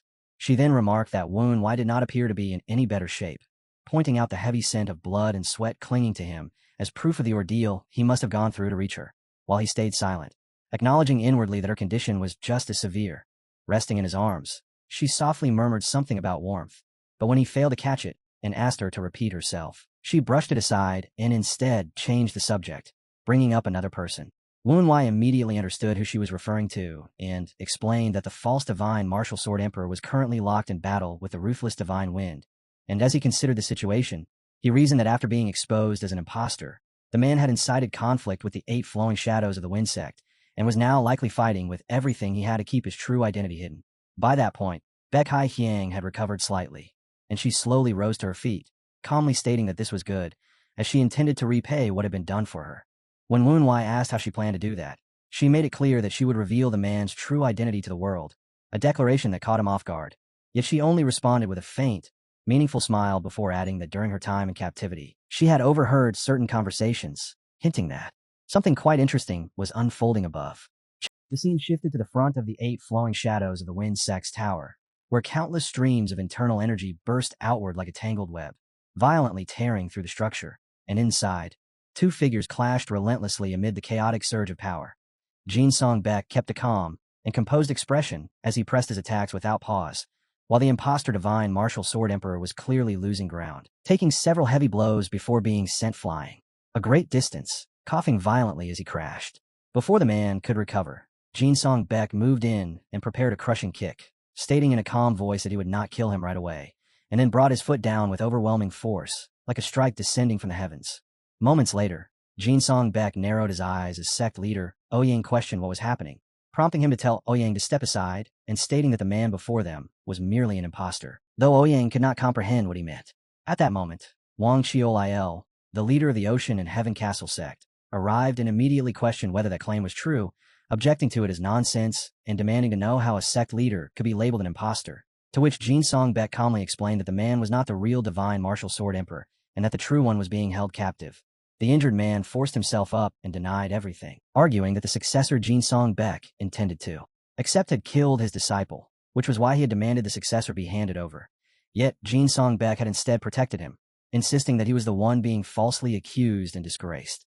Wang Qiolil then questioned Jin Song-baek in private, asking for a clear explanation, and Jin Song-baek confirmed that the man had failed to recognize the flying crane moon plaque entirely. which caused Wang Qiuliao to grow visibly irritated, though he accepted the reasoning and urged that the token be used to expose the impostor.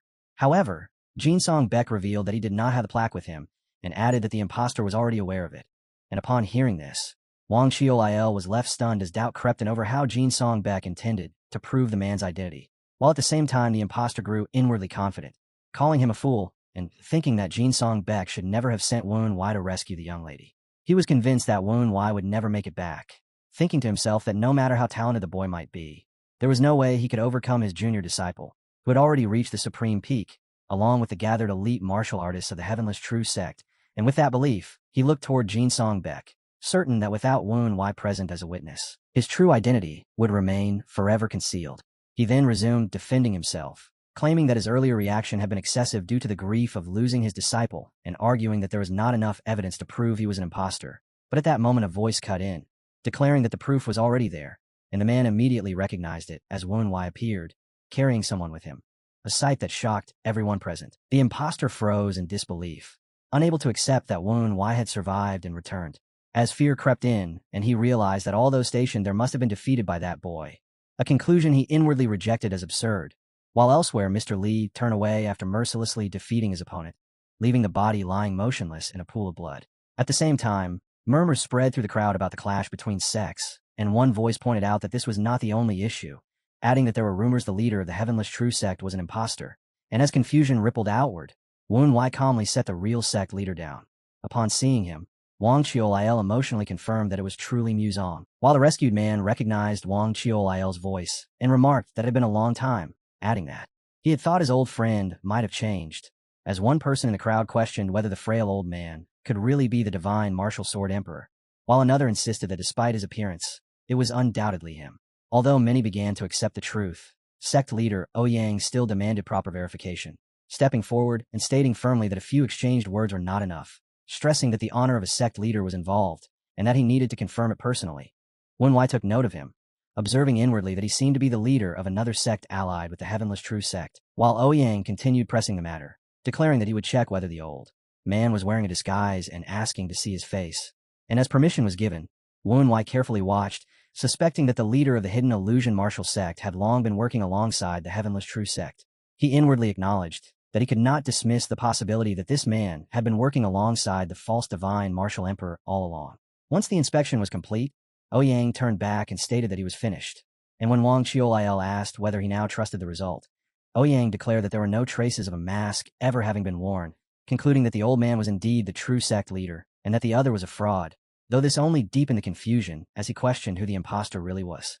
At that moment, the fake Muzong burst into laughter and continued denying everything, ridiculing their fixation on a mask, while Wen Wai noticed that he still had not realized it, and when the impostor demanded an explanation, Wen Wai calmly pointed out that his actual flesh was already visible, exposing the disguise and revealing the truth. The impostor's expression twisted with rage as he cursed inwardly, wondering if it had been damaged during his clash with Jinsong Beck, even though he believed it had remained intact, and realizing he had been exposed, his anger intensified as he blamed Wen Wai for deceiving him. Wen Wai responded with a faint, knowing smile, remarking that the impostor himself had insisted it was not a mask, and questioning why he now looked so shocked, after which Jinsong Beck declared that there was no escape left and demanded that he reveal who he truly was. The impostor clicked his tongue in irritation, admitting he had not expected to be outwitted by someone like Wen Wai, and finding it humiliating. Yet he still refused to comply, and instead revealed that he had already planted spies within the unrivaled faction. Jinsong Beck cursed inwardly and immediately warned everyone to remain vigilant, announcing that spies were among them. But before any formation could be organized, the impostor declared it was already too late and ordered his hidden men to attack. Those concealed subordinates rushed forward, only to be wiped out instantly by an unseen force, leaving Wang Qiuliao visibly frustrated. Though Jinsong Beck stopped him and told him to stay calm, observing closely before concluding that only those who had responded to the impostor had died, and that none of them had struck them down. At that moment, an iron ball rolled across the ground and came to a stop at Wen Wai's feet, signaling the arrival of Sima Chuk, prompting Wen Wai to wonder inwardly why he had appeared there, as Sima Chuk mocked the situation and revealed that the impostor's true identity was Mu A.K. Wang Qiuliao immediately recognized the name, realizing that this was the 100-faced ghost man, and remarked that it made perfect sense, recalling that Mu A.K. was known for his exceptional talent, his mastery of disguise, and his past as one of the 5 great evils. And with that, the truth was laid bare. This was the man who had been impersonating Cheon Mu-zong the entire time. Mu AK quickly tried to halt the situation, saying that he had no desire to fight, and adding that no one had mentioned that title since their agreement in the past until now. Yet Sima Chuk paid him no attention and continued advancing, forcing Mu AK to barely evade the incoming strike, while the evil Moon Sword demanded to know who had restored his martial arts. As Mu AK attempted to respond, Sima Chuk ignored him again, drawing his blade and stating coldly that it did not matter since he would simply cripple him once more, which caused visible fear to appear on Mu AK's face as Sima Chuk unleashed a precise and lethal strike, leaving Mu AK struggling to defend before being completely overwhelmed, until Sima Chuk leveled his sword straight at him, ready to end his life. At that critical moment, Jin Song Baek stepped in and blocked the attack using his internal energy, and when the evil Moon Sword questioned his interference, Jin Song Baek expressed gratitude for the help in eliminating the spies and protecting their people, but asked him to step aside so they could resolve the matter themselves, explaining that it was their issue and involved a sensitive concern. However, Sima Chuk dismissed the request outright, stating that it was none of his concern, firmly refusing to back down as he added that he would not repeat himself and ordered Jin Song Baek to move aside. As the tension surged, Woon Wai stood at the center of it all while Sodom gasped in alarm and called out to him, pointing out that his father and father-in-law were on the verge of fighting. He acknowledged that he understood, yet admitted there was no way he could stop either of them, and like him, everyone else remained frozen in silence, not daring to intervene as the ruthless divine Wen Jin Song Baek, one of the 8 great martial masters of the Central Plains, and the evil Moon Sword, Sima Chuk, one of the 4 great evils, stood poised for a clash that could erupt at any second. In the end, it was Mu AK who broke the suffocating stillness, attempting to flee as frustration overtook him, realizing his plan had completely fallen apart and thinking that he should have at least tracked down what he had been searching for.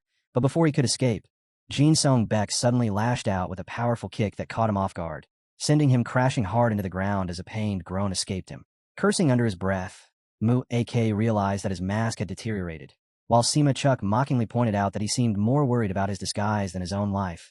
And without hesitation, Sima Chuk launched a precise strike that landed perfectly, severing one of Mu AK's hands in a swift motion as he declared that it was time to end things, immediately following up by hurling an iron ball toward him. However, before it could connect, Jin Song Baek appeared in front and blocked the attack, prompting Sima Chuk to mutter his name.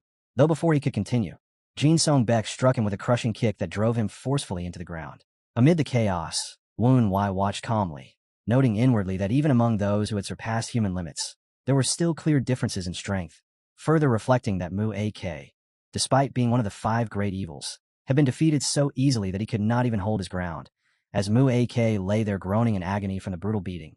Meanwhile, Jin Song Baek stood with a grim expression and declared that Sima Chuk could not kill him yet, explaining that there were still matters that needed to be clarified, making it clear that while he had no intention of sparing Mu AK's life, it was obvious he was connected to a larger force, and proposing that they allow Sima Chuk to finish him only after they had extracted the necessary information.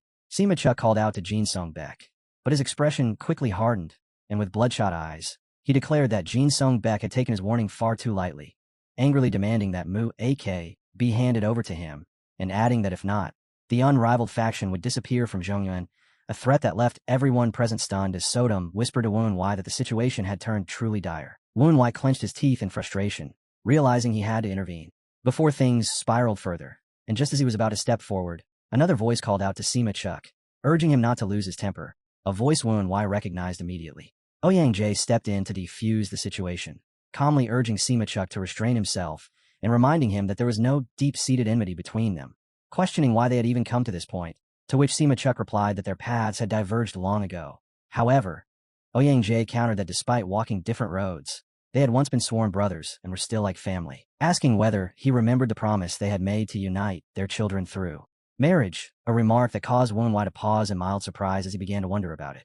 While Wang Chioliel called out to Ouyang and asked if he truly knew Sima Chuk personally, receiving confirmation that they had shared a long history. Sima Chuk questioned why such an old promise from their youth was being brought up now, while Ouyang insisted it should not be cast aside so easily.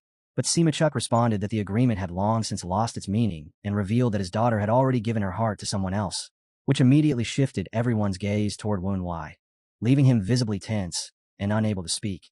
At that moment, his father turned to him and said he had something to ask, and as Woon Wai wondered what it could be, the question came, whether the woman he had tried to save was his daughter, causing confusion to spread as Sima Chuk failed to grasp the situation. his aura surging violently as he demanded a clear explanation, while Woon-wai inwardly lamented being placed in such a difficult position and hesitantly prepared to answer, only for Sima-chuk to warn him to speak honestly without a single lie, threatening harsh consequences if he did not. Elsewhere, the sharp sound of a cup shattering echoed as it hit the ground, and Young bent down to gather the broken fragments while her grandfather asked if she had been hurt, to which she replied that she was fine, though he noticed her sigh and questioned what was troubling her, observing that her mind seemed burdened with many thoughts. At first, she held back, masking her unease and trying to brush it aside. Yet in the end, she confessed that something was weighing on her, though she could not bring herself to say what it was, all while thinking to herself how she could possibly explain that her father was currently in Fuan County. The moment shifted to several days earlier, when she had asked her father if he had been injured and whether he had taken care of that man, only for him to tell her not to involve herself too deeply, adding that he had already seen the cave submerged in water. She insisted she wanted to discuss that issue, but he cut her off, saying the decision was already settled, and that he could not acknowledge him as his son-in-law since he had failed to complete the required days. Shocked, she protested, asking how he could have done so when the cave had been flooding, adding bitterly that he might as well have ordered him to die, prompting her father to question if she was daring to talk back, while she responded coldly that he could act however he pleased since she was the evil Moonsword's daughter and would act as she wished. He grabbed his head in clear frustration, wondering inwardly who she had inherited that stubbornness from, only to realize it was from him. And after a pause, he softened slightly, saying he would consider another method before asking where that person was. She puffed her cheeks and asked if he truly meant it, warning that if anything happened to that person, she would sever ties with him forever, to which he replied that he understood and once again asked for the location, which was then revealed to be the unrivaled faction. The scene returned to the present, where Woon-wai said he would lay everything out clearly, explaining that he had once been imprisoned in an underground cell due to Mue K's scheme, where another captive had been held alongside him, the very woman he later rescued, and as they attempted to escape together, Mue K intercepted them. Despite joining forces, they could not overcome him, and Woon-wai was wounded in the clash. He continued, explaining that the woman could have fled alone, yet instead she carried him on her back as she escaped, hid him away, and even used herself as a decoy so he could get out safely, only for him to later discover that she had been captured and locked inside the heavenless True Sex Tower, and he admitted plainly that he had been afraid, because entering enemy territory without any knowledge was no different from walking straight into death. He had no way of knowing how strong the subordinates there might be, or how many stood in his path, leaving him with nothing but hope, and even as he recognized that the number of enemies was overwhelming and that death was a real possibility, he still chose to move forward because abandoning someone who had once saved his life was not something he could accept. Sima-chuk asked if he had truly been the one to save her, and Woon-wai confirmed that he had, prompting Sima-chuk to remark that he was not lying before secretly using the frequency whispering technique to ask whether the person in question was Baek Hai-hyang or Baek Ryeonha. Woon-wai was left completely stunned, unable to understand how Sima-chuk knew this, realizing at once that he had never mentioned anything related to the blood cult. Sima-chuk pointed out that Woon-wai must have assumed he would remain ignorant, and in that moment Woon-wai understood that he had been under scrutiny from the very beginning. So he steadied himself and openly confirmed that the one he had risked everything to save was Baek Hai-hyang. Sima-chuk pressed further, questioning why he would go so far as to save someone labeled an enemy, stating that life would have been far easier if he had simply allowed her die, and asking what kind of fool would throw away such a chance. As the exchange grew sharper with Sima-chuk, dismissing ideas of repaying debts or upholding morals as nothing more than foolish justifications. Off to the side, Wang Chiol-il commented on how quiet things had suddenly become, while Jin Song-baek noted that the two were most likely communicating through the frequency whispering technique. Sima-chuk then suggested that the truth was more likely tied to Woon-wai's personal feelings for her. But as Woon-wai recalled his past encounter with her, he firmly rejected that claim, stating that he simply could not accept a victory gained in such a passive way. Sima-chuk responded without emotion and demanded that he prove it, and when Woon-wai asked how he was supposed to do that, Sima-chuk declared that since they had already saved each other, there was no longer any debt between them, then coldly ordered him to kill her and bring back her head, leaving Woon-wai completely stunned as he froze in place upon hearing those words. Woon-wai could not understand why he had been told to kill her and return with her head, so he explained that she was in no condition to fight, and that taking a life immediately after saving it ran against moral principles. Yet Sima-chuk dismissed this outright, saying he simply could not do it, and was only disguising his inability with talk of convictions and morals, then questioning what he was truly capable of accomplishing. He continued, stating that Woon-wai was meant to be the blood demon of this era, yet he had not even managed to unite a minor organization, and he pointed out that Woon-wai had once accepted a challenge, only to withdraw in the end, using the rising water as justification, which led him to question whether he had truly passed the 8 flowing shadows of the Wind Sect and risen to the position of young sect master. Sima-chuk went on to denounce him as someone who could achieve nothing, asking what right he had to protect his daughter and whether she would truly be safer by his side, while Woon-wai, though aware he had his own reasons, found no words to respond and sank into silence, lost in heavy thought as the weight of it all pressed down on him. He came to realize that everyone carried their own burdens, and expecting others to understand them was no different from voicing complaints. And in Sima Chuk's gaze, he saw himself reduced to someone who spoke empty words without proof. At that point, Jin Song-baek stepped forward, cutting through the tense stillness as he said he did not fully understand what was being discussed, but that it had gone far enough, adding that repaying a debt was not a bad thing. Sima Chuk let out a sigh and chose to end the dispute, saying he only had one final thing to say, and that Jin Song-baek should listen carefully. He admitted that he had never been fond of Woon-wai, yet he lacked the confidence to overcome his daughter's fiery temperament, leaving him with little choice, and so he decided to grant Woon-wai one last opportunity. Woon-wai was taken aback by this, and Sima Chuk then instructed him to come to Fuan County within 3 days, where he would personally test him. Woon-wai brought his hands together respectfully and expressed sincere gratitude, but Sima Chuk turned away with a scoff full of resentment and warned Jin Song-baek not to interfere just because he was his son, adding that failure might even prove beneficial, which left Jin Song-baek confused as he questioned what he meant by referring to his son. Sima Chuk's body went rigid, his expression chilling as he stated that if the ruthless Divine Wind, one of the 8 martial masters, were to become in-laws with the evil moon sword, one of the 4 great evils, then the entire martial world would be thrown into endless gossip. Jin Song-baek answered just as coldly, saying he was mistaken, clarifying that although Woon-wai was his wife's son, he did not share his bloodline. Sima Chuk shifted his gaze to Woon-wai and hinted that the truth had still not been disclosed, prompting Woon-wai to admit with clear frustration that he had not spoken of it simply because the right moment had never come, which Sima Chuk criticized as nothing more than hesitation. With that, Sima Chuk turned and began to walk away at an unhurried pace, remarking that he had already provided a hint and that the rest should be figured out on his own. Ouyang quickly tried to stop him, asking if something was wrong since his business was finished, then earnestly requesting that he remain a while longer considering their relationship. Sima Chuk's voice turned icy as he addressed Ouyang Jae directly, revealing that he had already seen through his intentions and would not involve himself in the city's matters, telling him to deal with it personally. And with that he left by breaking straight through the ceiling. After he was gone, Jin Song-baek turned to Woon-wai and asked if what Sima Chuk had said was true, and Woon-wai, no longer intending to conceal anything, explained that he had been waiting for the proper time before openly admitting that he was his biological son, leaving Jin Song-baek visibly stunned. Woon-wai continued, explaining that his mother had already been carrying him when she escaped the cult, and that he had been raised by another clan that had taken her in and kept her hidden. And upon hearing this, Jin Song-baek fell in a complete shock, unable to process what he had just learned. Not long after, Ouyang stepped forward with a hardened expression and demanded confirmation, asking whether Woon-wai was truly Ha Ryung's son, stating that if he really was the child of Ha Ryung who carried the blood cult's lineage, then Jin Song-baek had committed a grave offense by helping her escape 2 decades ago.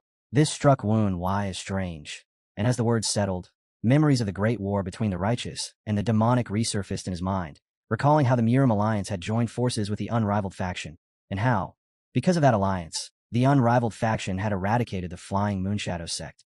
Woon-wai spoke evenly as he questioned whether the Flying Moonshadow sect had truly been wiped out because they had actually aided the blood cult during the Great War 20 years ago, or if it had merely been because they suggested offering help, and that question alone was enough to provoke Ouyang Jae's anger.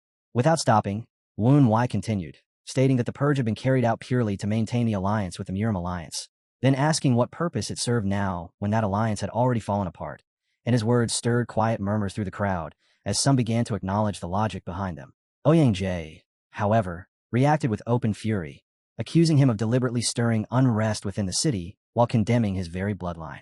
Woon-wai answered in a cold tone, warning him to be careful with his words, while inwardly noting that the Heavenless True sect, once an ally, had already declined in power, which made him question why Ouyang Jae continued to act so brazenly.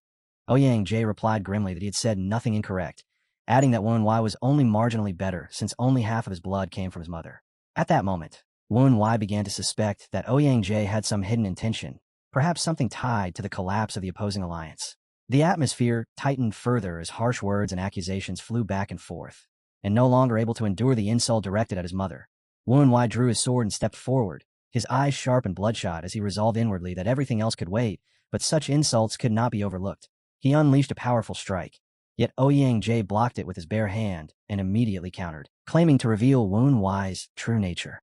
Woon-wai followed with another attack, but it too was deflected, and under the crushing force of the exchange he was forced backward. Ouyang Jae raised his voice, declaring that this was the very nature of the unorthodox, insisting that this was precisely what had been feared 2 decades earlier when the decision was made to eliminate the Flying Moon Shadow sect. Then he turned and called out to sect leader Wang, asking him to confirm it since he had personally fought on the front lines during that purge. Wang Chiol paused briefly before ordering the Ocean and Heaven Castle sect to withdraw back into the tower, which immediately drew visible frustration from Ouyang Jie as he angrily demanded an explanation, questioning whether Wang intended to associate with the blood cult once again. Wang Chiol acknowledged that he had taken part in the purge and expressed deep remorse, admitting that the choice had been made to preserve the unrivaled faction's neutrality. Yet now he regretted it with all his heart.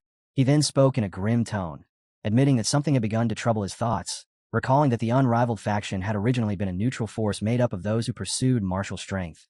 Yet the moment they aligned themselves with the Murim alliance, that neutrality had been lost. He went on to suggest that perhaps forming ties with the unorthodox Murim could serve as a way to restore that neutrality in another sense. And he further pointed out that Ouyang already treated the evil Moon Sword as a sworn brother, questioning where he truly stood, which only caused Ouyang Jie's anger to flare even more. At that moment, with the air growing heavier by the second, Jin Song Beck stepped in and urged them to look around, reminding them of the many outsiders watching and asking if none of them cared about that. Yet Ouyang Jie pressed on until, without warning, a strange force struck him, forcing him down to his knees as pain overtook him. Jin Song Beck then declared firmly that it was enough. Enraged, Ouyang Jie accused him of losing his mind and warned that sheltering someone with such a bloodline would bring consequences. But Jin Song Beck answered without hesitation, stating that he understood those consequences better than anyone, and that no one would be allowed to harm his son. And with that, he summoned the 8 flowing shadows of the Wind sect. Murmurs spread through the crowd as the suffocating tension began to ease, though the weight in the air did not fully lift. And Wu Wei observed inwardly that everyone was already unsettled after the clash with the Heavenless True sect. A man beside him asked if he was all right, while another commented that injuries were insignificant to a martial artist, which Wu Wei acknowledged.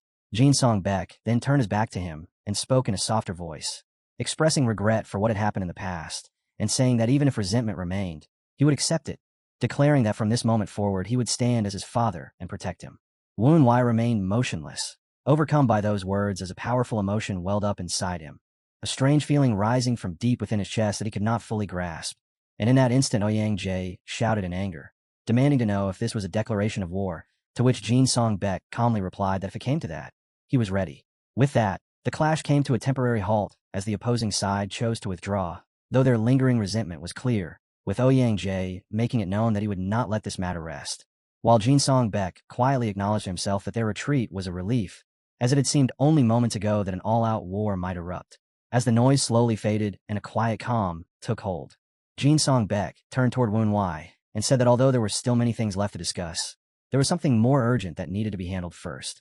In that instant, the people gathered around Wu Wei dropped to their knees all at once and raised their voices in a unified declaration of loyalty, and he stood there motionless, completely stunned, as their words rang out from every direction, proclaiming their allegiance and respect for the young sect master.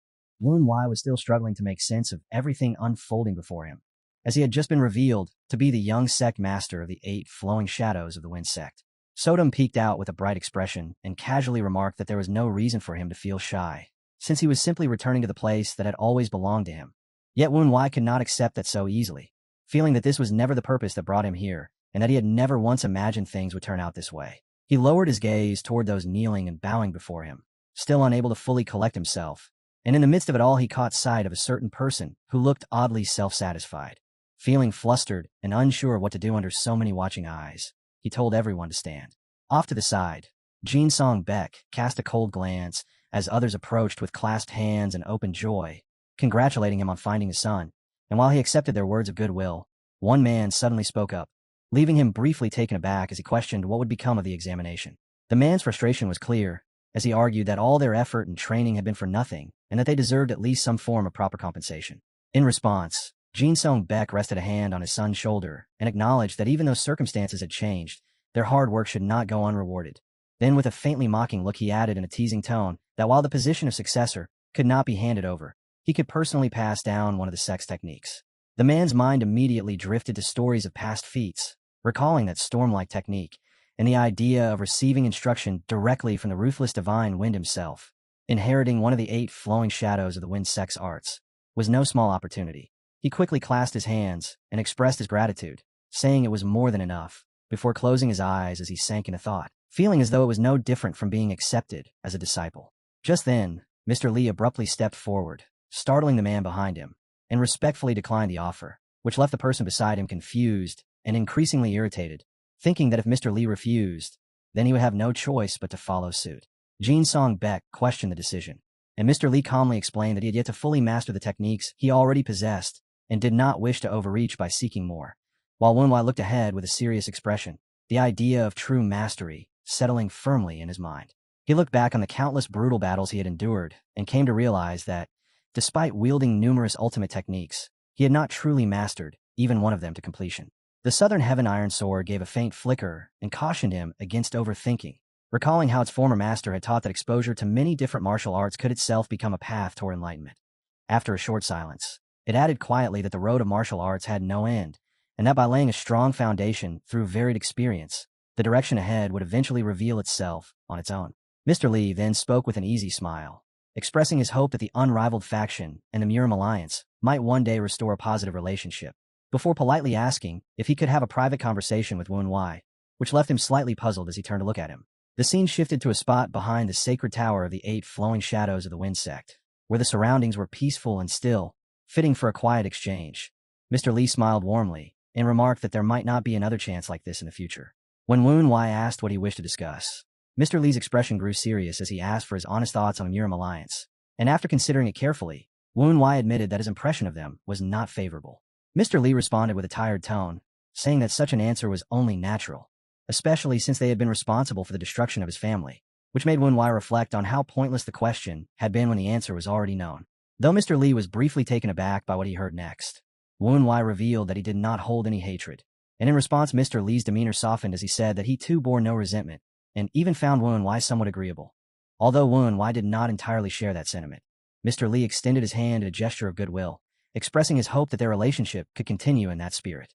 Wen Wei felt a faint chill at the uncertainty of maintaining such a connection, yet he accepted the gesture, and the two clasped hands, marking a fragile harmony between them, even as the possibility lingered that they could one day meet as enemies in a life-or-death clash during the unresolved final examination, a future Wen Wei quietly hoped would never come. As they parted and went their separate ways, a brief sense of unease passed through Wen Wei's chest, as though the hope for peace might not become reality, and he wondered if Mr. Li had felt it as well. Then he called out to him, casually pointing out that in the Western regions, proper etiquette dictated that one should shake hands with the right hand. Mr. Li responded with a bright, understanding smile and continued on his way, giving a light wave as he explained that he was left-handed and even used that hand to wield his sword. Wen Wei turned in the opposite direction and left without another word, while Mr. Li and his companion walked side by side, chatting casually as they went. Mr. Li sighed about returning empty-handed and worried about what he would say when they got back, only for the other man to remark that accepting the ruthless Divine Wind's offer would have been the wiser choice, which left Mr. Li momentarily stunned as he replied that the matter was not so simple. Their conversation drifted on in a relaxed manner, touching on mischances before they eventually brushed it aside. As night descended, within the upper chamber of the hidden illusion Martial Sect's tower, Ouyang Jie drank greedily like a man starved of water, then slammed his hand down on the table in frustration, unable to accept how everything had spiraled into chaos. Wiping wine from his lips, he replayed the events of the morning, and his anger surged as he realized that a scheme carefully prepared over a long period had been completely undone by a single unforeseen revelation. That Jin Song-baek had a biological son. He began to question what his next move should be and how he could possibly explain the situation, and as he reached out for the wine jug, he suddenly noticed it was gone, which only deepened his irritation. At that moment, a strange shadowy figure appeared beside him and coldly mocked his desperate state. Before Ouyang Jie could respond, the figure seized him by the neck and tightened its grip, signaling him to stay silent, then abruptly released him, leaving him coughing as he struggled to catch his breath. The figure commented that Ouyang Jie had played the role of an outsider quite convincingly, and, as Ouyang Jie thought back on what had happened, he demanded to know what else he could have done once the false identity of the Divine Martial Sword Emperor had been exposed, explaining that he had no option but to act like a sect leader desperate to secure alignment with the Murim Alliance, while also questioning why the truth had not been revealed sooner. The man answered with a grim look, saying he had long known the Sword Emperor was a fraud, but had only recently learned that he was Mu AK, adding that revealing it earlier would not have changed much. Ouyang Jie was left stunned by this, while the man continued, stating that given the circumstances, the sect leader had done what he could to survive, but bluntly concluded that this was also the limit of his capability. He tightened his grip until the wine bottle shattered in his hand, fragments scattering across the floor, and remarked that had he known earlier about such incompetence, things might have unfolded very differently, adding that the current circumstances would now make it difficult even for him to avoid suspicion. Ouyang Jie, thinking inwardly, suggested that the man should personally deal with the ruthless divine wind, but in response, the man tossed a heavy, bulging pouch onto the table and stated that this was what Ouyang Jie was to focus on from this point forward.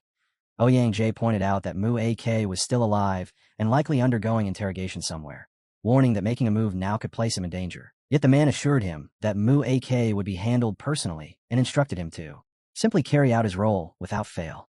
Though Ouyang Jie bowed his head in acknowledgement, he cursed him silently within. And as the man turned to leave, he suddenly stopped, remarking that he had nearly forgotten something before revealing that Xion Yuzong was still alive. The words sent a chill through Ouyang Jie as cold sweat formed, and he admitted that he had believed him dead. The man's eyes flickered with a red glint as he fell briefly silent, then answered in a cold tone. Ouyang Jie noted inwardly that it was fortunate the man had accepted that belief, though the thought still irritated him, and the man concluded that Mu AK had deceived them.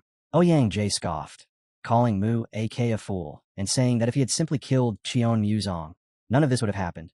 But the man cut him off sharply, declaring that he was the true fool and pointing out that Mu AK must have had a reason for sparing him despite the risk of exposure and the importance of maintaining secrecy. His expression grew even darker as he questioned what it was about Xion Yuzong that had compelled Mu AK to keep him alive. The scene shifted to the tower of the Wind Spirit 8 Flow General Sect, where Wen Wai sat together with his father and asked whether he should not go and interrogate Mu AK.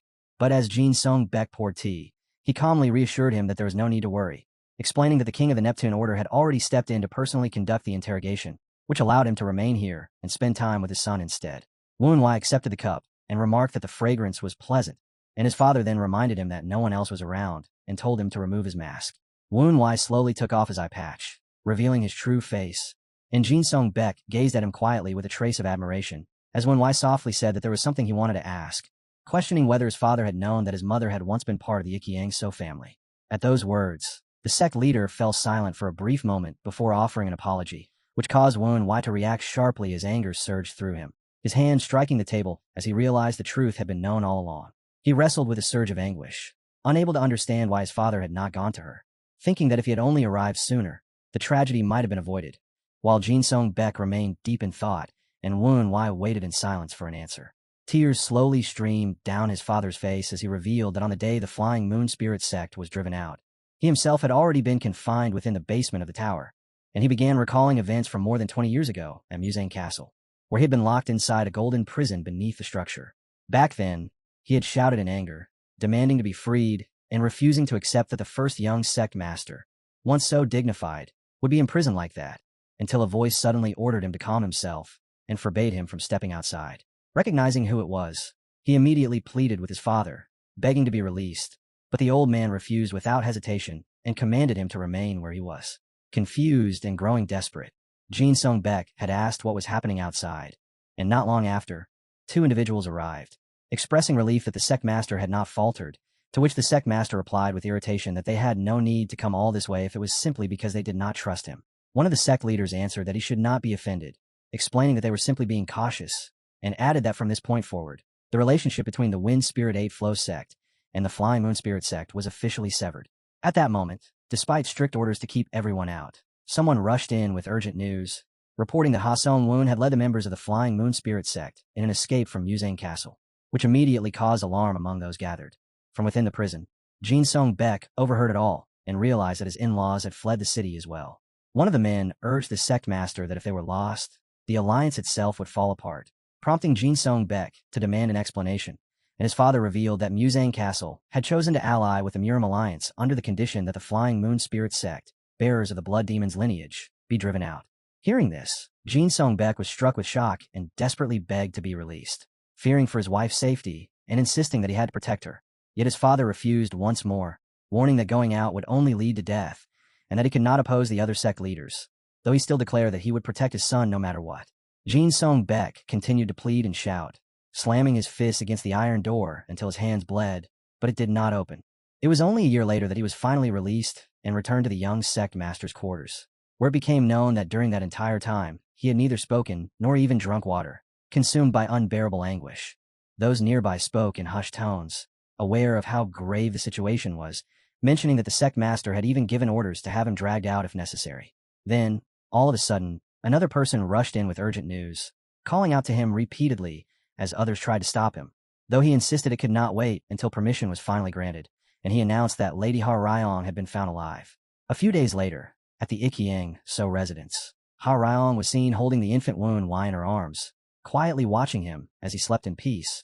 When the head of the household approached and commented that the child seemed to have recovered well, she asked what had brought him there, and he replied casually, asking whether he needed any particular reason to walk through his own home, after which she clarified her question, and he gently asked in return whether she had anywhere left to go.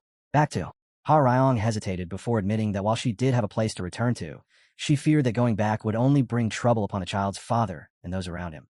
Hearing this, the head of the Ikyang So family offered to let both her and the child remain there, assuring her that he would look after them since she had nowhere else to go and could not possibly wander the Central Plains while caring for an infant. And although she did not refuse outright, she asked for time to consider it, to which he agreed. What neither of them realized was that their conversation was being overheard nearby by Jin Song-baek himself. And at that moment, a guard spotted him and demanded to know who he was, while another person approached and asked what was going on. The guard replied casually that a ragged man had been crying near the front gate and seemed suspicious, but when they looked again, he had already vanished without a trace. Meanwhile, the family withdrew inside, leaving Ha Ryong standing alone as a strong wind swept through, lifting her hair while she let out a quiet sigh. Outside, a companion questioned Jin Song-baek, asking why he had not taken her with him and what reason he had for coming all that way, and Jin Song-baek answered that he could not bring her back at that time, revealing that he intended to enter closed-door training. He explained that taking Ha Ryong with him immediately would only lead to the same tragedy that had occurred a year earlier, and that he needed to gain enough strength to stand against everyone. So for now, he would withdraw. After returning to Muzang Castle, he committed himself to relentless solitary training. Yet by the time he finally attained the power he sought, everything had already passed beyond reach, and in his anguish, he wept. At that moment, Woon Wai stepped forward and wrapped his arms around him, and Jin Song-baek, overcome with sorrow, wondered aloud if his son harbored deep resentment toward him. Woon Wai admitted that he did feel hatred, but clarified that it was directed not at his father, but at himself for only now coming to understand the suffering his father had carried all those years. Hearing this, Jin Song-baek reached out and embraced him tightly, a faint smile of relief forming as he said that seeing him grow into someone strong and steadfast meant that his mother had raised him far better than he ever could. Elsewhere, inside the tower of the Heavenless True sect, two guards stood watch before a closed door when a voice suddenly called out from within, asking if anyone was present, and one of the guards immediately responded with respect to the sect leader. Inside, the sect leader remained quiet for a moment, his hands slowly moving through his robes as he gazed into the distance, murmuring to himself about Woon Wai, and realizing that he could no longer address him by that name. After a brief pause, he spoke again and ordered that someone be sent to the young sect master of the 8 flowing shadows of the Wind sect, as he wished to meet him. Returning to the father and son who had once stood as enemies, they continued to shed tears in silence for a long while before an awkward stillness settled between them again, leaving Woon Wai flustered and uncertain of how to behave, as although he now understood his father, the atmosphere remained strained and he could not find a way to break the silence. Eventually, Jin Song-baek spoke, mentioning that he had heard about Woon Wai meeting the cherished daughter of one of the 4 great evils, and wondered what kind of fate had brought them together. Then with a gentle smile said that he wanted to hear about his son's life. Woon Wai agreed, though he hesitated slightly and warned that it might be shocking, to which Jin Song-baek responded with a light laugh, saying there was nothing left that could truly surprise him anymore. Yet in the very next moment, a terrifying aura of blood burst forth as Woon Wai's hair turned crimson, revealing that he was the current blood demon. Seeing his father's reaction, Woon Wai calmly stopped and remarked that he had poured too much into the cup, which startled Jin Song-baek and made it clear that he had indeed been shaken. Under the warm glow of bright lantern light, Woon Wai, just as he had once done with his maternal grandfather Ha Song-woon, recounted the entirety of his life to his true father, while Jin Song-baek quickly steadied himself, recognizing that his son was both the successor of the Southern Heaven Swordsman and the one chosen by the Blood Demon Sword, and he remarked that blood was thicker than water. With a serious look, he then asked whether Woon Wai had been forced into this path by circumstance, or had chosen it of his own will to become the Blood Demon. Woon Wai recalled how his grandfather had once posed a similar question, remembering his words about walking the path one truly desires, and he answered that it had been his own choice, adding that even a butcher could reach enlightenment once he set down the knife. To him, the title of Blood Demon and the entity known as the Blood Cult were not absolute definitions, because he believed that the way he conducted himself within the martial world could reshape how others perceived them, and with firm confidence, he resolved that he would be the one to change that perception according to his own will. As the image of his mother surfaced in his thoughts, he reflected that even though the Blood Demon's blood ran through him, it did not define who he was. and he believed that the Flying Moon Shadow sect would one day prove to the world that it stood apart from the Blood Cult, that the Murim Alliance had been wrong in seeking its destruction, and that in time, people would come to recognize that truth. Watching him, Jin Song-baek felt that his son's convictions and outlook bore a striking resemblance to his wife's, acknowledging inwardly that the child had truly taken after Haryong. He then stated that if this was the path Woon-wai had chosen, he would respect it and would not raise the matter again, which caught Woon-wai off guard. And his father continued, saying that there was only one thing he hoped his son would remember, that he now had a father. Though he had failed to protect his mother, he vowed that he would protect his son, and he declared with certainty that as long as he lived, the unrivaled faction would never stand in his way, urging him to live according to his own heart, whether as the young sect master or as the blood demon. A deep sense of relief and gratitude settled over Woon-wai, as he had braced himself for opposition, but instead received unwavering support. Yet the moment was abruptly broken when someone rushed in with an urgent report. Jin Song-baek ordered the person to remain outside and speak, while Woon-wai wondered what had happened, and the subordinate reported that an intruder had appeared at the Golden Prison, that every guard there had been defeated, and that the prisoner Mu-ak had been poisoned, and was now in critical condition. Jin Song-baek stepped outside and asked whether sect leader Wang was safe, and it was confirmed that he was unharmed, having left just in time. Woon-wai quickly disguised himself and asked for permission to go along, but his father refused, insisting that he remain behind, and although Woon-wai felt the gravity of the situation, Jin Song-baek asserted his authority firmly, leaving him no option but to comply.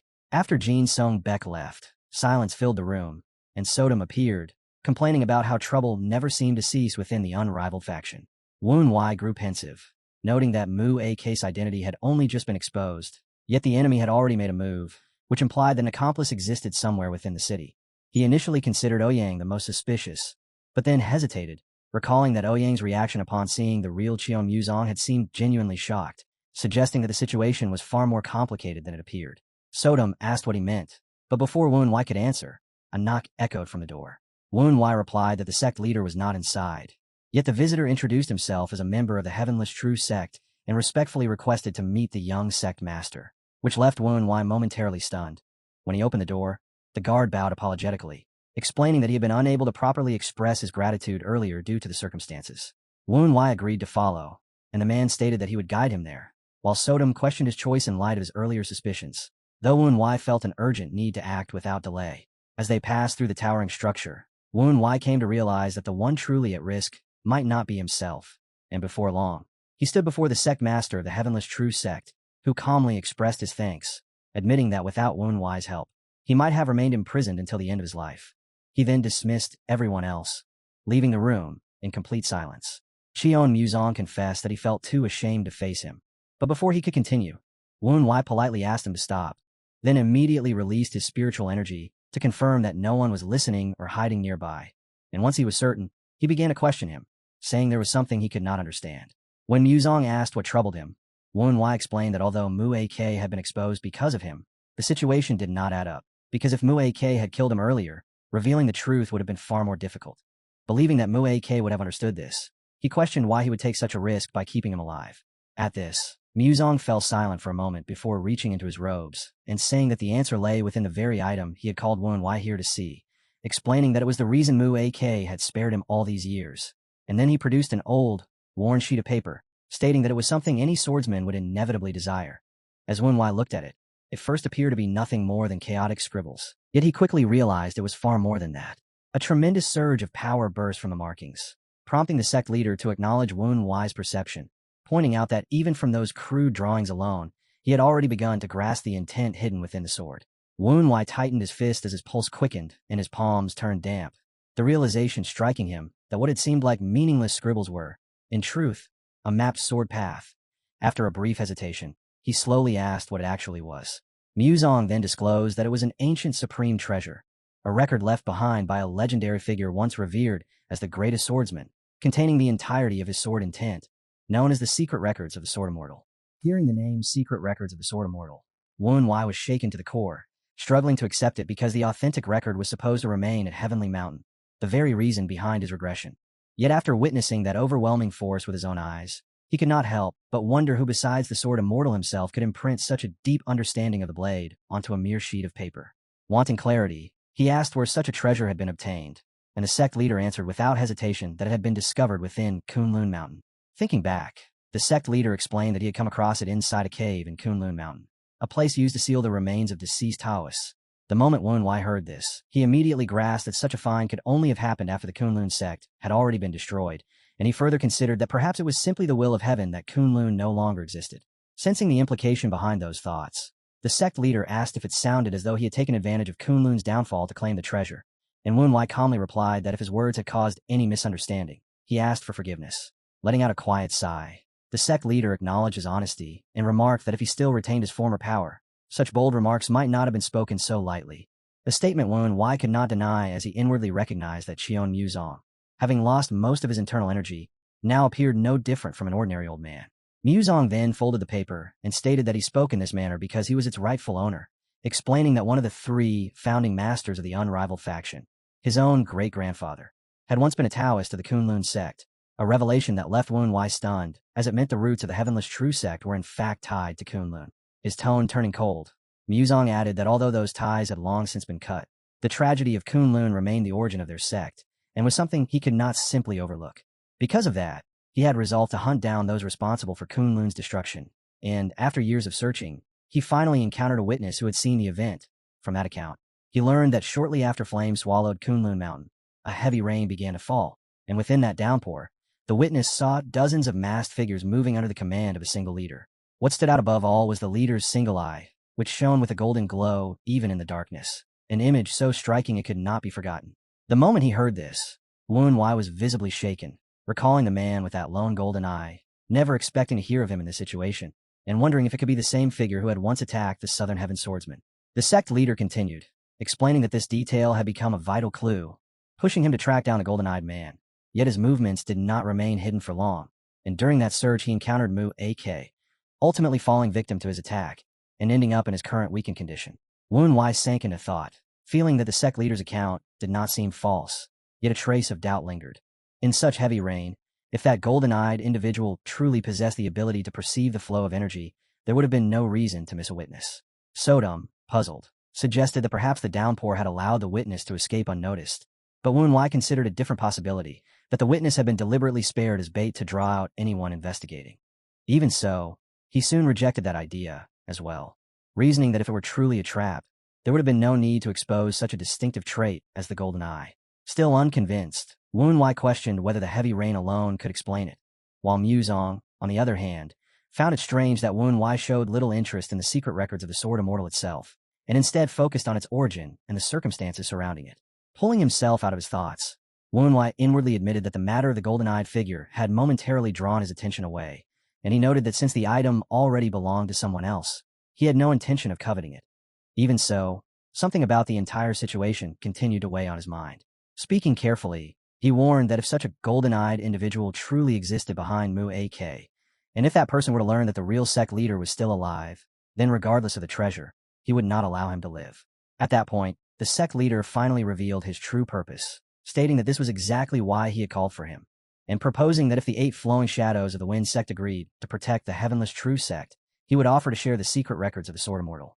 Wen Wai gave no immediate response, fully aware that the old man had now exposed his real motive, and understanding at last why all subordinates had been dismissed beforehand. As Wen Wai reflected further, he came to the conclusion that the sect leader had likely found it far easier to seek help from him than to approach his father. Muzong shifted slightly before explaining that, at Wen Wai's current level, fully understanding the insights contained within the secret manual would not be easy. However, those very insights were already imprinted in his own mind, and he was willing to pass them on, adding that if Wen Wai could grasp the underlying principles, he would personally instruct him in the sword techniques of the Sword Immortal. Before he could finish, a sudden attack struck him with brutal force. Wen Wai reacted instantly, snapping his gaze upward toward the rafters as he realized someone had been concealed there from the very beginning. The assassin had carefully arranged traps throughout the area, blending so perfectly into the surroundings that his presence was nearly impossible to detect. Only by opening his central dantian could Wen Wai barely pick up a faint trace, revealing that the intruder had mastered an advanced level of stealth. The assassin remained silent, watching him.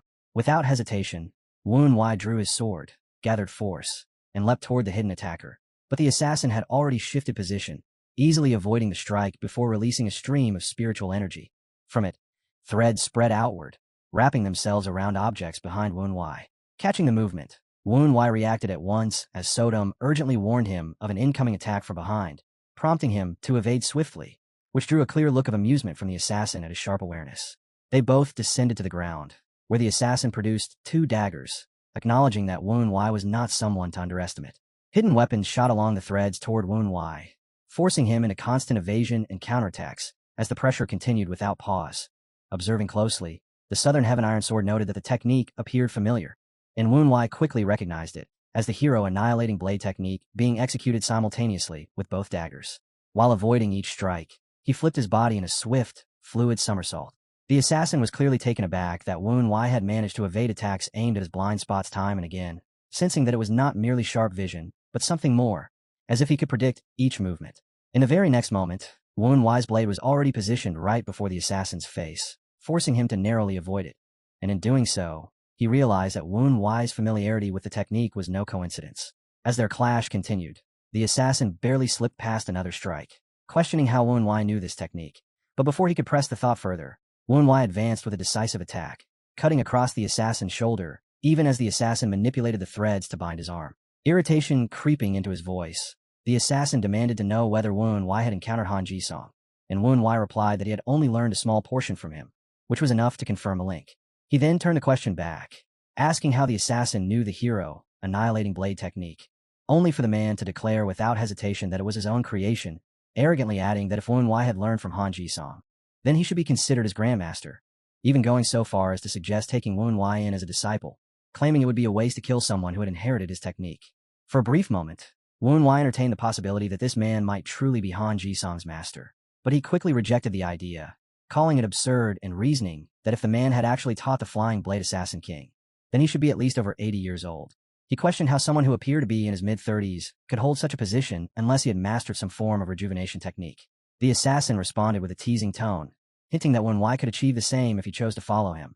But Woon Wai firmly declined, stating that he had no intention of being killed by someone who looked more like a disciple than a master. In response, the assassin commented on his bold nature before pulling aside his ragged clothing to reveal a wound on his body, suggesting that it might catch his interest, and Woon Wai could only stare in disbelief as he saw that the injury had already fully healed.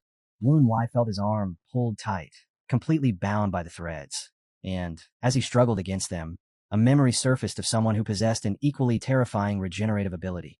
Almost immediately, he connected it to the man with the golden eyes and the sealed forest valley, and began to wonder if it was because of the golden physique, a realization that made his body tense, as suspicion formed that this assassin might be tied to that very figure.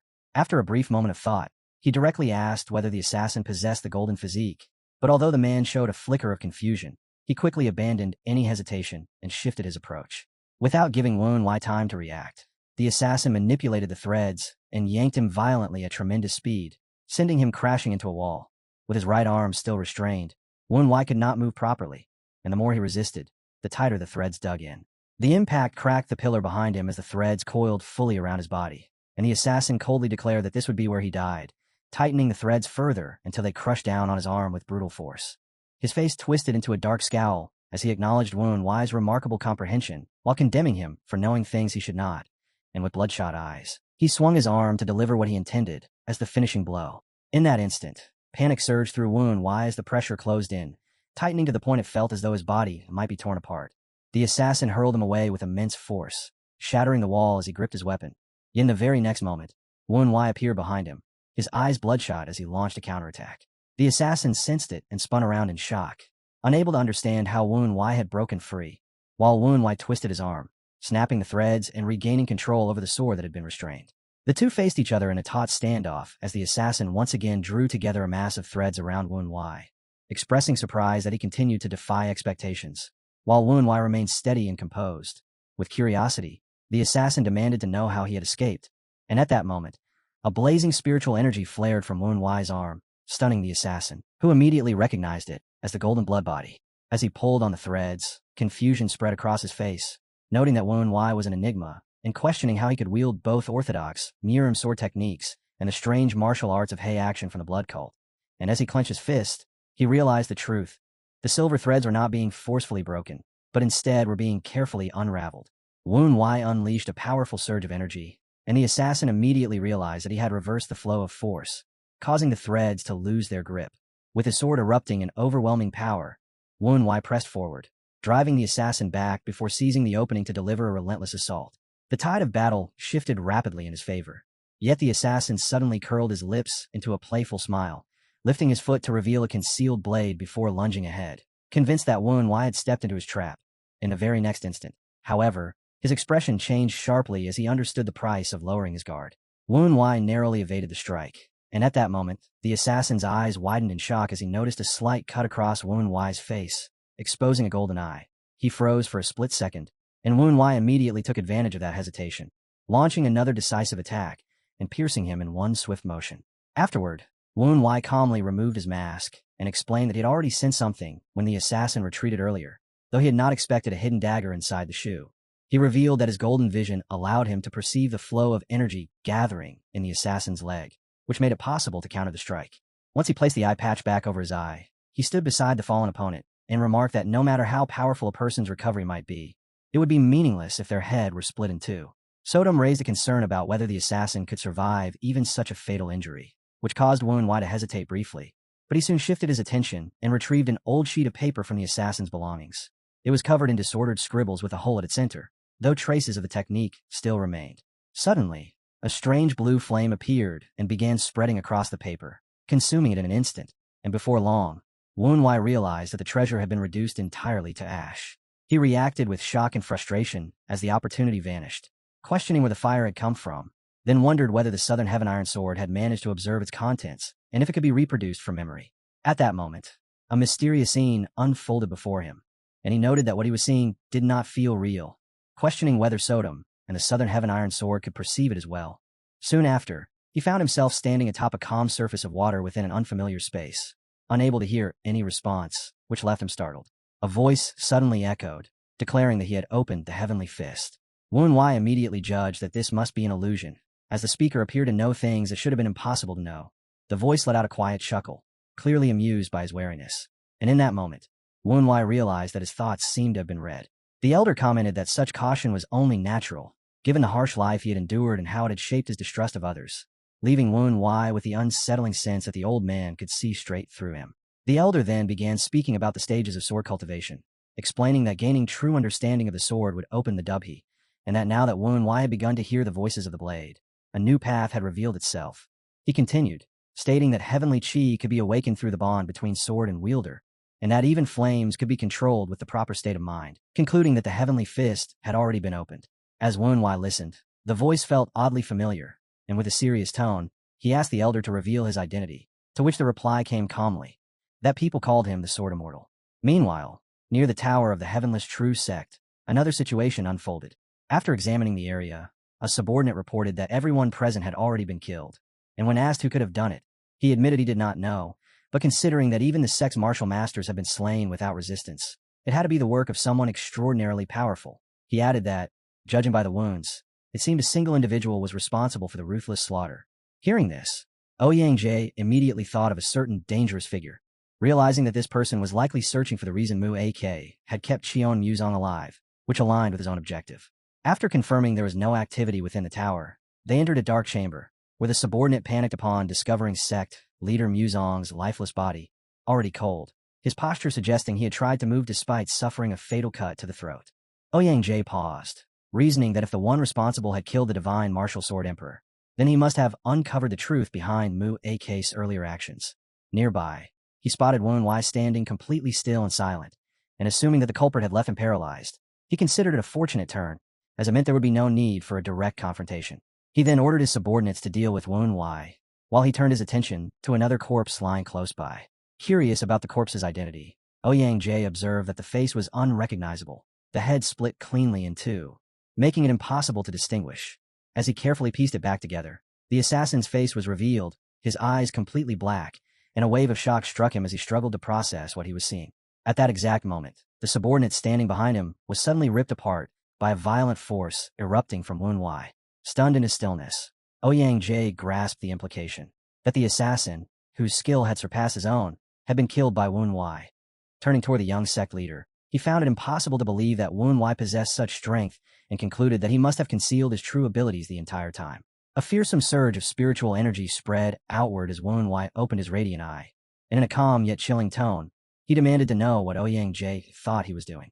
The Sword Immortal was known as one of the rare legendary figures in all of Murim, and Woon Wai could not suppress his astonishment, as someone revered by countless martial artists now stood right before him, making the moment feel almost unreal. His mind swirled with confusion as he tried to make sense of what had just happened, since he had only held the paper for a brief instant, yet everything around him had suddenly shifted.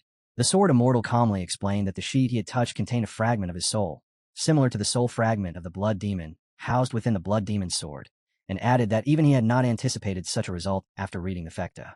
He went on to reveal that he had split his soul into 3 separate fragments and sealed them within different treasures. Yet somehow 2 of those fragments had ended up with the same individual, meaning Woon Wai was the one fated to possess them. Woon Wai wondered if this division had been meant to prevent the treasures from ever falling into the hands of a single person, while also noting that he himself had never actively sought out the ones he carried. The Sword Immortal responded that treasures did not belong to those who merely desired them, but instead came to those bound by fate, just as they had come to Woon Wai, leaving him momentarily stunned by the weight of that connection. The Sword Immortal then remarked that Woon Wai was fortunate to have gathered multiple soul fragments and to be able to speak with him directly, but warned that continuing their conversation would slowly disperse the fragment, which would not be beneficial. As he took hold of Woon Wai's hand, Woon Wai was startled to feel it move on its own, while the old man calmly observed that his swordsmanship was upright and steady, wondering aloud whether his own teachings would even be necessary. Confused by the remark, Woon Wai tried to understand, and the Sword Immortal explained that he had already obtained the greatest treasure left behind, the ability to communicate with the sword itself, which embodied the essence of everything he had achieved, to the point that even the sword soul recorded in the scriptures could not be considered superior to what Woon Wai already possessed.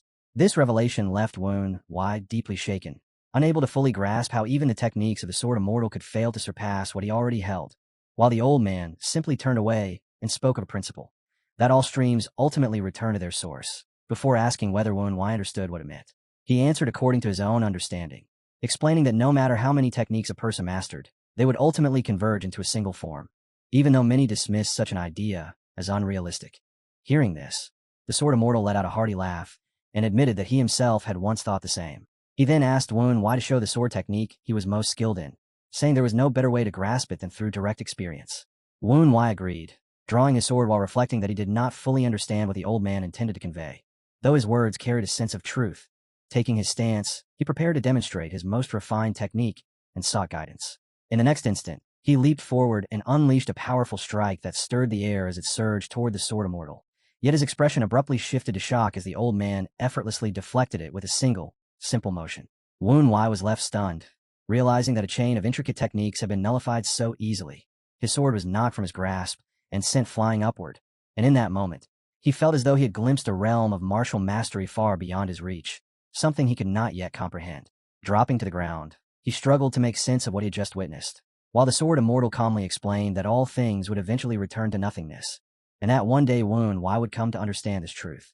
Woon Wai respectfully admitted his shortcomings and asked for further instruction, but the Sword Immortal turned away, stating that upon reaching his current realm, he had forgotten all techniques bound by form, as nothing was ever perfect, and so he had erased them entirely from his mind. This left Woon Wai feeling hollow and unsettled, as if such insight could not be grasped through words alone, and he wondered whether he had just encountered a rare opportunity, yet failed to gain anything from it. Sensing this unease, the Sword Immortal reassured him not to lose heart, instead promising to help him forge his own path in the sword.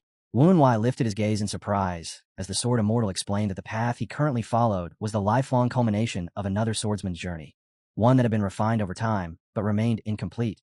With a serious expression, he declared that he would guide Woon Wai in discovering a new path, one connected to the luminous star sword technique. The scene shifted to the heavenless True Sex Tower, where chaos had already taken hold as Ouyang Jie was blasted away and fled in desperation, repeatedly glancing back in shock as he realized that Woon Wai had become someone entirely different from what he had imagined, leaving him wondering what he could have possibly done to wield such refined chi at such a young age. Meanwhile, Woon Wai stood amidst the wreckage as multiple opponents charged at him like wild beasts. Yet despite their relentless assaults, he moved with astonishing speed, evading every strike with ease and cutting them down with single, decisive blows. Sodom spoke with concern, asking why Woon Wai had suddenly gone silent and remained motionless earlier, and Woon Wai explained that when he touched the scripture, it had ignited in blue flames and drawn him into another realm, where he encountered the Sword Immortal and received guidance. Unable to comprehend this, Sodom said she had seen nothing at all, prompting Woon Wai to clarify that it had been a mental space formed by a fragment of the Sword Immortal's soul, something visible only to him. Thinking back, Woon Wai recalled how the Sword Immortal had praised him, saying that even if a path were opened, it would mean nothing without true understanding. Woon Wai had expressed his gratitude for the guidance, but the old man had urged him to return. Wanting to stay longer and learn more, Woon Wai brought up the matter of enlightenment. While the Sword Immortal pointed out that time in that realm did not flow the same way and was not entirely still, Woon Wai tried to remain and ask further questions, even raising whether his regression to the past had been arranged by the Sword Immortal. But the old man offered no reply and departed without answering. Back in reality, Sodom asked whether he had attained enlightenment, and Woon Wai admitted that he had not yet reached such a level.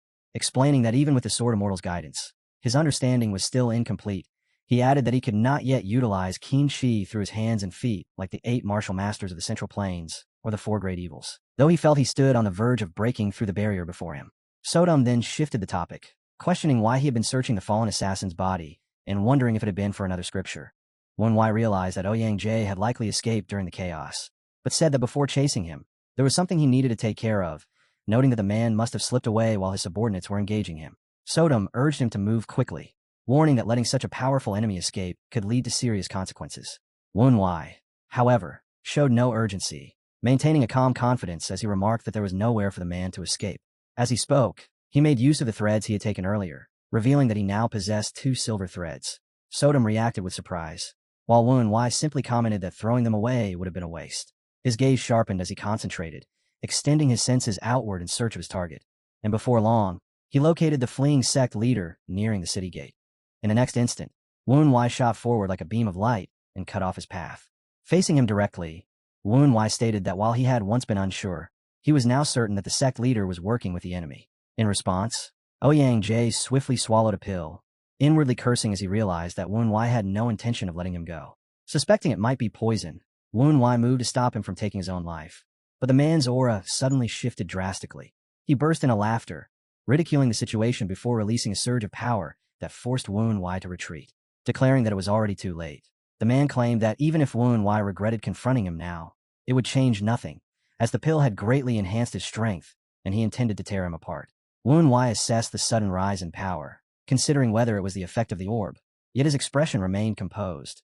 With a faint, cold smile, he remarked that this fight would require some effort. His opponent sneered at the remark, dismissing it as arrogance, while Woon Wai, without hesitation, steadied his stance, drew his sword, and prepared to unleash a new move, the 4th form of the luminous star sword technique.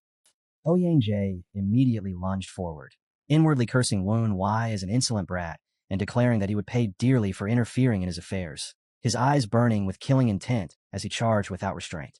Woon Wai's expression hardened as he released his newly grasped technique, while Ouyang continued his advance, completely unaware that the gleaming tip of a sword was already poised to meet him.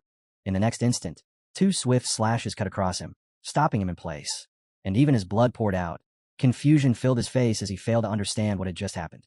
Without pause, Woon Wai followed with a rising dragon slash, and as he passed by, his opponent collapsed, letting out agonized screams. The Southern Heaven Iron Sword immediately grew curious, and asked whether that had been the improved luminous star sword technique, and Woon Wai calmly confirmed it, noting that its trajectory was vastly different from before while admitting he had not expected to use it so soon. He observed that Ouyang might still be alive, though whether he would be able to speak after such a devastating strike remained uncertain as he lay unmoving on the ground. The Southern Heaven Iron Sword recalled how its former master had greatly admired the Sword Immortal, and remarked that he would have been overjoyed to see his sword art refined by Woon Wai, certain that he would have felt proud. Woon Wai asked what had caused the sword to smile, but it brushed the question aside, saying it was nothing. At that moment, sect leader Wang suddenly appeared, recognizing Woon Wai as the young sect master of the 8 flowing shadows of the Wind sect, while inwardly expressing surprise at the unfamiliar presence before him. Woon Wai remained calm and questioned Wang's reason for being there, but Wang immediately returned the question and pointed out that the mustache Woon Wai had earlier was now gone. Slightly caught off guard, Woon Wai explained that he had been wearing a human skin mask, which had since fallen off.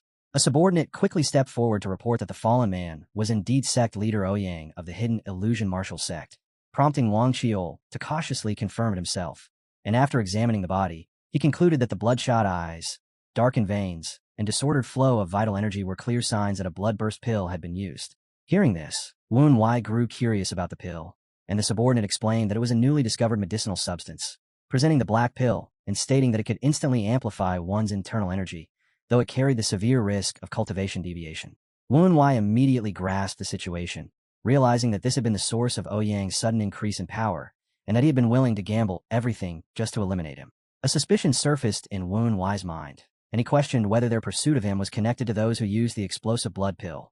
The subordinate promptly confirmed this, admitting that they were all members of the hidden illusion martial sect. Wang Qiol stepped forward and added that numerous spies were still embedded within the faction, including Mu AK. Wu Wai agreed, stating that the ones eliminated earlier had not been the entirety of them, and Wang Qiol concurred, noting that they had even infiltrated the prison and attempted to assassinate Mu AK as well. Wu Wai reasoned that their goal had likely been to silence Mu AK, though it clearly extended beyond that, and after a moment of thought, he added that they were probably trying to incite internal conflict using the explosive blood pill.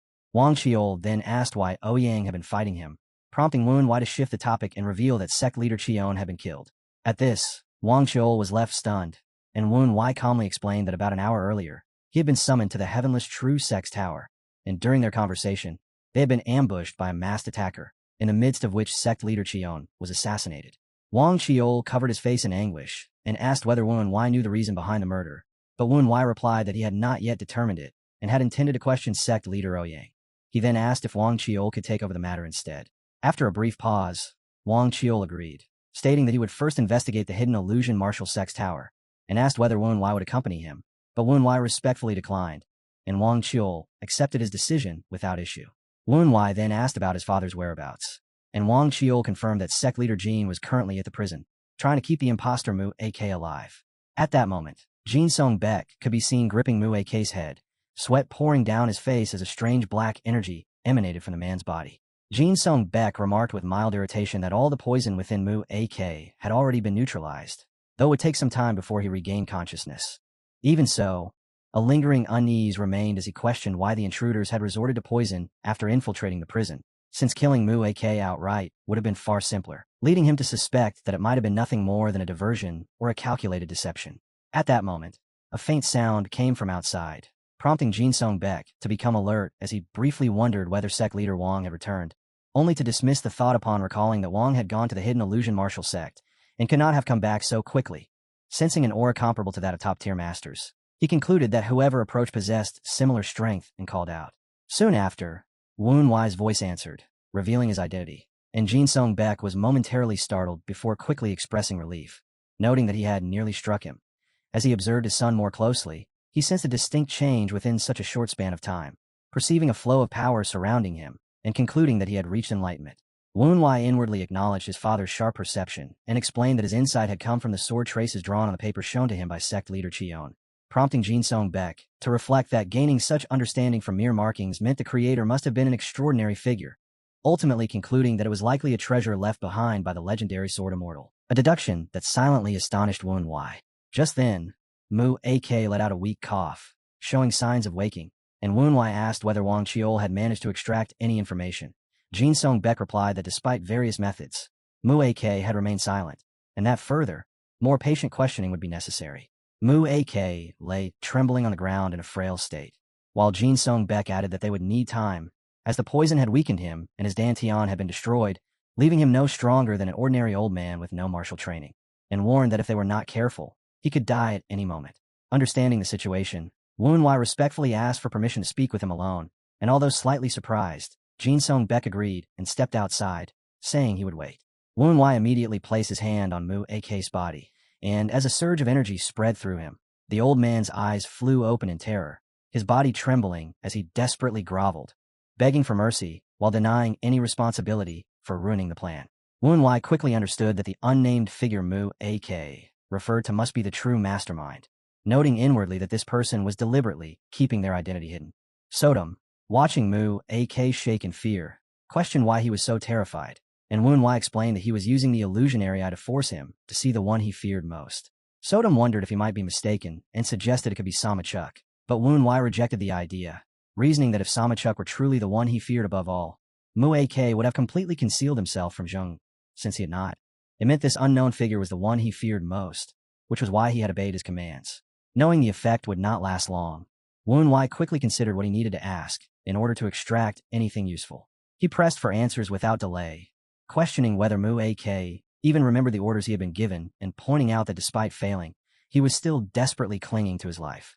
Mu AK insisted that unforeseen complications had occurred and begged for another chance, claiming everything would have gone as planned if not for Wen Wai. He went on to say that he could have killed the ruthless divine wind and allowed the leader to manipulate the unrivaled faction. Hearing this, Wen Wai silently confirmed that the memories from before his regression had been accurate, where Mu AK had killed his father and seized control of the faction. As Mu AK continued, he mentioned that the blood demon sword had been taken, which shocked Wen Wai and brought back earlier events involving an attack tied to it. He began to suspect that this was part of a far larger scheme, possibly involving hidden operatives within the blood cult, and realized that while it had succeeded in his previous life, it had failed this time. Wen Wai coldly dismissed Mu AK's excuses and demanded what he could possibly do now after failing, and Mu AK pleaded to be sent to the blood cult, insisting that he would retrieve the blood demon sword. Wen Wai found this difficult to understand, and wondered whether the guard who had attacked earlier had been one of Mu AK's subordinates, ultimately concluding that the situation was far more extensive than he had expected, and that what had happened within the unrivaled faction was only a small piece of a much larger plot. Recalling Mu AK's plea to be sent to the blood cult, Wen Wai concluded that there must be infiltrators within the blood cult as well. He questioned how Mu AK intended to recover the sword after failing to protect it once, and Mu AK replied that the fault was not entirely his, placing the blame on the Bloodlord instead. He explained that both successors of the Blood Demon had been made to act, which ultimately led to the sword's loss, insisting that if only one had moved, the Blood Demon sword would have remained in their hands.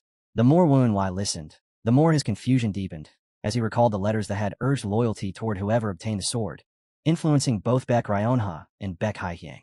From this, he deduced that the ones behind those letters were the third Supreme Gu Jiang and the second Bloodstar Yu Baek, meaning that one of them had to be the Bloodlord while the other served as the unnamed subordinate. Realizing that time was running short, he understood that he needed to uncover the Bloodlord's identity without delay. As Mu AK continued to beg for another chance, Wen Wai asked whether he would be able to serve under the Bloodlord if granted a final opportunity, and as Mu AK lifted his head, he immediately pledged his loyalty. However, in the next instant, the illusion shattered, and Mu AK recognized the deception, reacting with both shock and fury. Wen Wai remained composed, remarking that he had fallen for it without resistance, and then coldly pressed him again, demanding that he reveal the identity of the Bloodlord at once. Mu AK suddenly burst into laughter, and the tension in the room escalated at once. Wen Wai pressed him again for the identity of the Bloodlord, and although Mu AK initially appeared to agree with unsettling calm, the abrupt change left Wen Wai momentarily caught off guard, wondering if he truly intended to speak. Yet in the next breath, Mu AK's expression twisted with hostility as he rejected the idea outright, declaring that nothing mattered anymore before suddenly launching a fierce attack toward him. Sodom was startled by the sudden shift and questioned what was happening, unable to believe that Mu AK still possessed internal energy, while Wen Wai calmly admitted that he had underestimated him, recalling that Mu AK had once been counted among the 5 great evils. Watching closely, he realized that although Mu AK's Dantian had been destroyed, he was now using his heart as a substitute to gather and circulate what remained of his energy, confirming this conclusion with certainty. Consumed by killing intent, Mu AK declared that he would die together with Wen Wai, blaming him for the failure of everything and insisting that he would pay with his life. As his fury surged, strange currents of power began to ripple through the air, forcing his remaining strength to its absolute limit. In response, Wen Wai simply raised his hand and observed that Mu AK's internal energy was already breaking apart, noting that his power was no longer what it once had been. Drawing the scattered energy inward, Wen Wai gathered a vast force and unleashed the 4th technique of the Great Blood Heavenly Finger together with the Blood Acupoint Finger form. The strike landed with precise accuracy, throwing Mu AK into panic and confusion as he demanded to know Wen Wai's identity and his connection to the Blood Demon's lineage. Struck head-on, he was driven down brutally and collapsed to his knees. Wen Wai then lowered his hand and stated that it was enough, observing that Mu AK's origin energy was rapidly dispersing and warning that continued resistance would only lead to death. He declared that he would spare him and demanded that he reveal the identity of the Bloodlord before it was too late. At that moment, Jin Song Baek stepped inside and immediately sensed that the situation had not unfolded smoothly, though Wen Wai calmly assured him that it was still under control. Even then, Mu AK refused to yield and launched another desperate strike. But Wen Wai swiftly gathered his energy once more and executed the 7th form of the Great Blood Heavenly Finger Art, countering with a powerful palm that sent Mu AK flying back. Jin Song Baek quietly observed the overwhelming gap in strength, thinking to himself that although Wen Wai was his son, his power was truly extraordinary, as he had managed to defeat someone who had once stood among the 5 great evils, even in a weakened state. Wen Wai then pressed Mu AK once more, demanding the truth about the Bloodlord. As the interrogation continued, Mu AK caught sight of Woon Wai's eyes and became visibly shaken, which made Woon Wai realize that his eye patch had slipped. Jin Sung Baek immediately questioned what he meant by those eyes, while Woon Wai grew flustered and hurried to explain. In that brief lapse of attention, neither of them noticed a snake silently emerging from Mu AK's body, and as Woon Wai turned and lowered his hand, his golden eye was fully exposed, leaving his father stunned. 2 days later, inside the office of the 8 flowing shadows of the wind sect, Jin Sung Baek studied a portrait while speculating about the identity of the unnamed figure. Woon Wai remarked that he could not confirm whether the face in the portrait was genuine or simply a disguise, and Jin Sung Baek agreed, stating that it was only logical, given that the man operated from the shadows, suggesting that even that face could merely be a mask. He added that if Woon Wai's assumption was correct, then the individual was likely connected to a power similar to the golden eyes Woon Wai had encountered beneath the sealed forest valley, an assessment Woon Wai accepted. Jin Sung Baek then connected the matter to the Mount Mao sect, and Woon Wai noted that he had believed the sect had long since been wiped out, recalling that they were known for their sorcery and their ability to manipulate corpses. Jin Sung Baek responded that there was no need for further explanation since Woon Wai already understood, adding that the Mount Mao sect had been eradicated after attempting to aid the government in suppressing Murim. He speculated that if the unnamed individual was the lone survivor, then his actions might stem from resentment toward Murim, interpreting it as a form of vengeance. He went on to remark that they might have uncovered more clues if the sealed forest valley had not been submerged, expressing regret over the lost opportunity. Woon Wai considered this carefully and concluded that while the theory was plausible, it remained unproven, and it was still too early to accept it as fact. He then turned his thoughts to another unresolved question, wondering that if this individual possessed enough power to wipe out Kunlun in a single night, instill fear into someone who had once been among the 5 great evils, and stand on equal footing with the 4 great evils, or even the 8 martial masters, then why continue to act from the shadows instead of stepping forward directly? After letting out a quiet sigh, he admitted there was no way to answer it for now, though he remained certain that a clue would eventually reveal itself. His thoughts also shifted to the spies embedded within the blood cult by that same figure, realizing he would need to determine whether it was the 3rd Supreme or the 2nd Blood Star, and use them to uncover more about the hidden mastermind. Noticing his concern, Jin Sung Baek offered his help, but Woon Wai declined, saying he was fine and reminding him that he still had responsibilities within the unrivaled faction. Jin Sung Baek, however, reassured him that his priority was his son, not the sect, while Woon Wai voiced his concern about exposing his identity as the blood demon before unifying the blood cult. Jin Sung Baek firmly insisted that Woon Wai place his own safety above all else, then presented him with the sect leader's plaque of the 8 flowing shadows of the wind sect as a form of support, which Woon Wai accepted.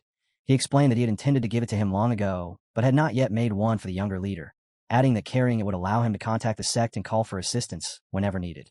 In return, Woon Wai handed over an item that had been entrusted to him, saying that he believed his mother would have wanted him to keep it as well, and Jin Sung Baek accepted it with gratitude, promising to protect it carefully. Woon Wai then made a request, asking that his younger sister, Young, be protected in the future, and his father agreed without hesitation. After expressing his thanks, Woon Wai added that there was one final matter to discuss, revealing his intention to undergo the evil moon sword's test the following day. Jin Sung Baek was clearly taken aback and warned that the trial was nothing like ordinary tests, stressing that it was a matter of life and death, then asked seriously whether Woon Wai had feelings for the evil moon sword's daughter, and whether it was truly worth risking everything. Woon Wai fell silent for a moment, recalling his memories of her before affirming his resolve, and Jin Sung Baek responded with a faint laugh, accepting his decision as he acknowledged that he could not stand in the way of the path his son had chosen.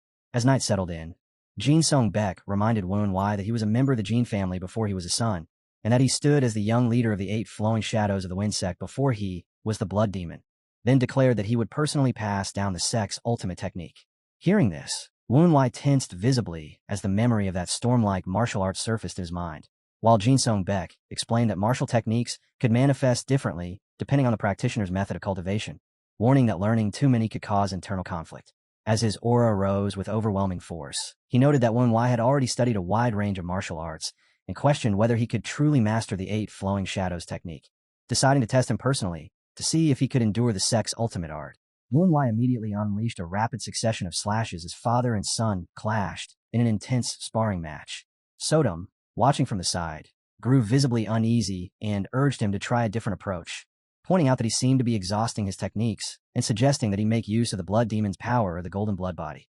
However, Woon Wai calmly explained that the purpose of this exchange was for his father to observe the martial arts he had already learned, adding that if he were to release his full strength, it would prevent Jin Sung Baek from properly assessing his current state.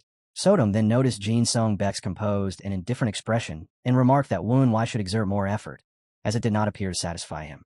Woon Wai began to question whether he was indeed lacking and slightly withdrew his hand, concluding that his father needed to clearly see his shortcomings. With that in mind, he prepared to demonstrate the final move of the luminous star sword art. Yet before he could carry it out, Jin Sung-baek suddenly interrupted and stopped him, declaring that the demonstration should end there, then added that Woon Wai might no longer be suited to learn the martial arts of the 8 flowing shadows of the wind sect, leaving him completely stunned. Jin Sung-baek then explained that their sect possessed 8 distinct martial arts, all derived from a single divine origin, yet their internal energies could still clash with one another. The reason these 8 disciplines could coexist in harmony was due to a secret technique left by their founding ancestor, known as the creation and transformation realm. Pointing toward Woon Wai's chest, he stated that reaching this state required the opening of one's chi, noting that Woon Wai had already accomplished this and had become adept at handling innate core energy, which explained why the various martial arts he had learned were able to coexist without conflict. Hearing this, Woon Wai fell into deep contemplation. Jin Sung-baek let out a soft laugh and added that even after opening his own chi, he had not fully grasped the secret of the transformation realm, then remarked that the one who created the innate energy cultivation method and enabled Woon Wai to open his chi must have been an unparalleled martial artist. This caused Woon Wai to grow suspicious, as he recalled that the manual had not been created by the Southern Heaven Swordsman, but had only been discovered by chance. He then asked his father whether he was suited to absorbing multiple martial arts, and why he would not be able to accept the techniques of the 8 flowing shadows of the wind sect. Jin Sung-baek replied that he may not have explained himself clearly and clarified that the techniques Woon Wai had already learned were of an exceptionally high level, not inferior to the sect's own martial arts, a point Woon Wai inwardly acknowledged as true. His father then advised him to focus on advancing and stabilizing the creation realm rather than attempting to master all 8 styles, explaining that by doing so, any techniques he learned in the future could be brought into harmony under his control. He also stressed the importance of the flowing shadow steps, emphasizing that footwork formed the foundation of all martial arts. Woon Wai felt a trace of surprise, thinking that he might not gain anything new here after all. Yet he also understood that concentrating on the creation realm would be beneficial and might even lead him toward a level of enlightenment similar to what the Sword Immortal had described. Though he felt some regret at not being able to learn the 8 martial arts, he recognized that this path could lead to greater growth. He then asked his father whether he still possessed a sword he had once used. Jin Sung-baek, slightly taken aback, confirmed that he did and asked why, to which Woon Wai requested to borrow it, prompting Sodom to interpret that he intended to use fekta to comprehend the techniques contained within it. Woon Wai confirmed this, explaining that true understanding required experiential insight and that he needed to repeatedly observe and absorb martial arts through mental reconstruction using fekta, believing that this approach would allow him to progress further and possibly overcome many of his internal barriers. With firm determination, he resolved to do everything within his power to pass the upcoming test of the Evil Moon Sword. The next day, in Fuan County, Woon Wai appeared visibly fatigued when his father noticed him and asked about his condition. Woon Wai reassured him that he was fine, though Jin Sung-baek mentioned hearing that he had been sleeping on the ground with his sword, to which Woon Wai responded with an awkward laugh, while inwardly admitting that he had spent the entire night mentally reconstructing his father's sword techniques before collapsing from exhaustion.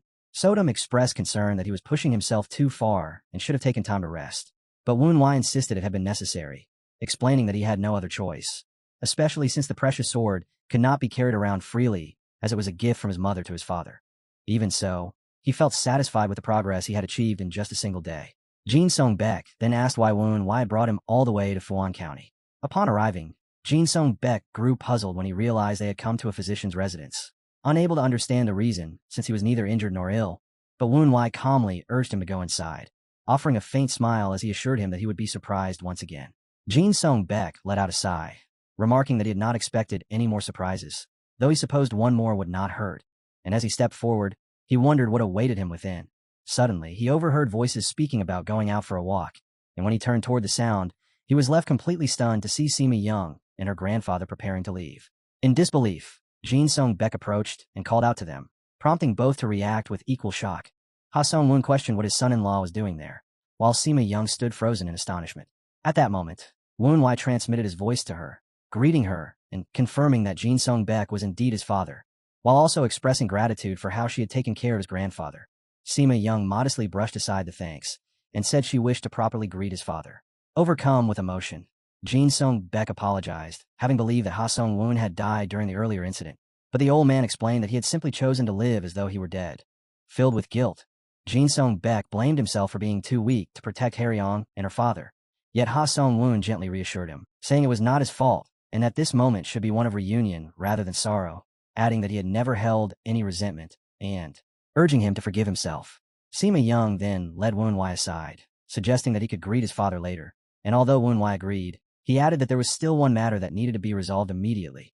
He then asked about her father, setting the stage for what was to come. Samachuk was already waiting in the bamboo forest and acknowledged Woon-wai's arrival, noting that he had not run from the challenge, and Woon-wai responded by stating that he had come to undergo the test. Samachuk narrowed his eyes as he studied Woon-wai, asking whether his father had been the one to teach him, as he seemed noticeably different. Woon-wai admitted that he had learned a little, inwardly acknowledging that such perception was only to be expected. Samachuk remarked that he was fortunate, yet warned that it might not be enough for what lay ahead, then set his condition. Woon-wai must endure 10 full-powered strikes if he wished to earn the right to stand beside his daughter. Sima Young reacted in shock, protesting angrily as she declared the condition unreasonable, but Woon-wai calmly stopped her and reassured her, accepting the terms without hesitation despite her attempt to intervene. Samachuk then explained that he had lost her mother because of his position as one of the 4 great evils, reminding her that Woon-wai was the blood demon, a path that would inevitably be filled with hardship and danger. He pointed out that Woon-wai had not yet even taken control of the blood cult, and questioned whether he should not first prove his strength before leading her down such a road. He further stated that within Murim, those without power were always at the mercy of those who possessed it, expressing confidence that Woon-wai understood this truth. Woon-wai recalled the hardships he had endured and firmly acknowledged that reality, while Sima Young felt torn, realizing she had never seen this side of her father, yet still believing the test was too harsh, as if he did not truly want Woon-wai to succeed. Samachuk then turned back to Woon-wai and calmly declared that he would allow him to make the first move. Woon-wai released a fierce surge of energy and rushed forward, driving a powerful punch straight at him. The force behind it was immense, yet Samachuk blocked it effortlessly, remarking that Woon-wai had not drawn his sword and questioning whether he intended to hold back. In response, Woon-wai immediately followed with another technique, unleashing the 6th form of the 8 flowing shadows of the wind terrain fist combined with a shattering explosive strike, the impact pushing Samachuk slightly backward and leaving Sima Young stunned as she witnessed it. Remaining composed, Samachuk gave a faint, mocking remark that Woon-wai seemed to possess quite a few tricks and asked if there was more to show, while Woon-wai, his aura fierce and unwavering, calmly stated that 9 moves still remained before he could pass the test. Woon-wai asked for a moment to speak before continuing the test, and when Samachuk questioned what it was, a brief flicker of surprise crossed his face as Woon-wai slowly lowered his blindfold, revealing the golden eye beneath. He then explained that during his time in the caves of the sealed forest valley, while being chased through chambers filled with traps, his eye had transformed into something like one of those chambers. Samachuk remained silent for a moment before calmly accepting the explanation and declaring that the test would proceed.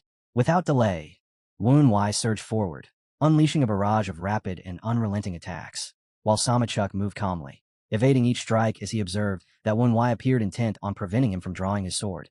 Feeling the mounting pressure, Woon-wai intensified his assault, fully aware that the moment Samachuk unsheathed his weapon, the balance would shift drastically, and so he focused on delivering as many blows as possible while his opponent remained unarmed. As the clash continued, Samachuk carefully measured his movements while Woon-wai countered with techniques such as the 7th form of the Great Blood Heavenly Art. In response, Samachuk released spheres of energy that struck Woon-wai's hand, freezing it mid-motion as he recognized the steel marble, and another iron sphere followed, forcing him to block directly, before a 3rd surge of force struck, spreading a chilling pressure that tore through the ground. Woon-wai steadied himself by channeling all his internal energy into his arm and activating the blood gold body to withstand the attack. Yet even then, he could not ignore the vast difference in their strength, struggling to maintain control as Samachuk finally grasped his sword. Samachuk stated that 2 exchanges had already passed, leaving 8 remaining, but his daughter interrupted, arguing that the steel marble strikes should also count since he had endured 3 attacks. After a brief pause, Samachuk accepted this and counted it as 3, then instructed Woon-wai to draw his sword. Woon-wai entered a heightened state of focus as the remaining exchanges unfolded within the bamboo forest, and in an instant, Samachuk vanished and launched a sword strike toward him, causing Sima Young to cry out in alarm. However, the attack cut through only an afterimage, as Woon-wai had already shifted behind him using the ruthless divine wind's flowing shadow step. Samachuk blocked the follow-up strike without even turning, making Woon-wai realize that his opponent had already anticipated his movement, while at the same time, a sharp strain spread through his palms as though they might tear apart. Woon-wai noticed the energy gathering in Samachuk's sword hand and immediately understood that an attack was about to come. In the next instant, Samachuk unleashed a cross-shaped sword strike that split apart in multiple directions, aiming for Woon Wai's blind spots and forcing him to evade narrowly to avoid being cut down. He instantly recognized how dangerous it was, realizing that even the slightest lapse would have resulted in his body being cleaved in two. Sima Young continued to count the exchanges, stating that 5 remained, while Samachuk calmly evaluated Woon Wai's ability and told him to use his strongest sword technique. Woon Wai focused deeply and complied, tightening his grip on the sword as he held his stance, while Samachuk watched closely, wondering if he was about to strike. Woon Wai steadied his breath and recalled the teachings of sword intent, understanding it as the will to cut and the shaping of sword chi through unwavering determination. He gathered that intent into his blade, entering a state where his body and sword moved as one, coating it in chi before surging forward with everything he had and unleashing a powerful attack, the 7th form of the luminous star sword technique. His strongest strike collided directly with Samachuk's defense, and while Samachuk showed interest in the state of body sword unity, he immediately recognized that it was not yet complete and countered with overwhelming sword strikes that dismantled Woon Wai's attack. Woon Wai struggled in disbelief, feeling as though such mastery went beyond human limits. As his techniques were broken apart with ease, he searched desperately for even the slightest opening, yet even his golden eye revealed nothing, making him realize that Samachuk's swordsmanship was too flawless, as if countless blades had merged into a single perfect form. Refusing to give in, Woon Wai gathered what remained of his strength and launched one final decisive strike, colliding head-on with Samachuk's counter. The impact shook the bamboo forest, creating a violent stalemate before Woon Wai ultimately collapsed from exhaustion, coughing as he tried to rise. Yet even then he noted that 4 exchanges still remained and declared that he would continue. At that point, Samachuk stated that it was enough. Woon Wai showed a hint of surprise as Samachuk calmly sheathed his sword and acknowledged that achieving body-sword unity in such a short time was something he had not expected. He concluded that Woon Wai had proven himself sufficient and gave a stern warning that if he ever caused harm to his daughter, he would face his sword again. Woon Wai remained silent, which in turn left Samachuk without words for a moment before he calmly stated that the situation was not as complicated as it seemed, confirming that Woon Wai had indeed passed the test. He further clarified that he had agreed to allow him to meet his daughter, and at those words, Woon Wai's expression brightened with unmistakable joy. Sama Young immediately rushed forward and embraced her father in gratitude, while Samachuk gently reminded her that if Woon Wai ever caused her distress, she should tell him without hesitation. She protested at the way he referred to her future husband, but Samachuk defended himself, pointing out that Woon Wai did not even appear to fully grasp the situation, making such a remark reasonable. Startled, Woon Wai realized that not only had he been granted permission to be with Young, but he was also being acknowledged as a future son-in-law, which surprised him, especially since there had been no hesitation. Young quickly urged him to address her father properly, warning that he might become displeased otherwise. Filled with gratitude, Woon Wai accepted everything at once, immediately kneeling as he expressed his sincere thanks and formally acknowledged Samachuk as his father-in-law, prompting Samachuk to grumble humorously that anyone listening might think he had gone deaf from all the shouting. Soon after, Samachuk excused himself and departed, leaving only the young couple alone in the forest. Young expressed her dissatisfaction, feeling that her father had been too harsh during the test, but Woon Wai defended him, explaining that he had actually held back. In response, Young praised Woon Wai's strength, noting that it was rare for her father to reveal so many techniques, and she blushed slightly as she admitted how impressive he looked. As she gazed at him, she openly expressed her feelings, and Woon Wai, moved by emotion, gently took her hand and said that he wanted to introduce her to his father. Though slightly surprised, Young smiled and agreed, following him without hesitation. Meanwhile, from above, Samachuk stood alongside another observer, quietly watching them. The observer remarked that Woon Wai's ambition was subtle and that his strength made him difficult to defeat, adding that although he had seen many geniuses, it was rare to encounter someone of Woon Wai's caliber at such a young age. Samachuk, however, remained unconvinced and questioned that judgment, while the observer insisted that he was being overly critical. He admitted that he had grown curious about Woon Wai, having heard Samachuk complain about him so often, and went on to say that Woon Wai possessed the potential to become the strongest martial artist in the world. Samachuk spoke in a grim tone, stating that reaching the pinnacle as the strongest martial artist was no simple matter. Yet the observer answered with a teasing edge, pointing out that such words sounded hollow when the strongest stood right in front of him, implying that Samachuk himself must hold that title since he still retained strength even after that fierce clash, which drew a faint smirk from Samachuk as he glanced down at the wound across his palm. The tone shifted as Samachuk asked whether the observer had heard Woon Wai's words, and the observer, thinking to himself that he ought to address him as his son-in-law, replied that if his guess was correct, then the matter likely involved the Mount Mao sect, just as Samachuk had anticipated. When Samachuk pressed further about any leads, he was told that the target had been tracked moving southeast from Shangxi, and that unlike the one-eyed man, this individual lacked the skill to conceal. his path and continued to leave traces behind, prompting the observer to question why Samachuk would choose to chase this person rather than first aid his son-in-law. But instead of answering, Samachuk simply stepped off the cliff and began his departure, making the observer realize his intent at once as he called out for him to wait before hurrying after him. Meanwhile, on White Cloud Mountain, night had already settled when a group reached their destination, where a monk greeted them and introduced himself as Woon Beck, the one responsible for overseeing the safe house. One man immediately asked about a woman and whether her state was severe, only to be told that she was currently inside cultivating her energy, which caused him to curse inwardly and blame his earlier suggestion, convinced that his carelessness had led to this situation, after which he insisted on seeing her. Yet the monk gently blocked his way and apologized, explaining that she had given strict instructions that no one was to enter until she emerged on her own because she was in the midst of enlightenment, a revelation that left the man visibly startled. Not long after, a surge of crimson energy burst outward with overwhelming force, making the man question what this explosive power was, while the monk answered calmly that it seemed the wait would soon be over. As the aura gradually subsided, the door swung open on its own, revealing nothing but an empty interior, which confused the man as he wondered why she had not stepped out and noted that he could sense no presence inside at all, prompting him to rush in and call for her, only to be startled when her voice rang out from above, where she stood atop the roof, confirming that she had arrived and completed her enlightenment, while remarking in a composed manner that he had come rather quickly. The subordinate dropped to his knees at once, offering a respectful greeting along with his congratulations, then remarked that he could no longer sense even the slightest trace of her chi, and that unless she chose to release it on her own, no one would be able to detect it, a sign of remarkable advancement. And he added that at this pace, she might truly surpass the former blood demon.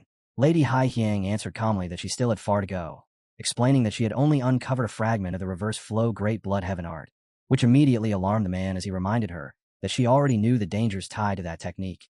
Yet as she stepped down, she commented that he sounded just like someone else she knew and assured him she had already found a way to circumvent the risks, telling him not to be concerned before shifting the topic and asking for his report regarding the second blood star. He told her that he had successfully convinced the second blood star and that the first supreme had stepped in, news that stirred visible excitement in her as she asked whether he had come out of seclusion, recalling that the first supreme was regarded as the strongest within the blood cult and the only one to have neared a transcendental state.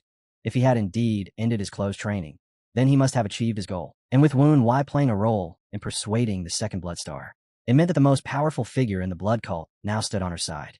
The subordinate then added that complications remained, and when she pressed him, he explained that one of their anticipated outcomes had come to pass, with the Murim Alliance formally declaring its intent to eradicate the blood cult, to which she replied that they must be in a frenzy after the fall of the unrivaled faction, before calmly assessing that the timing could not be better, as she had just reached enlightenment, while also securing the strongest possible ally. With a confident smile, she concluded that before anything else, she should swiftly seize the position of Blood Demon and ordered him to dispatch the Blood Demon record. The man then revealed that this was the second complication, presenting the Blood Demon record as he explained that Beck Ryonha had already sent them out, adding that there was no need for an immediate reply, and suggesting it would be more effective to send a single record instead. Yet rather than showing any concern, she simply laughed and remarked that Ryonha was not as foolish as she had initially believed. The subordinate pressed her, insisting this was no laughing matter. Yet she only let out a soft sigh and said she could not help it, explaining that the situation amounted to two sisters each posing as the true blood demon while wielding a counterfeit blood demon sword, remarking that it was only fitting since they were sisters after all. Alarmed, the man asked if she was implying that even her own sword was false and demanded to know how she could be so certain, but she answered evenly that he should simply wait, as she intended to unveil everything in front of everyone. Then, turning her back, she declared that they would accept the invitation because she had no intention of letting such a chance slip by, and posed the question that if both sides held a blood demon sword, who would ultimately claim the title of blood demon. The man hesitated before answering that it would be the stronger one, and at that, a chilling smile spread across her lips as she stated with certainty that she would be the one to become the blood demon. Meanwhile, in Fuan County, Ha Sung-woon remarked that destiny was governed by the heavens and could not be easily changed by human will, adding that Jin Song-beek understood this truth better than anyone, which made him question why he would try to prevent two young people from meeting and loving each other. Sama Young felt a quiet pang of sadness, thinking that although she had gained her father's approval, everything was not yet fully resolved, and she remembered how the so-called trial had driven the young master into repeated peril, leaving her to wonder whether her father would truly accept it in the end. Woon Wai gently took her hand and reassured her not to worry so much, and as Jin Song-beek watched them, he fell silent briefly before breaking into a smile and admitting that he could not stand in their way if their feelings were sincere, clarifying that he had never intended to refuse in the first place, and that their mutual love and support were reason enough. Hearing this, Sama Young grew emotional and thanked him, then suddenly wrapped her arms around Woon Wai and declared with joy that she would live happily together with him, which made Woon Wai ask if she was truly that happy as he noticed her delight.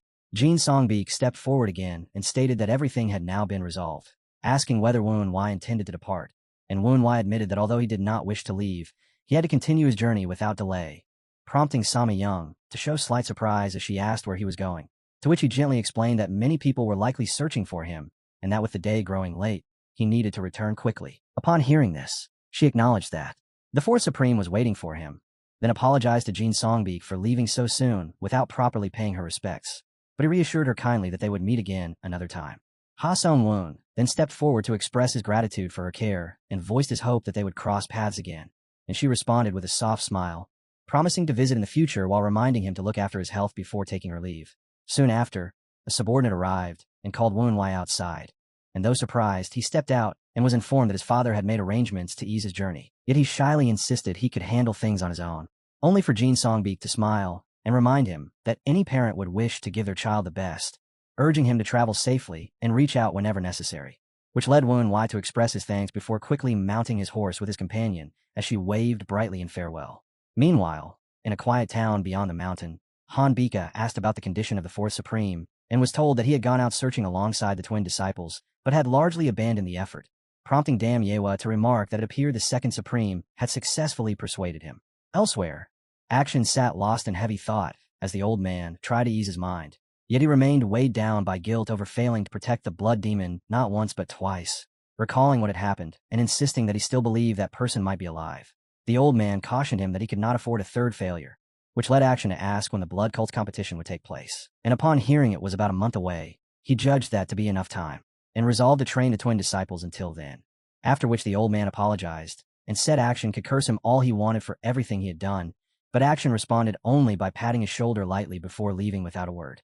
At the same time, Han Bika reflected on everything that had happened, acknowledging the many losses and sacrifices along the way. And although she felt bitterness over losing her arm because of the evil moon sword, she admitted that she had ultimately gained something from it.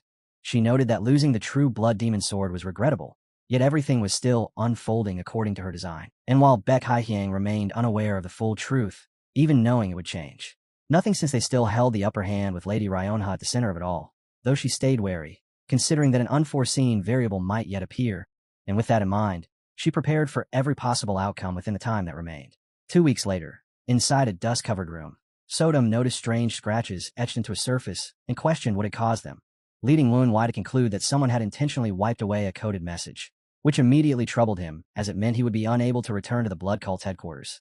At that moment, Sama Young suddenly appeared, startling him as she reported that she had searched the entire area without finding anything and added that they normally left at least one person behind to maintain communication, pushing Woon Wai to analyze the situation more deeply as he found it increasingly suspicious and wondered who could have done this, eventually reasoning that the blood cult often relocated to evade the Murim alliance, leaving coded marks behind so members could find a new base, and that if an enemy had discovered the code, they would have taken the entire message in order to decipher it.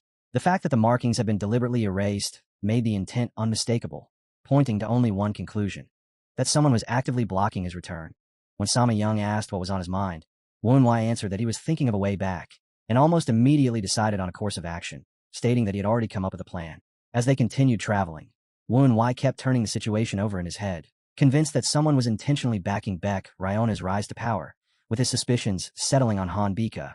And while he remained absorbed in these thoughts, Sama Young suddenly bit his shoulder in a playful manner, startling him into asking what she was doing, to which she replied that she was marking her territory, leaving him briefly flustered by her remark.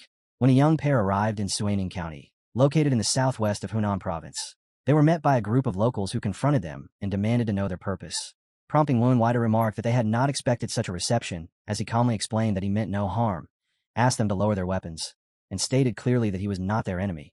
Yet they refused to trust him. He then clarified that he was only looking for an acquaintance and asked whether no Seonggu was there, which immediately startled one of the men, who rushed forward and attacked under the assumption that Woon Wai was tied to the Flower Moon Merchant Association. But Woon Wai effortlessly stopped the strike using just 2 fingers, leaving everyone present stunned. And as the group prepared to charge together, they suddenly dropped where they stood, having been knocked unconscious, causing the last remaining man to panic as he demanded to know what had been done to them. Woon Wai reassured him calmly that the others were merely asleep and explained that he had no ties to either the Flower Moon Merchant Association or the First Blood Star, instead revealing that he had previously given Mr. No information about his sister's location. Yet the man remained unconvinced and demanded proof, which prompted an irritated response from Sama Young as she pointed out that Woon Wai had been holding back because they were allies and warned that if he kept acting recklessly, things could turn bloody. To settle the matter, Woon Wai told the man to pass along a message, identifying himself as So Woon Wai, an intermediate trainee from the Sixth Blood Valley, who had come to meet No Seong-gu, the captain of the Blood Wolf Squad. And upon hearing this report, the captain of the Blood Wolf Squad was immediately taken aback by news of Woon Wai's arrival. The Blood Wolf Squad captain, No Song-go, had brought Woon Wai into a room, where he quietly poured a cup of wine and urged him a drink, and although Woon Wai's face flushed slightly, he accepted with thanks and emptied the cup in one motion. Song-go's expression then turned serious as he informed him that an order had arrived from the base assigning him to infiltrate the Miram Alliance as a spy, and Woon Wai, remaining composed, lowered his head in acknowledgement, accepting that he had no choice but to obey, after which Song-go offered him time to handle personal matters, mentioning that several weeks remained before the mission would begin and suggesting he could at least send a letter to his family in Yulon County. Woon Wai bowed his head and explained that the only family he had there was his younger sister, who likely already believed him dead. Yet he still expressed appreciation for the concern while thinking to himself that it was better this way, since someone like him would only weigh her down. Song-go commented that he must have cared deeply for his sister and admitted he once felt the same, then revealed that his entire family, including his own younger sister, had been killed by assassins, dispatched by the Miram Alliance. And although the pain had dulled over time, he confessed that he had recently found himself wondering what life might have been like if she had lived, and when asked about his hometown, he said it was Suaning County in the southwest of Hunan Province near Jiwang Mountain, a place known for its striking scenery. Before asking again whether Woon Wai truly would not send a letter, adding grimly that such an opportunity would vanish if either of them were to die. Woon Wai remained silent yet firm, stating that it was better for her to continue believing he was gone, and Song-go accepted this, offering him another drink, which Woon Wai took, and in that past life, though he had been mistreated everywhere else, Song-go had been the only one to treat him like an ordinary person, making him the only one Woon Wai had trusted and chosen to follow. Back in the present, Woon Wai stepped inside and greeted Song-go, remarking that it had been a long time while inwardly confirming what he had expected, and as a young woman moved as if to approach, Song-go raised his hand to stop her and ordered her to step back, while Woon Wai observed that she must be Song-go's younger sister, the one who had once been abducted by the Flower Moon Merchant Association. Noticing the scars etched across Song-go's face, Woon Wai concluded that he must have fought desperately to save her, which matched the man he remembered, and with a warm smile, he offered his congratulations on their reunion. Without warning, however, Song-go lunged forward and struck, catching Woon Wai off guard, though he reacted instantly by raising his hand to intercept the blow and forcing him back, as Song-go, his voice sharp, demanded to know who had brought such a person, prompting the man to answer in confusion that he had already reported the visitor as So Woon Wai of the Sixth Blood Valley. Song-go dismissed this outright, arguing that Woon Wai's Dantian had been destroyed and that reaching such a level in under 2 years was impossible, concluding that the figure before him had to be an imposter or someone using a disguise. Woon Wai remained composed, admitting that such doubt was understandable, and explained that through his master's assistance he had been treated by the all-healing divine physician, which made Song-go question what kind of master could arrange such a thing. Yet his disbelief shattered when he saw Woon Wai's body take on a rust-like hue, recognizing it as the golden body technique of the Fourth Supreme. Woon Wai then revealed that Elder Hei Action was his master and asked if he would now accept the truth, and upon realizing this, Song-go immediately dropped to his knees and paid respect to the young master, disciple of the Fourth Supreme. Sodom voiced confusion about this sudden shift in status, while Woon Wai inferred that something must have changed after Song-go rescued his sister, then asked if he still remembered the promise he had once made, to which Song-go answered firmly that he would never go back on his word. Though he questioned why the Fourth Supreme's disciple had come to him, Woon Wai explained that he had been cut off from the cult for more than a month, and discovered that the base had already relocated with all identifying codes erased, which led him to seek information about the new location and the current situation.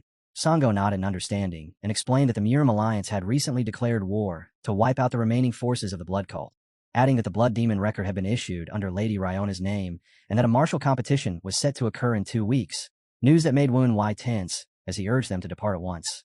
Yet Song-go hesitated and revealed that after rescuing his sister, he had fallen out of favor with the First Blood Star, forcing him to abandon his position and live in hiding, warning that taking him along could place Woon Wai in greater danger. Woon Wai brushed aside the concern as a burst of crimson energy surged outward from his body, his hair shifting into a deep blood red as he declared with commanding force that Song-go should recognize this power, revealing the Blood Demon sword in his grasp. The moment Sango understood that the one holding that blade was the true blood demon, he immediately dropped into a kowtow and pledged his loyalty without hesitation.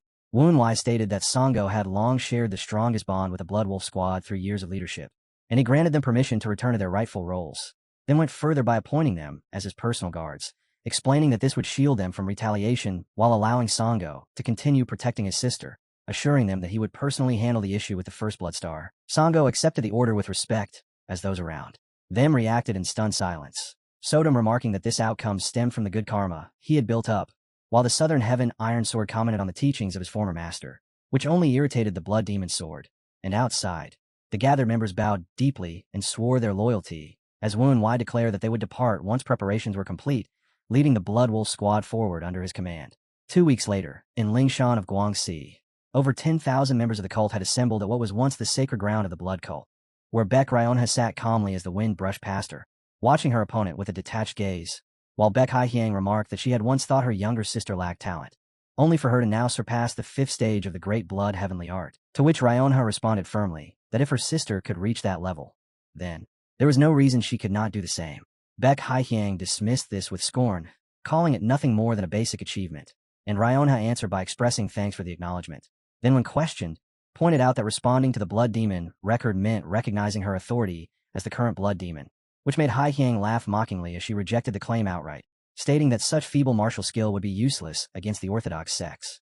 Ryonha answered by arguing that if sheer strength alone determined leadership, then the disciples of the Four Supremes would be more qualified, insisting instead that authority must follow the laws of the cult, and she declared with certainty that whoever held the Blood Demon sword was the rightful Blood Demon.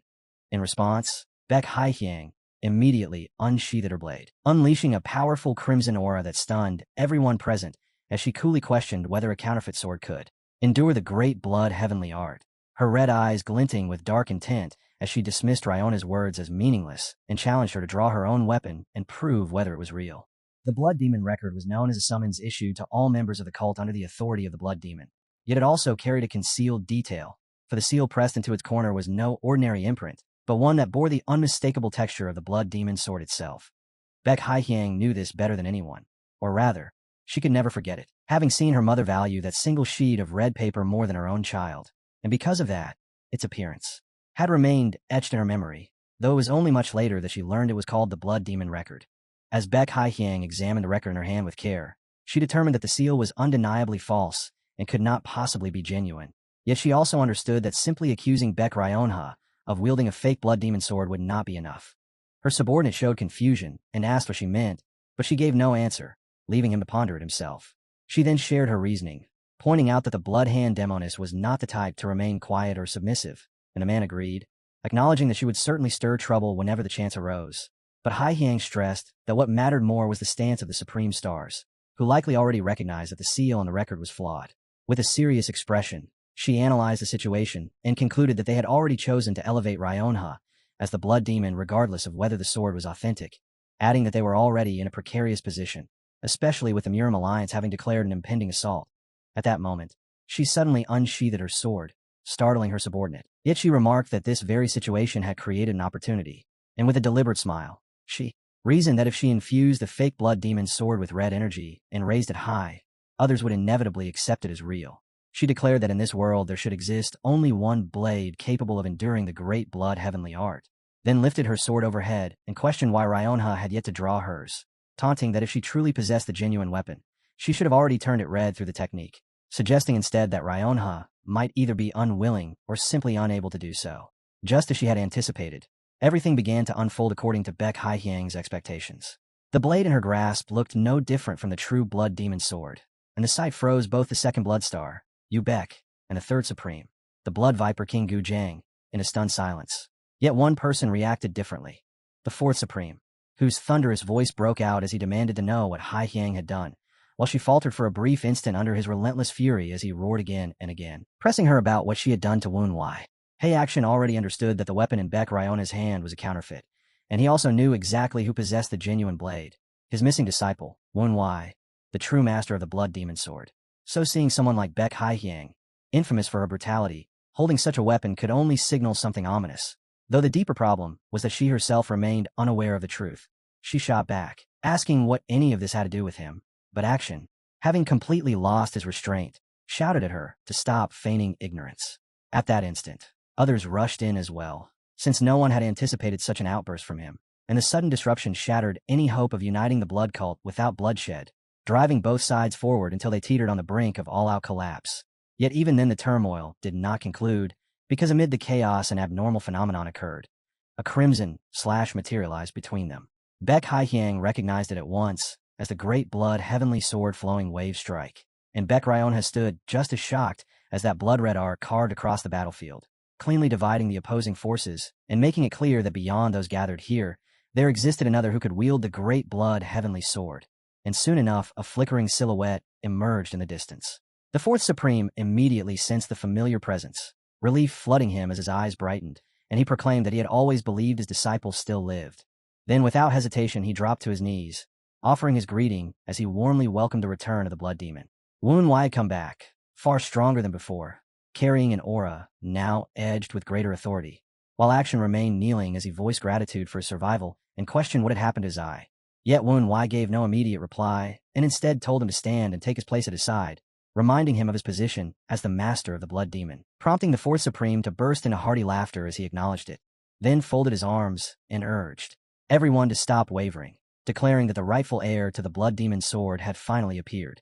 A surge of excitement swept through those gathered, and one after another they began shifting sides, with Han Bika calling out first, and an elder stepping forward to declare his allegiance as well, a move that startled many until he clarified that his earlier choice had only been a substitute in the absence of the blood demon, and now that Wu Wai had returned, he would stand firmly with him.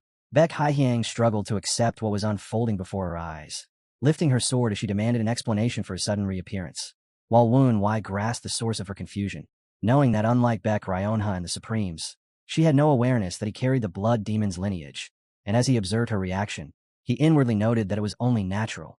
With composed calm, he apologized for having concealed the truth until now and revealed that his mother had belonged to the Flying Moonshadow sect, meaning that the blood demon's blood flowed within him. Hearing this, she froze in shock as the meaning behind the sword he wielded began to settle in, and in response Wu Wai raised his blade high, crimson energy spiraling around it with force as he made it clear that any courtesy had come to an end. Then in a steady, unyielding voice, he proclaimed himself the rightful successor of the blood demon sword, and ordered everyone present to declare their allegiance according to the established laws. At that precise moment, a voice echoed directly into his mind, urging him to hold, and he immediately recognized it as Han Bika, who cautioned that his personal intervention would upset the balance of power within the cult and plunge it into disorder, advising instead that he lend his support to the young lady. But Wu Wai's expression hardened as he asked whether such concerns outweighed his safe return, then warned that everything must proceed step by step as he cast her a chilling look, leaving Han Bika shaken as she realized her scheme had fallen apart. Baek Haihyang spoke once more, noting that his blade looked no different from her own, and as she extended her weapon forward, she disclosed at last that the blood demon's sword in her possession was nothing but a counterfeit, an ordinary iron sword that could be reproduced with ease. She went on to question whether the past leaders of the blood cult who had been recognized by that sword had truly succeeded in drenching the world in blood, and though her argument struck others as unreasonable, she pressed on, rebuking them for clinging to lineage and legitimacy, while the Muram alliance had already begun advancing toward them, insisting that what truly mattered was the capability to restore the cult and confront their enemies. Wu Wai answered calmly, admitting that her words were not entirely without merit. Yet he pointed out that she had misunderstood one essential point. In that instant, a radiant crimson flare burst outward, catching Baek Haihyang off guard as a crushing wave of force rippled through the area, kicking up dust and smoke into the air, and with an imposing air he made it unmistakable that invoking the laws was not a sign of frailty, but a measure taken to avoid needless infighting, emphasizing that he held more than enough power to subdue both factions if it came to that.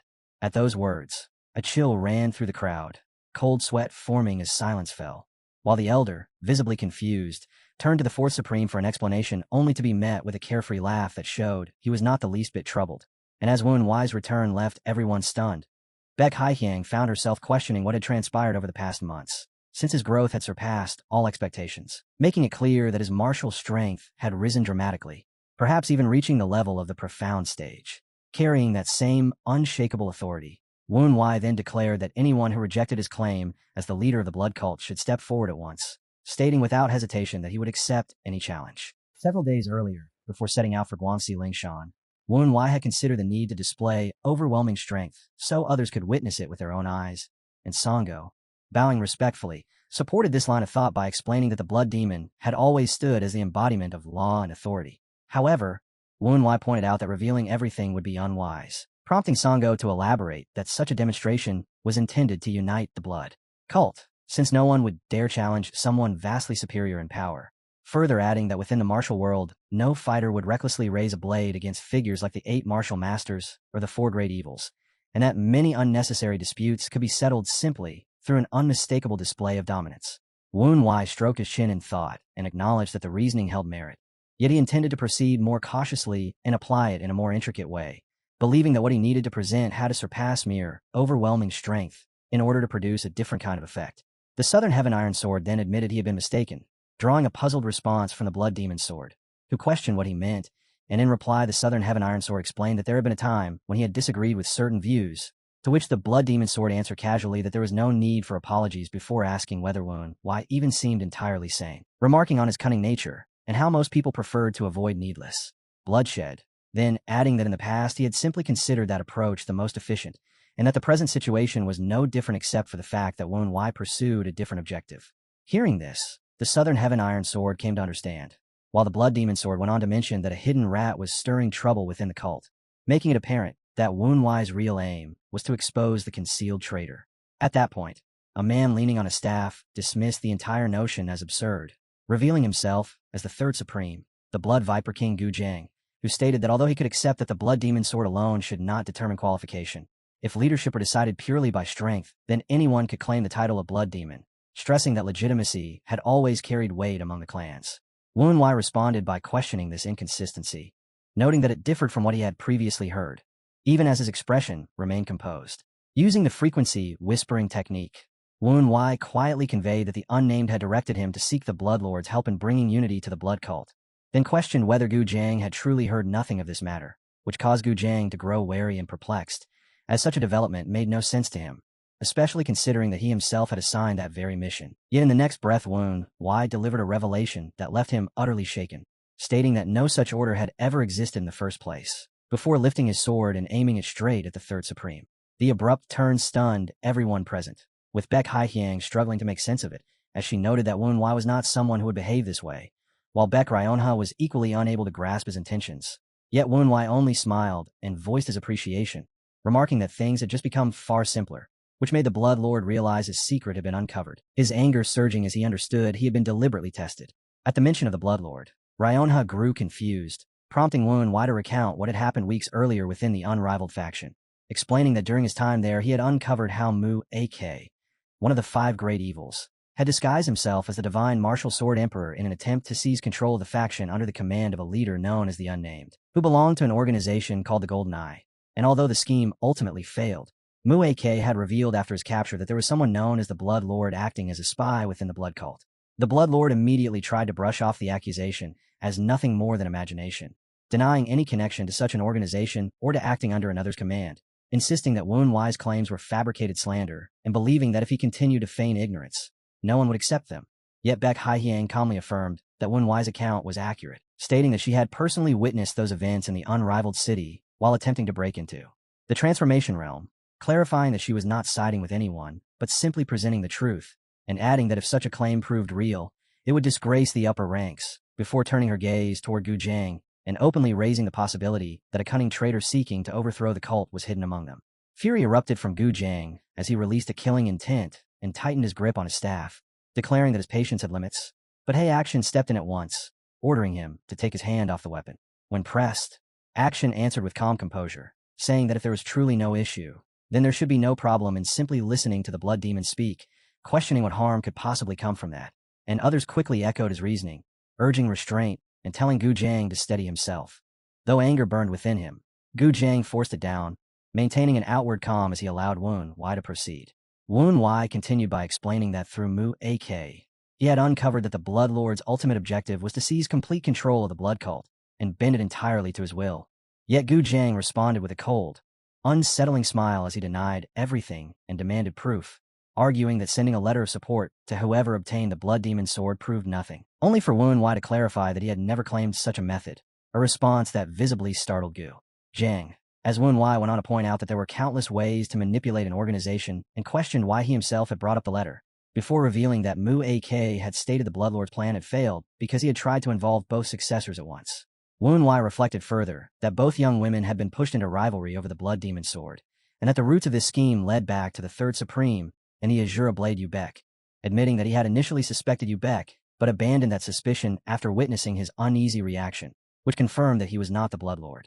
As the pressure in the air mounted, Baek Ryonha demanded answers from the Third Supreme, yet he gave no reply, lost instead in recollection, while she herself remembered how Han Bika had warned her of an impending assault by the Murim Alliance and persuaded her to take on the role of the Blood Demon for the sake of stability, despite her hesitation and the sword's lack of acknowledgement, urging her to gain strength and accept the position to protect the cult, and how later Gu Jiang had appeared in person, offering advice along with the spiritual medicine, explaining that her failure to be recognized came from not yet reaching the fifth mastery of the great blood heavenly art, leading her to trust him and accept his assistance. Now faced with the truth, panic overtook her as she demanded an explanation, only for Gu Jiang to coldly reveal that he had chosen her precisely because she was easy to control, crushing her with that admission as Ryonha fell in despair, while he mocked her weakness and stated that her only worth had been her status, a level of cruelty that even Wen Wai had not anticipated, as he realized she had been reduced to nothing more than a puppet used to command the entire blood cult. Without the slightest pause, Gu Jiang made his move, issuing a sharp threat for everyone to stay where they were as he revealed that Baek Ryonha had been afflicted with illusory demon poison, explaining that he had laced it into the spiritual medicine she had taken without any suspicion, then declaring that her life now rested entirely in his hands, as he ordered them to step aside if they wished to obtain the antidote. The moment those words landed, Baek Haihyang was consumed by rage, a violent crimson aura erupting around her as she surged forward without restraint, her fury igniting as she rushed to strike the Third Supreme for daring to harm her sister. Baek Haihyang and the Third Supreme faced each other head-on, tension tightening the space between them as her fury erupted, and she demanded he hand over the antidote at once or lose every limb. While Wen Wai stood composed at her side, silently affirming her intent, Gu Jiang answered with a cold, mocking sneer, idly shaking a small bell in his hand as if unconcerned, showing no sign of yielding. Yet his expression gradually shifted into suspicion when nothing happened and the suffering he expected failed to appear. At that moment, the First Supreme, the destructive blood sword Emperor Tan Wigong, was revealed with his hand resting on Ryona's head, steadily channeling spiritual energy into her as her entire body trembled under the strain. Bika watching anxiously, while Tan Wigong calmly told her to endure, and soon Ryonha collapsed, coughing up blood as he carefully worked to draw out the poison spreading within her. He explained that forcibly removing what had already reached her head could cripple her, so he chose instead to confine it to a single area to stop its spread, while urging the others to secure the antidote. And realizing his plan had been disrupted, Gu Jiang ground his teeth in anger at Tan Wigang's interference.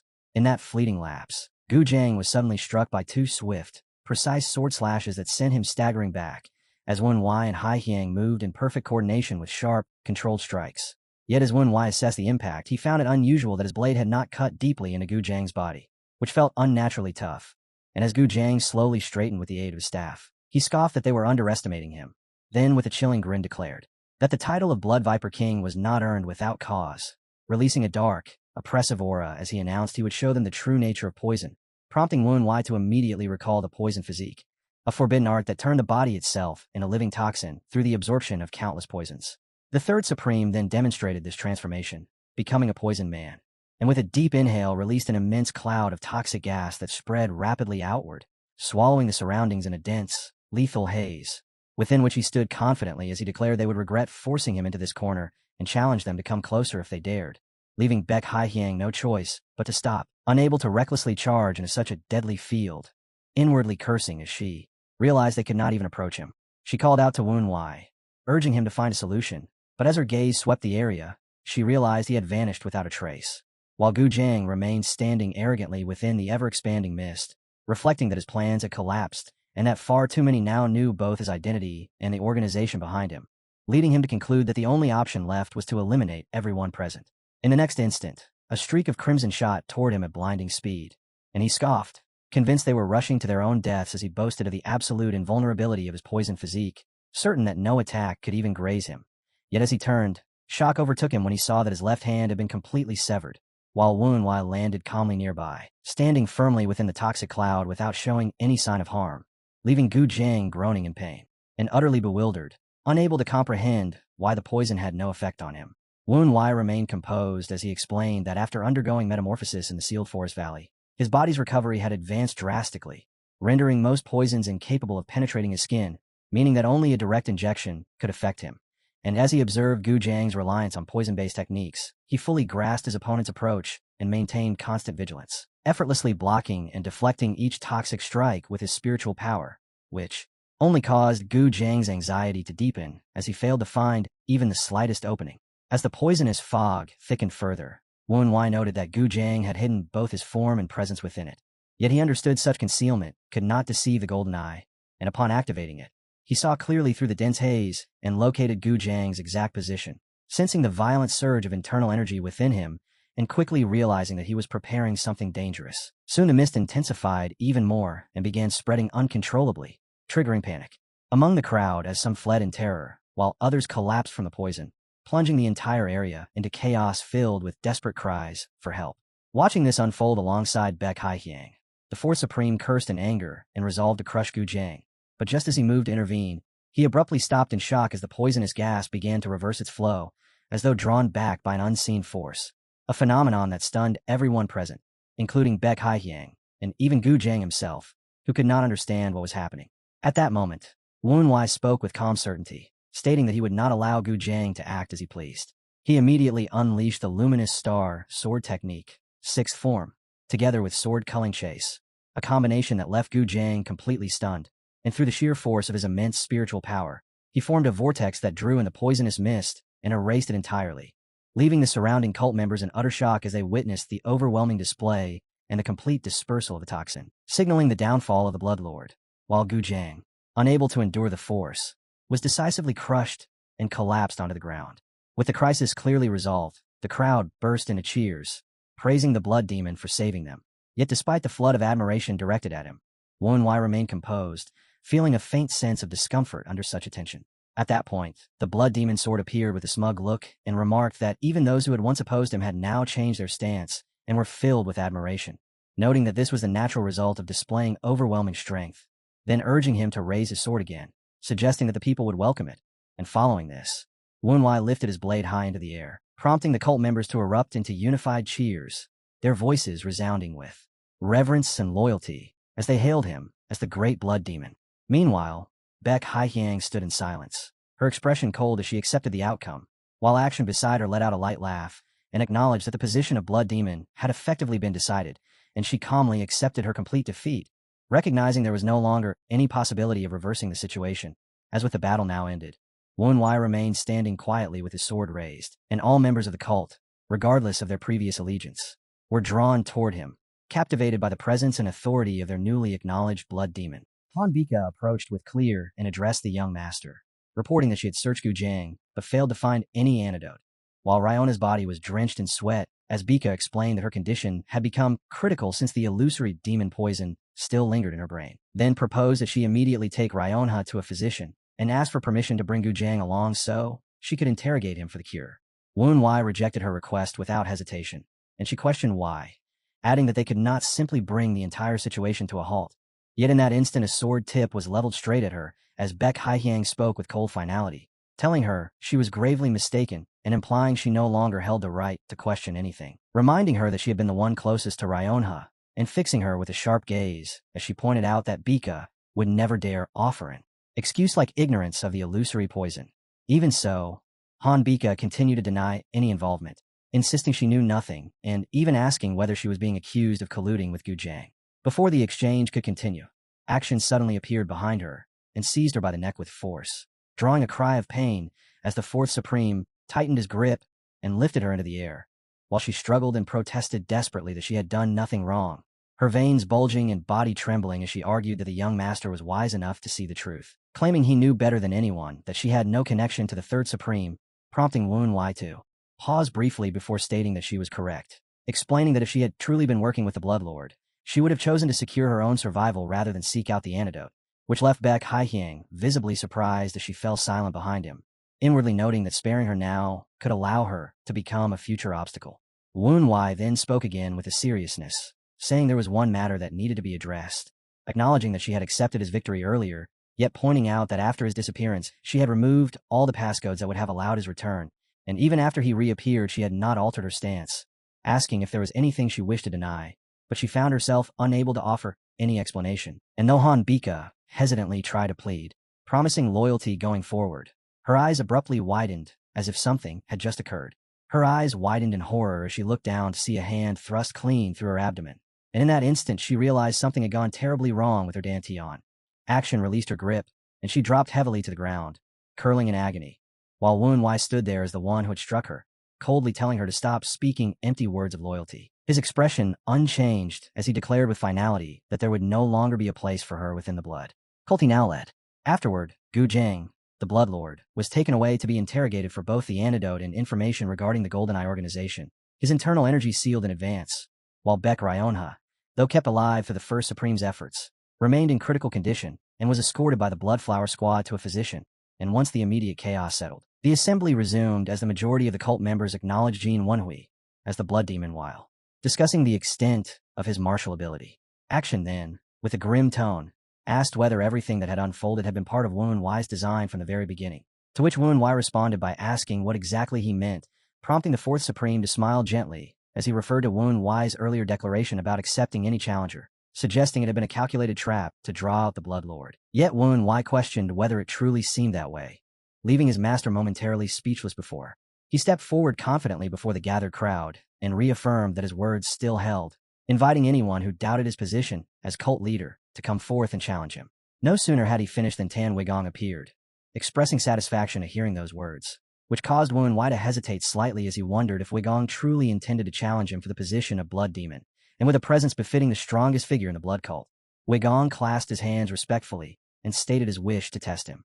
The two faced one another, as Tan Weigong explained that after witnessing the young master's remarkable skill in his battle against the Blood Lord, he believed a fight to the death would only bring needless bloodshed, and as he slowly drew his sword, he proposed that they settle the outcome in a single exchange, stating that a true swordsman could grasp everything about an opponent within one move, and with the terms set and fair. Woon Wai readied his blade and accepted without hesitation. From behind, Action voiced his confusion at this decision, questioning why Woon Wai would willingly take such a risk when both recognition and the rules were already in his favor.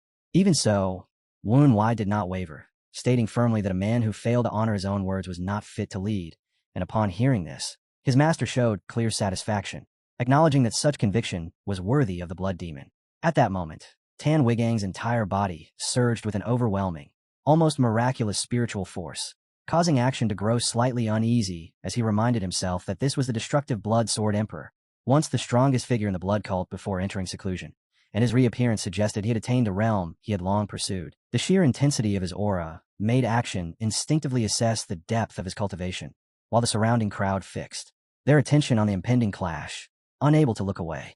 Woon Wai's expression remained unwavering as Action recognized Weigang's immense power and the fact that he had surpassed his former limits. And as the decisive moment arrived, Woon Wai gathered all his strength into a single strike, determined to measure himself against the greatest martial master of the cult. While both fighters released immense energy and charged forward, their collision erupting into a violent explosion that sent dust flying in every direction and veiled the battlefield from sight. When the dust settled, both men were still standing, and the Fourth Supreme observed that Tan Weigong had been forced back a single step, while So Wonhui had been driven back 3, prompting Woon Wai to sense the difference between them and acknowledge the gap, concluding it was a loss, as he had expected at least a draw had he employed his golden blood body sword unity, and blood demon form. Yet he quickly steadied himself. However, Tan Weigong had not emerged unscathed either, and as he glanced at his sword, he saw a crack running along its edge, confirming what he had anticipated, which caused a stir among the onlookers as they noticed the damaged blade, while Woon Wai, seeing this as well, questioned whether the outcome might be considered a draw and sought Weigang's judgment, only for Tan Weigong to lower his head and state calmly that a swordsman could not continue with a fractured weapon, and more importantly, he had no intention of competing for the role of cult leader, as he had always served under the Blood Demon, admitting that his purpose had simply been to test the young master's martial skill. At these words, Woon Wai was left briefly speechless, while Action voiced his confusion as to why this had not been said earlier, and Tan Weigong, sheathing his sword, respectfully clasped his hands as he explained that had he revealed his intentions in advance, he would not have been able to witness the young master's full capabilities, and he asked for their understanding. Woon Wai considered everything that had just unfolded and answered with a faint smile, saying there was nothing to forgive since he had already declared he would accept any challenger without exception. In response, Tan Weigong displayed deep respect by dropping to one knee and offering his formal greeting to the current blood demon, a gesture that left Wen Wai momentarily stunned as he reflected on how, before his regression, he had been nothing more than a third-rate spy within the blood cult. Yet now he was being recognized as its blood demon by its strongest figure. While Sodom appeared beside him and casually remarked on how unfortunate his past life had been, a thought he silently agreed with. At that moment, Baek Haihyang stepped forward, prompting Wen Wai to grow slightly puzzled as he wondered whether she intended to challenge him as well. But she only smirked and assured him that she had no such intention, pointing out that even the First Supreme had acknowledged him, and that opposing him now would be foolish, then explained that she had instead come to discuss her future and asked how he planned to deal with her. Wen Wai found himself briefly flustered, questioning her intentions inwardly as he recalled her earlier ambition to become the cult leader, while she maintained a teasing smile until he urged her to speak plainly, at which point she proposed that since she commanded many subordinates, if they were to sincerely submit to him, he should grant her a position appropriate to her standing, which caused him to pause in surprise as he asked whether she truly meant to abandon her ambitions, only for Baek Haihyang to follow with a bold suggestion, stating that if he were willing to relinquish the position of cult leader, she would take it instead and offer him considerable benefits in return. And when he asked what benefits she meant, she revealed her calculating nature by proposing a trade of authority for personal gain, to which Wen Wai responded with a faint, wry smile before dismissing her offer as though he had never heard it at all. Despite her status as an illegitimate child, Baek Haihyang possessed extraordinary martial talent along with outstanding leadership ability, which had allowed her to gather a large following within the cult, and her proven capacity to command and manage such numbers made her an asset of immense value, leading Wen Wai into deep contemplation as he weighed several positions that might suit her. At that moment, she spoke firmly, warning that if he intended to offer her anything trivial, such as making her his wife, they would fight to the death. And her words brought back his memory of her fierce resolve regarding her mother, recalling how she had once declared she would claim everything her mother had only been able to watch from afar, prompting him to study her expression and reflect that there was a deeper meaning behind her stance. Wen Wai answered calmly, assuring her that such a thought had never even crossed his mind, and that he would not dare consider it even if he wished to, which led Baek Haihyang to ask what he meant, and he replied that he had his own reasons, but promised that whatever position she would receive, it would stand above that of a supreme. This caught her interest, as the idea of a role surpassing a supreme intrigued her, and she questioned whether assigning such a position was truly so difficult, even bringing up the now vacant supreme seat left behind after a previous figure's removal. Yet Wen Wai hesitated slightly and stated that such decisions could not be made immediately. She soon grasped the situation, realizing that the limitation was tied to Ryona's faction, and concluded that if she were granted such a role, Ryonha would need to be given an equivalent standing. In accepting this, she remarked that he clearly disliked internal conflict, to which Wen Wai responded that he bore responsibility for everyone within the cult, prompting her to state that she would await his decision before lowering herself to her knees and offering a respectful bow, pledging her allegiance to the blood demon. Following her lead, others did the same, including the Supremes, Sami Young, and the surrounding members, all declaring their loyalty to the current blood demon. And as Wen Wai stood before them, he felt a complex and indescribable emotion rise within him.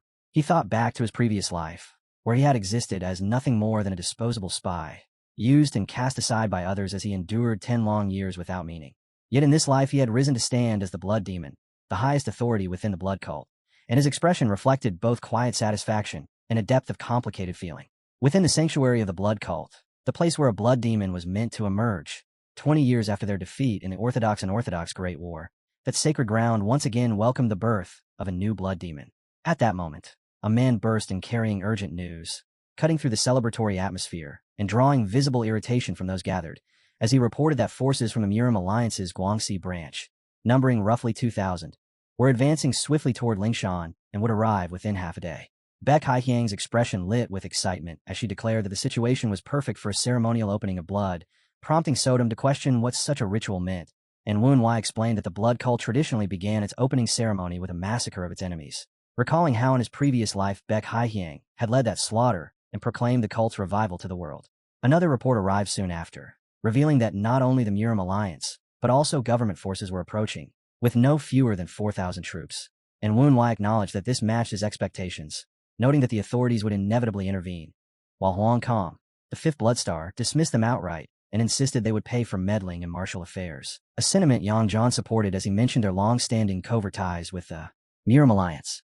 Wen Wai immediately rebuked them with a stern warning, pointing out that choosing to confront government forces would mean stepping directly into an enemy trap, precisely what the Murim alliance intended, which caused both men to fall silent. And at that point Tan Wigong stepped forward with respect, stating that although everyone understood the situation, retreating now would reduce their founding ceremony to a humiliation before the entire world. And he asked whether Wen Wai had a plan. Wen Wai did not answer at once, weighing the situation internally as he recognized that avoiding conflict with the government would be the wisest course. Yet retreating would allow the Murim alliance to spread rumors that the blood cult had fled in fear, damaging their standing, and Baek Haihyang, noting this, remarked that this was his first true trial as the blood demon, and asked what he would choose between practical advantage and honor, to which Wen Wai responded with quiet confidence that both could be secured, as he had already formed a suitable strategy. The following day, near Spirit Mountain, the Murim alliance forces arrived and looked upon the sacred grounds of the blood cult, where the leader of the Sword Liberation sect and the Guangxi branch head of the Murim alliance discussed their expectations, the sect leader questioning how the blood cult would respond, and the branch leader answering that they would either fight or retreat, though he admitted he would prefer the latter outcome. Even so, they made it clear that failure was not an option for the Murim alliance, especially in the aftermath of previous alliances collapsing and with Orthodox forces steadily strengthening their dominance. They reasoned that allowing the blood cult to rise again would plunge the martial world back into chaos, making it necessary to eliminate them before they could grow any stronger. Wu Jixu voiced concern for the soldiers, but the branch leader replied that this was precisely why they would die alongside them, and despite lingering unease about involving government troops, they accepted such sacrifices as unavoidable for the sake of victory, while Li Suk, a government official present among them, silently resented their cold resolve yet found himself unable to speak. His thoughts drifted to past experiences tied to his family and the political burdens of his position, understanding that refusal was not an option due to the authority backing the mission.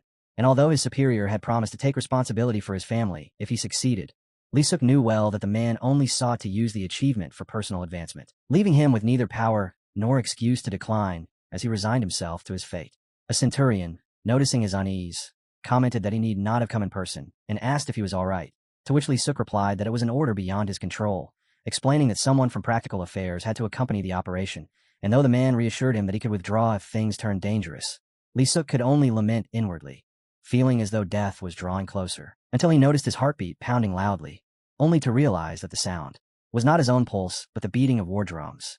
Soon, reports confirmed that the blood cult's forces had formed up ahead, and two figures stepped forward as Songo raised a yellow flag and gave a signal, prompting the branch leader to question its meaning, while Jixu observed that it was not a white flag and wondered why it was yellow, and Li Suk explained that it signified a request for negotiation, adding that although he did not understand their intentions, it would be worth hearing them out, expressing slight surprise that they were familiar with official signaling.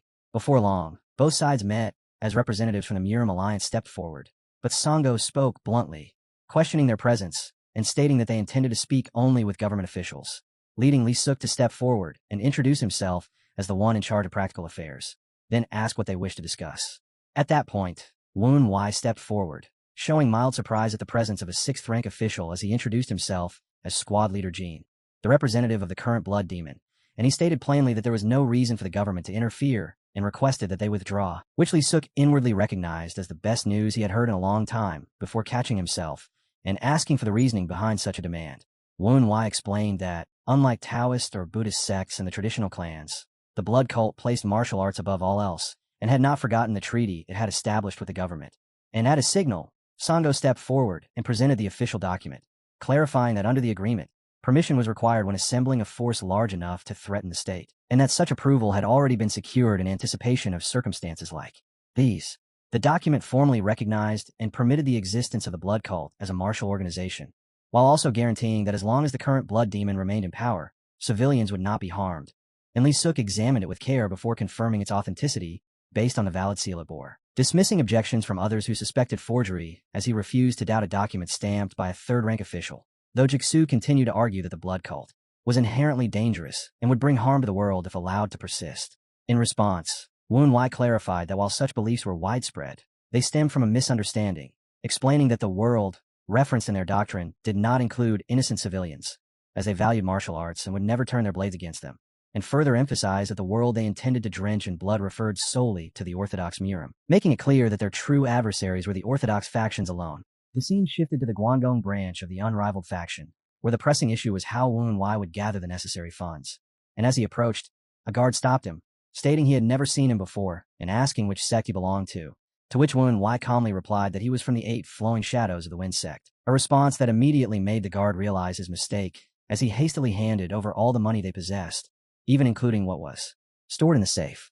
Afterward, Woon Wai proceeded to the office of the Right Army Commander-in-Chief, where he required official authorization, but the officer present questioned why a martial organization would even need such permission and complained about the excessive workload, dismissively telling him to leave and return after a year. Yet the moment Woon Wai placed the money on the table, the man's attitude shifted completely as he became accommodating, remarking that such urgency should have been mentioned earlier, and without hesitation, he seized the stamp and swiftly approved the document.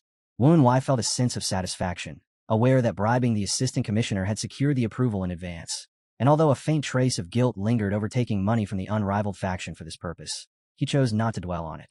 Meanwhile, back at Lingshan, Lee Suk began to understand that they could not oppose an order issued from the Right Army Commander-in-Chief's office. Realizing the situation had slipped beyond their control as he considered withdrawal, a decision the commander supported, though Jigsu questioned how they could retreat so easily after involving the government in the first place.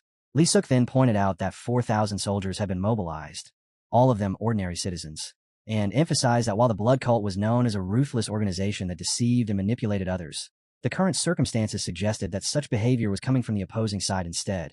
And soon after, Deputy Commander Lee Suk departed from the area where the general strategist had been, prompting the government forces to withdraw swiftly, leaving everyone with the clear understanding that they had narrowly avoided death.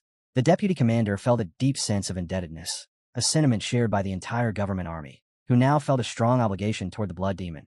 And once the situation had fully settled, Woon Wai turned his attention to the Murim Alliance representatives and asked what course they intended to take now that their attempt to involve the government had failed. At that moment, the leaders froze in visible shock as a violent crimson aura surged from Woon Wai and his hair glowed red, and he questioned their reaction, reminding them that they were the ones who had wished to witness the Blood Demon. He then declared that he would grant them a chance to save themselves, stating that if they chose to flee, he would allow one among them to live. Yet Jigsu answered by drawing his sword and ridiculing him, claiming that he had grown arrogant merely because his numbers had increased, while insisting that the 2,000 present were not the entirety of their strength. Woon Wai replied that they were mistaken, asserting that these truly were all the forces they had left, and continued to mock them for always believing they were one step ahead of their enemies, even as, at that very moment, the opening ceremony had already begun. At the Murim Alliance's Guangxi branch, battle was already underway, as the Fourth Supreme displayed overwhelming might, crushing opponents within the compound while loudly calling them out to face him. Yet those who saw him recoiled in fear, recognizing him as a monster, identifying him as the eccentric Hei Action, and warning others to stay away. At the same time, an old man fighting alongside Woon Wai advanced relentlessly, cutting down anyone in his path, and turning the battlefield into a complete bloodbath, while from a nearby building, an observing officer grew increasingly alarmed as he realized that the enemy had deliberately used themselves as bait to lure this assault, and this man was OJCO, the leader of the Murim Alliance's Guangxi branch. Soon, a subordinate rushed in with urgent news regarding the enemy's numbers, and when asked how many had infiltrated, he revealed that there were only 9, yet each possessed overwhelming strength. And not long after, a figure burst into the room and openly mocked JCO, who responded by recalling that he believed this person had died 20 years earlier, acknowledging that while they might be cursed, they still carried the Blood Demon's bloodline. And as he drew his sword, he believed that everything would end once they were defeated, assuming that the one before him was the Blood Demon. However, the figure corrected him, stating that they also wished to be called that, which caused a brief flicker of surprise in JCO, as the person standing before him was Baek Hai-hyang, who immediately rushed forward with her sword aimed straight at him. Back on the battlefield, Jigsu continued to accuse the Blood Demon of boundless arrogance, declaring that if his earlier words were true, then a grave mistake had already been made, and convinced that killing him would stop the resurrection of the blood cult. They surged forward with the resolve to sacrifice themselves for the future of Orthodox Murim. Yet with a single, swift motion, Woon Wai cut Jigsu cleanly in half, and in the same breath, branch leader Guak rushed in to strike, only for his attack to be effortlessly blocked, leaving him completely stunned as he realized that his ultimate technique, poured with all his strength, had achieved nothing. And in that instant he finally understood why Woon Wai was called the Blood Demon, concluding that their only remaining option was to die alongside him. But before he could act further, Woon Wai moved again and slit his throat without hesitation. The remaining soldiers, witnessing their leader fall almost instantly, were left in utter shock as fear spread through their ranks and voices rose in panic, calling the Blood Demon a monster, while in contrast the blood cult members laughed openly at their enemies, declaring that they stood no chance against them. And at that moment, the Blood Demon gave the command to begin the opening ceremony of blood, ordering his forces to advance, and they obeyed without hesitation as they charged directly into the opposing army. Both sides quickly formed their battle lines as the Orthodox Murim forces shouted curses and swore to eliminate the Blood Demon's army. Yet despite their fierce words, fear was evident among them, with some already crying out their desire to flee, while the Blood Cult's warriors showed no trace of hesitation, mocking their opponent's cowardice even as the enemy desperately clung to the hope of survival. Meanwhile, branch leader Gwak, now on the brink of death, reflected on his failure to involve the government, yet still believed that if nearly 2,000 alliance members were to fall here, it would eventually force the Orthodox Murim to unite. And as Wen Wai approached him, he pointed out that Gwak had led all his subordinates to their deaths for a foolish cause, questioning how he could still carry himself with pride, even remarking that such thinking seemed to define the Orthodox Murim. The dying leader insisted that it was a noble sacrifice made for the greater good, and that Wen Wai could never understand such reasoning, then accepted his end and urged him to finish it. Yet Wen Wai chose not to deliver the final blow, and Gwak interpreted this restraint as hesitation, believing that Wen Wai had begun to fear the consequences of his actions. Wen Wai then explained that a living person held far greater value than a dead one, and because of that, he would spare not only him, but also half of the remaining subordinates, leaving the leader confused as he struggled to understand what he intended to do. Wen Wai made it clear that circumstances had changed, that the blood cult was no longer what it once had been, and that as long as he stood as its leader, its methods and decisions would no longer follow the path of the past. At the same time, Baek Haihyang pressed her assault without pause, cutting into his hand in one swift motion and denying him even a moment to recover or react, then continuing to dominate him completely as her power bore down on him, and her attacks flowed one after another without the slightest hesitation, each blow landing with brutal force until he coughed up blood violently and his body reached a critical state, after which she seized him and hurled his shattered form off the building with overwhelming strength. Even after suffering injuries that severe, the leader forced himself to lift his head, his body drained as his gaze swept across the surroundings, taking in the gruesome sight before him, where blood covered the ground and every one of his subordinates lay dead, the entire area reduced to a battlefield marked by devastation and loss. Baek Haihyang descended calmly to where he lay and, with a composed expression, openly showed her satisfaction, making it clear she had enjoyed everything that had just unfolded now that it was over. Yet the leader, refusing to yield, questioned her way of thinking and reflected aloud that assuming the blood cult would rise again because of this was nothing but foolishness, pointing out that their actions had not only provoked the Murim alliance, but had also drawn the government's attention. She answered with clear amusement, brushing aside his claim as a misunderstanding on his part, stating that they had never interfered with the government, and implying that his conclusion came from a lack of awareness, while further stressing that he should not assume they were the only ones capable of influencing the government. Still firm in his belief, the leader responded with mockery, telling her to enjoy her confidence while it lasted, since even gaining government support would not truly change anything. Then, accepting what awaited him, he declared that he would wait for them in death, and told her to end his life at once. Baek Haihyang, however, revealed that had it been solely her choice, she would have already killed him, but the blood demon had given explicit orders that individuals of higher rank were to be kept alive, and upon hearing this, the leader showed disbelief, unable to accept that the blood demon would act in such a way, which prompted her to grab him firmly by the head and insist that he see it for himself.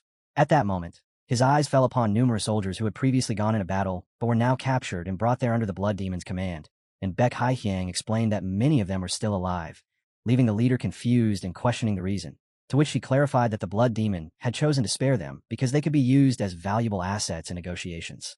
The leader fell silent for a moment as he considered the idea of negotiation, aware that while using captives as leverage was nothing unusual in war, it felt strangely out of place for the blood cult, a faction long defined by its absolute ruthlessness. Jaso had once anticipated a full-scale clash between the orthodox and unorthodox factions, and understood well the merciless reputation of the blood cult, which historically spared no one who refused to submit, with the blood demon himself, once standing as the very embodiment of evil. Yet the methods now being used by this new blood demon stood in stark contrast to everything the cult had been known for. JCO voiced his thoughts, stating that keeping them alive only served to humiliate them, and that it would be more fitting to simply kill them. But the blood demon answered calmly that he had no intention of doing so, as they were important pieces for negotiation. JCO argued back that taking hostages would not change anything, since those who had chosen to fight had already cast aside their will to live, prompting the blood demon to ask whether that meant their deaths would ultimately amount to nothing. JCO explained that such sacrifices were made for the sake of Murim's future, and that if their deaths could prevent further bloodshed, then those deaths would carry meaning. Yet the blood demon criticized this line of thinking, stating that calling something honor or justice did not automatically turn a meaningless death into a noble sacrifice, before directing attention toward the captives and questioning whether they truly shared such beliefs. JCO defended them, insisting that the martial artist of the alliance should not be insulted and that they held the same resolve as he did. But the blood demon pointed out the simple reality that they were still alive, asking why, if they were truly willing to sacrifice themselves, they had not chosen death, adding that if their resolve had been so firm, they could have taken their own lives after losing, yet none of them had done so. When JCO demanded to know what had been done to them, the blood demon replied that he had merely reminded them of reality, explaining that he had asked each of them whether their families would be able to live well if they died, and though their circumstances differed, they had all arrived at the same conclusion. They wanted to live.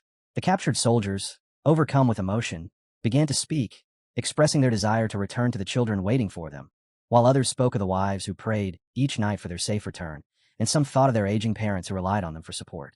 One by one, the captives lowered their heads and apologized to their branch leader, admitting that they did not have the resolve to choose death, and JCO, hearing this, questioned whether the blood demon truly believed such emotional manipulation could shake his will.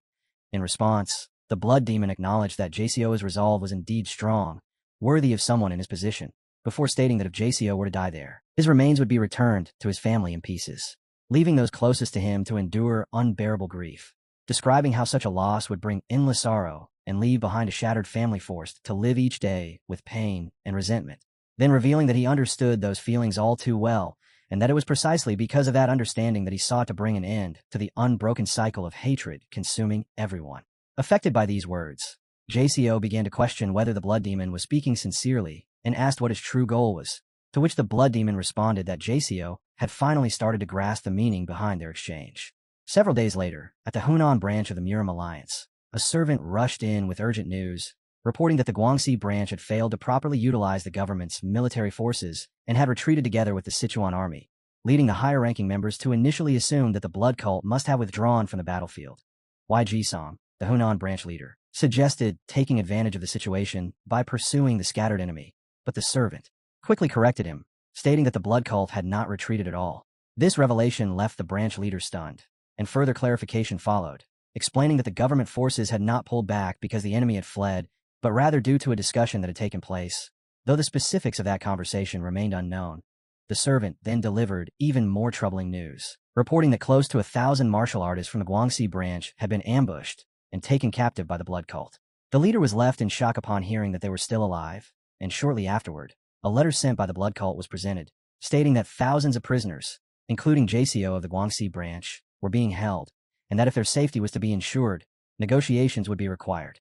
The higher-ups dismissed the proposal outright as foolish, reasoning that the martial artists of the Guangxi branch had already accepted the possibility of sacrifice for their cause, and that agreeing to such terms would not only dishonor that resolve, but also damage the reputation of the Murim Alliance, leading them to firmly reject any form of negotiation while ordering the chief strategists from each branch to assemble at the base near Guangxi.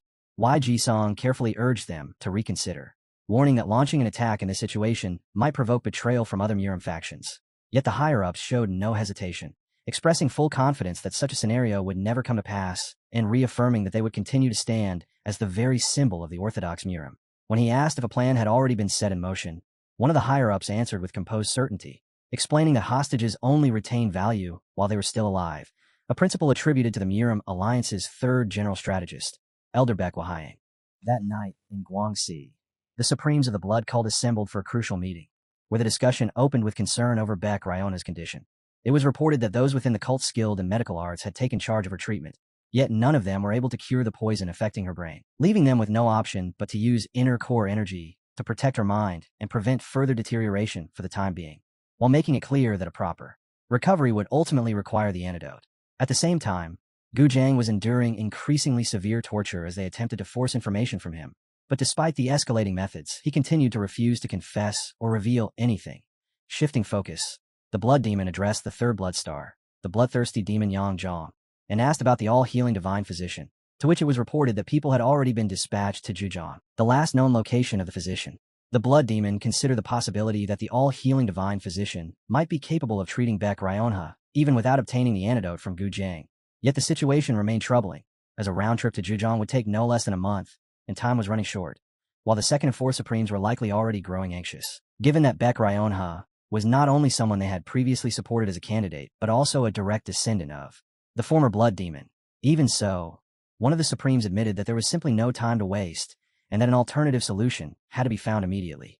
Action then reminded the First Bloodstar that their plan had already been to stall for time, questioning what more was needed beyond that. But he also pointed out that no response had come from the Murim alliance agreeing to negotiations, which led to rising uncertainty among them as doubts formed about whether they could proceed under such unclear conditions. At that moment, Zhang Riyong, the First Bloodstar known as the Lightning Bloodsword, spoke up, expressing his lingering doubts and questioning whether they truly believed the plan would succeed, prompting the Fourth Supreme to react with anger and nearly resort to violence before the Blood Demon stepped in, stopping him and stating that the First Bloodstar must have a valid reason for voicing such concerns.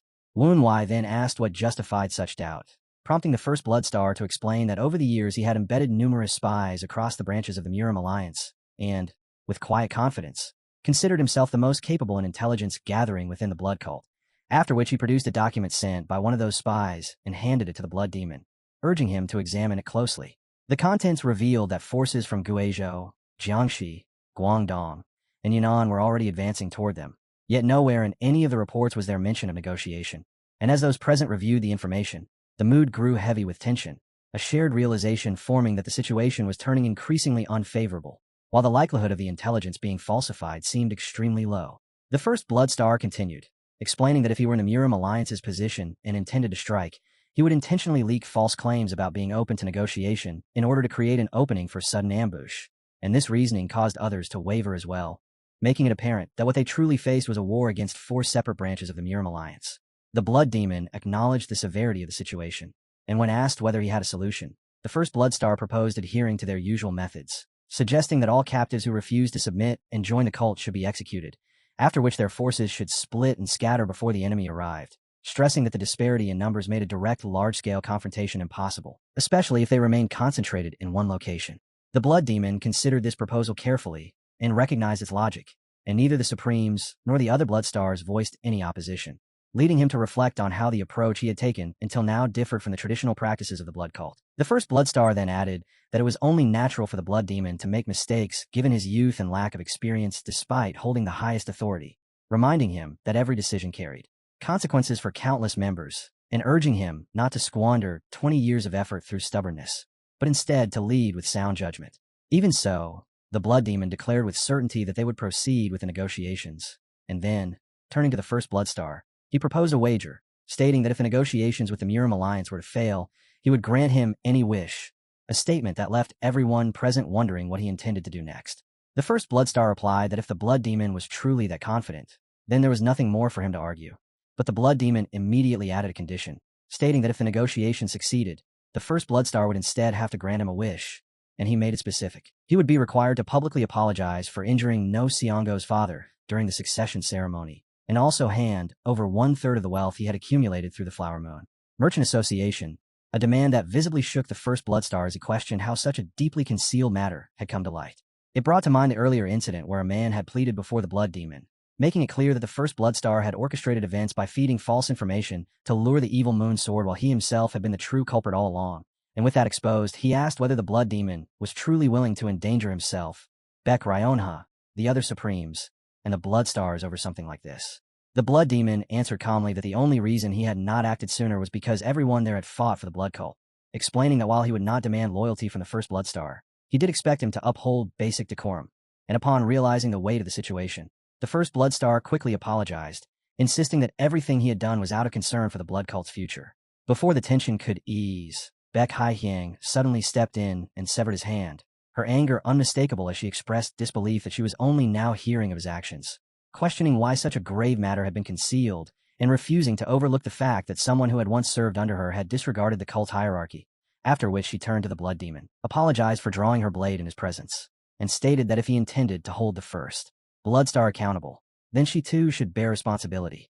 The Blood Demon appeared slightly surprised, as he had not intended for things to escalate to the loss of an arm, and told Baek Haihyang that he would take her words into consideration before bringing the meeting to a close, declaring that they would move forward with the negotiations, and instructing everyone to focus on handling the captives. Once the meeting ended and the others departed, Baek Haihyang remained behind and confronted the First Bloodstar directly, questioning whether he had lost his senses and warning him that his behavior was no different from that of the Bloodhand Demoness, who had ultimately met a tragic end.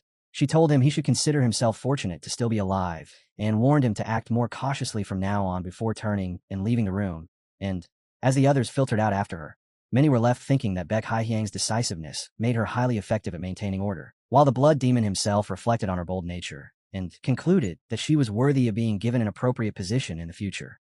Not long after, a guard approached the blood demon with a response, and he showed clear satisfaction at how quickly it had arrived. The message stated that the debt would be repaid, no matter the cost, and pleased with this reply, he ordered that the individual in question be treated well. Later that same night, several suspicious figures infiltrated the area and moved straight toward the captives, searching specifically for the branch leader, prompting JCO to ask whether they were from the Murim Alliance, but the men immediately signaled for silence and explained that the alliance had no intention of negotiating with the blood cult, only holding back because the captives were being used as leverage. They then dropped a pouch filled with pills and instructed the prisoners to take their own lives at once, and the branch leader, accepting this grim situation, requested that his family be looked after his death, only for the infiltrator to reinforce his resolve by claiming that the general strategist had already promised to take responsibility. Turning to the other captives, the branch leader told them to listen closely, explaining that if they truly wished to bring down the blood cult, then they would have to die there for the sake of peace and the safety of the Orthodox Murim. And although despair weighed heavily on them, the captives reluctantly agreed to follow through. The infiltrators then feigned sorrow, declaring that they would remember their fallen brothers of Guangxi and ensure their sacrifice would not be meaningless, vowing to avenge them by spilling the blood of the blood cult. But before anything could continue, a figure suddenly appeared and killed every one of them in an instant. That figure was the blood demon himself, and the captives, still bound in chains, immediately asked whether what they had just heard was true and if the Murim Alliance had truly abandoned them, to which the blood demon confirmed that the alliance had indeed arrived, but not to save them. Instead, their objective was to destroy the blood cult, with the captives merely standing in the way, and he revealed that poison had been sent to ensure all of them would die, before telling the prisoners not to take the pills and assuring them that as long as they remained alive, the Murim Alliance would be forced to enter negotiations. Woon Wai stood in silence atop the fortress wall, his gaze stretching across the wide expanse below, and after a brief stillness, he stepped right to the edge and calmly placed his mask over his face, his presence steady and unshaken as he observed the large force approaching from the front and noted to himself that they had finally arrived. Every one of them belonged to the Murim Alliance, representing its 3 branches, and at their head rode the 3rd general strategist, Baek Haihyang. As Baek Haihyang advanced, he inwardly scoffed at the blood cult, convinced their foolish scheme could never overcome him, reflecting that the hostages they had taken only held value so long as they remained alive, yet remembering how, just the night before, thousands of those captives had taken their own lives, an event that must have thrown the enemy into disarray and one he believed he could now exploit. Dismounting his horse, he stepped forward with measured confidence, sensing that every element had fallen into place and wondering if this was the moment to begin. Lifting his sword high, Baek Haihyang called out to the Murim Alliance and ordered them to listen closely, declaring that whether under sun or darkness they had pushed forward without rest to reach this stronghold and save their brothers who had been seized by the vile blood sect, but that circumstances had shifted as those very brothers could not withstand the torment inflicted upon them and had perished during the previous night.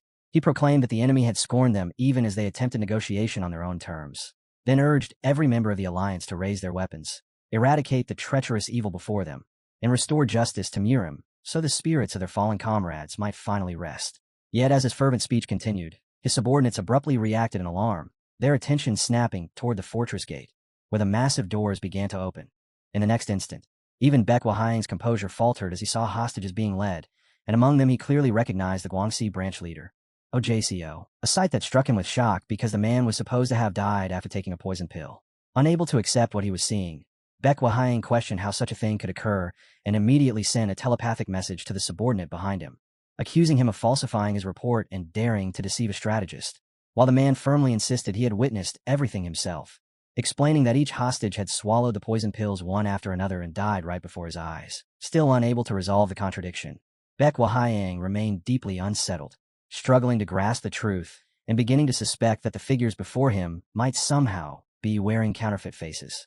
At that moment, a voice rose from behind the gathered ranks, calling out for the Murim Alliance to listen, and Woon Wai, concealed behind his mask, stepped forward to declare that the captives had neither been abused nor subjected to torture, and that every single one of them was still alive and breathing.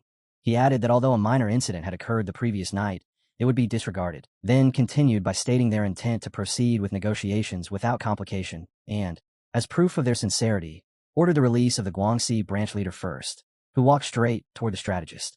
As the man approached, Baek Haihyang halted him and reached out to examine his face with care, confirming there was no disguise. Using the frequency whispering technique, the strategist quietly questioned how he could possibly be alive and whether he had not received the command to take the poison pill, to which the branch leader answered that the message had indeed reached them, but they had chosen not to carry it out.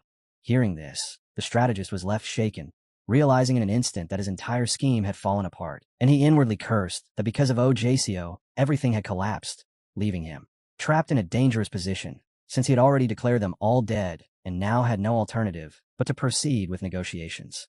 He then turned to address the Alliance, expressing relief that they were alive and stating that, as the Alliance's strategist, he would guarantee their safe return, before formally announcing his agreement to negotiate with the Blood Demon. Upon hearing this, Wunwei accepted with calm composure, while elsewhere Sango cautioned the First Blood Star not to take the situation lightly, leaving him unable to respond. Wunwei then moved beyond the fortress gates and seated himself on an elevated wooden chair carried by attendants, and as they carefully set it in place his posture remained firm and composed, his quiet authority tightening the atmosphere around him. Observing this, the general strategist asked if he was the current Blood Demon, and Wunwei confirmed it without hesitation, prompting the strategist to dismiss formalities and demand that he state his terms for releasing the captives. In the very next instant, Wunwei pictured himself surging forward and cutting the strategist's throat, though the image remained confined to his thoughts as he forced it down, reminding himself that anger could not be allowed to destroy everything, and recalling how, in his previous life, he had been killed to preserve the secret of the Sword Immortal's record. He resolved that when the moment came, he would repay it with a far more brutal death. With that restraint in place, Wunwei calmly laid out his demands, explaining that they were simple and instructing the strategist to withdraw from this place with all of his forces. The strategist regarded the demand as something he had anticipated and gave his agreement, stating that if every hostage were released, they would comply. Yet before he could finish, Wunwei added another condition, declaring that in the name of the Murim Alliance they must recognize the blood cult as the ruler of Guangxi. And as he spread his arms with quiet confidence, he further required that they publicly offer congratulations for the resurrection ceremony. At these words, anger surged through everyone present, and even the strategist issued a warning not to push too far, arguing that withdrawing their forces in exchange for the captives was already more than enough. Wunwei answered that such a view was merely the strategist's perspective and not his own, then pointed out that refusal would place the strategist at a disadvantage, prompting the general strategist to scoff that they clearly did not understand common sense, and to question whether Wunwei had considered the possibility that they might simply abandon the hostages and launch an attack instead. He went further, threatening that if they killed every prisoner themselves and blamed the blood cult for treachery, there would be nothing Wunwei could do to stop it. At this, the branch leader was visibly shaken by what he heard, but the strategist immediately gestured to his subordinates and ordered them to silence him, and they carried out the command without hesitation as the branch leader struggled and protested. The strategist then justified his actions, claiming that those who had once been prepared to give their lives were now pleading for survival under the blood sect, which he deemed an act of betrayal, and he continued to insult them, declaring that no one from that branch deserved recognition. Raising his sword, he declared that negotiations were over and announced that those taken by the blood cult would no longer be considered part of the alliance, asserting that they had once been proud brothers willing to sacrifice themselves to destroy the blood cult for the future of Murim, yet had now abandoned that resolve and turned into traitors. He went on to state that for 20 years he had fought against such people and eliminated anyone who failed to uphold their doctrine, concluding that everyone in Guangxi was effectively aligned with the blood cult, and since those traitors had already sworn to give their lives, he would make certain they honored that vow. Having listened in silence, Wunwei shifted his gaze behind him and asked how it sounded, and in response a man stepped forward, removed his mask, and revealed that he had come only because the blood demon had courteously requested his presence. When the strategist demanded to know who he was, and then saw him clearly, sweat broke across his face as he recognized him in shock as the deputy commander, Li Suk. Li Suk voiced his deep disappointment in the Murim Alliance, questioning whether this was truly how they conducted themselves despite claiming to uphold justice. And, at his words, the strategist hurried toward him in haste, trying to explain that it was all a misunderstanding and merely part of the negotiation process. Yet before he could complete his excuse, Li Suk lifted a hand to cut him off and stated that it was enough, making it clear he had heard all he needed. He then declared that everything would be reported to higher authorities and that their relationship with the alliance would have to be reconsidered. As this unfolded, Wunwei stepped closer to the deputy commander and advised him to move back, warning that the strategist was not someone predictable, and Li Suk accepted the caution, while the strategist continued to protest and deny the situation, even as the deputy commander turned away, believing he had settled his obligation, leaving the strategist scrambling in an attempt to stop him. Wunwei then addressed the strategist, stating that the 20 years he had devoted to this cause had now been rendered meaningless, which provoked an immediate outburst as the strategist lashed back, accusing Wunwei of relying on cheap and underhanded methods. But in response, Wunwei unleashed a vast surge of crimson energy, demonstrating unmistakably that he stood far beyond such trivial tactics. As the strategist beheld this overwhelming power, fear began to take hold, and he realized that Wen Wai had reached a level equal to that of the 8 great martial masters. With cold finality, Wen Wai declared that if the strategist held no regard for the hostage's safety, then he too had no reason to restrain himself, and he implied that they could proceed to see which side would be the first to be utterly annihilated. The first strategist was struck with disbelief as he grasped that Wen Wai's strength stood equal to that of the 8 great martial masters, and with that realization came a surge of anxiety, as he understood that even if they resisted with the forces currently at their disposal, the cost would be devastating and victory would still not be guaranteed. Watching Wen Wai, the general strategist was overcome with despair, concluding inwardly that death at his hands was all but certain. His composure broke without warning as sweat poured from him, and in a sudden shift he lowered his head, brought his hands together in a respectful gesture, and formally offered congratulations for the opening ceremony of Wen Wai's sect. The scene then shifted to Hubei, Wuhan, inside the Murim Alliance headquarters, where the first strategist issued an apology for his failure, stating that he had learned for what had happened and insisting that he alone truly understood the current blood demon, as he earnestly requested another opportunity with the confidence that he would succeed this time. However, he was cut off by Sama Junghian, the second general strategist, who remarked on his shamelessness and pointed out that the gravity of his mistakes was enough to justify immediate resignation. In response, General Strategist Beck challenged whether the responsibility truly fell entirely on him, arguing that it was not entirely accurate to assign all blame in his direction, explaining that the circumstances had been affected by the absence of the supreme general strategist, and further countering by pointing out that Sama Junghian himself had been responsible for losing the Blood Demon Sword, which had contributed to their current situation. Sama Junghian fired back, asserting that at the very least he had taken responsibility to contain the crisis, while accusing General Strategist Beck of accomplishing nothing and instead surrendering Guangxi province, even going so far as to endorse the Blood Sect's opening ceremony in the name of the alliance. In turn, General Strategist Beck defended his actions, maintaining that everything he had done was for the sake of saving their fellow alliance members. At that moment, the Murim Alliance leader, Beck Hyang Mook, intervened and silenced their dispute, reminding them that the situation was a shared responsibility and that no single individual should bear the entire burden. Although they attempted to respond, he did not continue the exchange, instead reflecting inwardly that they were too occupied with tearing one another down when they should have been united. He lamented the absence of the supreme general strategist and thought about how long it had been since they had last been manipulated by their enemies, noting that within the span of a single year, they had faced entanglement with the unrivaled faction, the incident involving the Blood Demon Sword, and now the resurgence of the Blood Sect, and he quietly questioned whether the 20 years of peace had finally come to an end, and if chaos was once again descending upon Murim. Admitting he had grown complacent, he felt a tremor run through his hands as a surge of morale overtook him, leaving him unable to steady the shaking, and though the gathered strategists quickly picked up on his odd state, he brushed off their concern as nothing before clearing his throat and declaring that the time had finally come to settle a long-postponed matter, noting that the seat of Supreme General Strategist had stood empty for far too long. Hearing this, Sama Junghian froze as the purpose of their summons became clear. They were here to appoint a new Supreme General Strategist, and convinced that General Strategist Beck had disqualified himself through a serious mistake, he assumed the position would fall to him.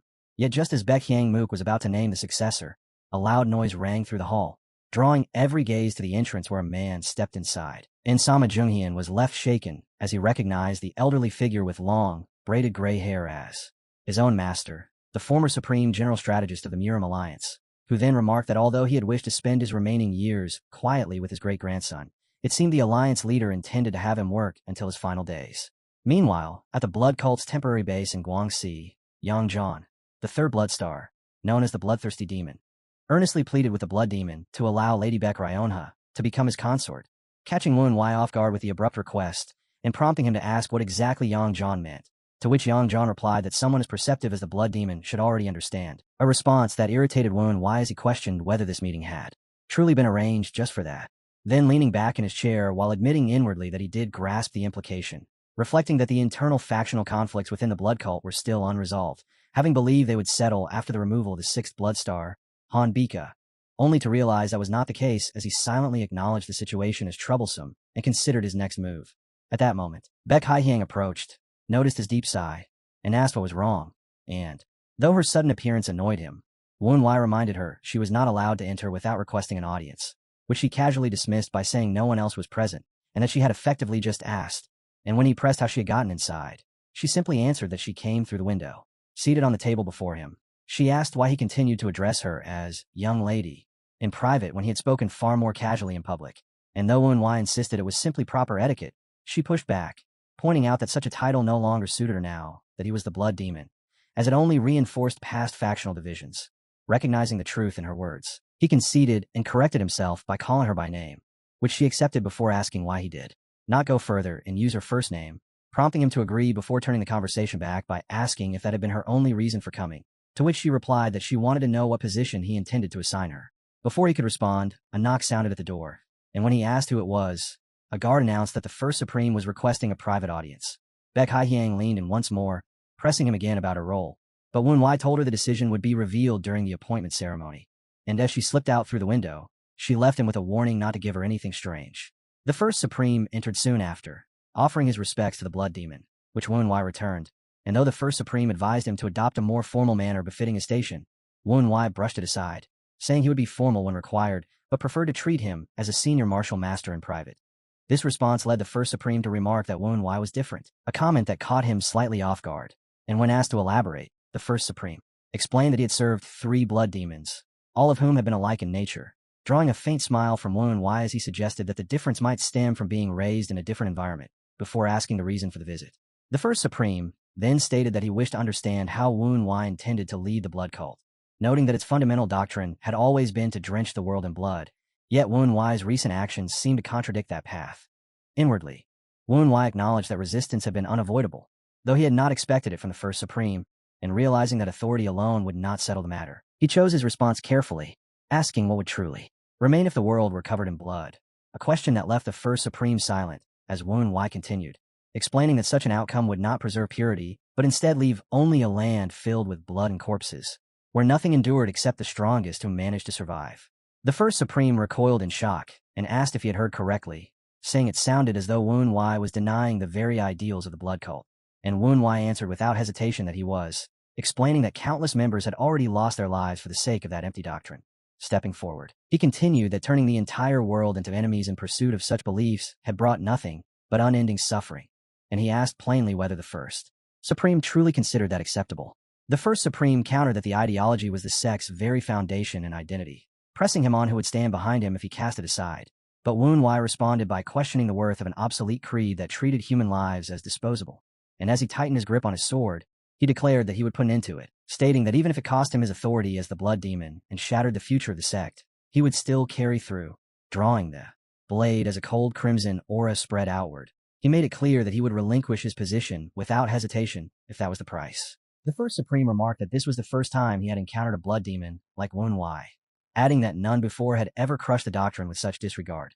And Wen replied that he was not the same as those who came before him, and saw no reason to walk their path, explaining that the direction their cult should follow must not lead them toward destruction, while arguing that loyalty should never be imposed through rigid ideals, but instead arise from the genuine will of its members. Though the First Supreme questioned whether such a belief could truly exist, Wen answered with certainty that he would make it a reality and ensure the cult's prosperity. At those words, the First Supreme suddenly broke into loud laughter, leaving Wen confused as he wondered what had prompted it. But then the First Supreme admitted that Wen was right, and acknowledged that the cult's ideology had grown outdated and corrupted, a response that took him by surprise, as Tan Weigong went on to explain that he had served the previous blood demons his entire life, and had seen how they embodied the doctrine itself, spreading it throughout the martial world with blood and blade. And though it shamed him to admit it, he confessed that he had once accepted it as absolute truth. Hearing this, Wen dropped to his knees and asked if that meant he too had turned away from the current doctrine. The First Supreme answered that he had begun to question it after the former cult leader's death, leaving Wen stunned as he realized that if someone who had devoted so many years to the cult felt this way, then others might also harbor similar doubts.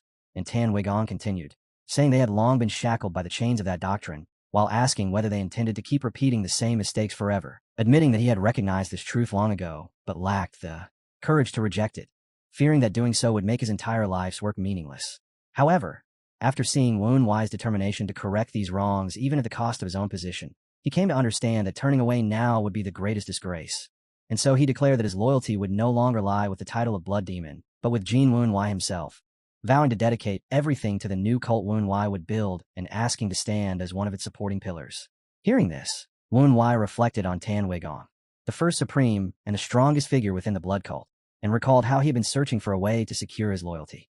Recognizing that they already stood on the same ground in terms of ideals, Woon Wai considered himself fortunate and accepted him without the slightest hesitation, saying there was no reason to turn him away and that having him at his side was no different from commanding 1,000 soldiers. The First Supreme bowed deeply, expressing his honor being accepted, then noted that it had been a long time since he had seen it so closely and asked if it was the Blood Demon's sword, which Woon Wai confirmed.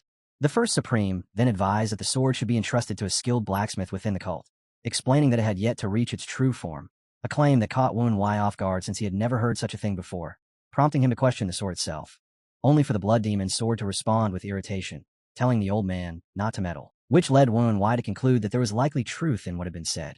Shifting the conversation, the First Supreme asked how Woon Wai planned to bring the divided forces together, and in response, Woon Wai grabbed his head in frustration and admitted that he had assumed everything would naturally settle once he became the Blood Demon, only to realize that it had not, leading the First Supreme to point out that Woon Wai did not seem to understand what typically followed the rise of a new Blood Demon. When asked to elaborate, he explained that throughout history, those aligned with the new Blood Demon would rise in power, while rivals and their factions would lose both status and influence, adding that Baek Ryona's subordinates were likely extremely uneasy since she had not been guaranteed a position like Baek Haihyang and was currently unconscious from poison.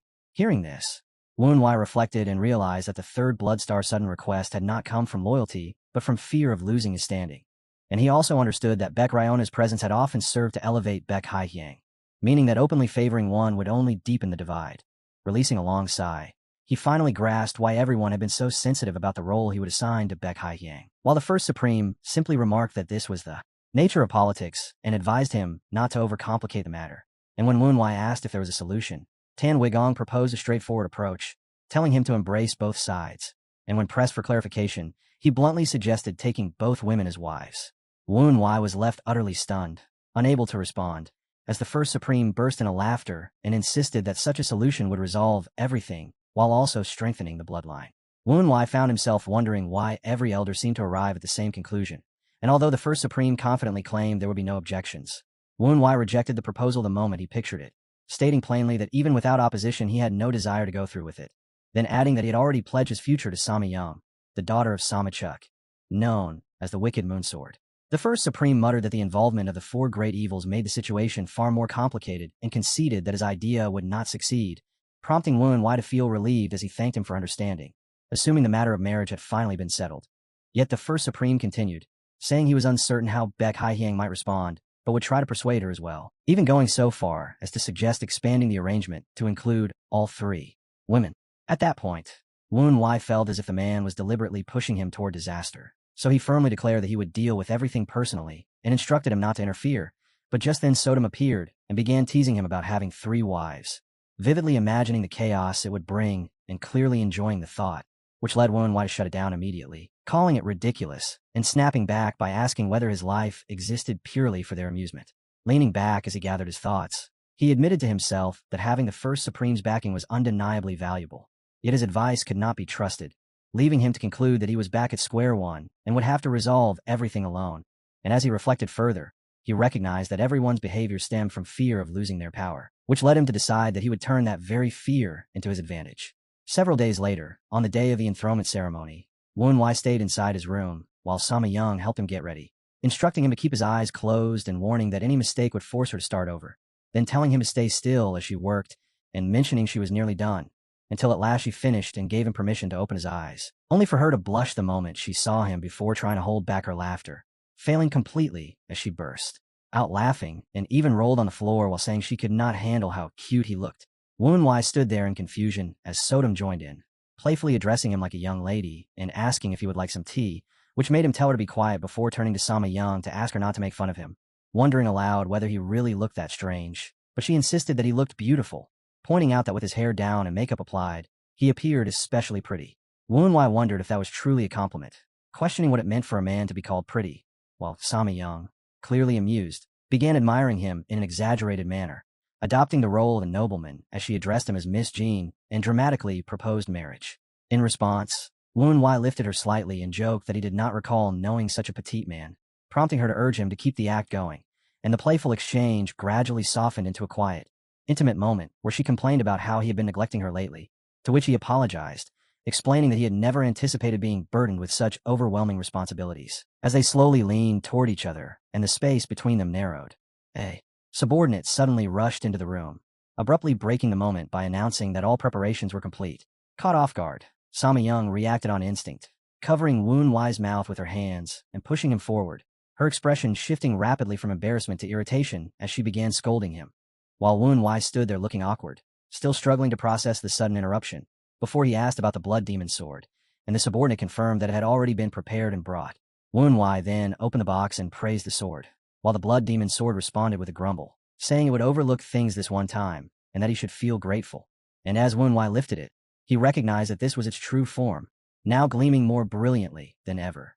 With his rise to power complete, the coronation marking Woon Wai's ascension as the blood demon finally began, drawing the entire demonic cult together for the ceremony, where a song echoed through the gathering, one that had once been treasured by the wife of the first blood demon, the founder of the blood cult. It had originally been intended for her to stand as the cult's first leader, but after her death, the first blood demon took that role upon himself to carry on the dream of the woman he had loved so deeply. And because of this legacy, every blood demon wore makeup and red garments during the rite of appointment. As Woon Wai moved forward step by step, Baek Haihyang stood waiting with a bowl in hand, speaking directly into his mind that she would be watching closely to see how he governed the cult, to which Woon Wai responded with calm confidence that she would not be disappointed, then took the bowl from her and drank the liquid within, which resembled blood. A voice rang out calling for blood, and as Woon Wai drew a blade, he cut into his own hand and let his blood flow into a container already filled with it, after which another voice called out to share, prompting the mixture to be poured into bowls held by the Supremes, the Blood Stars, and all those present, while Baek Haihyang filled her own bowl, lifted it high, and proclaimed that through blood they would become one. Everyone except the new blood demon, before drinking, followed in turn by the fourth Supreme and the rest of the assembly. She then ordered the blood demon to kneel, and as Woon Wai lowered himself, Baek Haihyang held a ceremonial hat and declared that he had consumed the vessel carrying the blood of all and had accepted the weight of their lives, while those who had drunk his blood had become one with him, just as he had become one with them. Then carefully placed the hat upon his head. In that instant, Woon Wai reflected on how completely his life had changed, realizing that the expendable cult spy he once was had now become the one who stood above the entire cult as its leader.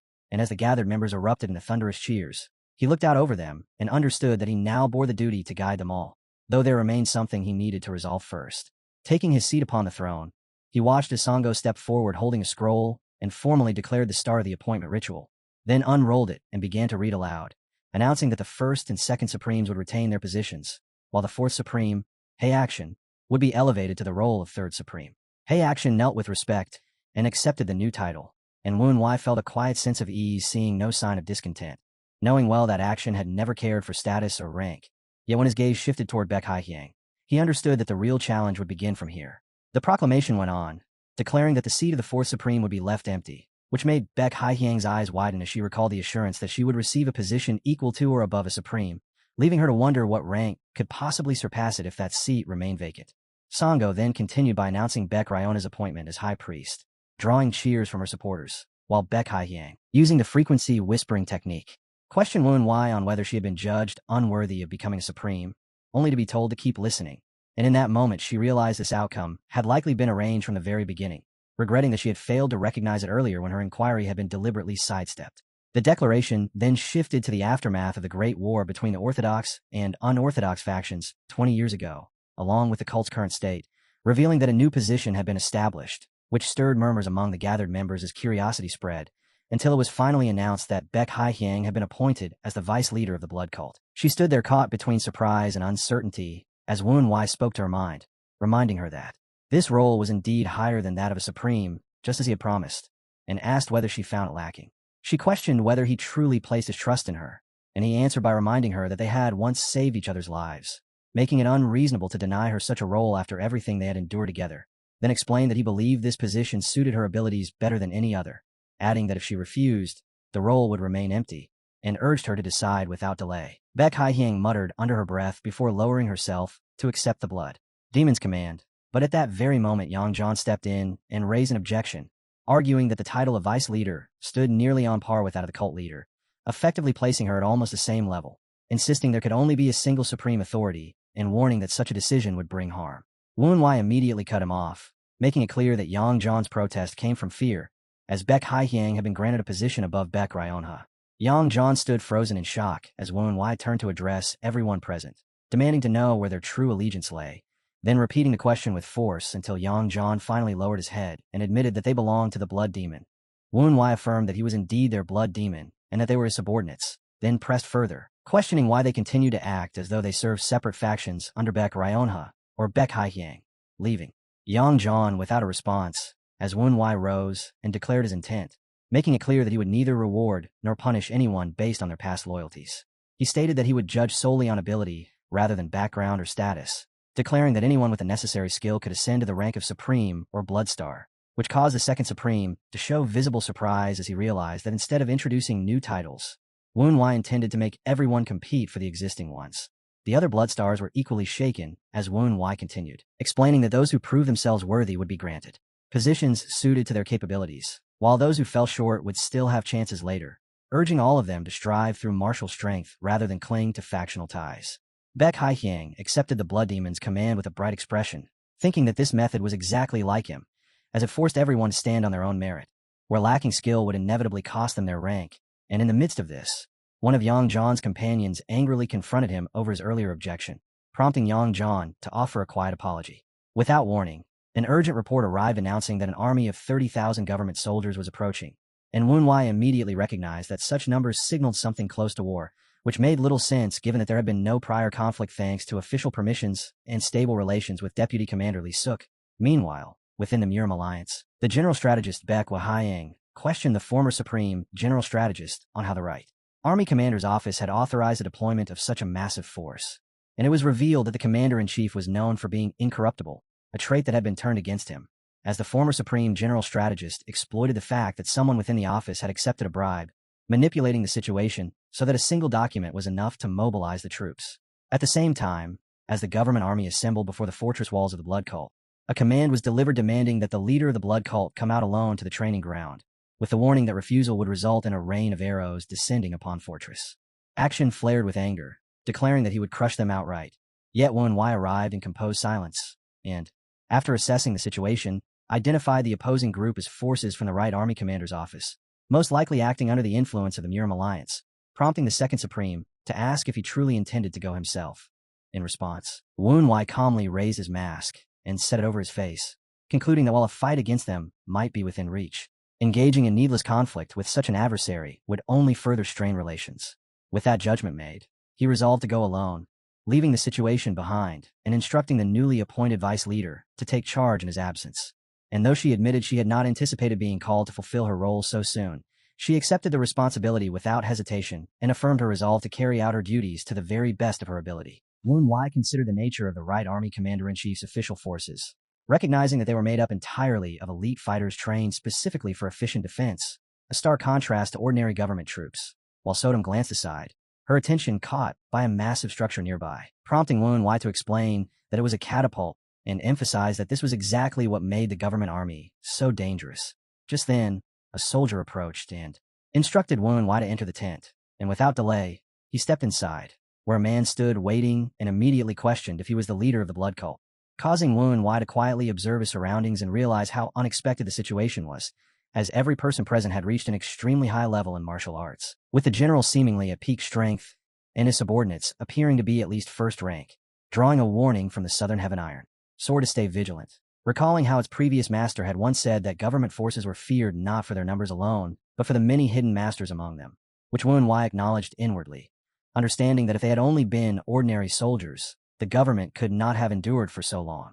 He then confirmed that he was indeed the leader of the Blood Demon cult and asked the man's identity. But the moment he spoke, a soldier thrust a spear toward him, accusing him of violating the nation's laws and questioning how he dared to ask names after being summoned, adding that Wu Wai had been ordered to report to the training ground, yet failed to comply, and then demanding that he remove his mask, only for the spear's tip to suddenly shatter and scatter into the air before he could finish, leaving the soldier stunned, as Wu Wai calmly stated that he could not comply because he needed to ensure his own safety. The soldier remained frozen in disbelief, unable to understand how his weapon had been destroyed, while Wu Wai stepped forward and pointed out that although he was being treated as suspicious, nothing had yet proven he had broken any laws, yet they were already behaving as though he had committed treason. At that moment, the general spoke, asking whether Wu Wai felt no fear even after arriving in such circumstances, and declaring that with a single command, the blood cult could be wiped out from the country, prompting Wu Wai to sharply warn him not to continue, which startled the general, as Wu Wai coldly stated that if he did, Everything within a 10-meter radius could be erased in an instant. He told them to test it if they doubted him. And in the same instant, a massive wave of crimson energy burst outward from Woon Wai, causing the surrounding soldiers to break into nervous sweat as a red slash swept through the space, while the general's eyes widened in shock as he looked down at his own body, struck by the sensation that he had just barely escaped death. The sheer killing intent carried a level of power entirely beyond what they could measure, making him certain that Woon Wai had revealed only a fraction of his true strength.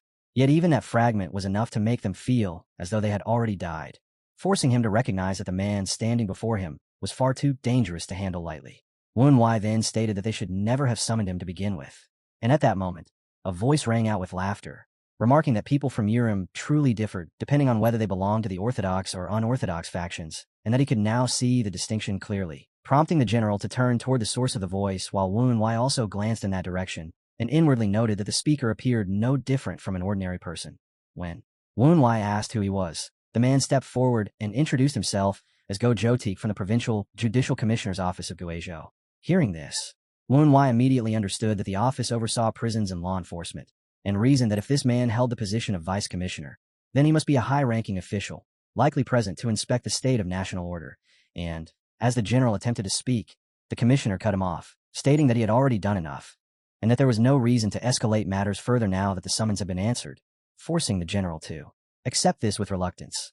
The commissioner then commented that he had been expecting something impressive, while Sodom, observing the exchange, remarked on how quickly the general's attitude had shifted, and Woon Wai replied that it had been a convenient way for him to preserve his pride. Turning his attention back, the commissioner addressed Woon Wai and suggested that since the general had stepped back, he should do the same, but before he could finish, Woon Wai introduced himself under the name Baek Mo, stating that he was in charge of the blood cult, which surprised Sodom and led her to question when he had taken the name Baek, prompting Woon Wai to explain that there was no need to reveal his real name, as the leaders of the blood cult traditionally came from the Baek bloodline, and exposing his true identity would only imply internal changes within the cult. The commissioner then addressed him, stating that Baek, as the leader of the blood cult, had been summoned under suspicion of breaking the law and asking whether he would surrender his weapon, assuring him it would be returned after punishment. But Woon Wai replied that even without a sword he would not be defenseless, and questioned whether they intended to cut off his limbs as well and give them back later, prompting the commissioner to scoff and remark that he was no divine physician before, suggesting instead that Woon Wai remove his mask, since they had no way to verify his identity. Woon Wai refused without hesitation, stating that he could not do that either, and would only take it off at the right army commander's office, while inwardly noting that he had come in haste and was still wearing makeup, meaning removing it now would only make him a laughingstock, leading the commissioner to respond that he hoped Woon Wai would keep his word, emphasizing that if he were not truly the leader, the right army commander-in-chief's office would not let it pass. Afterward, the commissioner had Woon Wai placed into a carriage as they departed, and once inside, Woon Wai observed that it was unusually luxurious, finding it strange that despite being summoned for a crime, the situation did not feel like one at all, at which point the commissioner explained that the carriage had been specially constructed so that no sound could escape, allowing them to speak freely in private, prompting Woon Wai to remark that if that had been the goal, they could have simply sent an envoy instead of mobilizing an entire army.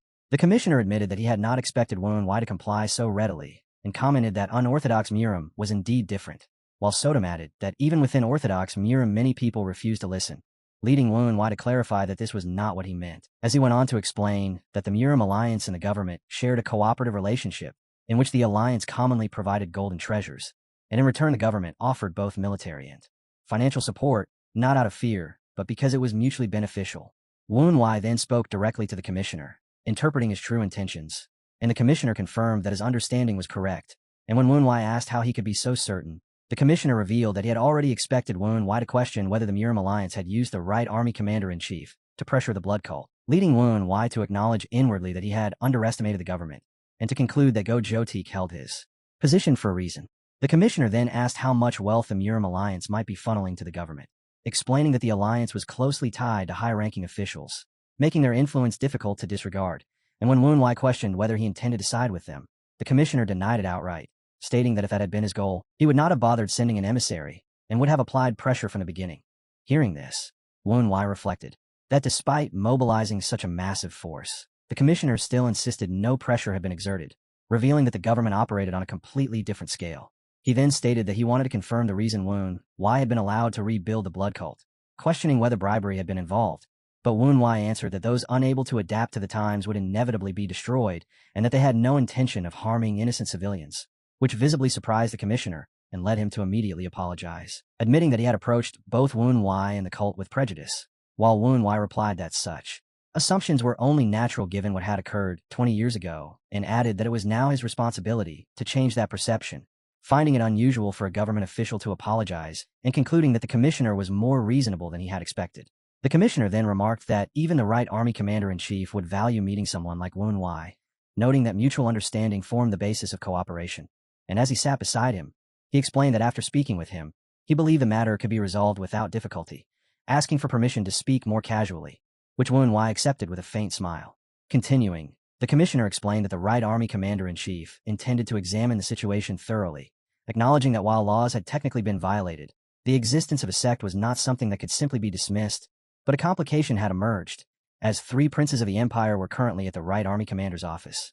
At this, Wen Wai was visibly startled, and Go Jotik went on to reveal their identities as Prince Jin, Prince Qing, and Prince Ning, who were present under the title of princes to conduct an inspection, adding that the Miram Alliance's chief strategist had already reported the matter of the blood cult to them, prompting the princes to demand a swift resolution, having deliberately chosen this timing knowing the office would not easily yield to their intentions otherwise.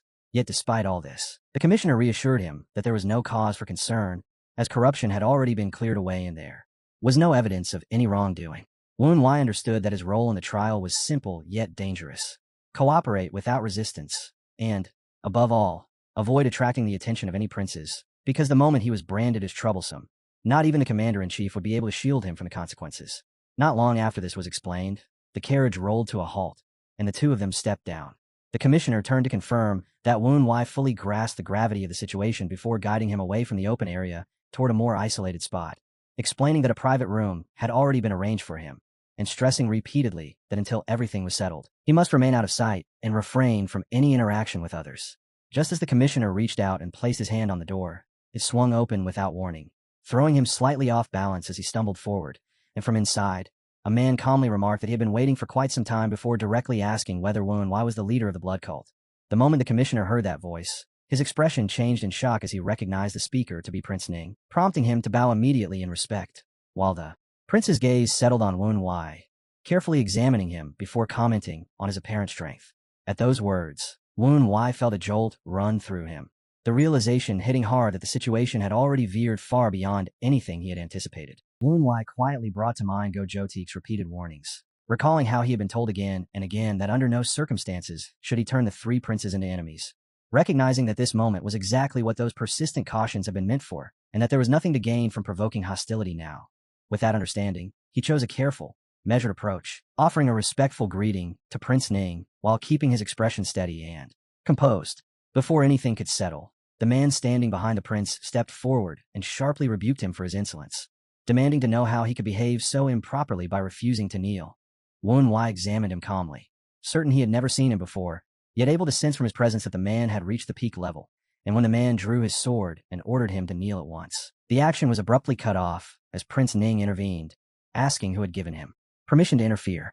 From this, Wen Wai understood the man was merely a guard, though the guard insisted that allowing such behavior was an insult to the royal family, only for the prince to dismiss the claim and tell him to stand down, saying it was acceptable and explaining that Miram followed its own customs, making it inappropriate to impose royal etiquette upon them. The guard, though unwilling, offered an apology, while Wen Wai inwardly noted how unexpectedly open-minded the prince seemed, especially given that many within the court were known to resent their agreement with Miram. Prince Ning then asked Wen Wai to overlook the guard's rudeness as part of royal protocol, and Wen Wai accepted without taking offense, acknowledging the loyalty behind the guard's conduct, which caused the prince to remark with some surprise that Wen Wai was quite different from what he had heard.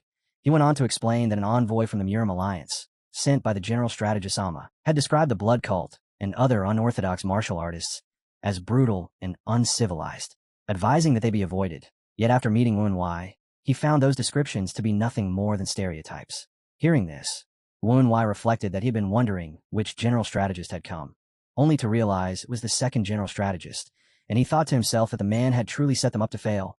Still, Wen Wai pointed out that while many among them lived more freely and were open about their desires, that did not mean they lacked dignity or understanding, prompting the prince to comment that it was fortunate the leader of the blood cult was a reasonable man, to which Wen Wai replied with appreciation, inwardly relieved that the exchange continued to proceed without issue.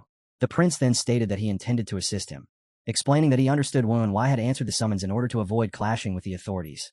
And as those words settled, Wen Wai sensed a subtle shift in the atmosphere when the prince offered to use his own authority to conceal what had happened. Although he acknowledged the gesture, he made it clear that his purpose in coming was to maintain a stable relationship with the government, and for that reason, he would proceed with the trial as required. At this, the prince let out a faint laugh, suggesting that such an outcome would not come easily. And when Wen Wai pressed him on it, the prince's voice reached him through telepathy, firm and unmistakable, revealing that his elder brother intended to interfere in the proceedings and pile on additional accusations to break him. The claim struck Wen Wai as strange, since he had never had any dealings with Prince Jin, and even Go Jotik showed visible surprise, as though this turn of events had caught him off guard as well. Using the frequency whispering technique, Wen Wai asked directly what the prince truly wanted, and the prince answered that he valued capable individuals, presenting an offer that would benefit both sides as he expressed his intention to bring Wen Wai and the blood cult under his command. Nearby, Go Jotik noticed that their voices had ceased and realized they were communicating through the whispering technique, leading him to suspect that some form of negotiation was taking place, likely tied to gaining support for the trial, and he concluded that the situation was becoming increasingly troublesome. Before long, the prince took his leave, giving Wen Wai a single day to consider the proposal and stressing that making the right choice would serve both him and the blood cult. Well, after the prince departed, Go Jotik immediately asked what had been discussed, but Wen Wai brushed it off as something without value, and though Go Jotik was clearly puzzled, he did not press further, while Wen Wai instead asked where Prince Ching was, catching him off guard. Go Jotik questioned whether Wen Wai had forgotten the reason he had been summoned and reminded him that he was not permitted to leave until the trial, to which Wen Wai responded with casual acknowledgement. Later that night, within the residence of the Right Army Commander's office, Wen Wai internally apologized to Go Jotik, admitting to himself that he could not simply wait in place while uncertainty loomed over the coming day. And he reflected on Prince Ning's warning, recalling that both elder princes would be present at the trial and would involve themselves directly. Prince Jin in particular, a man devoted to Taoism who secretly maintained close ties with the Murim alliance, viewed the blood cult strictly as a heretical faction and would undoubtedly attempt to corner him with a flood of accusations. The prince had also cautioned that this was only the beginning, and that before long, the empire itself would descend into chaos. In earlier times, the rulers had preserved a careful balance between the government and Murim without interfering in each other's affairs. But Prince Jin was different, as he aimed to remove martial artists he believed were detrimental to the nation. The Murim alliance, placing great hopes in him, had been backing his rise under the belief that he would eventually take the throne, while Prince Ning had hinted that building connections with the government was not merely for immediate advantage, but a calculated step toward what lay ahead. At the same time, Prince Ning had extended an offer of support to the blood cult on the condition that Wen Wai submit to him, expecting in return that Wen Wai would prevent the Murim alliance from aiding his elder brother, and if that plan succeeded, the prince believed he would surpass all rivals and ultimately inherit the throne, after which the Murim alliance would be wiped out, leaving everything else in Wen Wai's hands. As Wen Wai moved through the night, Sodom remarked on how favorable the proposal seemed, pointing out that with the prince's backing, the issues with the government could be resolved while also countering the Murim alliance. Yet Wen Wai answered that such decisions could not be taken lightly, recalling how alliances between Murim and the authorities had never ended well. He brought to mind the downfall of the Flying Crane Moon clan and Baek Chong gang, both of whom had suffered for aligning themselves with the state. Sodom responded with unease, noting that Prince Jin already held a negative view of him, and that rejecting Prince Ning's offer would only add another powerful enemy. But Wen Wai stated calmly that it made no difference to him, showing no sign of concern, which left Sodom unsettled as she questioned whether he had lost his senses and wondered how he could remain so unconcerned. His composure led her to suspect that his confidence came from knowledge carried over from a previous life, while Wen Wai himself concluded that regardless of how things unfolded, neither of those princes would end up inheriting the throne. As he continued onward, the scene shifted to the residence of Prince Jin within the Right Army Commander's office, where the prince received a report and instructed his subordinate to keep it concise, upon which he was informed that Prince Ching had returned but was once again drunk. Hearing this, Prince Jin reflected with disapproval that despite their father's illness, he had been drinking since midday, without care, leading him to conclude inwardly that Prince Ching was the least fit to become emperor. The focus then moved to Prince Ching himself, who was in the middle of drinking when he noticed Wen Wai standing before him late at night without any invitation, prompting him to remark that he had no memory of calling for guests.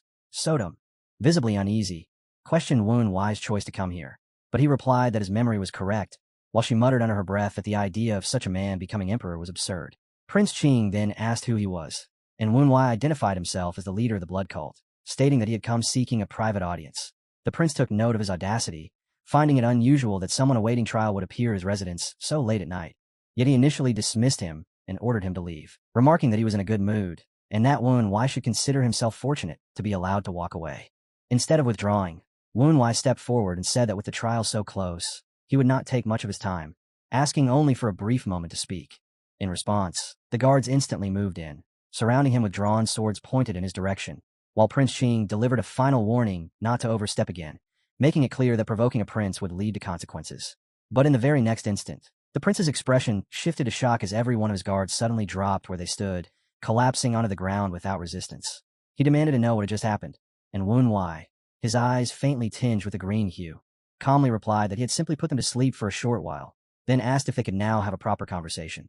Prince Qing studied what had just happened and pointed out that Wen Wai was claiming he had put numerous soldiers to sleep without laying a single finger on them, then gestured toward the girl standing behind him and proposed they test whether Wen Wai could do the same to her. The girl jolted in surprise and protested in disbelief, while Prince Qing, completely composed, replied that it was merely about making her sleep and that there was nothing to be afraid of. Yet she, clearly irritated, shot back that he should be the one to fall asleep instead. Watching this unfold, Wen Wai found it more and more intriguing, because anyone else witnessing such a situation would normally react with caution or outright shock. Yet rather than fear, Prince Qing showed only intense curiosity, prompting Sodom to remark that perhaps he was too drunk to even feel afraid, after which Prince Qing pressed Wen Wai again, asking why he was not doing anything and whether he had already run out of tricks. Wen Wai answered calmly that the girl had already been put to sleep, and the moment Prince Qing heard those words, confusion crossed his face just as the girl behind him suddenly crumpled to the ground. Seeing this, Prince Qing admitted that it seemed those of the unorthodox path truly possessed strange and unusual skills, to which Wen Wai responded that Prince Qing was quite unlike the rumors he had heard, while inwardly noting that the girl was no ordinary courtesan, as he had first thought, but an exceptionally beautiful woman whose movements carried the precision of a martial artist, and that from the very beginning she had stayed wary and never once taken her eyes off him, giving him the perfect chance to employ his illusionary eye. Wen Wai then asked if they could finally speak, but Prince Qing abruptly declined, saying he was finished and that Wen Wai should leave, though his tone shifted as he added a warning that if someone suspected they were being watched, they should always act carefully because unseen eyes and ears could be everywhere. Hearing this, Wen Wai glanced around and considered that Prince Qing might not be free to speak openly under constant surveillance, while Prince Qing remarked that it had been a pleasure meeting the leader of the blood cult. Yet when he looked forward again, Wen Wai had already vanished, leaving him surprised as he wondered if the man had truly gone, just as the surrounding servants began to slowly regain consciousness. Elsewhere, a suspicious man stood on a rooftop, contemplating Wen Wai's sudden disappearance, and concluding that the leader of the blood cult had most likely come to seek Prince Qing's assistance for the upcoming trial, only for things to fail to unfold as intended, after which he dismissed Prince Qing as nothing more than a useless drunkard and decided he should report everything to his superior. However, in that very moment, Wen Wai had already appeared behind him, and although the man sensed something and called out to ask who was there, he was too late, as Wen Wai had already cast his illusionary eye on him as well. Meanwhile, Prince Qing reflected to himself that Wen Wai had withdrawn rather quickly despite going to considerable lengths to meet him, reasoning that although Wen Wai clearly intended to speak, he had chosen to leave because he was being watched, and concluding that this outcome was likely the safest for both of them. Yet as he remained deep in thought, a voice suddenly interrupted, remarking that it was unexpected for those monitoring him to be subordinates of the other two princes. And, startled, Prince Qing looked up to see Wen Wai standing before him once again. Wen Wai calmly told him not to worry, explaining that he had already taken care of those watching them, so they could now speak freely, which left Prince Qing visibly astonished, as he struggled to believe Wen Wai had dealt with them so quickly, acknowledging his extraordinary capability, while also noting that such a development placed him in an uncomfortable position. Wen Wai reassured him that there would be no repercussions, and added that there was no longer any need for Prince Qing to keep up the facade of a drunken playboy, prompting Prince Qing to pause before admitting that Wen Wai was far more resolute than he had expected, and that he had initially misjudged his purpose, assuming he had come seeking aid for the trial. However, he insisted that he lacked the power to offer any help, questioning what authority he could possibly possess as a prince, born of a deposed queen, and known only for drunken behavior. Wen Wai countered by stating that Prince Qing was hiding far more than he let on, and that continuing such an act served no purpose, then revealed that a man who truly had no influence would not be maintaining steady contact with the 300,000 soldiers stationed along the northern borders. And upon hearing this, Prince Qing was clearly shaken as he demanded to know how Wen Wai had come by such information. Wen Wai explained that before his regression, at the time of the emperor's funeral, Prince Qing had marched into the capital at the head of the Northern Defense Army, 300,000 strong, joined by another 200,000 troops from the 5 regional military commands. And although Prince Jean and Prince Ning had tried to block them from mobilizing the imperial forces, Their resistance ultimately failed, and both were killed. Even though many had expected one of those two princes to claim the throne, it was instead the long-ridiculed son of the deposed queen who rose to power in the end. As Wen Wai watched him closely, he sensed an unusual shift in presence as Prince Qing began forcing the alcohol out of his body, revealing that he, too, had trained in martial arts. And while he did not reach the level of Prince Ning, he had at least attained first-rate strength. Prince Qing then pressed him again, demanding to know how he had learned such information. To which Wen Wai replied that just as the imperial court kept tabs on Murim likewise kept watch on the court. His attendants grew tense and moved as if to intervene, but Prince Qing gestured for them to stand down, assuring them that nothing would happen. He then asked what Wen Wai truly intended, and Wen Wai explained that although the emperor had maintained neutrality in the past, such balance would inevitably collapse during a struggle for succession. Prince Qing found this logic absurd and pointed out that despite claiming independence, Wen Wai was still inserting himself into court affairs. But Wen Wai clarified that this was not interference, but a necessary response, as their long-standing enemies were tightening their ties with the court and manipulating matters from behind the scenes, leaving the blood cult no choice but to act to ensure its survival. Prince Qing admitted that the reasoning was sound, and Wen Wai continued by stating that if Prince Jin were to take the throne, it would lead to the worst possible outcome for the blood cult, which was why he had naturally begun observing the other princes. Understanding this, Prince Qing asked plainly what Wen Wai wanted, questioning whether he had come seeking help for the upcoming trial, and Wen Wai confirmed it, adding that such an arrangement would not be unfavorable for Prince Qing. Either, as a beneficial result, would prevent the Murim alliance from gaining influence and further strengthening Prince Jin's position. Prince Qing rose to his feet and remarked that the proposal did not sound particularly persuasive, prompting Wen Wai to ask what he desired in return. Prince Qing admitted that while cooperating with the blood cult could create a balance of power, it would also draw suspicion toward him, making the arrangement more dangerous than advantageous. And Wen Wai realized inwardly that convincing him would not be easy. While Sodom voiced frustration at Prince Qing's cautious approach, Wen Wai then stated in a composed tone that if Prince Qing was content to let Prince Jin's influence expand without restraint, then there was nothing left for them to discuss. Prince Qing responded that if the terms felt uneven, they could simply be adjusted, which caught Wen Wai off guard and prompted him to ask what he meant. In reply, Prince Qing gave a signal, and a girl stepped forward carrying a sealed box, its shape immediately suggesting to Wen Wai that it resembled a blade sheath, though the many seals and attached talismans stirred a quiet unease within him. The girl set the box down in front of him, and Prince Qing invited him to examine it more closely.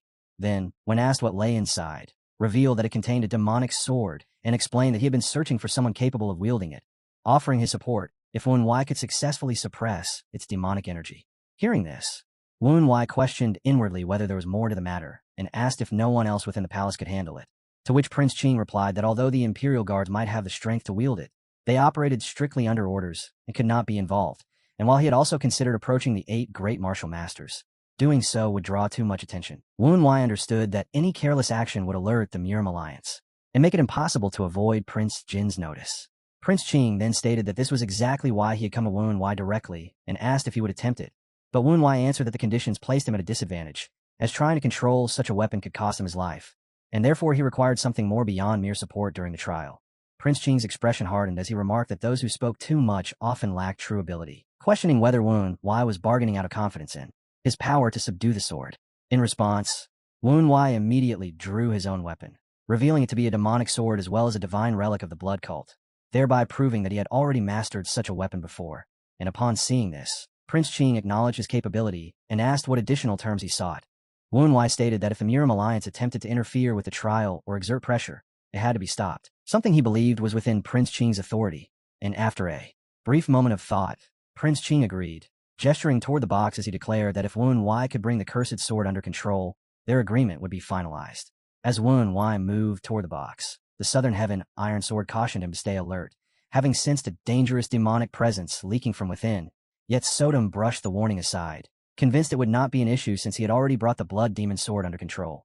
However, the instant the lid was lifted, Wen Wai's expression shifted in clear shock, because despite the countless talismans binding it, an overwhelming surge of demonic energy burst outward, and within it he could feel a crushing resentment along with the lingering echoes of innumerable screams, forcing him to question what kind of sword could contain such a presence. Wen Wai considered that a truly exceptional sword was not born by chance, but through the union of superior iron, the masterful craftsmanship of a skilled blacksmith, and a refining process repeated over 1,000 times. And he also understood that while Zhongyuan Murim held countless blades of this caliber, among them existed strange weapons known as demonic swords, each forged under unusual conditions, with the most famous examples tied to the 5 heavenly stems. As this thought lingered, he recalled the tale of Ganjiang and Mo, a blacksmith couple from the state of Wu whose unmatched skill earned them the title of artisans of the century.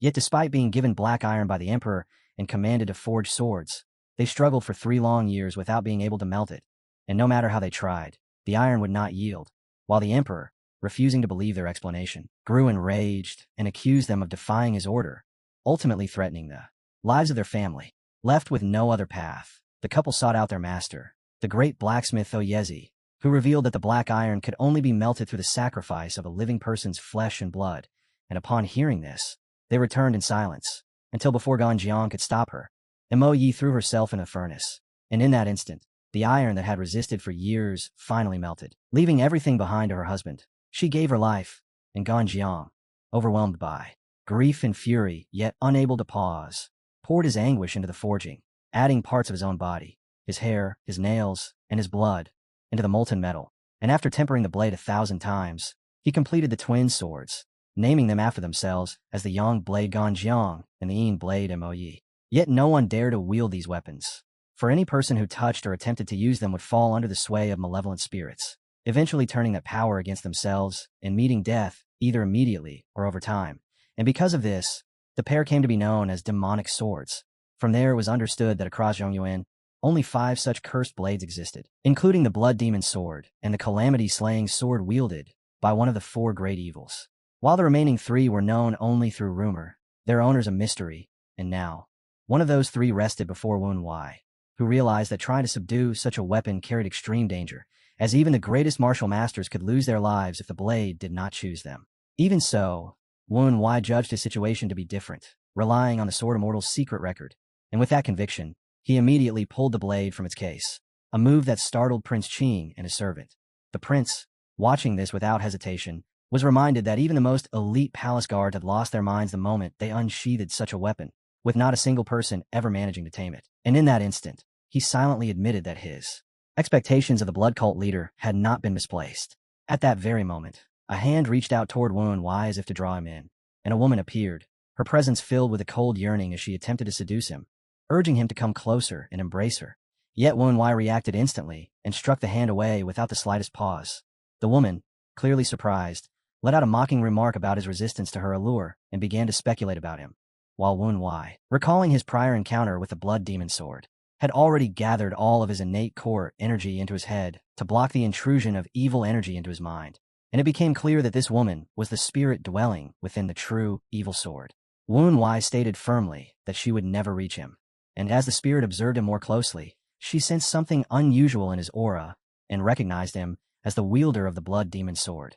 Inwardly, Wen Wei noted that the blood demon sword's reputation was indeed immense, as even a cursed spirit like her identified him instantly, while the blood demon sword itself responded with arrogance, asserting dominance and dismissing the evil sword's spirit as something beneath it, which only fueled her anger as she declared that no one could resist her forever, releasing her power in an attempt to dominate him, commanding him to kneel, drive the blade into himself, and offer up his blood.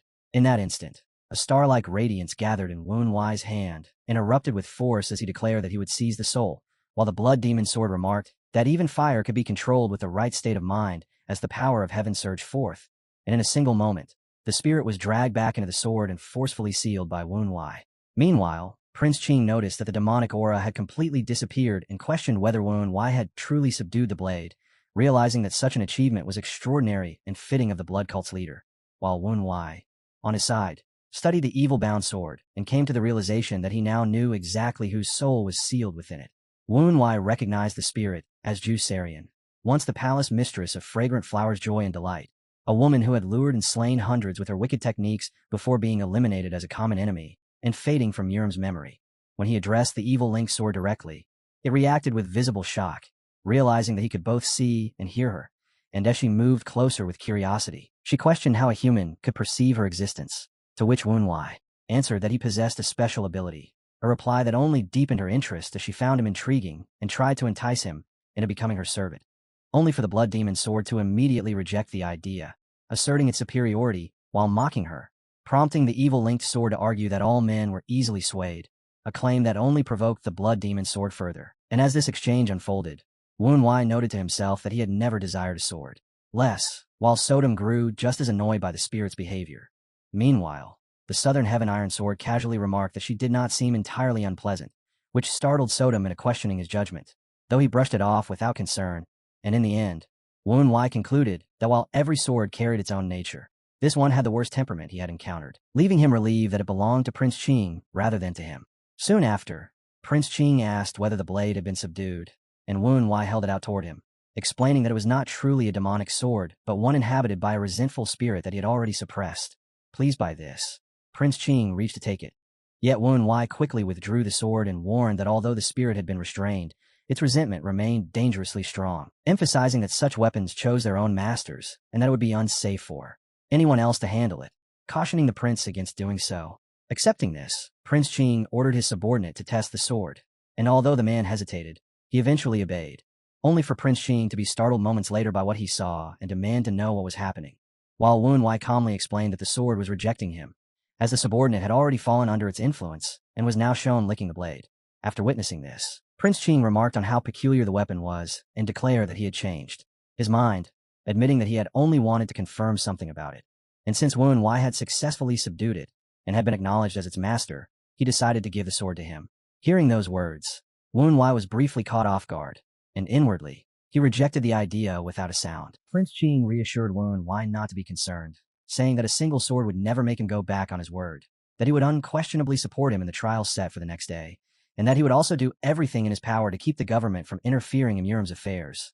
Then firmly added that Woon Wai had every right to accept the blade and should not refuse it. Hearing this, Woon Wai was inwardly unwilling, thinking that he did not want the sword at all, and voiced that such a gift was excessive for someone like him, which caused Prince Ching's expression to change at once as he questioned whether Woon Wai intended to turn down a prince's offering, prompting Woon Wai to reflect that the situation was being handled unfairly, while the Southern Heaven Iron Sword urged him to accept it with gratitude, only for Woon Wai to remark that he seemed to be the only one pleased by the idea. At that moment, Sodom pulled Woon Wai aside and urgently pointed out something else, where Prince Ching's subordinate remained completely under the sword's influence, extending the blade toward himself as he willingly declared that he would offer his life if it was desired. And just as he was about to stab himself, Woon Wai stepped in at the exact moment and seized the sword away, causing the man to snap back to his senses. Confused, the subordinate stared at his own hands, unable to understand what he had nearly done, while Prince Ching immediately came up behind Woon Wai, expressing gratitude for accepting the gift and asking him to take good care of it, drawing an inward curse from Woon Wai, after which the prince questioned his subordinate about whether he remembered licking the blade and almost taking his own life, only for the man to deny any memory of it. Meanwhile, the evil sword's spirit moved closer to Woon Wai and remarked that the wielder of the blood demon's sword seemed rather soft, to which Woon Wai replied that he did not favor needless killing. Yet the spirit showed excitement at remaining with someone capable of hearing a sword's voice, adding that when the opportunity came, it would make him its servant, prompting Woon Wai to decide internally that he would keep the sword for now and pass it on later, only for the spirit to react instantly with anger, revealing that it could hear his thoughts and warning him not to entertain such intentions. Soon after, Prince Ching stepped forward and instructed Woon Wai to raise the sword, leaving him briefly puzzled until the prince clarified that he wanted to inspect it properly. Remembering that the prince had earlier said he wanted to check something, Woon Wai agreed and held the sword out in front of him, allowing Prince Ching to examine it piece by piece with careful attention, while Woon Wai quietly observed that the prince seemed to be searching for a very particular detail. Unable to restrain himself, he finally asked what exactly the prince was looking for, but Prince Ching brushed the question aside, saying it had nothing to do with their agreement, and after scratching his head with mild irritation, he concluded it was not the object he had expected, and let Woon Wai put the sword away before remarking that it was already late and that they would meet again during the trial the next day. Woon Wai acknowledged him respectfully, yet inwardly noted that being told not to ask only made him more curious about the prince's true purpose. And as the scene shifted outside the blood cult leader's chamber, several figures were secretly watching, making Woon Wai realize he was under surveillance and would have to move even more cautiously if he intended to leave. When Sodom asked where he planned to go next, Woon Wai answered that he would observe Prince Ching, pointing out that the prince clearly seemed to be searching for something, especially since he had accepted the extra conditions so easily, which made Woon Wai feel the detail was important and led him to form an idea, though he admitted he was not certain it would work. When Sodom asked what that idea was, Woon Wai immediately seized the sword and called forth the evil link sword, saying he needed its help, and as it manifested, the Southern Heaven Iron Sword complemented its voice, which instantly caused irritation. Woon Wai wondered how long this strange behavior had been going on, and Sodom explained that it started after both swords had been placed in the same sheath, prompting the evil Link sword to strike the Southern Heaven Iron Sword while calling him a pervert and warning him to keep his distance, adding that it only accepted humans as servants. Yet the Southern Heaven Iron Sword responded with admiration and even found the blow appealing, which led the evil Link sword to declare him completely perverse. Watching their exchange, Woon Wai remarked that the two had already become close, which only annoyed the evil Link sword further as she demanded to know why she had been summoned. And Woon Wai explained that he wanted to use one of the evil techniques once used by Ju Sarian, admitting he was unsure if he could perform it correctly and needed assistance, clarifying that the technique involved manipulating others through sound. In response, the evil Link sword explained that with Ju Sarian's soul no longer present, the effect would only last for a short time. Woon Wai accepted the limitation without hesitation, saying it was enough, and although the evil Link sword agreed to help, it demanded that he acknowledge himself as its servant. Woon Wai refused outright, immediately returning it to the sheath beside the Southern Heaven Iron Sword and telling it to stay there, prompting the evil Link sword to quickly back down, agreeing to assist without any conditions, and pleading not to be placed near that sword again. The scene shifted to a man seated on a rooftop near Woon Wai's room, quietly watching as he noted that the blood cult leader had remained inside for over half an hour, assuming the silence meant he had fallen asleep. But at that exact moment Woon Wai activated the evil Link sword, and the man heard a sharp metallic sound before instantly falling under its control. Taking advantage of this, Woon Wai slipped out of his room unnoticed, recognizing that the method had worked, and observing that the sword sound could hypnotize people much like his illusionary eye worked through eye contact. He concluded that Ju Sarian's evil art functioned through hearing, further realizing that combining both abilities would create a stronger effect, though he chose to test that later, reminding himself not to lose focus as he recalled that he had already examined Prince Qing's chi aura. Activating his golden eye, Woon Wai scanned the area and detected two more individuals nearby, determining that one was likely Prince Qing's guard and the other Prince Qing himself, while also sensing additional hidden presences that brought the total to 4, and deciding to put them all to sleep, he moved forward. The scene then shifted to Prince Qing's chamber, where a guard stood before him and anxiously remarked that although demonic swords chose their masters, they should have at least made a copy instead of giving it away so easily, to which Prince Qing responded with visible fatigue that it had not been by choice, but because he had been unable to do so, explaining that the blood cult leader was extremely perceptive, and that even if a replica had been created, Woon Wai would have investigated. Meanwhile, listening from above, Woon Wai thought that despite their brief meeting, Prince Qing had already judged him accurately, yet he also noted that such caution was meaningless since he was still secretly observing. And inside the room, when Prince Qing asked about another sword, the guard reported that everyone sent to retrieve it had died, leading Prince Qing to decide that the pursuit of Jeol Sim's sword should be postponed. Hearing this, Woon Wai halted, realizing that the weapon belonging to one of the 4 great evils carried immense destructive power, and noting that Prince Qing already had the evil Link sword while now searching for another, he began to suspect that there was a deeper link connecting these demonic blades. At that moment, the Blood Demon sword spoke, saying that at first it had seemed like mere coincidence that the evil Link sword was here, but now it no longer appeared that way.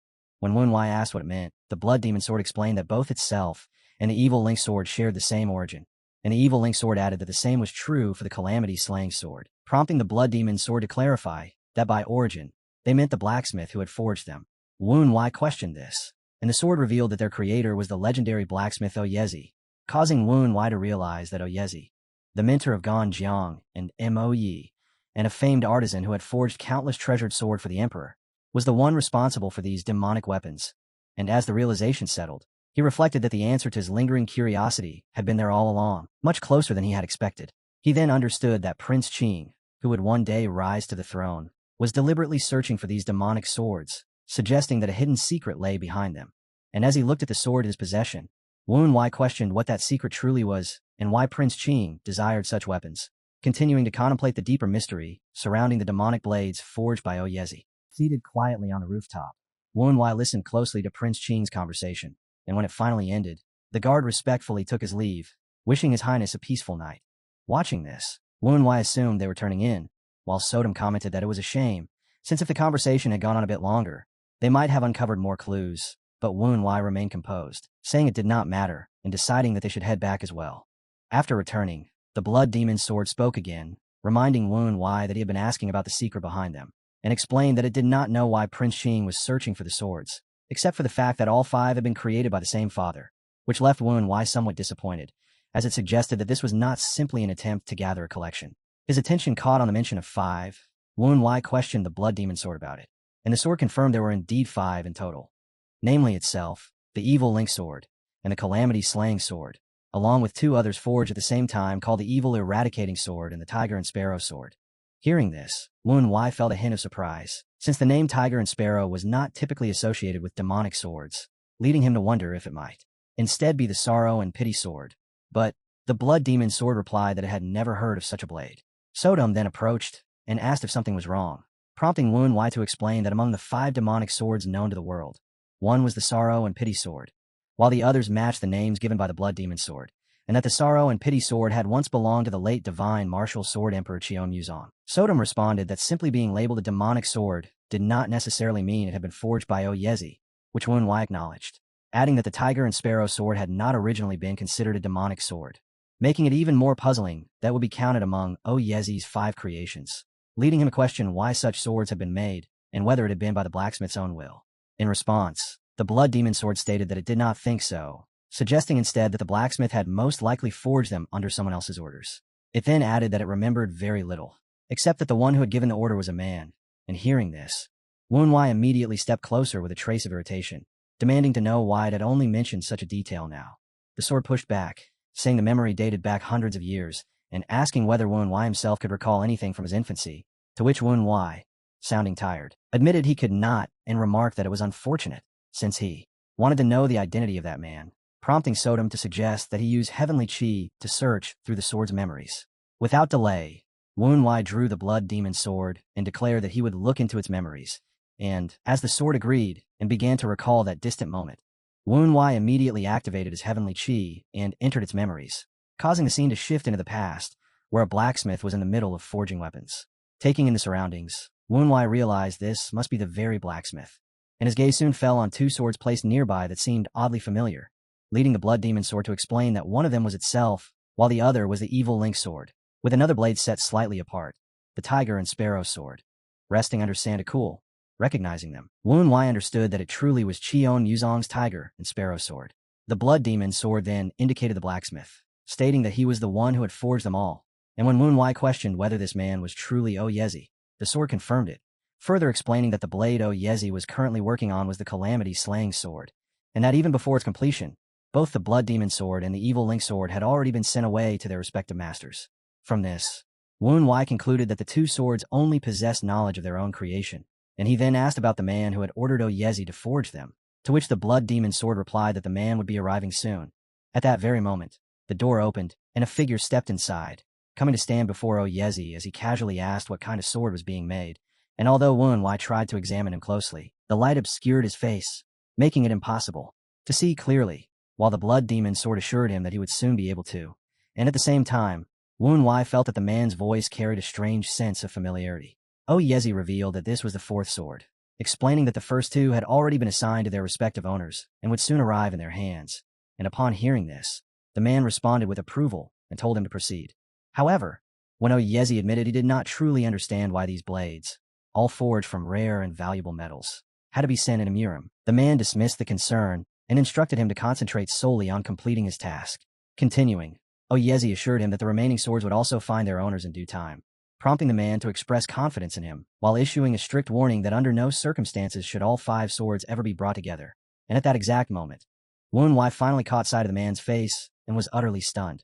Noticing this reaction, the Blood Demon Sword questioned why he looked so shocked, leading Wu Wei to realize that the man before him was identical to the golden-eyed figure who had once been sealed in Shield Forest Valley.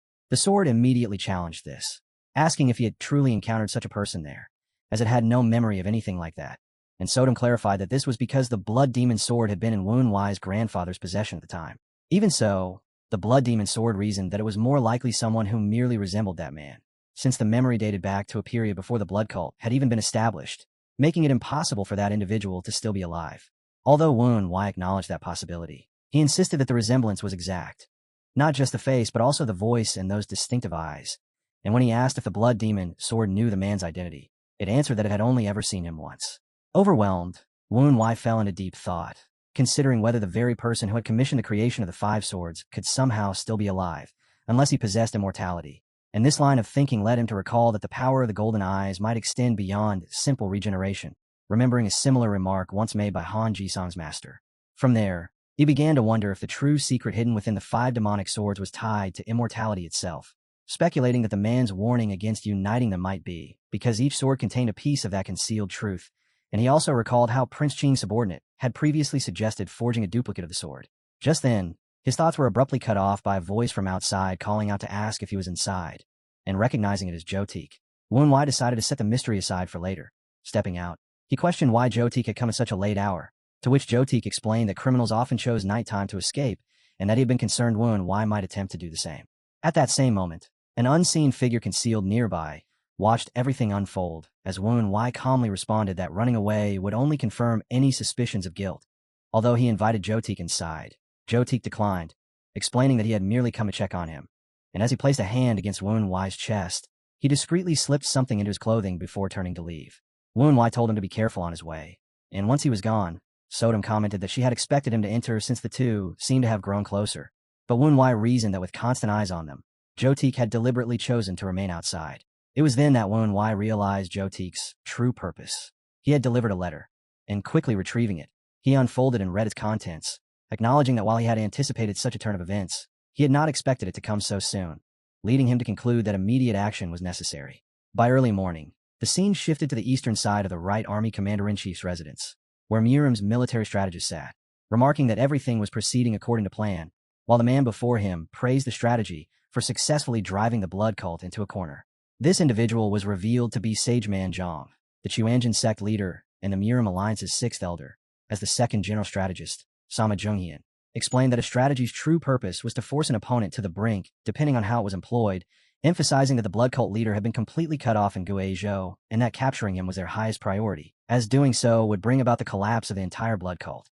At that moment, a knock sounded at the door, prompting the sect leader to ask who had arrived, and the guard answered that there was a visitor. Wondering who would come at such an early hour before sunrise, the sect leader listened as the guard revealed that it was Wunwai, disciple of the Southern Heaven Swordsman. Wunwai then disclosed the contents of the letter he had received from the blood cult's base. It reported that the Taiji Sword Emperor, Zhang Xian, had already departed south alongside the Taoists of the Wudong sect, while the First Supreme, the destructive Blood Sword Emperor, was advancing with 3,000 soldiers toward the Taiji Sword Emperor. Meanwhile, forces stationed in Guangxi had halted the Muram Alliance's advance and were demanding the return of the blood cult leader. The message warned plainly that this situation was a trap and urged him to return at once. And although Wunwai fully grasped the implications, he resolved that he could not go back. Back in the present, the sect leader granted him permission to enter, and, as Wunwai stepped forward, he quickly grasped that if he were to leave now, the blood cult would be forced to confront both the Muram Alliance and the government at once, leaving him no choice but to carve out an opportunity for himself here. Offering a respectful greeting, he stated that he had learned the evil blood cult leader was present, and that he had come to lend his strength to the orthodox Muram, formally asking that they accept his assistance, all while inwardly intending to use the situation to his own advantage. The sect leader stroked his beard as he asked whether Wunwai had truly come all this distance solely to eliminate the blood cult leader, and in his thoughts, he reflected on the two rising stars of the orthodox Muram alliance, Li Zhongjiam, disciple of the Central Plains' 8 martial masters, and Wunwai, disciple of the Southern Heaven Swordsman, considering it a commendable matter that one of them had now appeared here with the intention of aiding in the removal of the blood cult leader. Rising to his feet, he remarked that he had heard of Wunwai's remarkable showing in the competition and had long wished to meet him. But before he could continue, the second general strategist interrupted, calling out to Wunwai and asking how he had come to learn of this situation. As he observed the man, Wunwai immediately recognized him as Sama Zhonghyun, the Muram Alliance's second general strategist, and understood that such suspicion was only natural. At the same time, Sodom warned him that there was a chance his identity could be exposed. Maintaining his composure, Wunwai reassured himself that no one within the Muram Alliance truly knew who he was, since only his grandfather, his father, and Sama Young were aware of his real identity. And he reflected that although Sama Zhonghyun had always stood in the shadow of the first general strategist, Jagao Wunmyung, his ability was undeniable, making it clear that this line of questioning came from cautious suspicion rather than certainty. Wunwai then explained that he had heard the blood cult leader was captured by the Right Army Commander-in-Chief's forces while returning to Yunnan, and upon hearing this, the second general strategist commented that the news had already spread widely. Although he expressed appreciation for Wunwai coming, he stated that the matter was highly confidential and requested that they be given some privacy for the time being. Understanding the caution behind this, Wunwai politely apologized for arriving without notice, but the strategist replied that no apology was necessary, as the issue simply required discretion. The sect leader then instructed Wunwai not to wander far, assuring him that he would be summoned again shortly, and Wunwai agreed before asking whether he should leave his sword behind. When the sect leader accepted, Woon Wai expressed his thanks, set down the Southern Heaven Iron Sword, and stepped outside. Afterward, the second general strategist proposed that they communicate using the frequency whispering technique, but the sect leader refused, stating there was no need, as he had already employed his own method to seal the room completely, blocking any sound from entering or leaving. The strategist observed that the sect leader seemed quite taken with Woon Wai, and in response, he openly admitted that Woon Wai was indeed a rising star. Although he had initially thought that, despite Woon Wai's performance in the competition, his martial ability would not exceed that of Li Zhongjiam, he now believed that assumption to be mistaken, concluding that the only true measure would be to face him in direct combat. The second general strategist questioned whether Woon Wai was truly that capable, though inwardly he acknowledged that the sect leader's judgment was likely accurate, as Woon Wai appeared far more skilled than he had first assumed. The sect leader then stated that Woon Wai would surely prove highly useful in defeating the blood cult leader, and asked why he was not being readily accepted, to which the strategist replied that the timing of his arrival was too convenient. While both rising stars had gained recognition, neither of their identities had ever been properly verified, and with the Southern Heaven Swordsman absent from Urim for a long time, and all attempts to contact him unanswered, doubts remained. If Woon Wai truly intended to help eliminate the blood cult leader, there had been numerous chances before, yet he had chosen to appear only now, precisely when the blood cult leader was in the most perilous situation. The sect leader then questioned whether this meant Woon Wai might be connected to the blood cult, but the strategist clarified that he was not making an accusation, only urging caution. Outside, the Southern Heaven Iron Sword warned Woon Wai that the situation might turn troublesome, noting that the second general strategist was treating him with the same suspicion that Jaegao Wunmyung once had. Standing there, Woon Wai reflected that had he been in their position, he likely would have acted no differently, and he briefly considered whether he should have handled things another way. But the Southern Heaven Iron Sword reassured him that there was no need to change his approach.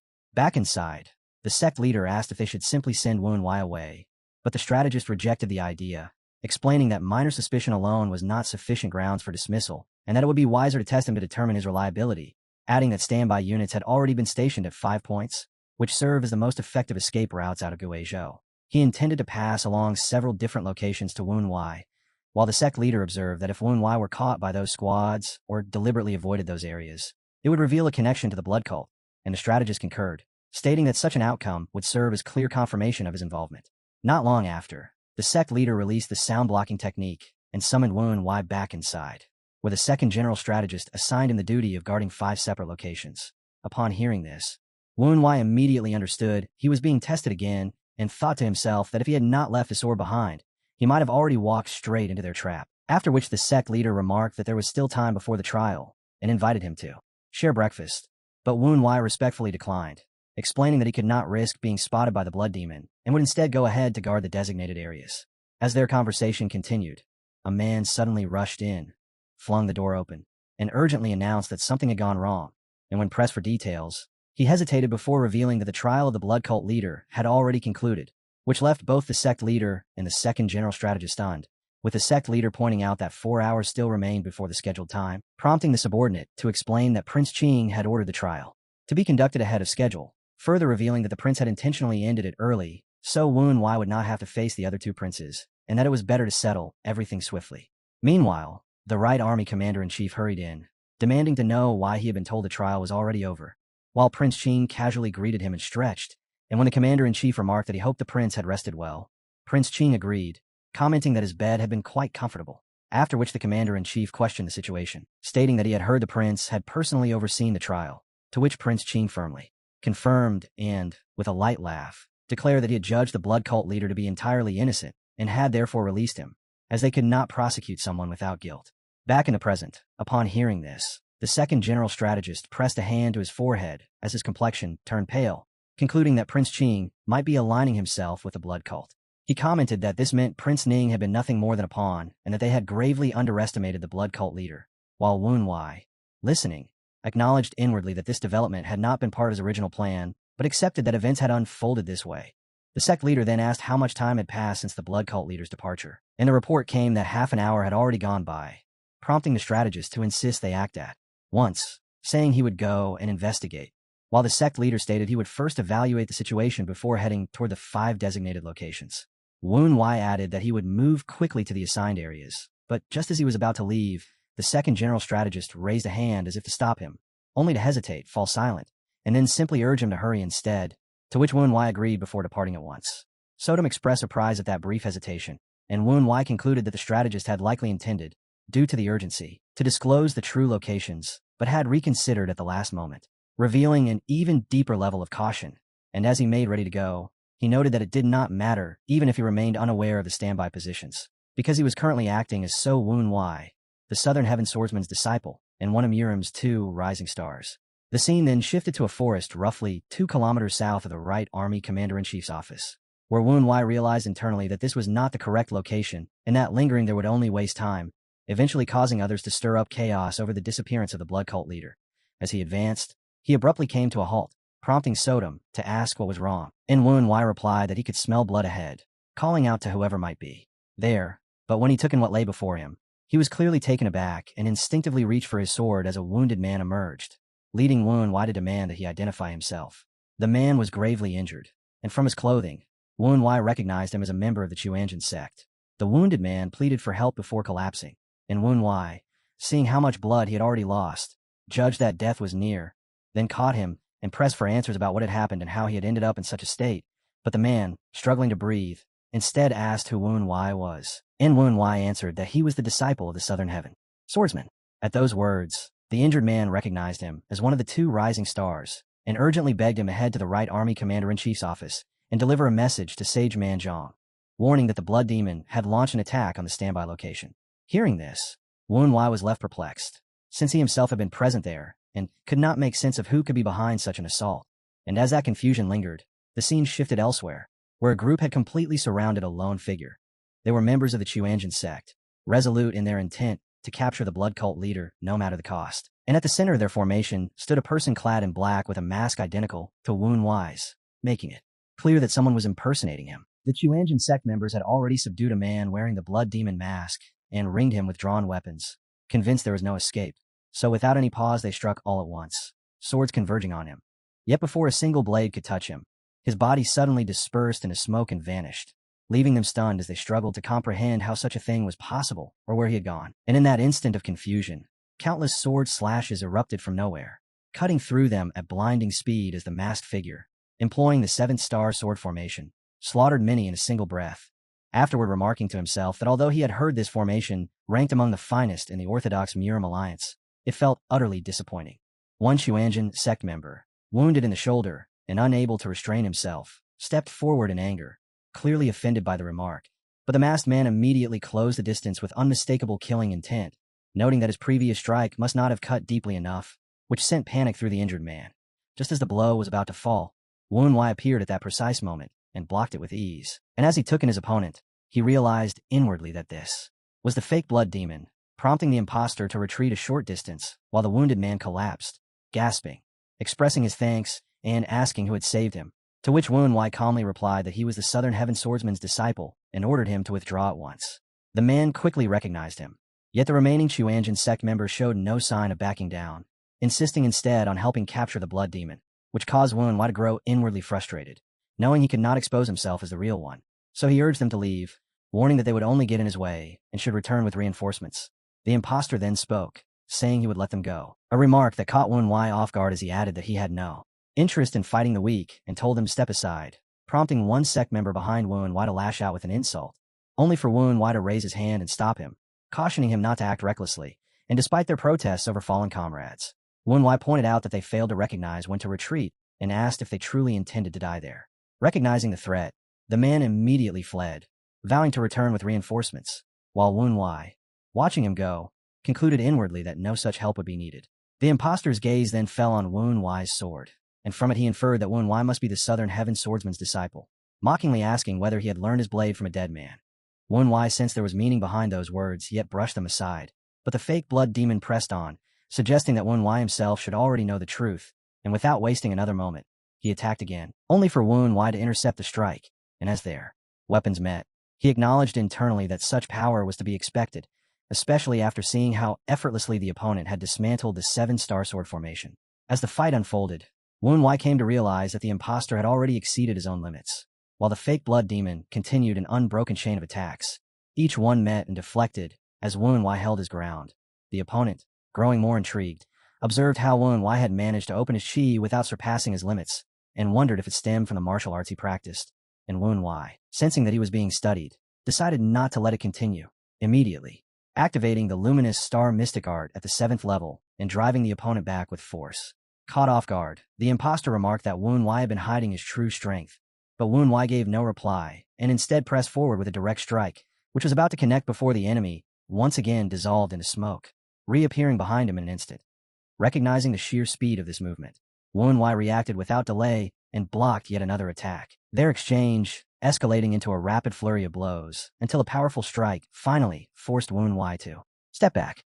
Watching closely, Woon Wai noted inwardly how rare it was to encounter a martial artist of this caliber and questioned where such a person could have come from, while the fake blood demon, seemingly entertained, continued to taunt him. At the same time, Woon Wai tried to discern the purpose behind the impersonation, piecing together that the imposter had intentionally stained his sword red to imitate the real one, while reminding himself that the true blood demon was at that moment undergoing trial at the Right Army Commander-in-Chief's office. But the opponent laughed and casually pointed out that he had never claimed that title and that others had simply assumed it. And soon after, he hinted that he might turn Woon Wai into the hero who defeated the blood demon, leaving Woon Wai inwardly puzzled by such logic. In that very instant, sect leader Man Zhang suddenly dropped between them at incredible speed, catching Woon Wai off guard as he called out, drawing Woon Wai's attention for only a split second before the sect leader fixed his gaze entirely on the fake blood demon, unsheathing his sword without the slightest hesitation and rushing in with the resolve to kill him, even if it meant sacrificing his own life, unleashing a storm of slashes in a single breath that crashed down on the imposter, who managed to block them but immediately sensed the crushing speed and monstrous force packed into every strike, prompting the realization that the blood demon of this era was far stronger than he had anticipated. And as he struggled under the relentless barrage, it became clear he could not defend against every incoming blow. At the same time, the imposter pressed forward without pause, exploiting a fleeting opening in the sect leader's balance to deliver a decisive finishing strike. And although sect leader Man Zhang's fear was plainly visible as the attack closed in, the moment it was about to land, Woon Wai appeared from behind and intervened in a flash, turning the situation aside. Caught off guard, the fake blood demon demanded to know what Woon Wai was doing, while Woon Wai remained calm and stated that he wanted the title of the hero who defeats the blood demon. Then, with a faintly mocking smile, challenged how exactly the imposter planned to achieve such a feat. Instead of reacting with any trace of surprise to the sudden defiance, the fake blood demon simply laughed at Woon Wai's behavior, asking whether 2 divine stars were still not enough for him, and mockingly calling him an interesting item. While at the same moment Woon Wai sealed the sect leader's acupuncture point, and, upon hearing those words, showed confusion before firmly stating that he was human. Noticing the subtle change in Woon Wai's demeanor, the fake blood demon acknowledged it, and offered an apology if his remark had caused offense, adding that it had been a long time since he had come across a young man so keenly aware of the situation. And with an unyielding expression, Woon Wai asked how exactly he intended to turn him into a hero. Sodom, unable to hide her unease, questioned his motives, while Woon Wai reasoned aloud that if this man had arranged everything while posing as the blood demon, then he was likely trying to deepen the rift between the blood cult, the government, and the Murim alliance without exposing himself, noting that the approach felt all too familiar. Sodom wondered if that meant the fake blood demon was part of the GoldenEye organization, and Woon Wai concluded that, judging from his skill and calculated conduct, it was highly probable. In response, the fake blood demon gestured toward the surrounding slaughter, pointing out that numerous Taoists from the Chuanjin sect had been killed by the blood demon, and claimed that Woon Wai had put an end to the blood demon to stop further loss, presenting this narrative as the basis for a heroic story, then explaining that a Taoist who escaped amid the chaos would act as living testimony to this fabricated victory, which made Woon Wai realize why his own life had been spared. Remaining composed, Woon Wai admitted that the plan was not without merit, but asked what the man expected in return, prompting the fake blood demon to commend his sharp thinking before revealing his intention to embed more pawns within the Murim alliance, causing Woon Wai to narrow his eyes as he understood that spies were already in place and that the man aimed to expand their number. However, the fake blood demon abruptly shifted topics, expressing curiosity about why Woon Wai kept one eye closed, and recognizing the risk.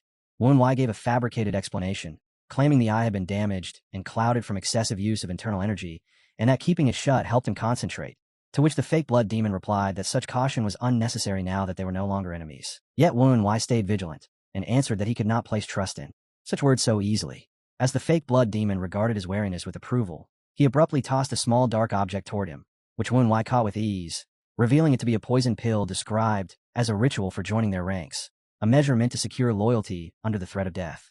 Seizing the moment, Woon Wai asked about the man's organization, but the fake blood demon replied that such knowledge would only be granted once he proved himself worthy, adding that with his level of skill at such a young age, that moment would not be far off. and as Wen Wai weighed the pill in his hand, he asked what would happen if he refused to take it, to which the fake blood demon answered that he would forfeit the chance to become a hero and urged him to decide quickly since there was little time. Rather than answering at once, Wen Wai calmly slipped the pill into his robe, prompting the impostor to question whether he was abandoning the prospect of becoming a hero as he drew his sword and declared that Wen Wai was not as perceptive as he had thought, implying he would simply kill him and find someone else. In response, Wen Wai asked if the man had failed to recognize who he was, causing the fake blood demon to pause briefly before looking more closely, at which point his expression changed completely, and in the next instant he dropped to his knees and offered his greeting, addressing him as Lord. Internally, Wen Wai questioned what exactly Lord referred to and considered whether it was the title used for their unidentified leader, reflecting that he had not been certain revealing his golden eye would succeed, but felt relieved that it had, and realizing that even the organization's subordinates did not know their leader's identity or appearance, though some had reacted to his eye before, meaning they at least knew the leader possessed a golden eye, which had led him to attempt this deception. Although he could scarcely believe it had worked, Sodom criticized him for what he had done, while Wen Wai admitted it was a shallow lie and acknowledged it would only be a matter of time before it was exposed. So before that moment arrived, he intended to gather as much information about the organization as possible. He then reflected that there were many methods to draw information from others, one being to apply psychological pressure by making the other party think they had made a grave mistake and reinforcing his performance. He voiced disappointment at not being recognized, prompting the fake blood demon to immediately apologize and claim that he had not properly seen his eye. From this exchange, Wen Wai concluded that the leader's identity was indeed hidden, never showing his face and relying solely on the golden eye as proof, and continuing the act. He stated that he had revealed himself in order to personally take action, prompting the fake blood demon to swear silence and display absolute submission.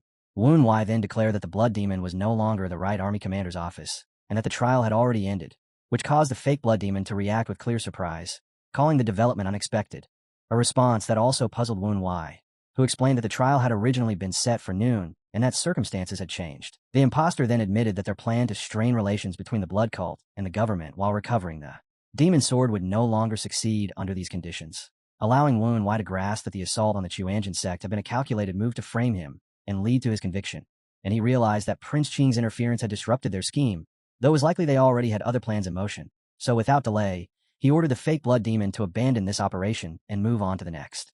The fake blood demon readily agreed, and revealed that he had planned to head to the right army commander-in-chief's office to incite chaos as originally intended. But Wen Wai immediately stopped him, reasoning that such an action would now arouse suspicion since the blood demon had supposedly already departed, potentially exposing everything, and the fake blood demon accepted this directive without question. Having gathered the information he needed, Wen Wai chose to end the encounter before his disguise fell apart, instructing the man to retreat and wait for further orders while noting that he still had something to confirm with the sect leader. Just before departing, the fake blood demon asked for permission to pose a question, and despite his unease, Wen Wai allowed it, only for the man to request approval regarding a previous matter, leaving Wen Wai briefly confused since he had no knowledge of any such request. Yet to avoid raising suspicion, he granted approval without hesitation, a decision that immediately proved disastrous as the fake blood demon attacked instead of leaving, forcing Wen Wai to barely block the strike, after which the man revealed that he had never made any prior request, exposing the deception, while Wen Wai cursed inwardly as the fake blood demon pointed out that the real leader never withdrew issued orders, and added that the golden eye was on the right side, not the left. Recognizing that the deception had come close to working, the fake blood demon moved to kill him, then halted for a brief moment and remarked that he would allow him a chance, asking about the nature of Wen Wai's eye and how he knew of their organization. In answer, Wen Wai released his blood demon lineage, unleashing a violent surge of crimson energy as his hair darkened further. And when the opponent demanded that he speak if he wanted to live, Wen Wai refused outright, prompting the fake blood demon to state that he could force the truth from him. Yet before he could follow through, Wen Wai struck first with a rapid attack aimed at his neck, which was barely blocked in time, leaving the fake blood demon visibly taken aback by the speed and realizing that Wen Wai had been hiding his true power. As the red hue in Wen Wai's hair grew more intense, suspicion emerged that he might be the genuine blood demon, and taking advantage of that hesitation, he unleashed another heavy strike that nearly bypassed the defense, leading the man to identify the move as the silver thread and hero annihilation blade technique. And as Wen Wai drew his weapon back using the thread, he acknowledged the man's keen insight. The fake blood demon then began listing everything he had observed: golden eye, silver thread, hero annihilation blade, southern heaven iron sword, luminous star sword technique, and even the possibility that he was the blood demon himself, demanding that he reveal his true identity. But Wen Wai simply told him to figure out on his own. Within, Wu Wei recognized that victory was far from certain, as the man's strength stood on par with the Central Plains' 8 martial masters. And understanding this, he prepared to stake everything on the battle ahead, while the fake blood demon steadied his stance, gripping his crimson blade as a dense blue aura gathered around him, questioning whether Wu Wei truly believed he could win as the ground beneath him fractured from the pressure. And in the next instant, he burst forward at blinding speed, launching an attack known as the Wings of the Phoenix. At that precise moment, the teachings of the sword immortal resurfaced in Wu Wei's mind, reminding him that no sword technique was without weakness, and drawing on that insight, he immediately executed the third form of the luminous star sword technique, Void Flow Slash, to meet the incoming strike while concentrating on uncovering the flaw within his opponent's technique before his own weaknesses could be exposed. As their weapons met, a searing white flash swallowed the forest whole, and in the next instant violent shockwaves ripped outward, cleaving through thick tree trunks as though they were nothing. While within that chaos, Wu Wei was visibly overpowered, struggling to keep pace as his body grew heavier and his movements slowed under crushing pressure. Yet even then he refused to give in, forcing himself to analyze the opponent's swordplay in search of any weakness, narrowing his focus to the faintest irregularity in its flow. However, against the fake blood demon's relentless and perfectly measured assault, no opening revealed itself, the blade work arriving in rapid, precise arcs that denied any chance to counter. And as Wu Wei failed to block or evade each strike, he froze in shock when a clean blow sliced through his shoulder. Seeing him falter, the fake blood demon rose upward and taunted him, remarking that the path of his sword was completely visible. And in response, Wu Wei swept his blade to kick up a dense cloud of dust, obscuring the enemy's sight just long enough for him to lunge forward with everything he had left. Yet the fake blood demon stopped the attack with ease, leaving Wu Wei shaken by that overwhelming speed as the counterstrike drove him backward, all while the man continued mocking his lack of skill and declaring he had no chance of victory, going so far as to promise he would regret ever refusing his offer. Still unwilling to submit, Wu Wei drew together the last of his internal energy and forced it into his sword, causing the blade to shine with a vivid blue glow that pulsed with unstable but immense power, which the fake blood demon immediately identified as the unity of body and sword, a technique he knew Wu Wei should not yet be able to use. And with unwavering resolve, Wu Wei unleashed a full horizontal slash, pouring everything into it as the strike surged forward with devastating force, tearing through the air itself, ripping apart everything in its path, splitting the ground into a deep trench while debris blasted across the forest. Reacting instantly, the fake blood demon steadied himself to endure the incoming force, fully aware that stopping it would not come easily, questioning whether this was truly the luminous star sword. And even with his mastery, he was driven backward as the sheer power crushed his defenses, carving cuts and bruises into his body before launching him high into the air and hurling him through the canopy, where he realized that it had been many years since anyone had managed to push him this far. Even so, his immense experience let him regain control almost immediately, and as he ready to counterattack from above, his eyes caught something strange. Wu Wei was gone, leaving nothing beneath him but wreckage. Yet in the very next moment, Wu Wei reappeared behind him in midair, and although the fake blood demon sensed it, his body could not adjust in time to respond. With everything he had left, Wu Wei swung his sword, realizing in that instant that he had been mistaken, and that time was never on his side, meaning he had only a single chance to win by unleashing the strongest techniques he possessed, while the fake blood demon reacted with sharp precision, twisting midair to block the strike. At the same time, Wu Wei understood that if he wanted to stop such speed, he would have to exceed it, so using a falling branch as a foothold, he launched himself forward, forcing his body past its limits in a desperate attempt to outpace his opponent, knowing there was no alternative. And in that instant, a brilliant surge of blue energy burst outward as multiple blue afterimages shot toward the fake blood demon, each identical and impossible to distinguish, their overlapping auras scrambling his perception as he recognized the technique. The 8 flowing shadows of the wind. It was now evident that even after learning the creation and transformation realm and the flowing shadow steps from his father, Wu Wei continued further, borrowing his father's sword and mastering all the martial arts of the 8 flowing shadows of the wind to gain the insight needed to break through the barrier that had held him back. And now that very mastery had become the weapon he would use against an opponent stronger than himself, since he could not sustain both the blood demon, state, and body sword unity for long. He had no choice but to end the fight within a limited window, and the fastest technique available to him was the 8 flowing shadows of the wind, which he now employed as his final method to conclude the battle, directing the converging blue afterimages toward the fake blood demon's weak points with the intent to finish it decisively. And this time the attack connected, piercing through the enemy's defense. The fake blood demon grasped the situation clearly, thinking that for someone so young to wield both body sword unity and the merciless divine wind martial arts was astonishing. Yet at the same time, it was obvious that Wu Wai could not sustain this state for long. Even so, Wu Wai did not let up and kept advancing, while the fake blood demon quickly discerned that each movement was a feint meant to draw him in and open a path to his throat, revealing a cold and exact understanding of how to deliver a killing blow. Though Wu Wai could only sustain these pinnacle techniques briefly, the cost to his body was extreme, his bones creaking under strain, veins swelling, and his entire frame nearing its breaking point. Yet his focus never wavered as he tightened his grip on his sword and steeled himself to end the fight, and at last he caught sight of a gap, pouring every last ounce of strength and intent into a single decisive swing. But it was a setup. The fake blood demon intercepted the strike effortlessly and answered at once with a crushing palm thrust, the force driving straight through Wu Wai's chest as if the battle had ended on the spot.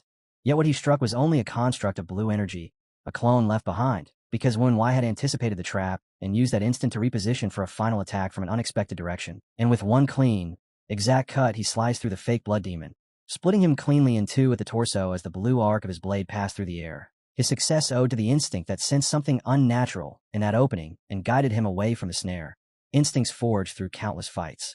As Wu Wai descended calmly back to the ground, the fake blood demon's body fell in two separate halves, appearing to bring his deception to an end, and Sodom urged him to finish it, but his body had already gone past its limit, the rush of adrenaline draining away and leaving only intense pain as his strength failed entirely, causing him to collapse where he stood as his transformation faded and his aura vanished. While Sodom's voice turned anxious as she called out to him, angered Wu Wai cursed his own body for not holding on a little longer to finish things completely.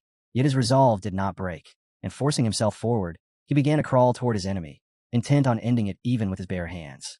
At the same time, the fake blood demon, despite being cut in half, still possessed a terrifying vitality, lying in a spreading pool of blood as he remarked that a body cannot endure power pushed beyond its limits. And even in that state he struggled to rise, convinced that recovering even slightly would allow him to finish the fight, and gathering what remained of his strength he hurled himself forward in one final desperate attack, only for a sudden blade to flash through the air and sever his head instantly before he could land the strike. At last, the drawn-out battle reached its conclusion as the opponent's body fell still, completely lifeless. The one who had appeared remarked that their blood demon was constantly walking into danger, and Wu Wai, caught off guard, realized that the person who had intervened was Baek Hai-hyang, leaving him wondering how she had managed to arrive there. As she descended without urgency, she explained that his long silence after a message had made her sense something was wrong, and she could not permit the leader of the blood cult to die in a trap laid by the Murim Alliance. Then, placing her foot atop the severed head of the fake blood demon, she examined it and concluded that he was likely affiliated with the GoldenEye organization and had tried to deceive them by posing as the blood demon, though she soon expressed regret at killing him since it meant losing the chance to extract information. Wu Wai told her it made no difference, stating that the man would not have talked regardless. And, as her gaze swept across the ruined surroundings, she remarked that the scene looked like the aftermath of a war and assumed that events at the Right Army Commander-in-Chief's office had not gone smoothly. But Wu Wai answered evenly that everything there had already been resolved, and there was no need to worry. When she questioned how he could have accomplished that, he revealed that he had struck a deal with Prince Qing, ensuring that the Murim Alliance would no longer be able to use the authorities against them, a revelation that visibly startled her as she grasped how significant it was. He then said that he intended to act independently for a while, prompting Hai-hyang to object on the grounds that the cult situation was unstable and required his return, but to ease her concern, he placed a hand on her shoulder and stated that she would serve as his substitute, which left her briefly stunned before she understood his meaning. And her response came in a surge of anger as her aura flared violently with clear, killing intent, accusing him of pushing all the burdensome duties onto her by naming her vice leader, while Wu Wai accepted her reaction in silence, knowing there was no real argument against it. After settling herself, she agreed to take on the role and asked what she should do next, and Wu Wai, showing a faint and somewhat awkward smile, reached into his robe, handed her the demon mask, and told her to deal with the current situation before returning, leaving Hai-hyang standing there with the mask in hand, completely blank as she tried to process what exactly she was supposed to do. Manjong, the sect leader, slowly came back to consciousness as Wu Wai continued calling out to him, and when his awareness finally returned, his face remained blank and unfocused as he asked what had happened, to which Wu Wai replied calmly that he had only been out for a short moment. Still shaken and gripping the back of his neck in pain, the sect leader explained that during his clash with the blood demon, a strange pain had suddenly struck him there, while Wu Wai, feigning concern, asked if he was all right, even as he felt inward relief that the man had not realized who had rendered him unconscious. Wu Wai then told him that another blood demon had appeared in the middle of the fight, leaving the sect leader visibly stunned as he struggled to make sense of it, and pointing toward the nearby corpse of the fake blood demon. Wu Wai stated that the one they had been fighting was already dead, something the sect leader found difficult to believe, until Wu Wai added that without the interference of that second blood demon, neither of them would have survived. At that moment, a red sword suddenly dropped from above, slicing through the air before driving into the ground with frightening accuracy, startling the sect leader. And as he looked up, Hai Hyang appeared suspended in the air, gazing down while posing as the blood demon, mocking them by suggesting they had been fooled by an impostor and questioning whether covering bronze in gold could truly turn it into gold. As she spoke, her mind briefly flashed back to when Wu Wai had told her to wear the mask and take on the role of the blood demon, an idea she had found ridiculous but still obeyed as an order from her cult leader before leaving without a word, while Wu Wai, watching her performance now, inwardly commended how flawlessly she carried it out, then turned back to the sect leader and asked if he had seen everything clearly, receiving confirmation that he had. Maintaining the act, Wu Wai shifted his expression to one of disbelief and questioned who the real blood demon could be if the one they had just faced was a fake, a performance convincing enough that even Sodom quietly noted his skill at acting. And, as the sect leader examined the fallen enemy's sword, he discovered that the red sheen was nothing more than paint over ordinary steel, leading him to admit that he had never imagined anyone besides the true blood demon would attempt such deception, and that his own thinking had been too limited. While he was still reflecting on that realization, Wu Wai cut in by picking up the severed head of the fake blood demon and asking him to confirm the identity of the face. Once the mask came off, the sect leader saw a man who looked to be in his mid-50s and reacted in clear shock. When Wu Wai asked if he recognized him, the sect leader identified him as Flashing Thunder Sword Jia, a figure once feared as the tyrant of Manhwa. Wu Wai found that odd, noting that Manhwa lay within the Nagung clan's domain, and the sect leader went on to explain that he had met this man decades earlier, when Jia had already been past 60, yet the body before them now appeared youthful and robust. Wu Wai, recalling his own experiences, thought of others who had appeared far younger than their true age, including the one called the Flying Blade Assassin King. The sect leader struggled to make sense of how a martial master believed long dead could return in such a rejuvenated state, while also posing as the blood demon. While Wu Wai, keeping his thoughts to himself, concluded that without knowledge of the GoldenEye organization, none of this could be properly understood. Sodom then asked whether he intended to reveal what he knew, and Wu Wai agreed, saying he would disclose the existence of a third force manipulating events, blending truth with carefully chosen omissions to make it believable. He then explained that the false blood demon had tried to recruit him, offering to cast him as the hero destined to defeat the blood demon, and produce the poison pill he had been given, clarifying that refusal would not have been an option under its influence. The sect leader recognized it as a controlled drug and realized that a coordinated group existed with the means to manipulate even powerful martial artists. Wu Wai continued, saying the real blood demon had appeared afterward and killed the imposter, exposing a scheme meant to ignite conflict between the blood cult and the Murim alliance. And, as the sect leader listened, he began to grasp that a hidden organization was attempting to trigger another great clash between orthodox and unorthodox factions, urging that this matter remain secret while recommending they report it to the second general strategist. Privately, Wu Wai felt satisfied as everything unfolded according to his design, recognizing that the Murim alliance would now be forced to concentrate on the unknown group instead of confronting the blood cult directly. However, the sect leader then raised a more pressing issue, pointing out that the true blood demon's power far exceeded expectations, and having witnessed Flashing Thunder Sword Jia defeat firsthand, he concluded that the blood demon had transcended human limits, as he had not suffered even a single injury. Wu Wai cursed inwardly at the sect leader's keen perception, and the sect leader went on to warn that if such an existence truly stood in Murim, then the balance of power across the entire martial world was in grave danger. The sect leader urged Wu Wai to keep training without rest, adding in a grave tone that the four evils themselves might see change within the next 20 years. At those words, Wu Wai's face darkened as he questioned whether that remark was meant to place him among them, while Soda made a light-hearted joke that only earned a sharp command from Wu Wai to stay quiet. Later that night, inside his room at the Right Army Commander's residence, Wu Wai sat in meditation, circulating his internal energy to mend his wounds as a faint blue aura wrapped around him. And as he focused inward, he sensed that all of his dantians had grown stronger than before. At that moment, the Southern Heaven Iron sword manifested beside him, commenting that such progress was refreshing and noting the distance he had covered since their first meeting, prompting Wu Wai to reflect on his path and recall how, through the luminous star mystic art and its sword techniques, he had pushed beyond even the limits once reached by the Southern Heaven swordsman, to which the sword responded by acknowledging that he had indeed surpassed his predecessor's potential and adding that its former master would likely feel satisfied. Not long after, the second general strategist, Sama Junghian, arrived and requested an audience, and upon receiving permission, he entered and offered an apology for the earlier test, explaining that he had suspected Wu Wai of being a spy and had deliberately fed him false information to confirm his loyalty, yet Wen Wei's conduct had proven him trustworthy.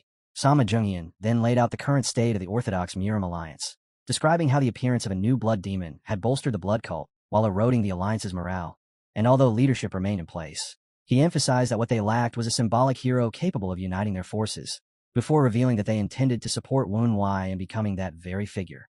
Hearing this, Wen Wei felt a quiet sense of irony, realizing that the one being, shaped into the symbol meant to oppose the blood demon, was, in reality, the blood demon himself. Wen Wei considered the proposal in silence, choosing not to respond right away, while the second general strategist, caught off guard by that hesitation, merely told him to come back with an answer if he ever changed his mind.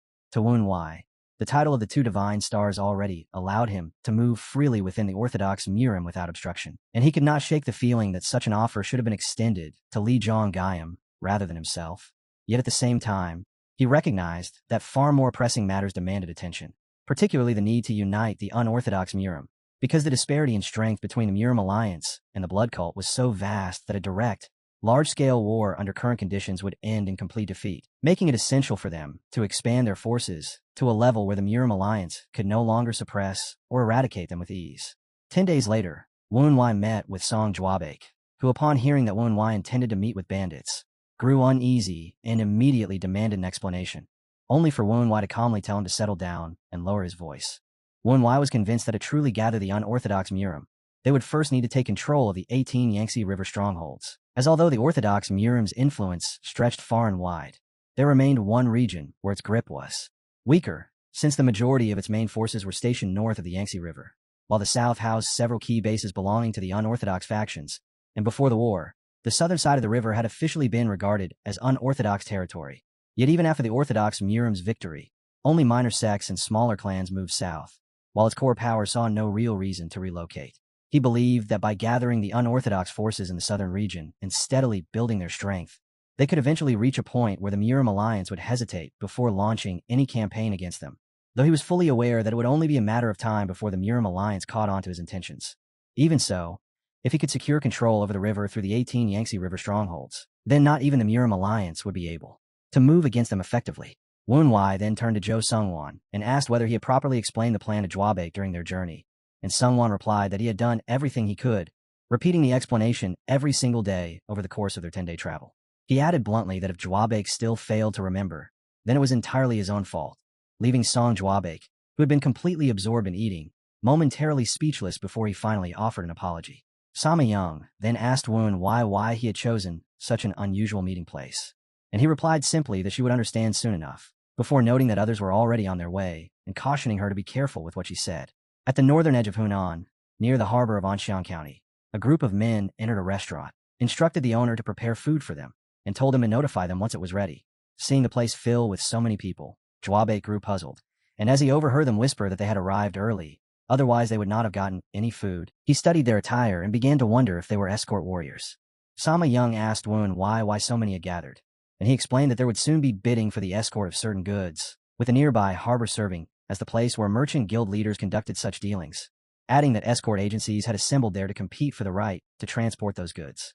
Sama Young remarked that if they boarded the merchant ships, the bandits would come straight to them, making things easier, and Wen Wei agreed, saying it was far simpler to let the bandits come to them rather than wasting effort searching, though the real question was which escort agency would actually secure the contract.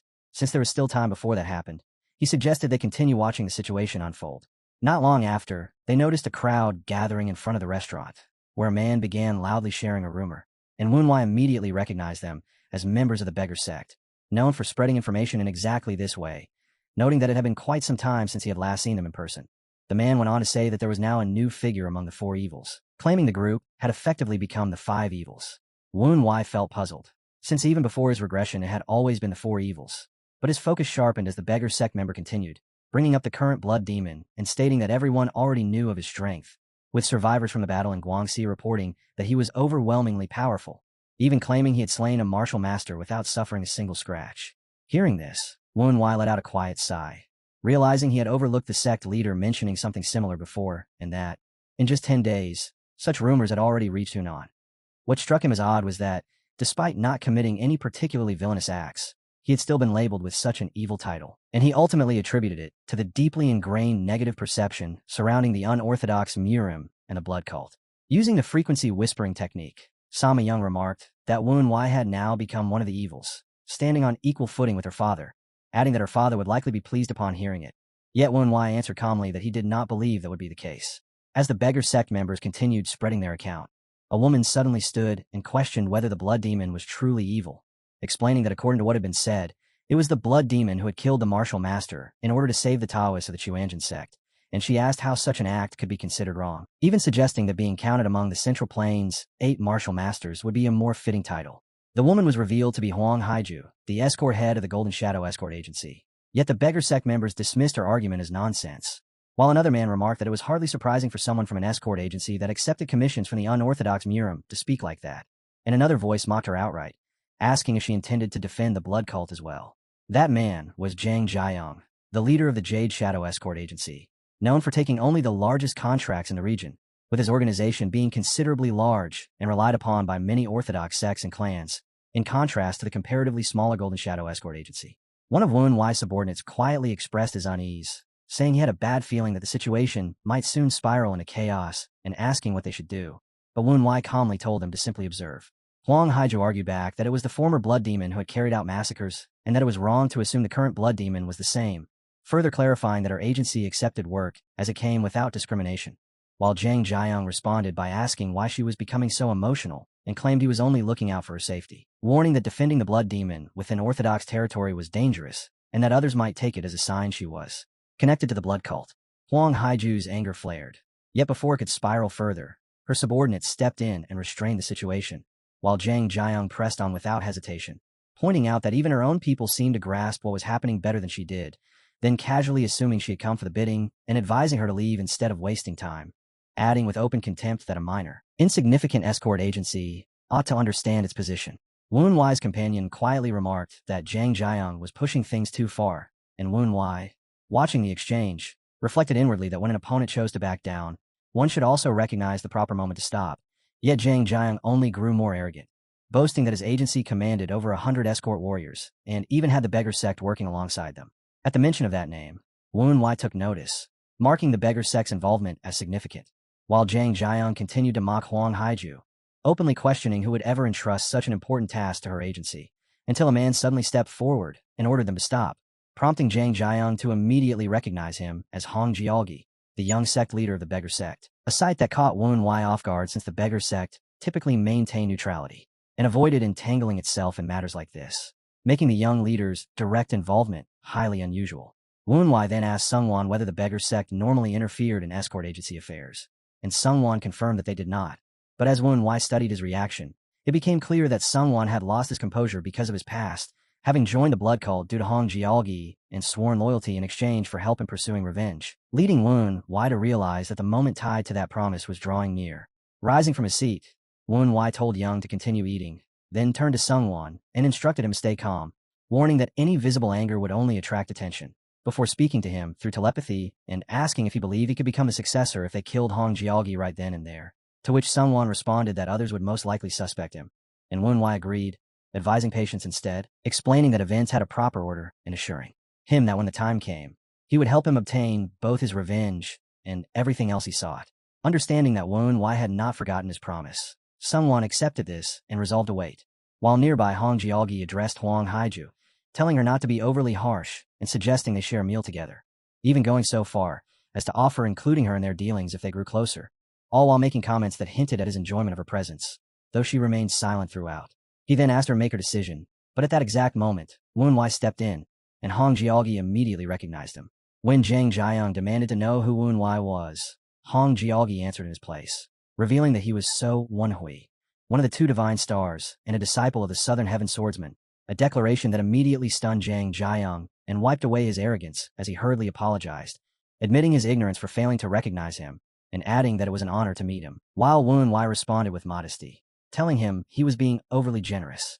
They offered Wu Wai a seat with them, but he refused, explaining that he had already finished his meal, then calmly added that his escort head seemed to be in a troublesome situation, which was why he chose to step in, further clarifying that he and his companions were currently serving as temporary escort warriors for the Golden Shadow Escort Agency, a statement that left Huang Haiju visibly confused since they were not actually under her employ, while Zhang Jiayong also faltered in confusion. as Woon Wai's tone shifted, his expression hardening as he firmly instructed Jang Jiang to repeat what he had said earlier, specifically the words he had directed at their escort head before. Those gathered could not hide their astonishment at the sight of one of the two divine stars acting as an escort warrior for the Golden Shadow Escort Agency, a development that carried serious implications, as it meant the Jade Shadow Escort Agency, its escort head Jang Jiang, and even Hong Jialgi of the Beggar Sect had not only slighted the Golden Shadow Escort Agency, but had, in effect, also disrespected one of the two divine stars. At first, Jang Jiang tried to rationalize the situation, thinking that perhaps the two divine stars had merely been offended on behalf of an escort warrior from what he had dismissed as a newly formed and insignificant agency. Yet he quickly abandoned that line of thought and instead turned to Huang Haiju, asking directly whether she had truly employed the two divine stars as her escort warriors, to which she calmly answered that she had indeed hired them, though only for the purpose of this particular auction.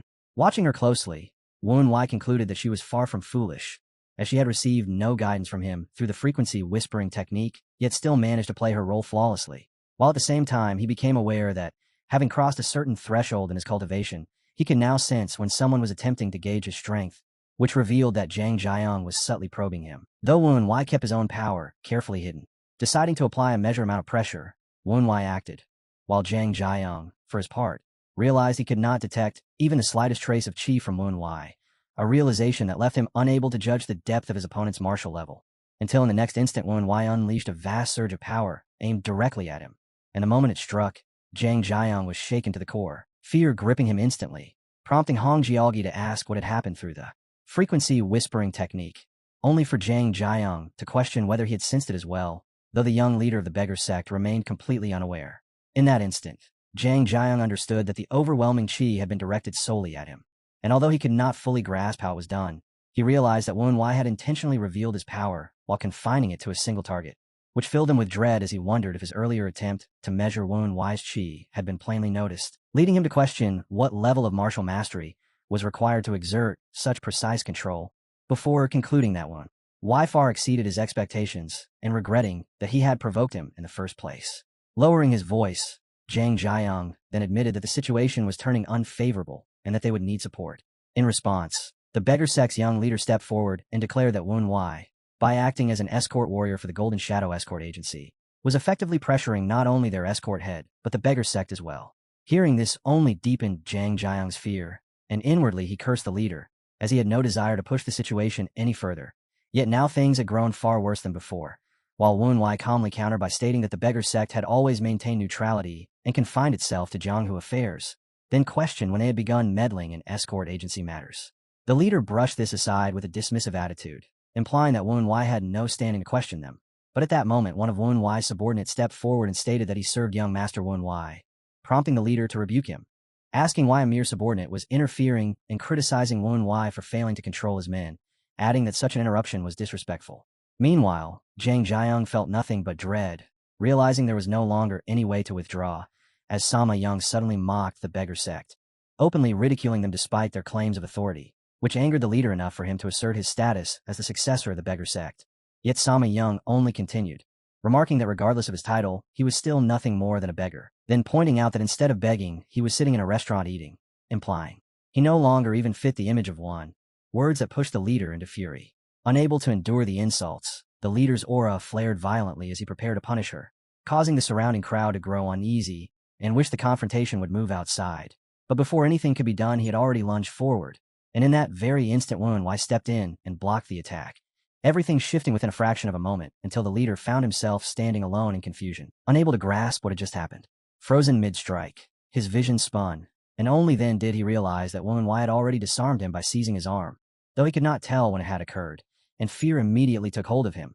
Yet despite this, he forced himself to speak, declaring that he would end things there for the sake of his reputation, then told Jang Jiang that he had matters to attend to and suggested they leave, after which they withdrew in haste, with the others following as they recognized they were outmatched. Afterward, Sama Young told Woon Wai that she had held back because he had stopped her through the frequency whispering technique, and Woon Wai reflected that had he not intervened, the leader would have faced severe consequences. Woon Wai judged that the leader had risen to the position of successor through bloodline alone, lacking the ability to recognize when he was facing someone stronger, and when one of his men asked if what he had done was meant as revenge, Woon Wai simply replied that they would likely cross paths with him again during the auction. Later, near the storage area where the items were being kept, a massive crowd had gathered, making it seem as though nearly every escort warrior in Zhongyuan was present, while the sheer volume of goods further emphasized the scale of the task, prompting Wu and Wai to remark that it would be unrealistic for any single escort agency to handle such a job on its own, which eased the girl's concerns as she felt their chances of success had improved, though she still worried about whether they could actually win and voiced concern that she might become a burden to the mission. Wu and Wai reassured her not to dwell on it, recalling how she had previously thanked him and how, in return, he had asked for a favor, specifically requesting that she formally hire them as escort warriors because he had a particular reason for doing so, though inwardly he admitted that he could not reveal his true intention and would have to rely on a pretense, knowing that if the truth were exposed it could put the Golden Shadow escort agency at risk, after which he pointed out that it seemed strange for the beggar sect to involve itself in escort-related affairs. She agreed with his observation, explaining that the beggar sect maintained an extensive network of branches and had no real need to cooperate with escort agencies, leading Wu and Wai to realize that she was nearly convinced, so he added that they were currently investigating the matter, to which the girl responded that if it was something important, there was no need for further explanation, while Wu and Wai had already settled on using the excuse that this was a secret mission of the Murim Alliance, and although he knew that was not the truth, he chose not to correct the assumption, allowing it to stand, which ultimately led to them officially becoming escort warriors of the Golden Shadow Escort Agency. In this situation, their primary rival was the Jade Shadow Escort Agency, which had already arrived, and with dozens of beggar sect members present, Wu and Wai assumed they were aiming to secure victory through sheer numbers. Yet he remained confident due to his standing as one of the two divine stars, until suddenly he sensed an overwhelming sword presence, and judging by its intensity, he concluded that it must belong to a highly renowned swordsman, prompting him to search for its source while the crowd soon erupted in shock upon discovering that it was the Vagabond King, a revelation that left even Wu and Wai taken aback. The mere appearance of such a figure immediately cast doubt on just how significant the auction items must be, because the man standing there was none other than Hyuk-Chun-man, the Vagabond King, a name acknowledged as one of the Central Plains' 8 martial masters, and revered as the ultimate figure among vagabonds. Wu and Wai suddenly had the distinct sensation that the Vagabond King's gaze had locked onto him, and before he could even process it, Hyuk-Chun-man had already stepped forward and come to a stop right in front of the two divine stars. Caught off guard, Wu and Wai questioned inwardly why he was being singled out so abruptly, yet no answer came, leaving only his instincts urging him to stay alert and guarded. Then the Vagabond King spoke, commenting on the title of Divine Star, and suggesting that someone bearing such a name ought to stand among the Central Plains' 8 martial masters instead, a remark so unexpected when directed at a divine star that it sent shock rippling through everyone present as confusion quickly spread across the crowd. Meanwhile, Wu and Wai's unease deepened, because the last thing he wanted was to attract more attention or elevate his reputation in that moment. Yet he found himself at a loss, unable to decide how he should respond or pull himself out of the situation. Wu and Wai kept his posture modest as he answered the Vagabond King with full respect, stating there was no possibility he could measure himself against grandmasters of that caliber, and even asking that such praise be withdrawn, as it did not suit someone as insignificant as him, which caused the Vagabond King to fall silent in thought for a brief moment. Relief flickered through Wu and Wai as he assumed his intent was being understood. Yet that assumption quickly unraveled when a Vagabond King concluded instead that Wu and Wai was deliberately concealing his true strength, while Wu and Wai himself remained aware that, in the end, whether he revealed his martial ability or not would make little difference. Around them, shock lingered heavily, because one of the two divine stars was already being spoken of as worthy of the Central Plains 8 martial masters despite not yet reaching 20. And Wu and Wai recognized that he had been pushed into an extremely delicate and troublesome position. He tried once more to clarify, explaining it was not concealment, but simply that his abilities were not as remarkable as others believed. But without any warning, the Vagabond King suddenly threw a punch at him, intending to verify the truth of his words through direct action. At that exact moment, a voice rang out across the area, calling for Grandmaster Hyuk, prompting the Vagabond King to turn toward the interruption, where Master Ho, the leader of the Golden Flower Piece Merchant Guild, Ho Jin Woong, stood. Haiju informed Wu and Wai that the man was indeed Ho Jin Woong, head of the Golden Flower Piece Merchant Guild, and counted among the 5 wealthiest figures in Murim, after which Master Ho expressed his gratitude to Hyuk for honoring his final request, and Hyuk answered in an even tone that he had merely been passing through. Hearing this, Wu and Wai questioned whether Hyuk had not come for money, recalling the Vagabond King's well-known indifference toward wealth. But Hyuk then told Master Ho to step aside for the moment, as his business with Wu and Wai was not yet finished. Wu and Wai considered that allowing the matter to pass quietly might be the better choice. Yet Master Ho remarked that he had already noticed Hyuk's intention to test the boy's skill, which Hyuk openly confirmed, and Master Ho went on to say that he had entrusted the entire selection of the escort agency to Hyuk, giving him full authority to examine them during the process. A revelation that deepened Woon Wai's unease as he realized the Vagabond King himself would now decide the escort agency. A wave of unease spread through the crowd as it became clear the final decision no longer rested with the merchant guild master, prompting many to question what kind of cargo demanded such an unusual arrangement, while most concluded that only a large and formidable escort agency would stand any chance of being chosen. In contrast, Zhang Muriang and the beggar sect leader showed no concern, remaining at ease as they trusted their alliance would work in their favor, especially since the beggar sect leader maintained a good relationship with the Vagabond King and expected the matter to proceed smoothly.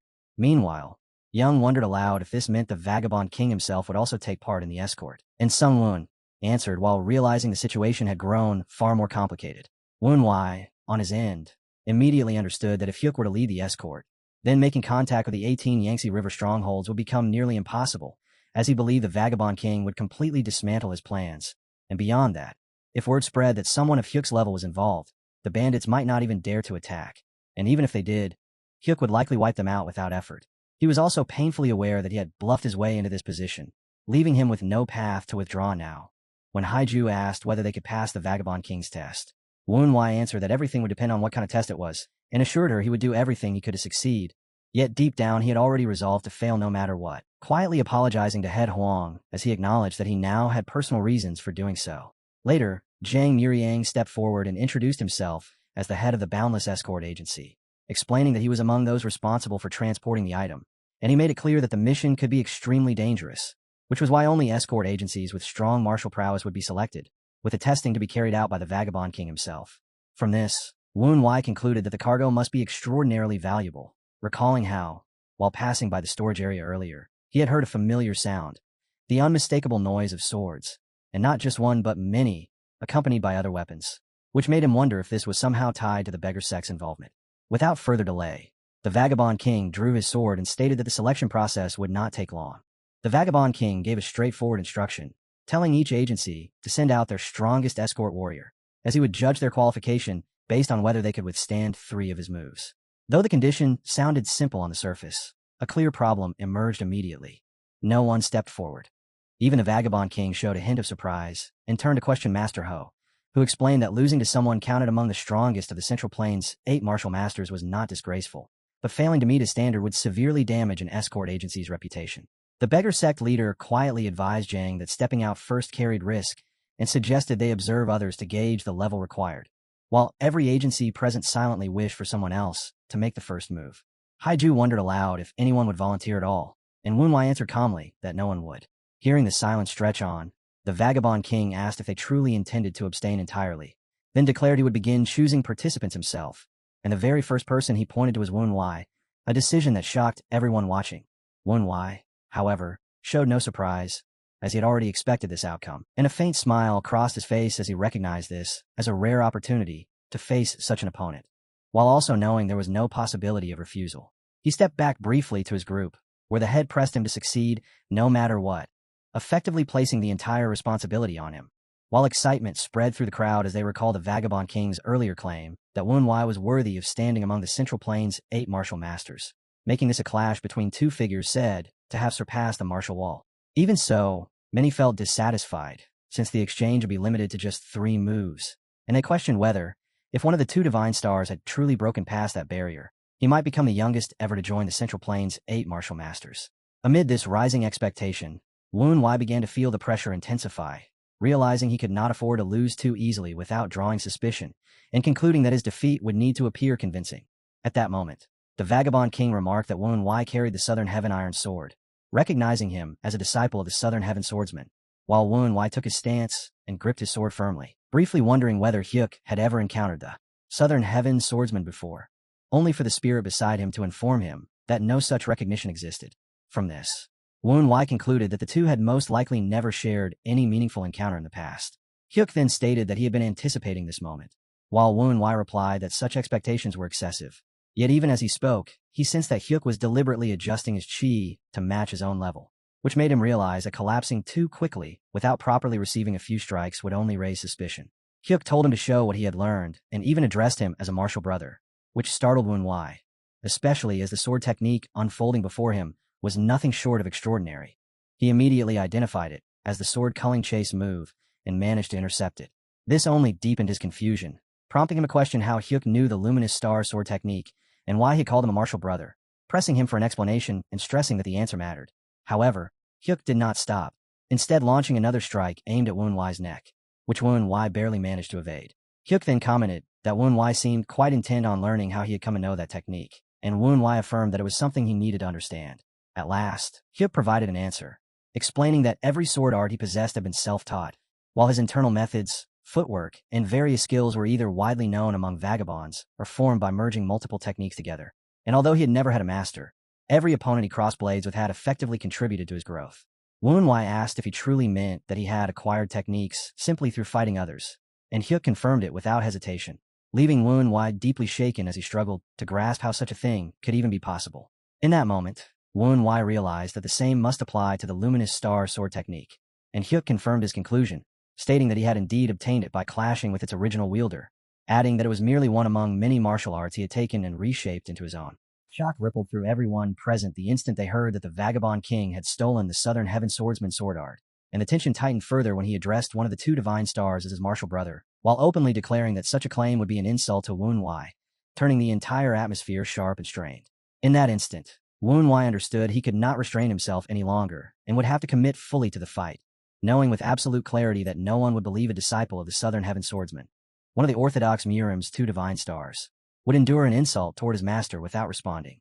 All eyes shifted to Woon-Wai, and the crowd sensed that he was finally about to fight in earnest after his master had been disrespected, while Woon-Wai himself showed clear anger, unable to tolerate such words directed at his teacher. Without the slightest pause, the Vagabond King rushed forward, aiming to probe Woon-Wai's next move, and Woon-Wai immediately countered with the luminous star sword technique as Hyuk simultaneously released the void flow slash, the two attacks colliding head-on. Yet within that exchange, Woon-Wai detected a sudden alteration in Hyuk's blade movement and recognized it as the good flow slash. Those watching quickly realized that Hyuk was employing a technique called liege, and the sheer spectacle of the clash left everyone stunned, as what unfolded before them surpassed ordinary understanding. Woon-Wai's companions observed closely, yet an unease lingered among them. While Woon-Wai himself had once dismissed the idea of mastering martial arts through duels as exaggeration. However, Hyuk was proving the opposite in real time, carefully studying his opponent's techniques and turning them into his own. And although Woon-Wai had already faced numerous prodigies, such as Lee Jong-Jiam and Baek Hai-hyang, what the Vagabond King displayed went beyond anything that could simply be labeled as genius. To Woon-Wai, Hyuk was no mere prodigy, but something monstrous. And as their fierce battle raged on, Hyuk even expressed admiration for Woon-Wai's movements. Yet Woon-Wai pressed forward relentlessly, unleashing the sixth form of the luminous star sword technique, radiant sword culling chase. Those positioned behind them, especially the ones who could feel the searing force radiating from the clash, began to think that although Grandmaster Hyuk might have the authority to select the escort agency, the fight itself was growing far too intense and dangerously excessive. Without warning, a sword spun through the air, and it became clear that Hyuk had intentionally released it. Woon-Wai caught sight of the airborne blade and immediately recognized that Hyuk was no ordinary opponent, especially after realizing that Hyuk had already broken through his sword culling chase and understood exactly how to counter it. In the very next moment, Hyuk surged forward again, now gripping another sword, and Woon-Wai was struck by the realization that he had briefly forgotten the Vagabond King fought with two blades, the Silver Wild and the Black Star. Hyuk taunted Woon-Wai, implying that this was the extent of his ability, and without delay, he unleashed the sword culling chase once more, this time directing it at Woon-Wai.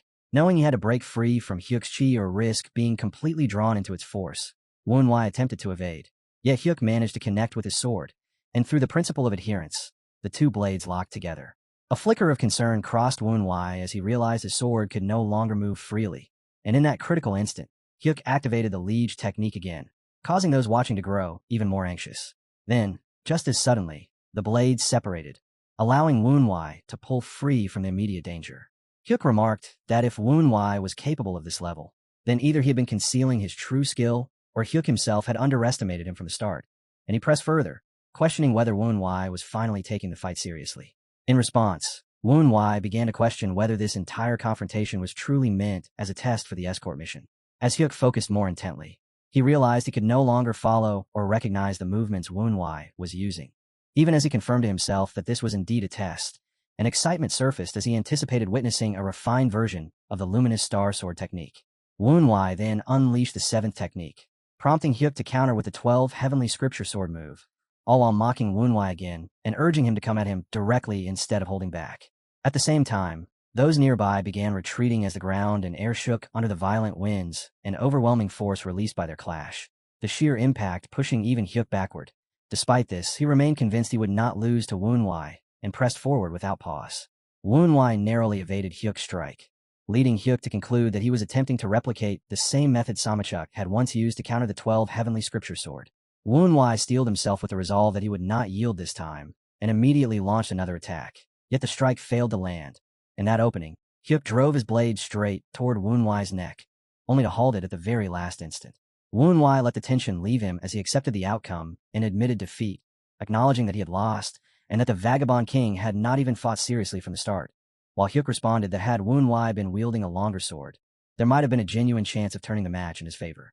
Hyuk then walked back his earlier remark and challenged Woonwhai, asking if he would still insist that Hyuk was unworthy of standing among the Central Plains' 8 martial masters. At that same moment, Woonwhai became aware of the voices around him, hearing the crowd cheer and support the idea of him becoming the youngest member of the Central Plains' 8 martial masters, and with that, he realized the situation was drifting away from his original plan, leaving him cornered in a difficult and unfavorable position. With So's help, the Golden Shadow Escort Agency passed the test, bringing immense relief and joy to its head. Yet despite the success, Woonwhai and his companions could not shake a sense of unease and quiet disappointment. And although a few people questioned what had happened, no one openly voiced criticism toward the agency. Because Woonwhai had gone first, many competing agencies had already withdrawn and left, resulting in only 12 escort agencies ultimately being selected for the mission. 4 ships had been prepared for transport, each comparable in size to a full sailing vessel, which led Woonwhai to question why such a large operation was necessary. At the same time, Hyuk had been looking for Woonwhai and eventually found him, and as soon as they met, Woonwhai asked about the mission that required such an extensive arrangement. Hyuk explained that the request came from the retired master of the Golden Flower Piece Merchant Guild, who intended to move all of his wealth back to his hometown. Hearing this, Woonwhai realized that with 4 ships involved, the amount of wealth must be immense. Yet he remained puzzled about the sword sounds he had heard earlier, and assumed the owner might simply be someone who collected fine blades. Hyuk then revealed that he had sought Woonwhai out to resolve a misunderstanding, explaining that he truly had been a disciple of the Southern Heaven Swordsman, the only person who had properly taught him swordsmanship. This claim left Woonwhai confused, especially since even the spirit had indicated such a thing should be impossible, prompting Hyuk to recount how, roughly 30 years earlier, he had heard rumors of a martial master living in Yunnan and traveled there immediately. After wandering for some time, he eventually found the master and spent 2 weeks learning from him. Upon hearing this, the spirit was shocked, realizing that the young man from that time was not the same Hyuk standing here now, and Woonwhai was equally surprised as his master's spirit finally recognized him, recalling that he had overlooked how humans age over time. Hyuk then remarked that it would be easier to understand by seeing it directly, and went on to describe how, in his youth, he had approached the master and asked if he was truly the Southern Heaven Swordsman, explaining that he had come all the way from Shanxi after hearing of his reputation and wished to be taught. At that moment, another man beside the master suggested ignoring him because of his young age, but instead, the Grand Master picked up his sword and stepped forward to engage him in a duel. Feeling slighted because of his youth, Hyuk rushed in with confidence, convinced the master would regret not even bothering to draw his sword. Yet in a single instant he was utterly defeated. The master then calmly told him he would remain there for 2 weeks, adding that if Hyuk could not accept the loss he was free to return and challenge him whenever he wished, or simply go back to Shanxi. From that point on, Hyuk challenged him every day without fail, continuing regardless of harsh conditions, whether under pouring rain or while injured and limping, never once stopping. And as Woonwhai listened through the master's spirit, he came to understand that it was precisely this persistence that led to Hyuk being acknowledged as a disciple. Throughout those repeated duels, the Southern Heaven Swordsman corrected Hyuk's stance and refined his footwork, and little by little Hyuk's movements and sword paths grew clearer and more polished, which Woonwhai found astonishing given how much progress had been made in such a short time. The master had explained that through this process, Hyuk came to naturally grasp the luminous star sword technique and ultimately made it his own. With that, Woonwhai understood why Hyuk's version of the technique had taken its current form, yet he still questioned why Hyuk had lied at the beginning. Hyuk answered that Woonwhai had clearly been hiding his own abilities, that it was obvious he had properly learned from the master, and that the master would never raise someone weak before asking about the master's current condition. At those words, Woonwhai grew uneasy, unable to give a response, and just then a call from the ship cut in, announcing that the loading had been completed.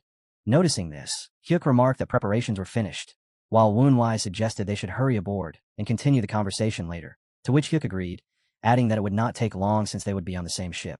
This confused Woon-wai, but Hyuk clarified that Woon-wai's agency would be stationed at the front of the escort alongside him, as it made sense given Woon-wai's performance during the test, which only deepened Woon-wai's concern as he realized he would be on the same vessel as the Vagabond King, a ship that appeared to carry the strongest individuals, and he found himself wondering who had arranged such a formation. An hour later, the fleet set sail, and Woon-wai's men found the situation unsettling, as the escort mission did not feel ordinary.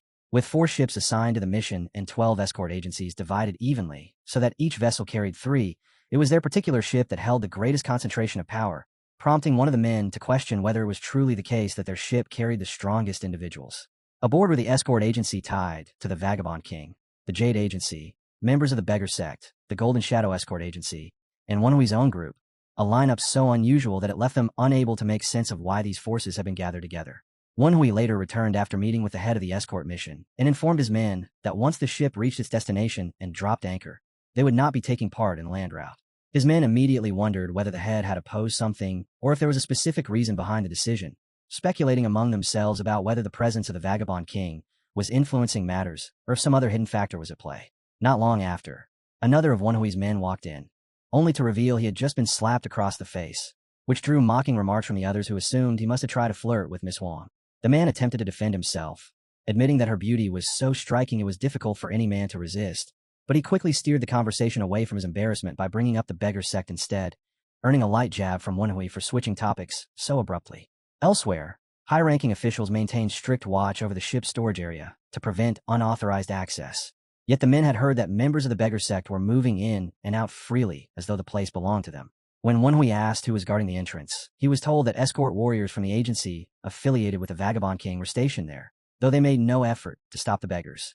Wonhui initially thought to reprimand his men, but he quickly realized they had brought him useful information, and it became increasingly apparent to him that this escort mission involved more than simply transporting the retired guildmaster's wealth. At that same time, the leader of the Beggar Sect entered a room, clapped his hands, and called out for those hiding to stop concealing themselves, prompting the individuals hidden inside boxes to begin emerging. While Wonhui was speaking, a sudden sensation interrupted him, and his expression shifted ever so slightly as his gaze dropped toward the floor. His men immediately caught the change and asked what was wrong, to which Wonhui calmly replied that he could sense the presence of numerous martial artists who had abruptly appeared beneath the ship, specifically in the storage area below. As he focused on gauging their strength, he determined that most of them were at the first-rate and early peak realms, numbering at least 50 in total, among whom he identified one supreme-level expert. Yet upon concentrating further, he realized there was another presence at the same supreme level. He reasoned that they must have concealed themselves inside the storage chests using the turtle breathing method, and he also suspected that the Vagabond King had likely detected them as well. Without delaying, Wonhui told his men he would go meet the Vagabond King in person and instructed them to remain where they were for the time being. As he moved, Wonhui reflected on the situation, noting that the ship had departed the harbor later than expected and that by now the sun had already set, yet no lanterns had been lit, which struck him as odd and deepened his sense that something was wrong. At that moment, he noticed the ship behind them break formation and move ahead, cutting in front of their position, even though their vessel had originally been meant to lead, making the sudden change feel suspicious.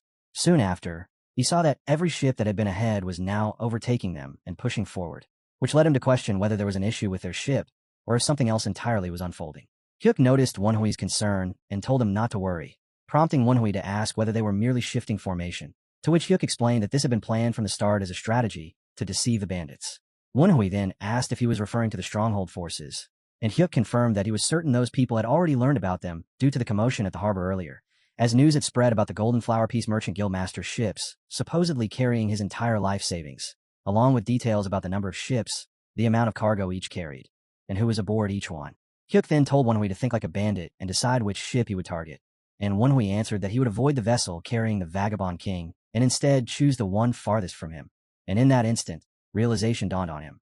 That was the reason their vessel had been pushed to the very rear, its lanterns even extinguished. Also, it could be singled out as the target of the stronghold forces. Hyuk confirmed that Wonhui had understood correctly, explaining that this ship was meant to be attacked on purpose, as it was the only way to move the hidden forces safely into the stronghold base. Hearing this, Wonhui realized that the Vagabond King must have already been aware of the martial artists concealed aboard, and he concluded that the Golden Flower Piece Merchant Guild's request had merely served as a cover, since there was no reasonable explanation for a merchant guild to require such a large number of martial artists just to escort goods to a stronghold base. At that moment, the Vagabond King approached, and asked Wenhui if he had sensed the martial artists within the storage area, even remarking that their presence was only for show, before revealing that the mission itself had actually come as a request from the Miram Alliance. With that, Wenhui began to piece everything together, realizing that the true objective of the escort was to infiltrate the stronghold base using the turtle-breathing method and destroy it from within. The Vagabond King confirmed that their goal was the eradication of the 18 Yangtze River strongholds in order to prevent the blood cult from extending its reach. Although Wenhui initially felt puzzled, he soon grasped the brilliance behind the Miram Alliance's strategy, having once believed that such a plan would have been impossible under the limitations of their first general strategist, only to see that assumption proven wrong. He began to wonder whether it had been devised by the third general strategist, or perhaps the second, or even someone else entirely. Even so, one concern lingered, and Wenhui brought up what he had heard, that the Vagabond King typically did not involve himself in conflicts between the orthodox and unorthodox Miram factions. Hyuk explained that this case was different, as both sides now shared the same objective. Hyuk then turned to the past and asked whether Wenhui had ever lived through the Great War between the orthodox and unorthodox Miram. Wenhui had not, and Hyuk admitted that although he had not fought in it directly, he had lived through that era and witnessed its devastation firsthand. He described how Zhongyuan had been drowned in constant bloodshed, with fires that never died out and thick smoke that blanketed the sky, how the land itself seemed to wither as rivers of blood ran without end and piles of corpses rose like mountains, and how even the young children of famed martial sects who had only just begun their training were killed, alongside countless innocent people who also lost their lives. It had been an age defined by cruelty and despair, where countless lives were wiped away without hope. Hyuk explained that if the blood cult were ever to join forces with the strongholds, that same kind of devastation could unfold again, and he made it clear he did not want the next generation, including so, to endure such suffering. Wenhui came to understand that this was not merely about avoiding conflict between factions, but a deliberate choice driven by a far greater purpose. Hyuk then urged Wenhui to take part in stopping such a war, adding that he could rise as the representative figure of an escort agency that played a decisive role in bringing down the strongholds. This left Wenhui conflicted, as he had never intended to establish an escort agency in the first place, and he struggled to put the frustration he felt into words. Even so, he chose to remain in his current position and act accordingly, admitting that he had not realized there was such depth behind these actions, and agreeing to lend his help. Hyuk replied that he had expected no less from a fellow disciple, then told Wenhui to also persuade his companions and the Golden Shadow Escort Agency, assuring him that their compensation would be increased tenfold due to the heightened risk of the mission. At that moment, Wenhui felt a sense of unease, recognizing that he had no clear path ahead, and at the same time understanding that he could not allow this mission to succeed, which caused his thoughts to accelerate as he began shaping a plan. Back inside the cabin, Wenhui revealed the mission's true purpose to his group, prompting immediate concern as his men insisted they could not possibly face such a large number of enemies and suggested escaping to contact the strongholds first. However, Wenhui pointed out that their sudden disappearance would only arouse suspicion, and even if they reached the strongholds ahead of time, the Miram Alliance would still proceed with the attack regardless. His men then offered other ideas, including halting the ship or even destroying it altogether, and while Wenhui considered these options, he remarked that such extremes might not be necessary. When they asked whether their suggestions were too reckless, he responded that the idea was not entirely without merit, proposing instead that if they created a sufficiently large hole beneath the ship, it would force the vessel to stop, and if they could also prove they were not responsible for the damage, they might avoid suspicion. Satisfied with this line of thinking, Wenhui regarded his own plan as clever, but his attention soon shifted when he realized that Sungwon had yet to return, leading him to wonder whether convincing the Golden Shadow Escort Agency had proven difficult. In Wenhui's mind, the head of their agency would have accepted without hesitation, since the opportunity clearly worked in their favor, and escort head Huang was not someone who would turn down such a proposal. When his men suggested going to check on Sungwon, Wenhui stopped them, worried that they might disrupt whatever was unfolding, and chose to go himself instead. As he moved ahead, he was suddenly met by several men blocking his path, who identified themselves as members of the Boundless Escort Agency and questioned why he was out so late. At the same time, a large group closed in from the opposite direction, revealing themselves as members of the Beggar sect. In that instant, Wenhui sensed the danger, as it seemed clear that everyone present had gathered to confront him, and although he did not yet understand the full situation, he knew he could not afford to falter here. At that moment, Hyuk stepped in, ordering everyone to lower their weapons and leave them inside the cabin, then informed Wenhui that he was under suspicion while assuring him that he would keep him safe until his innocence was confirmed. Wenhui realized that his cover might already be compromised, yet the absence of any immediate attack told him that things had not escalated completely. Recognizing the risk, Wenhui chose to comply for now, aware that resisting could force him into a direct clash with the Vagabond King. Meanwhile, his men, having heard the disturbance, came out to see what was happening, and Manhwa handed his sword to one of them while quietly sending a message through frequency whispering, instructing them to be ready to escape if anything went wrong. He then stepped forward, signaling his readiness. But what met his eyes in the next moment was shocking. One of his own men had been captured and bound right in front of him. The one who had taken him was the leader of the beggar sect, and the prisoner, Sungwon, had clearly been beaten badly. The beggar sect leader explained that Sungwon had once competed with him for the position of successor within the sect, only to later end up joining the blood cult, and he went on to reveal that this very man had been identified as their leader. He added that he did not wish for the situation to escalate further and demanded to know whether Manhwa had been aware of Sungwon's connection to the blood cult.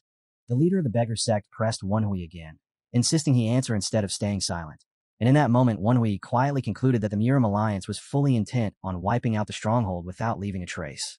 Among those present stood the Zhongnan sect leader Do Wook and the beggar sect senior figure Hong Godga. And Manhwa instantly realized these two were the supreme peak masters who had been concealed earlier in the storage area. The beggar sect leader demanded one final answer, asking whether Manhwa knew anything about the blood cult, while Sung Wong, watching closely, thought Manhwa should deny everything since it was his own involvement that had dragged Manhwa into this danger. Yet contrary to that expectation, Manhwa admitted it outright, confirming that he knew and even acknowledging that he was aware of Sung Wong's connection to the blood cult. At once, the beggar sect twisted his admission, accusing Manhwa of having known their plan from the beginning and attempting to obstruct the alliance's efforts. But Manhwa fired back with sharp contempt, telling the beggar sect leader that such disgraceful speech suited him perfectly and warning him to stop before his patience ran out.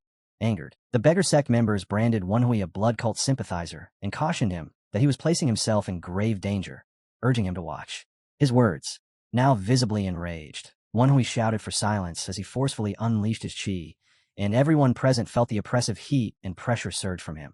The opposing side argued that if Manhwa had known about Sung Wong's ties and still sheltered him, it implied he too must be connected to the blood cult, though they hesitated, recalling rumors that Manhwa had once been abducted by the cult and wondering if this was coincidence. With Hyuk in particular struggling to believe Manhwa could truly be a spy.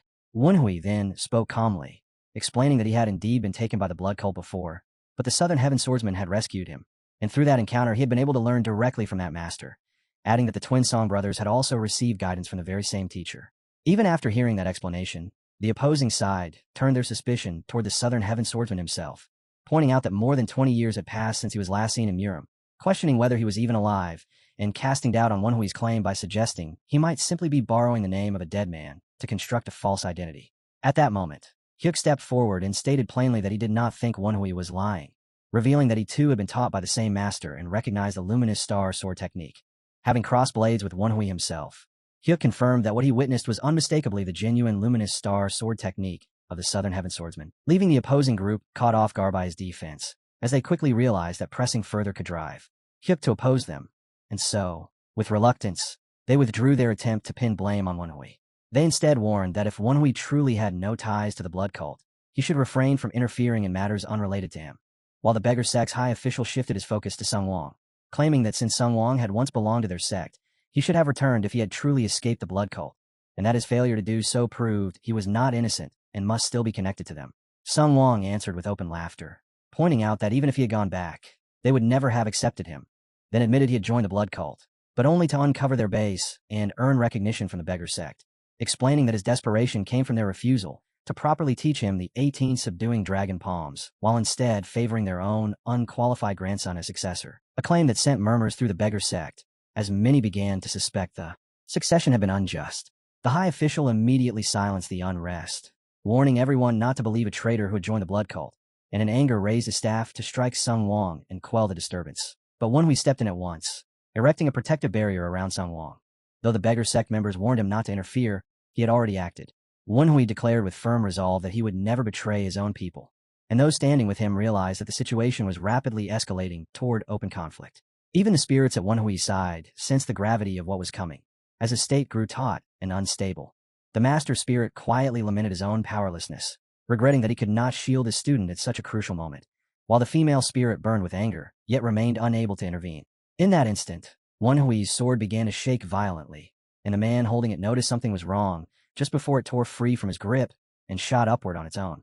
The beggar sect official, trying to retain control of the situation, remarked that he had hoped for a peaceful resolution and asked whether Manhwa truly intended to stand against the entire beggar sect by himself. To which Wenhui answered without hesitation that he was fully prepared to do exactly that. As Wenhui looked at his hand, he saw a faint blue light gathering, said to be the moment when his will and the blade synchronized perfectly and awakened the power called Alioth. He recognized it as the voice of the sword immortal. Yet even with the fifth point opened, he still did not understand its true function. And then, without warning, a dagger blasted through the wall with overwhelming force, stunning everyone present as the beggar sect grew alarmed, recognizing something far beyond ordinary technique, akin to the rare and fearsome art of chi sword control, and they could not help but marvel at Wenhui's monstrous talent, as though witnessing the emergence of another sword immortal. Wenhui himself was bewildered, having made no conscious effort to command the weapons. Yet they moved freely and returned to him, as if guided by their own will. Though to everyone else it appeared as deliberate control, the spirit explained that she had only intended to assist him, and somehow that intent had manifested into reality, and before long, another sword joined the motion. At that point, Wenhui realized there was no longer any way to hide his strength, and although the master spirit offered to take control, Wenhui refused, saying the moment was not yet right. Instead, he addressed Hong of the beggar sect directly and asked what he planned to do next, prompting Hong to turn toward Do Wook and question how he could simply watch while Wenhui interfered with their carefully arranged plan. Meanwhile, Hyuk remained silent, observing everything without stepping in again, as Wenhui pointed out that the issue had always been between him and the beggar sect, questioning whether Hong intended to depend on the Zhongnan sect and the Vagabond King to deal with him despite being the leader of one of the 10 sects. Words that struck Hong's pride and led him to angrily declare that they would resolve the matter on their own. At once, the beggar sect members moved in unison and assembled into a coordinated formation, and Wenhui recognized it immediately as a method meant to merge the chi of many into a single crushing force capable of overwhelming any opponent. Watching them complete their setup, he remained composed and decided to gauge for himself just how formidable that combined power truly was. The clash erupted without warning, sparked by a bald man who made the first move, darting left and right with quick, decisive steps as he actively supported Wenhui in the fight. The current beggar sect leader, who was also the successor's grandfather, immediately flew into a rage at the disruption of their formation and ordered his subordinates to seize the man at once. At the same time, Song stepped in and approached Wenhui's side, asking whether the bald man had any business with his brother Wenhui. But instead of answering, the bald man brought up how Song had once been slapped by the head of the escort agency, and as tension spiked, the battlefield collapsed into chaos, causing the enemy's structure to unravel under the disorder. Both the beggar sect leader and his successor grew increasingly uneasy as the situation slipped beyond their control, and despite not facing Wenhui directly, they found themselves losing ground to the two subordinates fighting under him. Amid the confusion, Sungwon began to crawl away, unable to flee properly due to being bound yet still struggling to escape the turmoil and avoid harm, until the successor spotted him and cut him off, declaring that Sungwon was the one responsible for everything that had happened. He moved to kill him immediately, but another subordinate stepped in without delay and blocked the strike, and the successor quickly recognized this man as the same person who had insulted him in the restaurant. Realizing that where he had been unable to act before, he now had his chance.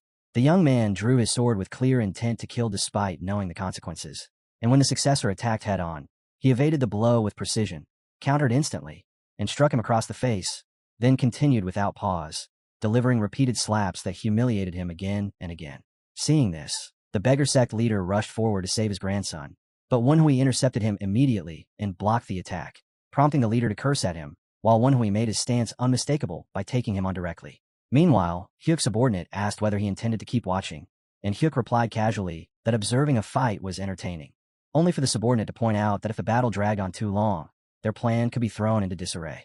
Hyuk explains that if he were to step in personally, the situation would only spiral further out of control, so there is no reason for concern, because the outcome of the battle is already as good as decided. As the clash unfolds, the beggar sect leader unleashes the famed ultimate green jade Buddha staff technique. Yet Wenhui reads it in its entirety, grasping not only its overall flow, but also every minute variation within it, and from that understanding concludes without doubt that his strength surpasses his opponent's. At the same time, he detects that behind the staff's showy movements, the leader is secretly preparing a concealed palm strike. The leader suddenly lunges forward, his hand glowing as he aims to land a hidden attack, but Wenhui meets him with ease and pushes him back, leaving the man shaken and unable to comprehend how Wenhui could wield such a powerful palm technique when he was known to practice only the sword, which leads him to suspect that Wenhui has mastered multiple martial disciplines beyond swordsmanship. Without haste, Wenhui raises his blade and sets it against the leader's face, forcing a surrender, and the defeated man, utterly overwhelmed, asks for the dagger at his face to be pulled away. Meanwhile, Wenhui's subordinates have already subdued and bound the beggar sect successor. Wenhui then states plainly that this matter will not be settled with a simple admission of defeat, prompting confusion from the leader, who struggles to grasp his intent, only for Wenhui to declare that everyone present has been insulted and falsely branded as spies of the blood cult, while his own subordinates were framed and attacked, and for that reason, the authority to decide when this ends rests solely with him. The leader asks if Wenhui plans to kill him, and Wenhui answers with a chilling, unmistakable killing intent that makes clear he will, because such actions fall within the accepted norms of Murim. At that point, an official standing behind them steps in and asks Wenhui to reconsider, arguing that going this far may be excessive since they all belong to the Orthodox Murim faction. But Wenhui counters by turning to the respected Do Wook and asking what would have happened if he had been the weaker one. Do Wook reflexively answers that Wenhui would have died, only to cut himself off as the weight of his own words hits him, then adds that Wenhui's subordinates would have been killed as well, and though shame keeps him from meeting Wenhui's eyes, he still insists that killing is not always the right answer. Do Wook goes on to explain that the Beggar sect is currently cooperating with the Murim Alliance in their campaign to eliminate the river stronghold, and if their sect leader were to be killed now, it would shatter the morale of their entire force. In response, Wenhui answers calmly that what he wants is a chance to bring the truth to light.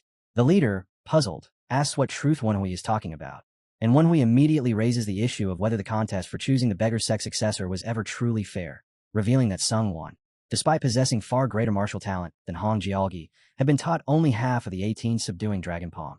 At that exact moment, Sungwon is released, and he confirms that this statement is accurate, which causes the grandson to flare up in anger and hurl insults at him, while the leader brushes it off as absurd, insisting that Sungwon simply lacked the required talent, and that was why he had been given only half the technique. Wenhui then states there is no need to argue the matter here, since there are already enough witnesses present, including the Zhongnan sect leader and the Vagabond King, prompting the leader to ask what exactly Wenhui is proposing. Wenhui answers without hesitation that Sungwon should be taught the remaining half of the 18 subduing dragon palm, as well as the green jade Buddha staff technique, and once he has learned them, the two will fight, allowing the outcome of that duel to determine who is truly fit to inherit the position of successor. The leader is left stunned by this demand, while Wenhui makes it unmistakably clear that refusing it would mean death, leaving no space for compromise. The leader then imposes a strict condition for the duel, declaring that the 18 subduing dragon palm is a technique reserved solely for the Beggar sect's leader, with no outsider permitted to possess it, and adds that if Zhou Sungwon loses, Wenhui must personally destroy his Dantian, insisting he will only agree to the duel under this exact requirement. Wenhui is left perplexed by the stance, as the old man seems unable to grasp the seriousness of his own situation, and through both his tone and actions, Wenhui makes it evident that the leader has no standing to dictate terms. Yet at that moment, Sungwon removes his disguise and reveals his true face, showing no concern for the risk, treating this as nothing more than a chance to learn the remaining portions of the 18 subduing dragon palm, which alone is enough reason for him, and he openly accepts that if he loses, his Dantian should be destroyed without hesitation. The current successor reacts in disbelief, questioning whether they truly think so little of his strength, while one of Wenhui's subordinates silently acknowledges that everyone present already understands the successor's actual ability, which is far from impressive. Wenhui, for his part, considers that there are other ways to take advantage of the situation, but since this is Sungwon's own choice, he decides to respect it, even as he makes it clear in his thoughts that Sungwon must win. Wenhui then agrees to the duel, but sets a condition of his own, reasoning that if Zhou Sungwon wins, destroying his Dantian would make no sense, and instead proposes a resolution that settles everything at once. If Sungwon loses, his Dantian will be destroyed as promised, but if he wins, the leader must accept him back into the Beggar sect and name him the successor. This immediately creates tension, as the current successor realizes his position is at stake, while the leader understands he had been trying to avoid this very situation through manipulation, only to trap himself in it, and with no way to withstand Wenhui's pressure, he ultimately agrees to the terms. The leader then adds that regardless of the outcome, all grievances between them will end after the duel, and Wenhui accepts this conclusion. With that decided, Zhou Sungwon is permitted to learn the remaining portions of the 18 subduing dragon palm, and Wenhui carefully ensures that both the successor and the sect leader teach him together, eliminating any chance of deceit. By forcing both of them to transmit the technique at the same time through frequency whispering, there is no way for them to tamper with the chi circulation method or violate their oath, while the Vagabond King remained on site as an observer to guarantee fairness, a safeguard arranged in advance as part of Sama Young's plan. At the same time, the head of the Jade Shadow Escort Agency, Zhang Jiang, approaches Zhang Muriyang, the leader of the Boundless Escort Agency, voicing his concern that this is hardly the right moment for a duel when an attack could come at any time, and questioning why such a confrontation has suddenly erupted. However, Zhang Muriyang answers calmly that they have only just entered the Yangtze River and should be safe for the moment, adding that it is better to resolve the issue now rather than leave it to fester into something worse later. And since both sides have already chosen this course, there is little anyone else can do but let it play out. After some time passes, the leader returns and announces that the instruction has been completed and that they will take a brief rest. But Manhwa immediately counters that there is no need to delay any longer, pointing out that all preparations are already finished and the duel should begin at once, then clearly declaring that the victor of this fight will become the next successor of the beggar sect.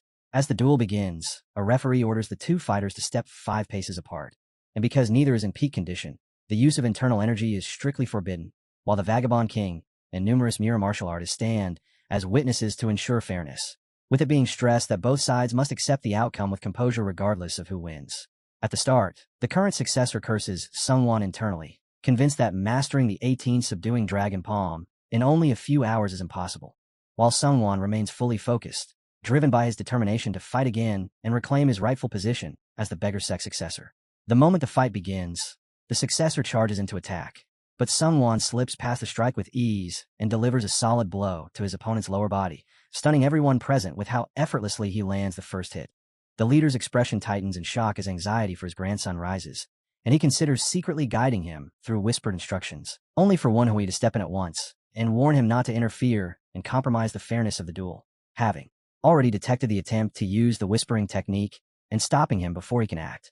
Manhwa then states plainly that he has already grasped the truth, that the leader's grandson is in fact even less capable than Jo Sungwon, while the successor, driven by desperation, continues to launch attacks in an attempt to prove himself as the rightful heir, only for Sungwon to remain composed and unyielding, openly demonstrating through each exchange that the so-called successor of the beggar sect cannot stand against him, until with a final decisive blow, he makes the result unmistakable. It becomes clear to all that even with only half mastery of the 18 subduing dragon palm, Sungwon has already reached the peak realm, and the leader, seeing this, realizes that his grandson has no possibility of catching up, which is exactly why he had tried to avoid this duel from the very beginning. The match ends far faster than anyone expected, leaving the gathered spectators in stunned silence. Sungwon finally feels a sense of fulfillment, having achieved the revenge he long sought while proving his martial strength, regaining both his honor and his rightful position. And Manhwa congratulates him, addressing him as the young leader, while Sungwon acknowledges in return that without Manhwa's help, he would never have learned the remaining techniques or secured this victory, admitting that although he has reclaimed everything that was his, he does not know how to repay such a debt. Manhwa brushes aside the idea of repayment, saying it was something he had already intended to give, while the spirit accompanying him notes that it has been a long time since she has seen him so casually refuse compensation. However, Manhwa understands inwardly that he has already obtained what he truly wanted, because by ensuring Sungwon becomes the successor, he has effectively secured the future leader of the beggar sect as someone who stands on his side.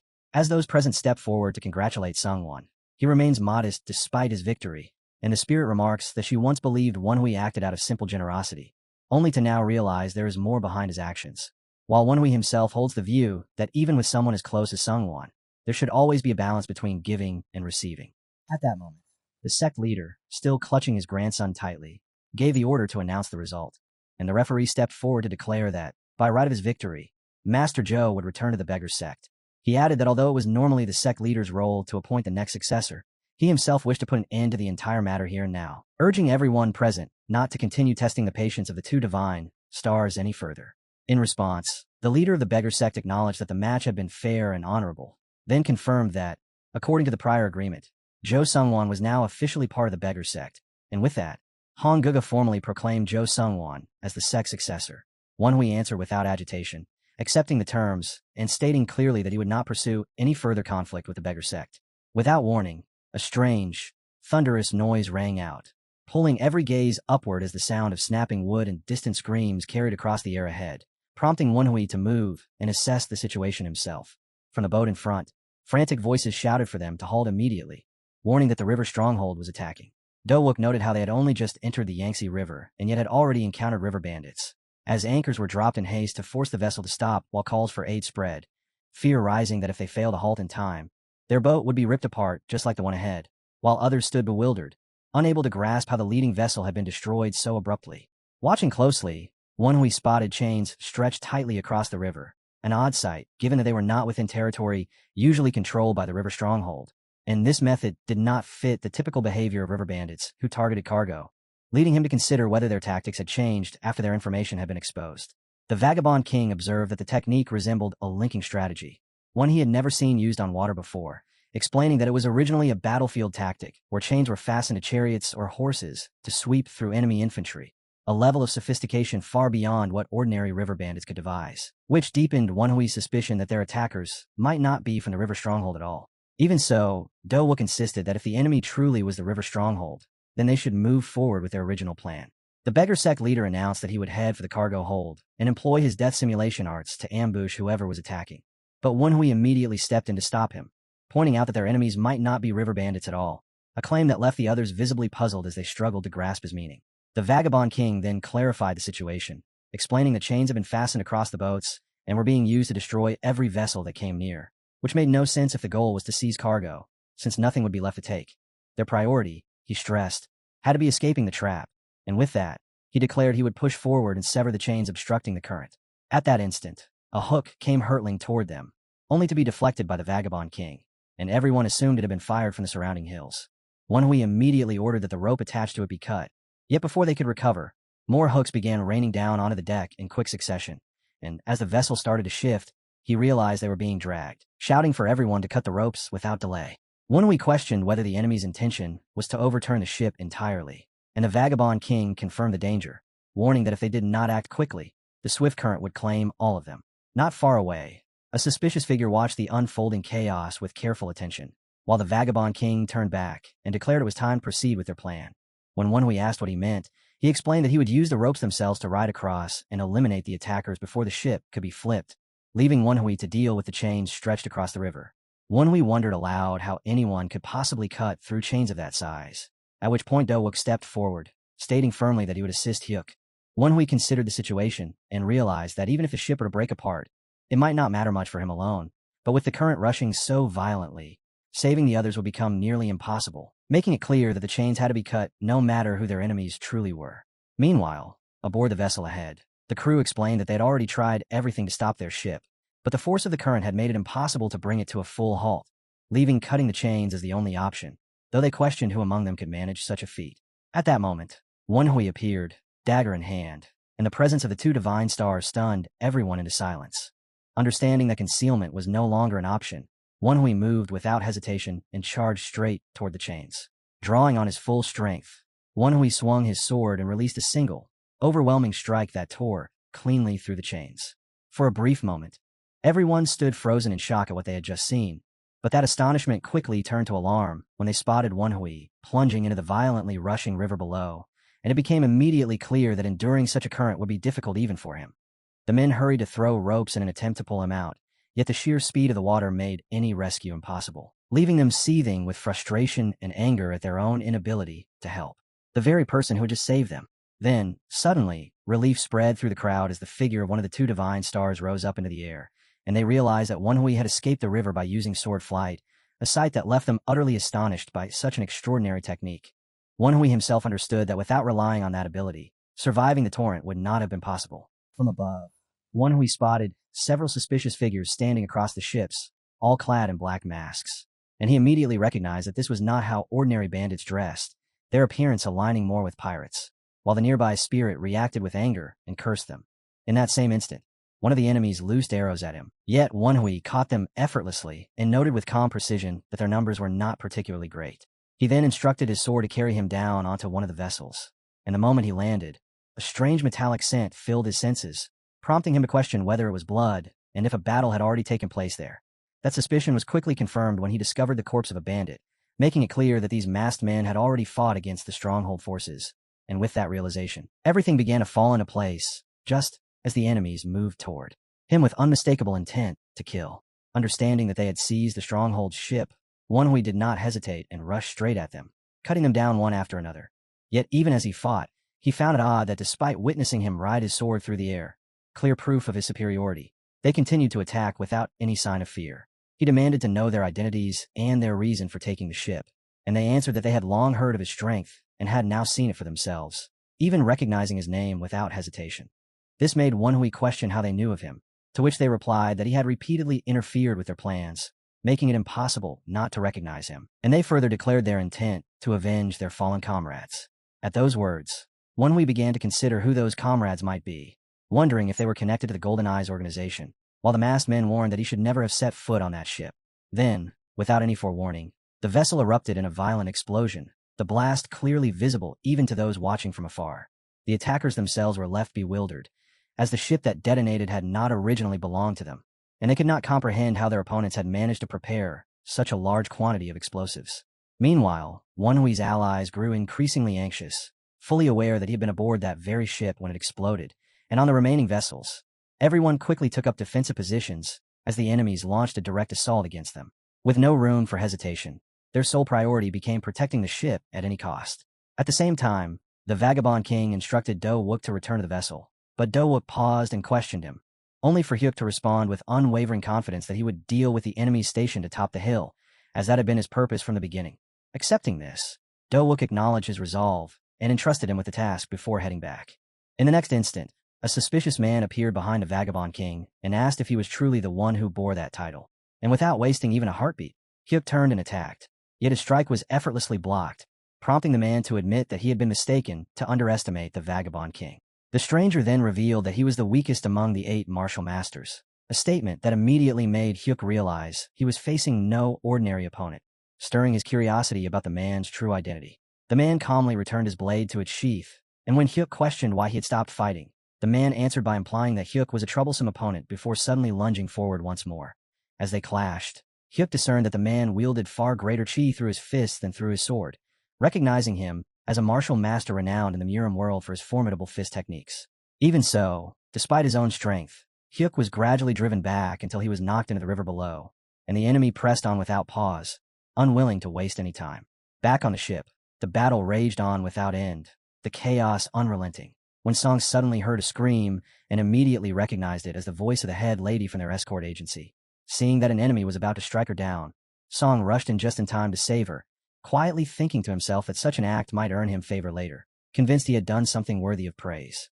As he attempted to reassure her, and before he could even introduce himself, the head lady suddenly lashed out and struck him across the face, having mistaken him for an enemy. Not long after, Do Wook returned to the ship and urged everyone to endure a little longer, assuring them that the Vagabond King would soon come back, reminding them as well that one of the 8 martial masters was fighting on their side. But the situation darkened abruptly when one of the enemies declared that Hyuk was already lying at the bottom of the river, and upon hearing this, Do Wook was seized with deep concern, knowing that the claim was about the strongest among them. As the opponent advanced, Do Wook's unease deepened, a creeping realization forming that someone on this battlefield might surpass even the Vagabond King in strength. Wearing a grave expression, the man then chose the more direct approach, deciding it would be best to simply ask where Wanhui was located. Do Wook stepped forward and confronted the unfamiliar man, questioning his identity since he clearly did not belong to the stronghold, while also demanding to know the reason for the sudden attack. However, before any proper response could be given, the stranger moved first, launching an instant strike that overpowered Do Wook in a single fluid motion and sent him crashing straight into the water, leaving the surrounding martial artists stunned as they shouted for their sect leader, though everything had unfolded far too quickly for anyone to react or come to his aid. The leader of the beggar sect remained frozen in disbelief as he watched venerable Do Wook fall from just one blow. A shocking sight, because Do Wook had been regarded as the strongest among all those present, and in that moment, he realized that this mysterious attacker must also possess the strength to defeat even the Vagabond King. Confusion weighed heavily on him as he struggled to grasp the true purpose behind such an abrupt and overwhelming assault. The enemy once again demanded to know Wanhui's whereabouts. But this time the beggar sect leader stepped forward and placed himself in front of the others, firmly declaring that Wanhui was not on the ship, while pointing toward the burning vessel and explaining that it was where Wanhui had gone earlier. The enemy leader responded with loud laughter, openly mocking their loyalty and dismissing their efforts as meaningless before ordering his subordinates to kill everyone present without hesitation. Although angered and frustrated, the beggar sect leader insisted he was telling the truth, swearing on his own name that Wanhui was not aboard the ship. Yet despite his insistence, fear spread rapidly through the group as uncertainty took hold, and with no clear course of action, panic began to set in among them. At the same time, Wanhui was still alive, moving swiftly across the water while riding his sword as he headed toward the ship, while elsewhere the enemies had already received orders to kill everyone until someone revealed the truth. Suddenly, a sharp dagger appeared out of nowhere and began cutting down enemy forces with remarkable speed and precision. Wanhui's subordinates spotted a figure approaching from afar and pointed him out, revealing the arrival of none other than the Two Divine Star, while the enemy leader watched closely, noting his control over Chi's sword as he rode it, and mocked him for attempting to look impressive. When the ship had exploded earlier, Wenhui had avoided serious injury by shielding himself with true chi combined with his golden blood body technique, because without that protection, even the slightest delay would have cost him his life. Despite surviving, he still could not make sense of why such powerful enemies had suddenly appeared. The dagger spirit questioned how these opponents could possess such overwhelming strength, and Wenhui calmly explained that they were martial masters who had already surpassed the supreme peak realm, while at the same time the enemy leader stood waiting for his arrival, and, without hesitation, began slaughtering everyone aboard the ship in full view of the others. Realizing that the enemy leader already knew his name, Wenhui descended directly in front of him without showing fear, as the man studied him carefully and remarked that he was quite different from what he had heard before, then asked him to confirm his identity, to which Wenhui responded by standing firm without any concern for what might happen next. At that moment, one of the enemy's subordinates stepped forward carrying a box, and the enemy leader commented that it would be a waste to kill someone as talented as Wenhui, offering him a chance to join their side and promising that everyone present would be spared if he agreed. Wenhui immediately saw through the lie, pointing out that since everyone there had already seen the enemy's face, there was no reason any of them would be allowed to live, making it obvious that the plan from the start had been to kill them all. The enemy leader acknowledged Wenhui's sharp thinking and once again urged him to join them if he wanted to survive. Without giving him another moment, Wenhui launched a sudden attack with his dagger, and the dagger spirit moved freely, cutting down enemy after enemy with lethal precision. When some tried to intercept it, Sungwon stepped in at exactly the right moment, ensuring the assault continued without interruption. As Wenhui relentlessly cut through the enemy forces, the morale of the remaining fighters rose, and they gathered their courage to step forward and defend the ship, following his lead without hesitation. The enemy leader standing before them attempted to warn them, suggesting they did not fully grasp the danger they faced, but Wenhui calmly mocked him, stating that everything had already been decided the moment the enemy revealed his intent to kill him, then brought up the golden-eyed man who had ordered the scouting of talented individuals and questioned whether the enemy felt any regret serving such a master. Hearing this, the enemy leader visibly faltered, realizing that Wenhui knew far more than he had anticipated. Without any hesitation, the man rushed forward to strike Wenhui, intent on silencing him. But when they collided head-on, Wenhui met the attack and blocked it with his sword effortlessly. Wenhui then pressed him, demanding to know how much he truly understood. Yet the enemy answered with arrogance, questioning whether Wenhui actually believed he could win, while mocking his use of chi sword control as inefficient and a waste of true chi, openly doubting that Wenhui could fight properly while sustaining such a technique.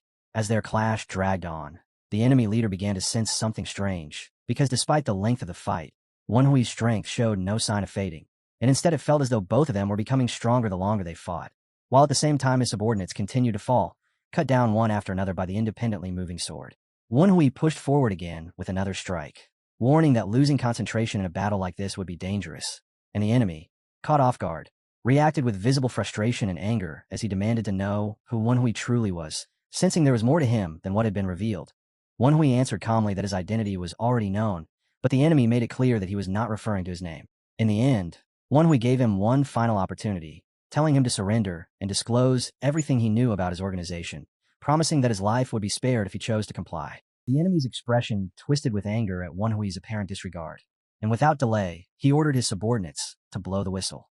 One of the men hesitated, briefly questioning why it was necessary, but the leader snapped at him to obey immediately without forcing him to repeat himself, leaving the man no choice but to pull out the whistle, even as he secretly felt their leader might be dragging them all toward death. Yet before he could act, Wenhui moved first, closing the distance in an instant and killing him with his dagger, unwilling to risk whatever the whistle might trigger, determined to prevent its use even without knowing its purpose. However, another man from behind stepped in and tried to sound the whistle, and, as Wenhui's sword shot toward him to stop it, the man resisted, declaring that he would not let it happen again, then unleashed a powerful fist technique that forcefully knocked the incoming sword aside, creating the opening needed to successfully blow the whistle, after which he asserted that he was far stronger than Wenhui. In that moment, Wenhui understood that this opponent was not simply a blade master, and his awareness sharpened as he sensed that something unusual had already been set into motion. The sharp sound of the whistle echoed across the ship, leaving everyone confused about what kind of signal it represented, while the old man began to laugh, convinced everything was already finished and insisting that Wenhui should have listened to him from the start, declaring that they were all doomed. It was then revealed that the enemy had prepared for failure from the beginning, planning that if they could not scout Wenhui, they would destroy the ship along with everyone on it, using the whistle as the signal for large arrows to rain down, obliterate the vessel, and drown all aboard, though events were no longer unfolding exactly as intended. As the expected barrage failed to arrive, the man grew visibly anxious and shouted for the large arrows to be fired at once, while Wenhui, watching this, questioned whether he truly intended to kill everyone without regard for ally or enemy.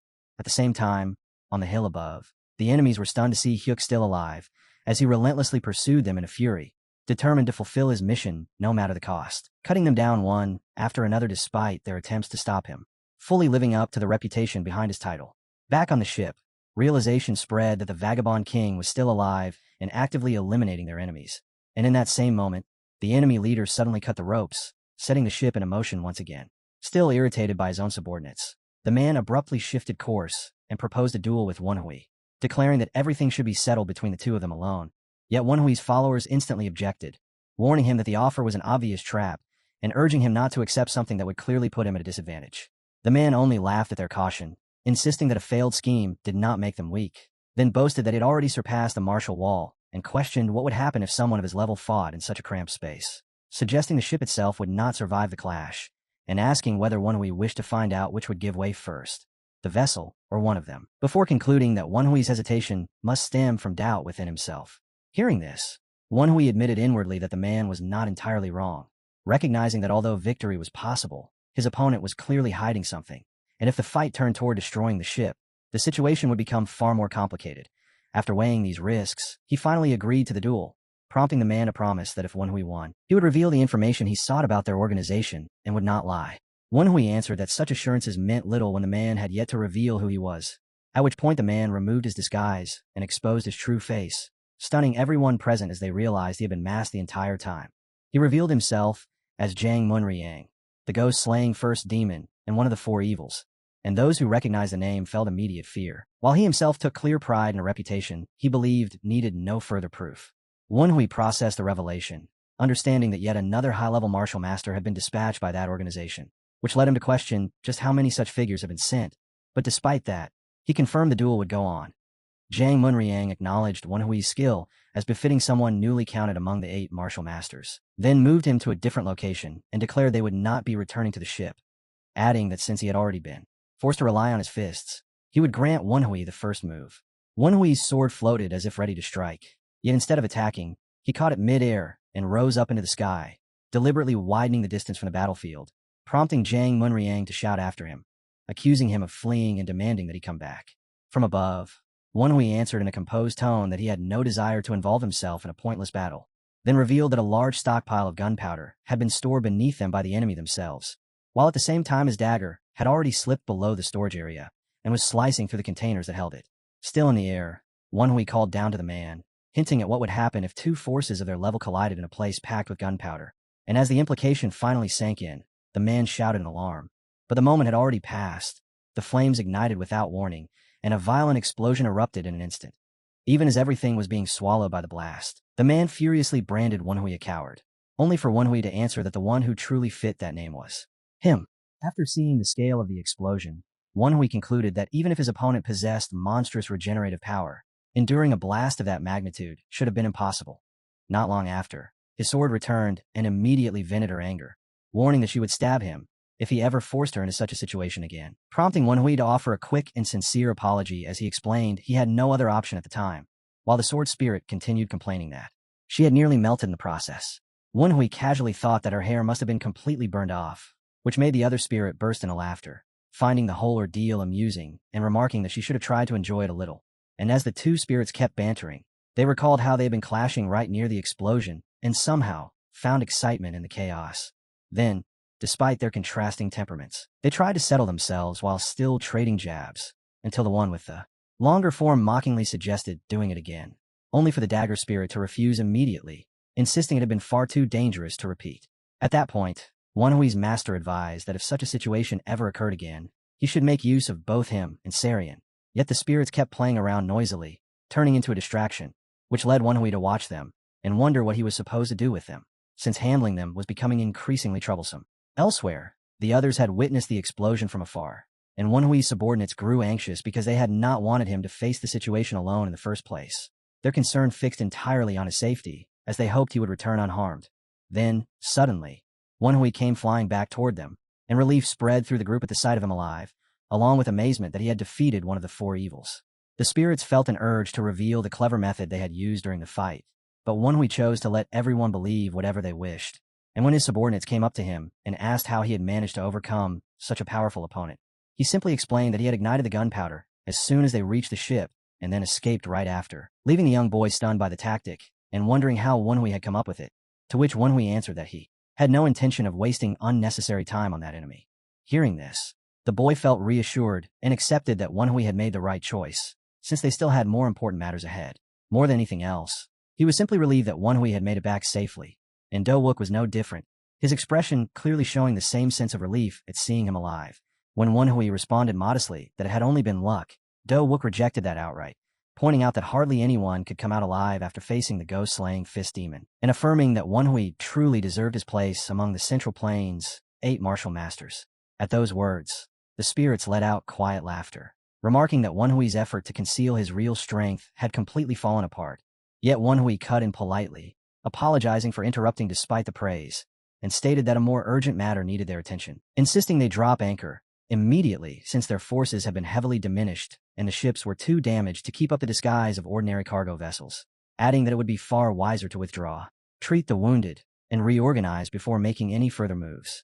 Privately, Wenhui believed that without Hyuk present, Do Wook did not have the authority to reject this proposal and would most likely accept it, though he also knew the real complication would come from the beggar sect's leader.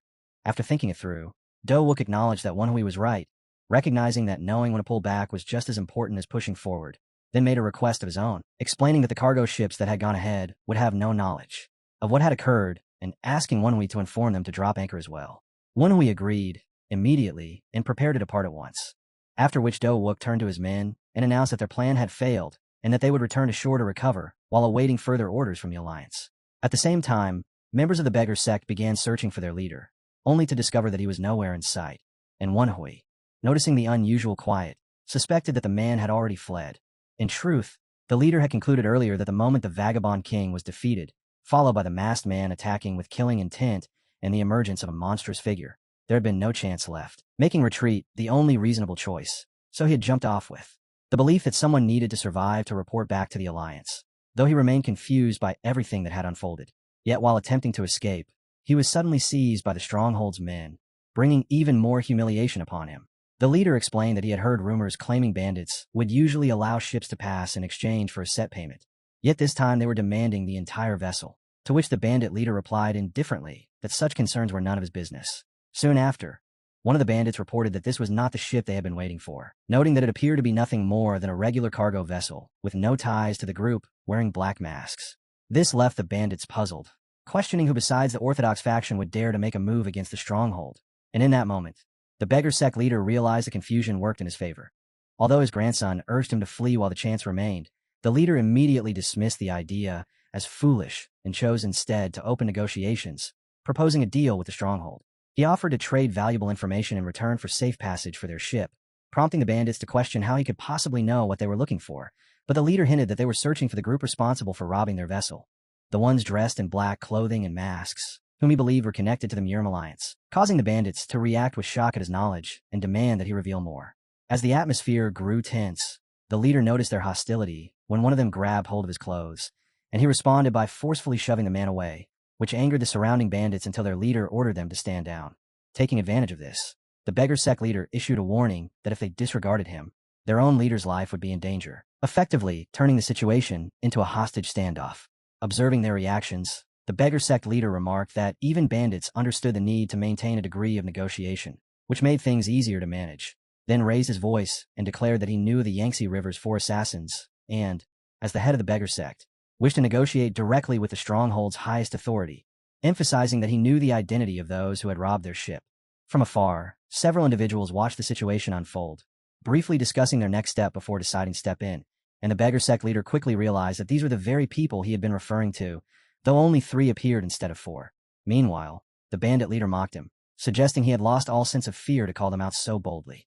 At that point, one of the group spoke up and introduced their superior as Gal Young, the 18 leader of the Yangtze River stronghold.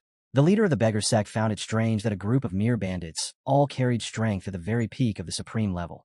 And with that suspicion in mind, he demanded a guarantee that they would be allowed to pass safely if he provided the information.